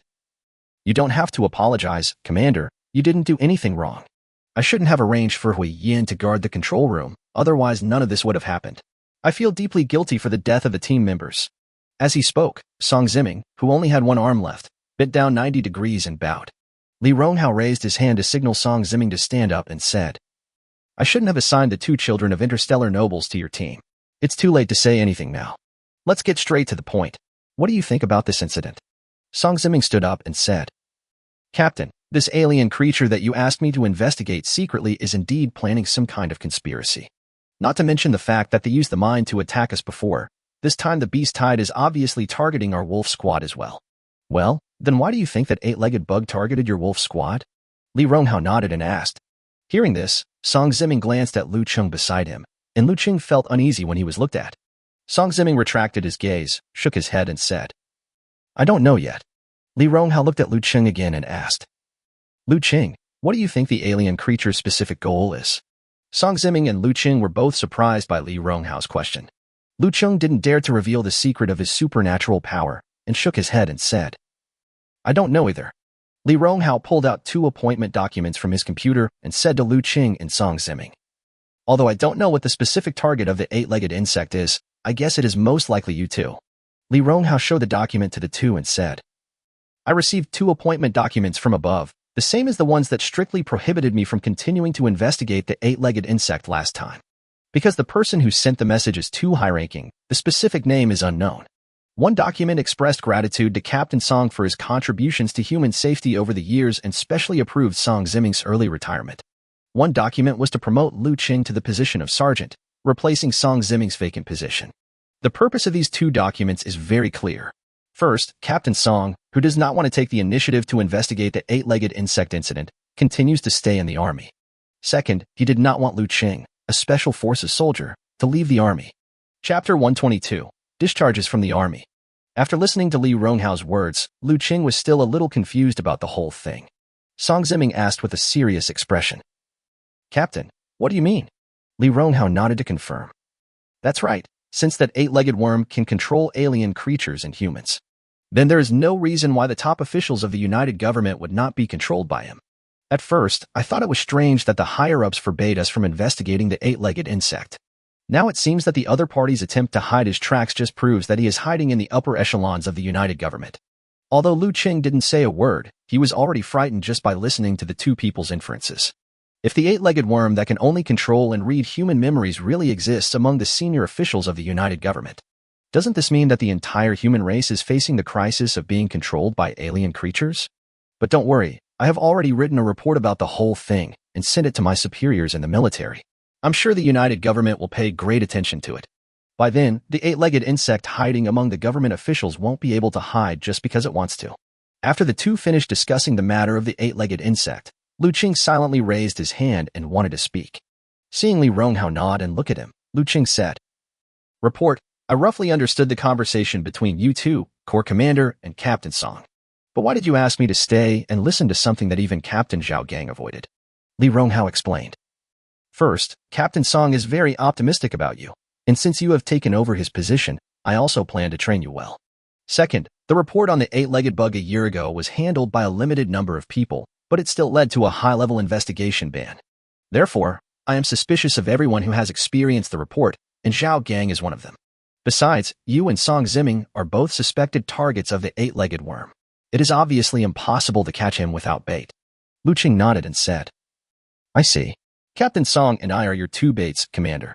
Li Ronghao narrowed his eyes and said with a smile, This is pretty clever. This is my personal communication channel. If there is anything important, you can report it directly to me, bypassing the company, platoon, and battalion levels. As he spoke, Li Ronghao sent the key of his private communication channel to Liu Cheng's computer terminal. He then looked at Song Ziming again and said to him earnestly, Xiao Song, you have given enough in the army over the years. Now that you've retired from the army, go home and have a good rest. I don't want to see both you and your brother die at the hands of alien creatures. Song Ziming glanced at the empty sleeve on his left side. His eyes did not lose their fighting spirit because of his physical defects. They were still bright, and he replied, "I appreciate the kindness of the Corps Commander, but I love you before contacted my brother's former comrades in arms, most of whom were also veterans who retired due to injuries. I plan to form a veterans alliance with them and continue to contribute my strength to the protection of humanity. There are many ways to contribute to human society. For someone like Song Ziming who was born into a military family, it would be a torture for him to relax and enjoy life." Li Ronghao nodded with satisfaction and said, "Since you have already thought about your retirement plan, I won't say much. I still say that you will always be the soldier I led. If your alliance needs any support, please let me know. As long as it does not violate military regulations, I will help you unconditionally." Song Ziming smiled and said, "Then I would like to thank you in advance, Commander. There is indeed one thing you can help me with right now. Among the veterans I contacted, several of them had their retirement benefits withheld by the local planet's petty officials. Please tell the division headquarters about this, Commander." Li Ronghao didn't expect that Song Ziming became a little more shameless after retiring from the army. He nodded immediately. "No big deal. They even dared to deduct the veterans' allowances. I promised to send those petty officials to military court." After the three of them finished talking about the eight-legged insect, Li Ronghao called everyone into the office and announced the military's final decision on the incident. First of all, Fu Yin and Tian did not expect that Song Ziming would retire directly from the army and that Liu Cheng would take over Song Ziming's position. Secondly, Asuka and Flame are both interstellar aristocrats after all, and Asuka's death involves serious consequences. The interstellar aristocratic force that Fei Niao originally belonged to would definitely investigate the responsibilities of Song Ziming and Li Ronghao. However, since the person most responsible was Flame, the interstellar noble forces of both sides decided, after some discussions and negotiations, to not pursue the matter of the two. Just like that, Flame was exonerated and retired back to his interstellar noble sphere of influence. Asuka was awarded the title of first-class hero by the military. In comparison, the treatment of Wang Zhuang and Jisoo, who also died in the line of duty, was much more miserable. Although both of them received military pensions, they did not receive any additional military merits or titles. Since Jisoo no longer had any family members, he donated the money to a charity organization that cares for orphans under the decision of several members of the Wolf Warrior Squad. Mr. Wang was taken aboard the warship and saw his son's body. He, who originally had a strong image, burst into tears and looked dozens of years older in an instant. "My son, my poor son. Didn't you promise me that you would come back to see me during the Chinese New Year? How come the old man is sending the young man away? My poor son." Pekong, Laser Eyes and others who came with them persuaded Mr. Wang with kind words, and only then did they allow Mr. Wang to take Wang Zhuang's body back to the planet ST-44732. The doctor and Electric Mouse stepped forward and said to Song Ziming and others, "Dianshu and I have also submitted our resignations, and I believe the military will approve them. This is how we both contact each other. If you have the opportunity to pass through the star region where we are in the future, you are welcome to come and find us at any time." Liu Cheng and others were all shocked when they heard this. Song Ziming said, "Doctor, Electric Mouse, if you feel that Wang Zhuang and the other two were treated unfairly, I will go and argue with the Corps Commander right away. There is no need for you two to leave the army." Electric Mouse interrupted Song Ziming and said with a smile, "Captain, we didn't blame the military for mishandling the matter and decided to apply for discharge. We can understand that Fei Niao and Hui Yin are from interstellar aristocrats, and we both use some family connections to be assigned together. The main reason we retired was because we retired. We lost 5 brothers a year ago, and yesterday we lost Zhuang and Jisoo. The captain who has been with us the longest, you have also retired. We really don't want to stay in the army any longer." Chapter 123 Account. Then the Electric Mouse looked at Liu Cheng and the other two and said, "Of course, the two of us have been with the three of you for more than a year, and this friendship will never be forgotten. But we are really tired, and I hope you three will forgive me and the doctor for saying goodbye." Fu Yin and Tian smiled and said it was okay, but Liu Cheng fell silent. Liu Cheng watched the people he had known in the past year die or leave, and he couldn't help but start to think about the meaning and reason of his staying. "I am different from Song Ziming and Fu Yin.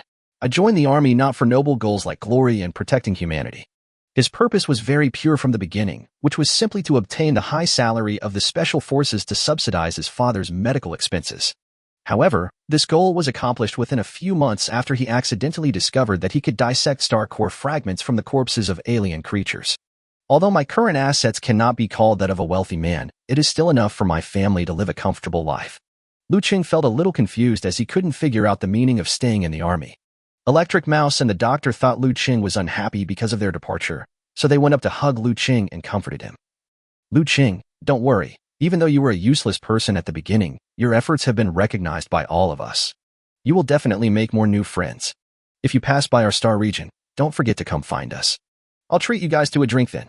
After saying goodbye to the two, Liu Cheng and the other three returned to their respective rooms. But on the way, Liu Cheng was stopped by Song Ziming. Liu Cheng, come with me. I want to talk to you. Liu Cheng roughly understood what Song Ziming wanted to talk about. After all, Song Ziming wanted to talk to him when he came back from the mine, but was interrupted by the sudden tide of beasts. The two men entered the rest cabin where Liu Cheng was. Song Ziming closed the door and made sure that no one could eavesdrop. Song Ziming spoke first. Liu Cheng, I guess you have already guessed what I want to talk to you about, right? Tell me, what is the original supernatural ability that you have been hiding? How do you have so many star core fragments? I am very clear about my abilities, and the eight-legged insect is definitely not looking for me. Therefore, the other party's target can only be you. What kind of secret do you have that would attract the attention of a supernatural being with such terrifying abilities? Liu Cheng thought for a while, bowed to Song Ziming and said, Captain, first of all, I want to thank you for hiding my supernatural powers from the head of the Corps. When Li Ronghao questioned the two of them before, Song Ziming glanced at Liu Cheng but did not express his suspicion of Liu Cheng. Song Ziming did not comment, and Liu Cheng continued. I did hide my ability, but I didn't even know it at first. Later, after learning about the specific abilities I possessed, I realized the terrible consequences this ability could bring, so I kept it secret. Song Ziming said. I'm curious, Liu Cheng, you are not a person who doesn't know right from wrong. Since that ability has allowed you to conceal it until now, you must have your own considerations. But you know me, I am a typical soldier. For me, the safety of government and humanity comes first. If I can protect the former, I would rather give up the glory of a soldier. Your ability to conceal it wasn't a big deal before, so I could turn a blind eye. Now that the safety of the eight-legged insect and all mankind is involved, I have to reconsider your matter. Of course, you can continue to choose not to say it, and I won't force you. But if that happens, I will have to report your concealment of your abilities to the Corps commander. Liu Cheng was silent. He was about to tell the Corps commander. What was the difference between that and forcing me? He immediately said, Captain, if I tell you my initial supernatural powers, will you keep it a secret for me? Song Ziming said. That depends on your ability and whether it will threaten the safety of all mankind. What if it's not a threat? In that case, I'm willing to keep it a secret for you. Liu Cheng Dao. You swear. Song Ziming raised 3 fingers on his remaining hand and said with a serious expression. I swear on my brother's spirit. Liu Cheng nodded. He knew Song Ziming's character. Since the other party has sworn to guarantee it, it is impossible for him to break his promise, so he said slowly. My ability can roughly purify the object it is applied to. Song Ziming recalled the scene when Liu Cheng extracted toxins from wounds during the battle at the regiment headquarters and asked with some doubt. I have indeed never heard of this kind of supernatural ability. But if it's just about purification, how could you keep this ability so secretive? Liu Cheng explained. If it's just about purifying the substance, there's nothing to it. But in addition to matter, I can also purify energy. Song Ziming thought about it for a moment, then seemed to figure it out, and said in surprise. You mean, those star core fragments you have? Liu Cheng affirmed. Yes, those star core fragments are all the energy essences that I purified from the bodies of alien creatures when I dissected their bodies. Song Ziming was shocked when he heard this, and immediately understood why Liu Cheng had been hiding his purified supernatural power. If Liu Cheng can really extract star core energy from the body of an alien creature, maybe it will become an energy ATM for some powerful people and be trapped in the endless extraction of corpses of alien creatures. What's worse, Liu Cheng might be forced to dissect the corpses of people with special abilities. Song Ziming nodded and said, I see. You really should keep this ability of yours a secret. Don't worry, I won't tell anyone. How many people know about your special ability now? Liu Cheng Dao. 3. You, me and Tian. Song Ziming was stunned for a moment, then smiled and said, That little girl Tian seems to have always liked you. We can all see it, and I'm sure you can see it too, right? Don't you have any ideas? Liu Cheng scratched his head embarrassedly and said, I know she likes me, but I've never thought about the emotional aspect of it. Song Ziming asked curiously, Are you still a virgin? Liu Cheng didn't say anything. His expression was awkward, which was considered as his agreement. Song Ziming stopped joking with Liu Cheng and said, But now, I'm afraid a 4th person knows about your supernatural powers? Liu Cheng was startled and asked, Who else? Song Ziming pointed at the back of Liu Cheng's neck and said, Remember when you were attacked by that 8-legged bug in the mines? If the other party can really extract your memory, then the puppets hidden in the upper levels must also know your abilities. The body structure of alien creatures is stronger than that of us humans, and they are not afraid of being attacked by impurities in the bodies of other species when absorbing energy from other species. There are even some alien creatures that grow stronger by constantly devouring the energy of other species. Therefore, for the safety of all mankind, you cannot expose your abilities at will. We must also seize every opportunity to make ourselves stronger quickly. At least you will have enough ability to protect yourself when those eight-legged bugs come looking for you again. Chapter 124, Stealing the Corpse. Liu Cheng nodded. It was certain that he would become stronger. Not to mention protecting his family, even just to save his life on an alien battlefield, he has to keep getting stronger. Since joining the Wolf Warriors, Liu Cheng has never neglected absorbing star core energy, updating equipment, and physical training. Song Ziming lowered his head and thought for a moment, then raised his head and glanced at Liu Cheng and asked him, "Since you can dissect out star core fragments from low-level alien creatures, have you ever tried dissecting the bodies of people with special abilities?" Liu Cheng shook his head and replied, "I haven't tried it. I don't know if my purification ability is useful on human corpses." "I understand. Follow me." Song Ziming waved his hand and took Liu Cheng out of the rest cabin. Liu Cheng asked doubtfully, "Captain, where are we going?" Song Ziming said, "You'll know when you get there. Just consider this as the last thing I do for you as captain." Seeing Song Ziming say this, Liu Cheng stopped asking questions and followed Song Ziming silently. The two men made many turns on the Qin-class strategic cruise ship and arrived at the area where the regiment's medical troops were located, and finally stopped in front of the door of the body storage warehouse. Liu Cheng vaguely understood why Song Ziming asked him if he had ever dissected a person with special abilities. Song Ziming pressed the doorbell button, and soon a female military doctor wearing a white coat, a white mask on her face, and women's leather shoes came out. The female military doctor glanced at the rank of sergeant on Song Ziming's shoulder and asked in confusion, "What do you want?" Song Ziming replied, "I'm Song Ziming, the sergeant leader of the Wolf Squad. I'd like to come and see the bodies of my fallen subordinates. Please be flexible." Although outsiders are generally not allowed to enter the body storage area at will, visiting fallen comrades happens from time to time. The female military doctor couldn't refuse the two men, so she said, "Okay, 5 minutes." Song Ziming said, "5 minutes is enough." "Name of the unit?" asked the female military doctor. "1st Battalion, 2nd Company, Wolf Squad, Extreme Speed." When registering for military enlistment, one fills in his own code name. For a person with special abilities, it is nothing wrong to use a code name instead of a citizen's name. The female military doctor checked the records in the computer system, took the two of them to a row of freezers, pulled out one of them, and said to them, "Confirm the face of the deceased to see if he is your comrade." Liu Cheng and Song Ziming looked over and saw that although the corpse had been destroyed during its recovery, it was now frozen into a hard block. However, the two could still vaguely recognize that the corpse was indeed Jisoo's. "Yes, it's our comrade. Can you please ask the military doctor to step out for a while? I'm afraid that we won't be able to control our emotions and cry too loudly. Just don't move the body. It was attacked by an alien creature called an eight-legged worm. We need to do an autopsy." The female military doctor said something and walked out of the body storage room. Liu Cheng asked hesitantly, "Captain Song, you don't want me to dissect Jisoo's body, do you? He has already sacrificed himself. Should we let him rest in peace?" Although Liu Cheng was used to dissecting the corpses of alien creatures, he no longer felt anything. However, when he was suddenly asked to dissect a human corpse, especially one that was a companion he knew, he really felt reluctant to do it. Song Ziming took out a sword handle from his bosom with one arm and handed it to Liu Cheng. It was the Speed Relic Light Sword, and said to him, "I have asked every veteran team member what they think of you new players, and Jisoo said he thinks you are very similar to him. Born into an ordinary family, without a strong background and not very talented, he made progress step by step through his own efforts. As a person who has no family left in the world and is alone, Jisoo always looks at you as if he is looking at his own brother. He told me that if he died in battle in the future, let me give you his lightsaber. It would be the last help I could give you since I have no ability or background. Therefore, I think that if Speed knew your ability, he would definitely agree to let you extract the energy in his body." Liu Cheng was silent. Wang Zhuang and Jisoo indeed treated him as their younger brother, and both of them had said similar things to him. However, he couldn't help feeling sad that these two people who had been so kind to him had passed away. After adjusting his mood, Liu Cheng said, "Understood, Captain. I'll try to dissect Speedy's corpse." Song Ziming nodded and said, "There is not much time left. Let's get started now." Song Ziming was watching from the side.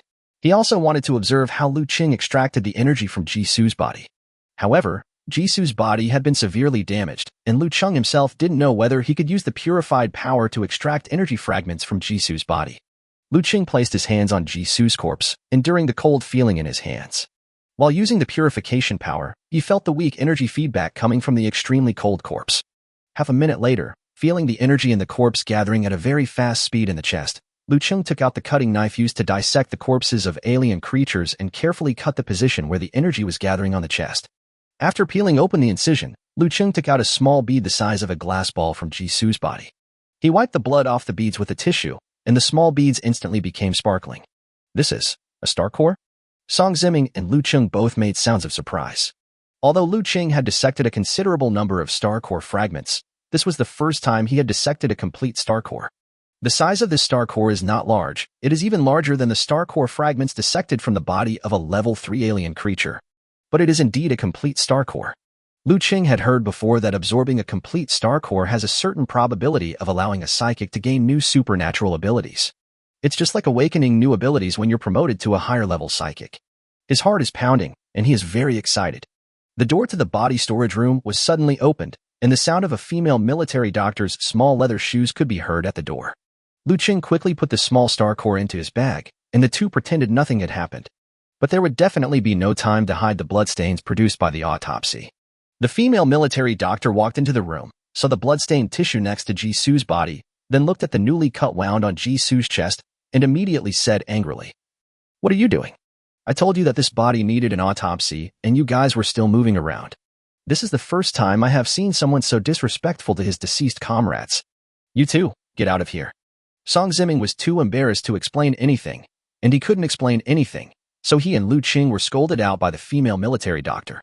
Not long after, the regiment received a complaint from the female military doctor, and Li Ronghao, the commander of the Iron Blood Regiment, personally sent a message to question them. Song Ziming took all the responsibility on himself and made up an excuse to get away with it. Liu Cheng apologized and said, "I'm really sorry that you, Captain Song, have to take all the responsibility on your own." Song Ziming said, "Nothing. I'm retiring anyway. As long as it does not violate military regulations, other punishments are useless to me. As for you, go back and absorb the star core well, and tell me if you have any good news." Chapter 125, Promotion to Level 3 Psychic. Liu Cheng certainly understood what Song Ziming meant by the good news. The other party wanted to see whether he would gain new supernatural powers after absorbing the entire star core. Good. Liu Cheng nodded slightly. When he returned to his rest cabin, he locked the door, sat cross-legged on the bed, took out the star core, and began to prepare to absorb it. "Speedy, thank you." Liu Cheng murmured something to the star core, as if he was saying goodbye to an old friend, then closed his eyes and began to absorb the star core energy within. The process of absorbing a complete star core, compared with absorbing star core fragments taken from alien organisms, contains more abundant energy, and the absorbed energy is very peaceful. This may be related to the lack of energy impurities from alien life. Normally, Liu Cheng could absorb the energy of a star core fragment in 1 or 2 hours, but this time he absorbed it for a whole night. By the time the entire Qing-class battleship sounded the early morning time reminder for the shift change, Liu Cheng's progress in absorbing the entire star core had also come to an end. There is no distinction between day and night in space. This time reminder is mainly to allow personnel on duty at each time period to maintain their own biological clock. Suddenly, the aura around Liu Cheng increased sharply. He felt that the supernatural energy in his body seemed to have encountered a bottleneck and became extremely restless, trying to break through that barrier. Liu Cheng held his breath and continued to concentrate on absorbing the last remaining energy in the entire star core. Call. The clothes and other light items in Liu Cheng's room were all moved without wind. Looking closely, they seemed to be slowly blown up by the energy fluctuations erupting from Liu Cheng's body. When the last bit of energy in the entire star core entered Liu Cheng's body, Liu Cheng opened his eyes and slowly exhaled from his mouth. "I've broken through. I'm now a level 3 psychic," Liu Cheng said to himself in disbelief. He clenched his fists, feeling the energy in his body which was much stronger than before, confirming that he had now been promoted to a 3rd-level psychic. Come to think of it, he has absorbed so many star core fragments in the past year, plus this complete star core purified from Jisoo's body. It is reasonable that he has surpassed Fu Yin and Tian in his cultivation progress. What Liu Cheng is most excited about right now is not that he has broken through to become a 3rd-level psychic. Instead, he wanted to see if he would gain any new superpowers after absorbing the super speed star core. Immediately, he jumped off the bed, took a deep breath, adjusted the supernatural energy in his body, and then used his legs to run towards the bathroom. The next moment, Liu Cheng was tripped by the electric door rail at the bathroom door and fell into the bathroom. After a series of clanging sounds, Liu Cheng climbed out from the broken pieces of the bathtub. Fortunately, his physical fitness was different from that of ordinary people, and he only suffered some minor scratches. If it were an ordinary person, he might have been crippled. This speed is really too fast. I'm not used to it yet. It's a little hard to master. Liu Cheng smiled and said that although he fell flat on his face, it was because he started running too fast. Liu Cheng estimated in his mind that his current speed was still not comparable to Jisu's level when he was alive. After all, both of Jisu's supernatural abilities were related to speed enhancement. I currently only possess a single speed-enhanced ability. In general, I have inherited the ability of extreme speed completely. It seems that the rumor that absorbing the entire core of a star can give a psychic a chance to gain new abilities is not groundless. After confirming that he possessed the ability to enhance extreme speed, Liu Cheng next wanted to confirm his other newly acquired ability, which was the new ability that awakened when he was promoted to the third-level psychic. His initial ability is to purify superpowers, and his second superpower is to gain enhanced superpowers through purposeful training based on the purified superpowers. I don't know which of the previous two powers the third power that awakens naturally without any special preparation will be related to. Liu Cheng brushed off the dust and debris on his body, adjusted the supernatural energy in his body again, felt the changes in the supernatural energy, aimed at a glass teacup on the table, raised one hand, and tried to use his new supernatural power. The supernatural abilities of a psychic depend on their talent and the type of supernatural energy in their body. Most psychics have an intuitive sense of foresight when they first use their new powers, which they have never used before. Liu Cheng saw a light gray halo emerging from the surface of the table that he was aiming at, completely enveloping the glass teacup. A pale gray halo of light lingered, but the teacup did not move at all. Liu Cheng canceled his supernatural power, and the light gray halo disappeared immediately. He walked forward, picked up the glass teacup on the table, and looked at it over and over again. He found that the glass teacup was clear and transparent, no different from before it was wrapped in the light gray halo. Liu Cheng thought it was strange and couldn't figure out what this new superpower of his was, so he decided to go find Tian. Tian's brain is better than mine. Let her help check it out. She should be able to figure out the specific capabilities of my new ability.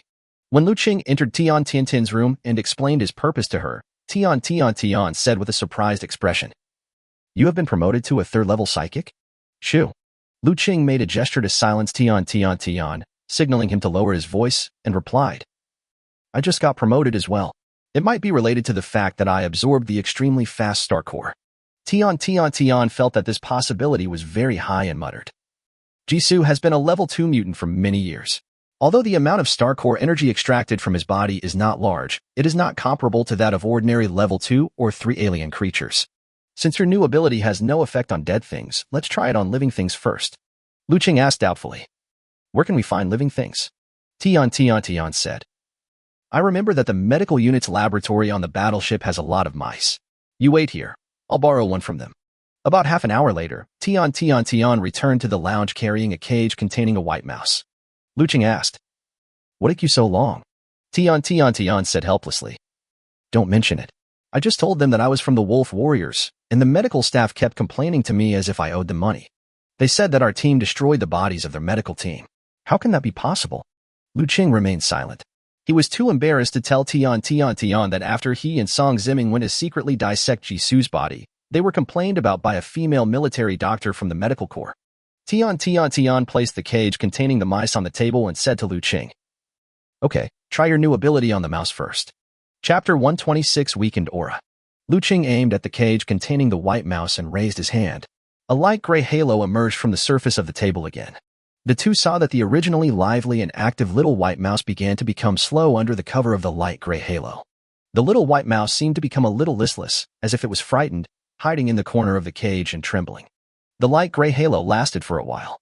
Seeing that the little white mouse had no new reaction, Liu Cheng waved his hand again and stopped using his supernatural powers. The light gray halo disappeared, and the little white mouse in the cage gradually recovered from its frightened state. After a while, it started running back and forth in the cage as if nothing had happened to the mouse. Tian thought about it and said, "It seems that your new ability cannot cause substantial harm to living organisms. In this case, use your new ability on me." Liu Cheng reminded, "If you feel any discomfort, let me know immediately and I will stop using my powers immediately." Tian nodded to show that he understood. Then, Liu Cheng raised his hand towards Tian and used his new supernatural power. A light gray halo emerged from the deck of the spacecraft. This time the range of the halo became much larger, almost covering Tian entirely. Liu Cheng felt that the speed at which his energy was being consumed had also increased, so he asked, "How is it? Is it okay?" Tian shook his head and said, "It's okay, continue." Although Tian said this, her face did not look very good. Tian felt that the supernatural energy in his body was somewhat disordered. The quality of all aspects of his body had slightly declined, and he even had a lot of negative emotions. This state lasted for about 2 minutes. Tian did not feel any new changes in his body, so he said to Liu Cheng, "Okay, that's enough." Liu Cheng stopped using his supernatural powers, and the light gray halo immediately dissipated. Tian asked Liu Cheng about his experience of using this ability, and Liu Cheng said, "The energy consumption increases as the halo grows, but the range of the halo is limited. I think the size that can cover you completely is my current limit. There is nothing else." Tian thought for a while and said, "I think your ability is most likely an auxiliary type with negative effects, which means that it can weaken the physical and mental levels of the life forms within your ability aura at the same time. This also explains why your aura power has no effect on the glass teacup. Because if you don't knock on the glass teacup, you won't notice that the glass teacup has been weakened. It seems that your new ability can also be considered as auxiliary, and is quite useful. Is there a limit to the distance you can use this power?" Liu Cheng thought about it and said, "I haven't tried it yet, but I feel like I'm still quite far away from being able to use this power." Tian nodded and said, "That's good, but you still have to try the extreme distance. It will be very helpful for your precise control of the battle situation. And given your current situation, you can conceal your first ability to purify supernatural powers very well." Liu Cheng was puzzled and asked, "How do you mean?" Tian explained, "You are now a third-level psychic, possessing 4 superpowers. If all 3 superpowers except the purification superpower are reported, you can get more attention than when you only have 1 or 2 superpowers, but at the same time, people won't doubt your first superpower ability."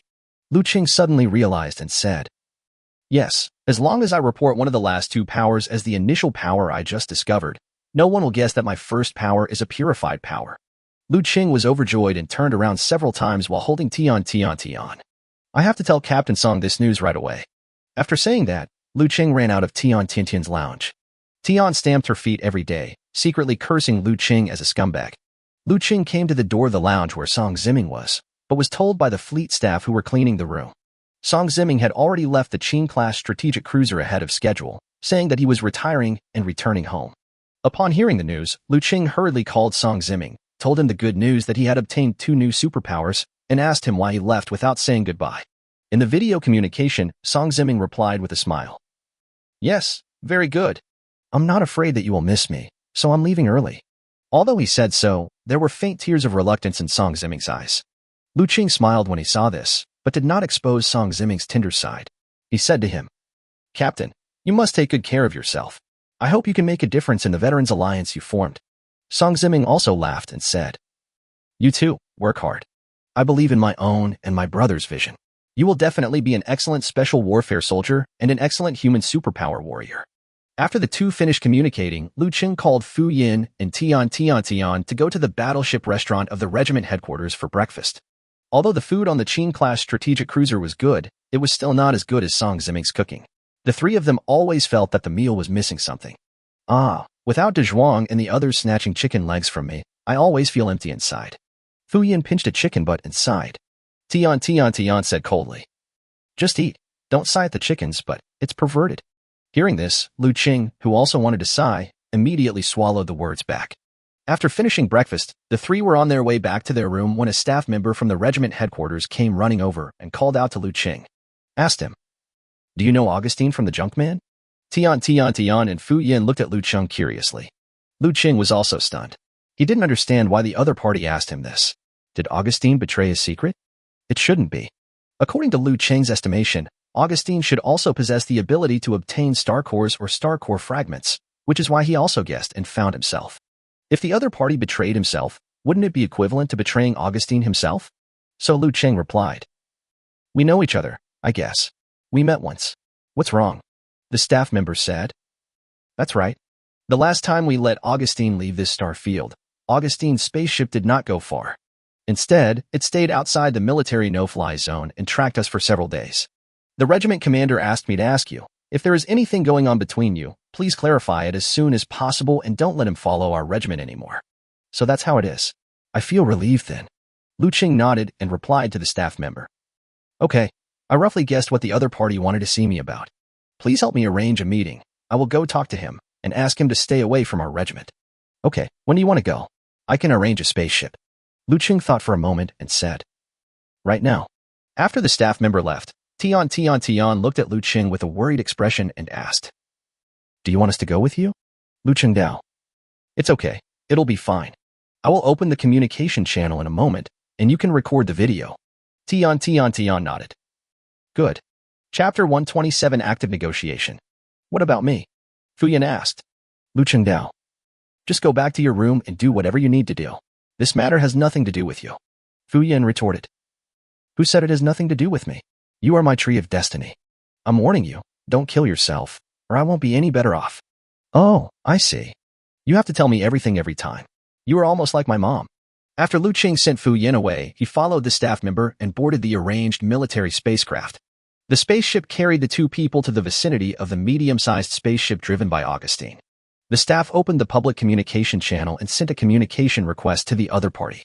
After the other party entered the public communication channel, Augustine's impatient voice came from the communicator. I've already told you that I didn't enter the military no-fly zone, but you guys keep coming back. Aren't you annoying? Seeing this, Liu Cheng said to the communication microphone with a slightly teasing tone. Senior, don't you want to talk to me? This time I came in person. Augustine was stunned when he heard this. After a brief silence in the communication channel, Augustine's voice of confirmation was heard again. Are you a butcher? Liu Cheng replied. Yes, it's me. If you want to talk, let me get on the spaceship. Hold on.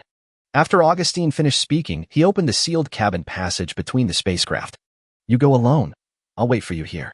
The commander of the Corps knows that you are here to see him, so he probably wouldn't dare to act recklessly in front of the entire fleet. The staff member grabbed a handful of melon seeds and ate them, then said to Liu Cheng. Liu Cheng nodded and boarded Augustine's spaceship through the sealed passage. Augustine was waiting for Liu Cheng in the cab. After Liu Cheng entered the cab, Augustine made a gesture of invitation to the chair next to him. Please take a seat. Liu Cheng didn't say anything polite and sat down next to Augustine. He had figured it out when he came here. Since they were going to negotiate, he couldn't be too humble in his attitude. Being too humble will make the other person think that you are afraid of him. So what if he is a senior among the garbage men? I have now been promoted to sergeant. No matter how small the position is, I am still an officer. Augustine looked at Liu Cheng with great interest. Seeing that Liu Cheng showed no fear at all, he smiled and asked, Why? You dare to come here alone? Aren't you afraid that I will tie you up and leave? Liu Cheng smiled and said, Senior, you are joking. I believe you can do this kind of thing. However, kidnapping me in front of the entire fleet would be unwise. Liu Cheng raised his finger and pointed at the computer on his right arm, which showed the face of Tian who was in the video call, and continued. Secondly, I have someone by my side whom I completely trust and who knows all my secrets. If you kidnap me, she will tell all our secrets. I guess by then, it won't just be our army that's chasing you. Augustine frowned, looked at Liu Cheng with eyes that might kill him at any time, and asked, Why? You already know my secret. Liu Cheng shook his head and said frankly, I don't know, but I can guess it. It must be similar to the reason why you came to me. The two stared at each other for a long time, and suddenly Augustine slapped his thigh and laughed. As expected, a hero emerges from youth. When I was your age, I followed a group of garbage collectors and made a living by picking up the tissues and organs of alien creatures they discarded. Liu Cheng Dao. When everyone has no abilities, I used to think I was a useless person. I like to hear that. Augustine said with a smile, picked up the teapot on the table, and filled the empty cup in front of Liu Cheng, but what came out was whiskey. Liu Cheng raised his eyebrows slightly and said, You drink wine as water? Augustine asked in return. You drink water as wine? Liu Cheng shook his head. I seldom drink. Augustine said. Oh, we are similar. I seldom drink water. Liu Cheng was speechless. Let's get down to business. Augustine drank the whiskey in the glass, then picked up the teapot and filled a glass with it. He nodded and said, Okay, let's get down to business. Tell me, where did you get the star core fragments from? Liu Cheng Dao. I used my special powers to dissect the bodies of alien creatures. Augustine. It's pretty much what I thought. What's your special ability? Liu Cheng did not answer Augustine's question, but asked, Senior, shouldn't you first tell me what your special ability is? Augustine's face showed a threatening look again, and he said, "Why should I tell you about my powers?" Liu Cheng showed a surprised expression and said, "Senior, you are wrong to say that. As a level 5 psychic, you can threaten me with force at any time. The reason why you didn't use force on me was because of the military uniform I was wearing and the companion behind me who was recording the conversation between us. Senior, you always give me something you can use against me, right? Otherwise, our statuses are not equal, so I think there is no need to continue this negotiation. Senior, you can drink the wine slowly by yourself. I will go back now." After saying that, Liu Cheng actually stood up from his seat and pretended to leave immediately. Augustine saw this and quickly called Liu Cheng. "Wait a minute." Liu Cheng turned around, pretending to be puzzled, and asked, "Is there anything else you want to say, Senior?" Augustine was silent for a while, thought for a long time, and finally made a difficult decision. He pointed to the chair next to him and said to Liu Cheng, "Sit down." Liu Cheng did not take advantage of the situation and sat back immediately. Augustine sighed and said slowly, "Actually, I've never let anyone know this secret. You're the first one." Liu Cheng nodded and thought, unless this secret is told to someone you absolutely trust, telling anyone else would be courting death. Augustine went on to say, "The reason why I was able to create the record of dissecting the most star cores in the entire galaxy at one time is because I have the ability of luck." Luck power? Liu Cheng was puzzled. Augustine nodded and said, "That's right, but this ability is not my initial ability. It is the second ability I awakened when I became a second-level ability user a few years ago. Relying on my ability of luck, I can pick out those corpses that contain the most star core fragments and priceless tissues and organs from a pile of alien creatures' corpses. So I gradually got money and star core fragments, and then I absorbed a lot of star cores to quickly improve my strength." Seeing Augustine's confession, Liu Cheng also confessed, "I am different from my predecessors. I have a purification ability that can gather the energy in the bodies of alien creatures and force them to produce star core fragments." Augustine nodded. "No wonder you, as a second-level psychic, are able to possess so many star core fragments." Liu Cheng asked, "Senior, since both of us have the ability to obtain star cores, why did you take the initiative to find me?" This is what Liu Cheng wanted to ask the most. After listening to what he said and his actions of saving himself and others, he didn't think that Augustine was someone who wanted to force him to work for him. Chapter 128. Forming a Garbage Man Company. Before I answer your question, I want to ask you something. After Augustine finished speaking, he took out the star core fragments he had obtained before and asked, "Did you know that star core fragments have different qualities?" Liu Cheng nodded and said, "I have learned that star core fragments are divided into low quality, medium quality, and high quality. The higher the quality of the star core fragments, the fewer impurities of alien life forms they contain, and therefore the total amount that humans can absorb is greater. These star core fragments of mine should all be of top quality." Augustine said, "You do have a good understanding of the quality of the star core fragments, but you were wrong about one thing. These star core fragments of yours are not of top quality, but of top quality." Liu Cheng was puzzled and asked, "Top quality? How come I have never heard of this before?" Augustine explained, "It's normal that you haven't heard of this statement, because the ultimate quality is a hypothetical theory proposed by me and a few professors who specialize in studying alien life. We speculate that as long as the energy used to form the star core in the alien creature is pure enough, it will not bring any negative impact to the humans who absorb it. Therefore, there will be no limit on the total number of star cores that can be absorbed." After that, Augustine took out another star core fragment, which looked similar in quality to Liu Cheng's star core fragments. He handed it to Liu Cheng and said, "This is a high-quality star core fragment. Feel the difference when you absorb the energy of the two." Liu Cheng took the star core fragments he had dissected, and then took the high-quality star core fragments that Augustine took out, and absorbed them one by one. Feel the process of absorbing energy carefully. After a while, Liu Cheng opened his eyes and said to Augustine, "Although the rejection reaction of impurities felt when absorbing the top-grade star core fragments is very small, if you feel it carefully, you can still detect it. In comparison, the star core fragments I dissected did not have any rejection reaction from alien biological impurities. I had only absorbed the star core fragments I had dissected before, and I thought it was because there were fewer impurities and I didn't notice it. Now it seems that the star core fragments I dissected are indeed top-grade star core fragments without any alien biological impurities." However, Liu Cheng knew in his heart that he would not be able to dissect out top-quality star core fragments at the beginning. This is also related to the improvement of his own supernatural power and the higher level of the dissected objects. Augustine nodded and confirmed, "That's right. It was only after I personally experienced it that I confirmed that the star core fragments you dissected were the top-grade star core fragments in the theory proposed by several of us. Ever since I awakened my luck ability, I have risen rapidly by absorbing star core fragments and star cores. However, it was more or less affected by the backlash of energy from the impurities of the alien creatures. Moreover, I was rather greedy when absorbing star core fragments and star cores before, and I would absorb star core fragments and star cores of inequality. By the time I realized that too many energy impurities from alien creatures had accumulated in my body, it was too late to stop. My strength has stagnated at the level of a 5th-level psychic for several years. Now, even if I am only allowed to absorb high-quality star cores, I dare not try. He was afraid that if he wasn't careful, he would turn into a beast. Just when I thought there was no hope of improving my strength in this lifetime, by chance I met someone who sold me these top-quality star core fragments that you dissected. And I also recognized that the quality of these star core fragments is all top-notch. Don't you think this is a coincidence? So you want to find me and ask me how to obtain the best star core fragments? Liu Cheng asked. Augustine said, Yes, now that everything has been talked out, we don't have to be on guard against each other. How about this? You help me extract the best quality star cores or star core fragments, and I will pay you. Liu Cheng thought for a moment what kind of compensation he should ask for. As for money, I don't need the other party to provide it. I can earn it by selling star core fragments. And if he helped the other party, it would be a great favor for Augustine. I should make good use of this favor. After much thought, Liu Cheng felt that what he lacked most now was the ability to protect himself. Liu Cheng said, Okay, but how about I let you be my bodyguard in exchange for money?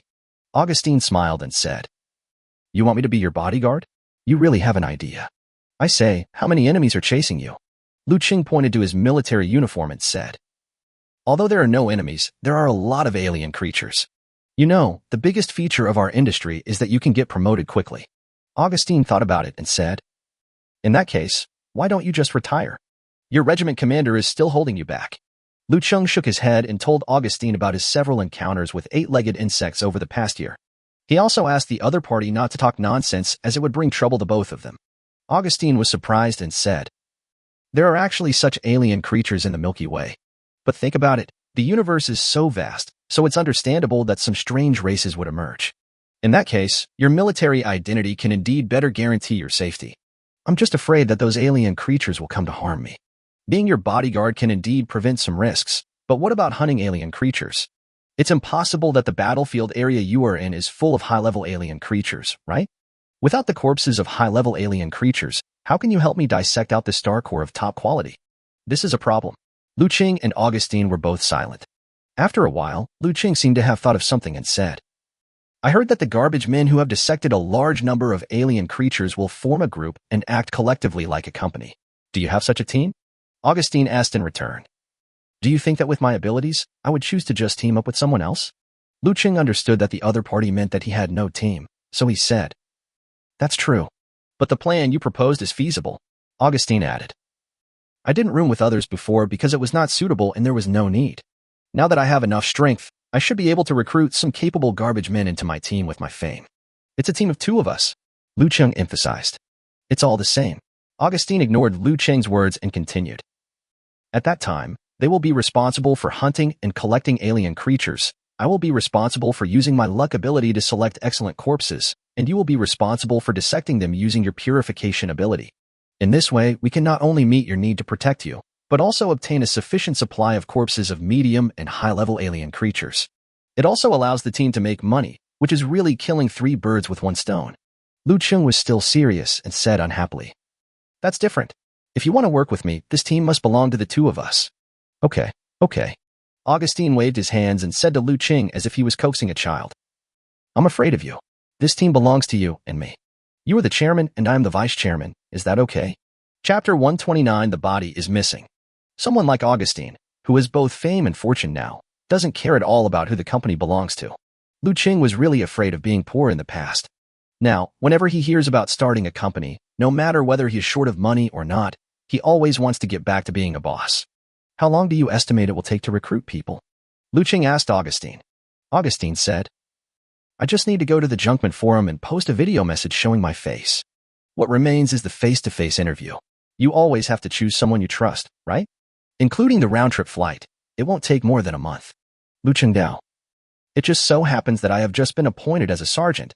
but my class is seriously short of people, and I probably won't be heading to the front during this period. I will stay at the regiment headquarters and wait for you." Augustine didn't expect that Liu Cheng, at such a young age, had already reached the rank of sergeant. It seems that promotions in the Special Operations Force are really fast. Of course, the premise is that you are the one who survives. The two exchanged private communication channels and then said goodbye and left. When they returned to the military spaceship, the staff saw Augustine driving away and realized that the trip was not in vain. At least he had done what the Corps commander had asked him to do. The staff cleaned up the sunflower seed shells that were scattered everywhere and drove the spacecraft back to the regiment headquarters. In the afternoon, the staff member found Liu Cheng again. Liu Cheng was puzzled, wondering what trick Augustine was up to again. The staff member said, "No, this time the Corps commander came to see you in person and asked you to go to his office." "The commander of the Corps came to see me personally?" Liu Cheng was puzzled, but he still followed the staff and went to Li Ronghao's office. When they arrived at the office door, the staff member rang the doorbell but did not go in with Liu Cheng. After Liu Cheng entered the room, he stood at attention and saluted, saying, "Liu Cheng, the captain of the Wolf Squad of the 2nd Company of the 1st Battalion, reports for duty." Li Ronghao got straight to the point. "I called you here this time because there is something I must let you know. The body of the 8-legged insect that you risked your lives to bring back has disappeared." Liu Cheng asked in surprise. "How so?" Li Ronghao explained. "After receiving the report I submitted, the United Government attached great importance to the situation of the 8-legged insect. He ordered me to send a medium-sized spacecraft to transport the body of the 8-legged insect to the United Government headquarters for research. As a result, the spacecraft was attacked and destroyed while flying in the star field. All the soldiers and medical staff on board were killed, and the body of the 8-legged worm was missing." Li Ronghao turned on the holographic projection and showed Liu Cheng some on-site photos of the spacecraft attack that were classified as confidential by the military. The ship that attacked the ship carrying the 8-legged insect corpses was another military ship. According to the confessions of the arrested crew members, they received orders from their superiors to carry out a secret mission. The United Government followed the clues and confirmed the identity of the senior government official who issued this order, and confirmed that it was the same person who issued us a ban on investigation a year ago. Liu Cheng asked, "Now that we know the identity of the instigator, have we caught him?" Li Ronghao shook his head and continued. "By the time the arresting officers arrived at the scene, the officer was already dead. There were also signs of wounds on the back of the neck, indicating that the creature was being controlled by the 8-legged worm.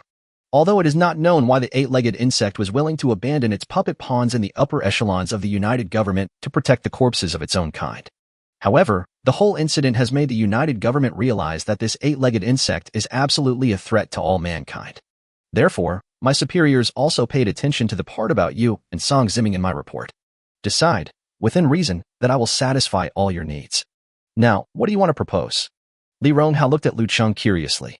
Liu Cheng thought for a moment and said, "Captain, I heard that it's hard to buy a Gundam even if you have money. I wonder if you can help me get a Gundam for self-defense with your military background? Of course, I will find a way to raise the money and will not let the army advance it to me." Li Ronghao laughed and said, "You are such a jerk. You dare to ask for such a high price. Do you know how much a simple Gundam mecha costs? Hundreds of millions. Where did you get so much money?" Liu Cheng was stunned. He knew that Gundam mechas were expensive, but he didn't expect them to be so expensive. He really couldn't afford it now. Then he thought of Augustine's plan to set up the Garbage Man Company and asked awkwardly, "Well, Commander, can we buy on credit first?" Li Ronghao waved his hand, indicating that Liu Cheng didn't need to worry about it, and said, "I will convey your request to the higher-ups, but whether they agree or not is none of my business. Oh, there is one more thing that you may need to do in person. Captain, just tell me straight away. As long as you don't want me to die, we can talk about anything." Li Ronghao laughed and scolded. "I heard from Xiao Song that you were greedy and afraid of death. I didn't expect it to be true. However, compared to Xiao Song, this fear of death can be considered an advantage. The matter is simple. The United Government lost the corpse of the 8-legged insect, so they plan to send troops to the planet ST-44732 to search for it personally to see if they can find any trace of their nest. You, Fu Yin, and Tian are the three of you who are most familiar with the situation on the planet ST-44732. You three will act as guides, and I will send several company and platoon-level officers to follow and protect you. The military also decided to use this search opportunity to clean up all the remaining Level 3 alien creatures on the planet ST-44732, and use it as a battlefield planet for the next batch of training missions for the graduates of the combat middle school. After this mission, planet ST-44732 will become a planet completely controlled by humans, and you will no longer need to be stationed here. I will arrange for you to go to the front line when the time comes. Before that, I will assign personnel to your class unit, and you three must also be prepared. Liu Cheng stood at attention and saluted again. Make sure to complete the mission. In the next few days, Liu Cheng, Fu Yin, and Tian, under the personal protection of several company-level cadres, continued to search for the traces of the eight-legged insects in the sand sea of the planet ST-44732. Finally, they found traces of the eight-legged worms in a cave hidden by a giant stone shell crab. A large number of alien creatures of different races were found there, as well as the bodies of earlier members of the Marines and the Wolf Warriors. But there was no trace of the eight-legged worm in the underground nest. After confirming that the eight-legged insects had escaped from the planet ST-44732, the Iron Blood Corps, where Li Ronghao is located, increased the number of troops they sent. All alien creatures above level 3 on the entire planet ST-44732 were completely cleared out. Only a few first and second level alien creatures were left unkilled, serving as opponents for the new batch of combat high school graduates to train for. During this period, Liu Cheng also sent a communication request to Augustine, asking about the progress of establishing the company. Augustine replied in the video communication, "Recruiting has been slower than I thought. A skilled garbage collector doesn't want to be under someone else's wing, and I don't think highly of someone with average abilities, so you should wait a little longer." Liu Cheng also told Augustine that he would serve as a temporary examiner in the training mission for the graduates of Combat Middle School. Augustine exhorted, "Although it shouldn't be too dangerous, you still have to be careful. It would be better if you died. Don't let those strange eight-legged bugs know of my existence." Liu Cheng nodded, understanding that Augustine cared about him, but didn't want to say it directly, so he agreed. "Got it.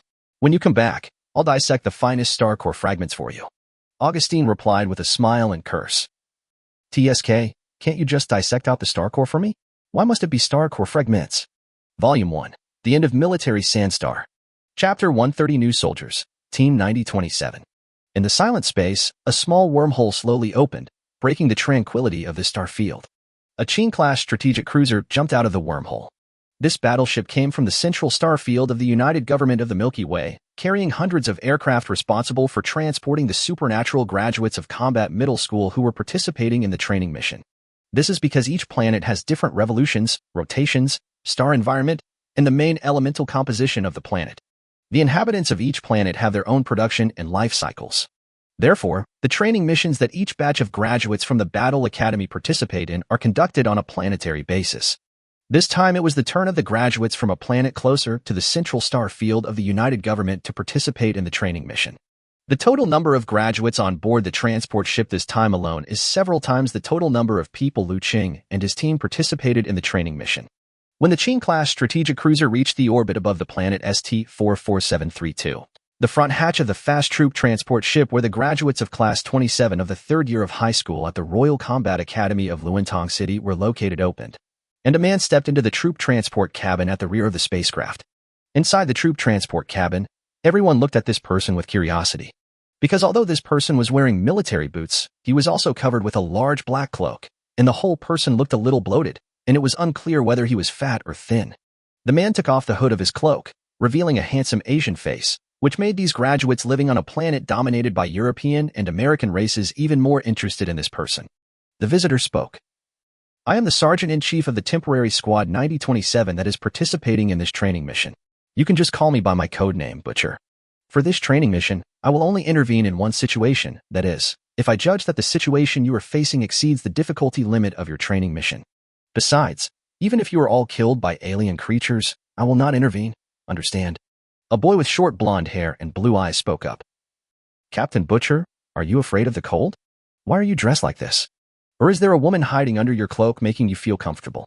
The boy didn't care about Liu Cheng's identity at all and made fun of his clothes, which also made the graduates in the troop transport cabin laugh. Liu Cheng took a look at the boy who was making fun of him and saw that he was wearing a single earring on his right earlobe. He thought that as expected of a graduate from Luantong City, his level of openness was different from that of people from their more traditional planets. Liu Cheng pointed at the boy with a single earring and asked, "May I have your name?" The blond boy with a single earring replied confidently, "My name is William. You can also call me Little Beast." As he spoke, the blond boy with one earring stuck out his long tongue with a tongue stud towards Liu Cheng, making a roaring expression like a wild beast. Liu Cheng nodded and said, William, very good. First of all, the first rule my soldiers need to follow is not to interrupt me without my permission. Do 100 push-ups on the spot. William showed a disdainful expression. He gave himself the code name of Little Beast and had never been afraid of physical challenges. Without any nonsense, William started doing push-ups in front of the whole class of graduating classmates and quickly completed 100. Liu Cheng nodded with satisfaction and said, Not bad. My physical fitness is barely acceptable. Snort. William snorted coldly. His physical fitness scores were among the best in the school. If this could be considered barely passing, then what about the others? He felt that the Asian sergeant in front of him, named Butcher, was a bit pretentious, and he looked down on Liu Cheng even more. Liu Cheng ignored the other party's disdainful expression, lifted his cloak, and turned around on the spot so that everyone could see him clearly. Everyone saw that under the cloak, there were several guns, a dozen swords, and dozens of individual combat module components with different functions. William was puzzled and asked in a teasing tone, Captain Butcher, are you an ordinary person without any special abilities? Otherwise, why would you bring so many weapons and equipment? When will the special forces allow incompetents to be sergeants? This remark caused everyone to laugh again. After everyone had finished laughing and quieted down, Liu Cheng looked at William with a kind smile and asked, William, can you stand on your tongue? William sneered disdainfully and said, What's so difficult about this? It's just standing up the tongue. Watch carefully. Bang. The moment William's tongue stretched out and stood horizontally, Liu Cheng pulled out a pistol from his waist. So fast that people couldn't see that he was aiming, he shot directly at William's tongue. The metal bullet hit the tongue stud and pierced through William's tongue along with the tongue stud, hitting the metal wall of the troop carrier and bringing out a little blood from William's mouth.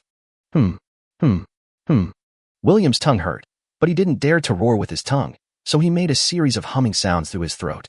There was dead silence in the troop transport cabin. Liu Cheng took back the pistol and said to everyone, First of all, weapons and equipment are not the privilege of the powerless. People with special abilities can also possess and use them. Just like before, if I had aimed at William's head instead of his tongue stud, he would have become a corpse before he could even use his superpowers. I hope that when you arrive at the interstellar battlefield, you will know how to flexibly use the weapons and equipment at hand when facing alien creatures, so as to increase your chances of survival. Secondly, you are no longer students of the Combat Academy. From the moment you graduate, you are new recruits of the United Government's combat forces. As a soldier, all that awaits you is honor and death. I hope you can distinguish the difference between obeying orders and observing classroom discipline. Finally, let me tell you the second rule that my soldiers need to follow, which is that deserters are not allowed. No matter who it is, if they are deserters, they will be killed immediately. Do you understand? Understood. Unlike before, Liu Cheng showed off some of his abilities and immediately established his prestige in the hearts of these recruits. All the recruits answered Liu Cheng's question in unison, and their voices were very loud. When Liu Cheng felt that he had swung his stick enough, he put his chin towards William, who was covering his mouth with his hands and bleeding profusely, and asked, Who among you has a medical kit? Stop the bleeding immediately. Immediately, a blonde girl came out, placed her hands on both sides of William's cheeks, and used her supernatural power. Soon the wound on William's tongue healed and stopped bleeding. Liu Cheng felt a little surprised and thought, Healing abilities are indeed indispensable if we are to form a class team. Liu Cheng asked, How is it, William? Does it still hurt? William was much more honest in front of Liu Cheng this time, knowing that he had the ability to deal with him at any time, but he did not show too much humility, shaking his head and said, It doesn't hurt anymore. Liu Cheng smiled and said, Very good, you are worthy of being called the Little Beast. Everyone was muttering in their hearts that this instructor's code name was worthy of being called the Butcher, as he was too cruel. You never know when he will raise the butcher knife and kill you. Chapter 131 Bad Weather. Immediately, Liu Cheng looked at the blonde girl again and asked, May I have your name? The girl was about 1.7 meters tall, petite, with extremely delicate facial features. Her looks were definitely of the highest quality. Seeing Liu Cheng staring at him and asking questions, she immediately replied with a somewhat nervous expression. My name is Alice. Liu Cheng nodded and wrote down the name. If there is no healing ability user joining the Wolf Warrior team when it is reorganized later, he plans to ask the Corps Commander directly for the girl. Of course, all of this is based on her ability to survive the training battlefield. There are sandstorms on the planet ST-44732 all year round, and the new recruits who came to participate in the training mission today were not lucky enough to catch one of the few sunny days. A yellow sandstorm swept across most of the planet ST-44732. In the center of the clearing area, there are the tall barriers of the mining city and many buildings. Therefore, When viewed from space, it appears to be the only circular area on the entire planet that is not swept by the sandstorm. That area is the cleanup zone of this planet. The area where you are carrying out your training mission is the entire planet except for the cleanup zone. When all satellite detectors orbiting the planet no longer show any activity signals from alien creatures, this training mission will be over. Seeing that all the new recruits of Team 9027 were looking through the windows of the troop transport cabin at the planet where they had stayed for more than a year, Liu Cheng introduced it to everyone. This should be his last time to come to the planet ST-44732 in the near future. This place carries too many happy and sad memories of him. Liu Cheng couldn't help feeling a little emotional. In the command room of the Qing-class battlecruiser, the fleet officer reported to the captain Zhao Gang. Reporting to the captain, the warship has reached low Earth orbit, and all fast troop transport ships are ready to start deploying troops at any time. Zhao Gang nodded and looked at the surface of the planet ST-44732 through the window of the command room. Almost all areas outside the clearing zone were covered by yellow sandstorms. Affected by the electromagnetic particles in the sandstorm, the spacecraft's detectors also have difficulty detecting the conditions on the ground. Although Zhao Gang has served in the army for many years, his heart is still softer than that of Li Ronghao and others. In previous years, before dropping new recruits for training missions onto a planet, his spaceship would aim at the landing site and fire at it with the maximum charge power of the quantum cannon in order to clear out the large number of alien creatures lying in ambush. But the situation this year does not allow him to do so. If we blindly bombard without knowing the ground situation, it would not be a big deal if we didn't kill many alien creatures. It would be troublesome if the ground terrain was destroyed, causing a large area of quicksand to swallow up the landing troop transport cabin. So he gave his officers direct orders. The training mission has begun. Order all fast troop transports to take off and deliver new recruits. The officers under his command conveyed the order to hundreds of fast troop transport ships through the dedicated communication channel of the training mission. Attention all troop transports carrying personnel for the training mission. The 90th batch of new recruits training mission begins now. All ships take off and start transporting new recruits. For a moment, the sound of roaring engines was heard in all the engine rooms of the Qing-class battleships. Hundreds of fast troop transports flew in a swarm towards the planet ST-44732 like bees leaving their hive. When the troop transport ship entered the sandstorm, the entire spacecraft, including the troop transport cabin at the back, began to shake violently. The recruits grabbed the handles next to their seats. Some of them didn't have time to react when the turbulence came, and they staggered and fell from their seats onto the deck of the troop transport cabin. He fell on his face and had 2 nosebleeds. Some people with sensitive cochleas cannot tolerate long-term and severe shaking and vomit suddenly. Judging from the vomit, he probably didn't eat much before leaving, otherwise the smell would be much stronger. Now it looks okay and not so disgusting. Liu Cheng frowned, pressed the call button in the cockpit, and asked, "What's going on? Can you guys in the flying unit fly the spacecraft properly?" Being scolded by the Special Forces sergeant, the pilots did not dare to lose their temper and immediately responded with an explanation. The spacecraft was severely shaken by the sandstorm. This happened to all spacecraft, not just ours. Moreover, the closer to the ground, the denser the sandstorm particles and the stronger the wind, so the spacecraft is not suitable for low-altitude hovering and can only be delivered from high altitude. Liu Cheng did not expect that the new recruits participating in the training mission would face such unfavorable conditions right from the start, but all possible difficulties are part of the training mission. Just like they did then, Fu Yin and his team were chased by 2 level 3 alien creatures as soon as they landed, which resulted in huge casualties among their team. All you can do is to fulfill your duty within the scope of your responsibilities. The troop transport module will be separated soon. I wish you all good luck. Finally, I would like to remind everyone that if you have a mask, remember to wear it. The new recruits of Team 9027 had never been to a planet with a harsh environment like ST-44732 before, and they had not yet realized what Sergeant Butcher meant when he said to put on masks. Then there was a loud bang outside the troop transport cabin, and it separated from the hull of the troop transport ship in front. The troop transport module landed quickly on the ground. When it was about to hit the ground, the propulsion engine at the bottom of the troop transport module started, slowing down its falling speed. Bang! The moment the troop transport module landed, its hatch opened immediately. Liu Cheng was the first to slip out of the troop transport cabin, hiding out of the sight of Team 9027 and observing their situation. Everyone in Team 9027 looked at each other, all of them confused. Fortunately, several class cadres and the monitor from their school days stood up and led everyone. We were taught in class that you should not stay inside the troop transport bay after the hatch is opened. Everyone, follow me out of the bay. With the appearance of a leader, the braver recruits immediately followed the leaders, including William, codenamed Little Beast. Following them were the timid or cautious recruits, such as Alice and others. After Team 9027 rushed out of the troop transport cabin, the sky full of yellow sand made everyone swallow a mouthful of sand. Only then did they understand what the butcher sergeant meant when he asked them to wear masks. The new recruits, who were not used to lowering their masks even when wearing helmets, immediately pressed the buttons on the side of their helmets to lower their masks. Those who usually don't even wear helmets were unable to speak out their suffering at this moment. They could only shut their mouths and endure the blowing of the raging sand in their faces. The team leader and his companions squinted their eyes and found that they could not see clearly in the sandstorm. Someone immediately shouted to everyone, "Where's the reconnaissance psychic in our class? Hurry up and help everyone investigate the surrounding situation." Chapter 132. A New Look. Among the 40 or so members of Team 9027, 5 or 6 people stood up and used their special abilities. They're all reconnaissance-type psychics. Some of them have the ability to sense things within a certain distance around them, some can hear various tiny sounds clearly, and some can see thermal images with their eyes. However, just as these people had used their special powers and had not had time to clearly understand the situation around them, several figures suddenly appeared in the sandstorm and pulled them into the sandstorm. Seeing this, the team leaders shouted to everyone, "Not good. The alien creatures are targeting those with reconnaissance abilities. Everyone, hurry up and protect the remaining few people." 3 of the 6 people immediately disappeared in the sandstorm. It went without saying that it was an attack by alien creatures targeting them. Alien creatures are not stupid. They are also very intelligent creatures.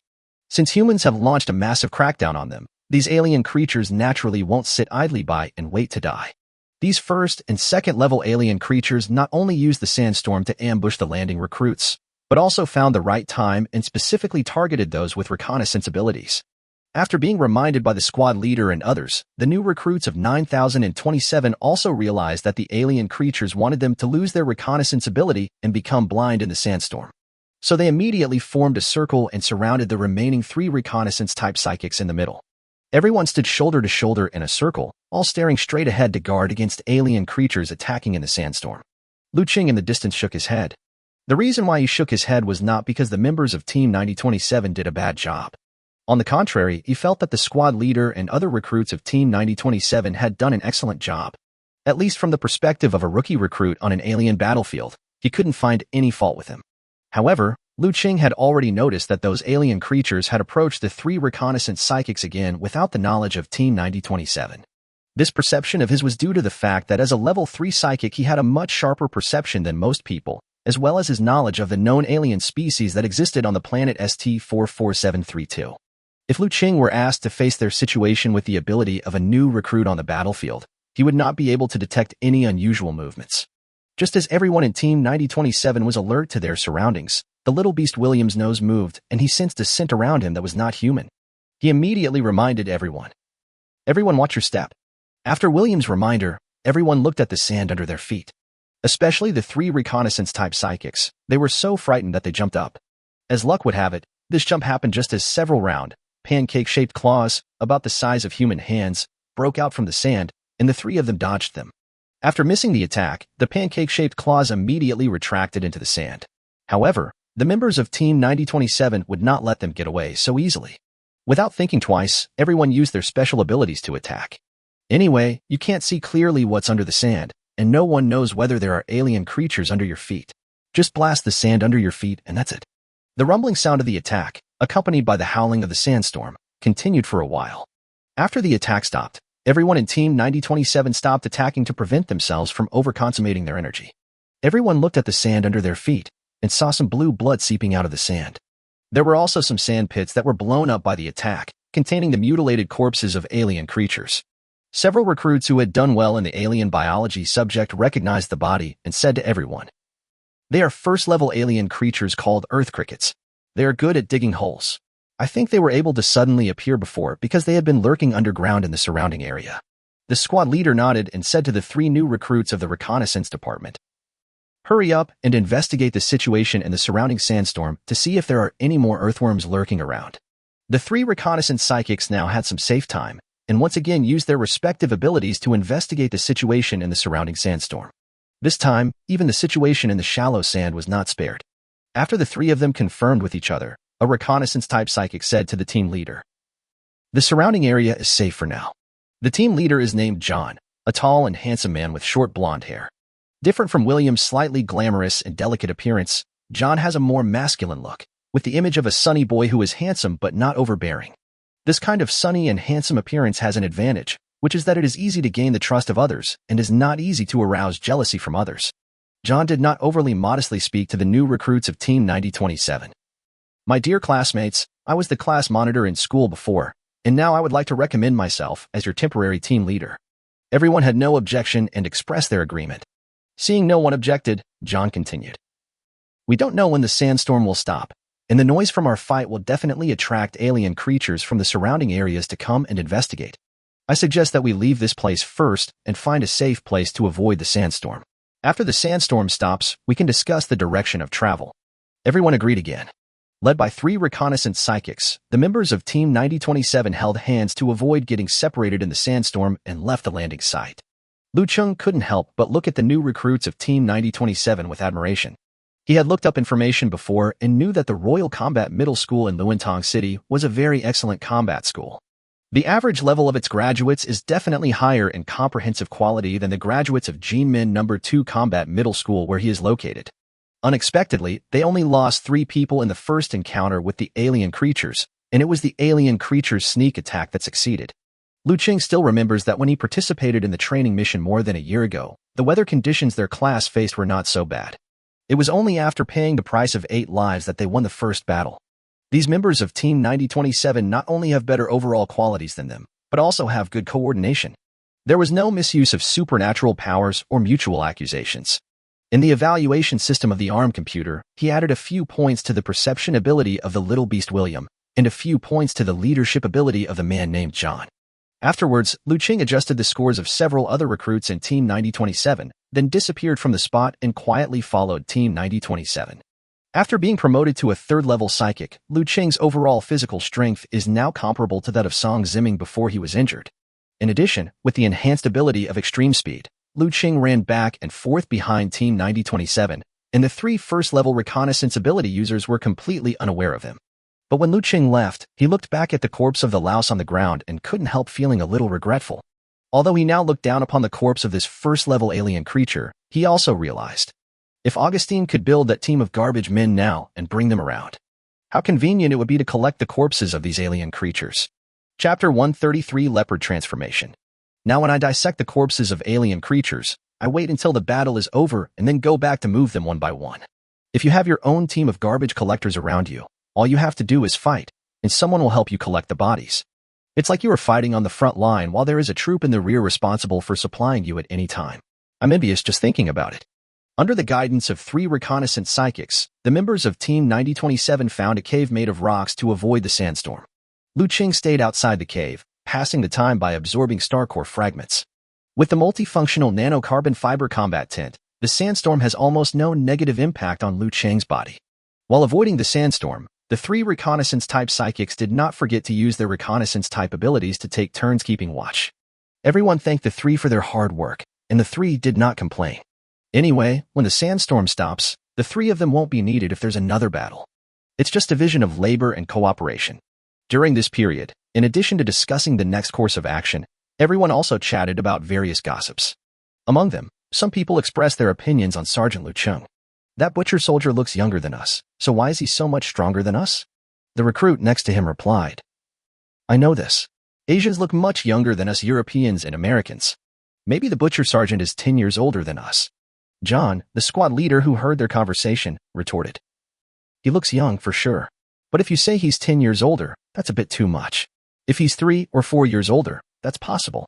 The recruit who first raised this topic was surprised and said, No way.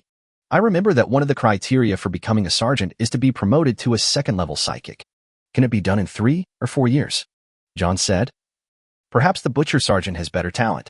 William, the little beast at the side, stepped forward and put his arm around John's shoulder, jokingly saying, John, tell me the truth. Are you attracted to that butcher sergeant?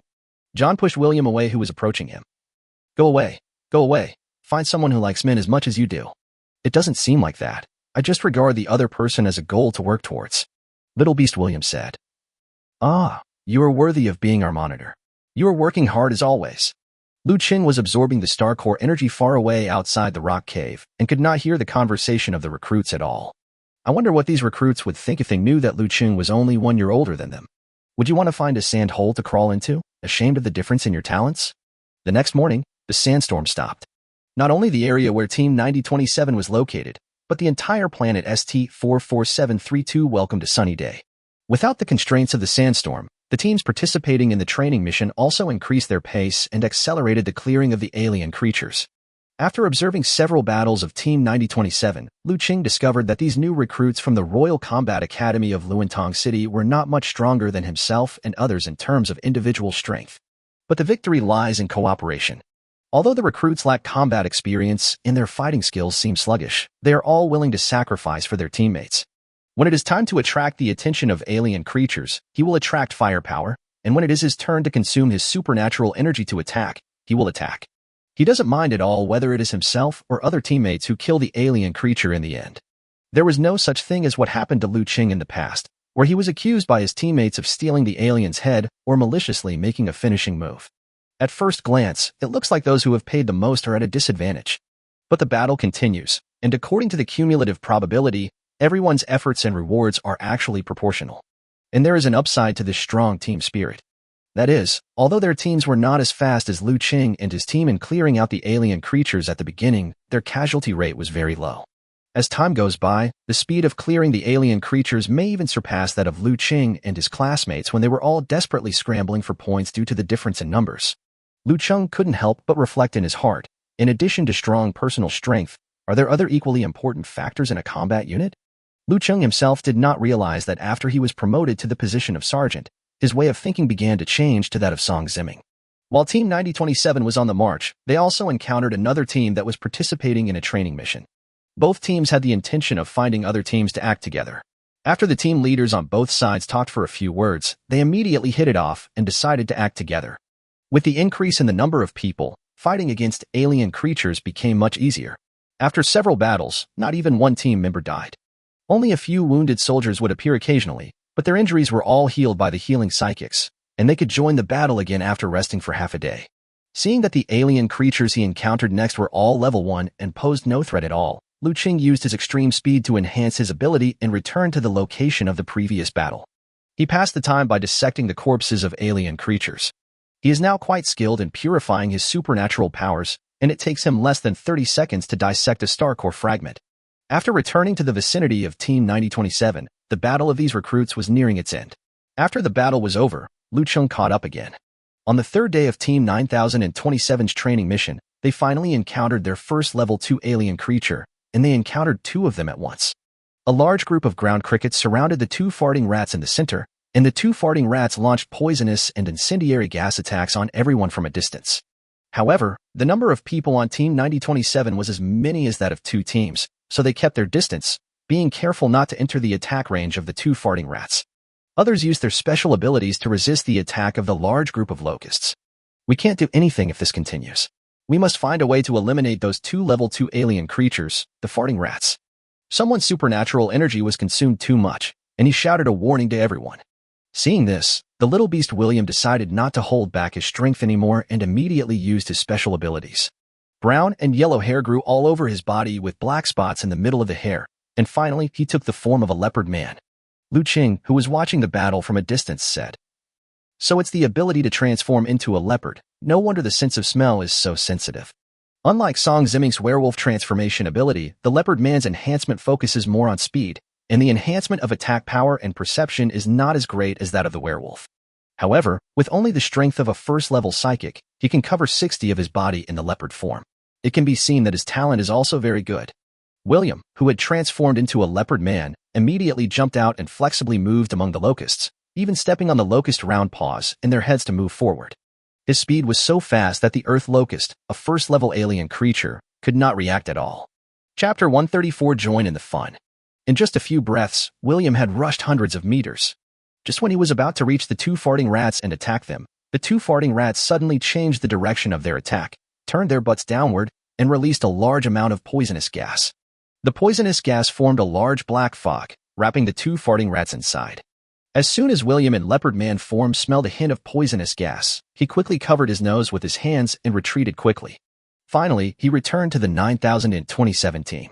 John looked at William, who usually liked to show off, and said with a smile, "William, how come you came back without even fighting?" William's face darkened and he said, "Their farts are so smelly that it's impossible to get close to them." Alice ran over and used her healing ability to say, "William, your face is black. This is a poisoning reaction. Get treatment quickly." "My black face is not caused by poisoning," William said unhappily. "John, don't just stand there and watch. Take action now." "Haha." John smiled, then raised his hand and aimed at the two farting rats 100 meters away, using his special ability. After waiting for a while, they were puzzled when they saw no response. John shook his head and said, "No, the distance is too far and I can't teleport over." William stretched out his voice and said to everyone, "You all heard what the squad leader said. Everyone, advance another 50 meters." The members of Team 9027 tried their best to fight off the attacking locusts and push the battle line forward. When the members of the other team that was acting with them saw this, although they didn't understand why they were advancing, they also followed them forward. After the battle line moved forward 40 or 50 meters, they were already close to the edge of the attack range of the two farting rats. Everyone was facing the threat of poisonous and incendiary gases, and the battle with the locust became much more difficult. This distance is almost the limit of our advancement. If we push forward any further, the casualties will be too great. Can you do it, squad leader? William, who had joined the fight, kicked a ground louse away and turned around to ask. John nodded, raised his hand again, and aimed at the two farting rats, using his special ability. This time, John felt the connection between the supernatural energy and the farting rat and shouted loudly, "Here we come. Everyone get ready." As soon as he finished speaking, 7 or 8 melee psychics gathered around John. Whoosh. One of the two bombardier rats that were hiding in the distance and attacking a group of locusts disappeared on the spot. The next moment, the disappeared figure of the farting rat appeared in front of John's palm. Before the farting rat could react, it was attacked by 7 or 8 melee psychics who had surrounded it and was killed on the spot. Although the farting rat is a level 2 alien creature, it is good at long-range attacks and its defense is not much stronger than that of a level 1 alien creature. After easily getting rid of a second-level alien creature, William, who still had half of his supernatural energy left in his body, did not rest. He aimed at another farting rat again and used his supernatural ability. The farting rat saw its companion disappear from the spot and was digging the sand under its feet to figure out where its companion had gone. Unexpectedly, the next moment, everything went dark before my eyes and I disappeared from the spot. When the second farting rat appeared in front of John, the 7 or 8 melee psychics who had been prepared for a long time had gained experience and their attack was more efficient. It can be said that the second farting rat died peacefully without suffering any pain. Without the long-range assistance of the two farting rats, the remaining locust rats, although numerous, could no longer withstand the attacks of the two human teams. The attacking and defending sides exchanged blows and held out for about half an hour before hundreds of locusts were completely wiped out by hundreds of human recruits.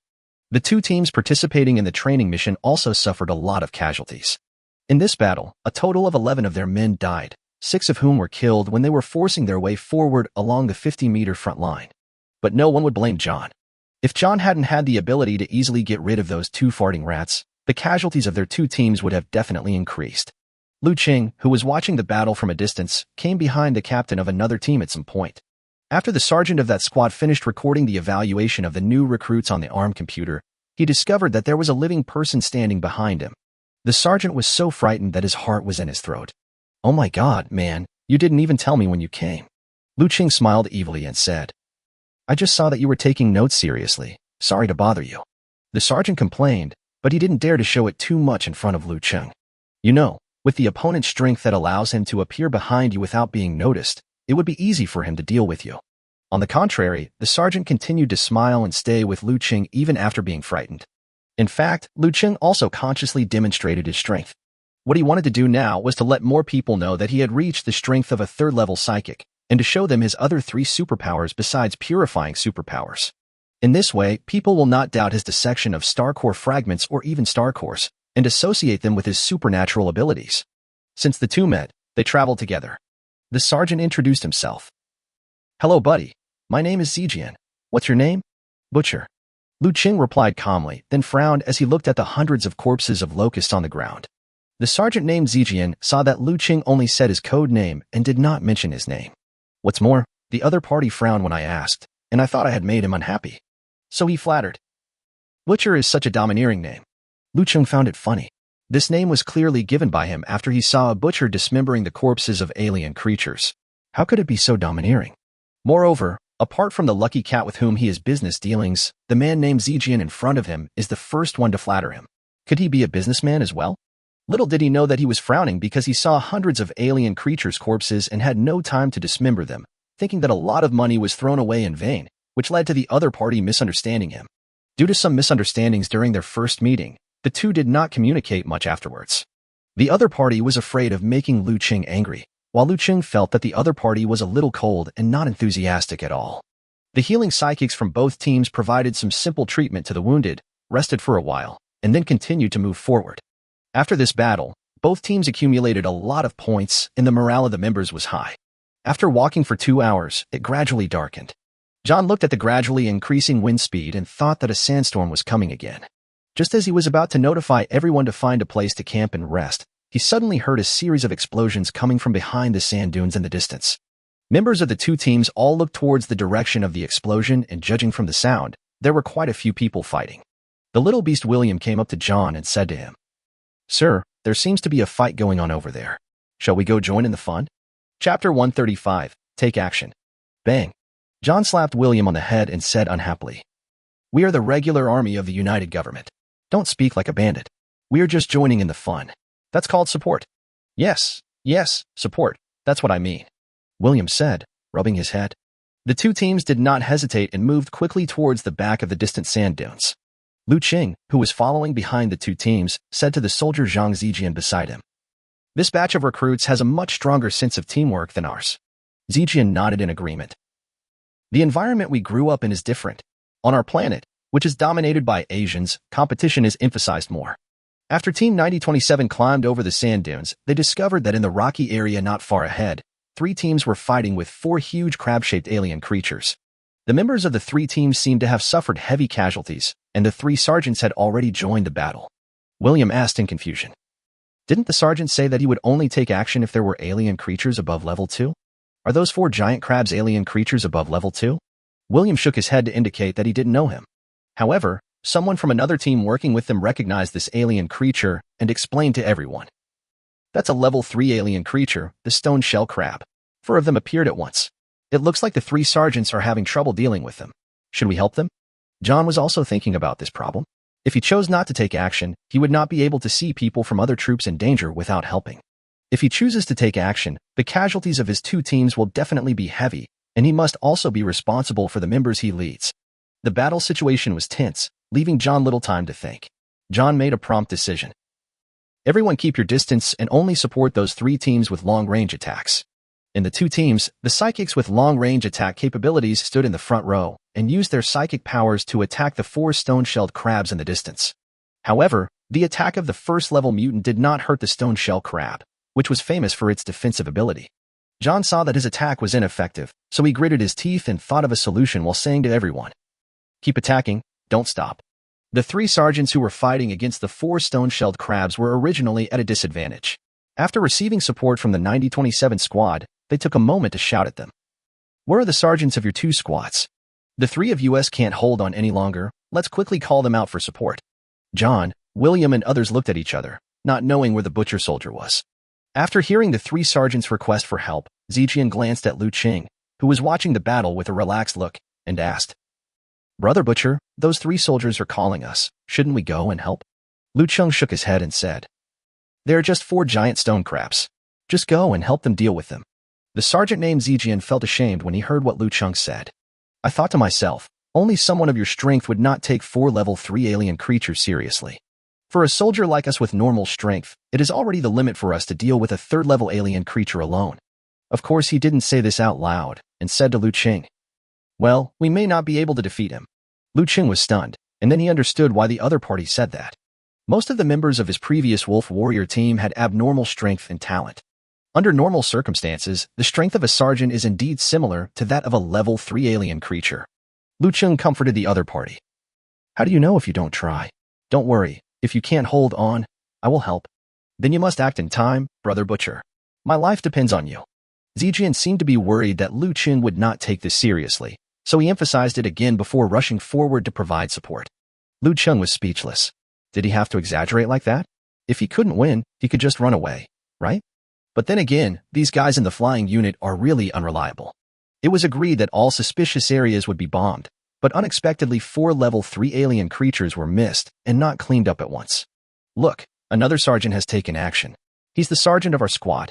In another team, a new recruit pointed at Captain Zijian, who was rushing forward, and said excitedly. The little beast William looked around twice, but did not see the butcher sergeant appear, so he whispered to John.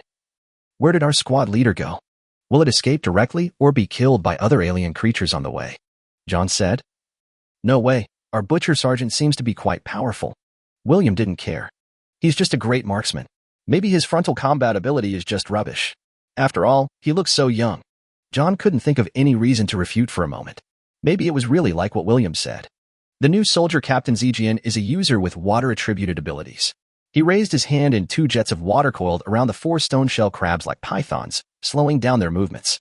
Seeing this, the other 3 attacked together and attacked the same stone-shelled crab. Boom, boom, boom. 3 explosions were heard, but the concentrated attack power of the 3 men, who had already consumed a lot of physical strength, failed to penetrate the shell of the stone-shelled crab. The attacked stone-shelled crab angrily waved its 2 large rock-like claws and smashed towards the 3 people. The 3 people flew backwards and all of them spit out blood. The other 3 stone-shelled crabs were also annoyed by the water snakes that bound their bodies. They kicked their 8 legs back and forth and directly burst 2 of the water snakes. Then he attacked Zijian, who was controlling the water snake. Seeing the 4 giant stone crabs all coming towards him, Zijian was so scared that his heart was in his throat and he shouted, Brother Butcher, come and save me. When the 3 sergeants were knocked out together, Liu Cheng shook his head helplessly and prepared to take action. Alas, the main attacker is not strong enough. Such a good control support is wasted. After hearing Zijian's cry for help, Liu Cheng couldn't help but feel funny. This guy is really afraid of death. He's shouting so loudly, it's not like I can't hear him. Having said that, Liu Cheng did not just sit there and watch the 4 stone-shelled crabs attack Captain Zijian. He took out the lightsaber that Speed had left for him from his arms and directly used his speed-enhanced ability. Whoosh. The members of Team 9027 didn't see clearly what was passing by them. They just felt a strong wind blowing. After they saw clearly that the person who attacked was the butcher, the captain of their team, Liu Cheng jumped out and flashed directly to the heads of the 4 stone-shelled crabs. Chapter 136 Return to the Mineral City. Liu Cheng raised his hand and a light gray halo rose from the sand, covering part of the body of a giant stone crab. With his speed ability fully activated, he dodged the giant claws swung by the stone crab, and the lightsaber enhanced by his ability pierced directly through the stone crab's stone shell and reached his heart. Liu Cheng drew out his lightsaber, canceled the weakening halo, and pushed his feet against the stone shell of the stone crab, then rushed towards another stone crab again. Then another weakened halo rose under the feet of the stone-shelled crab, and Liu Cheng pierced the opponent's heart with a sword again. Swish, swish, swish. Liu Cheng landed and retracted the lightsaber. The bodies of the 4 stone-shelled crabs shook, and then they all fell down. The recruits from the 5 teams present were stunned. Liu Cheng's speed was really too fast. These new recruits only saw Liu Cheng passing through the 4 stone-shelled crabs like lightning. 4 halos rose and disappeared, and then the 4 stone-shell crabs were all destroyed. He dealt with 4 level 3 alien creatures so easily. Could it be that Sergeant Butcher is actually at the company commander level?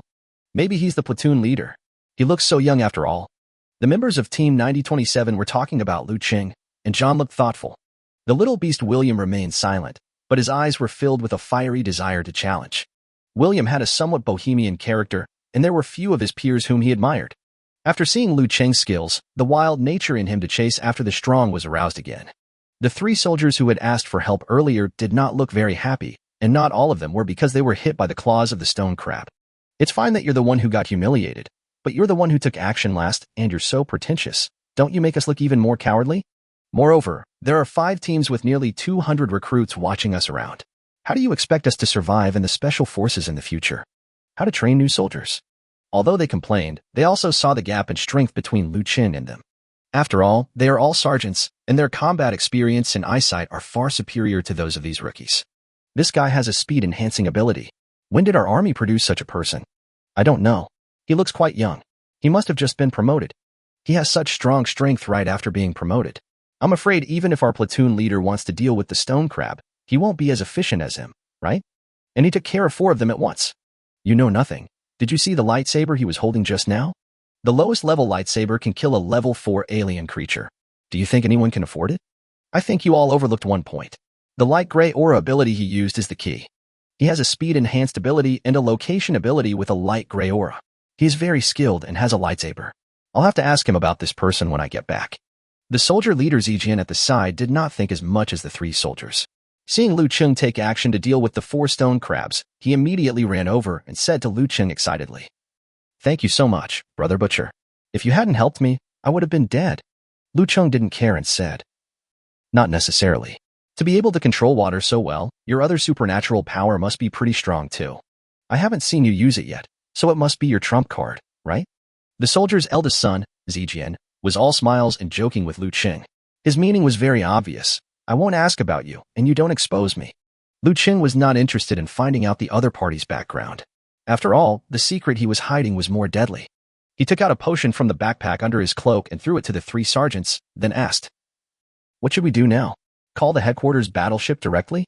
After taking the healing potion, one of the 3 sergeants nodded to Liu Cheng and said, "All 5 of us have taken action, and these 5 teams can only settle the points based on the end of the game. But there is no need to call for a warship. The army has a temporary assembly point in Mineral City. We can go to Mineral City by car first." Liu Cheng had no objection to this. It would be convenient to take a car. After all, their current location was not too far from the cleanup area. An hour later, 10 suspended armored personnel carriers, escorted by a dozen armed suspended vehicles, arrived at the location where Liu Cheng and his team were. The 5 teams of recruits were transported to the military's temporary assembly point in Mineral City. This temporary assembly point was set up specifically for this training mission and is managed by the Marine Corps originally stationed on the planet ST-44732. Liu Cheng came here and met some old acquaintances. After greeting Commander Liu, he went to the combat command room to visit Commander Hu under the guidance of Commander Wang. After entering the house, Liu Cheng saluted and said, "Liu Cheng, the captain of the Special Forces Wolf Squad, reports for duty." Commander Hu was very happy to see Liu Cheng. He walked up to him, hugged Liu Cheng's arm with both hands, and said, "Brother Butcher, long time no see." Liu Cheng smiled and said, "Commander Hu, it's been a month since we last met. I haven't had the chance to thank you brothers from your Marine Corps for supporting our Wolf Squad." Hu Jun said, "We are all brothers. Don't say thank you or not. I heard from the superiors about your Wolf Warrior Squad's report. 3 were killed and 7 were injured. I really didn't expect Song Ziming to retire directly. Although Captain Song has retired, he has contacted some veterans he knows to form a veterans alliance to continue fighting for the cause of protecting humanity." Liu Cheng said comfortingly. Commander Hu looked very pleased, patted Liu Cheng on the shoulder and said, Okay, Captain Song is a true soldier. Brother Butcher, you should also follow Captain Song's example and not bring disgrace upon the name of the Wolf Warrior Squad. Must." The 2 exchanged greetings and said goodbye. After all, they both had military duties, so it was not convenient for them to sit down and drink together. After Liu Cheng left the military's temporary assembly point, he went to the black market to buy some things. He walked into the Lucky Cat's shop, and the Lucky Cat was very surprised. He thought he would never see a butcher again in his life. The Lucky Cat closed the door, walked over to Liu Cheng and happily invited him to sit down inside, then asked, "Butcher boss, that unreasonable bearded man. I mean, Senior Augustine let you go? He didn't hurt you, did he?" Seeing that the Lucky Cat was still afraid of Augustine, Liu Cheng couldn't help but laugh. "No, we had a very pleasant conversation and have now decided to do business together." "Ah, that's wonderful. Being able to do business with Augustine, it can be said that the butcher boss will definitely be very successful in the garbage truck industry in the future." The Lucky Cat was very happy for Liu Cheng. Chapter 137. The training mission is over. Immediately, the Lucky Cat became unhappy again. It's good for the butcher to get in touch with Augustine, but it also means that the other party will no longer do business with him from now on. I'm missing out on the biggest source of income. Seeing the Lucky Cat sighing, Liu Cheng seemed to understand what the other party was thinking and said, "In the near future, I may be transferred to the frontline star battlefield with the troops.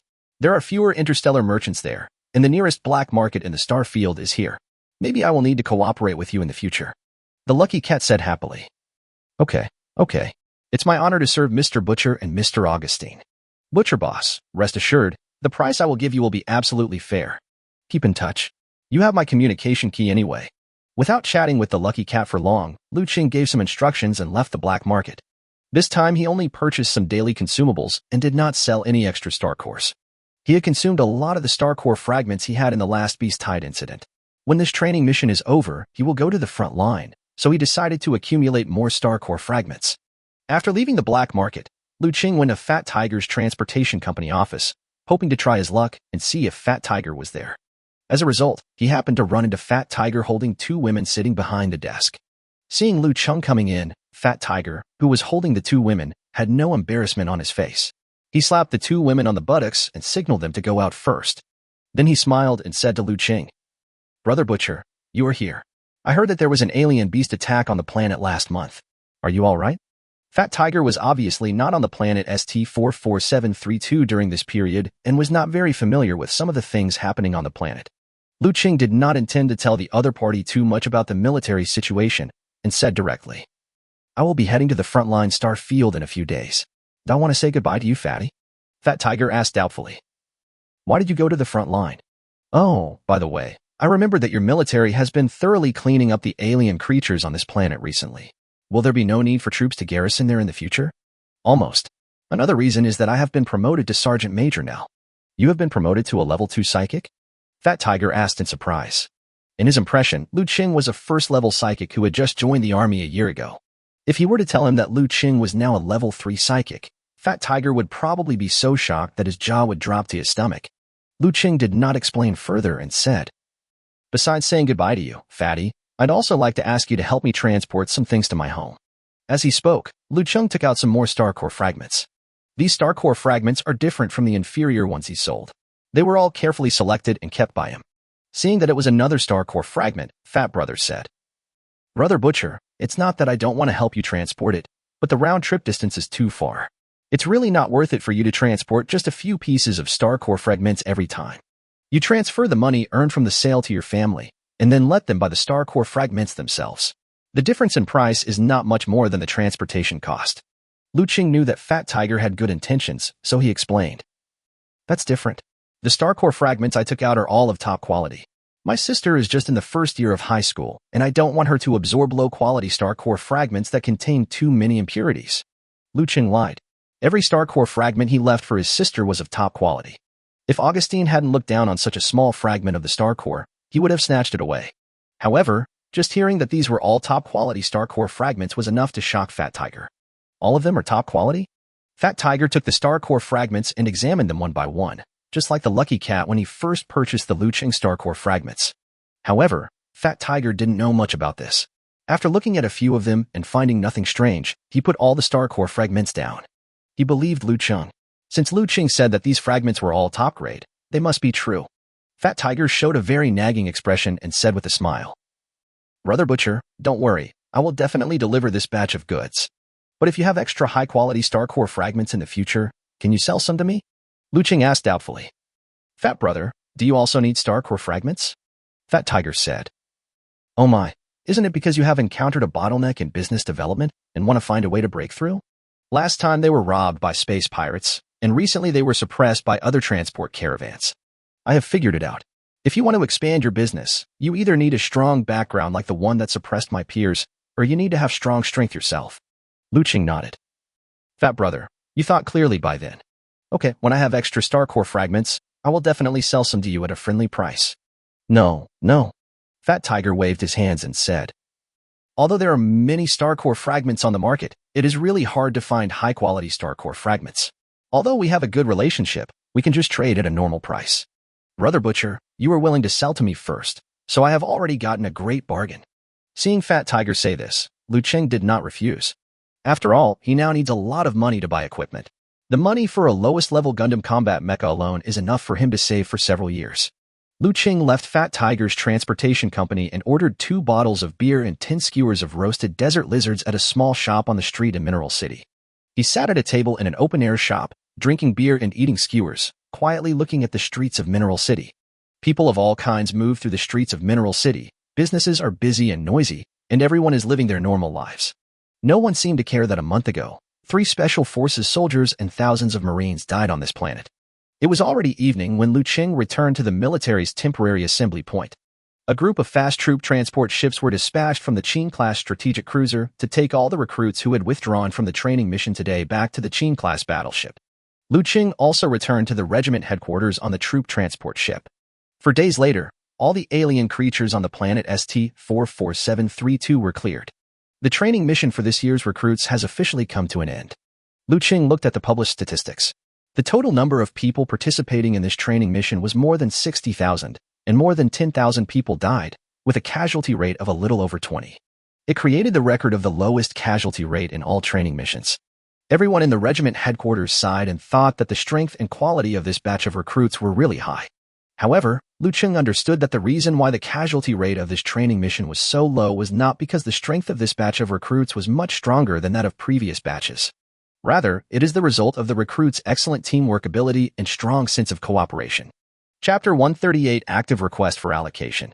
If they had not fought for points and had actively joined forces with other teams when they participated in the training mission, even if the casualty rate is not as low as that of this year's recruits, it will not reach 50. After the regiment has compiled the rough data, it also needs to check the data recorded by the device on each recruit. In addition to counting each recruit's individual and team scores, this also allows evaluation based on each person's performance. Therefore, the recruits will spend a day off on the Qing-class strategic cruiser. On the night when the statistics were collected, Liu Cheng was called to the command room of the Qing-class strategic cruiser. "The corps commander is looking for me?" "What did he say?" The sergeant who came to Liu Cheng said. "Sergeant Liu Cheng, please don't make it difficult for me. If the corps commander doesn't take the initiative to ask, how dare we ask?" Liu Cheng thought about it and followed the sergeant to the command room. "Captain Liu Cheng is here to report." Liu Cheng entered the command room, walked to the side of Corps Commander Li Ronghao, stood at attention and saluted. Corps Commander Li Ronghao and Chief Captain Zhao Gang were checking the evaluation and assignment preferences of the new recruits. When they saw Liu Cheng coming, the two men raised their heads and looked at Liu Cheng with strange expressions. "Liu Cheng, do you know why I called you here?" "How would I know this?" Liu Cheng shook his head. Li Ronghao waved to Liu Cheng, motioning him to come forward, and said, "Come and see for yourself." Liu Cheng walked forward puzzledly and looked at the data on the holographic projection table. After reading dozens of applications for new recruits, his expression gradually became strange. Because among the dozens of recruit applications he read, more than a dozen were for Special Operations Forces, and specifically requested to be assigned to the class of Sergeant Butcher.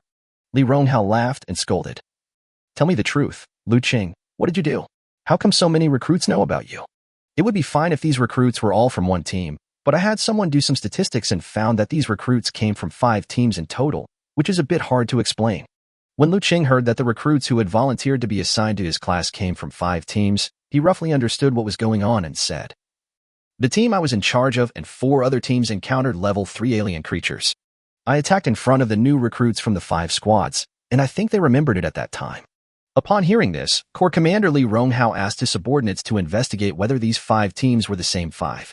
After getting confirmation from his subordinates, Li Ronghao doubtfully called up the video of Liu Cheng's battle against 4 stone-shelled crabs. After he finished reading, Li Ronghao looked at Liu Cheng in surprise and asked, "You have been promoted to a 3rd-level psychic?" Liu Cheng nodded and said, "I was promoted not long ago, and I haven't had time to report my superpower information to the regiment headquarters yet." Zhao Gang, who was standing by, also found it unbelievable when he heard this. As far as he could remember, how long had Liu Cheng been in the army? 1 year? 2 years? Less than 2 years at most? Li Ronghao didn't know what to say about Liu Cheng, and thought that he was worthy of being the person Song Ziming had high hopes for. But then he thought about it and felt that something was wrong. He was optimistic about Song Ziming, and Song Ziming was optimistic about Liu Cheng. Isn't that equivalent to him being optimistic about Liu Cheng? Thinking of this, Li Ronghao felt even better. He patted Liu Cheng on the shoulder and said, "You are worthy of being the talent I discovered. Go find the staff to register your new ability information." Zhao Gang was speechless, thinking, "Oldly, when did you dig up Liu Cheng? How come I didn't know about it?" Liu Cheng was not in a hurry to leave. He looked at the information of the new recruits on the holographic projection table and hesitated to speak. Seeing him like this, Li Ronghao said unhappily, "Just say what you want to say, don't hesitate like a woman." Liu Cheng smiled and said, "Captain, you know there are only 3 of us in our class, and we're going to the front lines soon. Can you let me pick some outstanding talents?" "So that's why."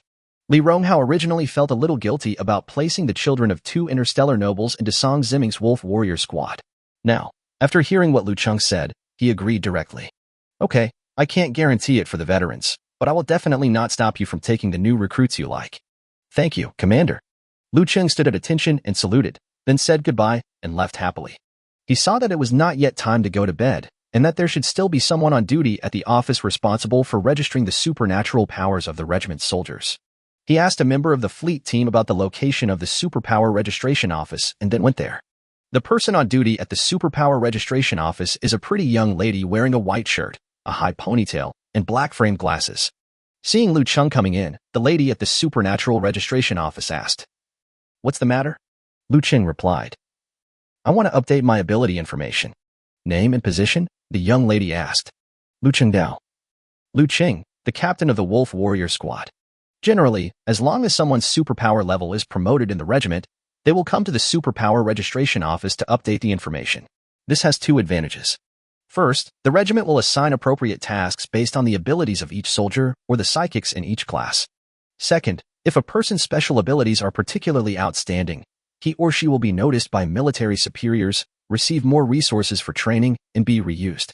The young lady retrieved Liu Cheng's information from the computer system, which read, "Soldier, Liu Cheng, a first-level mutant, disabled."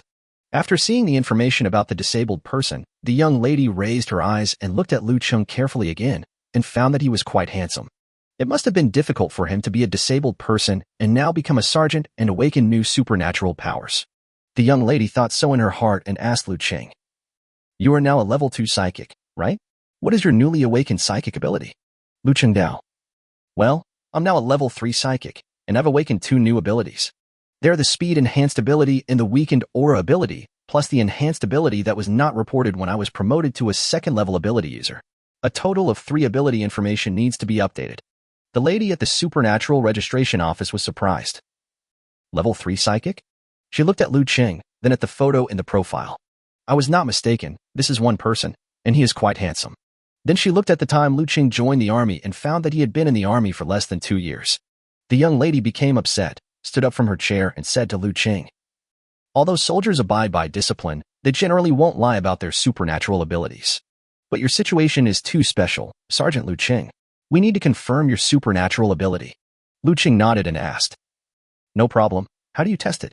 The young lady blushed slightly, waved at Liu Cheng, and motioned for the two of them to enter the inner cabin of the supernatural registration office and said, "Sergeant Liu Cheng, please come with me." Chapter 139, New Team Member. The young lady at the superpower registration office was obviously a little shy. She blushed just because they were a single man and a single woman entering the testing ground to take a superpower test. Liu Cheng followed her into the test site and found that the cabin of the battleship was about the size of 2 football fields and was filled with various equipment and props. Let's start with the first enhanced ability. Can you describe your ability in detail? The young lady called up the recording system and asked Liu Cheng. Liu Cheng Dao. My enhancement ability can enhance the properties of objects and can also enhance the abilities of others. Then let's test the strengthening of objects first. Try it with this knife. The young lady pointed to the iron knife used for testing and said. Liu Cheng picked up the iron knife on the shelf, strengthened his supernatural powers, and added them to the blade, then chopped at the steel plate beside him. Swish. The iron knife cut through the steel plate cleanly and neatly, cutting off a corner of it. In contrast, the blade of the iron knife was intact, without a single bit of curling. The young lady nodded and filled in the information on the system. Let's test your enhancement of your superpowers again. Liu Cheng was puzzled. How to try? The young lady said, I have telekinetic abilities. Please try to strengthen me. Liu Cheng's hand habitually rested on the young lady's back, and his palm happened to touch the buttons under her white shirt. The chest armor snapped and almost fell off the chest. The young lady clamped the 2 straps of the breastplate with her arms, her face flushed red. Fortunately, Liu Cheng was standing behind her and couldn't see her expression, thus avoiding embarrassment. But she didn't dare to raise her arms, as she had to test her supernatural powers. So he lightly hooked his finger, and a gasoline barrel in the distance flew and hit the ceiling of the cabin, then fell down. The young lady said shyly, I'm sorry, I didn't control the strength well. Your enhanced ability does improve your ability significantly. Please wait here for me while I go to the bathroom. After saying that, the young lady ran out with her arms folded. Liu Cheng was puzzled. How much water did he drink to make his face red? After the young lady came back, she accompanied Liu Cheng to test the speed enhancement ability and the aura weakening ability.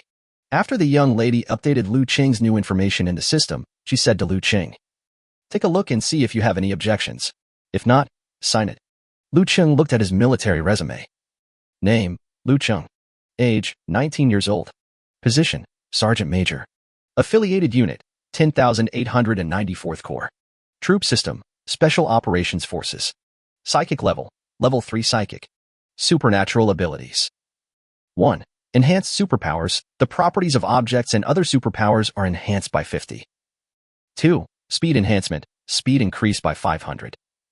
3. Weakened Aura. all attributes of the target within the weakened aura are weakened by 20. Liu Cheng had no objection to the above data and signed his name. Although his enhanced supernatural powers can be applied to his own supernatural powers, and after using the energy of star core fragments to bless him, he can also overload the supernatural energy in his body. However, he will not take the initiative to reveal this trump card of his, and his current resume alone is good enough for him to receive special attention from the military. After finishing a day's work and returning to the rest cabin, Liu Cheng did not rush to absorb the star core fragments after taking a shower. Instead, he opened the background of the training system and checked the data of the recruits. This was the permission that Li Ronghao specially opened for Liu Cheng, allowing him to freely choose the recruits he wanted. Liu Cheng first added John, a space-powered psychic from the 9027 team he was in charge of, and William, a Leopardman-enhanced psychic, to his list.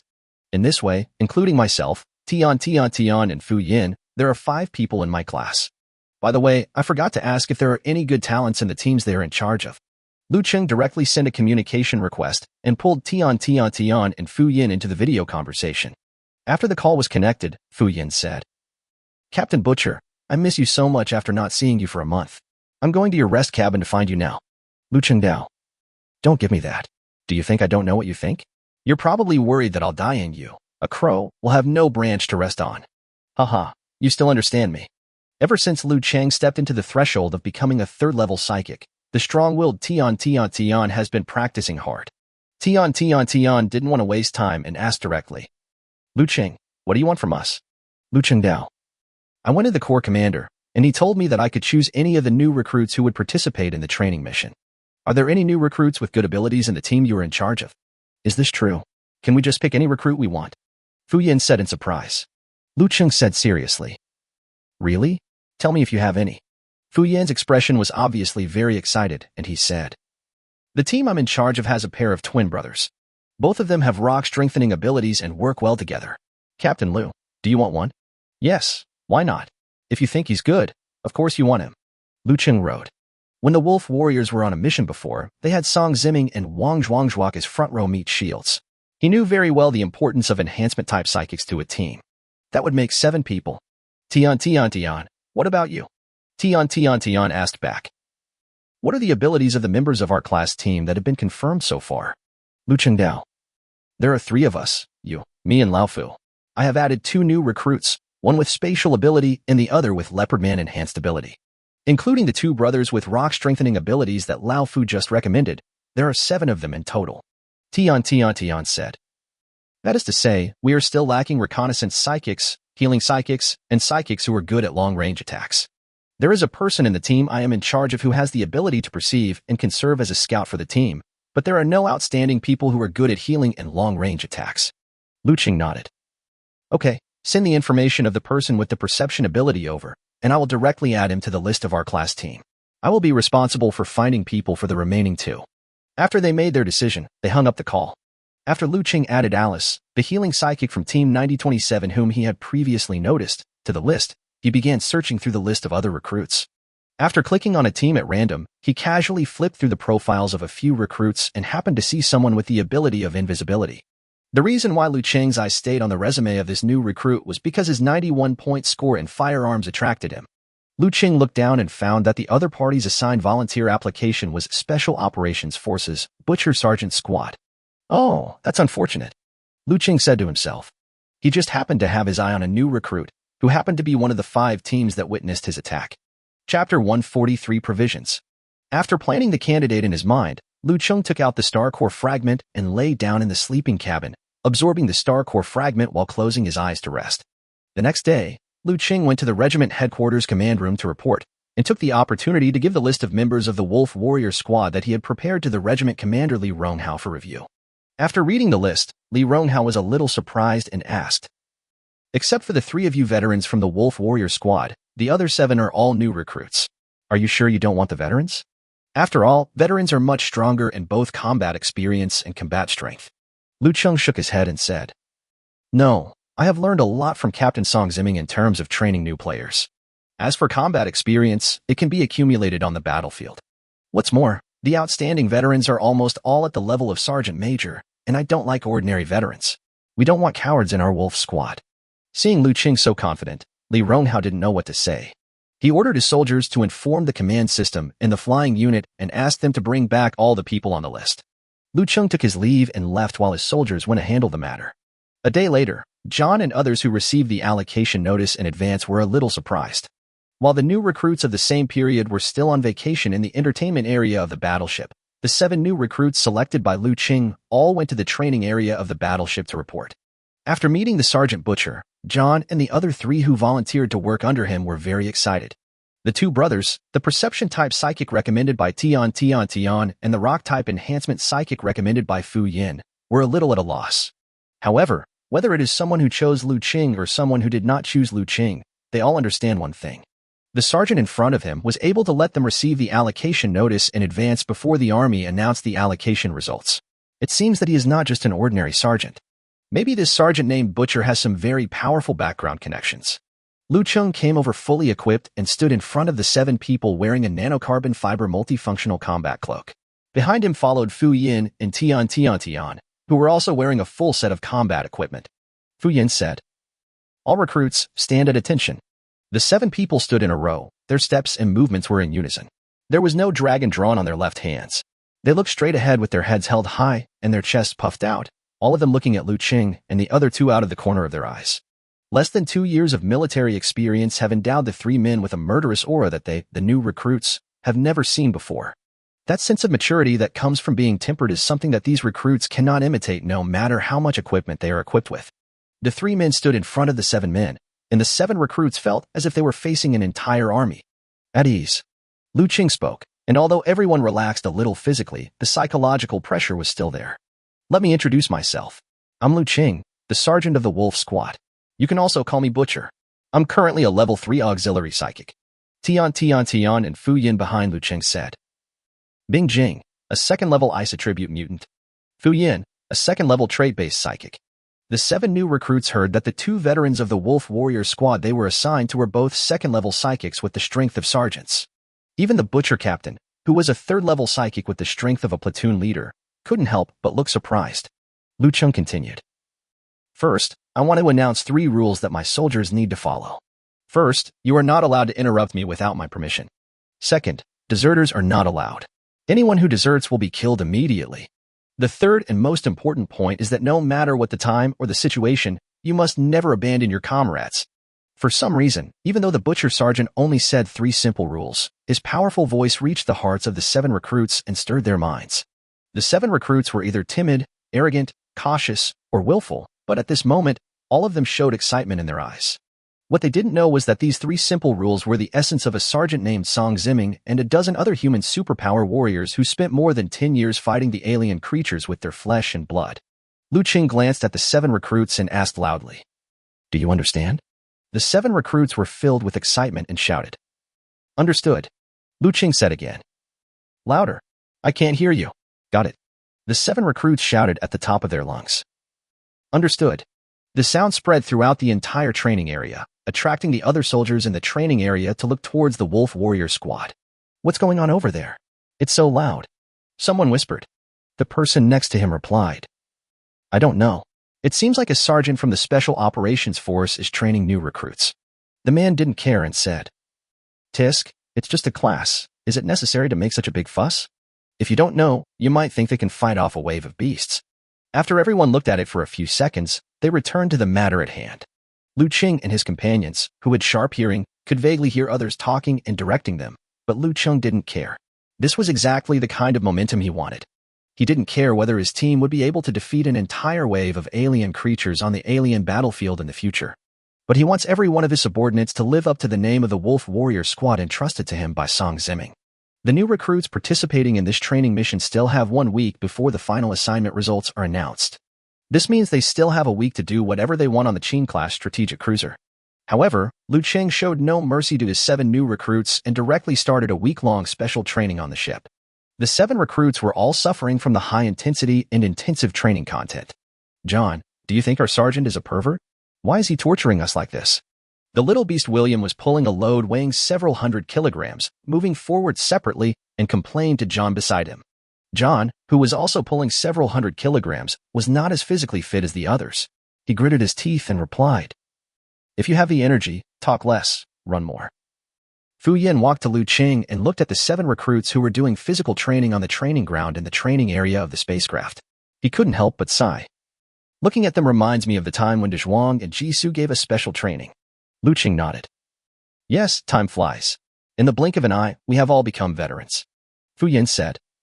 If you are so strict with them, they will resent you. Liu Cheng.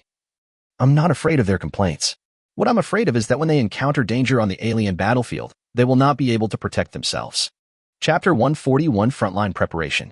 Liu Cheng knew that the danger level of the alien battlefield on the front line was completely incomparable to the crisis they encountered on the planet ST-44732. Even at their most critical moment, they only faced a small wave of beasts. When we arrived at the front battlefield, there were thousands of alien creatures. It is said that a random bomb dropped by the flying unit can kill a group of alien creatures and injure several special forces psychics. Although this is a joke of the flying unit, it also reflects the cruelty of the frontal alien battlefield. The more cruel you are to these recruits now, the more responsible you will be for them in the future. 7 days later, all the new recruits participating in this training mission received their assignment notices. The Special Operations Forces, Flight Forces, and Command Forces systems each selected suitable recruits to send into the battlefield. Among them, the Special Operations Forces selected the largest number of people, reaching more than 50,000. This is not only because the Special Forces suffered heavy casualties on the front line, but also because they need to replenish troops in advance in order to fight the increasingly fierce battle with alien creatures. During these 7 days, Liu Cheng not only taught the 7 recruits the basic coordination tactics, but also instructed them on the use of firearms.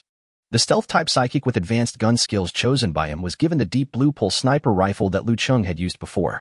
This stealth-type psychic, codenamed Ghost, was selected by Liu Cheng to join the Wolf Warriors team at the beginning, and he was unhappy with the high-intensity training he received right from the start. However, after seeing Liu Cheng's shooting skills, the other party even gave him a gun worth $200,000, and Ghost immediately became obedient to Liu Cheng. The Ghost followed Liu Cheng almost all the time, like a little follower. Another half a month passed. When all the new recruits arrived at their respective troop positions, Liu Cheng and his Wolf Warrior squad also received a transfer order. Liu Cheng, the captain of the Wolf Warrior squad, is here to report. Liu Cheng entered the Corps Commander's office, stood at attention, and saluted. Li Ronghao pointed to his sergeant standing in front of the desk like Liu Cheng and said, "This is the platoon leader of the 1st platoon of the 2nd company of your 1st battalion. Please get to know each other." Liu Cheng has just been in the army for a year. Although he is already a sergeant, his situation is special. His current rank is only a private, which is the same rank as veterans in other classes of troops. Liu Cheng saluted, then took the initiative to extend his hand and said, "Hello, I'm Liu Cheng, the new captain of the Wolf Warrior squad." "Hello, my last name is Ji, just call me Platoon Leader Ji," Li Ronghao said. Platoon Leader Ji actually rarely met with Song Ziming before. The reason is that your entire platoon's squad troops are distributed in a star field not too far from the front battlefield, defending the uncleared planets. But the recent situation is rather special. You have to know that last time something happened on the planet ST-44732 where your Wolf Warrior squad was located, the regiment sent an entire fleet to support your planet. As a result, alien creatures took advantage of the opportunity to invade the star field that the fleet was originally defending and suddenly counterattacked several planets under our control. But our fleet's trip was not in vain. Taking advantage of this attack by the entire fleet, we completely cleared out the alien creatures on dozens of planets in the rear star field, and the safe star field in our war zone was expanded by several more. This time the fleet returned to the front line with the plan to mobilize all the troops stationed on the planets in the safe star field, increase the number of troops on the front line, and recapture the planets lost in the front star field in one fell swoop. Liu Cheng heard that many planets were lost due to the fleet's mobilization, and guessed that the casualties must be considerable, so he thanked. "Thank you, Commander, for your attention to our Wolf squad. I will never let down the brothers who died on the front lines." Li Ronghao laughed and scolded. "Don't flatter yourself. If the planet ST-44732 you are defending happened to be a planet with extremely rich rare minerals, you would have thought I had nothing better to do and sent an entire fleet to rescue you." Liu Cheng's face immediately turned black. It turned out that the commander dispatched the fleet not to rescue the Wolf Warriors, but to protect the Mineral City. Li Ronghao was busy with other things, so he waved his hand and said, "Since you have met, just go out and chat. I still have to arrange personnel for other troops." Liu Cheng and Platoon Leader Ji walked out of the regiment commander's office together. The two walked back side by side. Liu Cheng asked, "Platoon Leader Ji, I'm a little embarrassed to say this. I'm already a sergeant, but I've never been to the front line. What is the battlefield like on the front line?" Liu Cheng was unsure. He wanted to understand the situation on the front battlefield in advance so that he could arrange how his team members would act. After all, his team members are almost all rookies. Platoon Leader Ji replied casually. In fact, I haven't been to the front line in recent years, but the battles on the frontline battlefields are all coordinated by special forces, flying forces, and land forces composed of people without superpowers. I have a general understanding of the situation in your class. All its members are new recruits. During the landing battle, our special forces will fight in platoons, and your class will just follow me. I see. I'll have to trouble Platoon Leader Ji to take care of me when the time comes. Liu Cheng thanked him. Pai Changji said, Hey, don't talk about taking care of me. The situation on the front line is changing rapidly, and no one may be able to take care of anyone else. That's right, Liu Cheng replied. After returning to his troops' rest area, Liu Cheng summoned all members of the Wolf Warrior Squad. In the corridor of the rest area, 7 recruits lined up and reported their numbers, and Liu Cheng asked them to follow him. Yuling, Tian, and Fu Yin did not ask any further questions. They had absolute trust in Liu Cheng. However, William, the usually rebellious little beast, could no longer contain his curiosity. He was scared from the training these days, so he asked, Captain Butcher, where are we going? Didn't we say we won't be training today? Liu Cheng nodded and said, No training today. I'll take you to the military trading office to buy some equipment. Purchase equipment? For what? William asked doubtfully. Liu Cheng did not hide it from the new recruits. It was better to be mentally prepared for this kind of thing in advance. He said to everyone, The regiment's fleet has begun to mobilize and will soon head to the frontline star field. Everyone, get ready. We are about to go to the frontline battlefield. Everyone was surprised when they heard this. Tian, and Fu Yin were fine, as they knew that the Wolf Warrior Squad would be transferred to the front line. But the 7 new recruits were a little uneasy. They didn't expect that they would have to go to the frontline alien battlefield known as a meat grinder for superpowers just after joining the Special Operations Forces. They all followed Liu Cheng and started talking to each other. When he arrived at the battleship's trading area, Liu Cheng found that there were more stalls in the trading area. He wondered if it was because the fleet had been lingering in the rear star field recently. Liu Cheng pointed to the largest military trading point in the stall and said, That's the military's trading point. We soldiers get discounts when we buy at the military's trading point. Of course, you can also browse the stalls of interstellar merchants to see if there are any items that suit you. Chapter 142 Spinning to Bankruptcy. The hundreds of trading booths in the trading area have already dazzled the 7 recruits. Even though they came from relatively well-off families and had experienced many interstellar journeys when they were in school, they had never seen so many interstellar merchants gathered together, and they were very excited.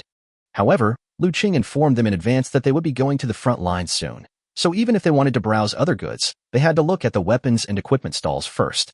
Under Liu Cheng's guidance, several people went straight to the military's trading point. What do you need to buy? Asked an old soldier behind the military booth, who had one hand replaced with a metal mechanical prosthesis.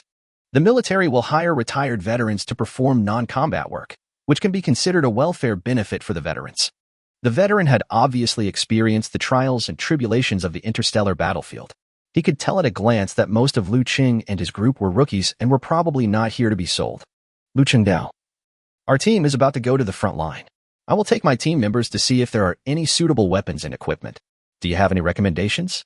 The old soldier nodded and said, The Corps has been mobilized on a large scale in the past few days, and many soldiers have come to buy weapons and equipment. For new recruits, I recommend defensive life-saving equipment first. The veteran used a mechanical arm to take a set of aircraft from the shelf and placed it on the table, saying, This set of jet boosters can fly short distances quickly when surrounded by beasts, and is smaller than an aircraft. The most important thing is the low price, only 150,000 galaxy coins for one set. Liu Cheng thought this equipment was great, so he asked the 7 people, What do you think? Several recruits were interested in the jet boosters, but when they heard the price, they backed off. The richest among them could only afford a few $100,000 from their families, but a set of jet boosters would cost almost half of that, so it would be better to save the money to buy other equipment. Several recruits shook their heads and said, It's too expensive. Let's look for something else. The veteran behind the booth laughed when he heard this. He was indeed a rookie who didn't know the importance of saving his life on the battlefield. He said, Expensive? Can it be as valuable as your life? Don't blame me for not reminding you. Do you see this metal arm of mine? Once you are on the battlefield, you will have no place to spend your money no matter how much you have. Liu Cheng nodded and said, This senior is right. I will give each of you a share of 1 million. You can choose the equipment you want. Whether it's a defensive or offensive weapon, you can buy it as long as you think it might be useful. 1 million. That's a lot. The 7 recruits were surprised. They didn't expect that the captain of their class was so rich. The veteran military soldier was also a little surprised. You know, although the salaries of special forces soldiers are high, they are earned with their own lives. No matter how rich I am, I will never spend it on myself or anyone other than my family. In addition, Liu Cheng called him senior, which made him feel even more favorable towards Liu Cheng. The veteran gave a thumbs up and said, "Young man, you are so good to your soldiers. If I had met a sergeant like you, I would not have lost my arm." Liu Cheng Dao. I have just been appointed as a sergeant for a short time, and I am not used to seeing people around me sacrifice their lives. It was their first time in combat, and I wanted to do everything I could to keep them alive. The veteran was not vague and used his professional knowledge to explain the uses and functions of various weapons and equipment to Liu Cheng and the others one by one. This one has good performance, although it's a bit more expensive, but you can buy it. Hey, don't buy that one. It's just expensive. Although my commission is high, you might as well buy this one. The functions are similar, and the price-performance ratio is much higher than that one, but my commission is less. That one is fine too. Even though few people buy it, it can be very useful at a critical moment. It was the first time that the veteran saw someone like Liu Cheng who spent all his savings for the lives of his soldiers. Therefore, he did not care about making money and explained to the 7 recruits from the bottom of his heart, which also attracted many other veterans and new recruits to come and listen. As a result, other veterans and recruits who had not originally planned to purchase weapons and equipment also purchased a lot of weapons and equipment at the military trading points. The veteran was busy all morning, and when he settled the accounts at noon, he found that his turnover had broken the record. This is really weird. I didn't plan to make any money, but I ended up making more than ever before.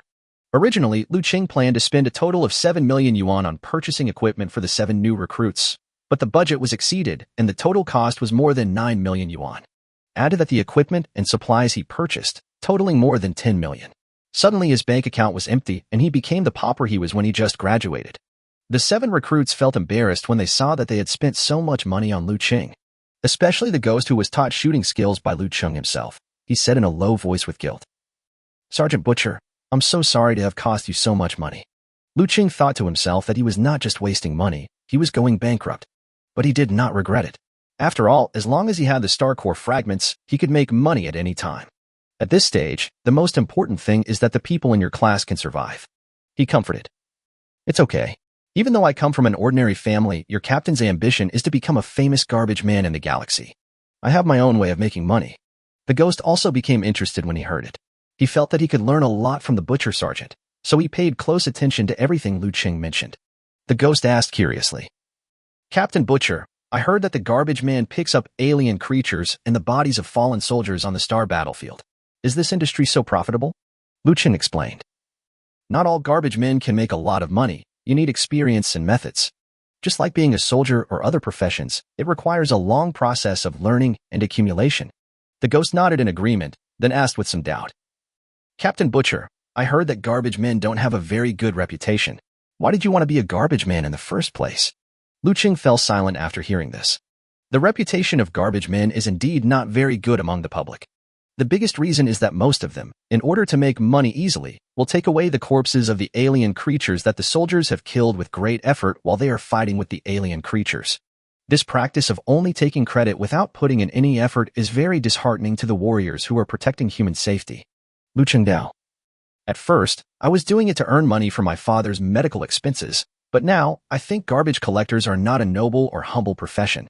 As for the bad reputation, it is mostly caused by those greedy and unscrupulous people. Not all young men are harmful to the interests of the warriors. Chapter 143 Billion Deposit. Ghost thought that this was also true. No matter which industry you are in, there are always bad people. Even in the medical industry, which is about saving lives and healing the wounded, there are many people who will not treat patients unless they give red envelopes. The ghost looked up and said, "Captain Butcher, can I be a garbage collector with you in the future?" Liu Cheng didn't expect that in the special forces of the United Government, besides himself, there were other people with special abilities who were willing to be the unpopular garbage men. I couldn't help laughing. "Okay, I can teach you slowly. But before you retire, you must put your military duties first and not put the cart before the horse." The ghost nodded seriously. "I promise to live up to the mission." The Corps' entire fleet has begun sailing towards the frontline star field, and most of the interstellar merchants in the trading zone have also left the Qin-class strategic cruiser. However, there are still some brave interstellar merchants who stay here. After all, fighting with alien creatures has certain risks, but it does not mean that they will be wiped out. An entire army needs supplies for food, clothing, and transportation, right? In addition to the military's own supplies, these interstellar merchants will also take this opportunity to sell things that are not available in the military supplies. This is what is called seeking wealth and honor through risk. In order to save fleet fuel, the entire fleet did not open a wormhole for space jumps, and it is estimated that it will take 2 days to sail to the frontline star field. Liu Cheng did not arrange any training tasks for the members of the Wolf Warrior squad in the past 2 days and let them move freely. The team members were facing their first trip to the frontline starfield battlefield, and it was difficult for them to calm down. This allowed them to move freely, and none of them wanted to be idle. They either go to the training area together for training or study alone on the teaching network in the room, learning about interstellar battlefields and alien creatures. Liu Cheng, who had just transferred the last sum of money to his family, was a little distressed at the moment.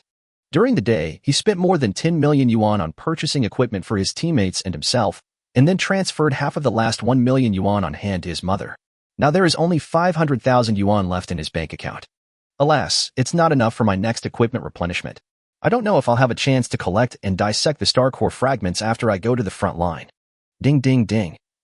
Just when Liu Cheng was worried, a communication request prompt sound came from his ARM computer.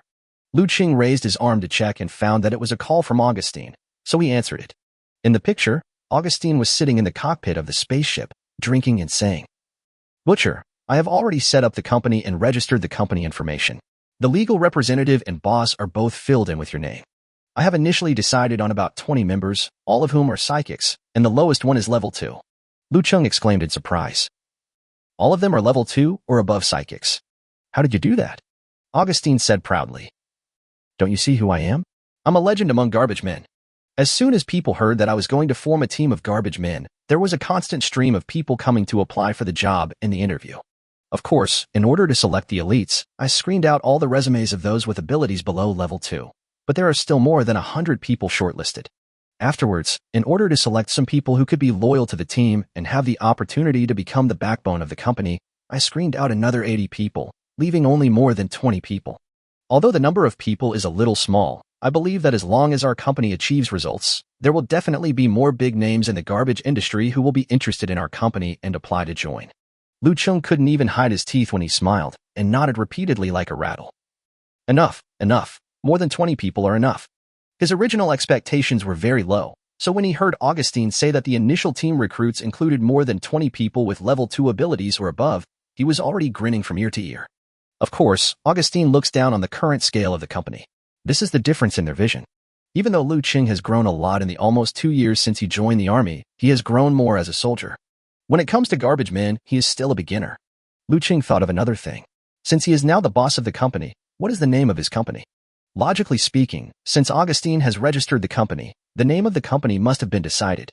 So he asked, By the way, Senior Augustine, what is the name of our company?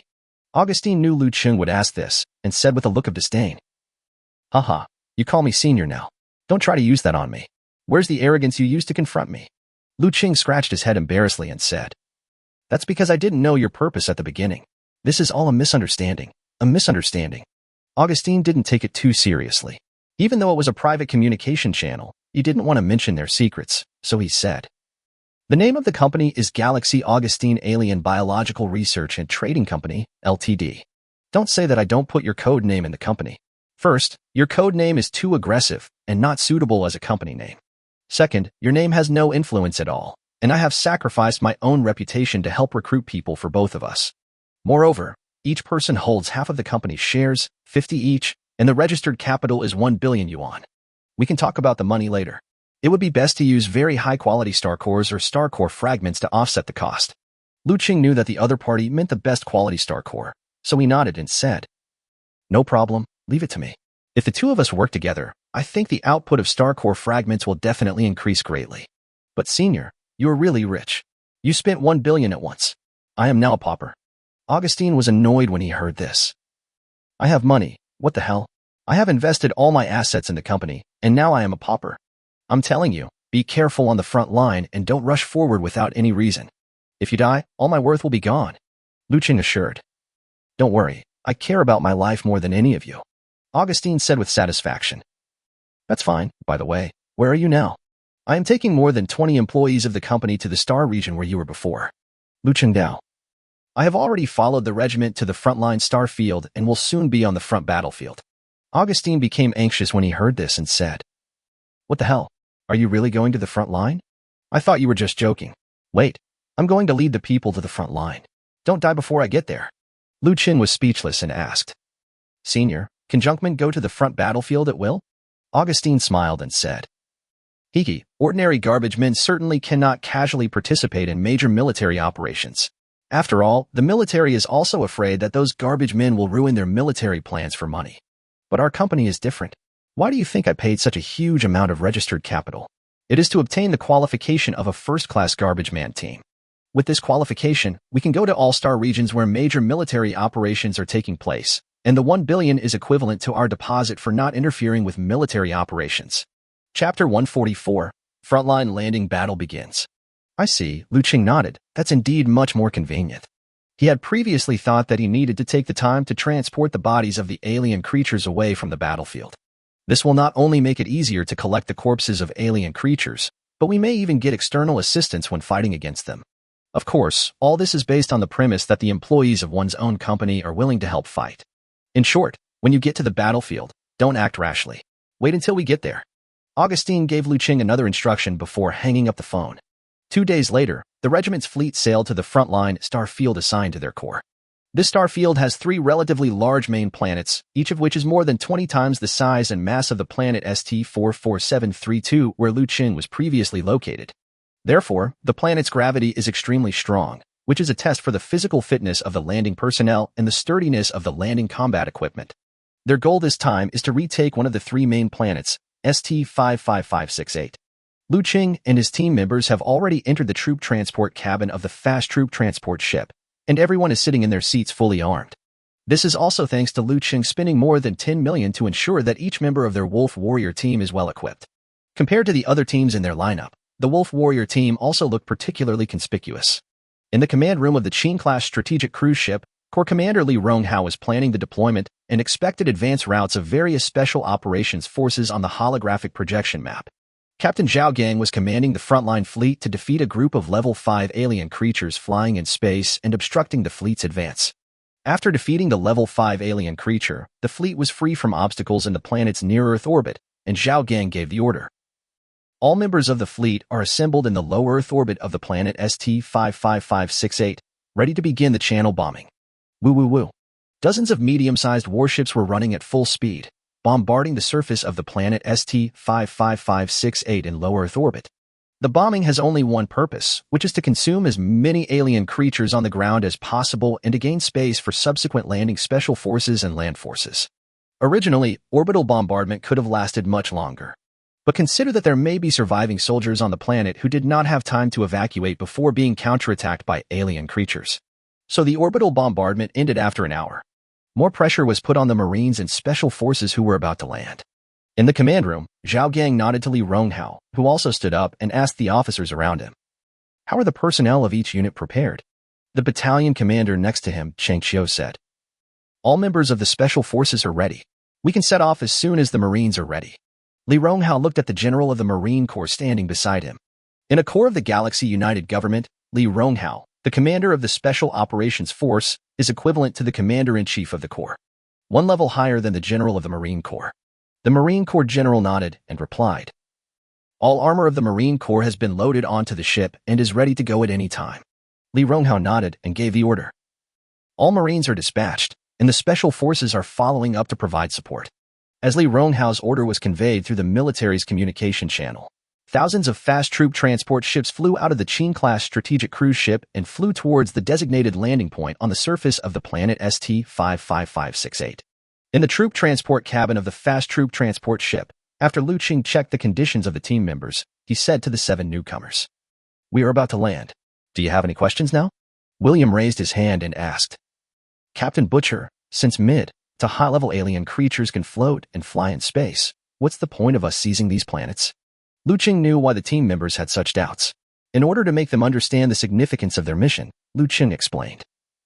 High-level alien creatures have the ability to teleport or fly across the stars, while mid-level alien creatures only have the ability to fly short distances.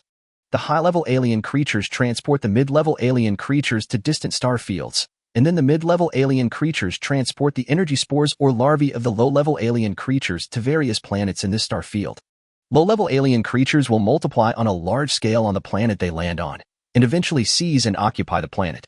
Therefore, we seize the main planets between star fields in order to limit the activity distance of mid-level alien creatures. After they lost their transit planet, the spread range of the energy spores or larvae of the alien creatures was limited. After all, alien creatures are just like humans. The higher the level of the alien creatures, the rarer they are. Any other questions? Seeing that the team members had no questions, Liu Cheng called Tian and Fu Yin aside, took out 2 handfuls of star core fragments from his bag, and gave them to the two respectively. Tian knew the origin of Liu Cheng's star core fragments and said nothing. Although Fu Yin didn't know, he was a mature person and he trusted Liu Cheng, so he wouldn't ask unless Liu Cheng said it himself. Liu Cheng Dao. You two take them. I still have some. The next battle may be more dangerous than before, so don't be stingy with your use. Tian and Fu Yin nodded. In fact, when Liu Cheng was promoted to the 3rd-level psychic, he planned to give Fu Yin and Tian some star core fragments as upgrade resources. After all, my strength has surpassed those two. If I want the overall strength of the team to keep up, I must know how to share resources. However, he did not have any new corpses of alien creatures to replenish the star core fragments during this period, so he could only take out this much for the time being. The voice of Platoon Leader G was heard again in the communication channel. Classes, can you hear me? Class 2 is fine. Shift 3 is fine. Liu Cheng replied. Class 4 is fine. Platoon Leader G was with Class 1, so Class 1 did not report. Paichang Ji said, our platoon's mission is to cooperate with the 12th Marine Division in landing operations. After landing, everyone follow me closely. After the landing is successful, each team will fight separately. Clear. Liu Cheng looked out the window of the troop transport cabin and could clearly see the locations of the fast troop transport ships of the other 3 teams in his platoon. In front of the 4 fast troop transports they were on, there were dozens of much larger troop transport boats. The ones on board must be the 12th Marine Division that will cooperate with them in this landing. The flying troops also fly in formation according to the landing distribution of the landing troops. The closer they got to the surface of planet ST-55568, the farther their flight formation was from other flight formations. Soon, every member of the Wolf Warrior squad could clearly see the surface of the planet from the window of the troop transport cabin. Chapter 145, Heading to the Meeting Point. Purple clouds quickly passed by the window of the troop transport cabin, and the sound of rumbling artillery fire continued to be heard outside the troop transport cabin. It should be the Marines that landed in advance and have come into contact with the alien creatures and engaged in a battle. Liu Cheng stood up, reached under his tactical cloak with one hand and grabbed the handle of the pulse Gatling gun. With the other hand, he tightly grasped the railing handle in the troop transport cabin and said loudly, all members of the Wolf Warrior squad, prepare for landing. Bang! The fast troop transport ship separated from the troop transport cabin, and the troop transport cabin freely fell towards the surface of the planet ST-55568. Soon, a strong reverse thrust was felt under everyone's feet. This was the engine that propels the troop carrier to land starting up. However, under the pull of the huge gravity of the planet ST-55568, the troop transport cabin was still crashing towards the surface of the planet at a very fast speed. Boom boom. After a violent collision, the troop transport capsule with its landing engine turned on still crashed heavily into the ground of the planet ST-55568. It was fine since Liu Cheng and his 2 men were in good physical condition, but the 7 new recruits were all shaken by the violent impact. If it weren't for the safety devices on their seats, they would probably have been injured by the landing. Liu Cheng discovered that the hatch of the troop transport cabin, which was about to open, only opened a corner and then stopped. He went forward to check and found that the hull of the troop carrier had been deformed due to the violent impact, and the hull and the hatch were stuck together. This situation is absolutely fatal for them, as they have just landed and may be attacked by alien creatures at any time. Liu Cheng shouted. Crow, open the door. Fu Yin didn't say anything and quickly stepped forward, using his supernatural energy to strengthen his entire body. He even added the supernatural energy with the attribute of fine steel to his right leg. He suddenly raised his right leg and kicked towards the stuck metal hatch, kicking the heavy metal hatch dozens of meters away. Outside, there came a series of creaking sounds of metal doors crushing vegetation, and the screams of alien creatures being crushed by the metal doors. Fu Yin said, the gravity of this planet really has a significant impact on the movement. If it was on the planet ST-44732, the kick just now would have at least kicked the hatch several dozen meters away. Liu Cheng had no time to talk to Fu Yan and shouted to the new recruits behind him. Everyone, leave the transport bay within 5 seconds. After saying this, he took out a pulse Gatling gun from under his tactical cloak, pressed the button, and walked out while firing at the outside of the cabin. Everyone in the Wolf Warrior team quickly grabbed their equipment and followed Liu Cheng out of the troop transport cabin. In order to prevent insufficient firepower, Liu Cheng also added enhanced abilities to each pulse trajectory fired by the pulse Gatling gun, increasing its power by more than 50. Liu Cheng held a pulse Gatling gun and turned around, firing wildly at the surrounding environment. Pulse bullets poured out from the muzzle of the Gatling gun. Trees fell, alien creatures screamed, small animals fled, and the female members of the team covered their ears because of the dense gunfire. A minute later, the energy in the pulse Gatling's energy clip was completely consumed. Liu Cheng removed the old energy clip and placed it in the ammunition bag behind him, then took out a new energy clip and pressed it on the pulse Gatling gun. After experiencing the incident 2 months ago when the Wolf Warriors base was attacked by a tide of alien beasts, Liu Cheng did not feel the slightest bit sorry for the money spent on ammunition. Saving your life is the most important thing, Liu Cheng ordered. Ghost, Inspector, the two of you check the surroundings. Detective is the code name of the detective psychic recommended by Tian to join the team. His ability is to directionally perceive all things within a certain spatial range. The two of them left the team immediately, and the others all formed a circle and kept vigilant watch on the surroundings. Liu Cheng found himself and others in a dense jungle with tall leaves of vegetation flashing with colorful lights. The soil under my feet is moist and soft, completely different from the desert terrain on the planet ST-44732. This is consistent with the intelligence that more than 70% of the surface of the planet ST-55568 is jungle. Ghost used his stealth ability to climb to the top of a relatively tall tree, turned on the infrared imaging function of the multi-environment sight of the deep blue pulse sniper rifle that Liu Cheng gave him, and looked around. This scope was also a new piece of equipment that Liu Cheng bought a few days ago, costing him more than 100,000 yuan, which is almost as expensive as the deep blue pulse sniper rifle.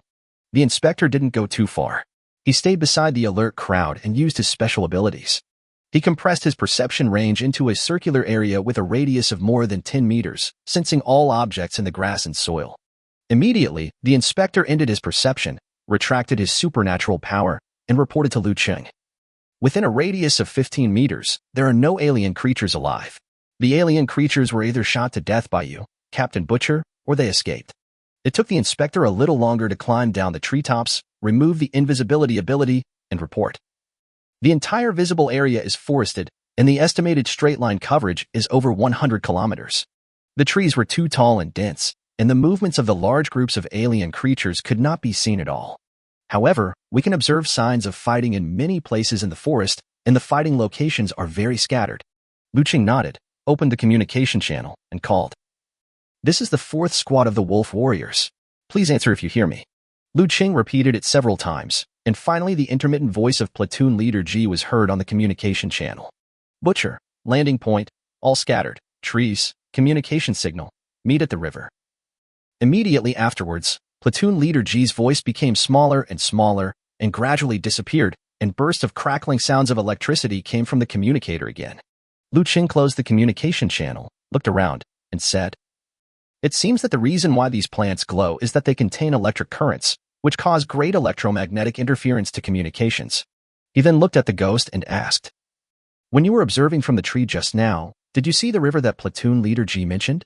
The ghost nodded and said, As for the river, we saw one. It was very big and very conspicuous in the whole forest. Liu Cheng Dao.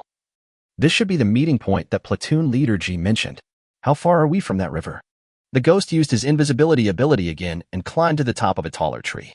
Using the observation function of the multi-environment scope, the straight-line distance to the river is measured. He climbed down the tree, released his power and said, The straight-line distance is about 30 kilometers. Liu Cheng analyzed. Based on the influence of this planet's gravity, it is estimated that it will take our team half a day to reach the river. I guess the operational capabilities of other teams are not much different, but I don't know the situation of the 12th Marine Division. Tian said.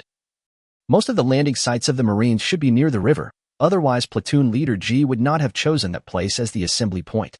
Liu Cheng agreed. You have a point. Chapter 146, Flowing Forest. Liu Cheng picked up a piece of bark that was cracked and fallen off by the pulse ballistics and tested it with the equipment.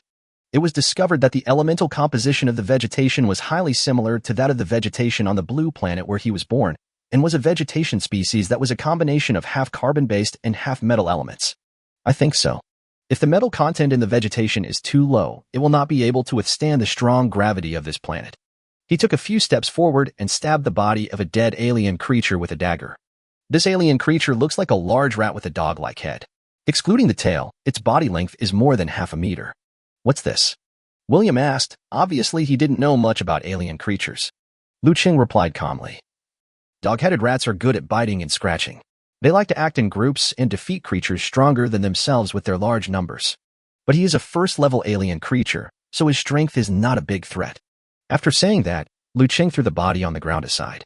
He rubbed the dagger in his hand against the tree beside him, wiped off the blue blood, put it back into the sheath, turned around and said to everyone, "Advance toward the river in the formation plan during training.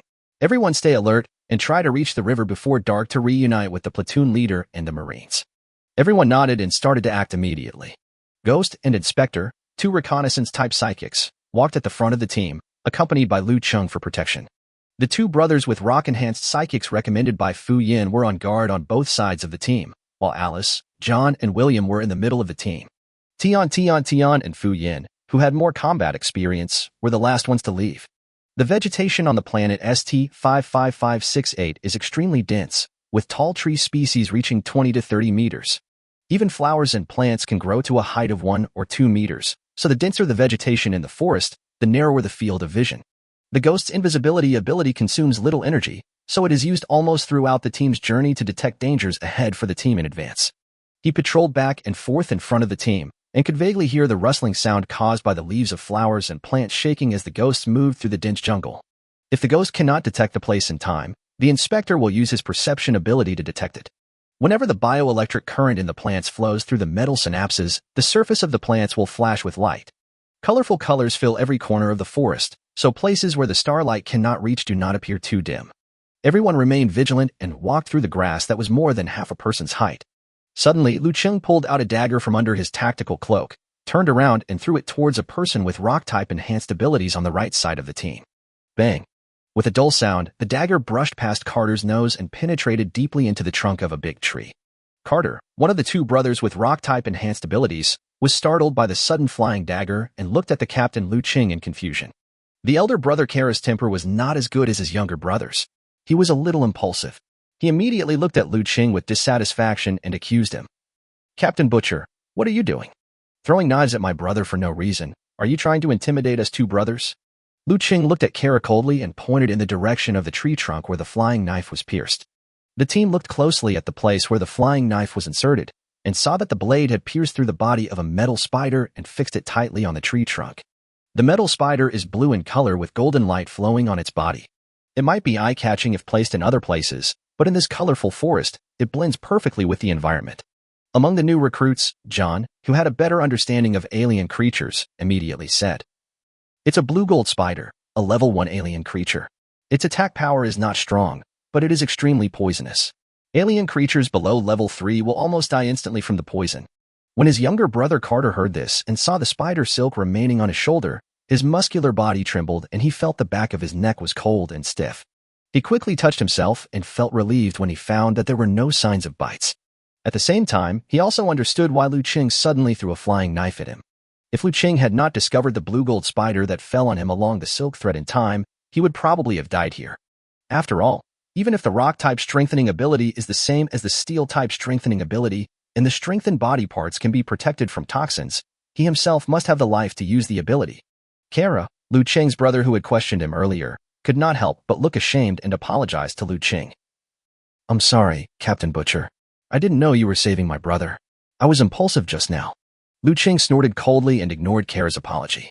After all, it is a very serious matter in the army for subordinates to clash with their superiors. But when Liu Cheng thought that they were still new recruits and their mentality needed to grow and change, he decided to deal with this matter when it was safe. He turned around and said to the Ghost and the Inspector in front of the team, "As the two of you who are reconnaissance psychics in the team, you can't just focus on the situation in front of the team. We are also responsible for the team's front, back, left, right, and even the situation in the air and underground." The Ghost and the Inspector both lowered their heads in shame upon hearing this. As users of reconnaissance abilities, the two of them did not even notice the blue-gold spider that had posed a threat to the team members. The butcher captain, who is an auxiliary psychic, also needs to remind him. At this moment, both of them wanted to find a crack in the ground to crawl into. Seeing this, Fu Yin in the back said, "Okay," the captain pointed out your problems and corrected them immediately. "Don't be too self-deprecating." Several people nodded, and Liu Cheng said, "Keep going." During the rest of the journey, the 7 recruits were all very alert. Not only did the ghost and the detective who were in charge of reconnaissance detect various poisonous creatures hidden in the forest in time. Even the 2 Karakart brothers who were responsible for defending both sides discovered many dangerous situations in time without the reminders of Ghost and the inspector. Liu Cheng, who was observing the team members' situation while moving forward, did not show it on the surface, but in his heart he was very satisfied with the speed of change of the members. It seems that my vision in selecting members is still good. Every recruit has the potential for growth. 3 hours later, the group was halfway through their journey when they suddenly stopped. Although the forest seemed quiet on the surface, everyone with special abilities could hear the sound of gunfire coming faintly from the front following the direction of the wind flowing through the forest. It seems that other troops have encountered a battle. Everyone, please be alert. We will go and check the situation. After Liu Cheng gave the order, everyone looked around vigilantly and groped towards the direction where the gunfire came from. Chapter 147 New Soldiers First Battle. Quickly form a circle around the armored vehicles to stop these giant rats. In the flowing light forest, a battalion-level Marine Corps of several hundred men separated from the main airborne force was attacked by a large number of dog-headed rats. Their hover armored vehicles were blocked by a large number of trees and could not move freely. The battalion commander commanded the soldiers to surround the armored vehicles in a circle and use the armored vehicles' turret firepower to resist the attacks of the dog-headed rats. The dog-headed rat took advantage of the terrain in the forest to dodge and kept approaching the position of the armored soldiers. However, what gave the battalion commander the most headache were the 2 alien creatures with stealth capabilities that were hiding in the middle of the forest and constantly destroying the armored vehicles. Suddenly, among the circle of suspended armored vehicles that had just surrounded the city, one of them seemed to have been hit violently by something invisible. The Marines sitting in the turret and the cab were also knocked high into the air.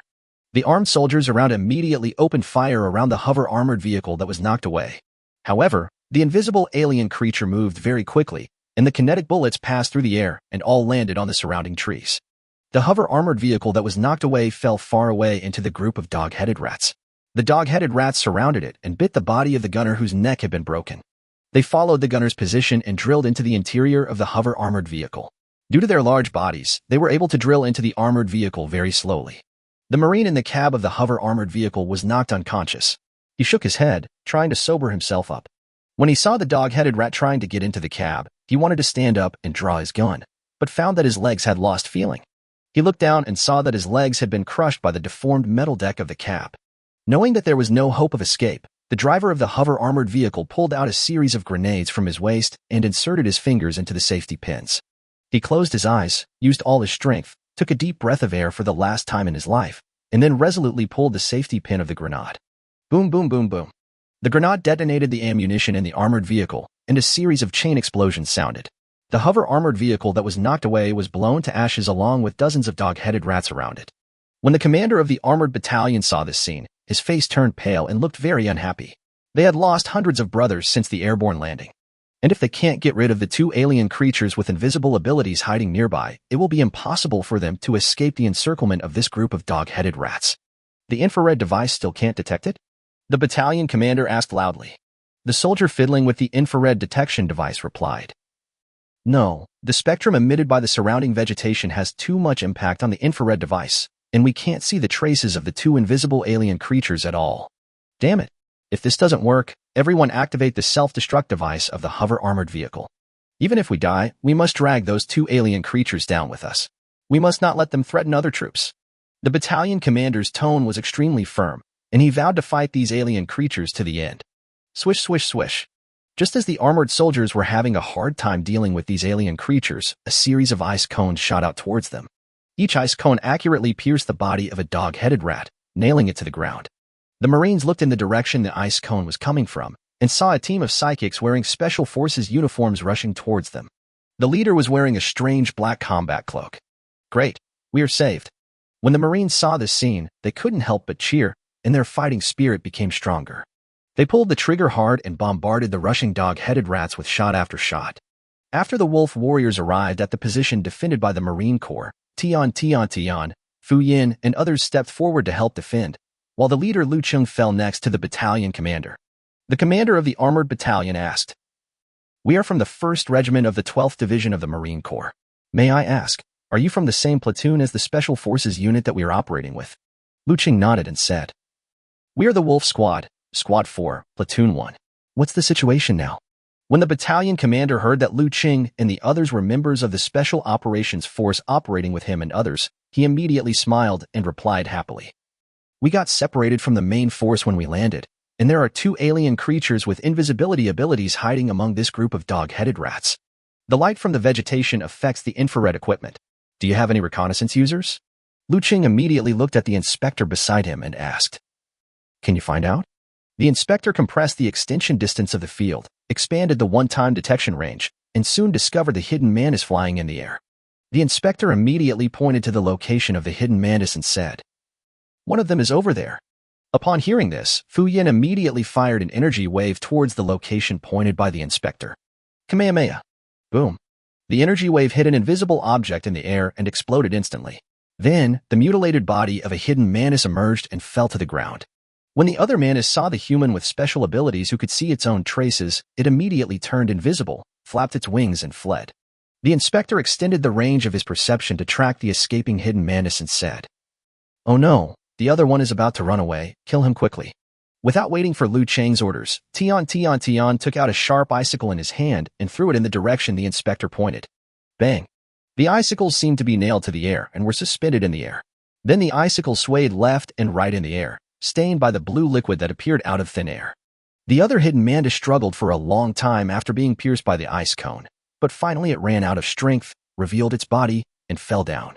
Without the interference of the 2 hidden mantises, and with the assistance of Liu Cheng and others, it was much easier for the armored soldiers of the Marine Corps to deal with the dog-headed rats. The dog-headed rats also noticed the reversal of the battle situation and began to retreat and escape. Soon, the alien creatures surrounding the armored forces were cleared out. After instructing his military doctors to look after the wounded and count the losses, the battalion commander walked up to Liu Cheng and the others and thanked them. "I heard them call you Captain Butcher. If you hadn't arrived, my brothers and I would have died here. On behalf of the hundreds of brothers who are still alive, thank you, Wolf Squad." The new recruits of the Wolf Warriors Squad also experienced their first battle after arriving at the front battlefield. Although the battle was not very intense, they were all excited. They became even more excited when they heard the thanks from the commander of an armored battalion of the Marine Corps. Chapter 148, Reunion. Liu Cheng nodded slightly. "We are brothers who have been operating together, so it is only natural for us to support you. Have you received the message to gather at the river?" "Received, but we were surrounded at the time and had no way to survey the terrain. We didn't know which direction the river was in. We met you on the way to the river, so it just so happens that we can travel together for the rest of the journey. Having the help of people with special powers on the battlefield makes their Marines feel very safe." The commander of the armored battalion immediately agreed and called on his soldiers to start packing their equipment and follow Liu Cheng and the others. The rumbling sound of the suspended armored convoy moving through the woods attracted the attention of many alien creatures compared to the low-key movement of the Wolf War Squad. Fortunately, these alien creatures are mainly level 1, and the number of level 2 alien creatures is very small. With the help of Liu Cheng and others, the suspended armored vehicle convoy was able to repel them with its powerful artillery advantage. However, the trees in the forest were too dense, and the terrain was complex and difficult to navigate. When they encountered thick trees that even hover armored vehicles had difficulty knocking down, the entire convoy had to take a detour. Therefore, compared with Liu Cheng and his team's previous individual march, the entire team's marching speed was slower rather than faster. Fortunately, their group of several hundred people managed to reach the river before dark. "I can faintly hear the sound of water washing the riverbed. I guess the river is just beyond this forest," Liu Cheng said to everyone.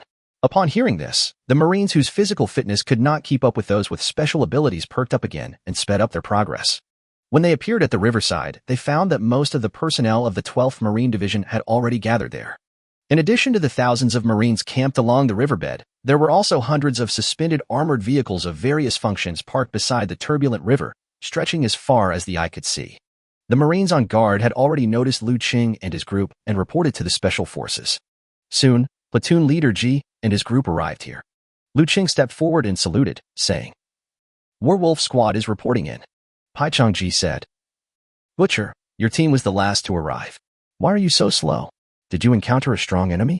Liu Cheng shook his head and said, No, I just met friendly Marines on the way and traveled with them, which is why I was 2 hours late. Platoon Leader Ji didn't pay attention to Liu Cheng's explanation. He already underestimated the ability of the Wolf Warrior Squad and said, These three are the captains of other teams. You guys should get to know each other. Come with me to the temporary command room, and we will discuss the next route with the commander of the 12th Marine Division. After saying that, Platoon Leader Ji turned and left. The three captains took a quick look at Liu Cheng, then looked at each other, turned around and left, obviously having no intention of getting to know Liu Cheng. Liu Cheng didn't care. He was used to being looked down upon by others when he was considered a useless person. Keeping a low profile was a good thing for him. At least he saved time and energy on socializing. The four followed Platoon Leader Ji to the temporary command room. It is called the command room, but in fact it is the interior of a combat command vehicle. Several people entered the carriage, and Platoon Leader Ji said to the leading Marine Corps officer, All four squad leaders of the 1st Platoon of the 1st Battalion of our Special Operations Force are here. Commander Wang, we can begin now. Commander Wang glanced at the four sergeants behind Platoon Leader Ji, and his gaze paused when he passed Liu Cheng. He was a little curious about the other's very young face. But he quickly regained his normal gaze, pointed his baton at the holographic map, and said to everyone, Our landing site is in the center of the largest jungle on the planet ST-55568. Our goal is to reach the former 2nd military base, which is 300 kilometers away from here. The topography of the planet ST-55568 is quite special, with more than 70 of the ground covered by forests. These vegetation not only have strong reproductive capacity and are difficult to eliminate, but also have a strong interference effect on electromagnetic, infrared, and other signals. Therefore, the troops originally deployed on the planet were stationed in various fortress bases and batches. The fortress base is transformed into a transportation node, and underground railways are used as a means of transportation and defense between each transportation node. However, after the last Corps' fleet was transferred away, the alien creatures seized the opportunity to counterattack. They destroyed a large number of underground tunnels and fortress bases, so flying troops should not land too close to fortress bases. Fortunately, there is a main river running through the entire forest, and the place where the river passes is not far from the former 2nd Sergeant base where we are going. After discussion, we decided to use all the hover armored vehicles as rafts and move forward along the river.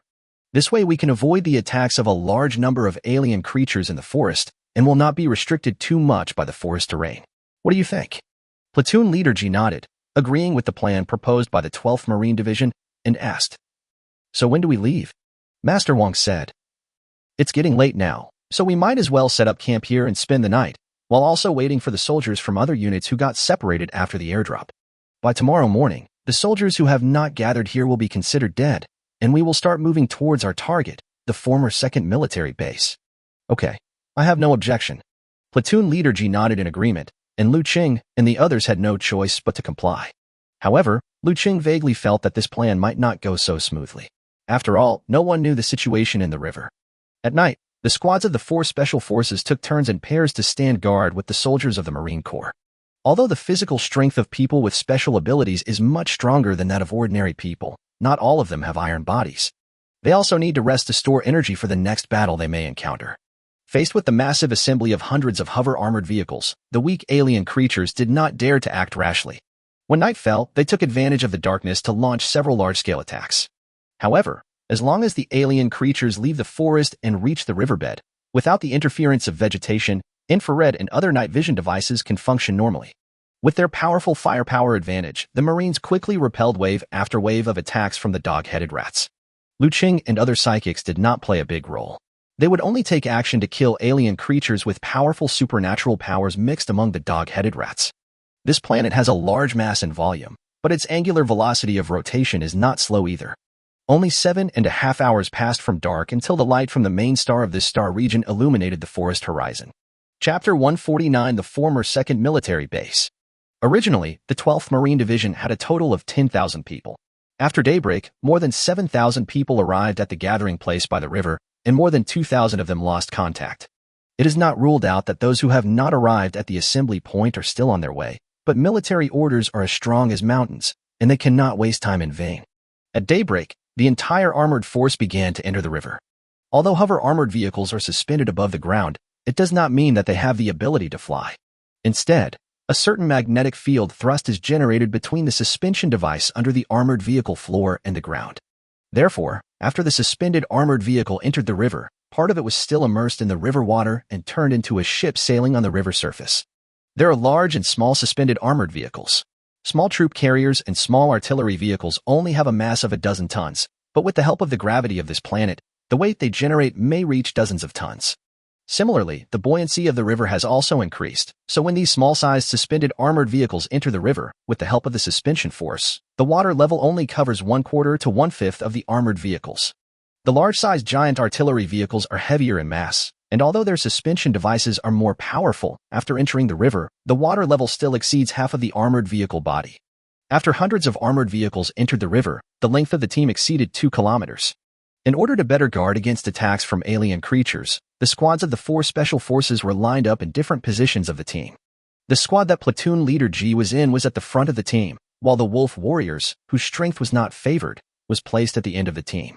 This chicken steak seems to be looking down on us. After there was no one around, Fu Yin, who was sitting on the gun barrel of the suspended armored vehicle, complained to Liu Cheng.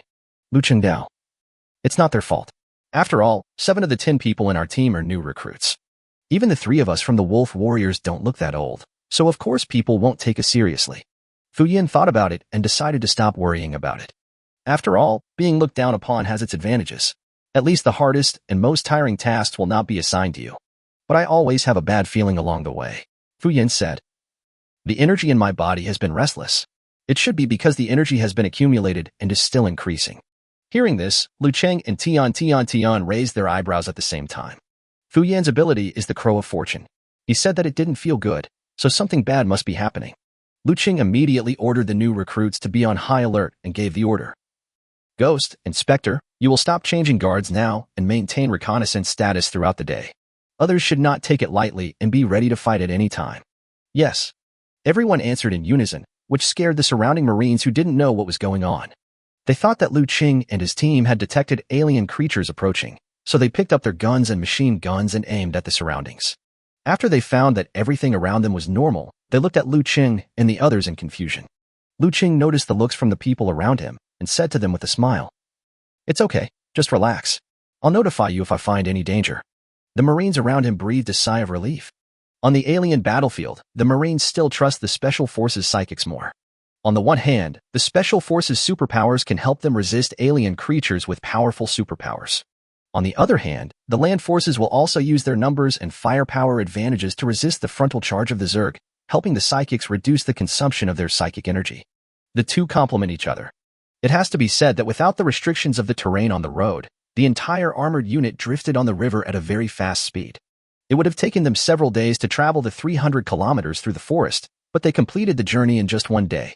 Thousands of people arrived at the riverbed near their destination under the cover of night and began to leave the river and go ashore one after another.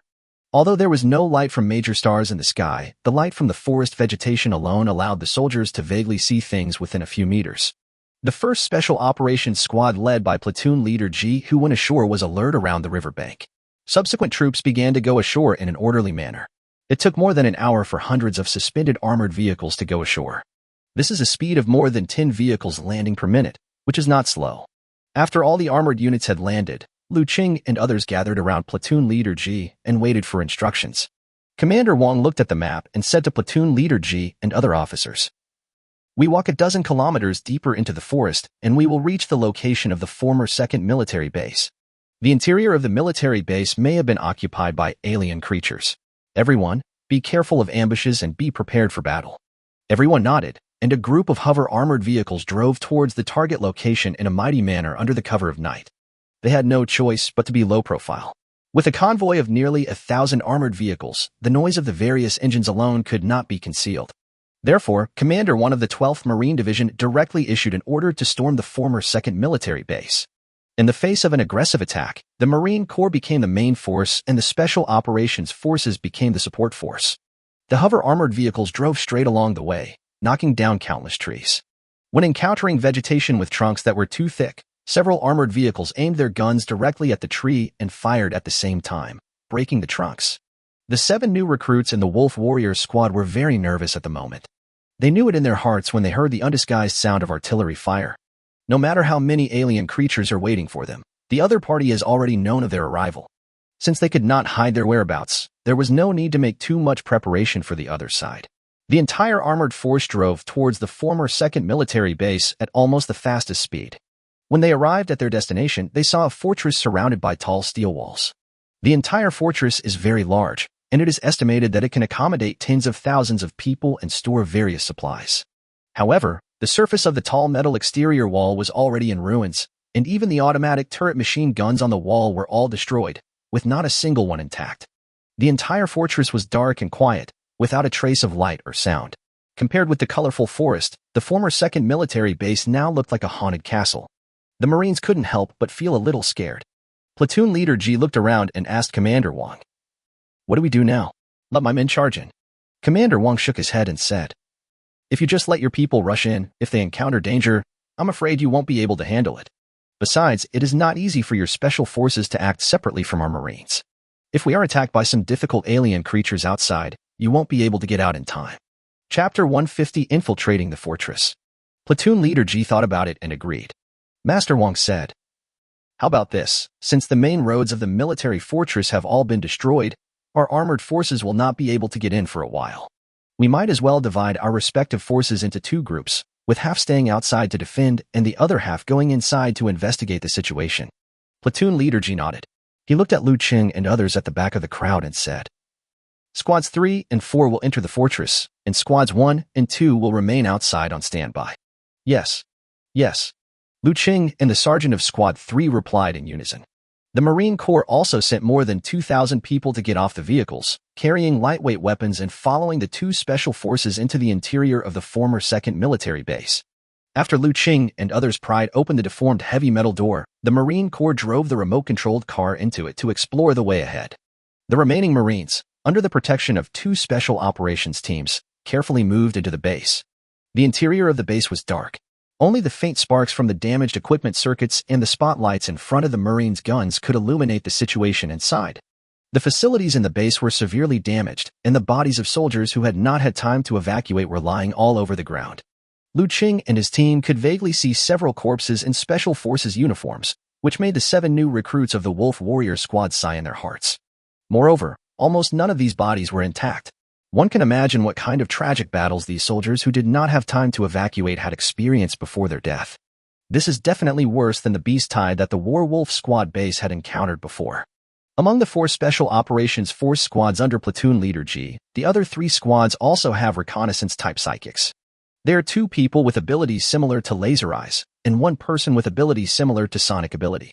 After all, among all the reconnaissance-type psychics, these abilities are the most common.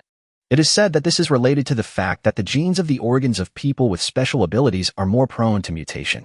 The one who came in with Liu Cheng and the others was a reconnaissance-type psychic with abilities similar to those of laser eyes. The interior of the fortress base was very large, and a group of more than 2,000 people split up to check every corner. It took nearly 20 minutes to finish checking the front half of the base. When the group reached the back half of the base, they still did not find any alien creatures. The captain of another squad said to Liu Cheng, "Butcher, your team will go to the arms transport area, and we will be in charge of the living area." The second half of the base fortress is divided into 2 large areas, the living area for soldiers and staff, and the arms transportation area for daily storage of strategic materials and management of underground transportation tracks. The 2 districts are not connected to each other, so they can only act separately. Liu Cheng nodded and led more than 1,000 people into the gate passage of the arms transportation area. These 1,000 people may seem like a lot, but after they were separated into different areas, the number of people in each team was reduced to just a few dozen. Moreover, the Marines are not people with special powers. If they encounter any critical situation, it will be difficult for them to rely on their powerful special powers and physical fitness to resist like Liu Cheng and others. The only thing they can rely on, apart from the weapons and equipment, is their own tactical skills. Therefore, Liu Cheng had to divide his recruits into groups of 2 and patrol and provide assistance between the Marine Corps in different areas. With fewer people around, it became easier for Liu Cheng and the others to talk to each other. Fu Yin came to Liu Cheng and whispered, "I suspect the sergeant of the 3rd squad is trying to trick us." Liu Cheng was puzzled. "What do you mean?" Fu Yin said, "Remember when I said that the supernatural energy in my body had been agitated all along the way? After entering this damn place, the supernatural energy in my body became even more agitated. Moreover, Ever since we entered the passage to the arms transport area, the energy in my body has been increasing almost explosively. I guess even if I use 2 energy cannons now, the energy I consume can be replenished instantly. Although Liu Cheng understood the seriousness of the risks Fu Yin mentioned, he also felt that the squad leader of Class 3 would not deliberately trick him. He thought for a moment and said, "It shouldn't be. Even if the reconnaissance psychics of the 3rd squad sense the danger, we have the inspector here, and he would at least be able to detect something wrong. Although the inspector's ability is not as convenient to use as the laser eye ability, it is more accurate in detection. However, your luck ability to predict risks has never been wrong. After exploring the warehouse, notify everyone to gather before entering the transportation area." Fu Yin nodded and led the Marines to continue exploring the partition. It is strange to say that after thousands of Marines risked their lives and carefully explored for half an hour, they still did not find any alien creatures. And through the communication channel, we learned that the living area in charge of the 3rd shift was in the same situation. Without the interference of electromagnetic waves emitted by vegetation inside the base fortress, the communication channel returned to normal. Everyone gathered in front of the gate of the transportation area, and Liu Cheng said, "No alien creatures were found in the front half of the fortress base. Since they have breached the base, it is impossible for them to disappear out of thin air. Therefore, there is a high possibility that we will be attacked by alien creatures in the transportation area behind. Everyone, be alert. If you are defeated, your Marines will evacuate first. Don't worry about our wolf squad." An officer in the Marine Corps said unconvincedly. "Sergeant Butcher, don't underestimate us. Although we, the soldiers of the Marine Corps, don't have special abilities, we are no pushovers. If the situation gets dangerous, we will be responsible for the rear. Yes, we, the Marine Corps, will be the rear guard. We are not afraid of sacrifice." Seeing that the Marines were not afraid of danger, Liu Cheng explained, "The retreat must be prioritized, and you are the main force in the frontal battle outside. But when fighting in the small area inside the base, without armored vehicles, we become the main force. This is an order." The exchange of power between the main and deputy on the battlefield that Liu Cheng mentioned is a common practice in the coordinated operations of multiple forces. The Marine Corps officer immediately stood at attention and saluted, saying in a low but powerful voice, "Yes, follow the instructions." The heavy steel gate of the transportation area was also damaged and deformed and could not be opened normally.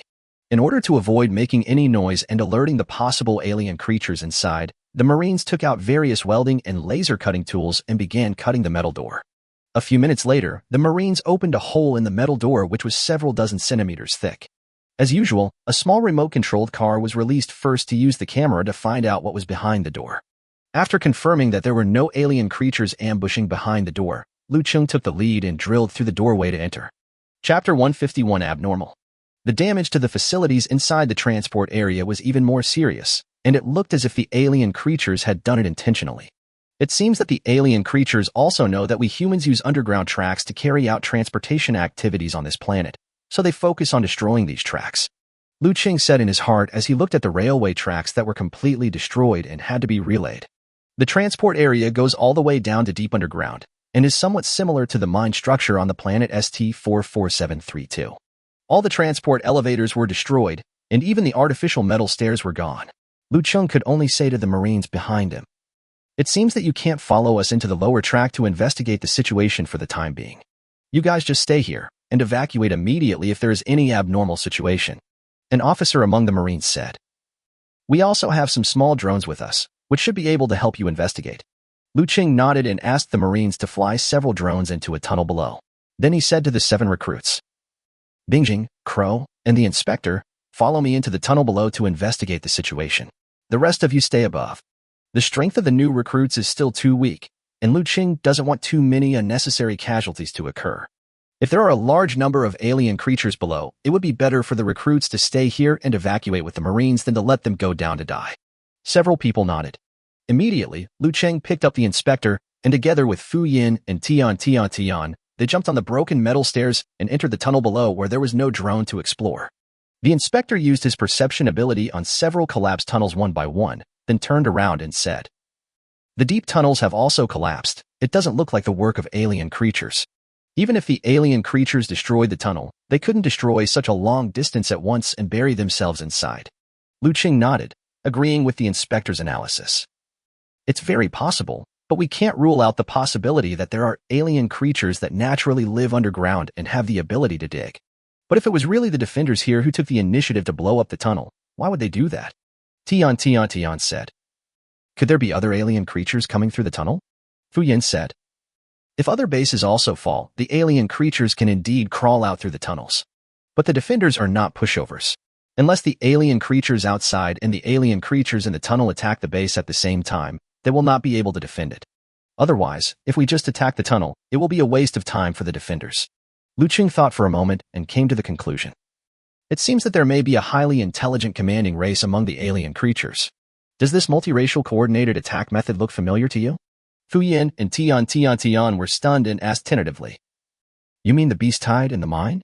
Well, I suspect it has something to do with the eight-legged bugs.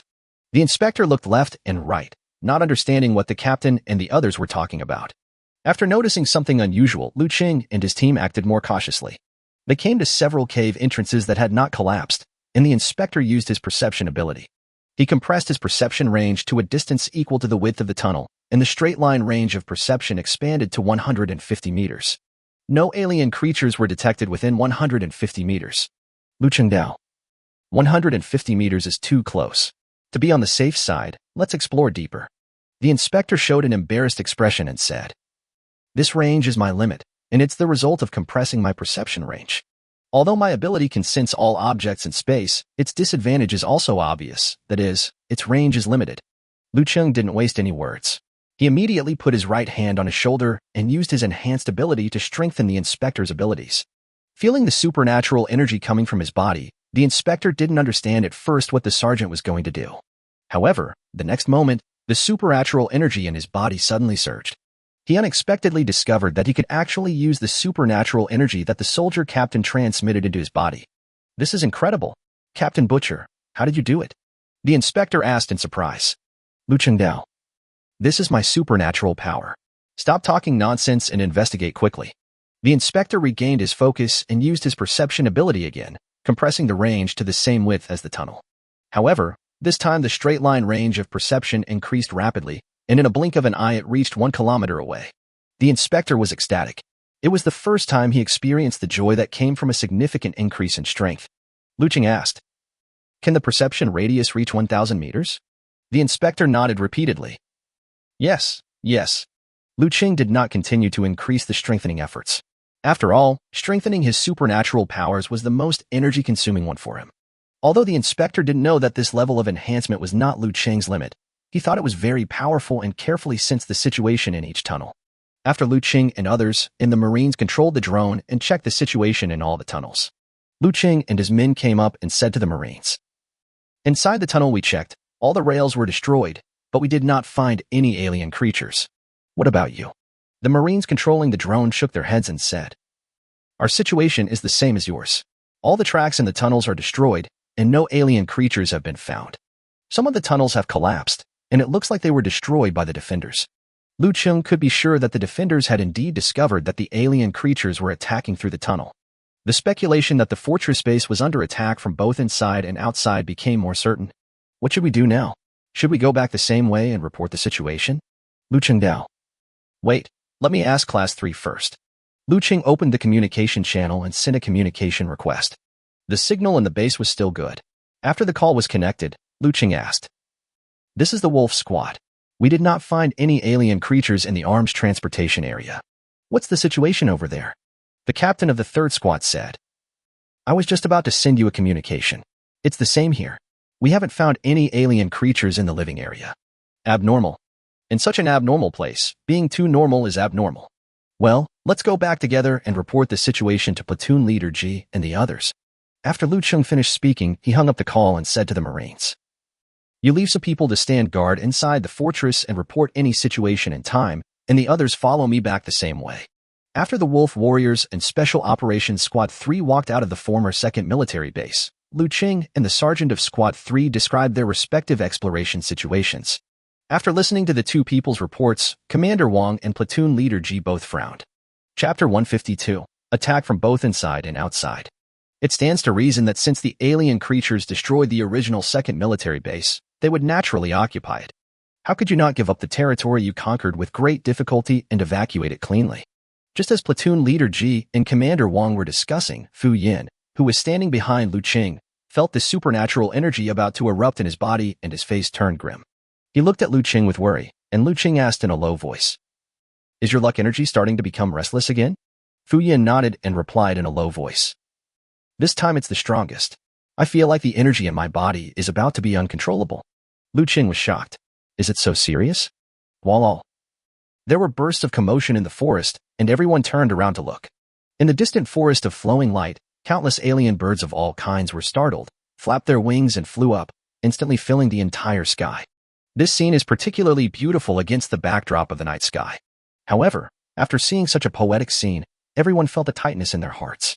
Dozens of birds were frightened because some large animals were moving around in the forest, but tens of thousands of birds were frightened and flew away, which can only mean one thing.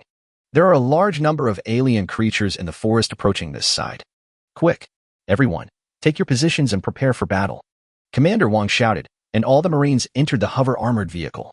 The hover armored vehicles quickly lined up around the outer wall of the former 2nd Military Base, with all their gun barrels turned toward the depths of the forest.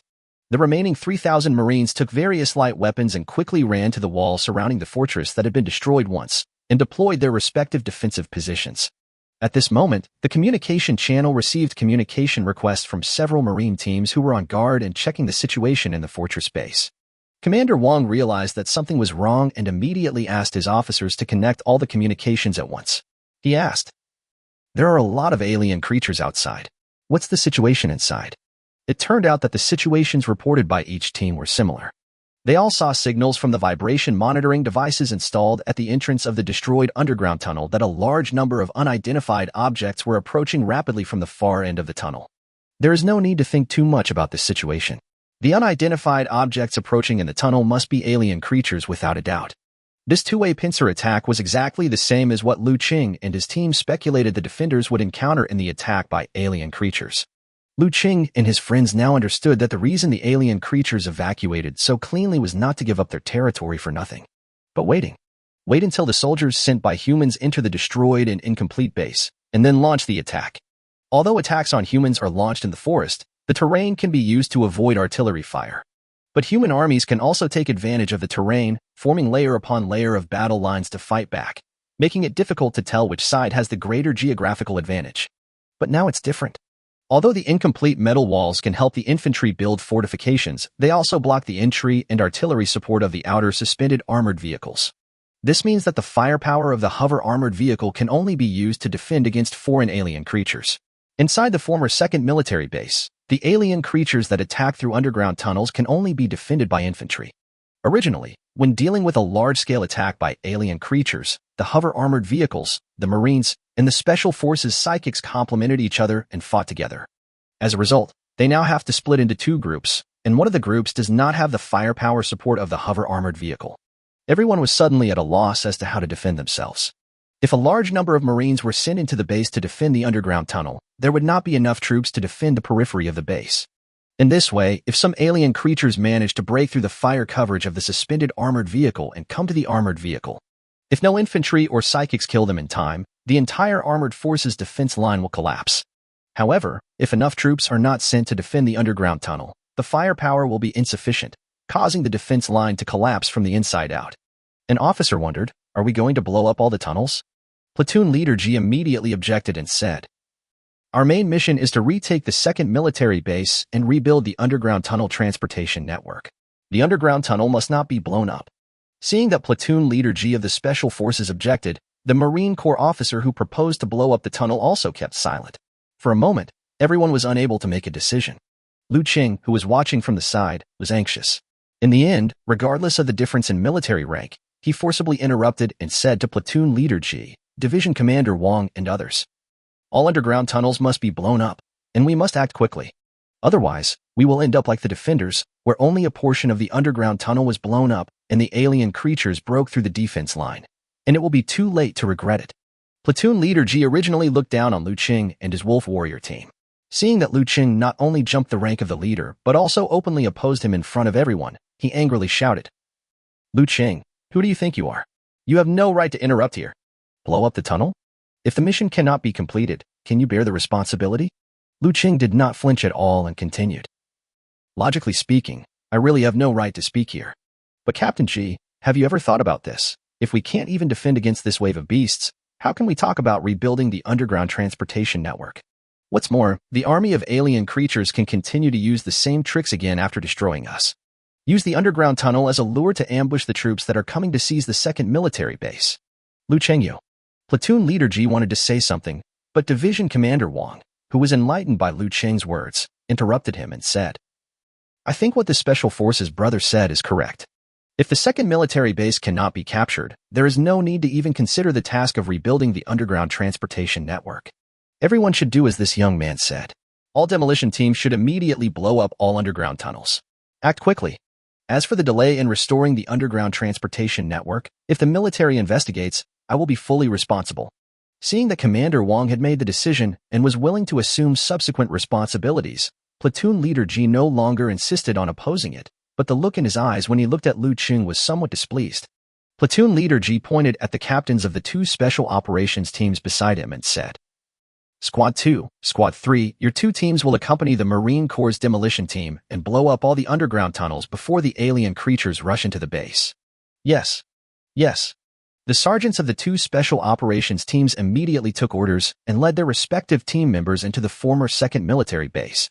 Chapter 153 Open Fire. The reason why Platoon Leader Ji made such arrangements was not because he thought Liu Cheng and his team had stronger combat effectiveness and stayed outside to be responsible for defense. On the contrary, Platoon Leader Li thought that all the members of the Wolf Warrior Squad were rookies and their combat capabilities were too weak, so he looked down on them. This allowed the stronger Team 2 and Team 3 to cooperate with the blasting team and speed up the process to destroy all the underground tunnels. You should know that the walls of these underground tunnels are built extremely solidly in order to cope with possible attacks on alien battlefields. Platoon Leader Ji, who had just strongly opposed the blowing up of the underground tunnel, now reversed his previous attitude. The reason is still what Liu Cheng mentioned. If they cannot prevent the attack of alien creatures, they will use the same tricks again to deal with the next wave of troops sent. Therefore, Platoon Leader Ji also realized that if he could not defend against the attack of the alien creatures, his life would be lost here. He was still a little timid subconsciously. By the time everyone reached their respective defensive positions, the commotion and swaying trees caused by the alien creatures in the forest were less than 2 kilometers away from Liu Cheng and others. Platoon Leader Ji looked at the reconnaissance psychics at the side and asked, Can your ability clearly see the alien creatures attacking the forest? The mutant with laser eye abilities tried it once, then shook his head and replied, No, the spectrum emitted by the vegetation in the forest is too complex, and it is impossible to see the situation deep in the forest. The situation on the Marine Corps side is the same. Due to the interference of the flowing light forest, all kinds of infrared detection equipment in the Marine Corps are completely useless. Moreover, the forest vegetation is dense, and half of the vegetation is metal elements, so incendiary bombs are simply unable to burn down large tracts of trees. Considering the hardness of the trees, even if they were bombed with honeycomb missiles, it would probably have little effect.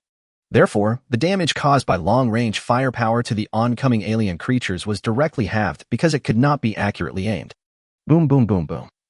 When the alien creatures entered the range of the artillery, the hover-armored vehicle fired round after round of salvos at the approximate location in the forest. The brass-bottom shells of the explosive bombs kept popping out from the turret of the hover-armored vehicle, like express parcels being unloaded from a truck, and fell to the ground with clanging sounds. Explosions and flames continued to rise in the depths of the forest. The small animals began to flee in the forest. The 4-winged birds flew high into the sky with flaming feathers, not knowing where to land. But even with such fierce artillery fire, it still couldn't stop the shaking of the forest trees caused by the alien creatures' advance towards us. However, good news from the blasting team soon came through Commander Wang's communication channel. Reporting to the division commander, we have destroyed all the underground tunnels in the base before the alien creatures rushed out of the underground tunnels. We are currently pouring quick-drying mud into the collapsed tunnel entrance to completely seal it off and prevent the surviving alien creatures from breaking through the tunnel and crawling out. Commander Wang exclaimed happily. Well done, your demolition team will stay there to reinforce the tunnel entrance, and all other soldiers will come out to defend the perimeter of the base. Yes. After hanging up the call, Commander Wang gave an order to all the soldiers. The alien creature crisis inside the base fortress has been resolved. All soldiers of the 12th Division have been transferred to the outer defense line to defend against the alien creatures' attack. The Marines who were originally defending the underground tunnel inside the base fortress quickly retreated to the outskirts of the base to assist in the defense after hearing the order. The artillery fire roared, although John and others could hear the screams of alien creatures in the forest being hit by artillery fire. However, they stared closely at the direction deep in the flowing light forest, waiting for the unknown alien creatures to rush out from it, and they felt very nervous. When the alien creatures approached within 500 meters of the base, Liu Cheng gave the order. All members of the Wolf Warrior Squad are preparing for battle according to the coordination plan during training. At this time, the benefits of Liu Cheng sacrificing the recruits' holiday time and conducting high-intensity special training became apparent. At least the new recruits won't run around without any opinions like they did when they first arrived on the battlefield. The inspector expanded his perception field to cover the defense area they were responsible for. The two Karakart brothers transformed into rock form and stood in front of dozens of Marines. Ghost climbed up the broken metal wall in stealth, raised the dark blue pulse sniper rifle, and aimed at the forest. William, the usually arrogant and unruly little beast, also nervously stayed obediently beside John, ready to cooperate with his actions at any time. Alice stayed behind the soldiers, ready to treat the injured at any time. Fu Yin and Tian stood on Liu Cheng's left and right, and the three of them stood next to the hover armored vehicle at the front of the front line they were responsible for. This is not only a reflection of confidence in one's own strength, but also a psychological suggestion. They wanted to let the Marines and the new recruits of the Wolf Squad behind them see their figures, to help them reduce their fear when facing the alien creatures that were charging at them. Boom, boom, boom, boom. The sound of shelling continued without any abatement. However, the noise caused by the alien creatures in the forest was getting closer and closer. John and others could even feel the gradually increasing vibration coming from the ground under their feet. Shalala. A dog-headed rat broke through layers of cannon fodder and just rushed out from the dense forest. A pulse trajectory flew out from behind Liu Cheng and the others, instantly blowing up the dog-headed rat's head that was still floating in the air. John and the others looked back and saw that it was Ghost who fired the shot. They had seen Ghost's marksmanship during training. Although his marksmanship was good, it was not so superb. They couldn't help but secretly admire in their hearts, saying that he was worthy of being taught by the butcher's sergeant himself. The dog-headed rat whose head was blown up fell to the ground, and it became motionless without even having time to twitch. Then, there was movement in the forest again. Shalala. Shalalalala. Shalalalala. 1, 2, 3, 4, countless dog-headed rats rushed out from the flowing forest. Some of them were still on fire, some had wounds from shrapnel from artillery shells, and all of them rushed towards Liu Cheng and his team's defense line without exception. Alien creatures, like humans, will fight at the risk of their lives when facing powerful enemies. Fire! Liu Cheng shouted, and the machine gunners on the hover armored vehicle and the Marines with guns behind him opened fire together, madly shooting at the rushing group of dog-headed rats. Under the crossfire of thousands of people, the dog-headed rats were like straw hit by a sharp sickle. They instantly lost all signs of life and fell down one after another. Chapter 154, Fierce Battle Defense. After seeing such powerful firepower, John and other new recruits finally understood the importance of firearms that Liu Cheng mentioned to them during their battlefield training.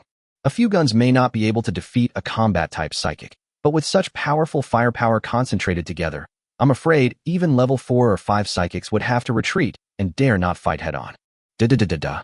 All the machine guns were firing frantically.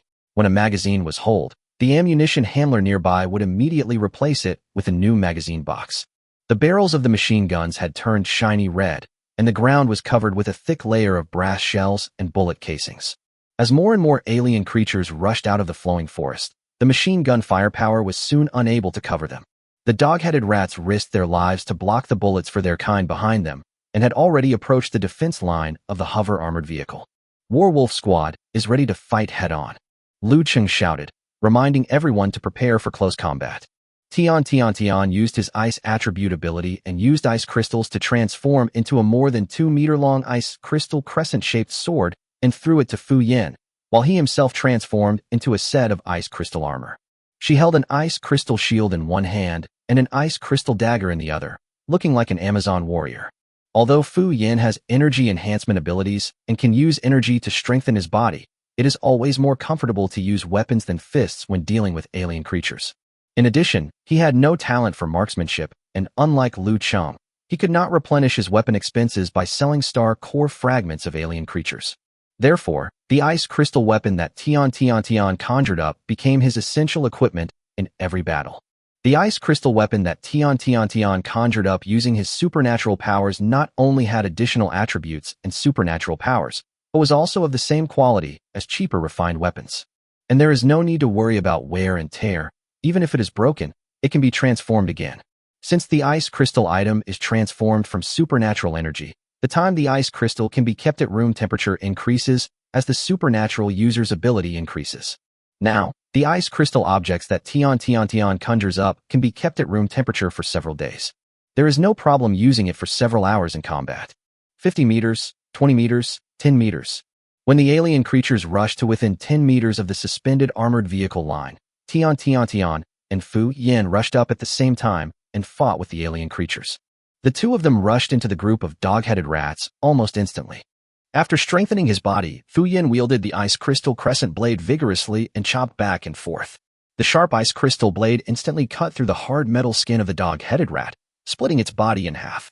In comparison, Tian's fighting style is more elegant. She was agile and moved among the alien creatures, stepping on the bodies and heads of dog-headed rats. The shield in his left hand knocked the leaping alien creature away, and the dagger in his right hand quickly pierced into the alien creature's neck, head, and other vital parts before pulling it out without any delay. Soon, the corpses of the dead alien creatures under their feet and around them piled up into a small hill. Liu Cheng stood there without taking any action, not only because he has to observe the battle situation and command at all times, but also because he needs to deal with high-level and powerful alien creatures that may appear at any time. Alien creatures from other directions also rushed towards the defense line. The two Karakam brothers, who had turned into rock forms, couldn't help feeling a little nervous when facing the thousands of alien creatures rushing towards them. In order to ease the fear, the elder brother Kara smiled and said to his younger brother Carter, "Brother, it's time to compare who is more manly." Carter, his younger brother, showed no fear on his face and said, "Brother, it must be because my body is harder. Haha, I think you're the one who's more stubborn, so let's see who's better." With that, the two of them strode forward and faced the charging alien creature head-on. The two men raised their arms to block in front of them, standing in front of the Marines behind them like two huge stone walls, blocking all the rushing alien creatures. The alien creatures crashed into the two of them, as if they had crashed into hard rocks, and were sent flying backwards by the huge reaction force. The Marines behind them also took this opportunity to annihilate all the alien creatures that were rushing towards them. There were a large number of alien creatures, and there were no high-level alien creatures with weak defense but deadly attack power. So John used the space teleportation ability in reverse. He quickly pulled the safety pins and fuses of the grenades one by one, and the next second the grenades disappeared from his hands and appeared among the dense alien creatures dozens of meters away. Grenades exploded among the alien creatures, killing 7 or 8 dog-headed rats each time. Judging from the speed and frequency of his teleportation grenades, it is obvious that the supernatural energy consumed by his spatial teleportation ability is proportional to the mass of the teleported object.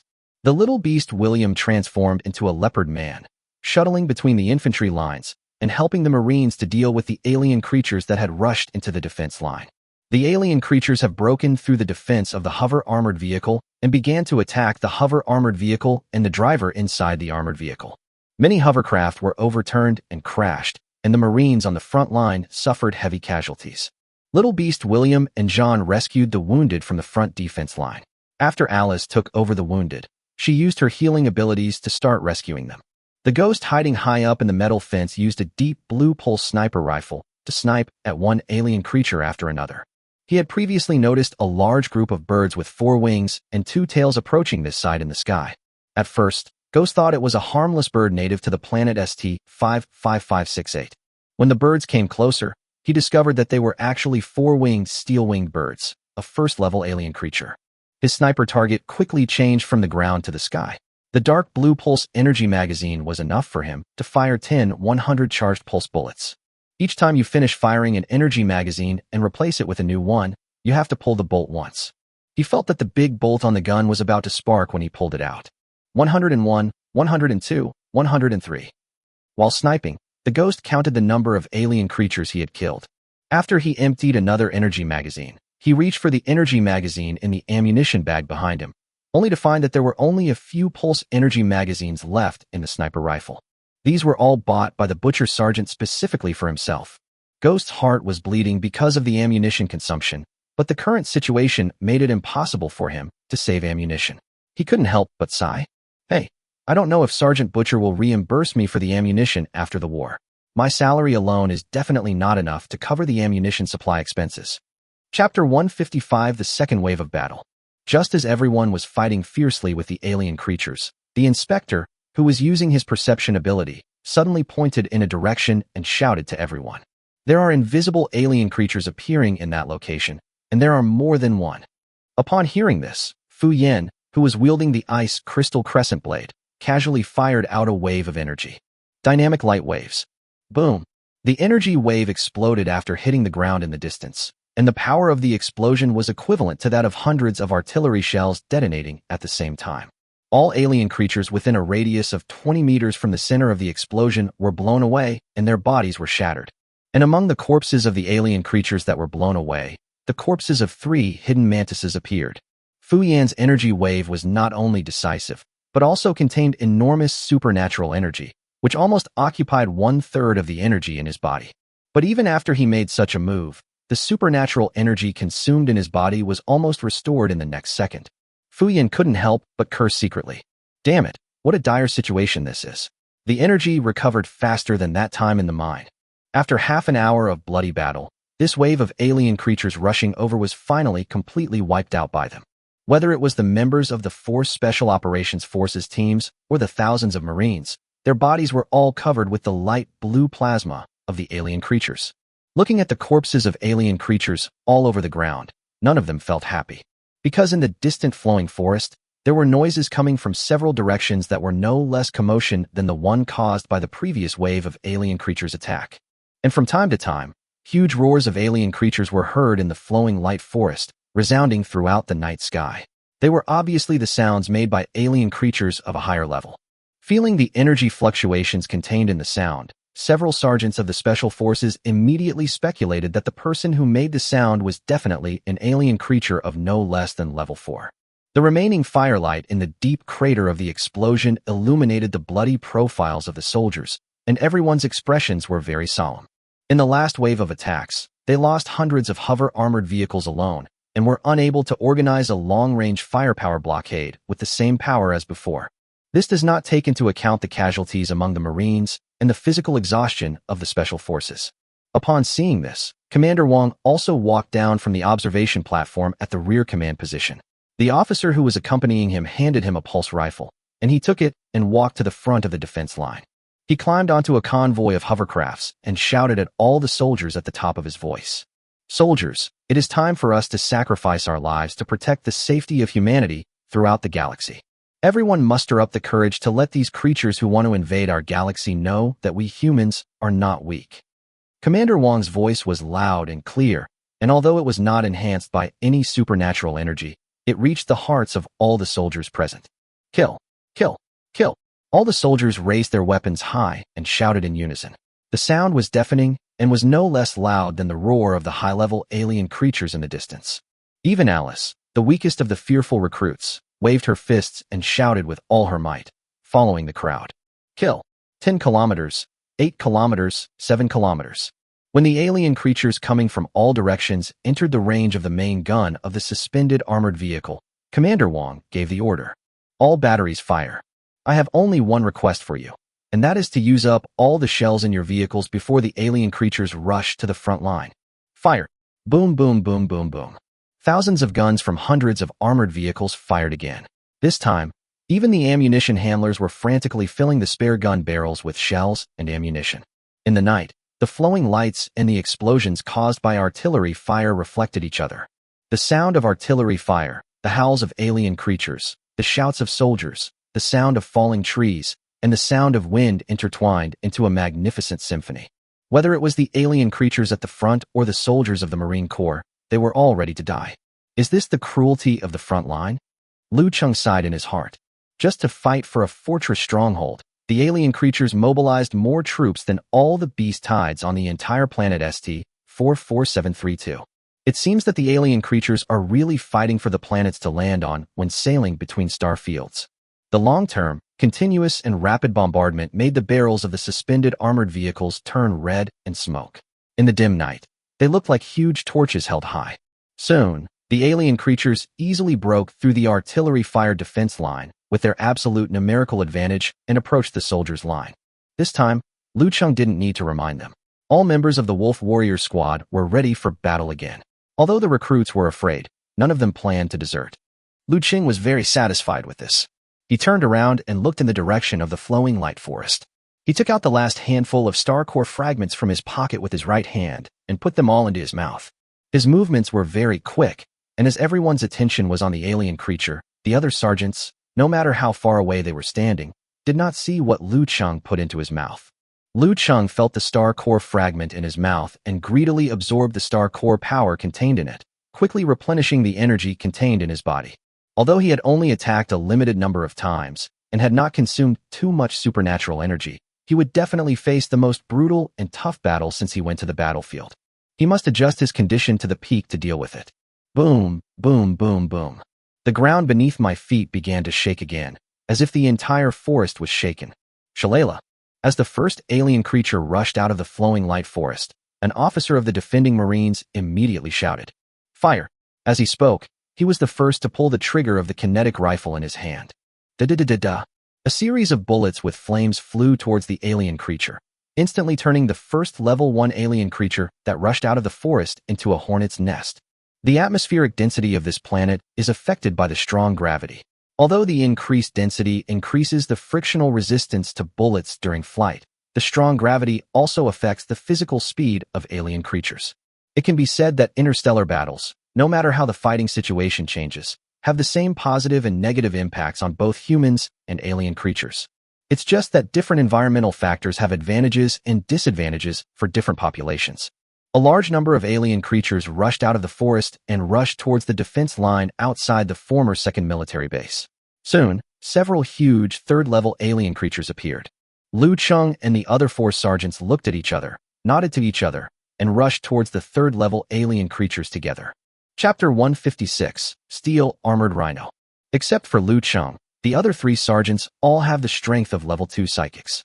This kind of strength might only be considered average in the original Wolf Warrior team, but if placed in their respective classes, they would definitely be considered the top combat force in the team.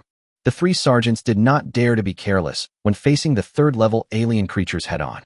In addition, there were countless first-level alien creatures of various types around them. They all used their own special skills at the beginning, intending to end the battle quickly. Concentrate your strength to kill one first. Don't disperse your attacks. Platoon Leader G was also experienced in combat.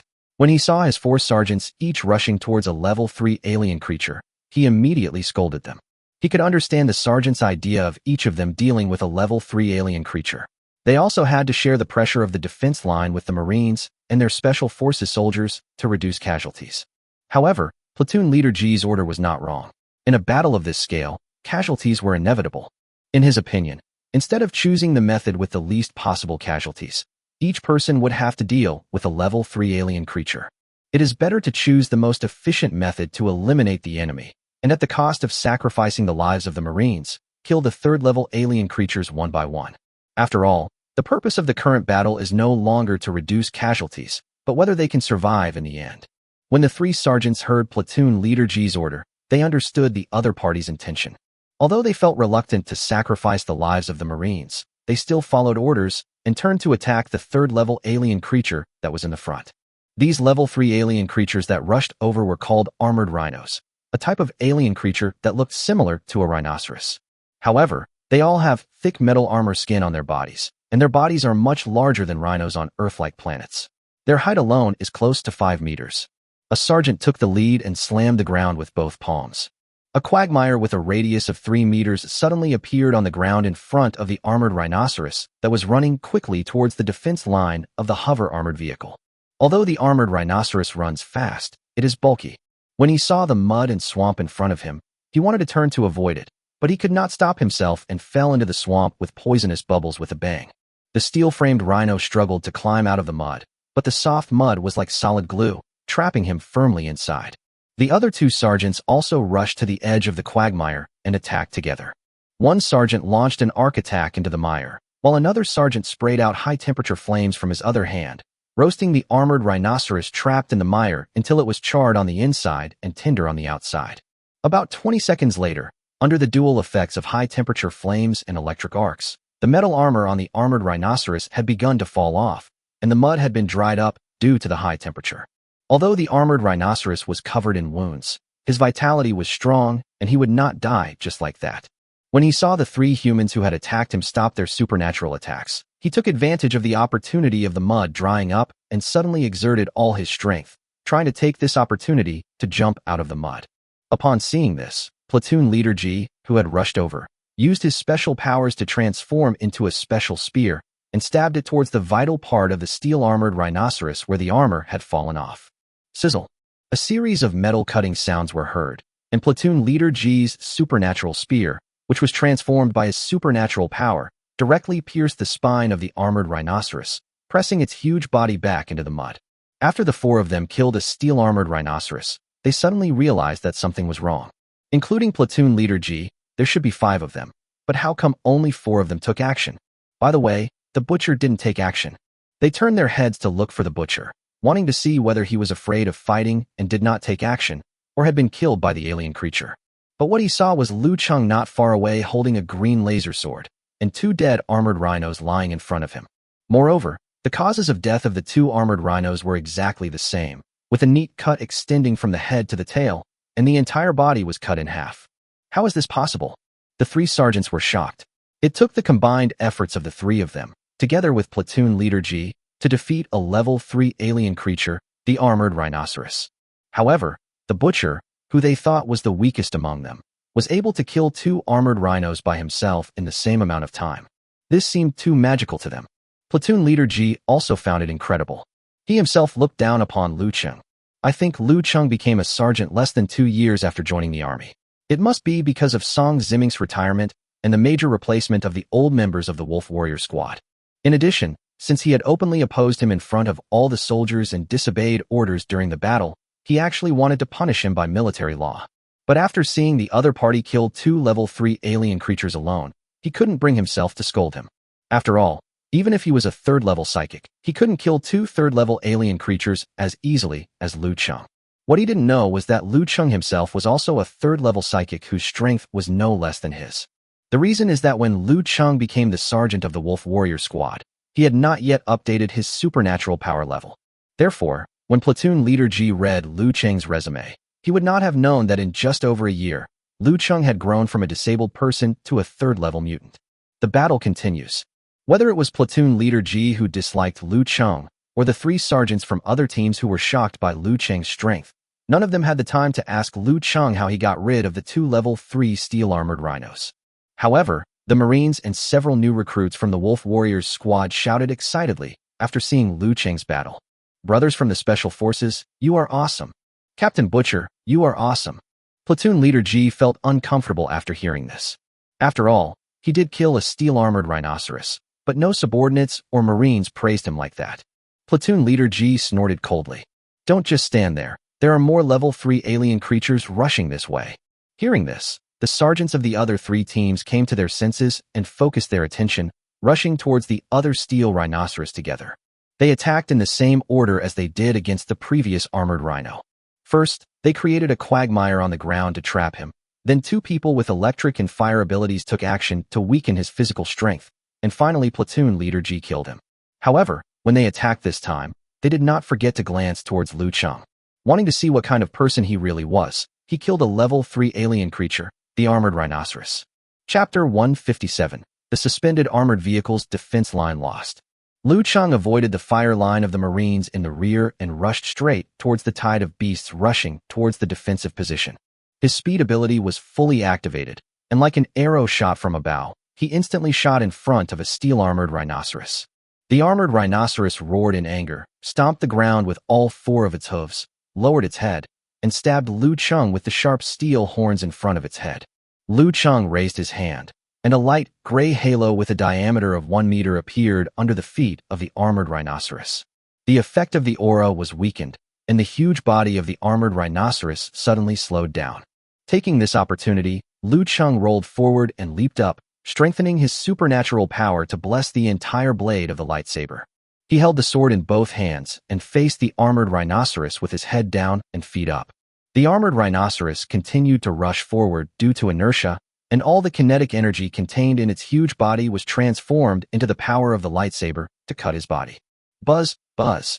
A long buzzing sound of a lightsaber was heard, and the armored rhinoceros was directly split into two halves from horn to tail by its own forward impact, hitting the lightsaber. Fuck, is that the end? When the three sergeants saw Liu Cheng single-handedly deal with a steel-armored rhinoceros so skillfully, they all opened their mouths wide in surprise and forgot about fighting. You three, look ahead. Platoon Leader Ji yelled, warning the three men. The three of them came to their senses and looked forward and saw another armored rhinoceros rushing towards them, and it was already 20 meters away from them. Several sergeants were startled and quickly used their own special abilities to resist the charge of the armored rhinoceros. You dare to be distracted in such a life-and-death battle? Don't you three want to live? After Platoon Leader Ji killed the armored rhinoceros, he cursed at the three men. Although they were scolded, the three did not dare to talk back. On the one hand, Platoon Leader Ji's rank was higher than theirs, and on the other hand, he was right to scold them. Boom, boom, boom, boom. Hundreds of armored rhinos mixed in with the tide of alien creatures and rushed from the flowing forest towards the 12th Marine Division and Platoon Leader Ji and his men, making everyone's scalp tingle. Oh my god, I'm going to die here today. Damn alien creatures, kill them. Both the Marines and the Special Forces soldiers began to shout wildly and did all kinds of crazy things in order to survive. Someone holding a kinetic machine gun rushed out of the trench and confronted the alien creature, but was pierced through the chest by the flying limbs of the alien creature. When someone saw the alien creatures were about to rush in front of him, he pulled out the fuses of all the grenades on his body in one breath, laughing and saying, "Ha ha ha, damn bugs, destroy them with me." John was shocked when he saw this, and quickly used his space ability to teleport the man to the center of the beast tide in the distance. The man and a dozen alien creatures around him were turned into dust. John gritted his teeth and cursed. Damn it, there are so many Marines around you. Do you want to kill all your comrades? Bang, bang, bang. The gun barrel of the hover armored vehicle overheated, causing the firing speed to slow down. Coupled with the addition of hundreds of extremely defensive level 3 alien creatures, the steel-armored rhinos, the bombardment of the hover armored vehicles alone was no longer able to stop the approaching tide of beasts. Boom. The rushing tide of beasts instantly submerged more than a dozen hover armored vehicles at the front of the defense line, and a large number of beasts rushed to attack more hover armored vehicles in the rear. Boom, boom, boom. Under the attack of the alien creatures, one hover armored vehicle after another exploded, blowing away dozens of alien creatures around them. Seeing that the defense line of the suspended armored vehicle had been completely lost, Platoon Leader Ji shouted loudly. All Special Forces members of the 4 squads in the 1st platoon are going to attack. Prioritize the elimination of the more powerful 3rd-level alien creatures. Upon hearing this, all the healing psychics hiding in the back and the weaker 1st-level psychics rushed out of the defensive trenches of the Marine Corps infantry. They formed 4 small combat teams and fought in close quarters among the herds of alien creatures. Even if these 1st-level psychics work in groups of several, they are not strong enough to deal head-on with the 3rd-level alien creatures, and can only fight against some 1st and 2nd-level alien creatures. It was also a helpless move to let them break out of the defense line. After all, only by completely eliminating the 3rd-level alien creatures with extremely strong defenses can thousands of Marines have a chance to completely eliminate the remaining alien creatures. Buzz, buzz, buzz. Liu Cheng, with his speed ability fully activated, moved around the 3 steel-armored rhinos, and the lightsaber enhanced by his ability directly cut through their heavy steel armor. Liu Cheng's current supernatural energy consumption is not on speed-related supernatural powers and weakening auras, but the strengthening supernatural power consumes the most energy in his body. Whenever the enhanced lightsaber blade came into contact with the metal body of the armored rhinoceros, Liu Cheng felt that the supernatural power in his body was rapidly decreasing. It was as if what was cutting the opponent's body was not the lightsaber in his hand, but his own enhanced supernatural energy. Liu Cheng consumed a lot of energy after killing 3 armored rhinos in one breath, and he was already exhausted at this time. Liu Cheng quickly dodged and came to the rear to meet up with John and the other 7 recruits. Immediately afterwards, Fu Yin and Tian, who were fighting in the tide of alien creatures, also returned. With the addition of 3 veterans, John and his fellow recruits instantly felt more secure. Tian asked, Liu Cheng, are there any more star core fragments? All the star core fragments that Liu Cheng had given her had been used up, and she was now extremely exhausted.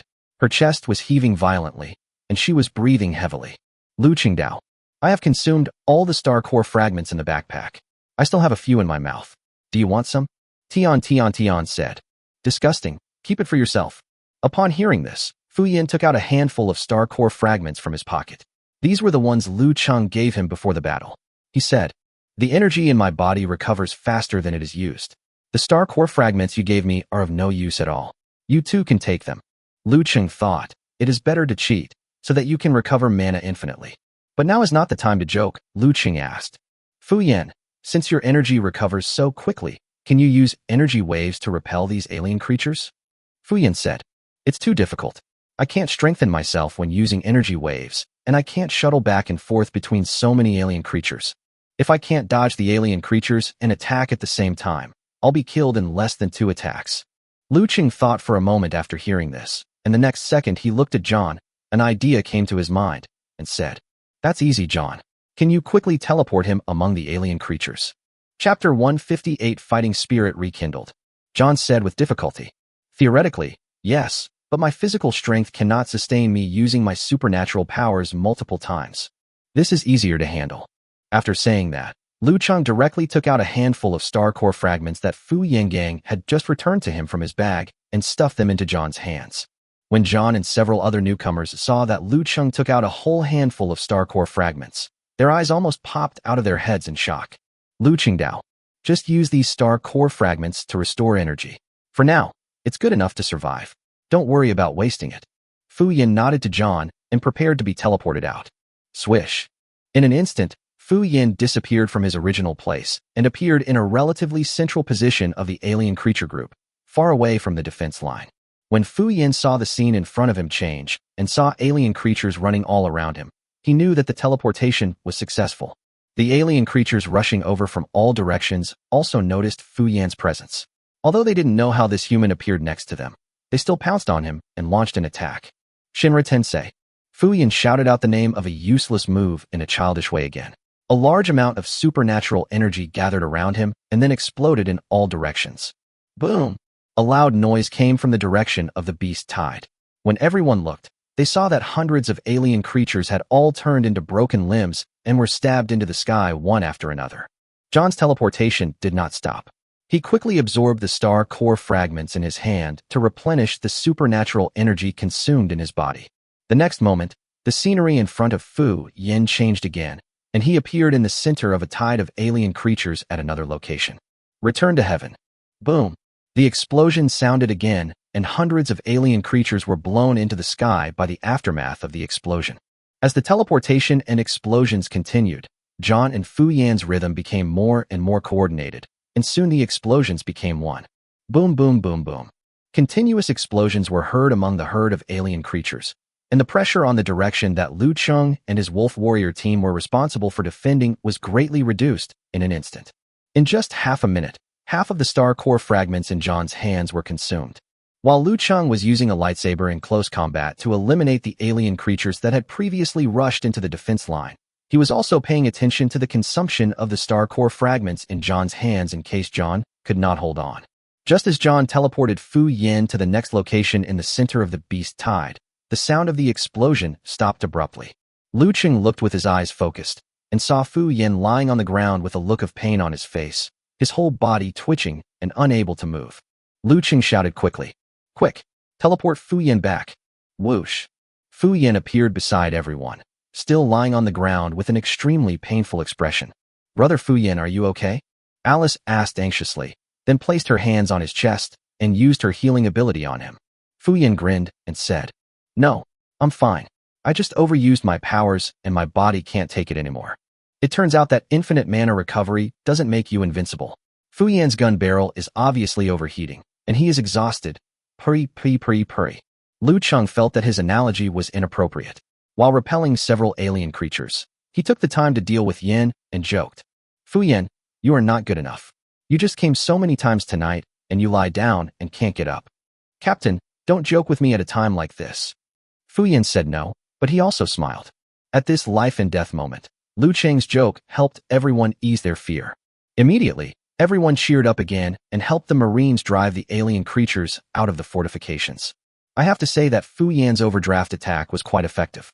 While other defensive forces were still engaging in close combat with the alien creatures that had broken into the fortifications, The defense direction that Liu Cheng and his wolf warrior team were responsible for had already eliminated all the alien creatures that had previously broken through the defense. The Marines once again set up their machine guns, turned the guns of the undamaged hover-armored vehicles, and reorganized their resistance to the beast tide. After half an hour of bloody fighting, the incoming tide of beasts was finally completely wiped out. However, except for Liu Cheng's team, whose casualties were less than half, more than 60 of the Marines in the defense direction responsible for the other 3 special operations teams were killed. Even the 3 special forces teams had as many as 10 psychics sacrificed, which was equivalent to an entire class of special forces being wiped out. However, before everyone could clean up the battlefield and escort the wounded, they heard the roars of alien creatures coming from all directions of the flowing light forest. A new wave of beasts is coming again. Liu Cheng hurriedly asked about the ghost standing on the high wall. Ghost lowered the scope of his dark blue sniper rifle, his face showing fear, and he spoke with difficulty, enunciating each word. The beast tide is more numerous, several times more than the last wave. John and the others looked dejected when they heard this. Their physical strength had long been exhausted, and when they heard that more alien creatures were attacking, they had lost the will to continue fighting. Tian also had a serious expression. Among his 3 most powerful veterans, Fu Yin had completely lost his combat ability. There wasn't much supernatural energy left in her body. Similarly, she could see that Liu Cheng's situation was not much different from her own.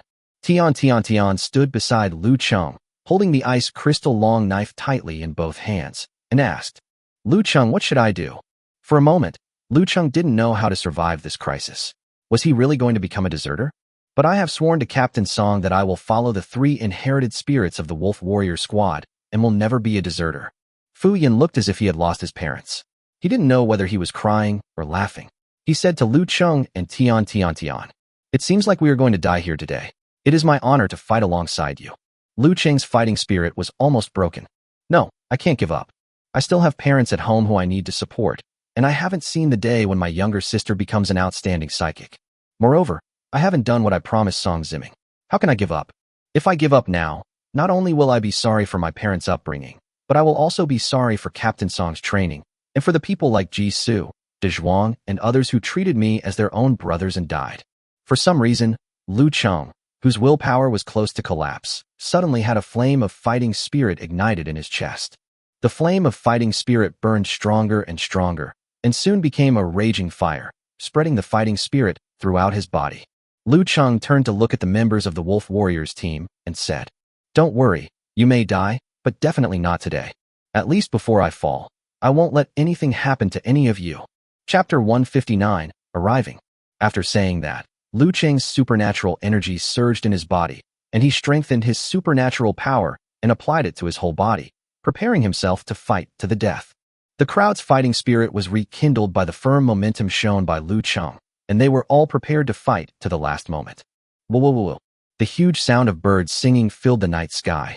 The survivors of the 12th Marine Division and Liu Cheng's 4 special operations teams all looked in the direction where the sound came from. In the flowing forest where a tide of beasts was surging in the distance, an alien creature with a bird's head and a snake's body stood tall. This alien creature is over 100 meters long, and its body is covered with silver metallic scales. It stood in the air in the night like a dragon, as if overlooking the entire battlefield. "Oh my God, what kind of alien creature is that?" Everyone exclaimed in surprise, and even the 3 captains of the special forces and platoon leader Ji looked embarrassed. Although none of them recognized this alien creature, just by looking at its size they could tell that it was far beyond the capabilities of a 3rd-level alien creature and was far beyond what they could handle. Tian looked solemn and asked Liu Cheng beside him, "Liu Cheng, do you know what kind of alien creature that is?" Liu Cheng gritted his teeth and said, "The 5th-level alien creature, the Protospermia, has a combat capability comparable to the best of the 4th-level alien creatures. But they have extremely high intelligence, can convey information through unique calls, and can act as commanders of alien creatures in large-scale battlefields." Tian and Fu Yin, who was lying on the ground unable to move, were shocked when they heard this. Being able to serve as the commander of alien creatures, what a powerful role. You have to know that the alien creatures don't have any complicated tactics, and they can break through their previous defense lines just by relying on physical charges. Now they only have half of their several thousand troops left. If there are any high-level alien creatures to command the battle, then they will not have even half a chance of winning. Just when everyone felt completely desperate, Liu Cheng raised the lightsaber in his hand and shouted loudly, "Wolf Warrior Squad, prepare for a fight to the death." Since the entire defense line outside the former 2nd Military Base was dead silent, Liu Cheng's already loud voice instantly spread throughout the entire defense position. All the Marines, all the wounded officers, the 3 sergeants, Platoon Leader Ji and Division Commander Wang all looked in his direction, all expressing surprise. Then, Tian, who was standing next to Liu Cheng, and Fu Yan, who was lying on the ground unable to move, followed Liu Cheng and shouted, "Wolf Warrior Squad, prepare for a fight to the death." Even though one of the 3 was still lying on the ground, the momentum emanating from their voices was as if the 3 of them were enough to match an entire army. "Wolf Warrior Squad, prepare for a fight to the death." Then, John and the other 7 newcomers seemed to have made up their minds and shouted in unison. The voices of the 10 people were heard in the field, but they were pitifully small, especially compared to the noise of the thousands of alien creatures rushing towards them. But when it fell into the hearts of every soldier on the field, it was like a huge storm hitting their hearts, and the momentum was like a rainbow. Everyone seemed to be infected by the momentum of the 10 members of the Wolf Warrior Squad. An unprecedented fighting spirit burst out in their hearts. Commander Wang smiled and said to the deputy general who had been protecting him, "This generation of young people is truly formidable. We are old, but we can't let them look down on us, right?" The deputy general beside him nodded and said, "Master, please speak." "Good." Commander Wang once again stood on the roof of the car, this time inserting a bayonet into the barrel of his rifle, and shouted to the Marines, "All soldiers of the 12th Marine Division, fight to the death for the human race."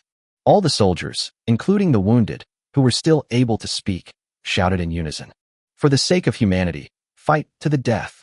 The morale of the thousands of survivors was completely aroused, and they were all waiting for the 3rd wave of alien creatures to rush into the range of their weapons.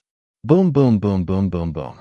Just as the alien creature was about to rush into the range, and everyone was ready to take action, a series of explosions suddenly sounded in front of the rushing alien creature. In an instant, thousands of alien creatures were annihilated by the highly dense and powerful firepower. The Marines and Liu Cheng and others were all confused, and then they looked up at the sky behind them. I saw a medium-sized spaceship floating in the night sky, and all the guns and weapons on the spaceship were firing continuously at the alien creatures in the beast tide regardless of consumption. The soldiers' morale instantly soared, and they all raised their arms and cheered. "Great, our flying corps is here." "Strange, aren't our regiment's flying units fighting against alien air swarms in space? How did you end up here?" "No, that's not a military warship, but a civilian spaceship that's half civilian and half combat." The soldiers were talking about it, but Liu Cheng recognized the identity of the incoming spaceship at a glance. It was the semi-civilian, semi-combat private spaceship driven by Augustine. The medium-sized spaceship was suspended in the night sky, and the hatch below was slowly opening. Everyone saw a strong and tall man standing alone on the hatch deck with his arms folded. This scene would be normal if it happened somewhere else, but now it is on an alien battlefield. Below are thousands of soldiers looking up. In the distance is a large army of beasts commanded by the level 5 alien creature Archaeopteryx snake, and behind them are several huge stars hanging high in the sky as the background. This scene was as if the most powerful person had appeared on the scene, and it was extremely shocking. "Humph, you love to show off every time you appear on stage." Liu Cheng sneered, then waved his hand to the members of the Wolf Warriors and the Marines fighting with him and said, "Don't worry, everyone. We really don't have to die this time."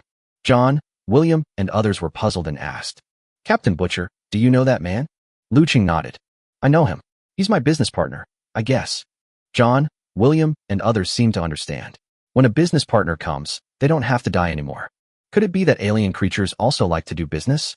Tian, and Fu Yan were extremely shocked. "Okay, Liu Cheng, when did you start doing business with Augustine?" "Oops, just before, I forgot to tell you too." Augustine stood on the hatch deck of the spaceship, looking down at the battlefield of the flowing forest. He smiled and muttered, "Good boy, I finally caught up. I almost thought you were going to send it." In fact, Augustine arrived at this planet not long after Liu Cheng and his team landed. However, the flowing light forest blocked the communication signals, so they had to wait until Liu Cheng and his team entered the former 2nd Military Base before they were able to locate the location information of Liu Cheng's equipment. So the general arrived. Chapter 160, Beast Tide Evacuation. The dense firepower of the medium-sized spacecraft covered the alien vanguard at the forefront, but it was still difficult to resist the attack of the huge number of alien beasts. The proto-snakebird standing in the distance began to chirp again. The alien creatures in the beast tide seemed to have understood the message conveyed by the proto-snake bird. A large number of alien creatures at the forefront of the beast tide dispersed and moved forward. The vanguard of the alien creatures instantly turned into more than 10 arrow troops, rushing towards the defensive positions of the people on the ground. The soldiers below exclaimed, "It's broken." After all, the medium-sized spacecraft is not a pure combat model. It doesn't have cluster missiles, so it's impossible to disperse the firepower. However, Augustine, who was attracted by the call of the Anhinga, seemed to have discovered a treasure, and his eyes were full of light. It seemed as if the proto-Anhinga was not an alien creature in his eyes, but a star core waiting to be dissected by the butcher. Hoo-hum-hum. A visible gaseous ring spread out from Augustine, who was standing on the high-altitude deck, dispersing all the thick clouds in the sky. The clouds were impacted and turned into rain, with heavy downpours falling from the sky. The powerful aura of an early level 5 mutant suddenly burst out from Augustine. Augustine exerted force with his feet, causing the medium-sized spaceship floating in the night sky to shake. Every time he stepped down in the air, there would be a sound of the air compressed to the extreme, exploding under his feet. The figure flew quickly towards the ancestral snake bird standing in the wandering forest in the distance. Liu Cheng was shocked and wondered if Augustine actually had the ability to fly. He immediately understood that the reason Augustine could fly in the air was not because of his supernatural powers. Instead, he simply relied on his powerful physical fitness as a level 5 mutant and walked on the air.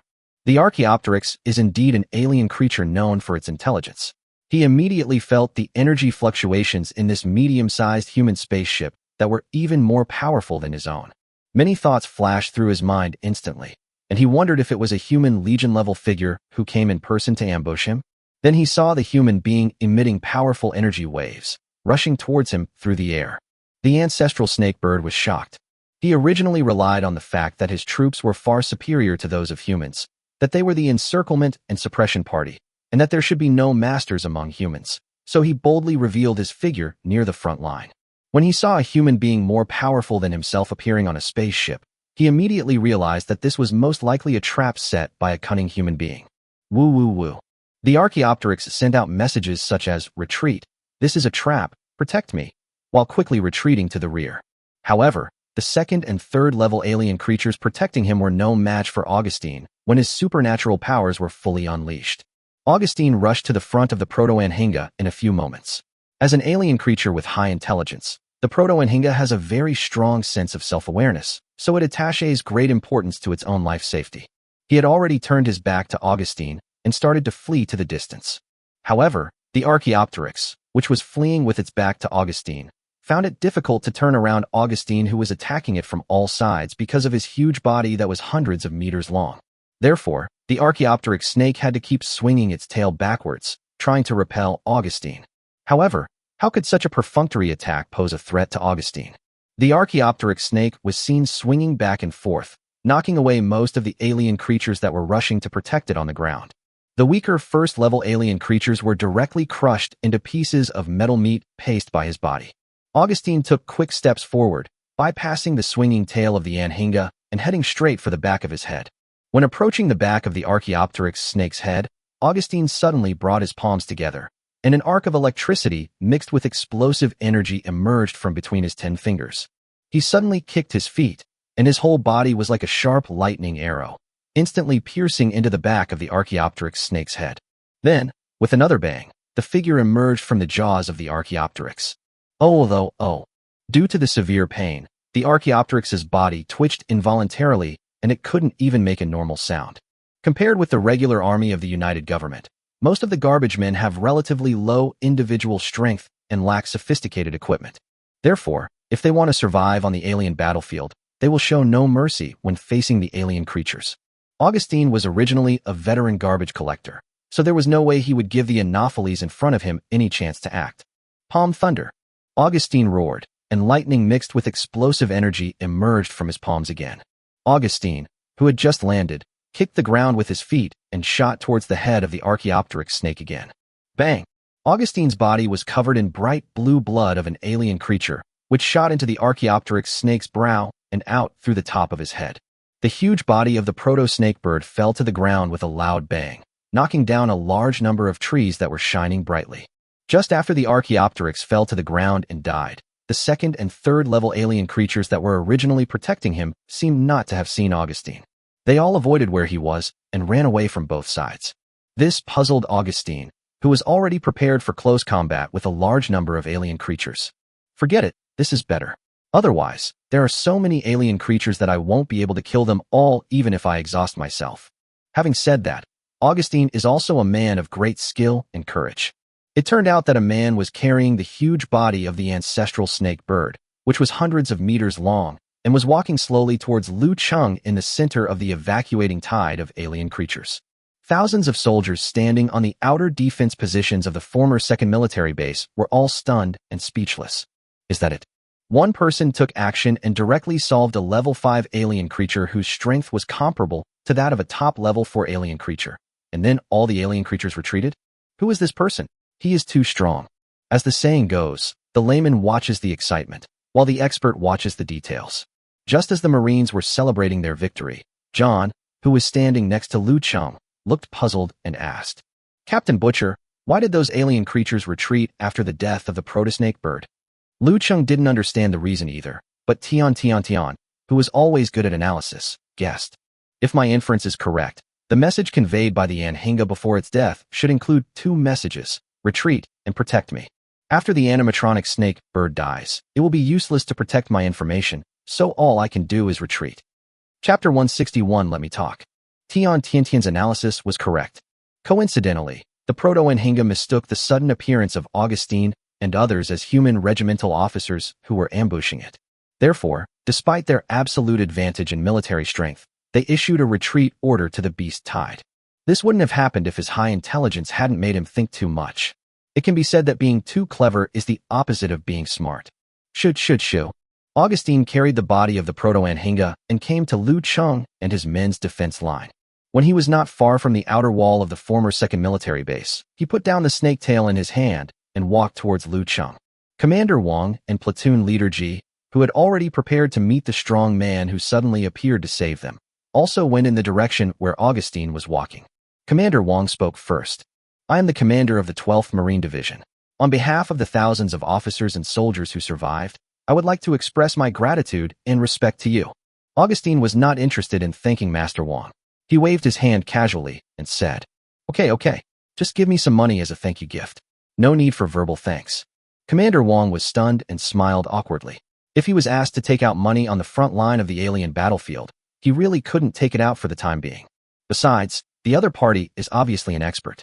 If I take too little money, he will look down on me. If I take too much money, I am not corrupt, so where can I get so much money? However, platoon leader Ji, who was standing by, saw this and thought that the other party looked down on Commander Wang, who was incompetent, so he took the initiative to extend his hand and approached him, saying, "Hello, I'm the platoon leader of the Special Operations Force. My last name is Ji. May I ask your name?" Augustine glanced at platoon leader Ji and said in a cold tone, "How dare a mere platoon leader ask my name? Don't bother me if you have nothing to do." Platoon leader Ji was frustrated and felt even more embarrassed. The most important thing is that not only was he embarrassed, but he also lost face in front of his subordinates and thousands of Marines. Platoon leader Ji immediately felt dissatisfied with the strong man in front of him. However, just when everyone thought that this strong man had a weird personality and no one wanted to pay attention to him, he took the initiative to walk up to Liu Cheng. With a smile on his face, he said to Liu Cheng, "Brother Butcher, I am glad to finally meet you. I missed you so much. Come on, let's talk for a moment. Help me dissect that Anhinga. I have a feeling there must be something good in there." Commander Wang suddenly felt unwell. This strong man was unwilling to talk to his division commander, but was very courteous to the butcher, the captain of the soldiers. It seemed that the two of them had a good relationship. What is the background of this strong man? What is the background of this butcher sergeant? Commander Wang's eyes rolled around twice, and he muttered to himself. The 7 new recruits of the Wolf Warrior squad were stunned, and each of them was extremely shocked. It would have been fine if his own sergeant had said that this strong man was his business partner, but he didn't expect that he had such powerful strength. With this kind of strength, he is almost catching up with Li Ronghao, the commander of his own corps, right? Moreover, his own butcher sergeant seemed to have a very good relationship with this strong man, so how powerful must his background be? They had doubts about Liu Cheng's background when they were on the Qing-class strategic cruiser, and Liu Cheng had actively recruited them into the Wolf Warrior squad before the military's overall allocation plan was released. At this time, their suspicion became even greater. Could our butcher sergeant be an interstellar noble from some powerful faction? The little beast William had a wild imagination and soon thought of the interstellar nobles. John said, "It's hard to say. Anyway, my father is the mayor. With my family's background, we can't afford to hire a level 5 psychic." Hearing this, Fu Yan, who was lying on the ground unable to move, moved his ears and thought that this John's family background was similar to his own. The battle was over, and Platoon Leader G was unable to stop Augustine from taking Liu Cheng away. After all, the reason why they were able to win the battle and survive the encirclement of the alien creatures was because of the help of this level 5 psychic who arrived later. Therefore, although Platoon Leader G was dissatisfied with both of them, he did not say much for the time being.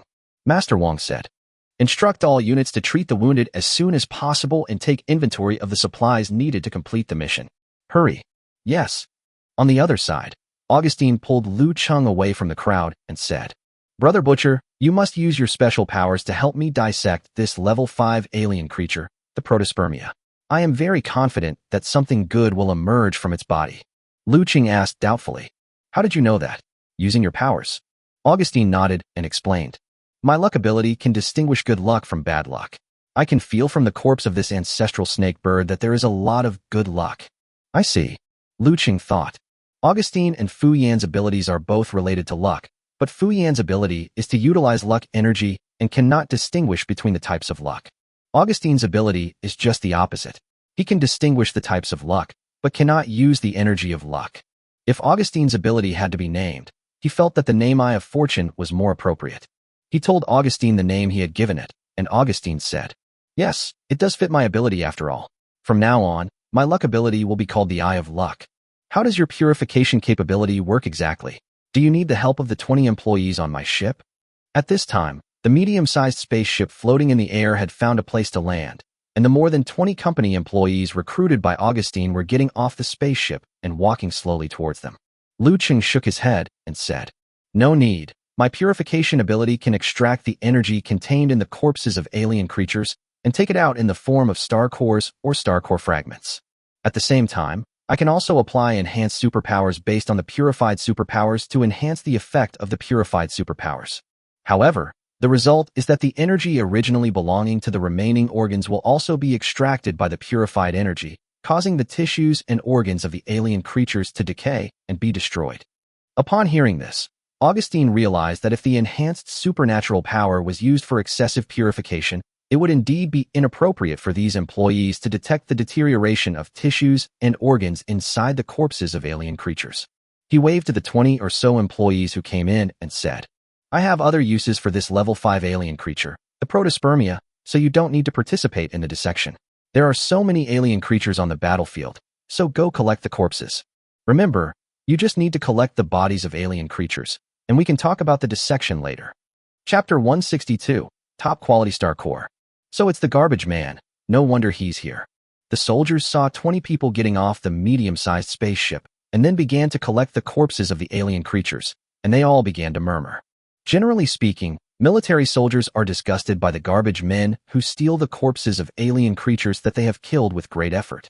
But this time, after all, it was someone who saved the lives of himself and others.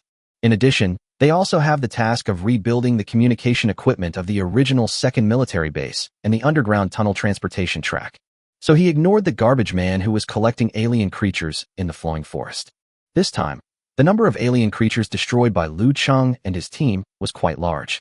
Therefore, these 20 employees of Augustine Alien Creatures Research and Trading Company Limited only collected the corpses of alien creatures above level 2. There was no time to even take a look at the first-level alien creature. After the employees left, Liu Cheng followed Augustine to the body of the proto-Anhinga. Looking at the huge body of the proto-snake in front of him, Liu Cheng really didn't know what to do for a moment. After all, he was a part-time garbage collector and had no knowledge of the anatomy of alien creatures above level 4. Liu Cheng scratched his head and asked Augustine, "Senior Augustine, do you want me to use the normal purification power to dissect the archaic snakebird, or use the enhanced purification power to dissect the archaic snakebird?" Augustine asked, "What's the difference?" Liu Cheng Dao, If it is purified normally, the star core fragments or the complete star core can be extracted. The tissues and organs and other parts of the body will not be damaged and can still be dissected and sold.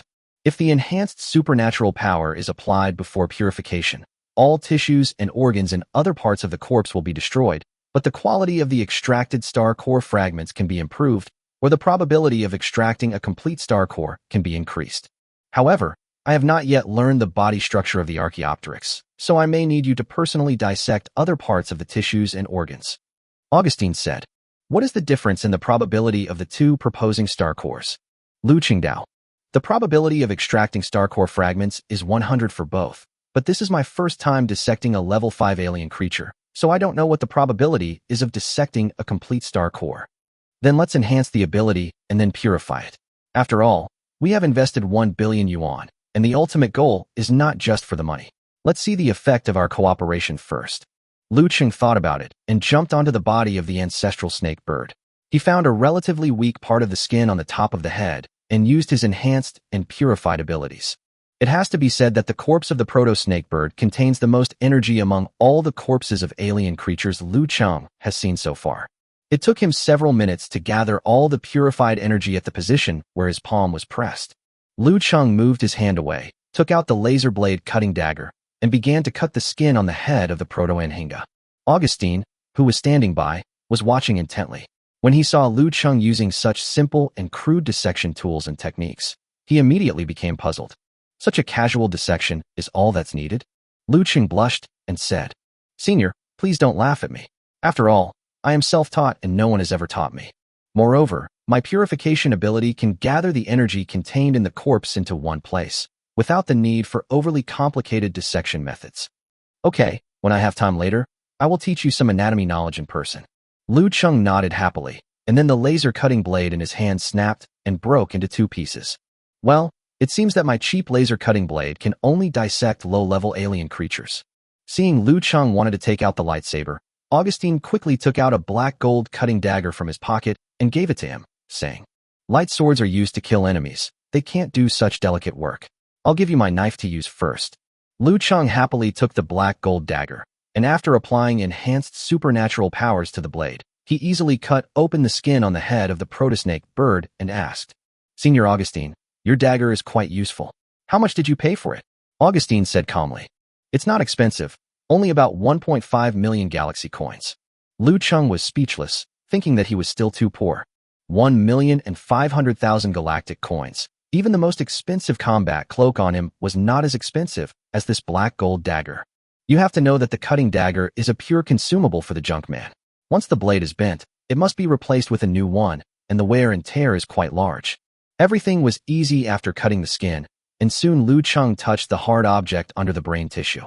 After he cut through the layers of brain tissue and took out the hard object, a smooth, complete, light blue ball the size of a glass ball appeared in his hand. Liu Cheng and Augustine looked at the ball in their palms and exclaimed with their mouths wide open, "Complete! A complete star core!" Both of them were very excited. The company that Augustine invested all his assets in finally showed initial returns, and there was hope for him to improve his capabilities again. Liu Cheng was excited that he had extracted a complete star core from an alien creature for the first time. But he was a little confused. Why was this star core smaller than the one he had extracted from Jisu's body before? Could it be that the energy in Jisu's body was more than that of the protosnake? "Senior, why is this star core so small?"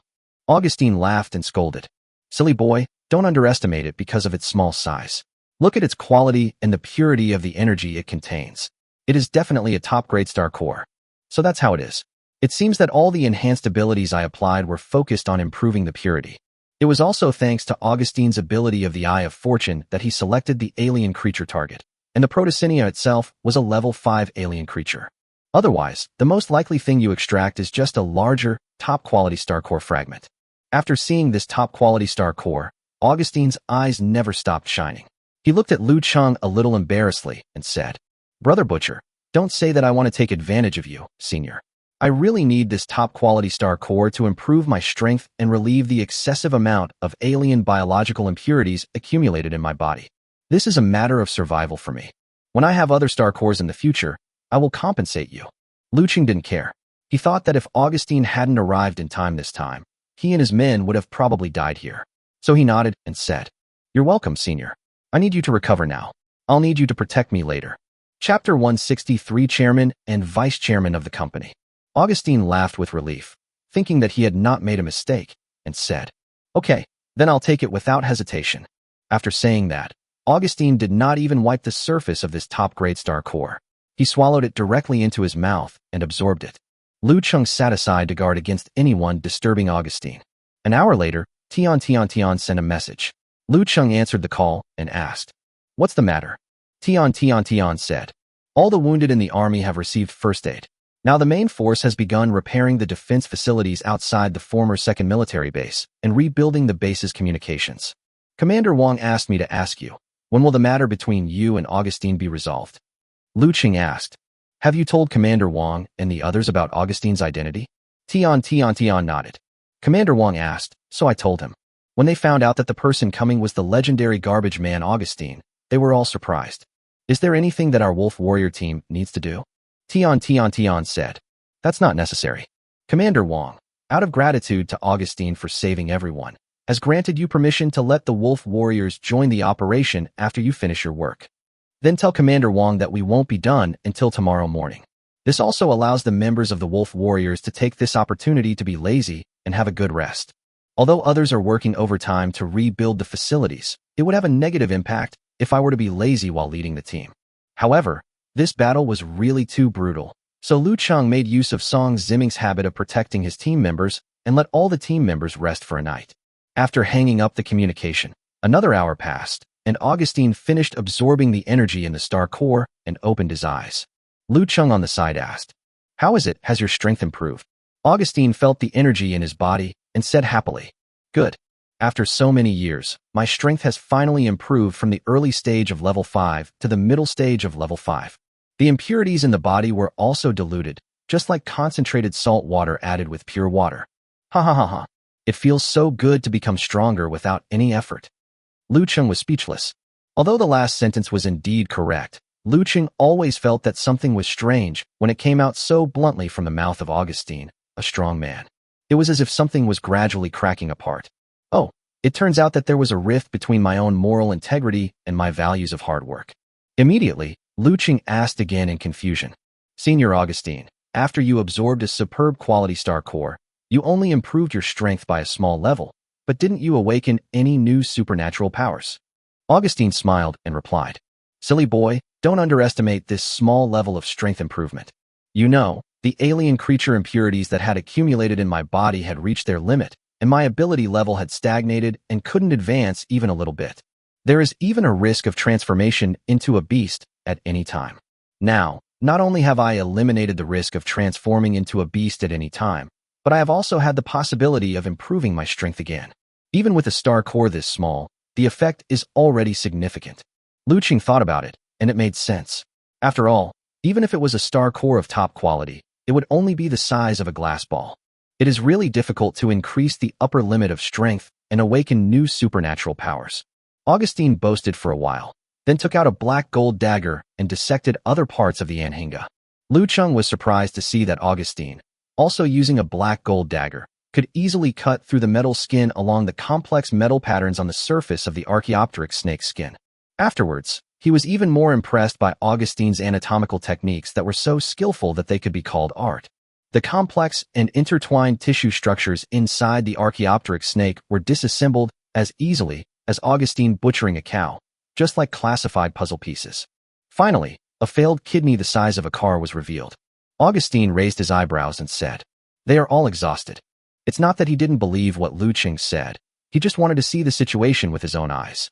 After Augustine looked at one tissue and organ, he stopped checking other locations and said to Liu Cheng, "Let's go and see how the employees are doing their work." The two men jumped off the body of the Archaeopteryx snake and walked towards the location of the 20 employees. After walking here, Augustine asked an employee, "Ryan, how many corpses of alien creatures have you collected?" The man named Ryan has a high nose bridge and delicate and prominent facial features. He is about 1.9 meters tall, has a muscular body, and has short, thick black hair. He is also of European and American descent. During the interview, Augustine saw that he had rich experience on his resume. Although he was relatively young, he had a steady personality, so he asked him to be the temporary foreman of the 20 employees to give it a try. Ryan pointed to the pile of alien creature corpses and said, "Over there are all the corpses of level 3 alien creatures that have been collected together. The number has exceeded 100, and the corpses of level 2 alien creatures are everywhere." After everyone collected the corpses of the 3rd-level alien creatures, they found that they could not collect all the corpses of the 2nd-level alien creatures, so they directly started to dissect the tissues and organs of the 2nd-level alien creatures. "As you said, we didn't move the bodies of the level 3 alien creatures." Augustine nodded with satisfaction. "Yes, let everyone gather here. I have something to announce."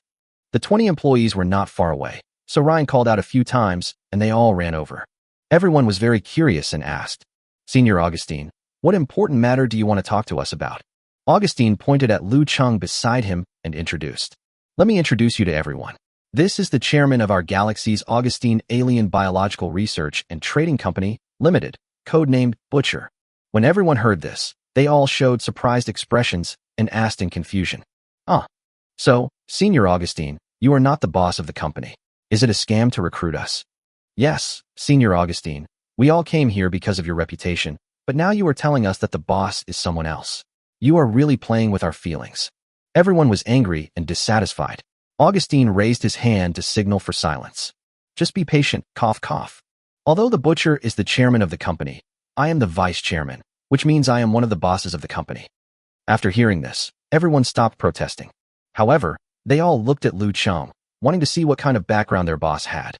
However, after looking for a long time, they still couldn't figure out what was going on. They just felt that the guy in front of them, called Butcher, looked too young and didn't look like someone who could be the boss of a company.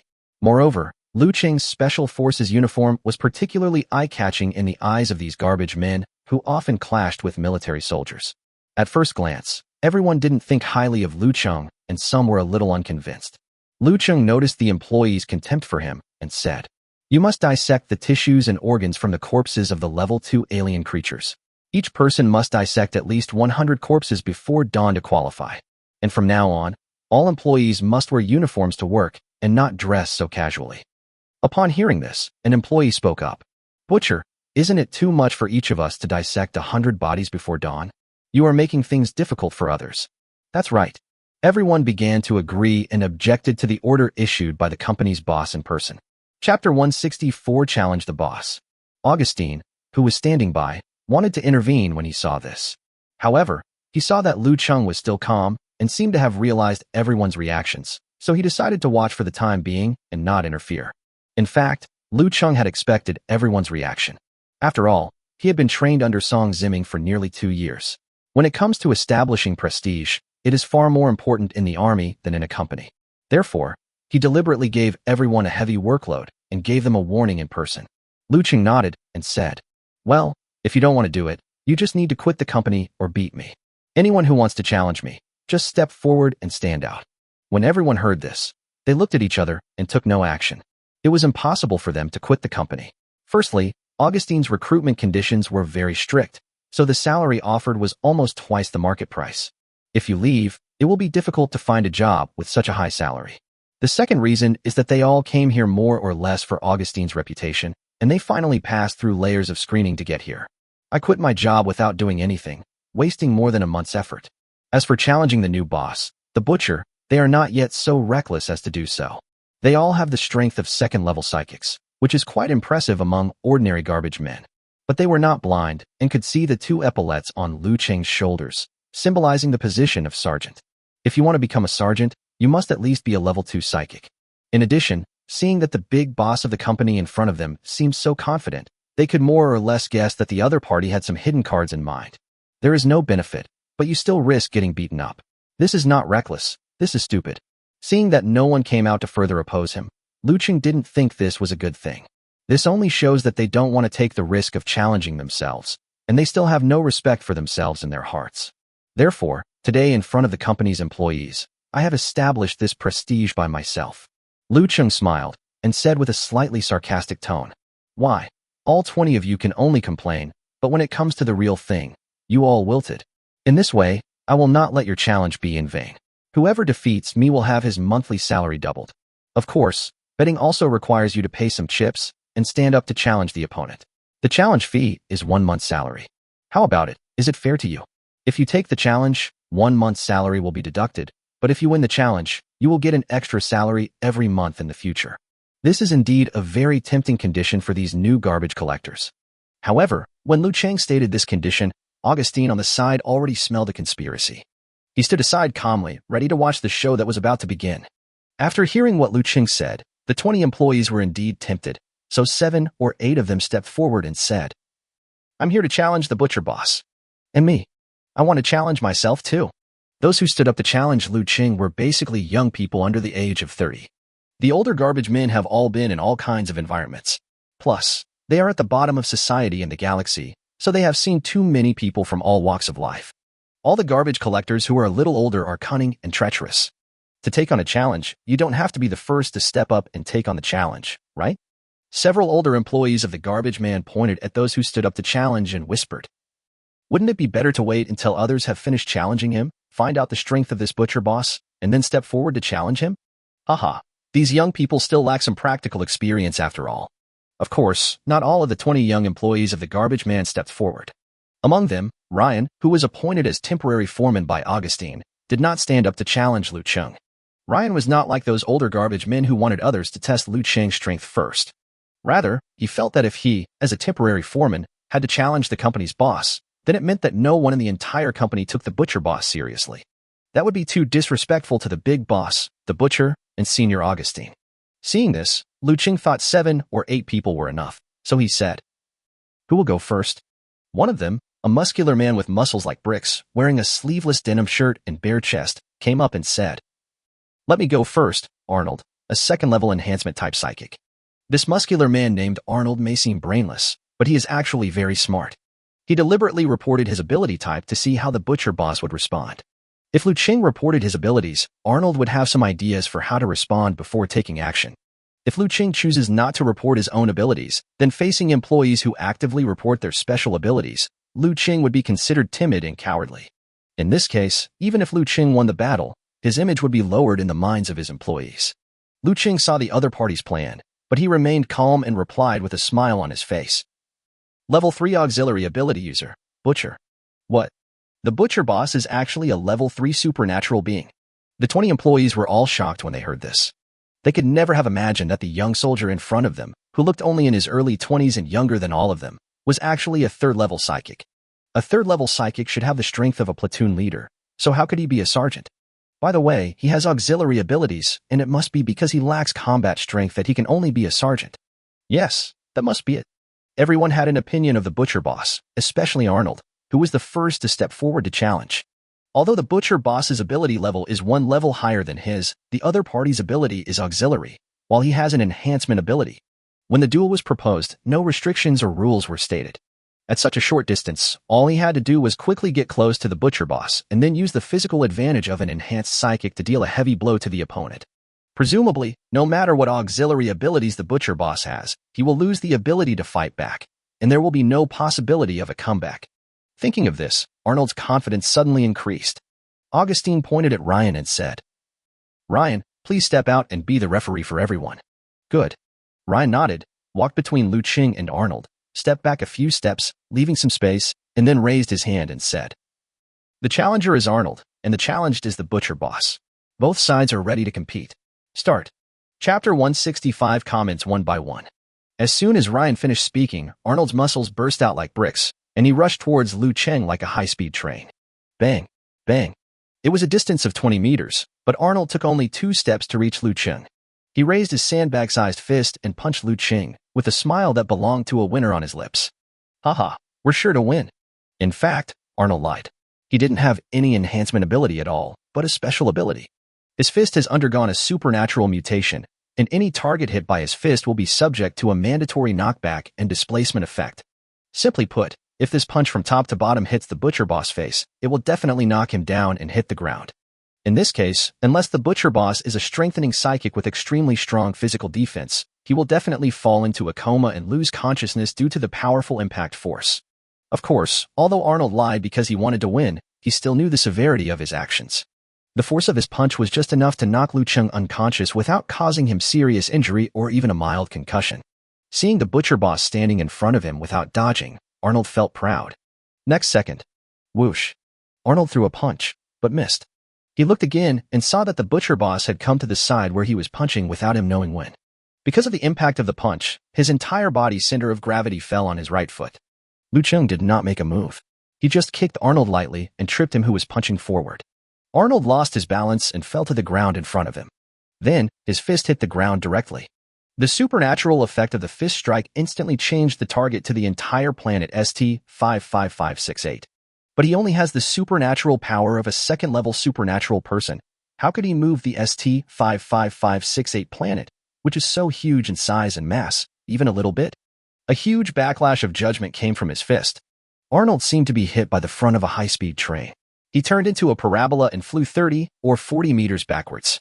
There was total silence, save for the chirping of night insects in the flowing light forest.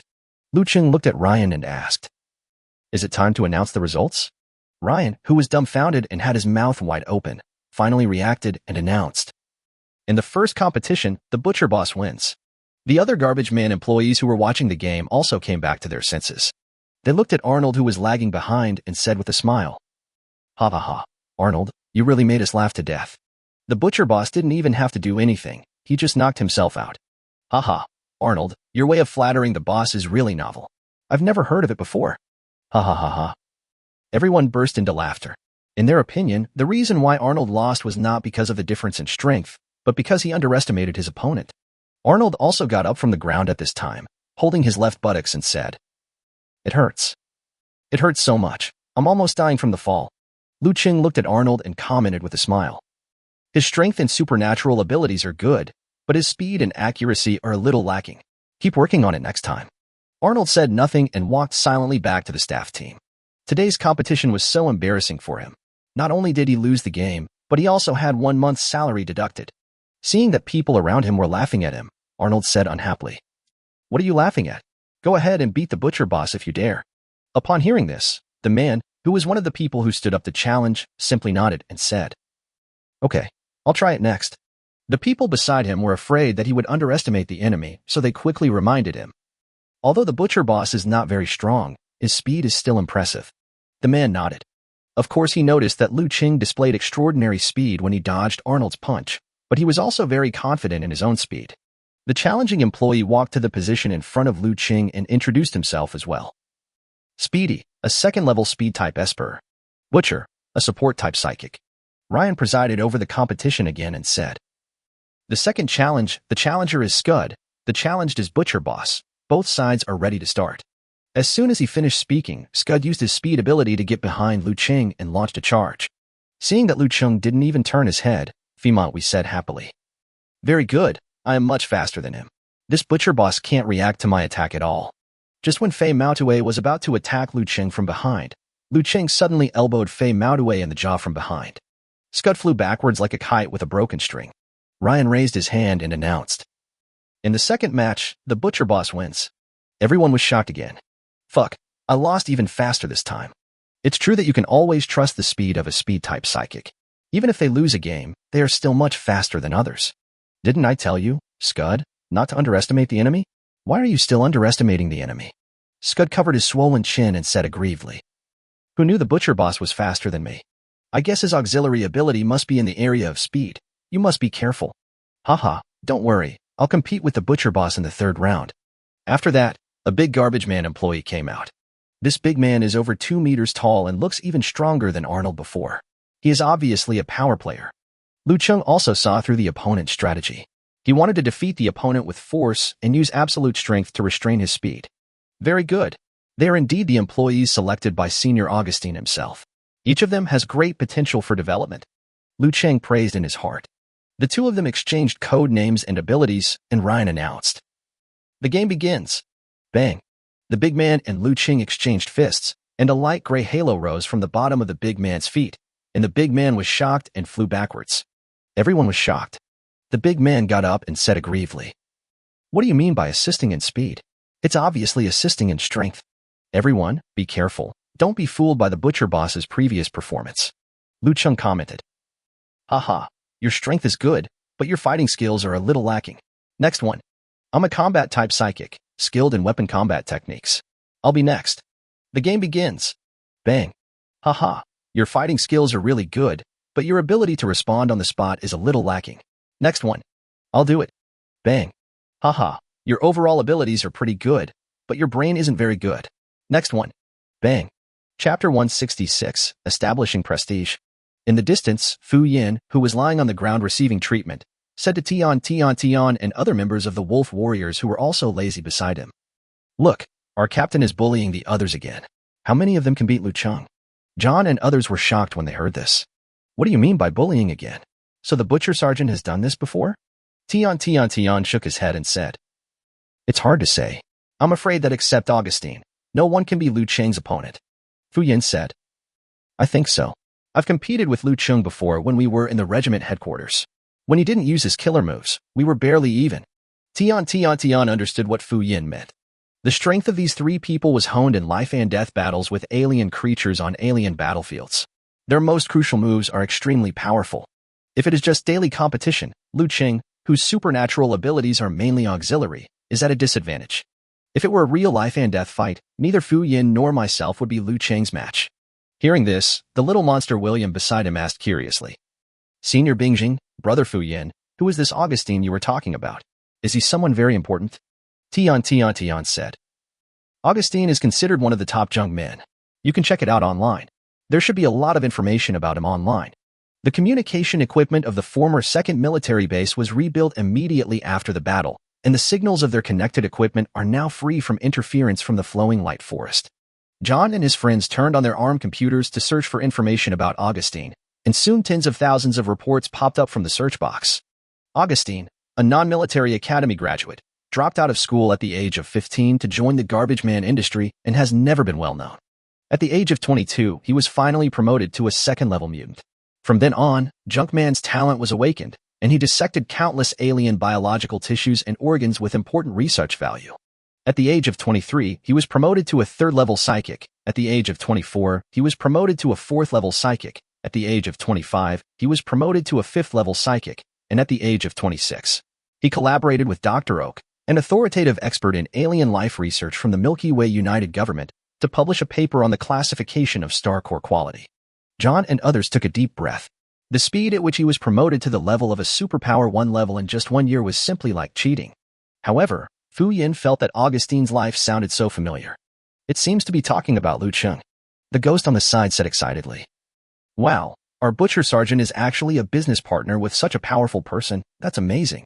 He originally planned to follow Liu Cheng to learn about garbage trucks, but he didn't expect that Liu Cheng actually knew a leading figure in the garbage truck industry. This made him extremely excited. John continued reading. After the age of 27, Augustine changed his positive image and spent his days drinking and making no achievements. I don't associate with outsiders. I don't attend any organized gatherings. I like to act alone. Following that is a bunch of useless news, such as in which bar Augustine had a fight, how much money he lost, etc. Recently, the reporter learned from the Industrial and Commercial Department of the Galaxy United Government that Augustine spent 1 billion Galaxy coins to register a company with 1st-level garbage man industry qualifications. The full name is Galaxy Augustine Alien Biological Research and Trading Company, Ltd. The company currently only recruits 20 employees, all of whom have the ability of level 2 or above. It is understood that Augustine himself is only the vice chairman of the company, and the legal representative and chairman of the company is a man named Liu Cheng of unknown background. After John read the last sentence, everyone was stunned. You looked at me, I looked at you, and finally Fu Yin broke the silence and said, Fuck, this guy Liu Cheng is actually the boss of a company with assets exceeding 1 billion Galaxy coins? No, I must talk to him and ask him to buy me a set of awesome equipment. Tian slapped Fu Yin on the forehead, bullying him so that he could not move temporarily, and said, You can't even hit the target. What do you need equipment for? Fu Yin was a man who would not suffer a loss in the face of adversity, so he said, Can I practice even if I can't hit the target? After the 7 people in front were knocked away one after another by Liu Cheng, no one came forward to challenge Liu Cheng. Liu Cheng looked at the man who had stood up but did not challenge, and asked curiously, You don't want to challenge anymore? The garbage man employee smiled awkwardly and waved his hand quickly. No, I won't challenge you. Liu Cheng did not force him, and said calmly, If you give up, then 1 month's salary will still be deducted. Are you sure? The garbage man employee nodded quickly and said, Sure. Liu Cheng looked around and asked, Anyone else want a challenge? Are you kidding me? Are you challenging me? I'm afraid that even if they attack together, they still won't be a match for this butcher boss. No one said anything, and when Liu Cheng's gaze swept over them, they all turned their heads to look elsewhere. The older garbage man employee snorted coldly. Humph, this butcher boss must have lied about his supernatural powers. That's right, he is definitely not an auxiliary psychic, and his psychic level is definitely more than level 3. I'm afraid he is more than level 4. Since none of you want to challenge me, go and dissect the organs of alien creatures. Each person should take 100 pieces and finish them before dawn. After Liu Cheng finished speaking, although everyone was unhappy, they still picked up their tools and went to work out of respect for the previous bet. Augustine, who was standing by, saw that everyone had gone away, then smiled and said to Liu Cheng, "Butcher, you are good. I was worried that you were too young to manage the company, so I planned to take over the management for you. Now it seems that there is no need for this at all." Liu Cheng smiled and said, "Senior Augustine, you are overpraising me. The reason I have this ability is entirely because of the good teaching of the previous captain." Augustine asked with interest, "What was the name of your previous captain?" Liu Cheng Dao. "My name is Song Zimming. Do you know him, senior?" Augustine shook his head and said, "I don't know him, but I'm already interested in meeting your former captain in person." Liu Cheng looked somewhat indifferent and said with regret, "Captain Song has retired due to injury, but I believe you will have a chance to meet in the future." Augustine smiled and nodded. "Okay, I look forward to you introducing us to each other then." After that, the two stopped chatting and started to work. The two walked over to the pile of corpses of level 3 alien creatures that the garbage man employees had collected in advance. Augustine used the ability of the Eye of Luck to identify the corpses of alien creatures with higher luck values, and then Liu Cheng used the enhanced purified supernatural power to dissect them. Chapter 167 Deliberate Revenge. If the two of them work together like this, they can dissect out top-quality star core fragments from the body of every level 3 alien creature. Since Augustine had already absorbed the complete star core of top quality before, all these star core fragments were handed over to Liu Cheng. Liu Cheng also took this opportunity to replenish nearly 100 top-quality star core fragments.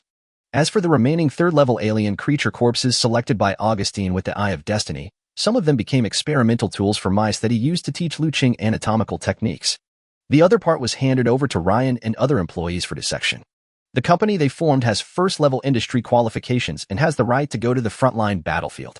At the same time, it also has the obligation to sell a certain amount of high-quality alien biological tissues and organs with extremely high research or medicinal value to the United Government. Therefore, even if the company's normal operating income is not taken into consideration, they still need to dissect a certain number of alien creatures' tissues and organs. After Augustine taught Liu Cheng some basic anatomical techniques, Liu Cheng immediately ran excitedly to the corpses of several second-level alien creatures to experiment.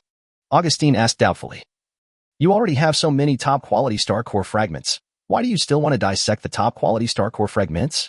Liu Cheng explained, "Senior, you may not know that we soldiers are always fighting alien creatures on the front lines, and it is common for us to overdraw our energy. Although these lower-quality star core fragments contain a small amount of impurities, they are not used for absorption to enhance strength. If they are only used to restore energy during battle, they will have no effect at all." Augustine heard this and nodded. "Indeed, it would be a waste if we only used the top-quality star core fragments to restore our physical strength. It's more than a waste. Liu Cheng feels sad just thinking about it." Liu Cheng was also quick at dissecting the bodies of alien creatures. He only needed to extract the star core fragments, and each body took less than 30 seconds to dissect. By the time he had collected hundreds of top-quality star core fragments, it was almost dawn. 20 garbage man employees, all with dark circles under their eyes, walked back. Behind them, almost everyone was carrying 1 or 2 backpacks filled with glass bottles. Ryan replied, "Boss Butcher, Boss Augustine, the goal of collecting 100 second-level alien biological tissues and organs has been achieved. Do you have any other instructions?" Augustine nodded and said with a smile, "No more. Everyone go back to the spaceship and rest. I'm going to go back and sleep for a while too." Liu Cheng Dao, "Go ahead. It's time for me to go back to the army." After the two parted ways, Liu Cheng walked to the members of his team and asked, "How are everyone's injuries recovering?" John and other recruits nodded, indicating that they had all had enough rest. Fu Yin also jumped and said, "Thanks to you. Others worked all night while we were lazy all night. I don't have any problems with my body anymore, and I can have more than 10 rounds again." Seeing that Fu Yin had returned to his shameless look, Liu Cheng felt relieved. Tian said, "By the way, Liu Cheng, the second squad sergeant just came over and asked me to tell you to go talk to platoon leader Ji and division commander Wang after daybreak. Liu Cheng nodded and said, "Got it. I'll be there soon. You guys wait here for me." After that, Liu Cheng walked along the rebuilt corridor in the former 2nd Military Base, and under the guidance of the Marines, he came to the temporary tactical command room. Liu Cheng, the captain of the Special Forces Wolf Squad, reports for duty. In the command room, Commander Wang, Platoon Leader Ji, and others gathered in front of the holographic projection table, pointing at the holographic projection map and discussing something. Among them were sergeants from the other 3 squads of the Special Forces, as well as a group of officers from the Marine Corps. Commander Wang motioned Liu Cheng to step forward and said to the crowd, "Now that everyone is here, let's get down to business. We have now recaptured the former 2nd Military Base, rebuilt the base's communication station, and established contact with the regiment's fleet command. The regiment gave us new support tasks. The mission target is the transportation hub of the former 23rd Sergeant Base, located upstream of the river 500 kilometers away from us. This is not just a military base, but also a dam that manages the water volume of the entire river. Mission information: a platoon-level Special Operations Force and a Marine Armored Division were previously dispatched to recapture and rebuild the original 23rd Military Base. Yes, the setup is similar to what we did this time. However, no one responded from either the Special Forces or the Marines. A day ago, the Regiment Fleet Command received a distress signal from a Special Operations Force. When the command wanted to contact again, the distress signal was no longer received. Therefore, after learning that we had successfully occupied the former 2nd Military Base, the regiment ordered us to send extra troops to find out the truth. Everyone nodded and no one interrupted Commander Wang. Now that the mission objectives have been stated, I'm sure Commander Wang will talk about the difficulties in executing the mission. Commander Wang continued. According to the original order we received, after taking over the former 2nd Military Base, we also need to rebuild the underground transportation track, and subsequently protect the original 2nd Military Base from being destroyed again by alien creatures. However, our troops are now suffering heavy casualties, with more than half of the Marines killed or wounded, leaving only more than 3,000 soldiers. Various types of suspended armored vehicles were almost destroyed, and there are only more than 100 that can still be driven and used for combat. The workload of repairing the destroyed underground tunnels is also enormous, and there are not many usable repair materials and siege equipment left. Therefore, our Marine Corps dispatched 50 hover armored vehicles and 500 Marines to carry out this support mission. Platoon Leader G, how are things going over there? Everyone looked at Platoon Leader G, who said, "The situation here in our Special Operations Forces is not very good either. All the sergeants of Squads 1, 2, and 3 were injured, and nearly 1/3 of the team members were killed or wounded." After that, he looked at Liu Cheng and said unhappily, "The sergeant of Squad 4, on the other hand, has no injuries, and all his team members are healthy." While everyone was busy rebuilding the communication tower, the entire team took a night off and rested.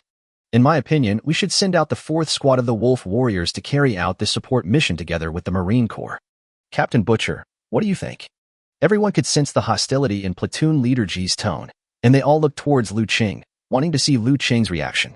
Liu Cheng sensed a deliberate revenge in Platoon Leader G's unfriendly look, but he saluted and said, "Special Forces Platoon 1, Squad 4, Wolf Squad is willing to carry out this support mission." Chapter 168: Another Person's Thoughts.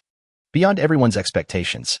Normally speaking, Sergeant Butcher should have found a reason to refuse such a targeted mission assignment, but unexpectedly he actually accepted it on his own initiative.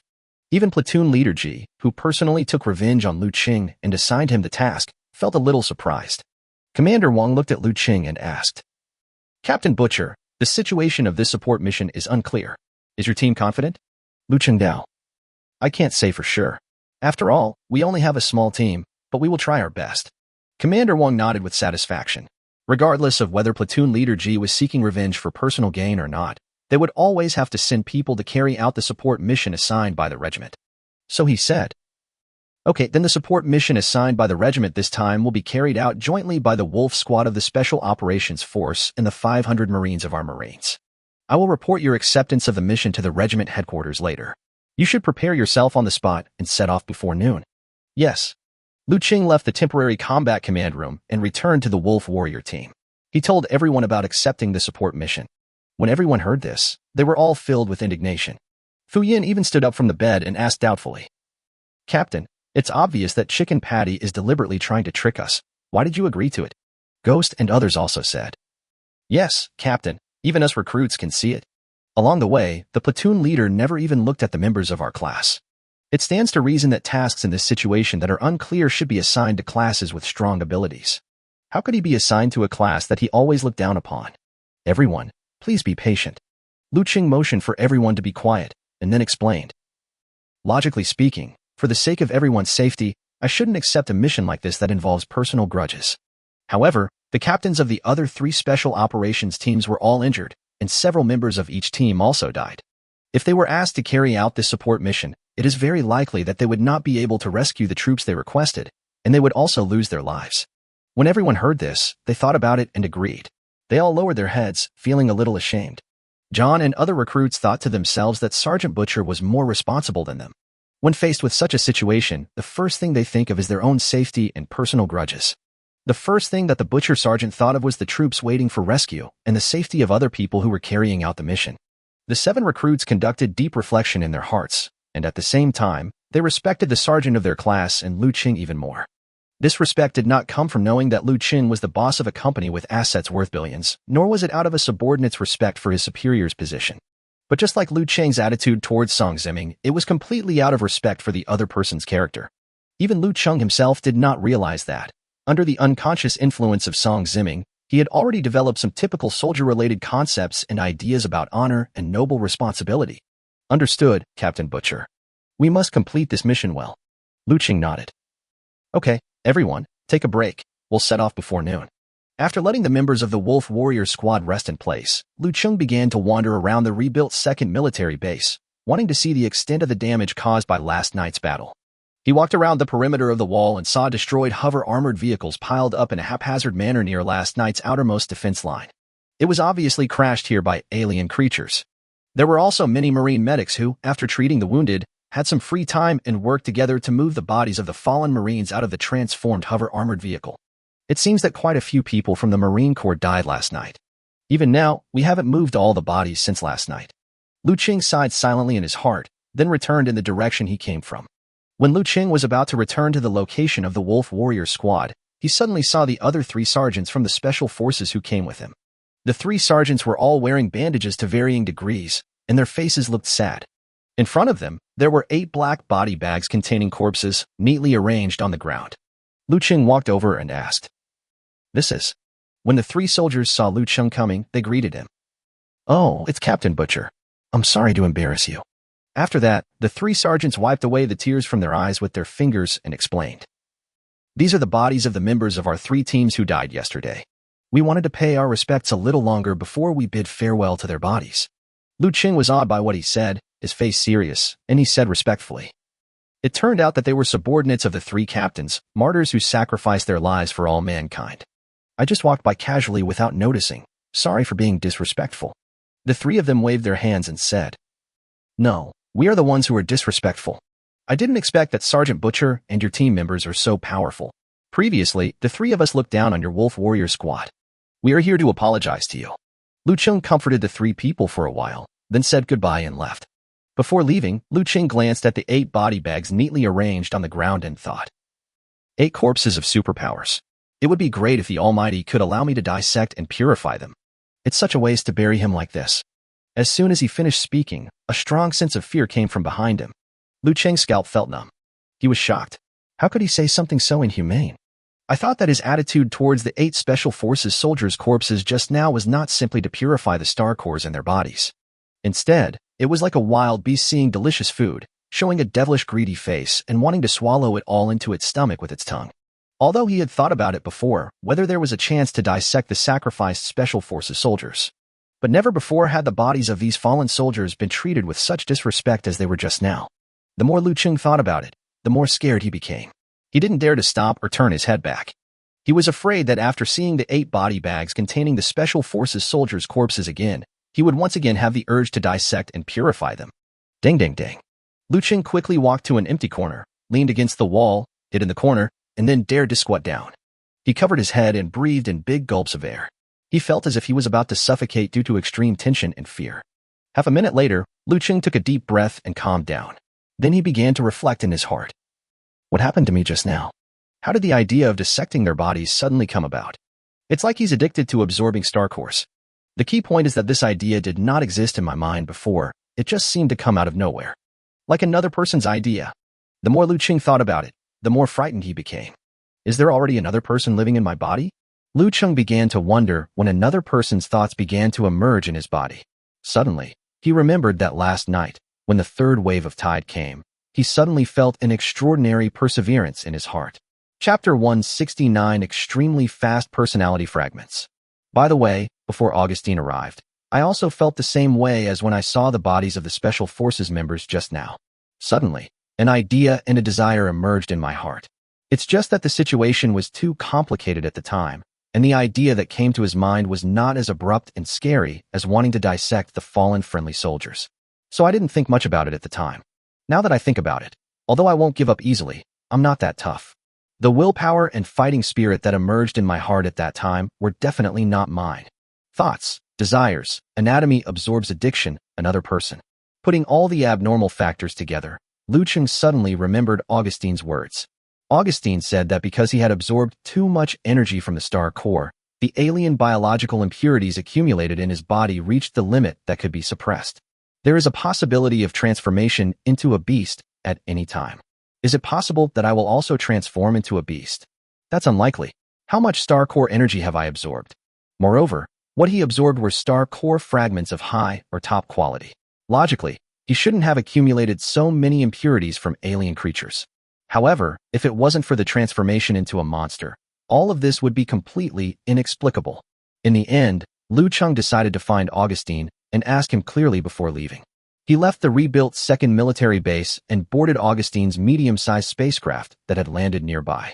Most of the garbage man employees were resting and sleeping in the cabin, while a small number of them were dissecting the corpses of alien creatures and packaging the dissected tissues and organs. Ryan, who was filling sealed cans in the cargo hold of the spacecraft, greeted Liu Cheng after seeing him. "Boss Butcher, are you looking for Senior Augustine?" Liu Cheng nodded and said, "Well, is he in the lounge?" Ryan said, "No, Senior Augustine is in the cab, drinking alone." "Okay, I'll go find him. You guys go ahead." Liu Cheng came to the cab.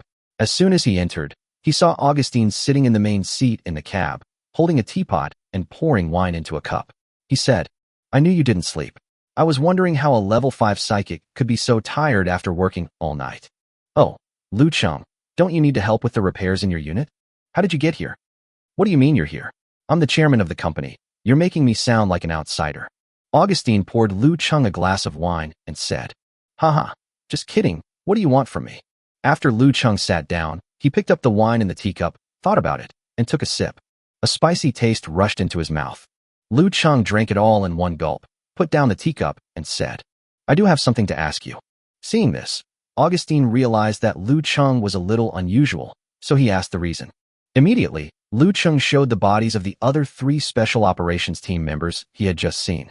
And strange things came into his mind, terrible thoughts that were not his own, and he told Augustine about them. After hearing this, Augustine looked solemn. He thought for a long time, and finally looked at Liu Cheng, staring into his eyes with a serious expression, and asked, "Have you ever used your powers to extract the bodies of human superpowers and absorb their extracts?" Liu Cheng was stunned when he heard this. He didn't expect that Augustine could guess this aspect. He immediately realized that Augustine must have a purpose in asking this question, so he said frankly, "Yes, we had a member named Speedy in our team before. After his death, I used my purified powers to dissect out a complete star core from his body. After absorbing the star core, he was promoted to a 3rd-level psychic. But the star core I absorbed should be of top quality. Is there any problem?" Augustine shook his head and explained, "It has nothing to do with whether it's top quality. It has to do with whether the star core you absorbed was extracted from a human or an alien creature." Liu Cheng was puzzled. What's the difference? Augustine is, after all, an expert in the classification of the qualities of star cores. Even the top quality was proposed in a paper jointly published by him and Dr. Oak, the top alien biological ecology researcher in the entire galaxy. He still has a lot to say about this. "Let me ask you, the reason why star cores and star core fragments are divided into low-grade, medium-grade, high-grade, and top-grade qualities is related to the biological coding components of alien creatures contained in them." Liu Cheng nodded. "That's right. The ones that contain more alien biological coding components are low quality, and the ones that contain less alien biological coding components are high quality. The best ones do not contain any coding elements of alien creatures." Augustine asked again, When the coding components of alien creatures are absorbed in large quantities by the human body, it will produce a rejection reaction, just like overuse of superpowers. This will eventually lead to the destruction of the human body's coding balance, uncontrolled mutations, and the emergence of beastification. Therefore, the coding components of alien life are what we call impurities in stellar cores or stellar core fragments. So, if the star core or star core fragments do not contain the coding components of alien creatures, but an extremely similar biological code of another human being of the same race as you who has superpowers, will this biological coding fragment be judged as impurity? When Liu Cheng heard this, his head started buzzing. After he understood what Augustine wanted to say, he opened his mouth wide and asked in disbelief. Senior, you mean that the top-quality star core fragment I absorbed is not really top quality, but it contains a fragment of the personality of a human being? Augustine nodded. Although this is the first time I've seen a star core appear in a human's body and be absorbed by humans. But according to the research results of me and Dr. Oak on the core of alien life, I am afraid it is almost certain. Liu Cheng thought about it and said doubtfully. When I faced the third wave of beasts last night, the strong willpower that surged in my heart to not give up could indeed be a rapid manifestation of my personality. Jisoo is similar to me. He was born in an ordinary family and relied on his own hard work to climb up to the position of a second-level psychic in the Special Forces. He doesn't have the ability to purify like me, and can't increase his strength by absorbing star core fragments. Jisoo came all the way here entirely relying on his own strong willpower. However, Jisoo is not a greedy person who disregards the interests of others for his own benefit. How could he have the idea of dissecting the 8 sacrificed Special Forces soldiers to absorb the star core energy? Augustine thought about it and finally gave an explanation. Chapter 170. What do you want us to pull? According to the assumptions of those scientists, the universe we exist in originated from an energy expansion.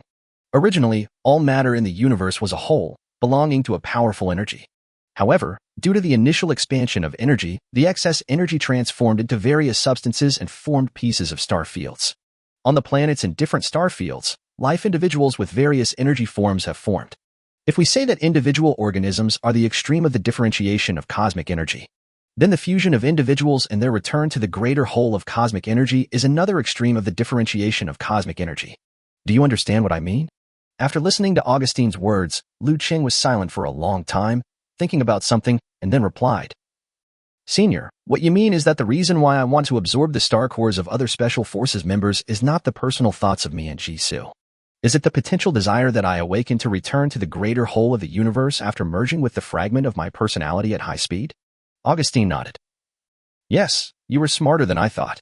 Therefore, in order to prevent you from losing your desire to survive as an individual and doing extreme things such as suicide, you must refrain from absorbing the star cores taken from other people's bodies. Unless this person allows you to absorb it actively out of absolute willingness and subconsciously gives up the necessity of his or her own personality. In this case, I don't think his personality disorder will continue to deteriorate. It turned out to be a false alarm and luckily it was not fatal. Liu Cheng secretly put aside his panic, but this incident was enough to make him pay enough attention to it. I understand. Thank you for your guidance, Senior. Augustine waved his hand. Haha, we are all business partners, grasshoppers tied to the same rope. There is no question of any guidance. How long will you be stationed at this base? Liu Cheng replied. I don't know how long they will be stationed here, but our Wolf Squad has received a new support mission and will be leaving before noon. What? Where are you going again? Augustine was surprised and wondered why Liu Cheng was running around all day long. He was really a worry. Liu Cheng roughly told Augustine the content of the support mission, and Augustine said, You dare to take on such an unclear mission? You really don't take my belongings seriously. Forget it, it's boring to stay here, so let's go with you. By the way, collect more corpses of alien creatures on the way. Liu Cheng did not refuse. After all, with such a powerful level 5 psychic following him, it would be much easier for him to carry out his mission. He had subconsciously regarded Augustine as his personal thug. After all members of the Wolf Warrior Squad were assembled, the 500 Marines who were going to carry out the support mission were also ready. The commander of the 500 armored Marines walked up to Liu Cheng and saluted each other. Sergeant Butcher, our Marines have all assembled. Can we go? Liu Cheng said somewhat embarrassedly. Well, Captain, I need a favor from you. The team leader looked puzzled, and after listening to Liu Cheng's request, his expression gradually became strange. He returned to the Marine Corps, and his subordinate officer came forward and asked, What's wrong, Captain? Why do you look like that? Are you constipated? The leader said. Captain of the 1st Battalion, Take your brothers and drive 20 hover-armored vehicles over there to help Captain Butcher and his men pull the medium-sized spaceship." The battalion commander was startled, then asked with an equally strange look, "Captain, what do you want us to pull?" Liu Cheng and the Marines came to the river again, and the hover-armored vehicle drove into the water. The suspension engine was turned on, moving upstream along the direction of the river. Liu Cheng and his team of 10 wolf warriors and about 400 Marines were all crowded on the 30 hovercraft carriers in front. The remaining dozens of Marines drove 20 hover-armored vehicles, pulling Augustine's medium-sized spaceship slowly across the water. Augustine and a group of employees sat in the cockpit of the spacecraft, admiring the scenery of the flowing forest passing by on both sides of the river, feeling like they were on a cruise ship. Liu Cheng and his friends could have also gone into the spaceship to rest. However, he felt embarrassed when he saw that the Marines were squeezing so hard because they had to free up 20 hovercrafts to help them pull the spaceship, so he didn't want to lose face. Therefore, he had no choice but to ask Fu Yan, John, and a few others to stay outside and help with the reconnaissance. In the cockpit of the spaceship, Augustine drank the full cup of wine in one gulp and sighed. "It feels good not to have to use up my own spaceship's fuel." According to the distance they had estimated previously, it would take 3 days to reach the intended target location if they traveled by water. Add to that the speed difference between them going upstream and the second half of the journey when they left the waterway and headed for the hilly terrain. The final arrival at the destination may be 4 days later. In the first 2 days, Liu Cheng and his group had relatively good luck. Apart from encountering some sporadic alien creatures that happened to pass by the river, nothing else happened. Most of these alien creatures live in groups of dozens.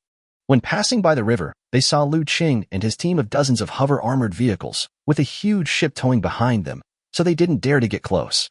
On the third day, they came to the end of the forest and entered the hilly area. Due to the route, they also had to leave the water and move to the rocky ground on land. Augustine still carries forward the good habit of not wasting his own spacecraft fuel when he can use public fuel. All the landing wheels of the spacecraft were lowered, and the 20 hover-armored vehicles continued to pull it forward. This time, not only Liu Cheng felt embarrassed, but even the Marines who were carrying out the support mission could not bear to watch it anymore.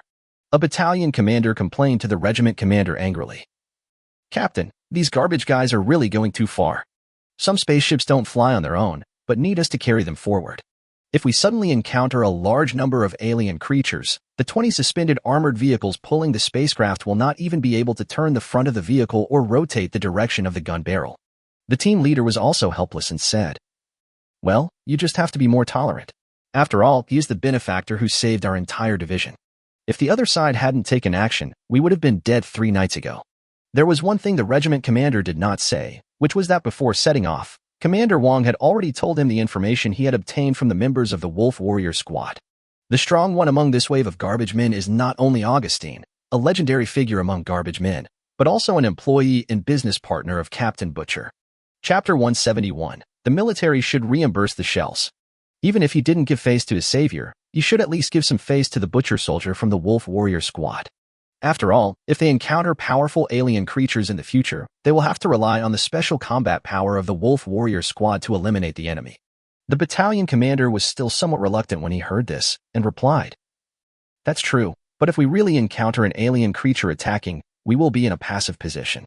I don't know if this battalion commander's mouth was a blessing, but not long after he finished speaking, he sat on the top deck of the medium-sized spaceship, observed the ghost in the distance with a multifunction sight, and shouted to everyone, "Enemy attack. At 4 o'clock, there are alien creatures, about 1,000 in number." Upon hearing this, the team leader also looked towards the 4 o'clock direction behind him and saw dust flying in the distance. There really was a group of alien creatures attacking him and his companions. He immediately gave a loud order. All vehicles turn around and aim their guns at the 4 o'clock position. However, the 30 hovercraft carriers equipped with small-caliber artillery in front of them had already turned their heads. The 20 hover-armored vehicles pulling Augustine's medium-sized spaceship had not yet pointed their heavy artillery barrels at the direction of the attacking alien creatures. Therefore, the regiment commander couldn't give the order for everyone to fire, so he said, "Free shooting for all. Da-da-da, da-da-da." The infantrymen armed with kinetic rifles and the small-caliber artillery mounted on the hover carriers were already firing freely. The 20 hovercraft carriers were still dragging the medium-sized spacecraft and making it turn with difficulty. "Humph. What did I say? Will it affect our combat flexibility?" The battalion commander said unhappily. Just as he finished speaking, all the naval guns on the right side of Augustine's medium-sized semi-civilian, Semi-combat spacecraft emerged from the muzzles on the deck and became activated. Dozens of spaceship cannons fired fiercely at the 1,000 or so alien creatures that were rushing towards them.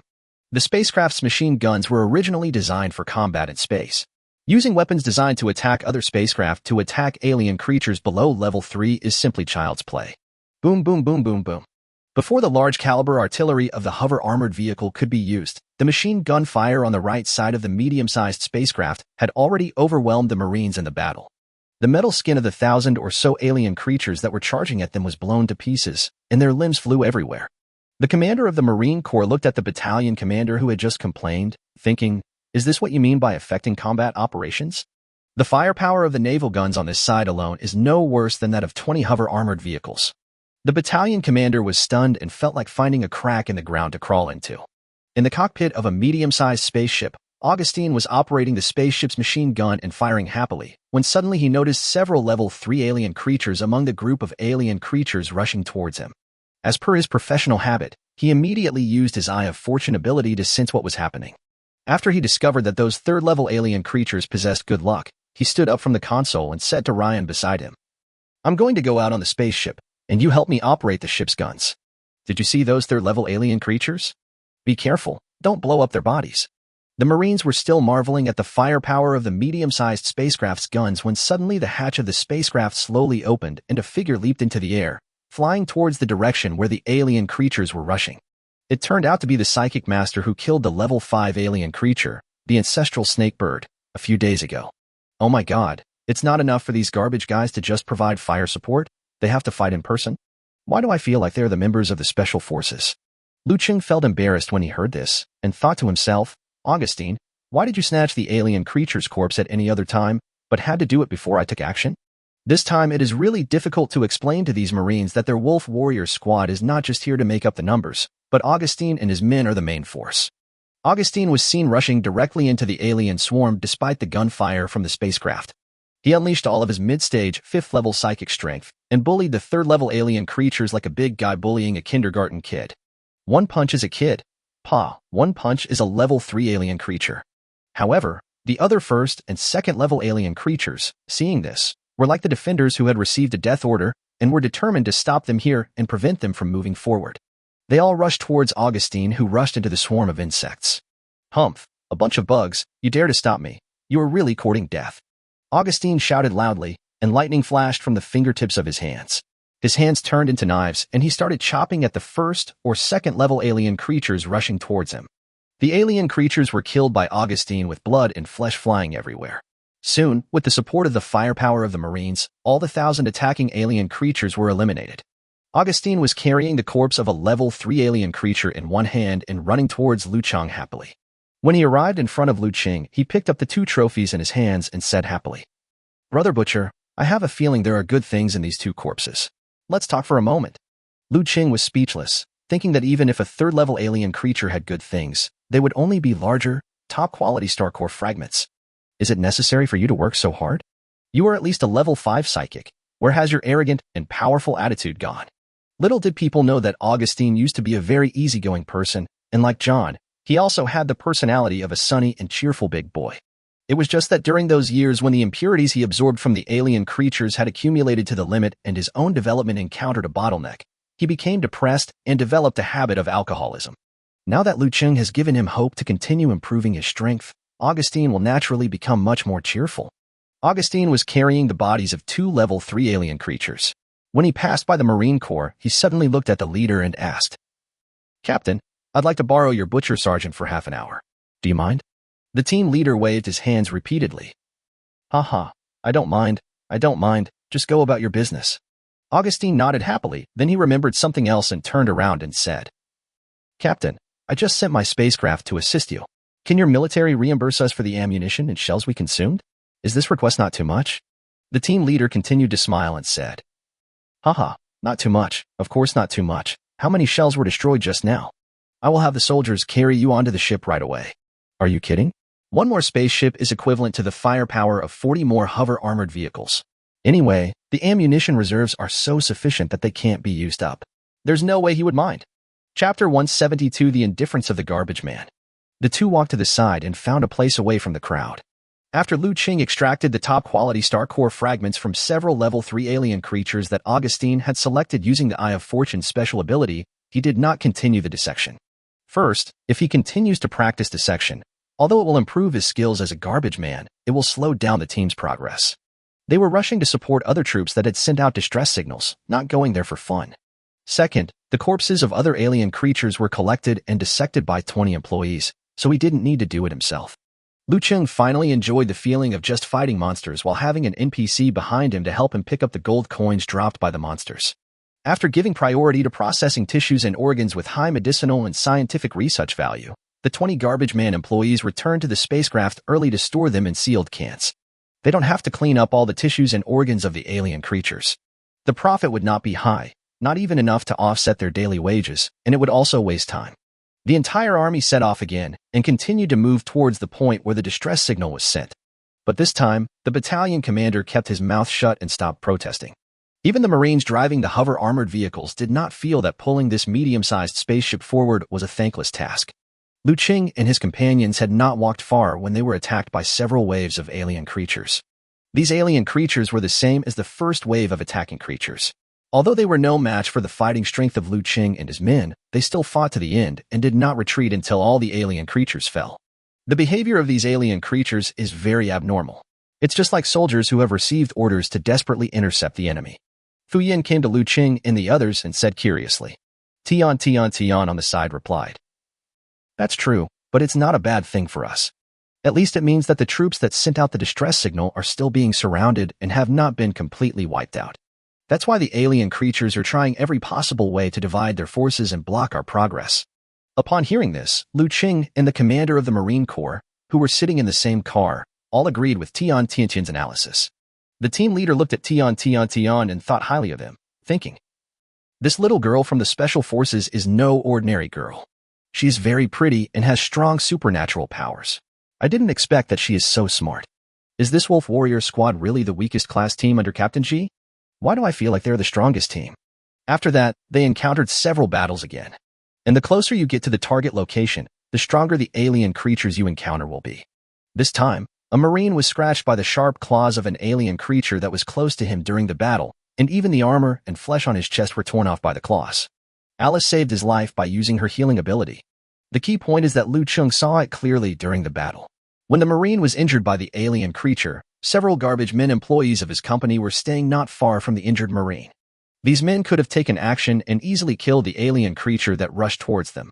But they chose to dodge, allowing those alien creatures to break through the defense line, leaving the Marines without superpowers exposed to the alien creature's attack range.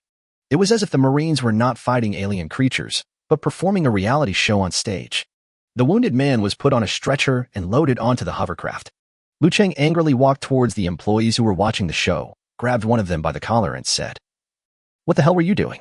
Not only did you not help to fend off other alien creatures, but you actually let the alien creatures that were originally rushing towards you go." The garbage man employee who was grabbed by the collar had a disdainful expression on his face. He waved away Liu Cheng's hand and said, "Butcher boss, we are just your employees.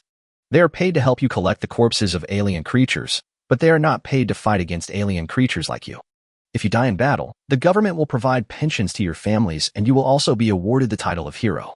We will get nothing if we die in battle, and people will say behind our backs that we are hindering your army by going to the front line. We will be despised even if we die. If that's the case, why should I save him? Besides, the team member was only slightly injured. He is not dead yet, right?" Liu Cheng was so angry at the other party's extremely contemptuous attitude that he gritted his teeth and said, "Just a little bit seriously injured? If there wasn't a healing psychic in my team, that Marine would have died, you know. Didn't the Marine fight the alien creatures to protect all of humanity? Doesn't that Marine value his own life? He also has a family. He is the son of an elderly couple, the husband of a wife, and the father of a child. You are so indifferent to his life, leaving him to face danger and die on his own. When you see his family, will you have the nerve to face them?" Liu Cheng's tone was full of indignation, and it touched the hearts of every Marine soldier. Upon hearing this, the hundreds of Marines present all looked towards him, and were also indignant at the cold and indifferent attitude of these garbage man psychics. Seeing their boss like this, several other garbage man employees came over and tried to persuade him. "Butcher boss, don't be angry. You can't blame these people for not taking action before. Butcher boss, you are a soldier, so you naturally look at things from a soldier's standpoint and perspective. But have you ever thought about what makes us trash guys so indifferent to the Marines who are also our fellow human beings?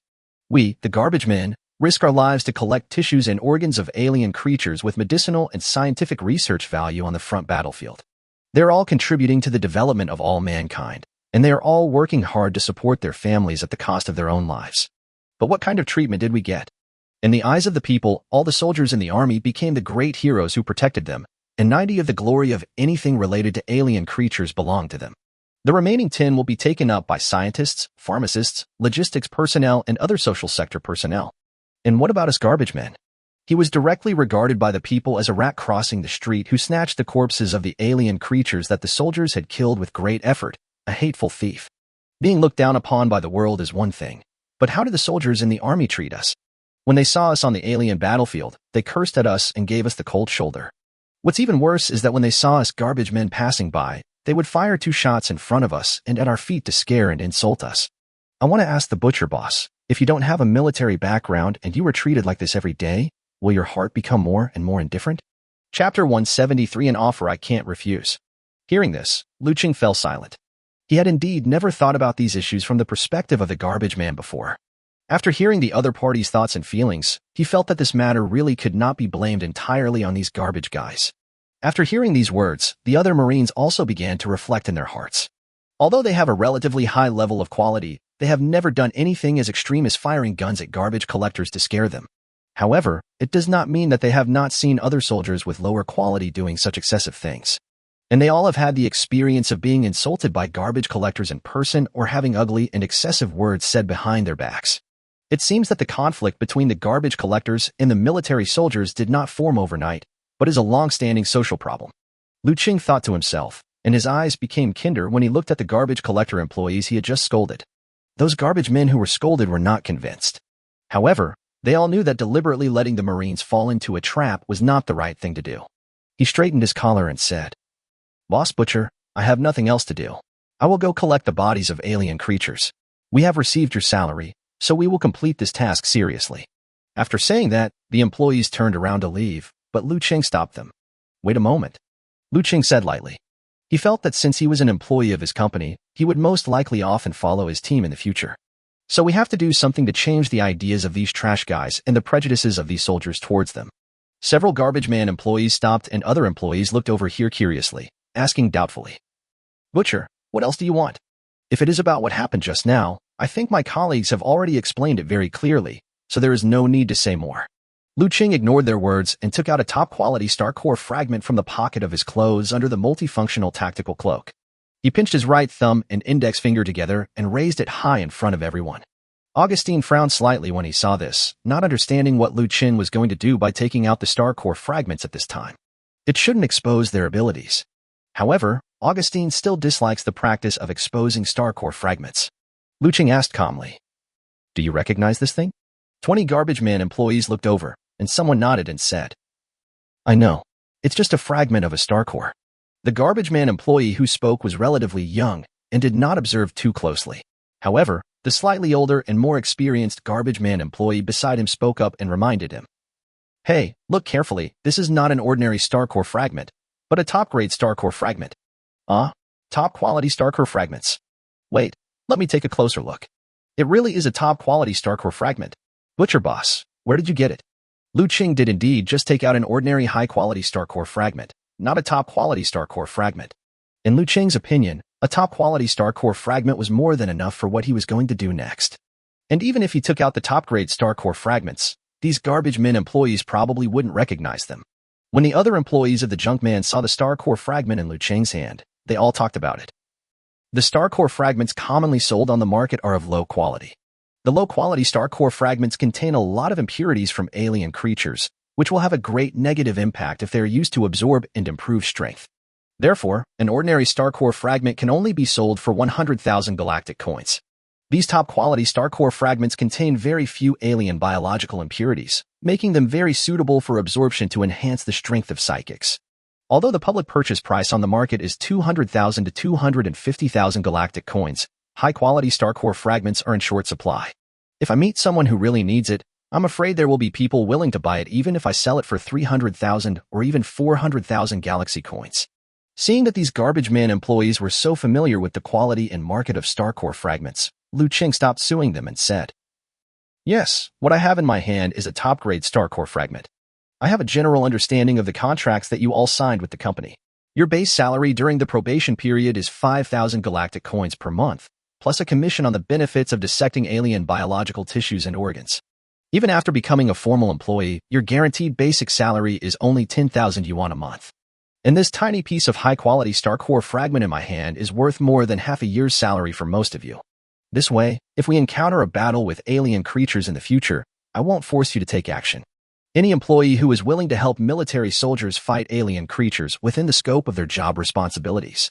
In addition to the salary stipulated in the contract every quarter, I will also give him a high-quality star core fragment as salary for hiring him to fight. What do you think? A top-grade star core fragment is worth a lot of money, but these garbage man employees are all level 2 or above psychics. If you hire a special forces captain with excellent combat capabilities, the cost for 1 quarter will almost catch up with the cost of a top-quality star core fragment." Liu Cheng looked around, wanting to see the reactions of the 20 garbage man employees and how many of them agreed with this proposal. But his eyes were stern, and there was no sign of him allowing these garbage men employees to refuse. This is also the reason why Liu Cheng did not take out the low-grade or medium-grade star core fragments. He wanted to give these 20 garbage men and all his employees an offer that they could not refuse. Sure enough, after hearing the attractive conditions proposed by Liu Cheng, these 20 employees of the garbage man were all tempted. Someone swallowed and questioned, "Butcher, it's not that I don't believe what you say, it's just that there are 20 of us. Can you really afford to spend 20 high-quality star core fragments every quarter?" Yes. After hearing this, everyone came back to their senses. 20 high-quality star core fragments every quarter. Even other first-class garbage companies may not be able to guarantee the supply. What's more, they are a newly established, small-scale, first-tier garbage company. Liu Cheng seemed to have anticipated their questions in this regard. He raised his chin towards Augustine and said, "Since I dare to offer this condition, I must have the confidence in this regard. Don't forget, our company's vice president is a famous legend." Liu Cheng was consciously misleading them. Even if they didn't believe that they had the ability, they would definitely not doubt Augustine. With Augustine around, this is why Liu Cheng dared to gradually emerge and take out the star core fragments in front of hundreds of people. Augustine's reputation was well known, and his halo was dazzling enough to help him shield himself from outside suspicions about his channels for obtaining star core fragments. If Liu Cheng takes out 20 high-quality star core fragments every quarter, others would suspect that Liu Cheng purchased them in large quantities from the black market. However, if Augustine takes out 20 top-quality star core fragments every quarter, others will only think that Augustine obtained them personally by dissecting alien creatures. As Liu Cheng's strength grew and his status in the army improved, his thoughts gradually began to change. He is no longer the weak first-level mutant who had to be on high alert the whole time, fearing that someone would discover his secret after dissecting a small, low-quality star core fragment from an alien creature. Song Ziming trained his courage and strategy, and Augustine helped him broaden his horizons and gain confidence. Liu Cheng has gradually begun to learn to use star core fragments to help him obtain things beyond himself. For example, people's hearts. Chapter 174 Augustine's Teachings. If he continued to be 100 cautious and stay alive to develop, Liu Cheng felt that he could become stronger. However, the increasing danger on the front battlefield and the sense of responsibility to protect his family and friends made Liu Cheng realize that he must become stronger as quickly as possible. If you rely on yourself alone, the speed at which you can become stronger will always be limited. You must make use of the resources around you to speed up your own growth without threatening your own safety. Hearing Liu Cheng's words, everyone looked towards Augustine. Augustine was helpless, thinking that it would be fine if you fooled them yourself, but why did you use me as a shield? Although he did not agree with Liu Cheng's approach of taking the risk of giving out the star core fragments in order to get his employees to join the battle. However, he still nodded slightly to everyone, helping Liu Cheng to cover up his lie. Augustine nodded in agreement. They could no longer suppress their urge to accept Liu Cheng's attractive offer, and they all spoke up. "I believe in the financial strength of Boss Butcher and Boss Augustine. I accept the job of producing 1 top-quality star core fragment per quarter. Haha, it's not like I haven't fought alien creatures before, so I'll accept this job. Count me in as well, but let me make it clear first, I don't want to fight with the soldiers in the military. I accepted this job just for the top-grade star core fragments." Liu Cheng didn't care whether these garbage employees were just being stubborn or really hated fighting with military soldiers. As long as they were willing to accept the conditions he offered, the first step of his plan would have been achieved. If you want to change yourself, you must first step out of your original circle. The world has a deep-rooted impression of garbage man, and they have long harbored grievances against military soldiers.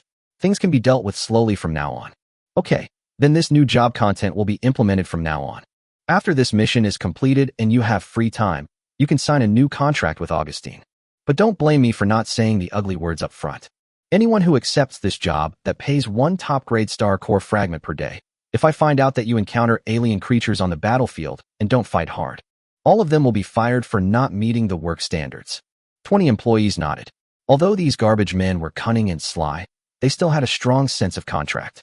Otherwise, it would have been impossible for him to pass the layers of selection and be recruited by Augustine into the company. Okay, let's take advantage of the time when the troops are resting to collect and dissect the bodies of the alien creatures. After Liu Cheng finished speaking, he walked straight into Augustine's spaceship. Their entire support force had just finished a battle, and in addition to 1 seriously injured soldier, there were several slightly injured soldiers. It really needs a simple rest. Liu Cheng boarded the spaceship and entered the cockpit with Augustine. Now there were only Liu Cheng and Augustine poured himself a glass of wine. He knew that Liu Cheng never drank alcohol while on duty, so he ignored him. Liu Cheng asked, "I was a little reckless just now. I'm sorry to have embarrassed you, senior." Augustine took a sip of wine and asked with a smile, "Was it reckless? I think it was okay." Oh, Liu Cheng was a little surprised when he heard this and asked, "Senior, don't you think that what I did is wrong and will expose our secrets?" Augustine said, "Will it expose our secrets? Maybe. But why do we work so hard and try every possible means to obtain star cores and star core fragments of the highest quality? Isn't it just to wait until we have strong enough strength to do what we want to do, protect the people we want to protect, and practice our respective ideals? If the first purpose of everything we do is to keep a low profile and keep hiding and surviving, wouldn't that be contrary to our starting point and our original intention? If that's the case, why should we work so hard? Wouldn't it be better to just stay on the planet in the central star field and work 996 hours a day as an ordinary person?" Liu Cheng was surprised when he heard this.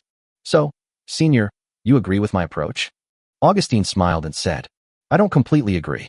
At least in terms of specific practices, I think there is still room for improvement. For example, if you have the means to obtain top quality and superior quality star core fragments, you may underestimate the appeal of inferior and medium quality star core fragments to ordinary psychics. You could have just offered them medium or low quality star core fragments as a reward to attract them to accept the job offer of fighting alien creatures." Liu Cheng explained, "Actually, I had this idea before. However, when I thought about the negative impact of the impurities contained in the low-grade and medium-grade star core fragments on improving the strength of the psychics, I hesitated. After all, they are all employees of our company, and maybe we should train them well in the future." Augustine corrected Liu Cheng's thoughts. "You're not entirely right to think so. The human heart is unpredictable. Even you and I, aren't we wary of each other before we know each other's true colors?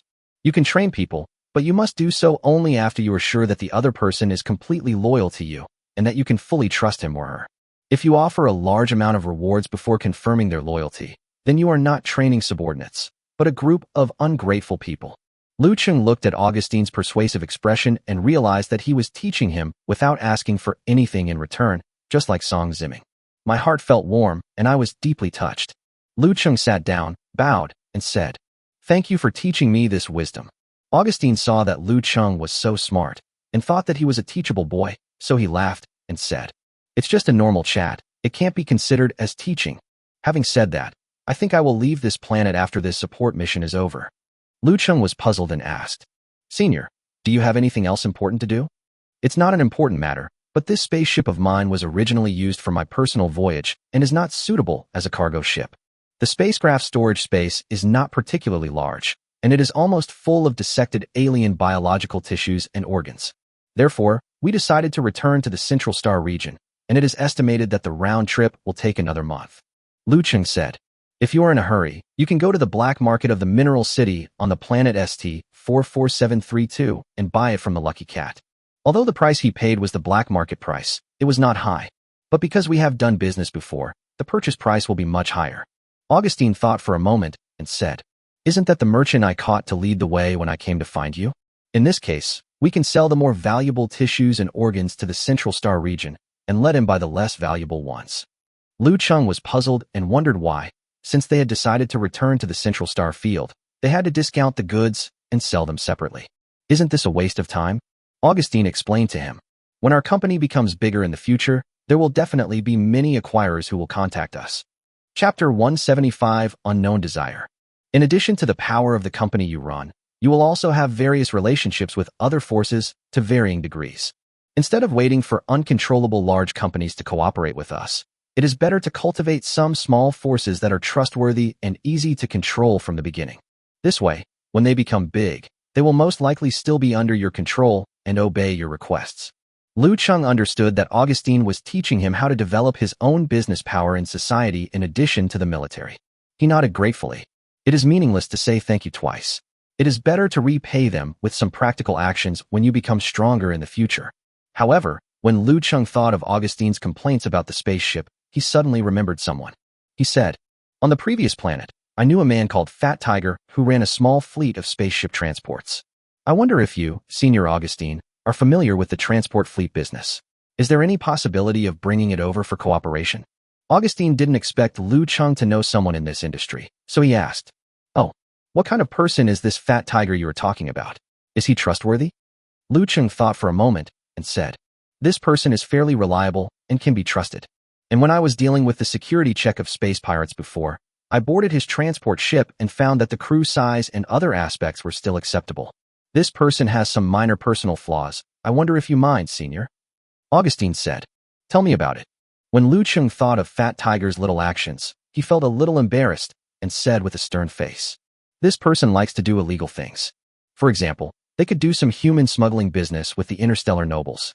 For example, if he likes women, every time he looks for him, he is either taking a bath or on the way to take a bath. However, his smuggling of people was not entirely for personal gain. The people he smuggled were all children who were treated as slaves on their original planet. After the smuggling, he would pay part of the money out of his own pocket to send the children to families willing to take them in." After listening to this, Augustine roughly understood what Fat Tiger was like, nodded and said, "It seems that this Fat Tiger is still cooperative. I will consider it later." Liu Cheng asked, "Senior, don't you dislike his bad habits?" Augustine smiled and said, "Haha, the flaws do not outweigh the merits. They are just little hobbies, no big deal. Besides, if this person doesn't have any personal hobbies, then I don't want to have any contact with him." Liu Cheng didn't quite understand what he heard. What did it mean that if a person didn't have these little hobbies, then he would not approve of him? Seeing Liu Cheng's silly look, Augustine explained with a smile, "Butcher, remember, when you interact with others in the future, whether it's making friends or discussing business, you must first find out the other person's hobbies. A person's hobbies reflect his desires. For example, if a man likes to take long baths, his desire is on women, and he will be satisfied if he gets a woman. If a person likes delicious food, then his desire is to satisfy his appetite, and inviting him to dinner can cater to his taste. But if a person has no hobbies, then you have to be careful. This shows that this person's desires are very dark and dangerous, and cannot be known or seen by others." Liu Cheng was shocked when he heard this, and wondered what exactly was this desire that he couldn't let others know. Rights? Fight? Or is it something that goes against all laws and morals? "So what is your hobby, Senior?" Liu Cheng asked curiously. Augustine was stunned when he heard this, and thought to himself, "Yes, what is my hobby?" He picked up the teacup filled with wine and drank it all. After thinking for a long time, he still couldn't figure out what his hobby was, so he said awkwardly, "Well, I can't remember my hobby right now. I'll tell you when I remember it." After saying that, he put the empty teacup back on the table, picked up the teapot, and poured himself another full glass of liquor. Liu Cheng was speechless when he saw this. He seemed to know what Augustine's hobby was. After the two finished their communication, Liu Cheng felt that he benefited a lot from it. He got off the spaceship and returned to the members of the Wolf Warrior team, ready to continue moving forward with the support team at any time. The troops advanced again before dark, and this time they were less than 50 kilometers away from the destination where the distress signal was sent. If they march at night, they can reach the support point before daybreak. However, marching at night may lead to ambushes by alien creatures, which will also pose great risks to the soldiers themselves. The commander of the Marine Corps found Liu Cheng and others to discuss the matter. Liu Chengdao. Dozens of hours have passed since the distress signal was sent out. Although from the alien creatures' actions of sending troops to stop us, we can confirm that there are most likely survivors in the troops calling for help. However, the number of survivors is likely to decrease over time. The sooner we arrive at the support location, the more likely we are to save one more soldier's life. The leader nodded and confirmed. "Captain Butcher, Do you mean that we'd better march at night? Yes. Liu Cheng nodded. This rocky area has no streams of vegetation, and after nightfall, it affects the aliens and us alike. We can't see their movements clearly, and they can't see ours either. They all rely on the special abilities of the psychics or alien creatures with special abilities in both sides to conduct reconnaissance. Then Liu Cheng pointed at the 20 garbage collectors who were collecting the bodies of alien creatures, turned his head, and smiled proudly. Besides, haven't we just added 20 new special forces? Leader, don't underestimate them just because they are garbage men. All my employees are supernatural beings with supernatural powers above level 2. After hearing Liu Cheng's words, everyone became full of confidence. The team leader clapped his hands in admiration. Okay, let's do as Captain Butcher said. We will speed up our march at night. After that, he turned towards the direction where the Marines were resting and shouted orders. All troops rest where they are for another 10 minutes. 10 minutes later, we sped up our journey and tried to reach the support location before daybreak. Buzz, buzz, buzz. In the night, the roar of the huge engines of 20 hover-armored vehicles pulling medium-sized spaceships broke the tranquility of the night. The sound of the medium-sized spacecraft's tires rubbing against the ground, the heavy breathing of hundreds of Marines, the vigilant reconnaissance and communication of Liu Cheng's Wolf Squad, and 20 garbage man employees' superpowers about the surrounding environment, all moving forward quickly in the black environment.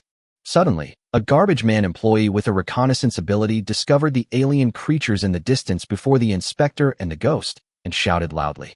Enemy attack. A large number of alien creatures appeared ahead. The number is so large that it is currently impossible to estimate. I don't know if it's because Liu Cheng and his team have already approached the alien beast army that was encircling the troops that sent out the distress signal. The number of alien creatures they encountered this time was more than the total number of alien creatures that had blocked them in the dozen or so previous times. Chapter 176, Turning Defense into Offense. Under the cover of night, a large number of alien creatures attacked Liu Cheng and his companions. After receiving the instructions from the reconnaissance psychic, the commander of the Marine Corps immediately gave orders in the direction of their fingers. Flares fire. Hiss, hiss, hiss. More than a dozen flash grenades were instantly fired from the underslung launcher under the barrel of the kinetic rifle, like flowing fire slowly falling in the night sky, illuminating the entire ground in front of the marching team. All they saw in front of them was the entrance to a valley of a high mountain, with mountain walls on both sides of the entrance about several hundred meters high. Countless alien creatures were constantly pouring out from the mountain pass, and were rapidly attacking them. The regiment commander was shocked when he saw this, and quickly ordered the Marines to change formation to meet the enemy.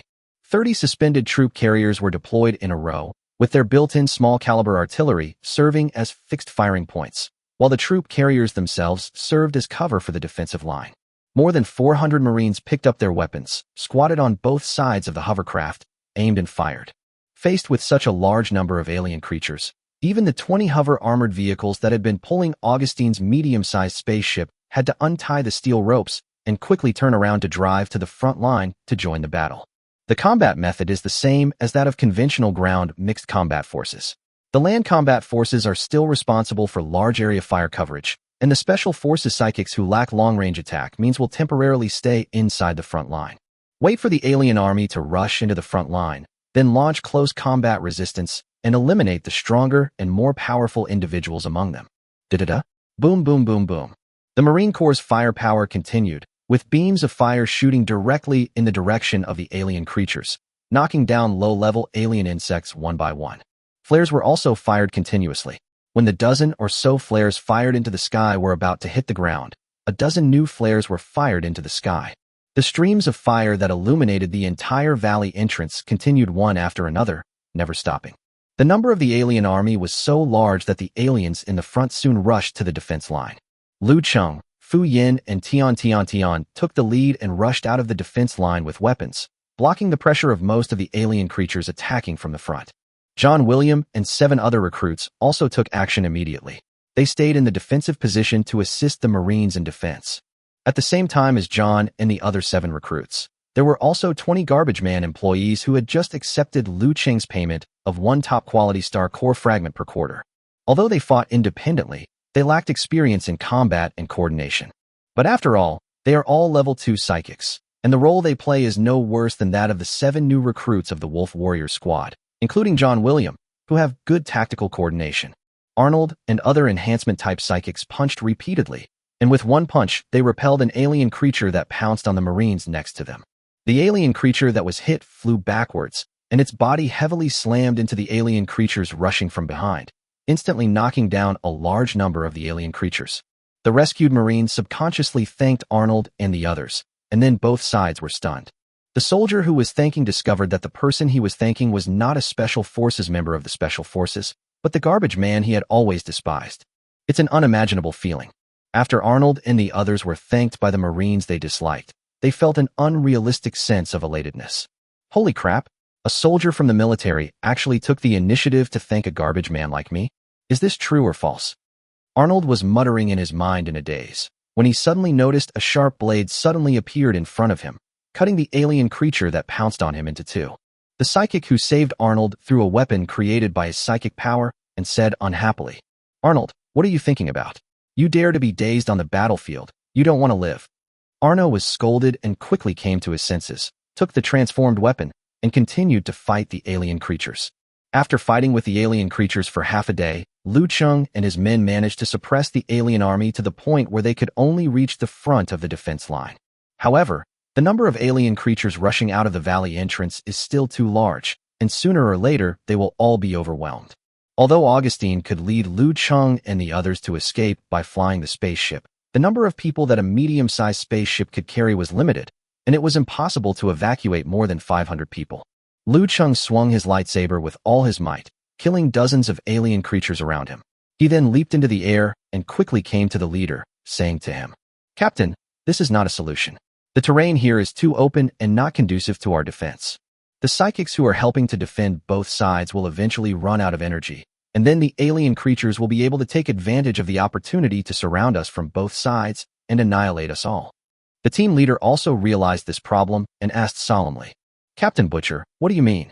Liu Cheng pointed to the narrow valley entrance where the alien creatures rushed out and said, "I discovered when I looked at the map earlier that the location where the distress signal was sent was within that valley. It is definitely not advisable to blow up the entrance to the valley. Although it can prevent the subsequent alien creatures' troops from coming, we will also completely block the way for the rescue troops. Therefore, I propose to take a risk and charge directly into the valley entrance." After hearing Liu Cheng's bold idea, the team leader asked with a serious expression, "Captain Butcher, have you ever thought about the consequences of doing this?" Liu Cheng nodded. After thinking about it, there are only two consequences. First, the number of alien creatures in the valley is less than 10,000. We can take advantage of the terrain at the entrance of the valley, defend to the end, and kill all these alien creatures completely. Second, the number of alien creatures in the valley far exceeds our ability to deal with. We will be surrounded and killed. We will fight until our last drop of blood is drained. The captain was silent and thoughtful, but the situation on the battlefield did not allow him much time to hesitate. He made a prompt decision, nodded, and said, "Well, there's no way I'm going to give up this support mission without even trying. Let's do as Captain Butcher suggested. We will fight our way to the valley entrance to defend it. The worst that can happen is death. I was able to destroy so many alien creatures before I died, which is worthy of my identity as a soldier of the Milky Way Human Union government." After making the decision, the regiment commander immediately issued an order to all Marines through the communication and loudspeaker equipment. "Everyone, tighten your formation, switch from defense to offense, and get ready. We are going to kill our way to the entrance of the valley." Upon hearing this, 30 hover troop carriers and 20 hover armored vehicles started their engines again and moved forward at full speed. Chapter 177, Fighting into the Valley. But this time, 20 hover armored vehicles came to the front of the team, and 30 hover troop carriers were lined up behind them. With the assistance of the hovercraft, more than 400 Marines quickly retreated to the side of the hover armored vehicle parked next to them. While they continued to fire at the oncoming alien creatures, they climbed onto the top of the hover carrier. After everyone was on board, the officers of each Marine squad pounded hard on the deck above the cab of the hover carrier with their fists. The hovercraft started moving immediately and drove quickly forward. The Special Forces members who covered everyone getting on the vehicles, as well as the 20 garbage man mutants, also boarded the last few hover transports and left with the main force. However, the firepower of their rescue force was only able to suppress the rushing alien creatures and prevent them from breaking through the defense line. At this point, they stopped firing at full force and switched from defense to offense, advancing in the direction the alien creatures were rushing from. and were simply unable to maintain a safe combat distance with the alien creatures. The 20 hover armored vehicles at the front of the team opened fire and rushed into the herd of alien creatures at full speed, colliding with the rushing alien creatures one after another, with no intention of slowing down at all. These 20 hover armored vehicles obviously want to sacrifice themselves to clear the way for other comrades behind them. Dang, dang, dang. Dull metal collision sounds were heard one after another, and the decks of the 20 hover armored vehicles that rushed into the herd of alien creatures were soon dented and deformed. Several hover armored vehicles have completely lost power and were swallowed up by the rushing alien creatures. Everyone could also hear the sound of the driver of the hover armored vehicle being torn apart by the alien creatures in the dark night. The 20 garbage man employees looked stern, all of them reluctant to leave. They had never experienced a real large-scale battle with alien creatures. They could never imagine that the soldiers of the military, whom they once hated, would face such a tragic scene on the battlefield. They have completely changed the stereotype of military soldiers as just unpaid soldiers who eat the military pay. I have great respect for these soldiers who fight on the front lines all day long. Augustine, who was flying a medium-sized spaceship in the air and bombarding the alien creatures, couldn't bear to watch the actions of the 20 selfless drivers of the hover armored vehicles. He immediately controlled the spaceship and came to the front of the remaining dozen or so hover armored vehicles and lowered the spaceship to an extremely low altitude. At this moment, he was flying almost close to the ground. The deck below the spaceship knocked the alien creatures away one after another, paving the way for a dozen hover armored vehicles to block most of the alien creatures rushing head-on.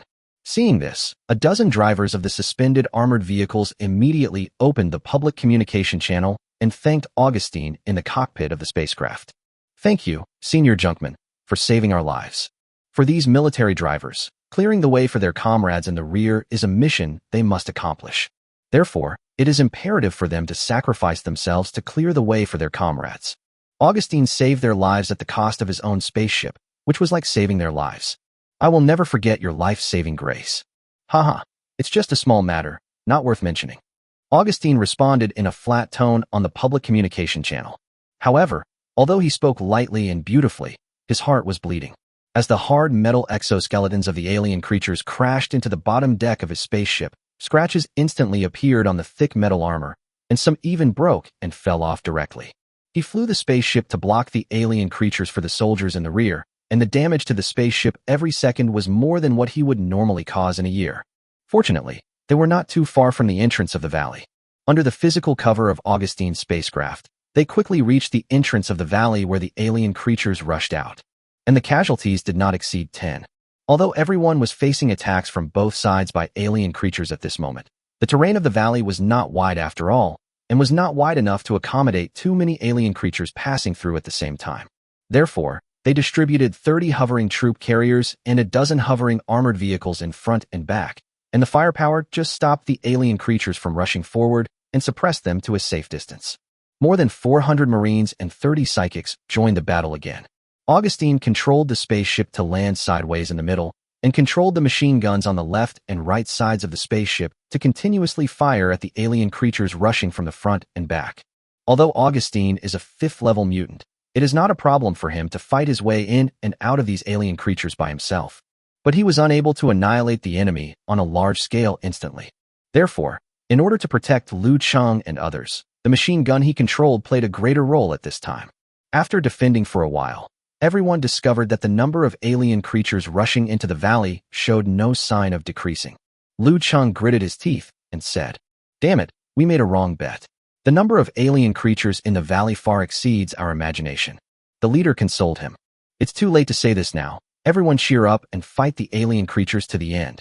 Flares, keep firing." After that, a dozen Marines stopped firing, loaded flares on the launchers under the muzzles of their kinetic rifles, and fired them high into the air at the front and rear defense lines. More than a dozen flares flew into the night sky, instantly illuminating the area inside and outside the valley. Also illuminated was the night sky at the entrance of the valley where they were. Inside the valley, nearly 10 kilometers away from Liu Cheng and his team, is the steel city wall of the former 23rd Sergeant Base Fortress.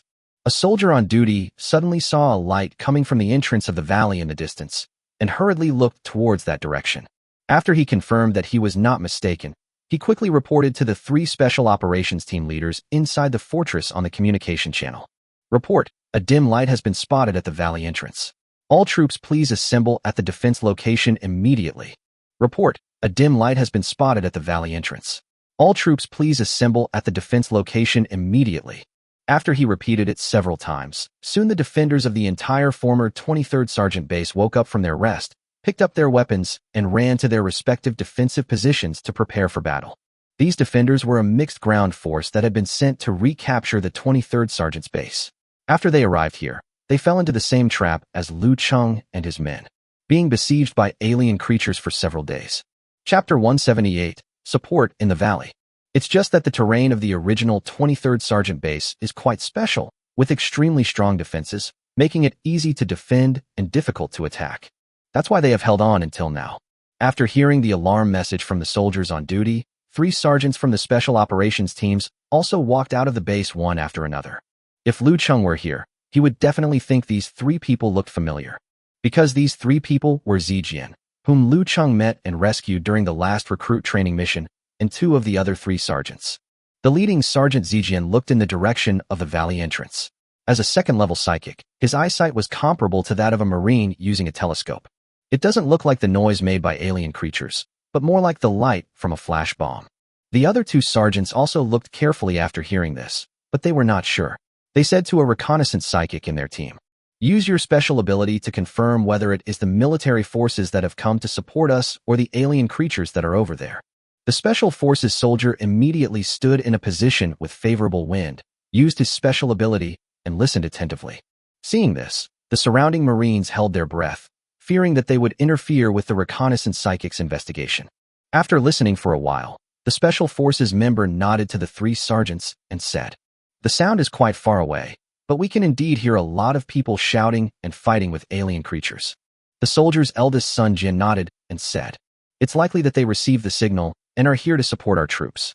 They probably don't know the situation of the alien creatures here and are surrounded in the valley." The soldier's eldest son Jin turned around and shouted an order to all the soldiers defending the former 23rd Sergeant's base. "The troops that are coming to support us have arrived. 300 of you will follow me to the valley to meet the reinforcements. The remaining 300 will continue to defend the military fortress." After the order was given, 300 Marines and another sergeant led their own teams and set off along with the Special Operations team of Soldier Chief Zijin. Although the 2 sergeants took away the Special Operations teams they led, with the 2 sergeants themselves, there were only 11 Special Operations team members in total. It seems that in their efforts to defend the former 23rd military base these days, each team has suffered more than half of their casualties. Although Liu Cheng and his men also suffered heavy losses, the troops they could send to support were limited. They had to finally get out half of their hover armored vehicles and troop carriers, and barely managed to gather 50 vehicles. However, the more than 300 people led by Zijian to meet the enemy were all crowded on 10 suspended troop carriers. These are all the vehicles they currently have that are capable of driving. At the entrance of the valley, Liu Cheng and his men were still fighting desperately to defend it. Even though luck was not on their side, they still did not give up the will to fight and vowed to fight the alien creatures until the last moment. Today, either they will kill all the alien creatures present, or the alien creatures present will kill them all. There is no option of escape or retreat. Lightning 5 whips. Fu Yin mobilized the supernatural energy in his body and fired 5 energy bombs in succession in the direction of the defenses in front and behind him. However, the energy that had been drained from his body did not recover as quickly as he had expected. Strange, the energy in my body didn't recover quickly. Could it be that this level of difficulty is not a dead end for us? His first thought was Augustine and the medium-sized spaceship he was flying. I thought that if Liu Cheng was really in danger, Augustine would most likely use force, knock Liu Cheng unconscious, and then take him away, right? When Fu Yin thought that with Augustine's entrustment, the 2 people he cared about most, Liu Cheng and Tian, would probably not die here, the burden of worry in his heart was relieved. Even though he had very little strength left, he was still full of fighting spirit, and asked Tian for another ice crystal transmogrified weapon, and charged into the oncoming swarm of alien creatures to help reduce the defensive burden on the Marines. Seeing this, Liu Cheng hurriedly shouted to Tian, "Bingjing, quickly bring that crow back to me. His reckless fighting style will soon get him into trouble." Tian nodded, and after sending away the alien creature rushing towards him with one blow, he quickly changed the direction of the fight and rushed towards where Fu Yin was. After getting close, Tian grabbed Fu Yin by the back of his neck, and without saying a word, he fought with the alien creature while carrying him back to the defense line.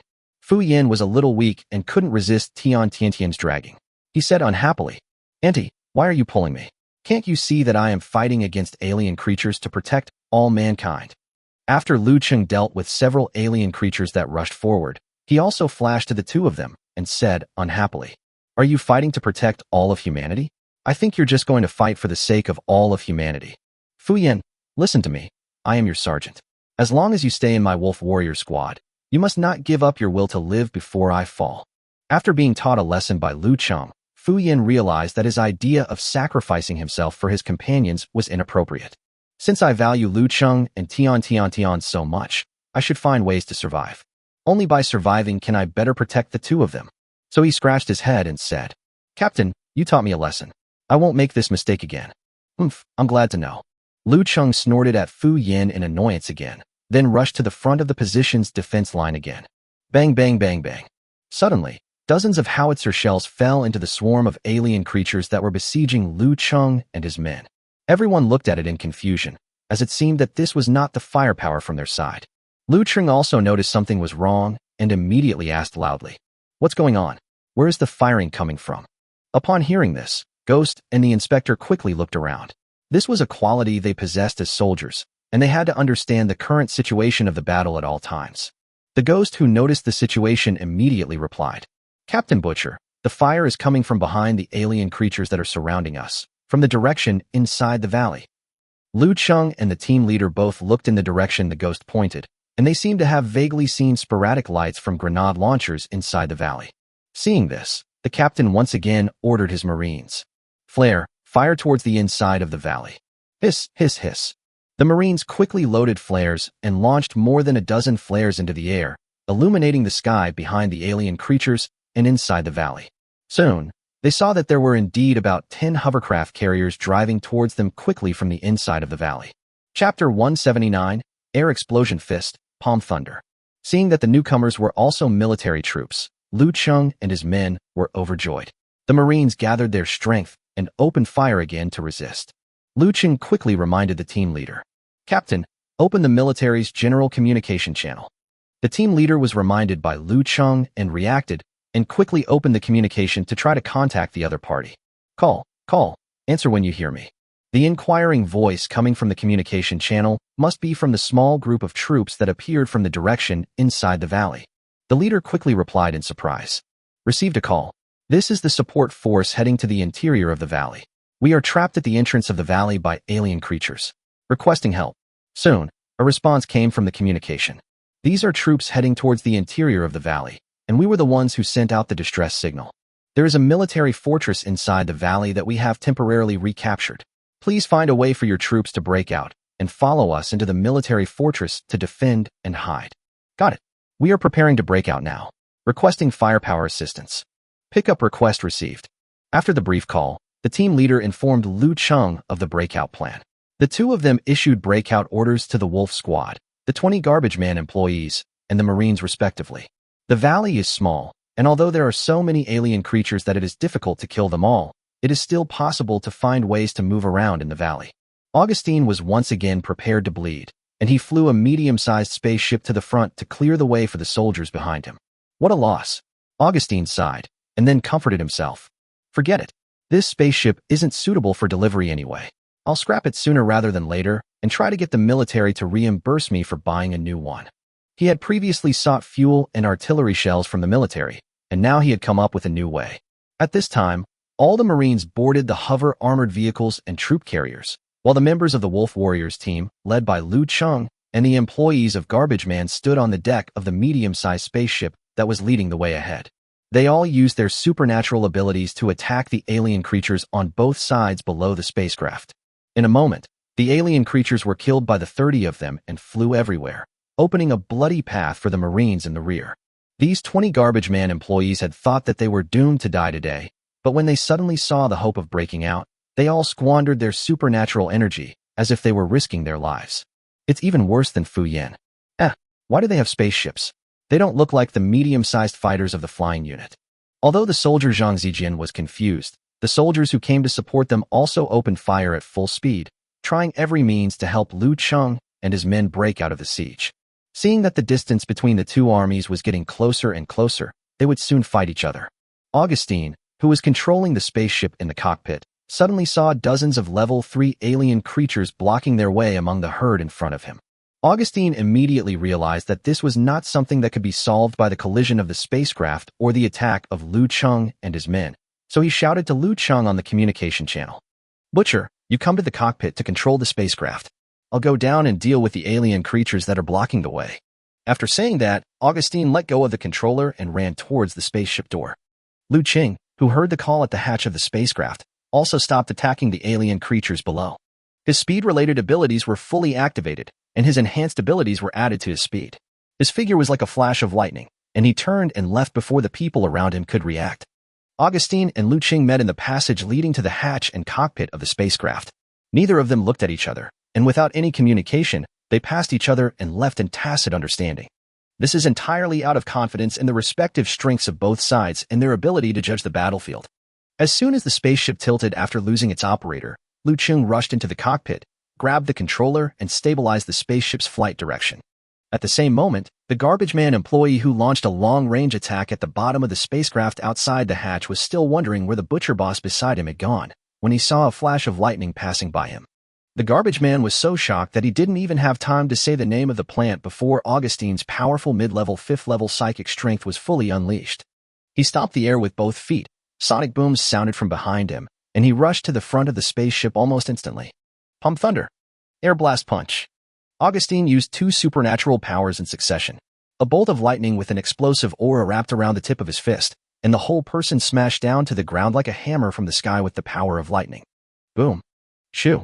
Suddenly, a powerful gust of air erupted from the place where Augustine's fist hit, and lightning mixed with violent aura burst out in all directions. The dozens of level 3 alien creatures that were originally prepared to ram and resist the medium-sized spacecraft were instantly swept away by the supernatural power burst out by Augustine, and smashed into other places around them one by one. The gust of air that erupted from the fist swept up a large amount of gravel and dust, and the area at the entrance of the valley was suddenly filled with smoke. The strong wind mixed with dust was inhaled into everyone's mouths and noses. The Marines in the rear were choked by the smell of dust and immediately stopped shooting and covered their mouths and noses. The medium-sized spaceship was flying at a low altitude, blocking the view of the hovercraft convoy that was evacuating behind it, while the psychics standing on the hatch deck of the spaceship attacking the alien creatures were on both sides. Therefore, when Augustine exerted his strength to attack, Liu Cheng was the only one who saw it clearly, except for Zijian and others who were standing a little further in front. Liu Cheng had seen the Palm Thunder before. This air explosion fist is the 3rd superpower that Augustine possesses that Liu Cheng has seen, in addition to Palm Thunder and Eye of Fortune. This should be a kind of supernatural power that compresses the air to the extreme at the tip of the fist. It seems that the ability to walk in the air that Senior Augustine demonstrated before was not a physical skill, but the application of this supernatural power. After Liu Cheng finished the analysis in his mind, he suddenly became curious about how many supernatural powers Augustine had. The other party must have absorbed at least 1 or 2 complete star cores, so the number of his superpowers must be more than 5. But now is not the time to be distracted. Liu Cheng decided to wait until the mission is over and he has time to ask about this topic. He controlled the medium-sized spaceship to tilt its hull and flew diagonally towards where Augustine was. When the spaceship passed over him, Augustine took off into the air again, with sonic booms rang out under his feet, and instantly returned to the hatch deck of the spaceship. The people on the hatch deck stared with wide eyes. Arnold asked weakly, "Damn it, Boss Augustine, when did you go down? How come we didn't know? Stop talking nonsense and attack the alien creatures." Augustine said this in a light tone and walked straight into the cockpit of the spacecraft. Chapter 180, Building a Base Behind the Waterfall. After knocking away dozens of level 3 alien creatures that were blocking their way in one breath, although they did not kill them completely, it was enough for their entire army to break out from the double-sided encirclement of the alien creatures. Seeing this, the soldier leader Zijian ordered the drivers of the hovercraft to turn around and prepare to lead the way for Liu Cheng and the others. Boom, boom, boom, boom. The 20 garbage man employees and the wolf warriors finally worked together to blast a gap in the front area surrounded by the alien creatures. The driver of the hover armored vehicle in the rear seized the opportunity and slammed the power pedal to the bottom. More than a dozen steel behemoths suddenly rushed out and collided head-on with the alien creatures rushing from the front. Fortunately, the alien creatures that crashed into it were not as huge as the armored rhinoceros. Otherwise, what would have been knocked flying would not have been these first or second-level alien creatures, but a convoy of suspended armored vehicles. After more than a dozen hover armored vehicles rushed out, the gap in front of the alien creatures was expanded, and the 30 hover troop carriers at the rear also managed to escape successfully. Quick! Over here! After seeing the supporting troops successfully break out of the encirclement of the valley entrance, the soldier Zhang Zijian also shouted loudly to them. The 10 hover troop carriers that had been prepared to lead the way started moving quickly, with the rear lights of each vehicle lit up, for fear that the troops breaking out from the rear would not be able to keep up with their direction. At this time, Liu Cheng also increased the altitude of the spacecraft and moved to the end of the marching team, using the spacecraft's machine gun to help everyone block the alien creatures chasing from behind. Augustine walked into the cockpit and saw Liu Cheng's skillful operation of the spacecraft, so he couldn't help but sit aside and watch. Sure, where did you learn to fly? Liu Cheng said as he controlled the machine gun to fire. It was also taught to me by the previous captain. It's not like he hasn't owned a spaceship before. Song Ziming had won a spaceship in a bet with Chang Yu, the sergeant of the Black Bear Squad, and gave it to Liu Cheng. However, when a beast tide occurred on the planet ST-44732, it was destroyed by alien creatures. A convoy was driving quickly in the dark night, even though there were many rocks blocking the road and countless alien creatures chasing from behind. However, Zijian and his men had been defending the original 23rd military base for several days and had already become familiar with the surrounding environment. Even when driving at night and you can't see the road clearly, you can still find the correct route. Seeing that they were approaching the former 23rd military base, the soldier leading the way, Zhang Zijian, opened the military's general communication channel again and said to the support troops following closely behind them. Calling the rear troops, our defense troops have buried a large number of mines on the ground ahead. Please be sure to follow our route. Please reply if you receive it. Upon hearing this, the commander of the Marine Corps in the rear ordered all the soldiers to follow closely and replied in the communication channel. We have received the warning. We will follow you closely. Response completed. Having said that, the night was so dark and it was their first time driving in this terrain after all, so they were still nervous about entering a minefield. The drivers of the hover cars had already sweated their hands as they gripped the steering wheels. Their eyes were fixed on the vehicle in front of them, trying hard to remember every little turn of the vehicle in front. At the same time, they also have to work hard to ensure that the suspended vehicles they are driving also make turns of the same magnitude to avoid route deviation. It's just like the game of guessing what you draw or the phone call game. Even though each person only has a small communication error, after 4 or 5 people pass it on, the result will be very different from the original picture or information. Not to mention that they are not following with 4 or 5 vehicles, but dozens of vehicles following one another into the minefield. Therefore, these military pilots must eliminate even the slightest error in communication, which requires tremendous observation, control, and even mental strength. Boom. After all the vehicles entered the minefield, the alien creatures chasing behind also triggered the laser sensor of the first mine and were blown off the ground. The surrounding alien creatures were also frightened by the sudden explosion, and their formation was somewhat chaotic. Suddenly, a large number of alien creatures triggered the mines buried in other locations in the surrounding area, and the sound of mine explosions was endless for a while. Boom, boom, boom, boom, boom, boom. Hearing the explosion behind them, the soldiers sitting in the hover troop carrier did not feel relieved at all, but became even more nervous. The drivers of the hovercraft dared not be distracted, for fear that if they were not careful, they would be the next ones to be blown away. However, after a minute of speeding, everyone drove out of the minefield safely. The alien creatures were slowed down by the mines, and there were only a few alien creatures left that were still chasing after the crowd and had not been blown up. Soon everyone arrived at the foot of the cliffs in the deepest part of the valley. When the people in Liu Cheng saw that it was a dead end, there was only a huge waterfall several dozen meters wide left from the cliff. They were still wondering where the original 23rd military base was. However, the soldier Zhang Zijian, who was leading the way in front, took out a signal gun from his waist and fired it into the sky. Captain Zijian and his men are back. Quickly open the gate. After seeing the light of the flare, the soldiers on the forearm of the cliff shouted hurriedly, and someone immediately pressed the button of the base gate. Buzz, buzz, buzz. The people below saw a huge heavy steel plate extending from the middle of the waterfall, slowly splitting the waterfall, and finally a wide entrance appeared behind the waterfall. Quick, get inside the base. Seeing the alien creatures rushing towards them from behind, the soldier Zhang Zijian hurriedly called on everyone to move forward. There was no time for the crowd to wait for the steel gates of the waterfall to fully open, and they drove straight into the entrance of the base against the rushing water. The people inside the suspended armored vehicle were fine as the vehicle was quite airtight and they were not exposed to any water. However, the Marines sitting in the hover carrier, especially those clinging on the roof and shooting, were in a miserable state. They were all soaked like drowned rats. Pooh. A large mouthful of water came out of their mouths, almost choking them. What should we do? Our spaceship can't get into the base entrance. Liu Cheng asked quickly in the communication channel. Upon hearing this, the soldier's eldest son Jian immediately replied in the communication. Land directly on the fortress wall on the cliff. I will ask the defenders to make way for you. Liu Cheng controlled the spaceship to fly upwards. When it reached half the height of the cliff, he saw a group of defending soldiers lighting a stop pattern on the wall of a fortress. It must have landed here. Chapter 181 Clearing Up Misunderstandings. After everyone rushed into the entrance of the former 23rd military base, the open steel gate slowly fell down again, and the waterfall water rushed down again.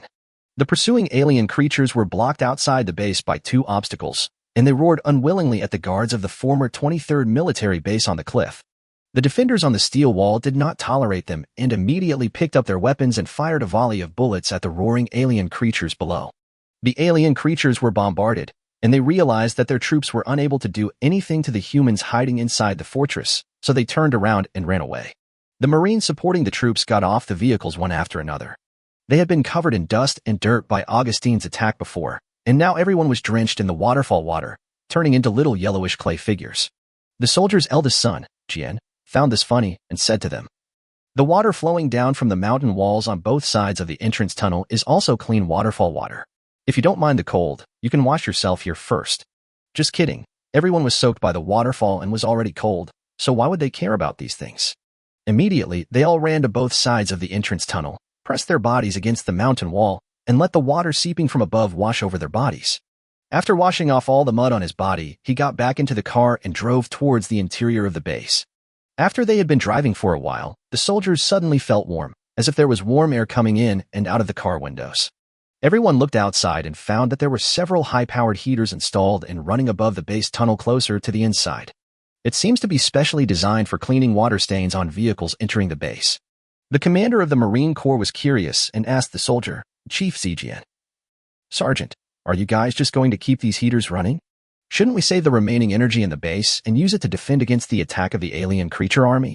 Upon hearing this, Sergeant Zijian smiled and said, "Haha, it stands to reason that we shouldn't waste the base's energy at will, but this base itself is a super large hydroelectric power station, and there is so much energy that it can't be used up at all." A super large hydroelectric power station?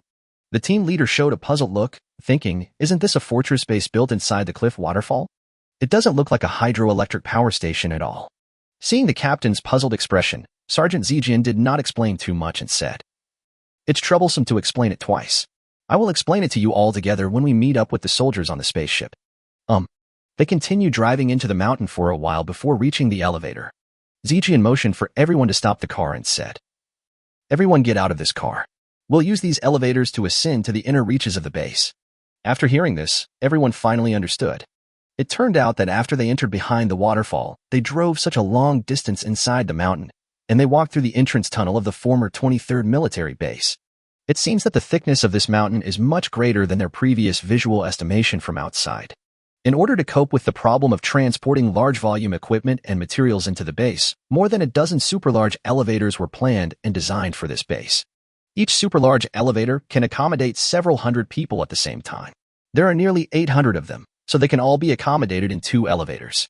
The super-large elevator slowly rose, and when the number on the height display reached 352 meters, the elevator stopped. When everyone got out of the elevator, they found that they had arrived at the interior of the former 23rd military base. When everyone looked, they saw that 3/4 of the base was inside the mountain, which were functional areas for living, working, transportation, storage, etc. The remaining quarter was built on the cliffs outside the mountain, all of which were reconnaissance and defense areas. Liu Cheng and his group of more than 30 people got off the spaceship and were waiting here early under the leadership of other garrison soldiers. The soldier's eldest son Jianzai recognized Liu Cheng the first time he saw him and said in surprise, "Captain Butcher, what a coincidence. I didn't expect that the person leading the support troops we were waiting for would be you." Everyone was puzzled when they heard this. The team leader and Tian all looked at Liu Cheng and asked in confusion, "Do you know each other?" Liu Cheng stared at Zijian and thought for a long time, but couldn't figure out where he had seen him before.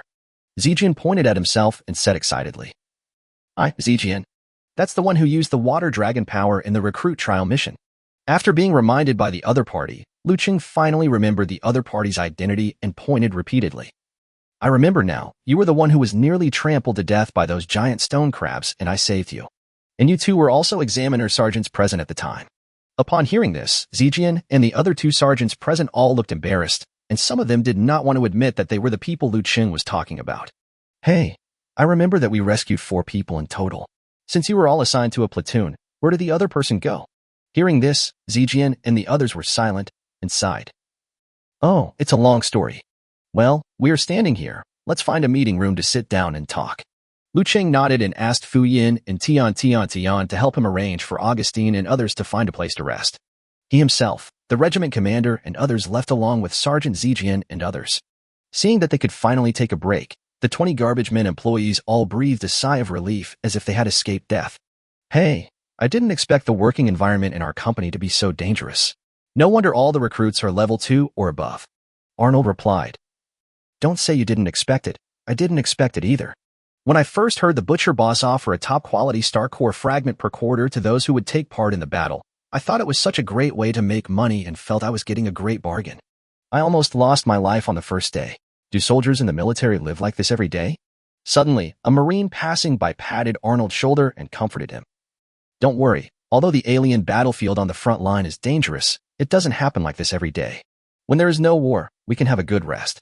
Seeing that this soldier actually took the initiative to comfort him and others, Arnold said a little embarrassedly, "Thank you. We were quite prejudiced against you soldiers before. We are so sorry that we didn't help you when you were in trouble." Hearing this, the soldiers also laughed and said, No, we used to look down on you garbage guys and treat you badly. It is our honor to fight alongside you." "Haha, same here. I guess even Liu Cheng himself didn't expect that these garbage men and Marines would be so desperate after a whole night of fighting with the alien creatures. They actually began to understand each other and put aside their past grudges. Chapter 182 Water Volcano. The group walked into a combat meeting room and sat down around the holographic projection table. The soldier, Zijian, was obviously the person in charge of the base. He pulled up the 3-dimensional projection of the original 23rd military base and explained to everyone. 8 days ago, we, like all of you, were landed on the planet ST-55568 by a flying troop. Our 4th platoon of the 2nd Special Operations Battalion formed a mixed force with the 76th Marine Division, and our mission was to capture and rebuild the former 23rd military base. Although we were attacked by alien creatures 2 days ago and suffered some casualties, we still managed to enter the former 23rd military base smoothly. Then you discovered that the base was empty and there were no alien creatures at all. This was just a trap set by the alien creatures to encircle and destroy you." The team leader interrupted. "Haha. It seems that everyone's situation is similar, so I will skip this part and not say more." The soldier's eldest son Jian laughed and continued. "We also fought all night and finally managed to defend this military base.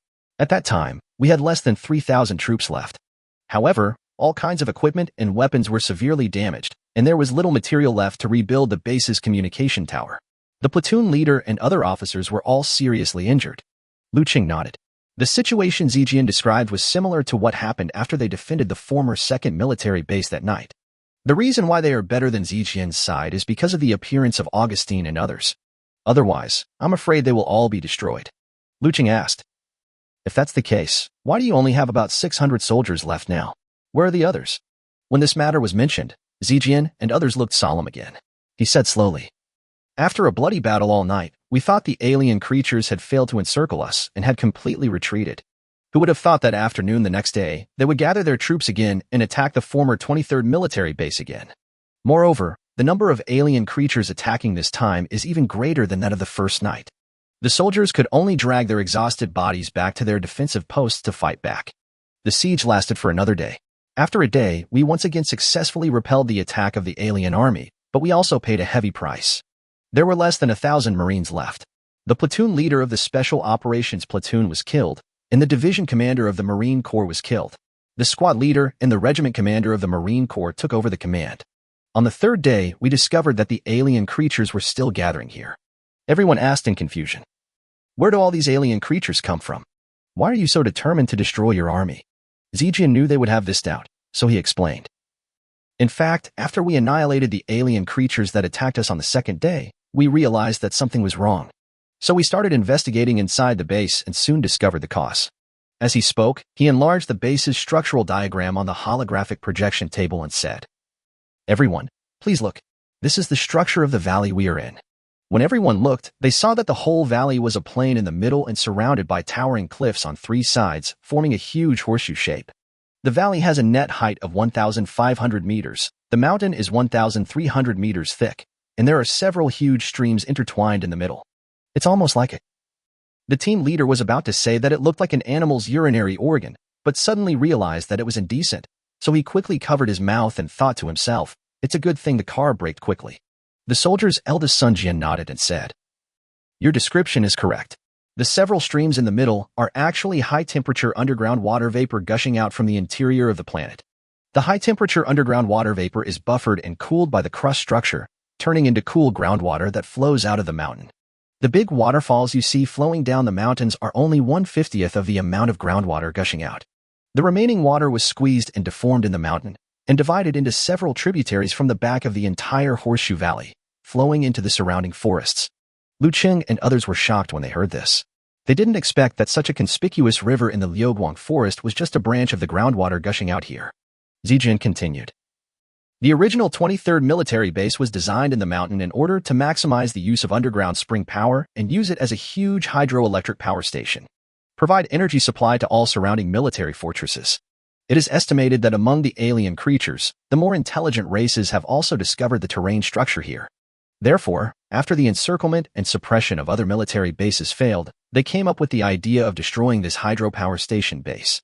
Just imagine, if the alien creatures destroyed this hydroelectric power station base and caused the underground springs in the mountain to erupt, what would be the consequences? Liu Cheng and the others imagined the scene, then their faces turned ugly and they said tentatively, "When the underground spring explodes, all rivers will overflow and change their course. The alien creatures want to use water attack to flood the entire downstream forest area." Zijian praised.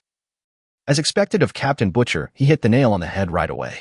"Yes, we are aware of this reason, so we understand why alien creatures keep gathering here and launching attacks. At the same time, we also realize that the original 23rd military base must not be lost and must not be destroyed by alien creatures. If other bases were lost, only one troop would be wiped out. However, if this base was lost, dozens of bases around it would all be submerged by floods. In that case, the entire Corps' strategic plan to capture various bases and build a transportation network will completely fail. So on the third night, the squad leader took advantage of the darkness of the night and led the remaining 5 Special Forces members of their team to climb to the top of the cliff and send a distress signal to the regiment headquarters using personal equipment. After that, their entire team never came back. I was wondering why the troops here are commanded by a sergeant like you, a level 2 psychic. It turns out that all those higher than you are dead."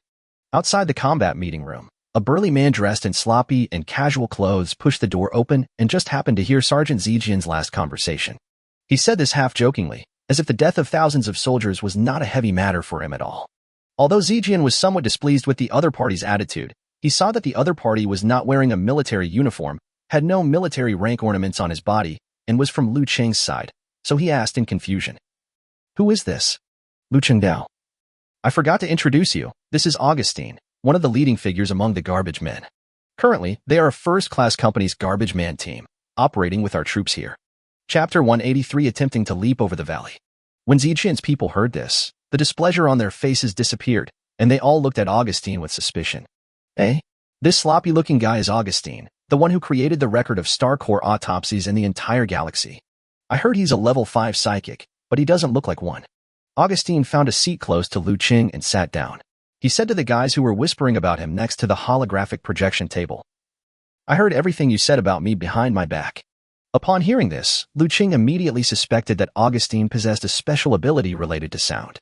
However, Zijian, who had been supporting them outside, had witnessed the power of Augustine's attack before. Without any doubt about his identity, he walked up to him with admiration and said, "So this is the legendary garbage man, Mr. Augustine." "I'm so sorry." Liu Cheng was puzzled. "Brother Zijian, have you also heard of Senior Augustine?" Zijian said. "Of course, although we have little contact with the garbage man industry, Augustine is a well-known figure in the entire galaxy. I have heard a lot about him. Hearing this, Augustine looked at Liu Cheng with a proud look on his face and said, "See, I told you I was famous, but you didn't believe me." No one had any objection to Augustine, a strong man, suddenly barging in and participating, and the meeting continued. Liu Cheng asked, "I already know the general situation. What other troubles and countermeasures are we facing now?" Zijian and others continued. After many unsuccessful attacks, the alien creatures began to gather their forces inside the valley. What you have encountered before is only a part of it. I believe that more alien creatures are on the way here. Although there are no streamer trees in this canyon to interfere with the signal. However, the metal content of this mountain itself is very complex, and it serves as a huge signal shield. All of our materials for repairing the base's communication tower were destroyed, and we were unable to rebuild the tower. If you want to get in further contact with the fleet, you have to find a way to get to the top of the valley cliffs. However, there are many flying level 3 alien creatures above. I believe that a squad of our Special Operations Platoon 4 died at their hands. If we cannot convey further information, we will not be able to request sufficient support, and if we cannot request sufficient support, we will not be able to defend this hydroelectric power station base. Everyone nodded, and Liu Cheng said, "I understand. That means we must find a way to get in touch with the regiment headquarters and request more support."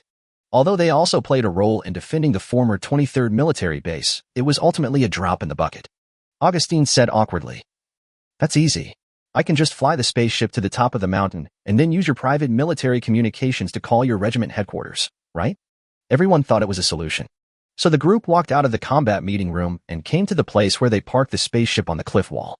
Zijian looked at the medium-sized spaceship whose bottom deck was about to be pierced and said hesitantly, "As soon as you take off, you will be attacked by alien creatures above the valley. Can this spaceship really hold out until you can get in touch with the regiment headquarters?"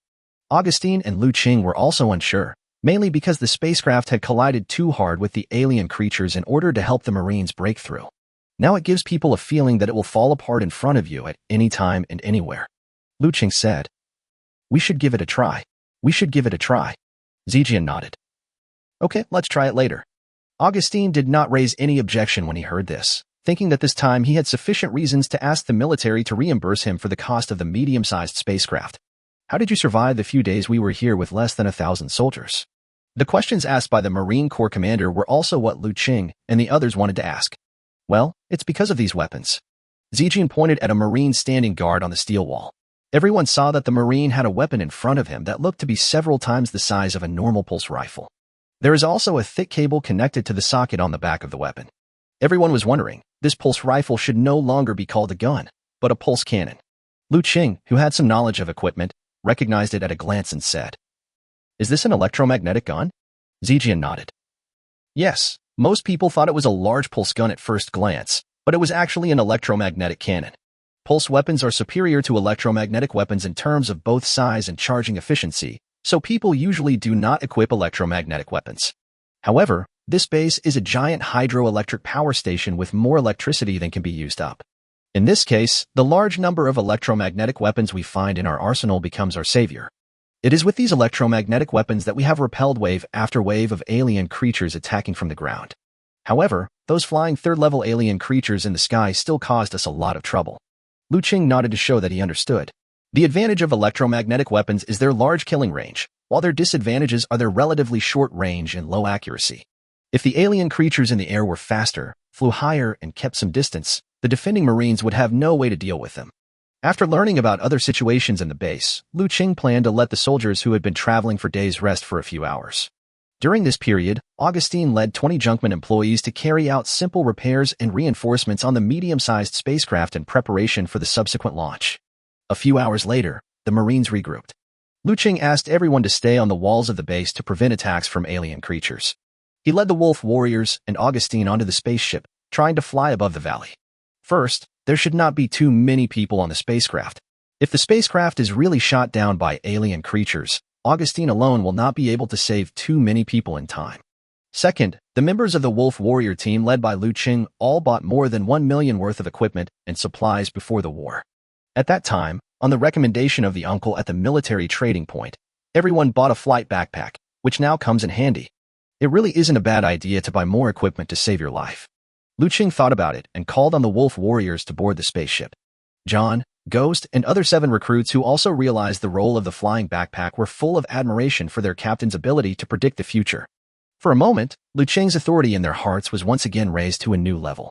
Chapter 184 Level 7 Alien Creature, Leviathan. The sky was beginning to brighten slightly at this time, and the valley was no longer pitch black, but it was not bright enough to provide good visibility. This is a favorable factor for Liu Cheng and his team who are about to fly into the air. At least if we were attacked by alien creatures at high altitude, we would not be able to see the traces of their movements. After everything was ready, the soldier's eldest son Jian still gave Liu Cheng and the others some instructions. Once you're up there, it will be hard for us to support you, so be careful. Understood. If it really doesn't work, we won't force it too much and we'll think of other ways. Liu Cheng nodded, turned and walked into the spaceship. The hatch and deck of the spacecraft closed, and it slowly took off from the cliff wall. However, none of the spacecraft's lights were turned on to minimize the possibility of attracting the attention of alien creatures. The city wall is only half the distance to the top of the valley. A height of 700 or 800 meters is easy for a medium-sized spacecraft to reach quickly. However, Augustine still carefully controlled the speed of the spacecraft. For their operation this time, the alien creatures at the top of the valley are the real threat. When they reached the top of the valley, Liu Cheng and others had already vaguely seen the figures of alien creatures at the top of the valley. The inspector who possessed the omniscient perception ability could clearly perceive that the entire top of the mountain was filled with densely packed energy fluctuations of alien creatures. The inspector described it to the crowd. This alien creature looks like a metal mechanical pterosaur, but its neck is very strange, with a bulging round bulge in the middle. It looked like each of those metal mechanical pterosaurs had a bird's egg stuck in its throat. Liu Cheng nodded and said, "It's a level 3 alien creature, a corrupted pterosaur. It's not very powerful in close combat, but it's good at using long-range acid to attack the enemy. The bulge on its neck is the sac where it stores acid. They should rest while waiting for the army to gather, so please be careful not to wake them up." Everyone nodded. Even though their voices were not as loud as the spacecraft's engine, they still subconsciously lowered their voices. Augustine activated the spacecraft's suspension mode, minimizing the noise, and said to Liu Cheng, "The spacecraft's communicator has a signal. Let's get started." Liu Cheng did not waste any time and connected his personal computer with military authority to the spacecraft's communication system. His personal communication device, after being amplified by the spacecraft's signal, sent a communication request to the core fleet in the Starfield space, trying to contact the regiment headquarters. 3-star Starfield, in space. The entire fleet of the 10,894th Regiment has been fighting the alien army for several days. Originally, the fleet had suppressed the alien army flying from the other 2 main stars in the 3-star star region, and the flying fleet was also ready to support the ground forces. However, 3 days ago, a huge space crack appeared out of nowhere in the star field. Immediately afterwards, a level 7 alien creature Leviathan, loaded with alien beasts, emerged from the space crack. The fleet crew immediately reported the detected situation to Captain Zhao Gang. Zhao Gang was also surprised after hearing the news. He quickly mobilized all the fleet forces of the entire corps and headed to the starry sky area where Leviathan appeared to block it.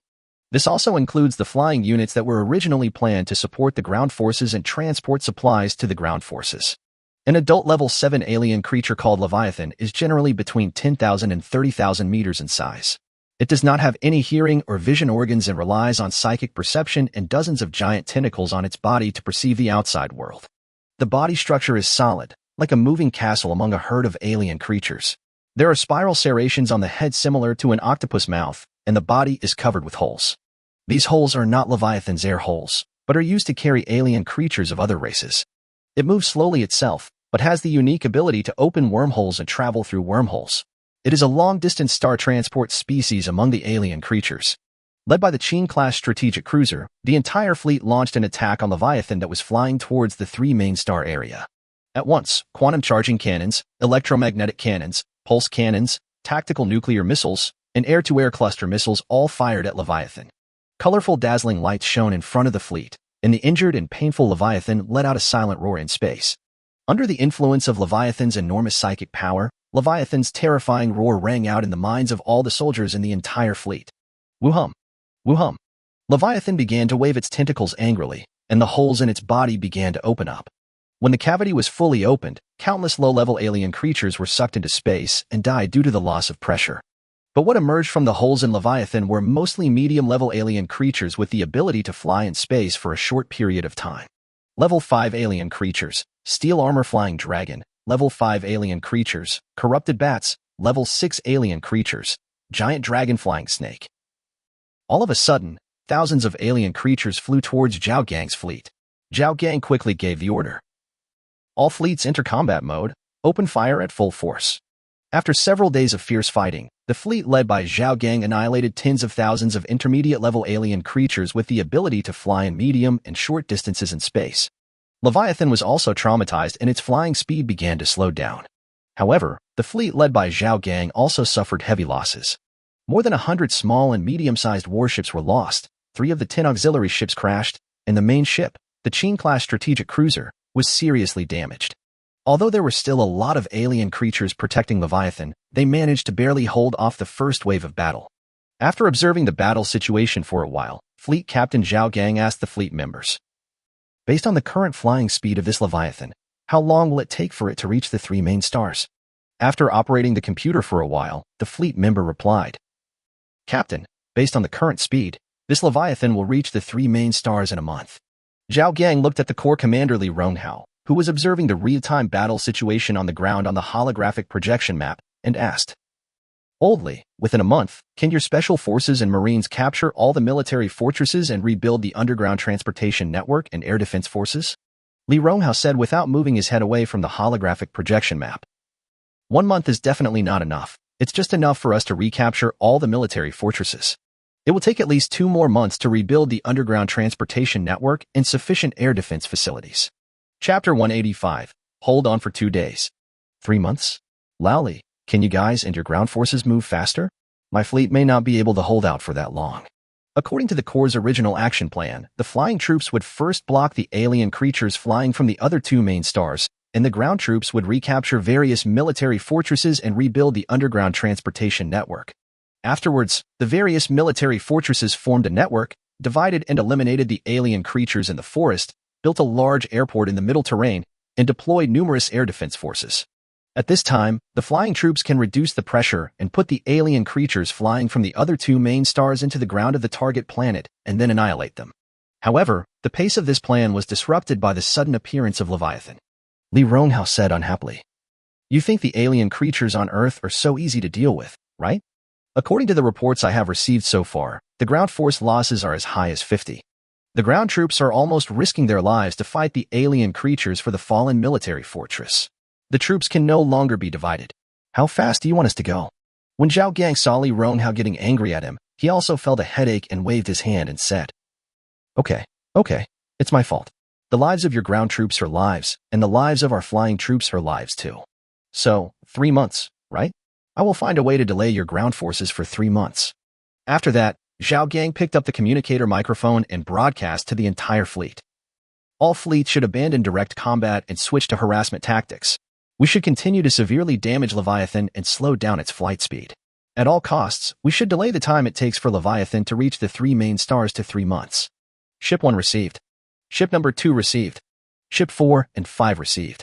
Ship number 7 or number 8 received. Ship number 10 received. Beep beep. Next to Li Ronghao, the communication channel of the ground command center rang. It was the communication request prompt from the ground troops. One of Li Ronghao's staff members looked at the information from the communication requester and reported to Li Ronghao. "Commander, the communication request is made by the personal equipment of the ground troops." Li Ronghao frowned slightly when he heard this and said, "The entire ST-55568 planet is in chaos. How come someone is still communicating across levels?" Hang up. After all, the staff officer often stayed by Li Ronghao's side and had a general impression of the people that Li Ronghao cared about. After hearing Li Ronghao's order to hang up the call, he hesitated and said, "Captain, this is a communication request from Liu Cheng, the sergeant of the Wolf Squad." Li Ronghao was stunned when he heard this and muttered, "It's that butcher boy. Why is he sending a communication?" He liked Liu Cheng's personality and knew that Liu Cheng, like Song Ziming, was not a person who did not follow the rules and would communicate with others at will. So he said to the staff officer, "I see. Take over his communication. Planet ST-55568 in the Water Volcano Valley." Augustine and the members of the Wolf Warriors squad listened to the beeping communication waiting tone and all looked at Liu Cheng nervously. After the communication waiting tone lasted for nearly a minute, Fu Yin asked, "Still no one is answering?" Liu Cheng replied, "I guess there are too many troops sending communications to the regiment headquarters. Let's wait a little longer." The sound of a bird chirping was heard, and everyone looked out the cockpit window. They found out that it was a corrupted pterosaur that accidentally discovered them and was warning the rest of their companions. Hmm. The sound of birds singing rang out, and suddenly the valley became like a chaotic chicken coop. Corrupted pterosaurs flapped their wings and stood up to attack their spaceship. We can't wait any longer. Let's retreat first. After saying that, Augustine placed his hand on the controller of the spacecraft and was about to control the spacecraft to descend. Drop. The waiting tone in the communication channel suddenly stopped, and the voice of Corps Commander Li Ronghao was heard. Hello, is this Liu Cheng? The communication is connected. Don't go back yet. Upon hearing this, Liu Cheng hurriedly spoke to Augustine and others. Augustine was speechless. He had no choice but to stop the spaceship in the air again and said to the wolf squad, "Don't just stand there. We've been discovered anyway. Go and operate the machine gun to fight the enemy." Good. John and the others agreed and sat down in front of the machine gun control panel, shooting at the corrupted pterosaurs that were attacking their spaceship. Liu Cheng, who was standing at the communication station, quickly replied, "Commander, it's me. We've encountered an emergency and need the Flying Corps to come and assist. The location is 3213, 1458, 66976. On the other side of the communication, after hearing Liu Cheng's request for support, Li Ronghao glanced at Zhao Gang, who was in a state of panic while commanding the fleet to harass Leviathan. After a moment of silence, he replied to Liu Cheng, "I'm sorry, but I cannot agree to your request for support. The entire fleet of the Corps is currently fighting the Level 7 alien creature Leviathan and cannot extricate itself." Level 7 alien creature Leviathan? Liu Cheng was also shocked when he heard this, but the situation at the hydropower station base could not be abandoned. So Liu Cheng immediately told the Corps Commander Li Ronghao about the situation of the former 23rd military base where they were currently located and the consequences of its loss. After listening to it, Li Ronghao also realized the importance of Liu Cheng's report.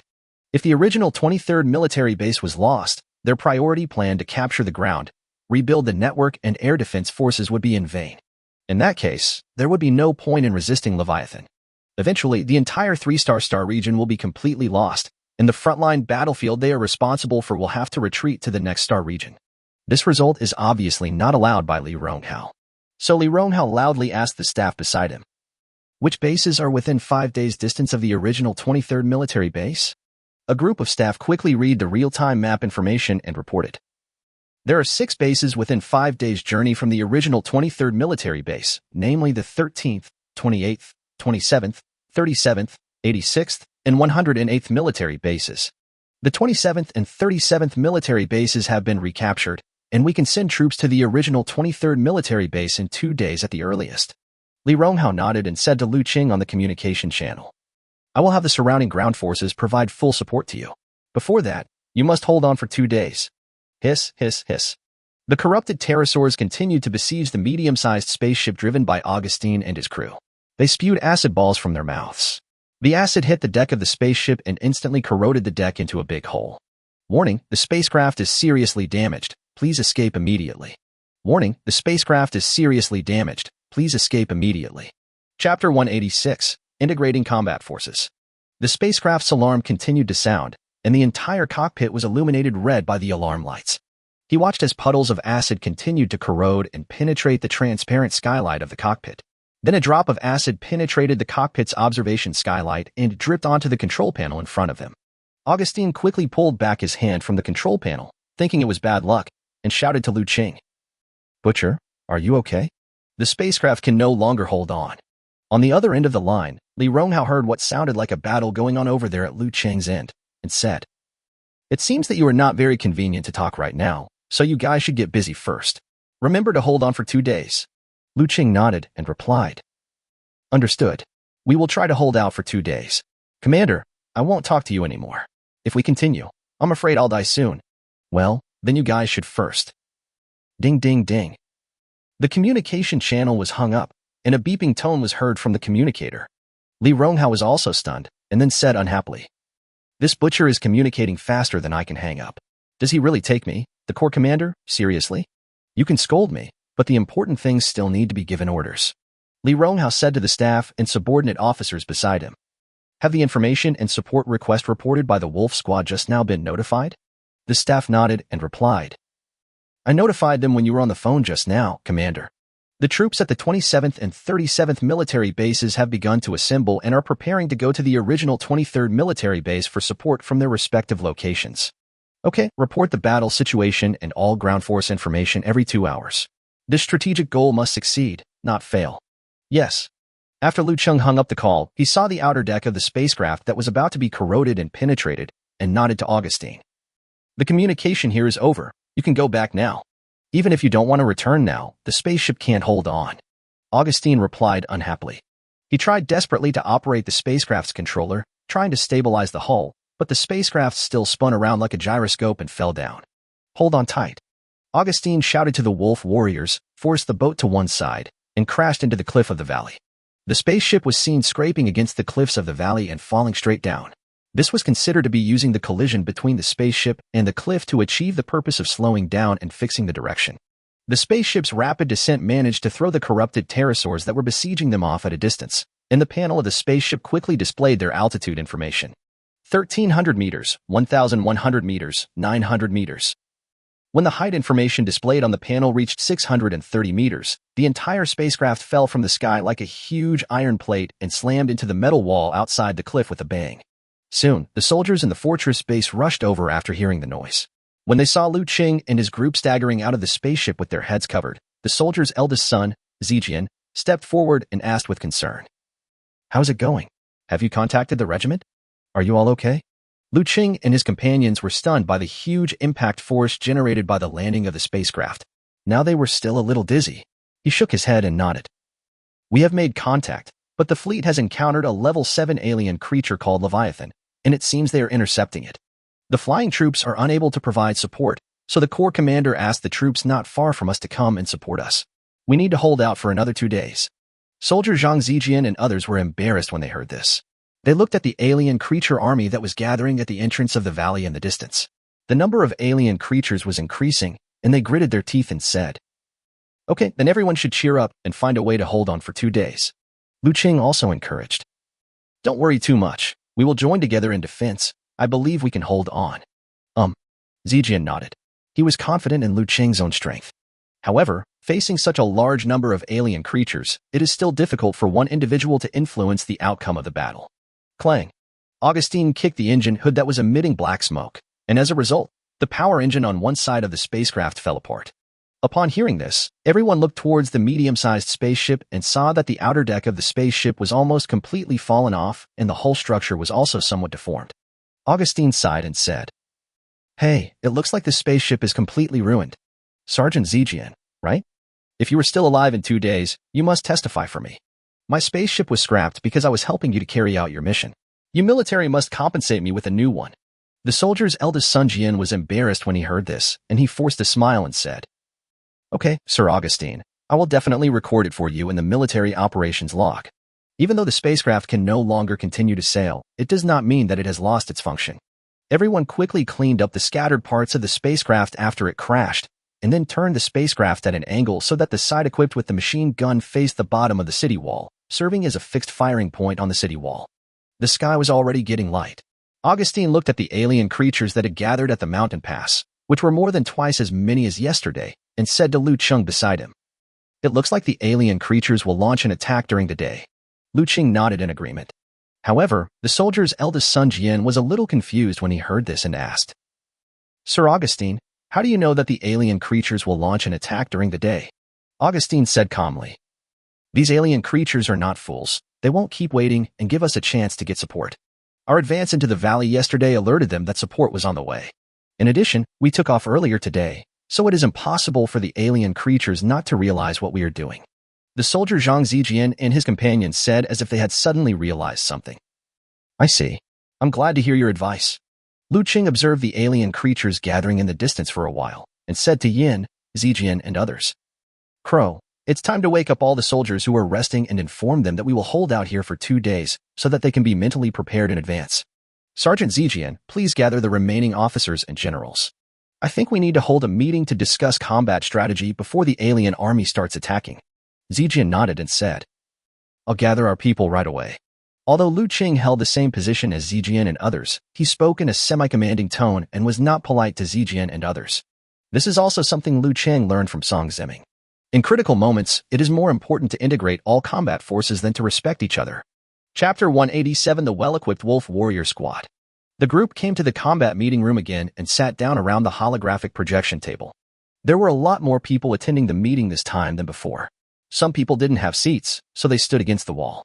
On Liu Cheng's side, those attending the meeting included the commander of the Marine Corps, all members of the Wolf Warrior Squad, Augustine, and several representatives of the Garbage Man employees.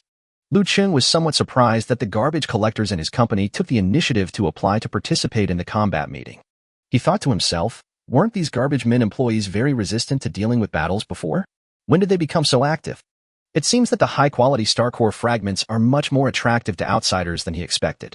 However, what Liu Cheng didn't know was that the top-quality star core fragments were only part of the reason why the Junkman employees took the initiative to apply to participate in the combat meeting. These Garbage Men fought a bloody battle with the Marines all night, and inadvertently developed an inexplicable bond with them. Unconsciously, he began to regard the battle with alien creatures as his own responsibility. If the reason they fought before was for money, now they have other reasons besides money to fight. On Ziqian's side, attending the meeting were Ziqian's 3 sergeants and the special operations team members they led, a total of 17 people.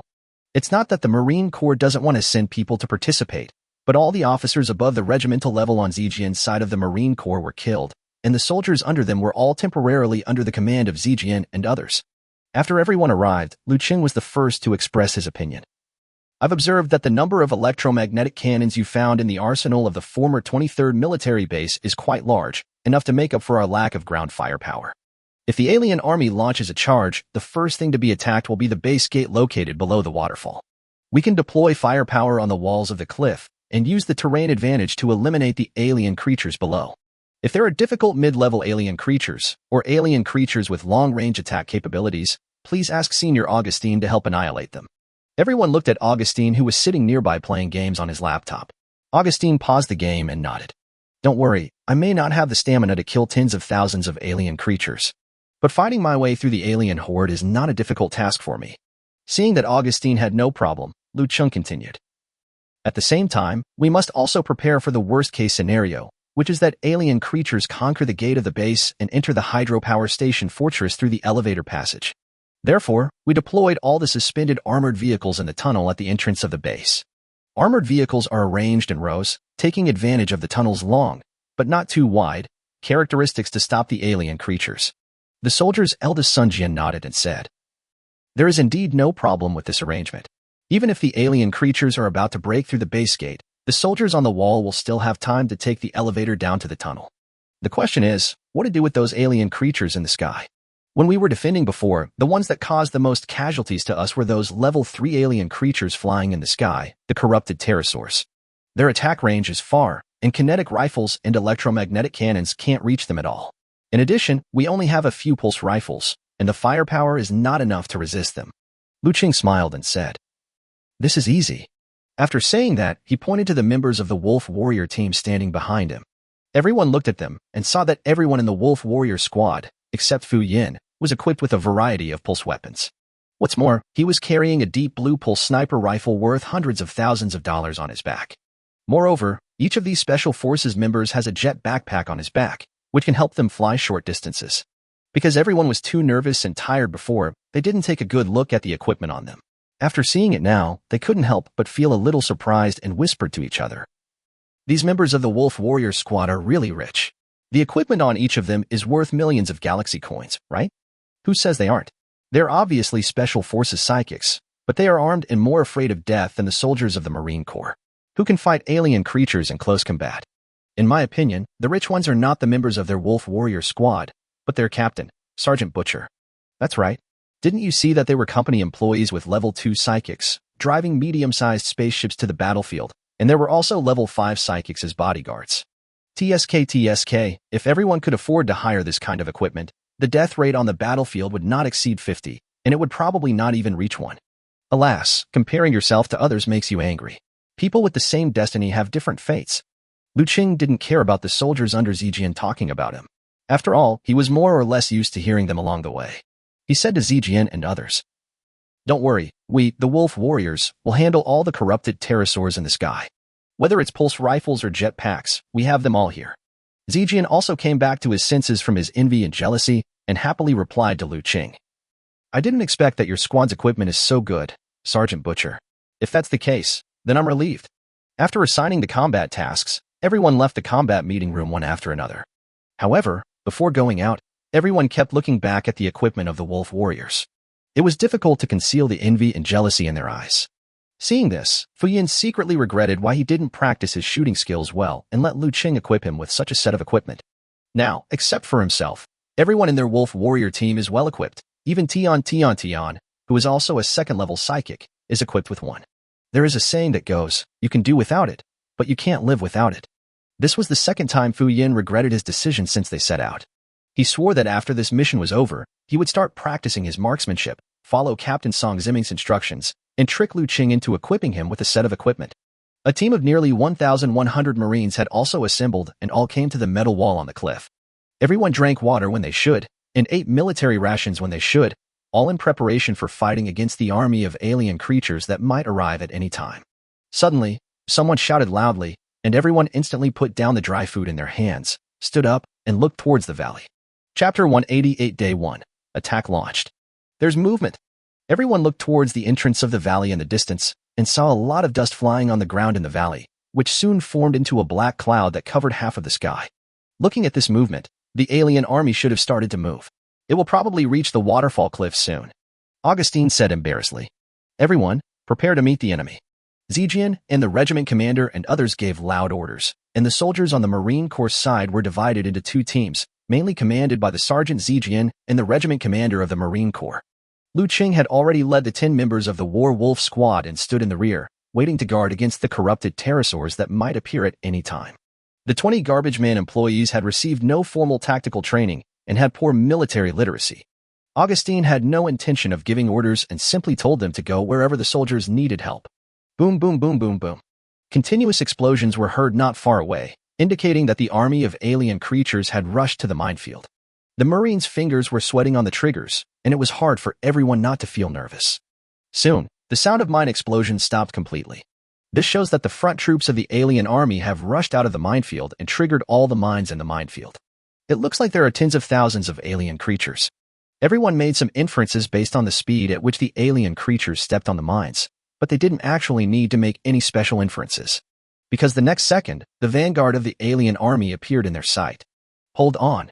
Wait until the alien creatures are within the range of the electromagnetic cannon before pulling the trigger.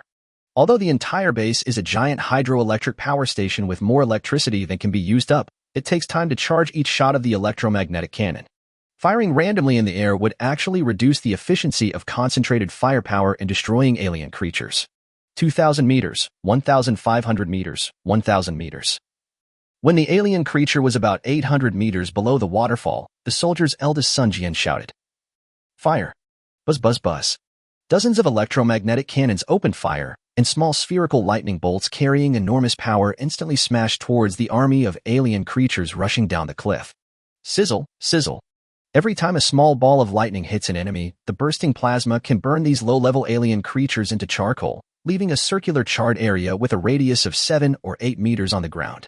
After the electromagnetic gun opens fire, a large amount of electrical energy continues to flow into the interior of the electromagnetic gun along the thick cables connected at the rear, charging for the next shot 10 seconds later.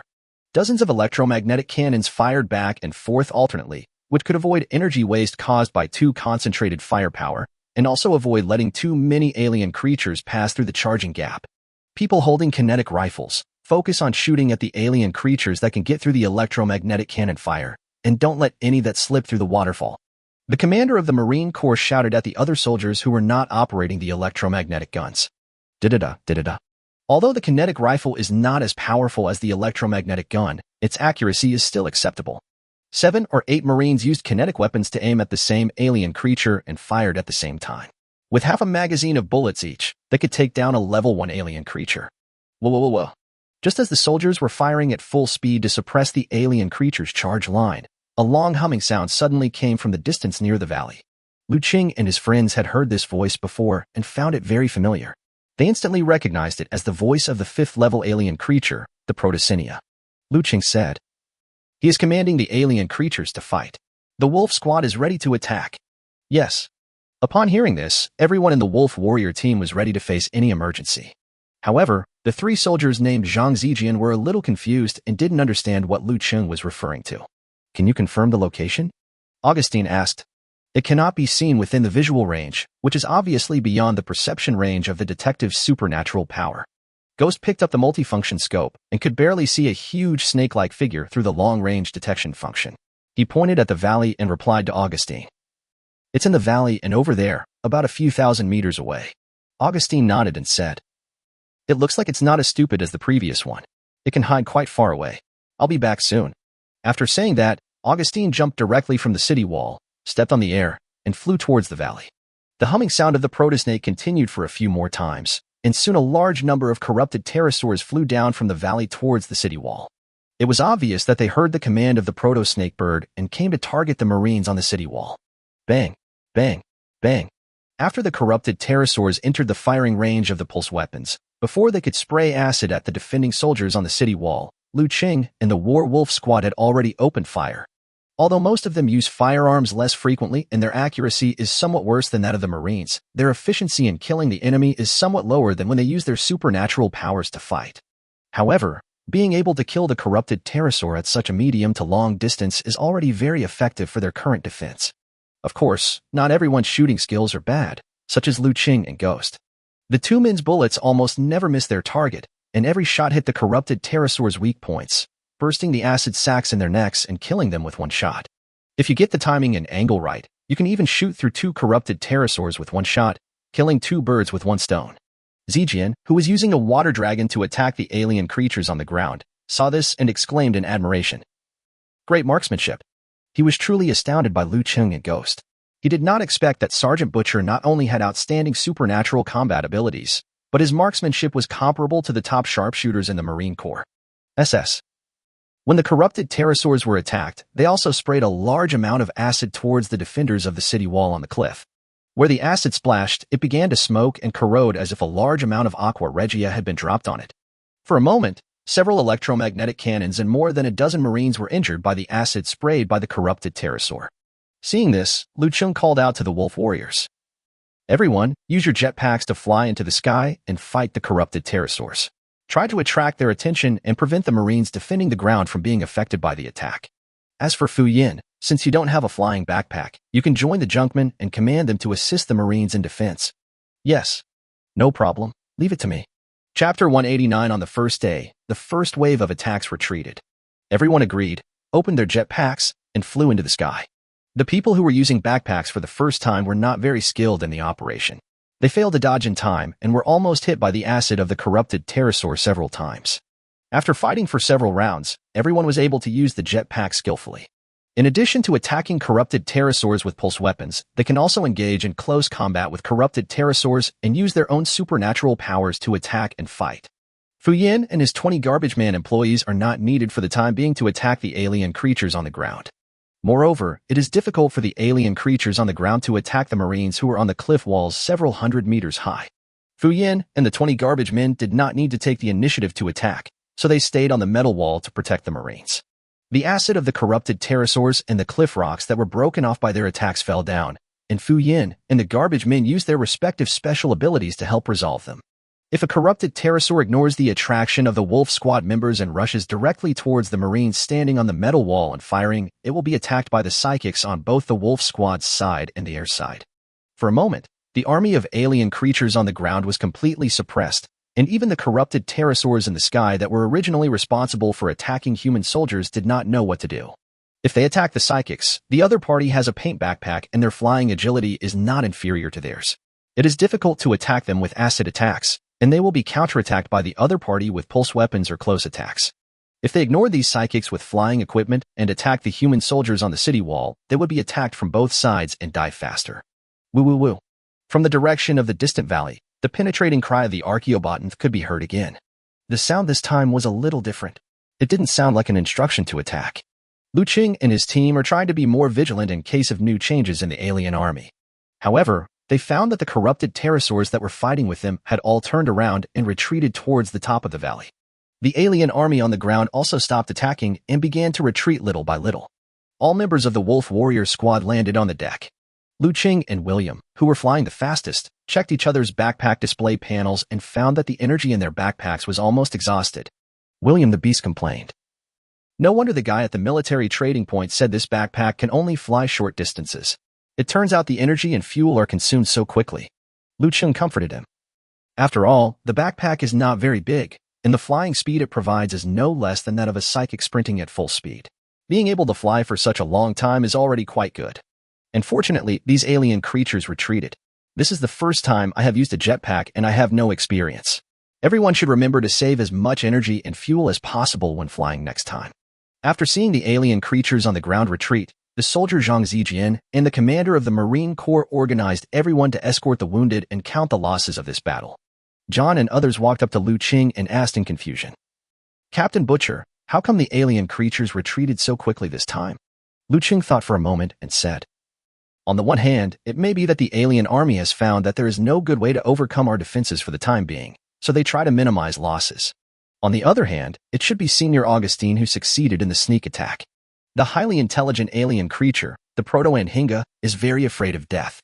When it sees its companions being killed by powerful humans, it will most likely summon the herd to defend itself." Everyone nodded when they heard this, thinking about something in their hearts. Sure enough, not long after, Augustine appeared in everyone's sight holding a huge head of the Animais Phoenicity.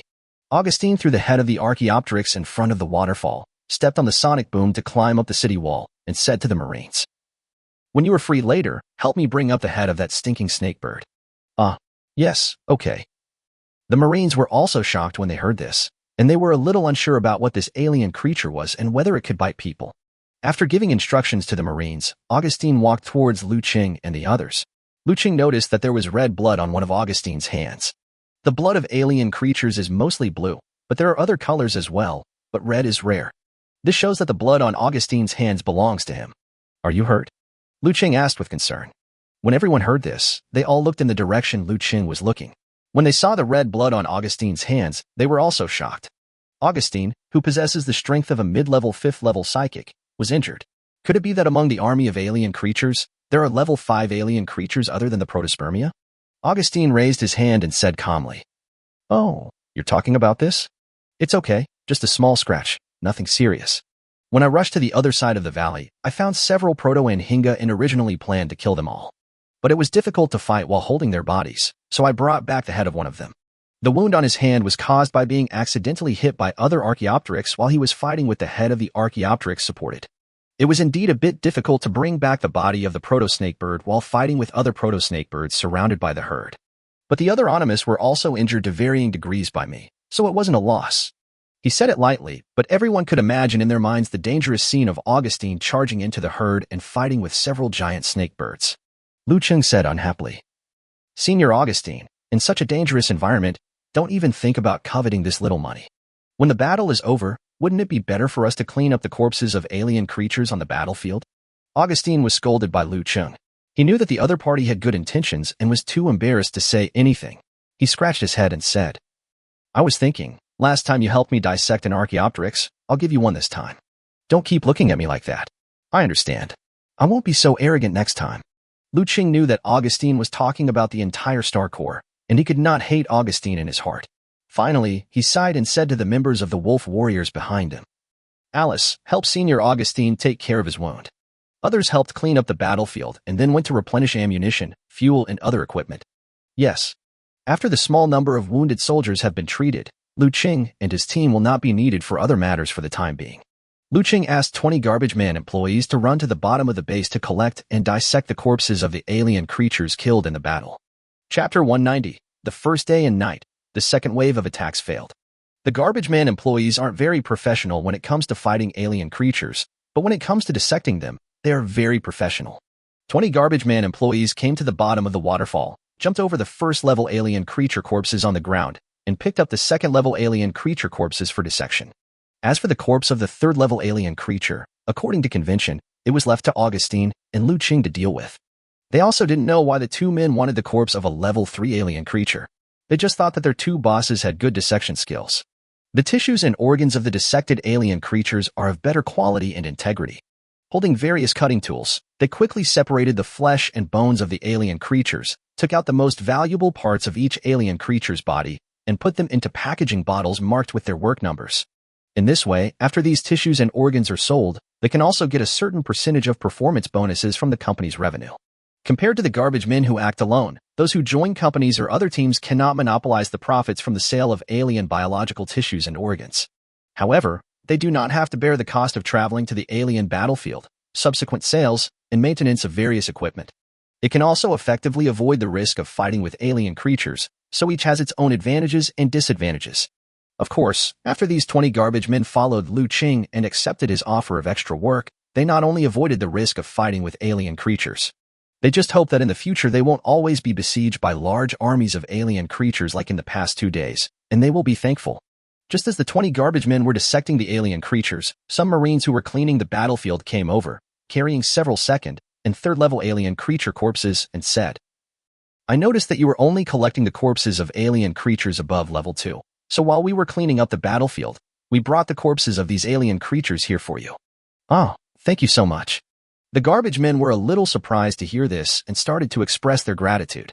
They really didn't expect that one day, regular army soldiers with much higher status than them would actually help them, the garbage men at the bottom of society, to carry corpses. Moreover, the other party took the initiative to do it without asking for any reward. No, if you hadn't used your powers to protect us during the battle, my brothers and I would not have been safe. It's my duty to help you with some small things." Just as the Marines and the garbage men were gathering in harmony at the foot of the waterfall, several Marines dragged the head of the Anhinga that Augustine had brought back out of the large elevator. The head of this proto-Anhinga was really difficult to carry, so the Marines found 2 hovercraft transporters and dragged it from outside the base to the elevator. "Sir Augustine, the bird head you requested." "Oh, sorry to bother you. Go ahead and do your work." After Augustine waved to send off several Marines, he whispered to Liu Cheng stealthily, "How about it? If it's just a head, can we extract the complete star core fragments?" Liu Cheng Dao. "It's probably a bit of a stretch, but you can give it a try." After the 2 of them finished talking, they began to fiddle with the head of the Amperanya. Liu Cheng placed his hand on the head of the ancestral snake bird and used his power to purify and strengthen it. Soon, the power extraction was completed. He then took out the black gold dagger that Augustine had given him and started cutting. After cutting open the tissue of the proto-animal's head, he took out a very large star core fragment from it. It is indeed a star core fragment of top quality, and its size is quite impressive. What a pity. If it was a whole Archaeopteryx snake, maybe we could extract the complete star core. Liu Cheng sighed, and Augustine comforted him. Not necessarily. After all, my Eye of Luck ability didn't detect that there was too much good luck in those ancestral snake birds. Even if the whole thing is dissected, the resulting fragments of the star core will only be slightly larger, but not as large as the entire star core. Liu Cheng felt that what Augustine said was very likely. After all, his purification ability would try its best to remove the biological coating impurities left by the alien creatures. If screened out, the remaining life energy in the corpses may not reach the level of forming a complete star core. After the battlefield was almost cleaned up, everyone returned to the base and remained on alert until noon, but the alien creatures did not launch a second attack. Let the soldiers rest for a while. I estimate that the probability of the alien creature army launching an attack in the afternoon is not high. Liu Cheng said to everyone. Soldier Zhang Zijian and others also nodded in agreement. If I were an alien creature, I would wait until night to launch an attack after seeing that the attack during the day had no effect. Liu Cheng added. While we're still in the daylight, we can continue laying mines, setting traps, and the like. How many weapons and supplies are left in the fortress's armory? There are only dozens of electromagnetic cannons, and we have taken them all out before. There are quite a few mines left, and we can bury them over a large area. We don't have to worry about bullets and shells. Liu Cheng nodded and asked Zijian and others to arrange the matter. He himself chose to return to the lounge and rest for a while. Since they came here to support, Liu Cheng has not slept for almost 3 or 4 days due to the continuous fighting. Even though he was a third-level psychic, with psychic energy supporting his body and much stronger physical fitness than ordinary people, he still felt a little tired and his body couldn't take it. At night, in the former 23rd military base, all the soldiers gathered on the metal wall on the cliff and were on high alert, guarding against the army of alien creatures that might attack at any time. Sure enough, after the night fell completely, the sound of mines being triggered continuously rang out again. Boom, boom, boom. The fire from the mine explosion helped the soldiers to identify the location of the alien creatures. The commander shouted and gave an order. Turn on all searchlights, aim at the sky and the ground. All soldiers prepare to meet the enemy. Everyone had been well prepared and had prepared a large amount of lighting equipment in advance, illuminating the area around the base as brightly as day. After a battle, the army of alien creatures who wanted to take advantage of the darkness to raid humans not only did not gain any benefit, but also suffered far more casualties than during the daytime attack. While the alien army was attacking, Augustine sneaked to the entrance of the valley like a nobody. One man killed 2 proto-snakebirds that were commanding the battle, and then hurried back after the alien army retreated. He also learned his lesson and stopped being greedy. Chapter 191 Day 2 Pre-War Mobilization. After previous experiments with Liu Cheng, Augustine knew that the 2 proto-snakebirds he killed did not contain too many luck elements in their bodies, and a complete star core could not be dissected from their bodies. So he was not in a hurry to bring their bodies back, and planned to wait until the reinforcements arrived. After daybreak, 20 garbage men took advantage of the alien creatures' retreat and went down to the waterfall to dissect the bodies of the 2nd and 3rd level alien creatures. The Marines also took advantage of this period to continue laying mines. However, the garbage man returned early after working for a while. The reason was that the cargo hold of Augustine's almost half-scrapped medium-sized spaceship could no longer accommodate new sealed cans. Augustine sighed and said, "As you have been through battles for days, my efficiency in collecting alien biological tissues and organs is quite fast, but I don't have time to return to the central star field to sell the battlefield harvest. It seems that it would be better to wait until the military reimburses me before taking out a loan to buy 2 larger spacecraft. One is used for battlefield transportation and collection, and the other is used to transport goods back and forth between the central star field and the frontline star field." Liu Cheng nodded, agreeing with Augustine's idea. "Okay, but it's better not to buy this kind of half-civilian, half-combat type of spacecraft anymore. Just buy 2 combat ships directly. If we can't get approval from the Galaxy Human United Government to purchase battleships, I will go to our Corps commander to ask him to order 2 ships for our company from the Military Trade Department." Augustine was silent for a long time after hearing this, and asked doubtfully, "Butcher, you should know that the company we founded is a junk business company that aims to make profits and collect star cores. It's not some space mercenary company that's focused on combat security, right?" Hearing this, Liu Cheng began to reflect on himself. "Well, now that you mention it, it is indeed not a good idea to buy 2 battleships." Augustine nodded with satisfaction and said to Liu Cheng, "That's right. The cargo space of a battleship is only 1/4 of that of a transport ship, and the daily fuel consumption and weapon maintenance costs are much higher. It is better to buy 2 transport ships." As a result, before Augustine finished speaking, Liu Cheng finished his self-reflection and continued, "Then buy a combat ship and a transport ship." Augustine was speechless. "Hey, Butcher, are you listening to me? Is this just about buying 1 battleship?" Liu Cheng was surprised when he heard this and asked, Senior, do you think it's better to buy 2 battleships? I'll tell you, when the time comes, we'll take out a loan to buy 2 battleships." Augustine decided to ignore this butcher kid today. He had no respect for his seniors at all. It was really infuriating. The soldiers guarding the base had a simple breakfast in the morning and then began to stand guard again. However, at the entrance of the valley, the gathered alien creatures seemed too quiet and did not launch an attack until noon. Helplessly, the commander of the Marine Corps had to ask some soldiers to go down and rest first and start taking turns to stand guard. Otherwise, standing guard on the city wall and maintaining a high state of vigilance for a long time would be a huge physical and mental drain on these ordinary people with no ability. When the alien army really attacks, it will definitely affect their overall combat effectiveness. In the afternoon, Liu Cheng and 4 other sergeants all stood on the metal wall on the cliff. Liu Cheng was holding a multifunctional military telescope in his hand and looking towards the entrance of the valley. After seeing Augustine, he put down the telescope. Augustine leaped a few times and reached the top of the city wall, which was hundreds of meters high. Liu Cheng and his men asked curiously, "How is it? Are there any moves from the alien creatures yet?"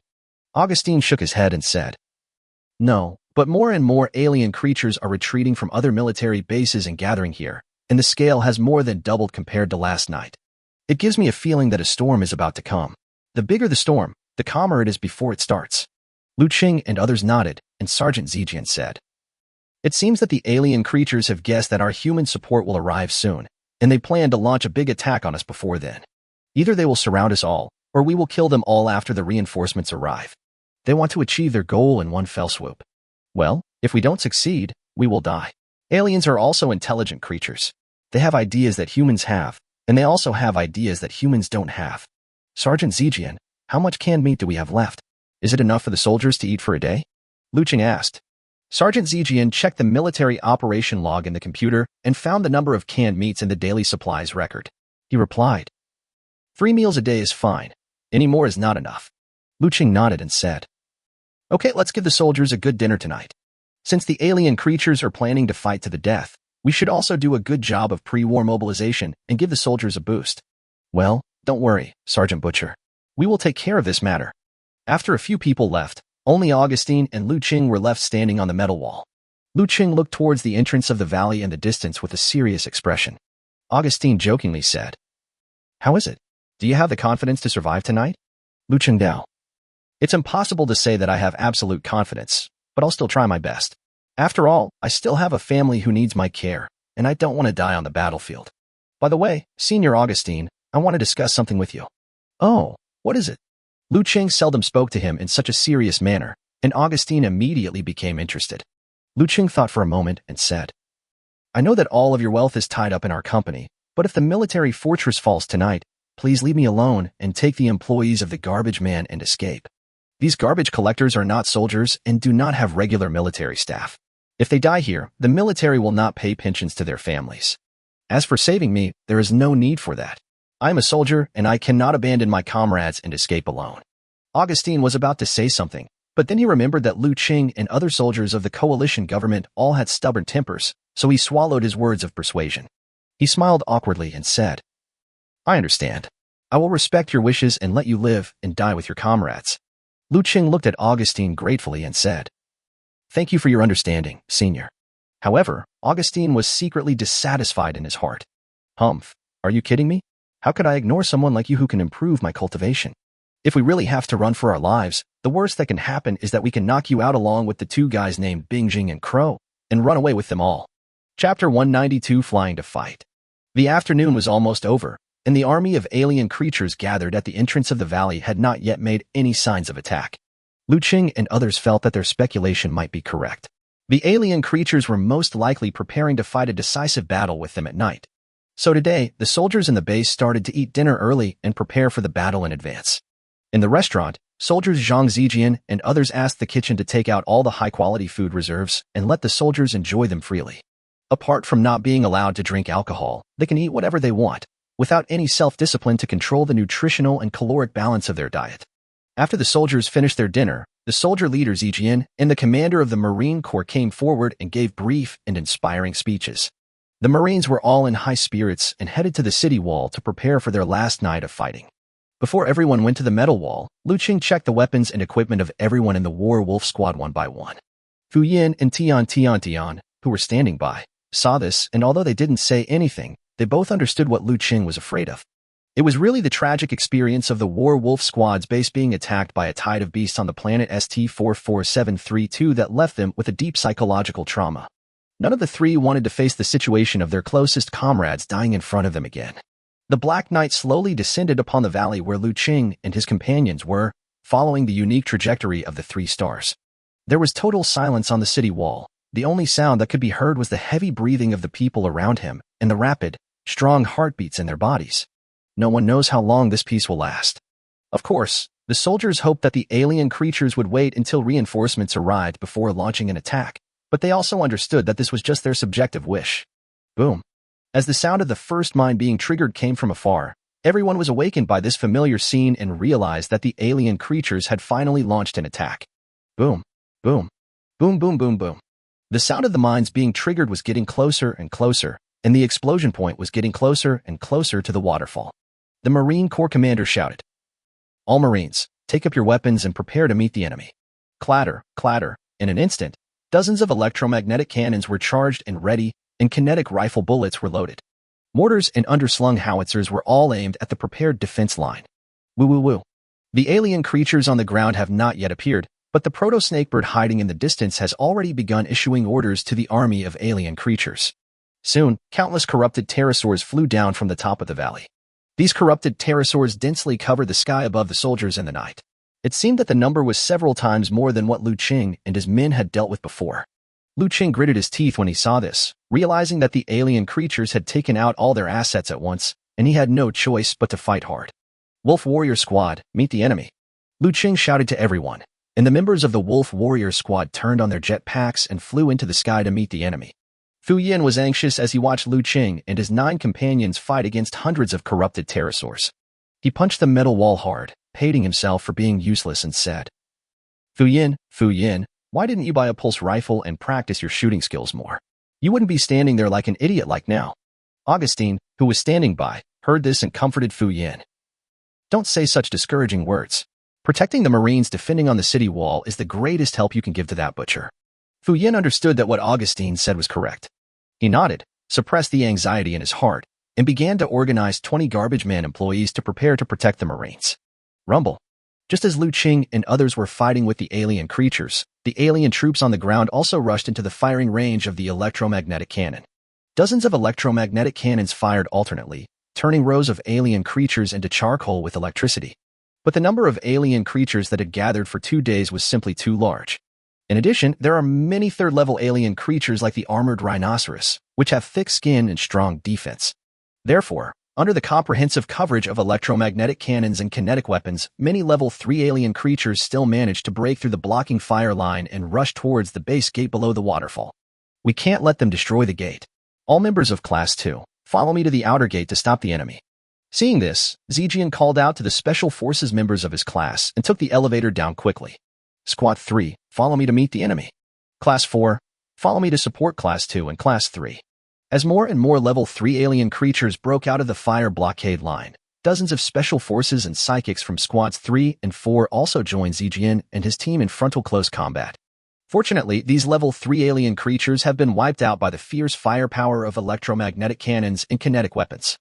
Otherwise, Zijian's 3 second-level psychics and his less than 20 first-level psychic subordinates would definitely not be their match. The possibility of total destruction is there at any time and anywhere. Augustine waited for a long time. Seeing that the alien creatures had almost rushed out of the valley entrance, he said to Fu Yin beside him, I'll leave the city wall to you. I'm going to go meet the remaining proto-snakebirds.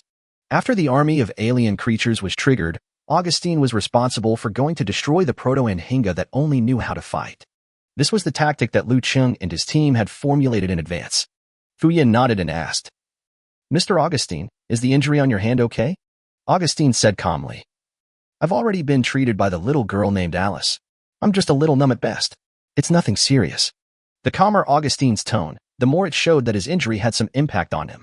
However, Fu Yin did not say anything else, but just reminded, Be careful. Yeah, you too. So said Augustine, leaping from the metal wall. Avoiding the sight of the army of alien creatures, he stepped on the air and rushed towards the protosnake bird far behind. Seeing this, Liu Cheng, who was fighting with alien creatures in the sky, also understood that Augustine had taken action. The protection of the Marines on the city wall has been weakened a lot, so they have to try their best to attract the attention of the corrupted pterosaurs. Liu Cheng took off the jetpack behind him and threw it to John and others.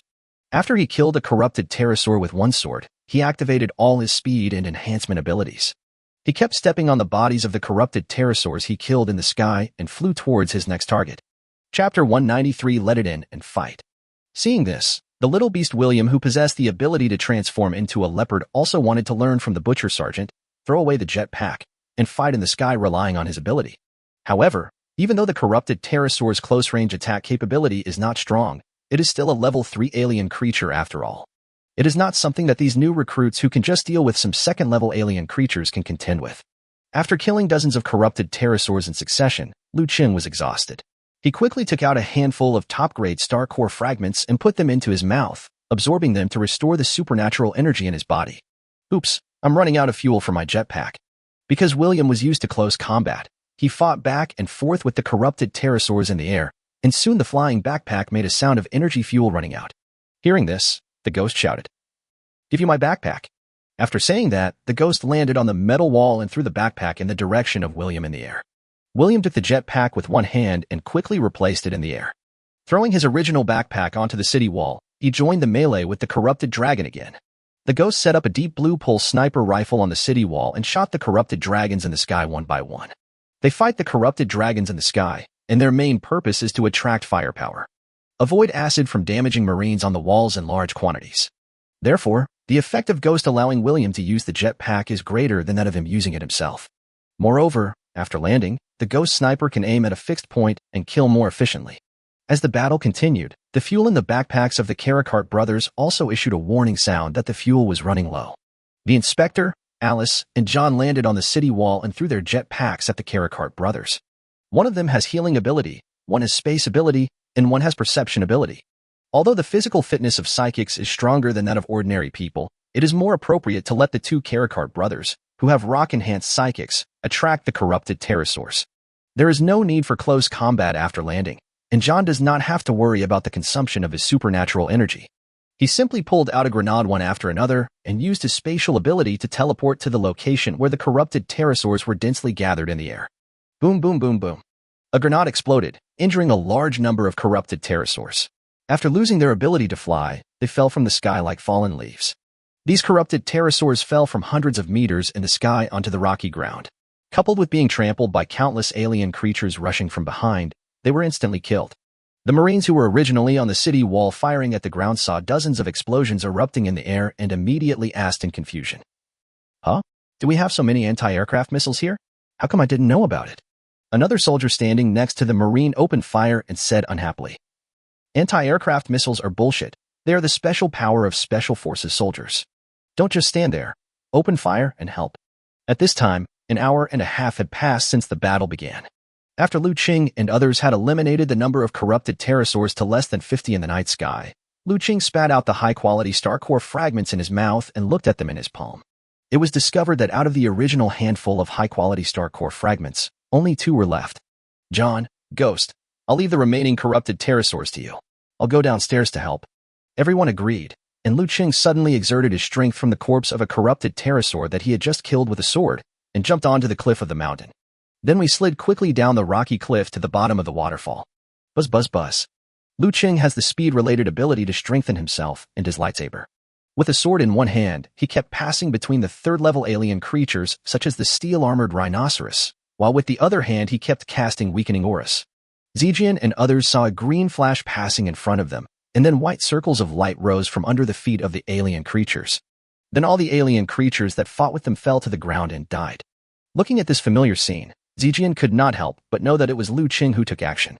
When Liu Cheng came to Zijian and his group, Zijian asked, "Captain Butcher, have you dealt with all the corrupted pterosaurs in the night sky?"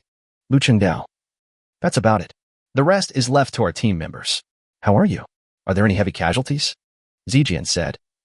"Half of our team members are injured, and the 3 sergeants, including me, have very little energy left. But with your joining, Sergeant Butcher, I believe we can hold out for a while."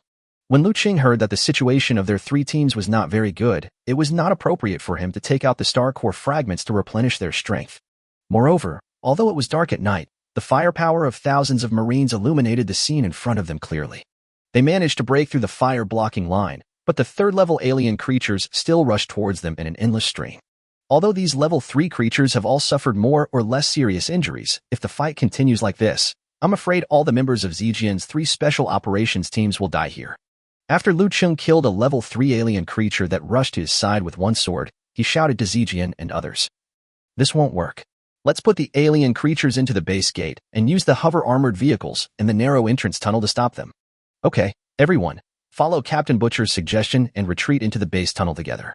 Everyone nodded, covering each other as they retreated into the base tunnel. After everyone entered the base gate below the waterfall, the base's huge metal gate slowly fell down again. The gate of the base can temporarily block them for a few minutes. Quickly notify some of the Marines on the wall to come down and drive the hover-armored vehicles to block them. Liu Cheng spoke loudly to Zijian. "Good. Boom. Boom. Boom, boom." The third-level alien creatures passed through the waterfall, and the sound of them constantly hitting the metal gates of the base was heard above the city wall. The regiment commander who was commanding the Marines to fight heard the sound and looked down, but could no longer see the special operations team members. Just as he was wondering, the voice of Soldier Chang Zijian came from the communication channel. The commander of the Marine Corps asked hurriedly, "What's going on? Why are alien creatures attacking the gate of the base?" Zijian replied, "The members of our special operations team were exhausted and had no choice but to put them into the tunnel at the entrance of the base to block the attack. Send down all the Marines driving hovercraft immediately." The commander of the Marine Corps nodded and replied, "I see." After hanging up the call, the team leader said in a hoarse voice, "Hover car driver, main gunner, and assistant gunner, all follow me and take the elevator down to stop the enemy. Everyone else, continue shooting at the alien creatures from the city wall." Chapter 194, Alien Creatures in the Water. The commander of the Marine Corps took nearly 300 Marines and took the elevator to the bottom of the base. After getting out of the elevator, he said to Liu Cheng, Zijian, and others, "Fortunately, we didn't transport the hover-armored vehicle to the city wall via the large elevator, Otherwise, it would be too late to transport it down now. Liu Cheng Dao. Now is not the time to talk about this. Let's get the soldiers on the hovercrafts. I'm afraid the gate of the base won't be able to withstand the impact of alien creatures for much longer. The commander of the Marine Corps nodded and quickly directed the Marines to board the hovercraft. They drove hover armored vehicles and hover troop carriers from the large elevator to the end of the base entrance tunnel. Then they were arranged in a staggered manner to ensure that the firepower could cover the entire 20-meter-wide entrance tunnel. However, this time, the purpose of their defense was not to reduce casualties and losses, but to try their best to maximize the time to delay the alien creatures. Therefore, the hovering troop carrier with a small-caliber artillery was placed in front of the hovering armored vehicle with a large-caliber artillery turret. If the alien creatures really rush to the defense line, priority will be given to sacrificing the less defensive hovercraft to preserve the artillery firepower for blocking and intercepting in the tunnel. Boom, boom, boom. After all the vehicles were in place, the sound that echoed in the tunnel was the sound of the heavy metal doors of the base being hit by the alien creatures outside. The base gate was hit repeatedly, becoming more and more distorted. Suddenly, the rocks and metal bolts on both sides of the base's gate seemed to no longer be able to withstand the pressure caused by the deformation and fell down with a bang. At the moment the gate fell, the commander of the Marine Corps shouted, "Fire!" Boom, boom, boom, boom, boom. The artillery and machine gun turrets of dozens of hover armored vehicles and dozens of hover personnel carriers simultaneously fired at the base gate at the other end of the tunnel. These level 3 alien creatures, which had finally broken through the metal gate of the base, were hit head-on by dense artillery shells the moment they rushed into the tunnel. They had already suffered serious injuries when they tried to break out of the fire blockade created by electromagnetic cannons and kinetic weapons. At this time, he was hit by rounds of artillery shells head-on.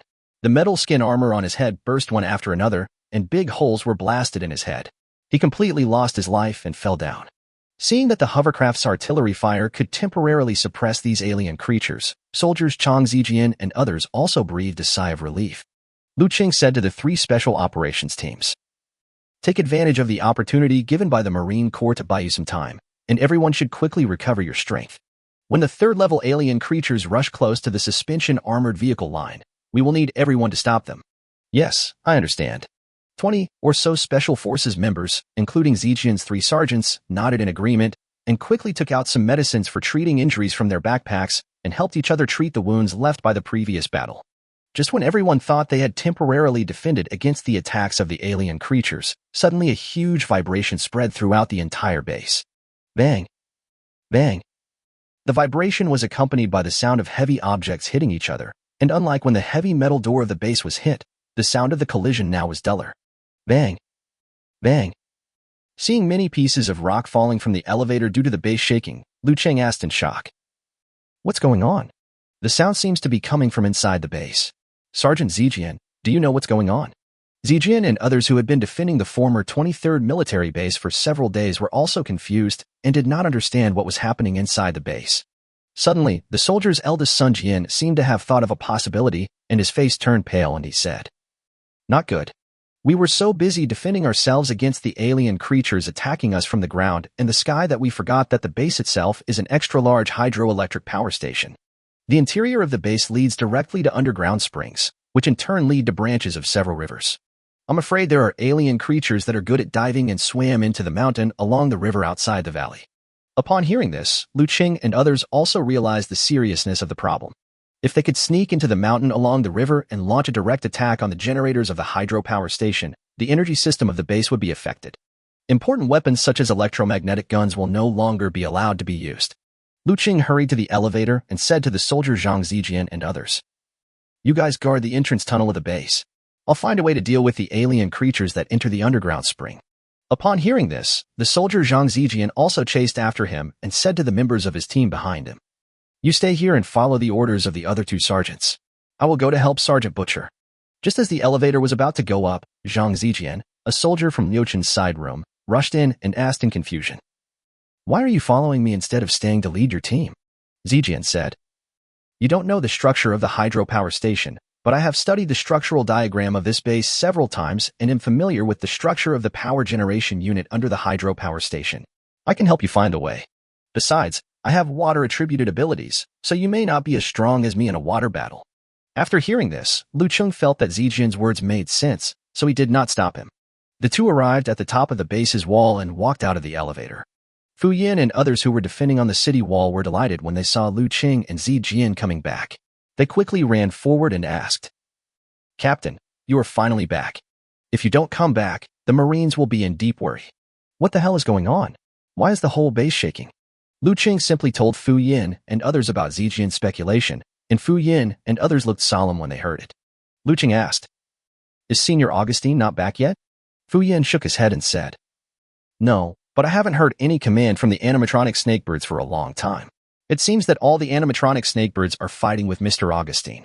Although Liu Cheng was a little disappointed, he still said, "Since Senior Augustine hasn't come back, we can't keep waiting.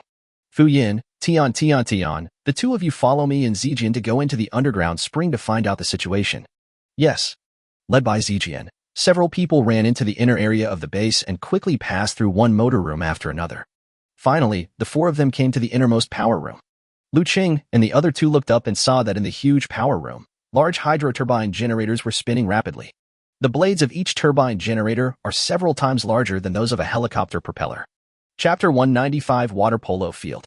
Soldier Zhang Zijian pointed at the propeller of the turbine generator and the connection with the metal wall of the power generation room, and said, "Behind this heavy metal wall is where the underground spring gushes upwards. The blades of the turbine generator are specially designed so that when they rotate rapidly, they can generate outward negative pressure, offsetting the pressure of the underground water springs and preventing the water springs from directly flowing into the base. Therefore, there is no way to stop these turbine generators, and we can only rush into the water spring when the blades turn for a few tenths of a second. Do you dare to try it?" Liu Cheng and his companions understood Zijian's meaning. According to the strength of the four of them as level 2 and 3 psychics, if they seized the gap between the turning paddle blades and jumped up with all their strength, they would be able to just penetrate the water spring. But if you hesitate or make a mistaken judgment and get hit by the paddle blades that are spinning so fast, it would be no different from being hit by the full force of a level 3 alien creature, a steel-armored rhinoceros. Even if he doesn't die, I'm afraid he will have more than a dozen bones broken. This is not only a test of their judgment and speed, but more of a test of their own courage." Liu Cheng and the others nodded and said, "That's not a problem. Let's talk about other things we need to pay attention to after entering the water." Zijian said, "There are roughly 2 reasons. One is that the flow rate and pressure of underground springs are definitely not comparable to ordinary rapids. Fighting in the water will definitely be disadvantageous to us. We don't know the number and strength of the alien creatures in the water, and we may face a tough battle. The second is that when we deal with the alien creatures rushing out, we can't see the rotation position of the blades in the power generation room, and it is easy to be hit by the blades." Tian said, "I have a way to deal with the second difficulty. I have ice attribute abilities, and I can fire smaller ice crystal fragments into the power generation room before we rush out. Ice crystal fragments hitting the blades will not cause damage to the blades, and the position of the blades can also be determined." Liu Cheng nodded. "That's good. Let's get started. I'll be the first one in." After saying that, Liu Cheng took a deep breath and filled his chest with air. He took the lead and rushed towards the gap between the paddle blade and the metal wall with all his strength. Puff. A faint sound of water entering the water was heard amidst the huge noise of the turbine generator. Tian and Fu Yin heaved a sigh of relief when they saw that there was no blood on the blades. The 3 of them also took a deep breath of air and followed Liu Cheng to rush through the gap between the rotating blades one by one. After the few people successfully entered the underground spring, they immediately felt the huge flushing force of the water around them. The 4 of them quickly grabbed the rock wall beside them, and against the fast-rushing water, they checked the water spring channel in the mountain for the alien creatures that attacked the base. Liu Cheng strengthened his supernatural powers and blessed his eyes, and soon discovered a huge fish as big as a killer whale that kept ramming into the metal wall of the base's power room. This alien creature has 6 legs like those of a giant lizard, with sharp claws and huge webbed feet between each claw. There is no tail behind it, but there are gills on both sides of its head, which obviously means it can breathe underwater. Liu Cheng and others couldn't talk or communicate in the water, so he simply climbed up the rock wall and came to Fu Yin and others. He patted them on the shoulders and pointed in the direction of the alien creatures. After seeing the alien creature, everyone nodded to Liu Cheng and swam towards the alien creature together. Since everyone was swimming against the current, they consumed a huge amount of physical energy.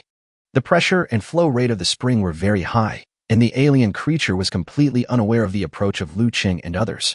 After several people approached, Fu Yin was about to shoot an energy wave at the alien creature with all his strength, but was stopped by Liu Cheng. Liu Cheng couldn't speak. He pointed at the wall of the power room and then at Tian. Fu Yin understood that he was afraid that the explosion caused by his energy wave would affect the metal walls of the power room, so he wanted Tian to use his ice-attributed ability to deal with the alien creature. Tian also raised his palm towards the alien creature and shot out several ice cones to attack. After the ice cone was shot out, it quickly grew larger in the water flow and turned into ice pillars more than 1 meter long, which slammed into the side of the alien creature's abdomen. All 4 of them were surprised. Even Tian himself did not expect that his ice attribute ability would be so powerful in the water. The alien creature was also seriously injured after being hit by several ice cones. He turned around and saw Liu Cheng and his companions, and immediately rushed towards them. Fu Yan's supernatural energy blessed his whole body, and the steel attribute supernatural power attached to his hands. He wanted to step forward to help everyone resist head-on. However, this alien creature was extremely agile in the water. It passed by Fu Yin and Liu Cheng from the side and swung its sharp claws towards Tian, who was attacking him. Tian had already dodged in advance, but the resistance of the rapid water flow was huge. She realized that she couldn't dodge in time, so she quickly used her ice ability to condense an ice crystal shield in front of her. Puff! The giant claw hit the ice crystal shield, shattering it, and a muffled sound flowed through the water into everyone's ears. The broken ice crystal round shield, along with Tian's body behind it, flew backwards. Seeing this, Liu Cheng quickly swam towards Tian. Liu Cheng caught Tian's body, but found that Tian's expression was very ugly, as if he was almost out of breath. He immediately realized that Tian was suffering from oxygen deprivation because he had just been attacked by the alien creature and had exhaled a large amount of air that had been trapped in his chest. Just as Liu Cheng was hesitating whether he should supply air to Tian's mouth, the soldier Zhang Zijian rushed to the 2 of them. He spread his hands, and a hollow sphere that blocked the water flow instantly opened with him as the center. Finally, 2 air spheres were created in the rapids of the underground spring to isolate the water flow. Zijian said to Liu Cheng and Tian, "This is my water polo field. It can separate the water and the gas in it. Now you can breathe freely." After hearing this, the 2 opened their mouths and started breathing heavily. Soon Fu Yin swam in and found that several people opened their mouths to breathe, and then he resumed breathing himself. Fu Yin complained, "If you have this kind of supernatural power, you should have used it from the beginning." Zijian explained, "I wanted to use this ability at first, but I couldn't keep up with the speed of the 3 of you moving in the water. Besides, my ability won't last long. It can only be used for breathing." Hearing this, Liu Cheng placed a hand on Zijian's shoulder and asked, "And now?" Chapter 196, The Eve of Victory. Feeling the energy that was more powerful than his own, flowing into his body from his shoulders, Zijian said happily, "Now we can keep this water polo field going. So amazing! What kind of supernatural power is this?" "This is my enhanced ability, which can enhance the abilities of myself and others." Liu Cheng did not explain too much and asked Tian, "Are you okay? Are you seriously injured?" Tian shook his head and said, "It's okay. I just almost choked. By the way, what species is this alien creature?" Liu Cheng Dao. "I don't know it either, but judging by its speed and strength, it should be about the same as the 3rd-level alien creature, the armored rhinoceros. And its defense is not as strong as that of the armored rhino, so it should not be difficult to deal with." Fu Yin. "It's a pity that the power of my energy wave explosion is difficult to control, otherwise I could kill this guy with just 1 shot. Tian said, "I feel that the more water there is in the surrounding environment, the more powerful my ice attribute ability will be. Liu Cheng, if you strengthen me, I should be able to kill that alien creature with 1 strike."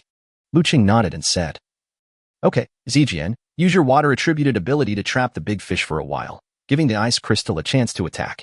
After that, he took out a few more star core fragments from his waist bag and put them directly into his mouth. Although his enhanced ability can only increase the effectiveness by 50 at most, the greater the increase, the greater the consumption of the ability energy in his body. Zijian didn't see clearly what Liu Cheng put into his mouth, but he was smart and knew that Liu Cheng didn't want him to know, so he suppressed his curiosity and didn't ask. Liu Cheng put his hands on Tian and Zijian's shoulders and used enhanced supernatural powers on them at the same time. Zijian aimed at the alien creature swimming towards them and used his water dragon power. He saw that he could originally summon 4 water dragons at most, but with Liu Cheng's enhanced blessing, the number increased to 7. 7 water dragons rushed towards the giant fish-like alien creature and entangled its 6 legs and neck. The giant fish-like alien creature was trapped and began to struggle violently in the torrent of the underground spring. Zijian said quickly, "Start, I can't hold him down for long." Despite Liu Cheng's enhanced supernatural powers, the giant fish-like alien creature still showed signs of trying to break free. This is not only because of the gap in strength between Zijian, a second-level psychic, and the opponent, but also because this is in an underground spring and the opponent has the advantage of the environment.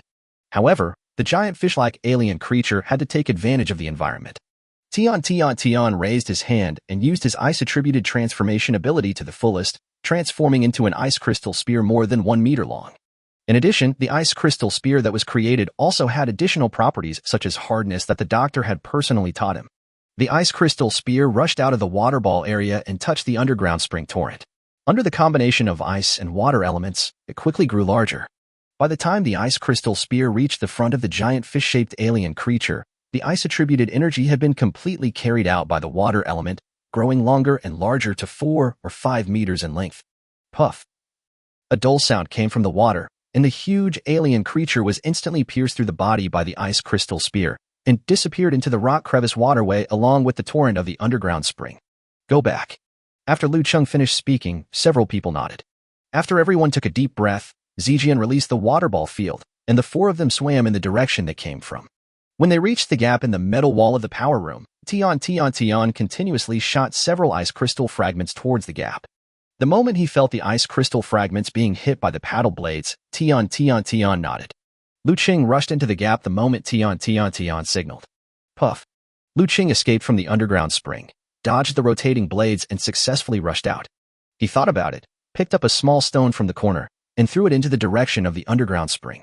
In the underground water spring, Tian and the other 2 saw the pebbles thrown back by Liu Cheng and realized that Liu Cheng should have returned safely, so they did the same thing and the 3 of them returned to the power room one after another. The 4 of them were all soaked, except Liu Cheng and the other 2, who were fine, since they were all men after all. Tian, on the other hand, felt a little embarrassed. He covered his chest with his arms and felt a little insecure. Seeing this, Zijian used his water attribute ability to remove all the water from the 4 people's clothes and said to Liu Cheng, "Captain Butcher, let's go back quickly. We don't know what the situation is like outside." Liu Cheng nodded. He was not worried about the situation on the city wall. The corrupted pterosaurs should have been almost eliminated. The main problem now is whether the alien creatures have broken through the defense of the base entrance tunnel. The 4 of them quickly returned to the city wall. When John and his companions saw Liu Cheng and the others coming back, they also hurried up. Liu Cheng asked, "What is the situation now?" John said, "We have already wiped out all the corrupted pterosaurs. There are still many alien creatures that have broken through the fire blockade. We are considering whether to go down and help." Liu Cheng nodded and said, "Carricate and William come with me. The rest of you stay on the city wall and provide fire support." When Liu Cheng and his companions returned to the tunnel below the base, the alien creatures had already rushed to the position of the hover-armored vehicle, carrying the bodies of their fallen companions in front of them. The members of the Special Operations Team have begun to fight the alien creatures at close range. Seeing this, Liu Cheng and others immediately joined the battle. At this point, it was unknown how many hours had passed since the battle began. Everyone felt that their physical strength had long been exhausted, and they were fighting the alien creatures entirely by relying on their willpower. Boom, boom, boom, boom, boom. The sound of intensive artillery fire came from outside the base. The Marines on the city wall were stunned when they saw the sudden firepower. Then they reacted and cheered. "It's the reinforcements. The reinforcements have finally arrived." The message was transmitted to the tunnel below the base through the communicator. After the commander of the Marine Corps received the message, he immediately shouted to Liu Cheng and others, "The support has arrived. Hold on, everyone." Everyone was delighted. Liu Cheng raised his lightsaber and shouted, "Victory is just around the corner. Everyone, hold on until the last moment. Don't die. Kill." Upon hearing this, both the Marines and the Special Operations Team members shouted loudly, using up all their last bit of strength to stop the alien army from advancing. Outside the valley, 2 mixed ground forces from the 27th Military Base and the 37th Military Base, which had received an emergency support order from the Corps, met 4 hours ago. And they hurried to the valley overnight. They were surprised to see the 3 corpses of Anhinga on the ground and Augustine fighting with the other 2. Level 5 Psychic? Chapter 197. Are you looking for trouble on purpose?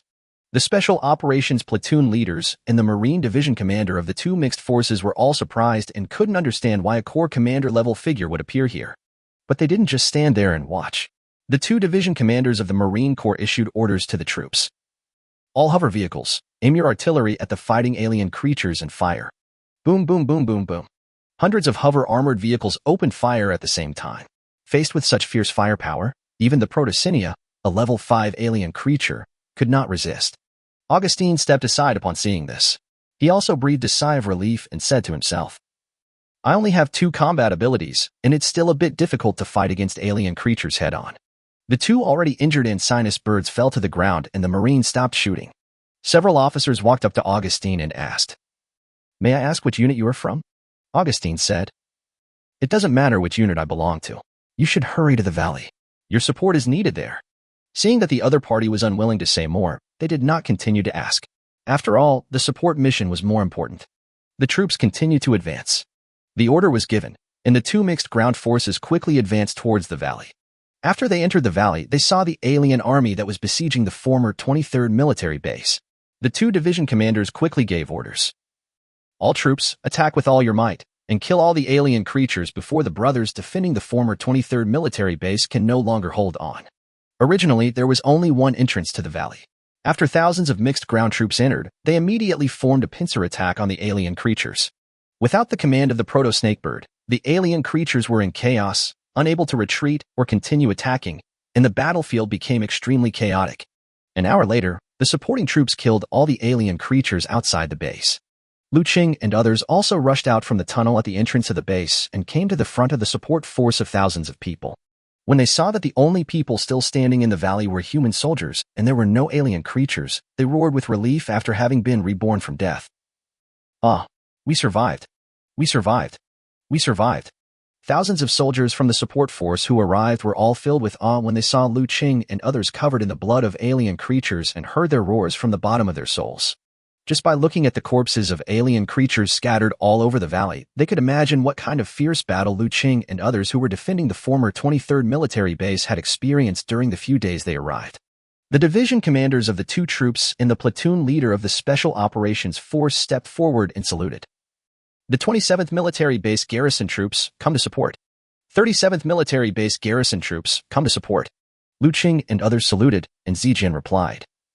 The garrison troops of the former 23rd Military Base, thank you for the arrival of the support troops.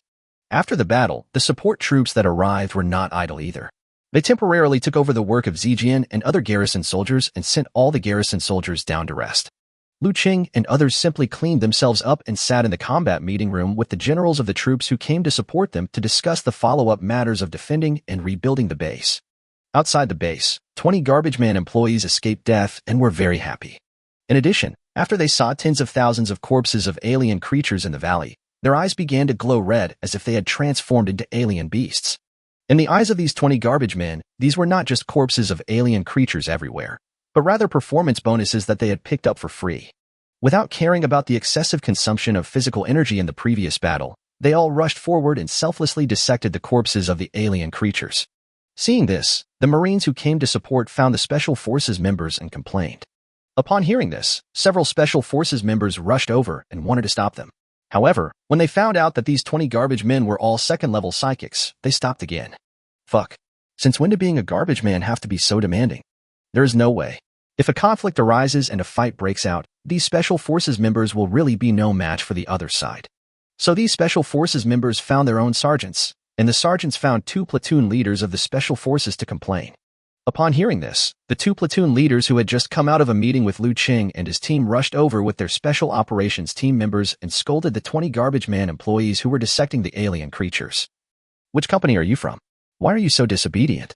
These are alien creatures that were killed by the soldiers defending the base with their own lives. How could it be your turn to take advantage of them? The 20 garbage man employees were also unhappy when they heard this. They had long been accustomed to being ridiculed and targeted by the military soldiers. When they heard the 2 platoon leaders of the Special Forces scolding them, they stood up reflexively and said without showing any weakness, "Who are you talking about? We also had a role in killing these alien creatures. Why can't we touch these corpses?" The 2 platoon leaders of the Special Forces did not take it seriously and said sarcastically, "Humph, you also have a share in killing them? You really know how to flatter yourself. I'm afraid that when the battle comes, you will have no idea where to hide. Haha. Fuck you." Among the 20 garbage man employees, several with hot tempers became angry when they heard this, and rolled up their sleeves to teach these 2 foul-mouthed Special Forces platoon leaders a lesson. However, he was stopped by an older garbage man, who said, "Don't pay attention to these people. Let's go find the butcher boss." "What? Still want to do it?" Come on. Don't think you are so powerful just because you are a second-level psychic.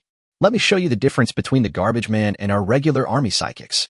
The platoon leader of the Special Operations Force waved his hand, and the sergeant and members of the Special Operations team behind him all stood up. Although the older employees of the garbage company had advised them not to be impulsive before, when they saw the other side bullying their people, they were unwilling to be outdone and all stepped forward to support their side. The garbage man and the military soldiers have had a long-standing grudge, and the surrounding Marines are all used to it and gather together to watch the show. After all, if you go to an underground boxing ring to watch superpowers fight, you'll have to spend a lot of galactic coins on tickets, not to mention a fight among dozens of superpowers. Just as the Marines were watching the two sides about to fight, suddenly a powerful aura that was so powerful that it almost suffocated the two platoon leaders quietly appeared behind them. Augustine asked in a cold tone, "You guys, are you trying to cause trouble on purpose?" Chapter 198. See what the defending soldiers say.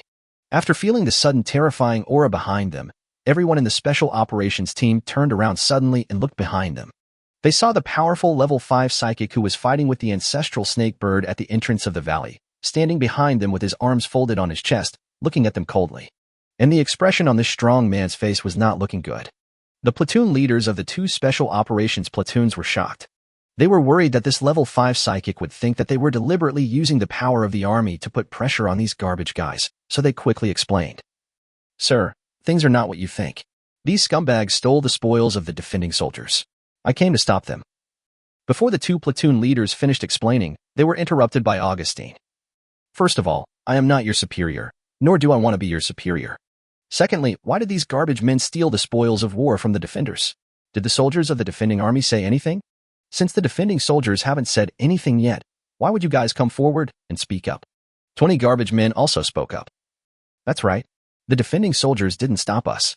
Why do you have the right and reason to stop us?" "Boss Augustine, don't listen to what these military bastards say. They just don't like us and are here to cause trouble." "Augustine, the boss?" The two platoon leaders also reacted after hearing this. It turns out that this psychic with level 5 strength is not an officer of the special forces at all, and he is not even a soldier. This fellow named Augustine, just like the 22nd level psychics in front of him, are all garbage men who collect the corpses of alien creatures on the battlefield. After realizing this, the members of the Special Operations team immediately lost more than half of their fear of Augustine. However, they still felt a little surprised that the average strength of this garbage man team was so high.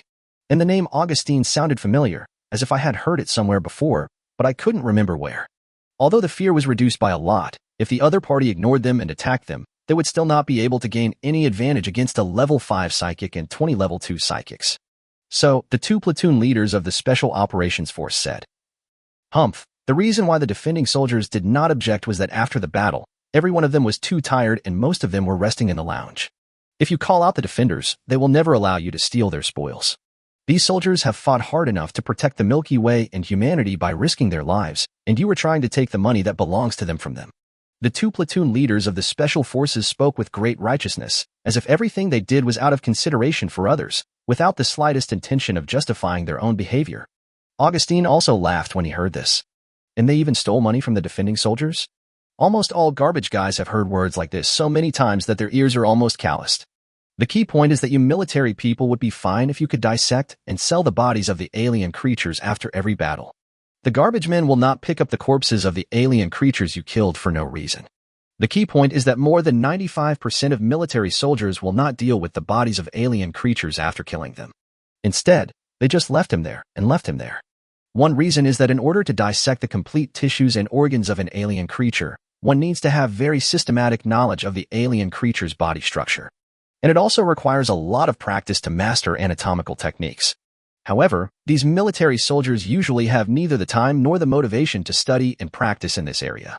Even if they happen to dissect the tissues and organs of alien creatures, they would just barely meet the standards for being purchased. Another reason is that the galactic coins earned from selling alien biological tissues and organs that just meet the acquisition standards are limited.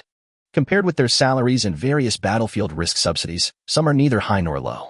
Therefore, there are not many soldiers in the army like Liu Cheng who specifically study and practice the anatomy of alien creatures because of their own and their family conditions are too poor. If we estimate, the proportion of people will definitely not reach 5. Therefore, Augustine would be disdainful of the righteous words spoken by the two platoon leaders of the special forces. He sneered. Do you think everyone is as shameless as you? Well, why don't you call the soldiers of the garrison and see what they say? If they say no to us dealing with these corpses, we will not only discard all the corpses of alien creatures in the valley. Moreover, we will dissect them all for you, sell them and transfer the proceeds to your account. If you're not a coward, you can go and ask them now. When the two platoon leaders of the special forces heard that the other party dared to speak such harsh words to them, they immediately said to one of their sergeants, "Squad leader, you and your team members go call a few garrison soldiers. Since these garbage men are willing to give us money for free, there is no reason for us to refuse." "Yes, I'll go right away." "Haha, just wait and see. The defending soldiers will come out and reject you.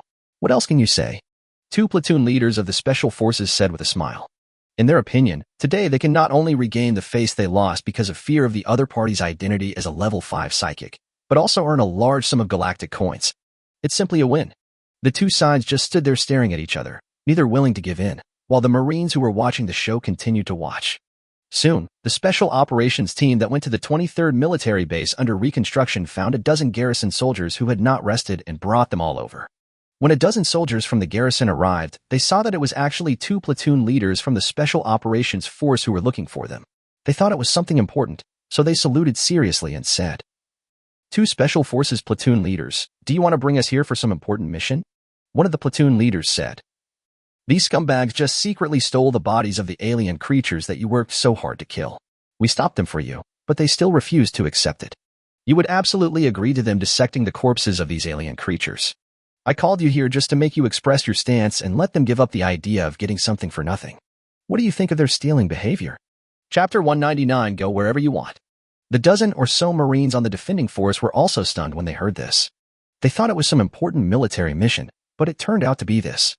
How do they see it? How else can they see it? Of course, there is no problem. A dozen of the defending soldiers looked at Augustine and others and said, "Sir Augustine, you are going to dissect the bodies of these alien creatures? Do you need help?" "Yes, everyone, come and lend a hand and help the Junkman brothers collect the corpses of the alien creatures together. It's still the same old rule. We only want the bodies of alien creatures above level 2. We don't want the bodies of level 1 alien creatures, right?" The 20 Garbage Man employees waved their hands and said, No, we can do it ourselves. You have been fighting for several days in a row. Go to the lounge and have a good rest." A dozen garrison soldiers smiled and said, "We are all people who have slept through the night. But you, who assisted us in fighting for several days, continued to work without even taking a rest. Let us help you. It's a small reward for your desperate efforts to protect us these days." Seeing that the defending soldiers insisted, the Garbage Man employees didn't say anything else. One reason is that the enthusiasm of these defending soldiers is hard to resist. The second reason is that these garbage employees are indeed a little tired. As a person with special abilities, he fought alongside military soldiers for several days in a row, and then had to return to his old job without even a rest. He was really physically exhausted. Besides, we are brothers who have been through thick and thin together. It would be rude to be too polite. So the defending soldiers helped to carry the bodies of the second and third level alien creatures over, and then handed them over to the Garbage Men employees for dissection. The platoon-level members of the two special forces who had previously prevented them from dissecting the corpse were dumbfounded when they saw this happy and harmonious scene. They all opened their mouths wide, unable to believe their eyes. Is this still the garbage guy who is incompatible with their military soldiers on the battlefield? Why does it feel like this? Just like a comrade in arms who has been through life and death together for many years. Seeing that the guards were moving the bodies too efficiently, the 20 Garbage Men smiled and waved their hands, saying, That's enough. The sealed cans we brought this time are already full. We can't handle so many corpses of alien creatures for the time being." The defending soldiers didn't take it seriously and said, "It's okay. Anyway, we will be stationed here for the time being to rebuild the military fortress, underground tunnels, and communication signal towers. We won't go anywhere else. After you finish the dissection, go back and sell the alien creatures' tissues and organs, and then continue the dissection when you come back. The corpses of these alien creatures won't stink much even after 10 days or half a month. We will help you keep an eye on them and prevent others from touching them." The 20 Garbage Men's eyes lit up when they heard this, and they thought this was a good idea. Originally, they thought that although there were many corpses of these alien creatures, the performance-based wages they could earn for free would be limited after all. Now, their good brothers in the military actually offered to help them guard the bodies of the alien creatures and were willing to let them store them in the valley. I'm afraid that the performance salary of each of them this month can easily reach 300,000 or 400,000. He nodded happily and said, "Thank you for your hard work.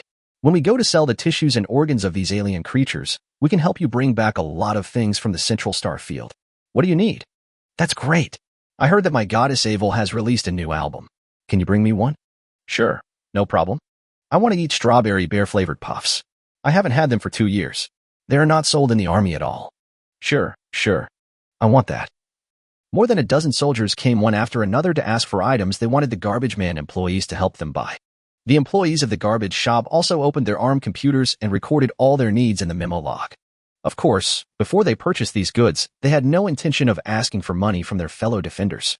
After all, considering the performance bonus they earned this time, treating everyone to these items is not a big expense.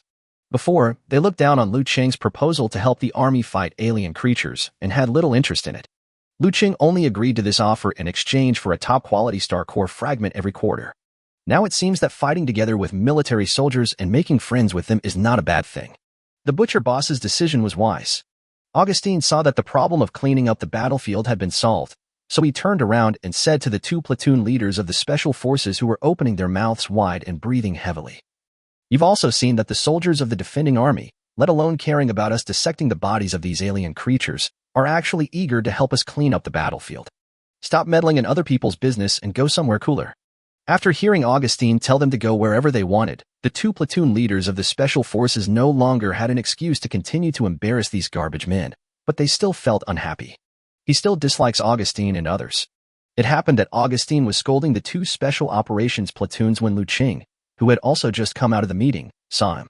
Liu Cheng walked forward suspiciously and asked, "What happened here? Why do I feel like you guys are arguing?"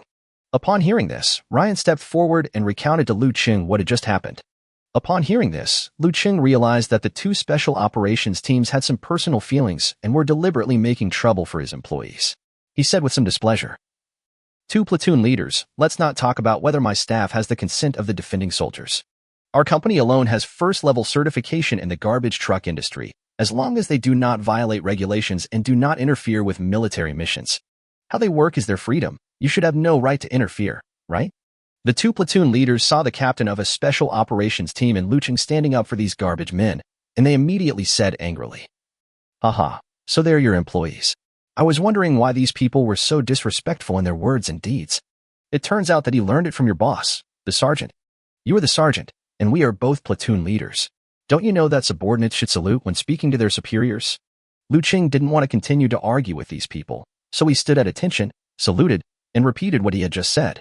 Reporting to the 2 platoon leaders, "Our company has the first-level certification qualification in the garbage truck industry, and you have no right to interfere with the normal work of my employees. Please take your subordinates and leave, or I will complain to the Industry Management Association and the Corps Commander." Chapter 200 Promotion to Platoon Leader. Huh, you're still complaining about us? Just because you, a sergeant who leads a group of scumbags and is not doing your job picking up corpses on the battlefield, you want to complain about our 2 platoon leaders? Do you really think the regiment will pay attention to an insignificant sergeant like you? Another platoon leader echoed.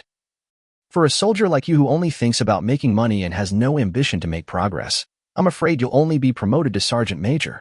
You'll never be able to climb to the level of platoon leader in your lifetime.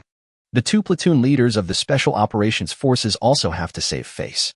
Since they have been embarrassed once before, they have to say a few more words to Liu Cheng before leaving. Liu Cheng didn't care. His current vision and goals were no longer comparable to those of an ordinary platoon leader in the Special Operations Forces.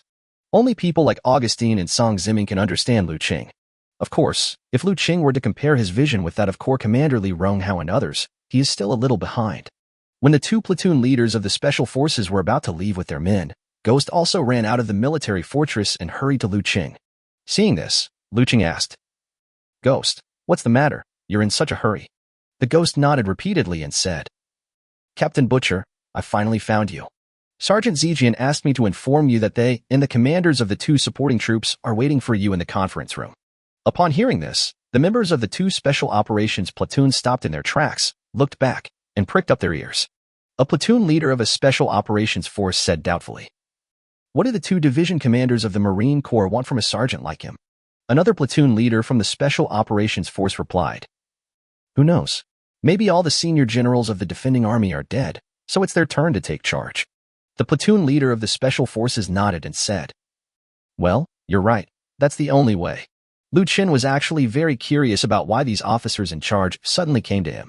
You know, he had just come out of a meeting in the combat conference room, so he asked, "Did they say what it was about?" The ghost replied, "I listened to a few words, but didn't quite understand them. It seemed like the regiment headquarters had issued an order to promote you, the captain, to platoon leader. Forget it, captain, you should go and ask for the answer yourself. It would be better to ask for the answer yourself." "Okay, I understand.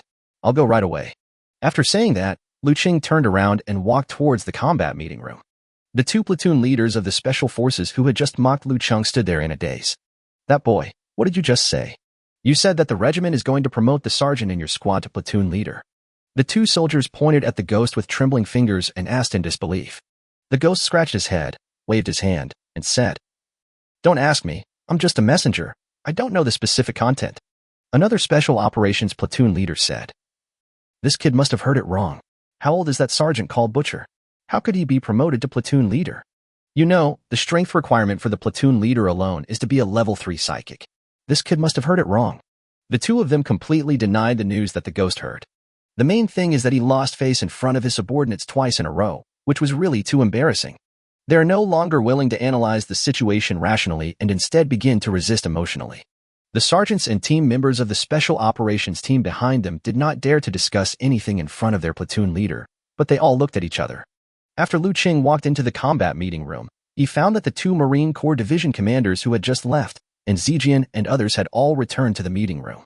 He asked curiously, "You're looking for me?" The soldier's eldest son, Jian, stepped forward quickly and nodded. "Yes, to be precise, it was the regiment headquarters that was looking for you." Liu Cheng and several others sat around a holographic projection table, which was displaying the images from the regiment's communicator. Shortly after Liu Cheng sat down, the staff officer from the regiment headquarters stood up and made way for the corps commander Li Ronghao. Everyone saluted, and Li Ronghao said, "The fleet just suffered another round of Leviathan attacks. Sorry for being late." Zijian said, "We have just arrived here as well. You have arrived just in time, Captain." Li Ronghao nodded and said, "That's good. I'll get straight to the point. I've read the battle report on defending the former 23rd military base. You did a good job. We especially want to commend the 2nd, 3rd, and 4th squads of the 1st platoon of the 2nd Battalion of the Special Operations Force who held on to the end, as well as the 4th squad of the 2nd platoon of the 1st Battalion of the Special Operations Force who went to support us." Liu Cheng, Zijian, and others said together, "It is our duty to protect humanity in the galaxy." Li Ronghao continued, "Here, on behalf of all officers of the 10,894th Regiment, I would like to express my highest respect for all the Special Forces soldiers and Marines who died in this battle. Let us all observe a moment of silence together." Li Ronghao in the holographic projection and everyone in the combat meeting room all lowered their heads in silence and mourned together. A minute later, everyone looked up and Li Ronghao said, "Next, I would like to talk about the next arrangements and personnel transfers of your several troops. Since each of the ground forces has suffered heavy losses, we will not be replenishing personnel for the time being. Your 4 troops will remain at the former 23rd military base to carry out various reconstruction tasks at the base. Secondly, all members of the Warwolf Squad, the 4th Squad, the 2nd Platoon, and the 4th Squad were merged into the 1st Platoon of the 2nd Special Operations Battalion, and formed the new 1st Platoon of the 2nd Special Operations Battalion together with the 2nd, 3rd, and 4th Squads. Liu Cheng, the sergeant of the Wolf Warrior Squad, serves as the platoon leader of the 1st Platoon of the 2nd Special Operations Battalion. The position of Sergeant of the Wolf Warrior Squad is handed over to former team member Fu Yan. Finally, after your 3 troops complete the reconstruction of the 23rd military base, stay where you are and wait for further orders from the Corps." Everyone saluted and said in unison, "Order received." After Li Ronghao hung up the call, everyone in the combat meeting room looked at Liu Cheng and congratulated him. "Congratulations to Sergeant Butcher." "No, now it should be Platoon Leader Butcher." "Congratulations, please take care of me in the future." The 2 Marine Corps division commanders have a strong political sense. They had already smelled something special from the fact that Liu Cheng was promoted by Li Ronghao to be the platoon leader of the Special Operations Forces at a young age. Although they didn't know much about the young man named Liu Cheng in front of them, they all understood that he would definitely have a bright future in military career. As the person involved, Liu Cheng was actually a little confused. He wondered how he had just been promoted to sergeant, and how come he became the platoon leader of the Special Operations Platoon. As the saying goes, a bystander sees more clearly than a participant. The soldiers Chang Zijian and others who were watching clearly understood why the regiment was able to make such an appointment.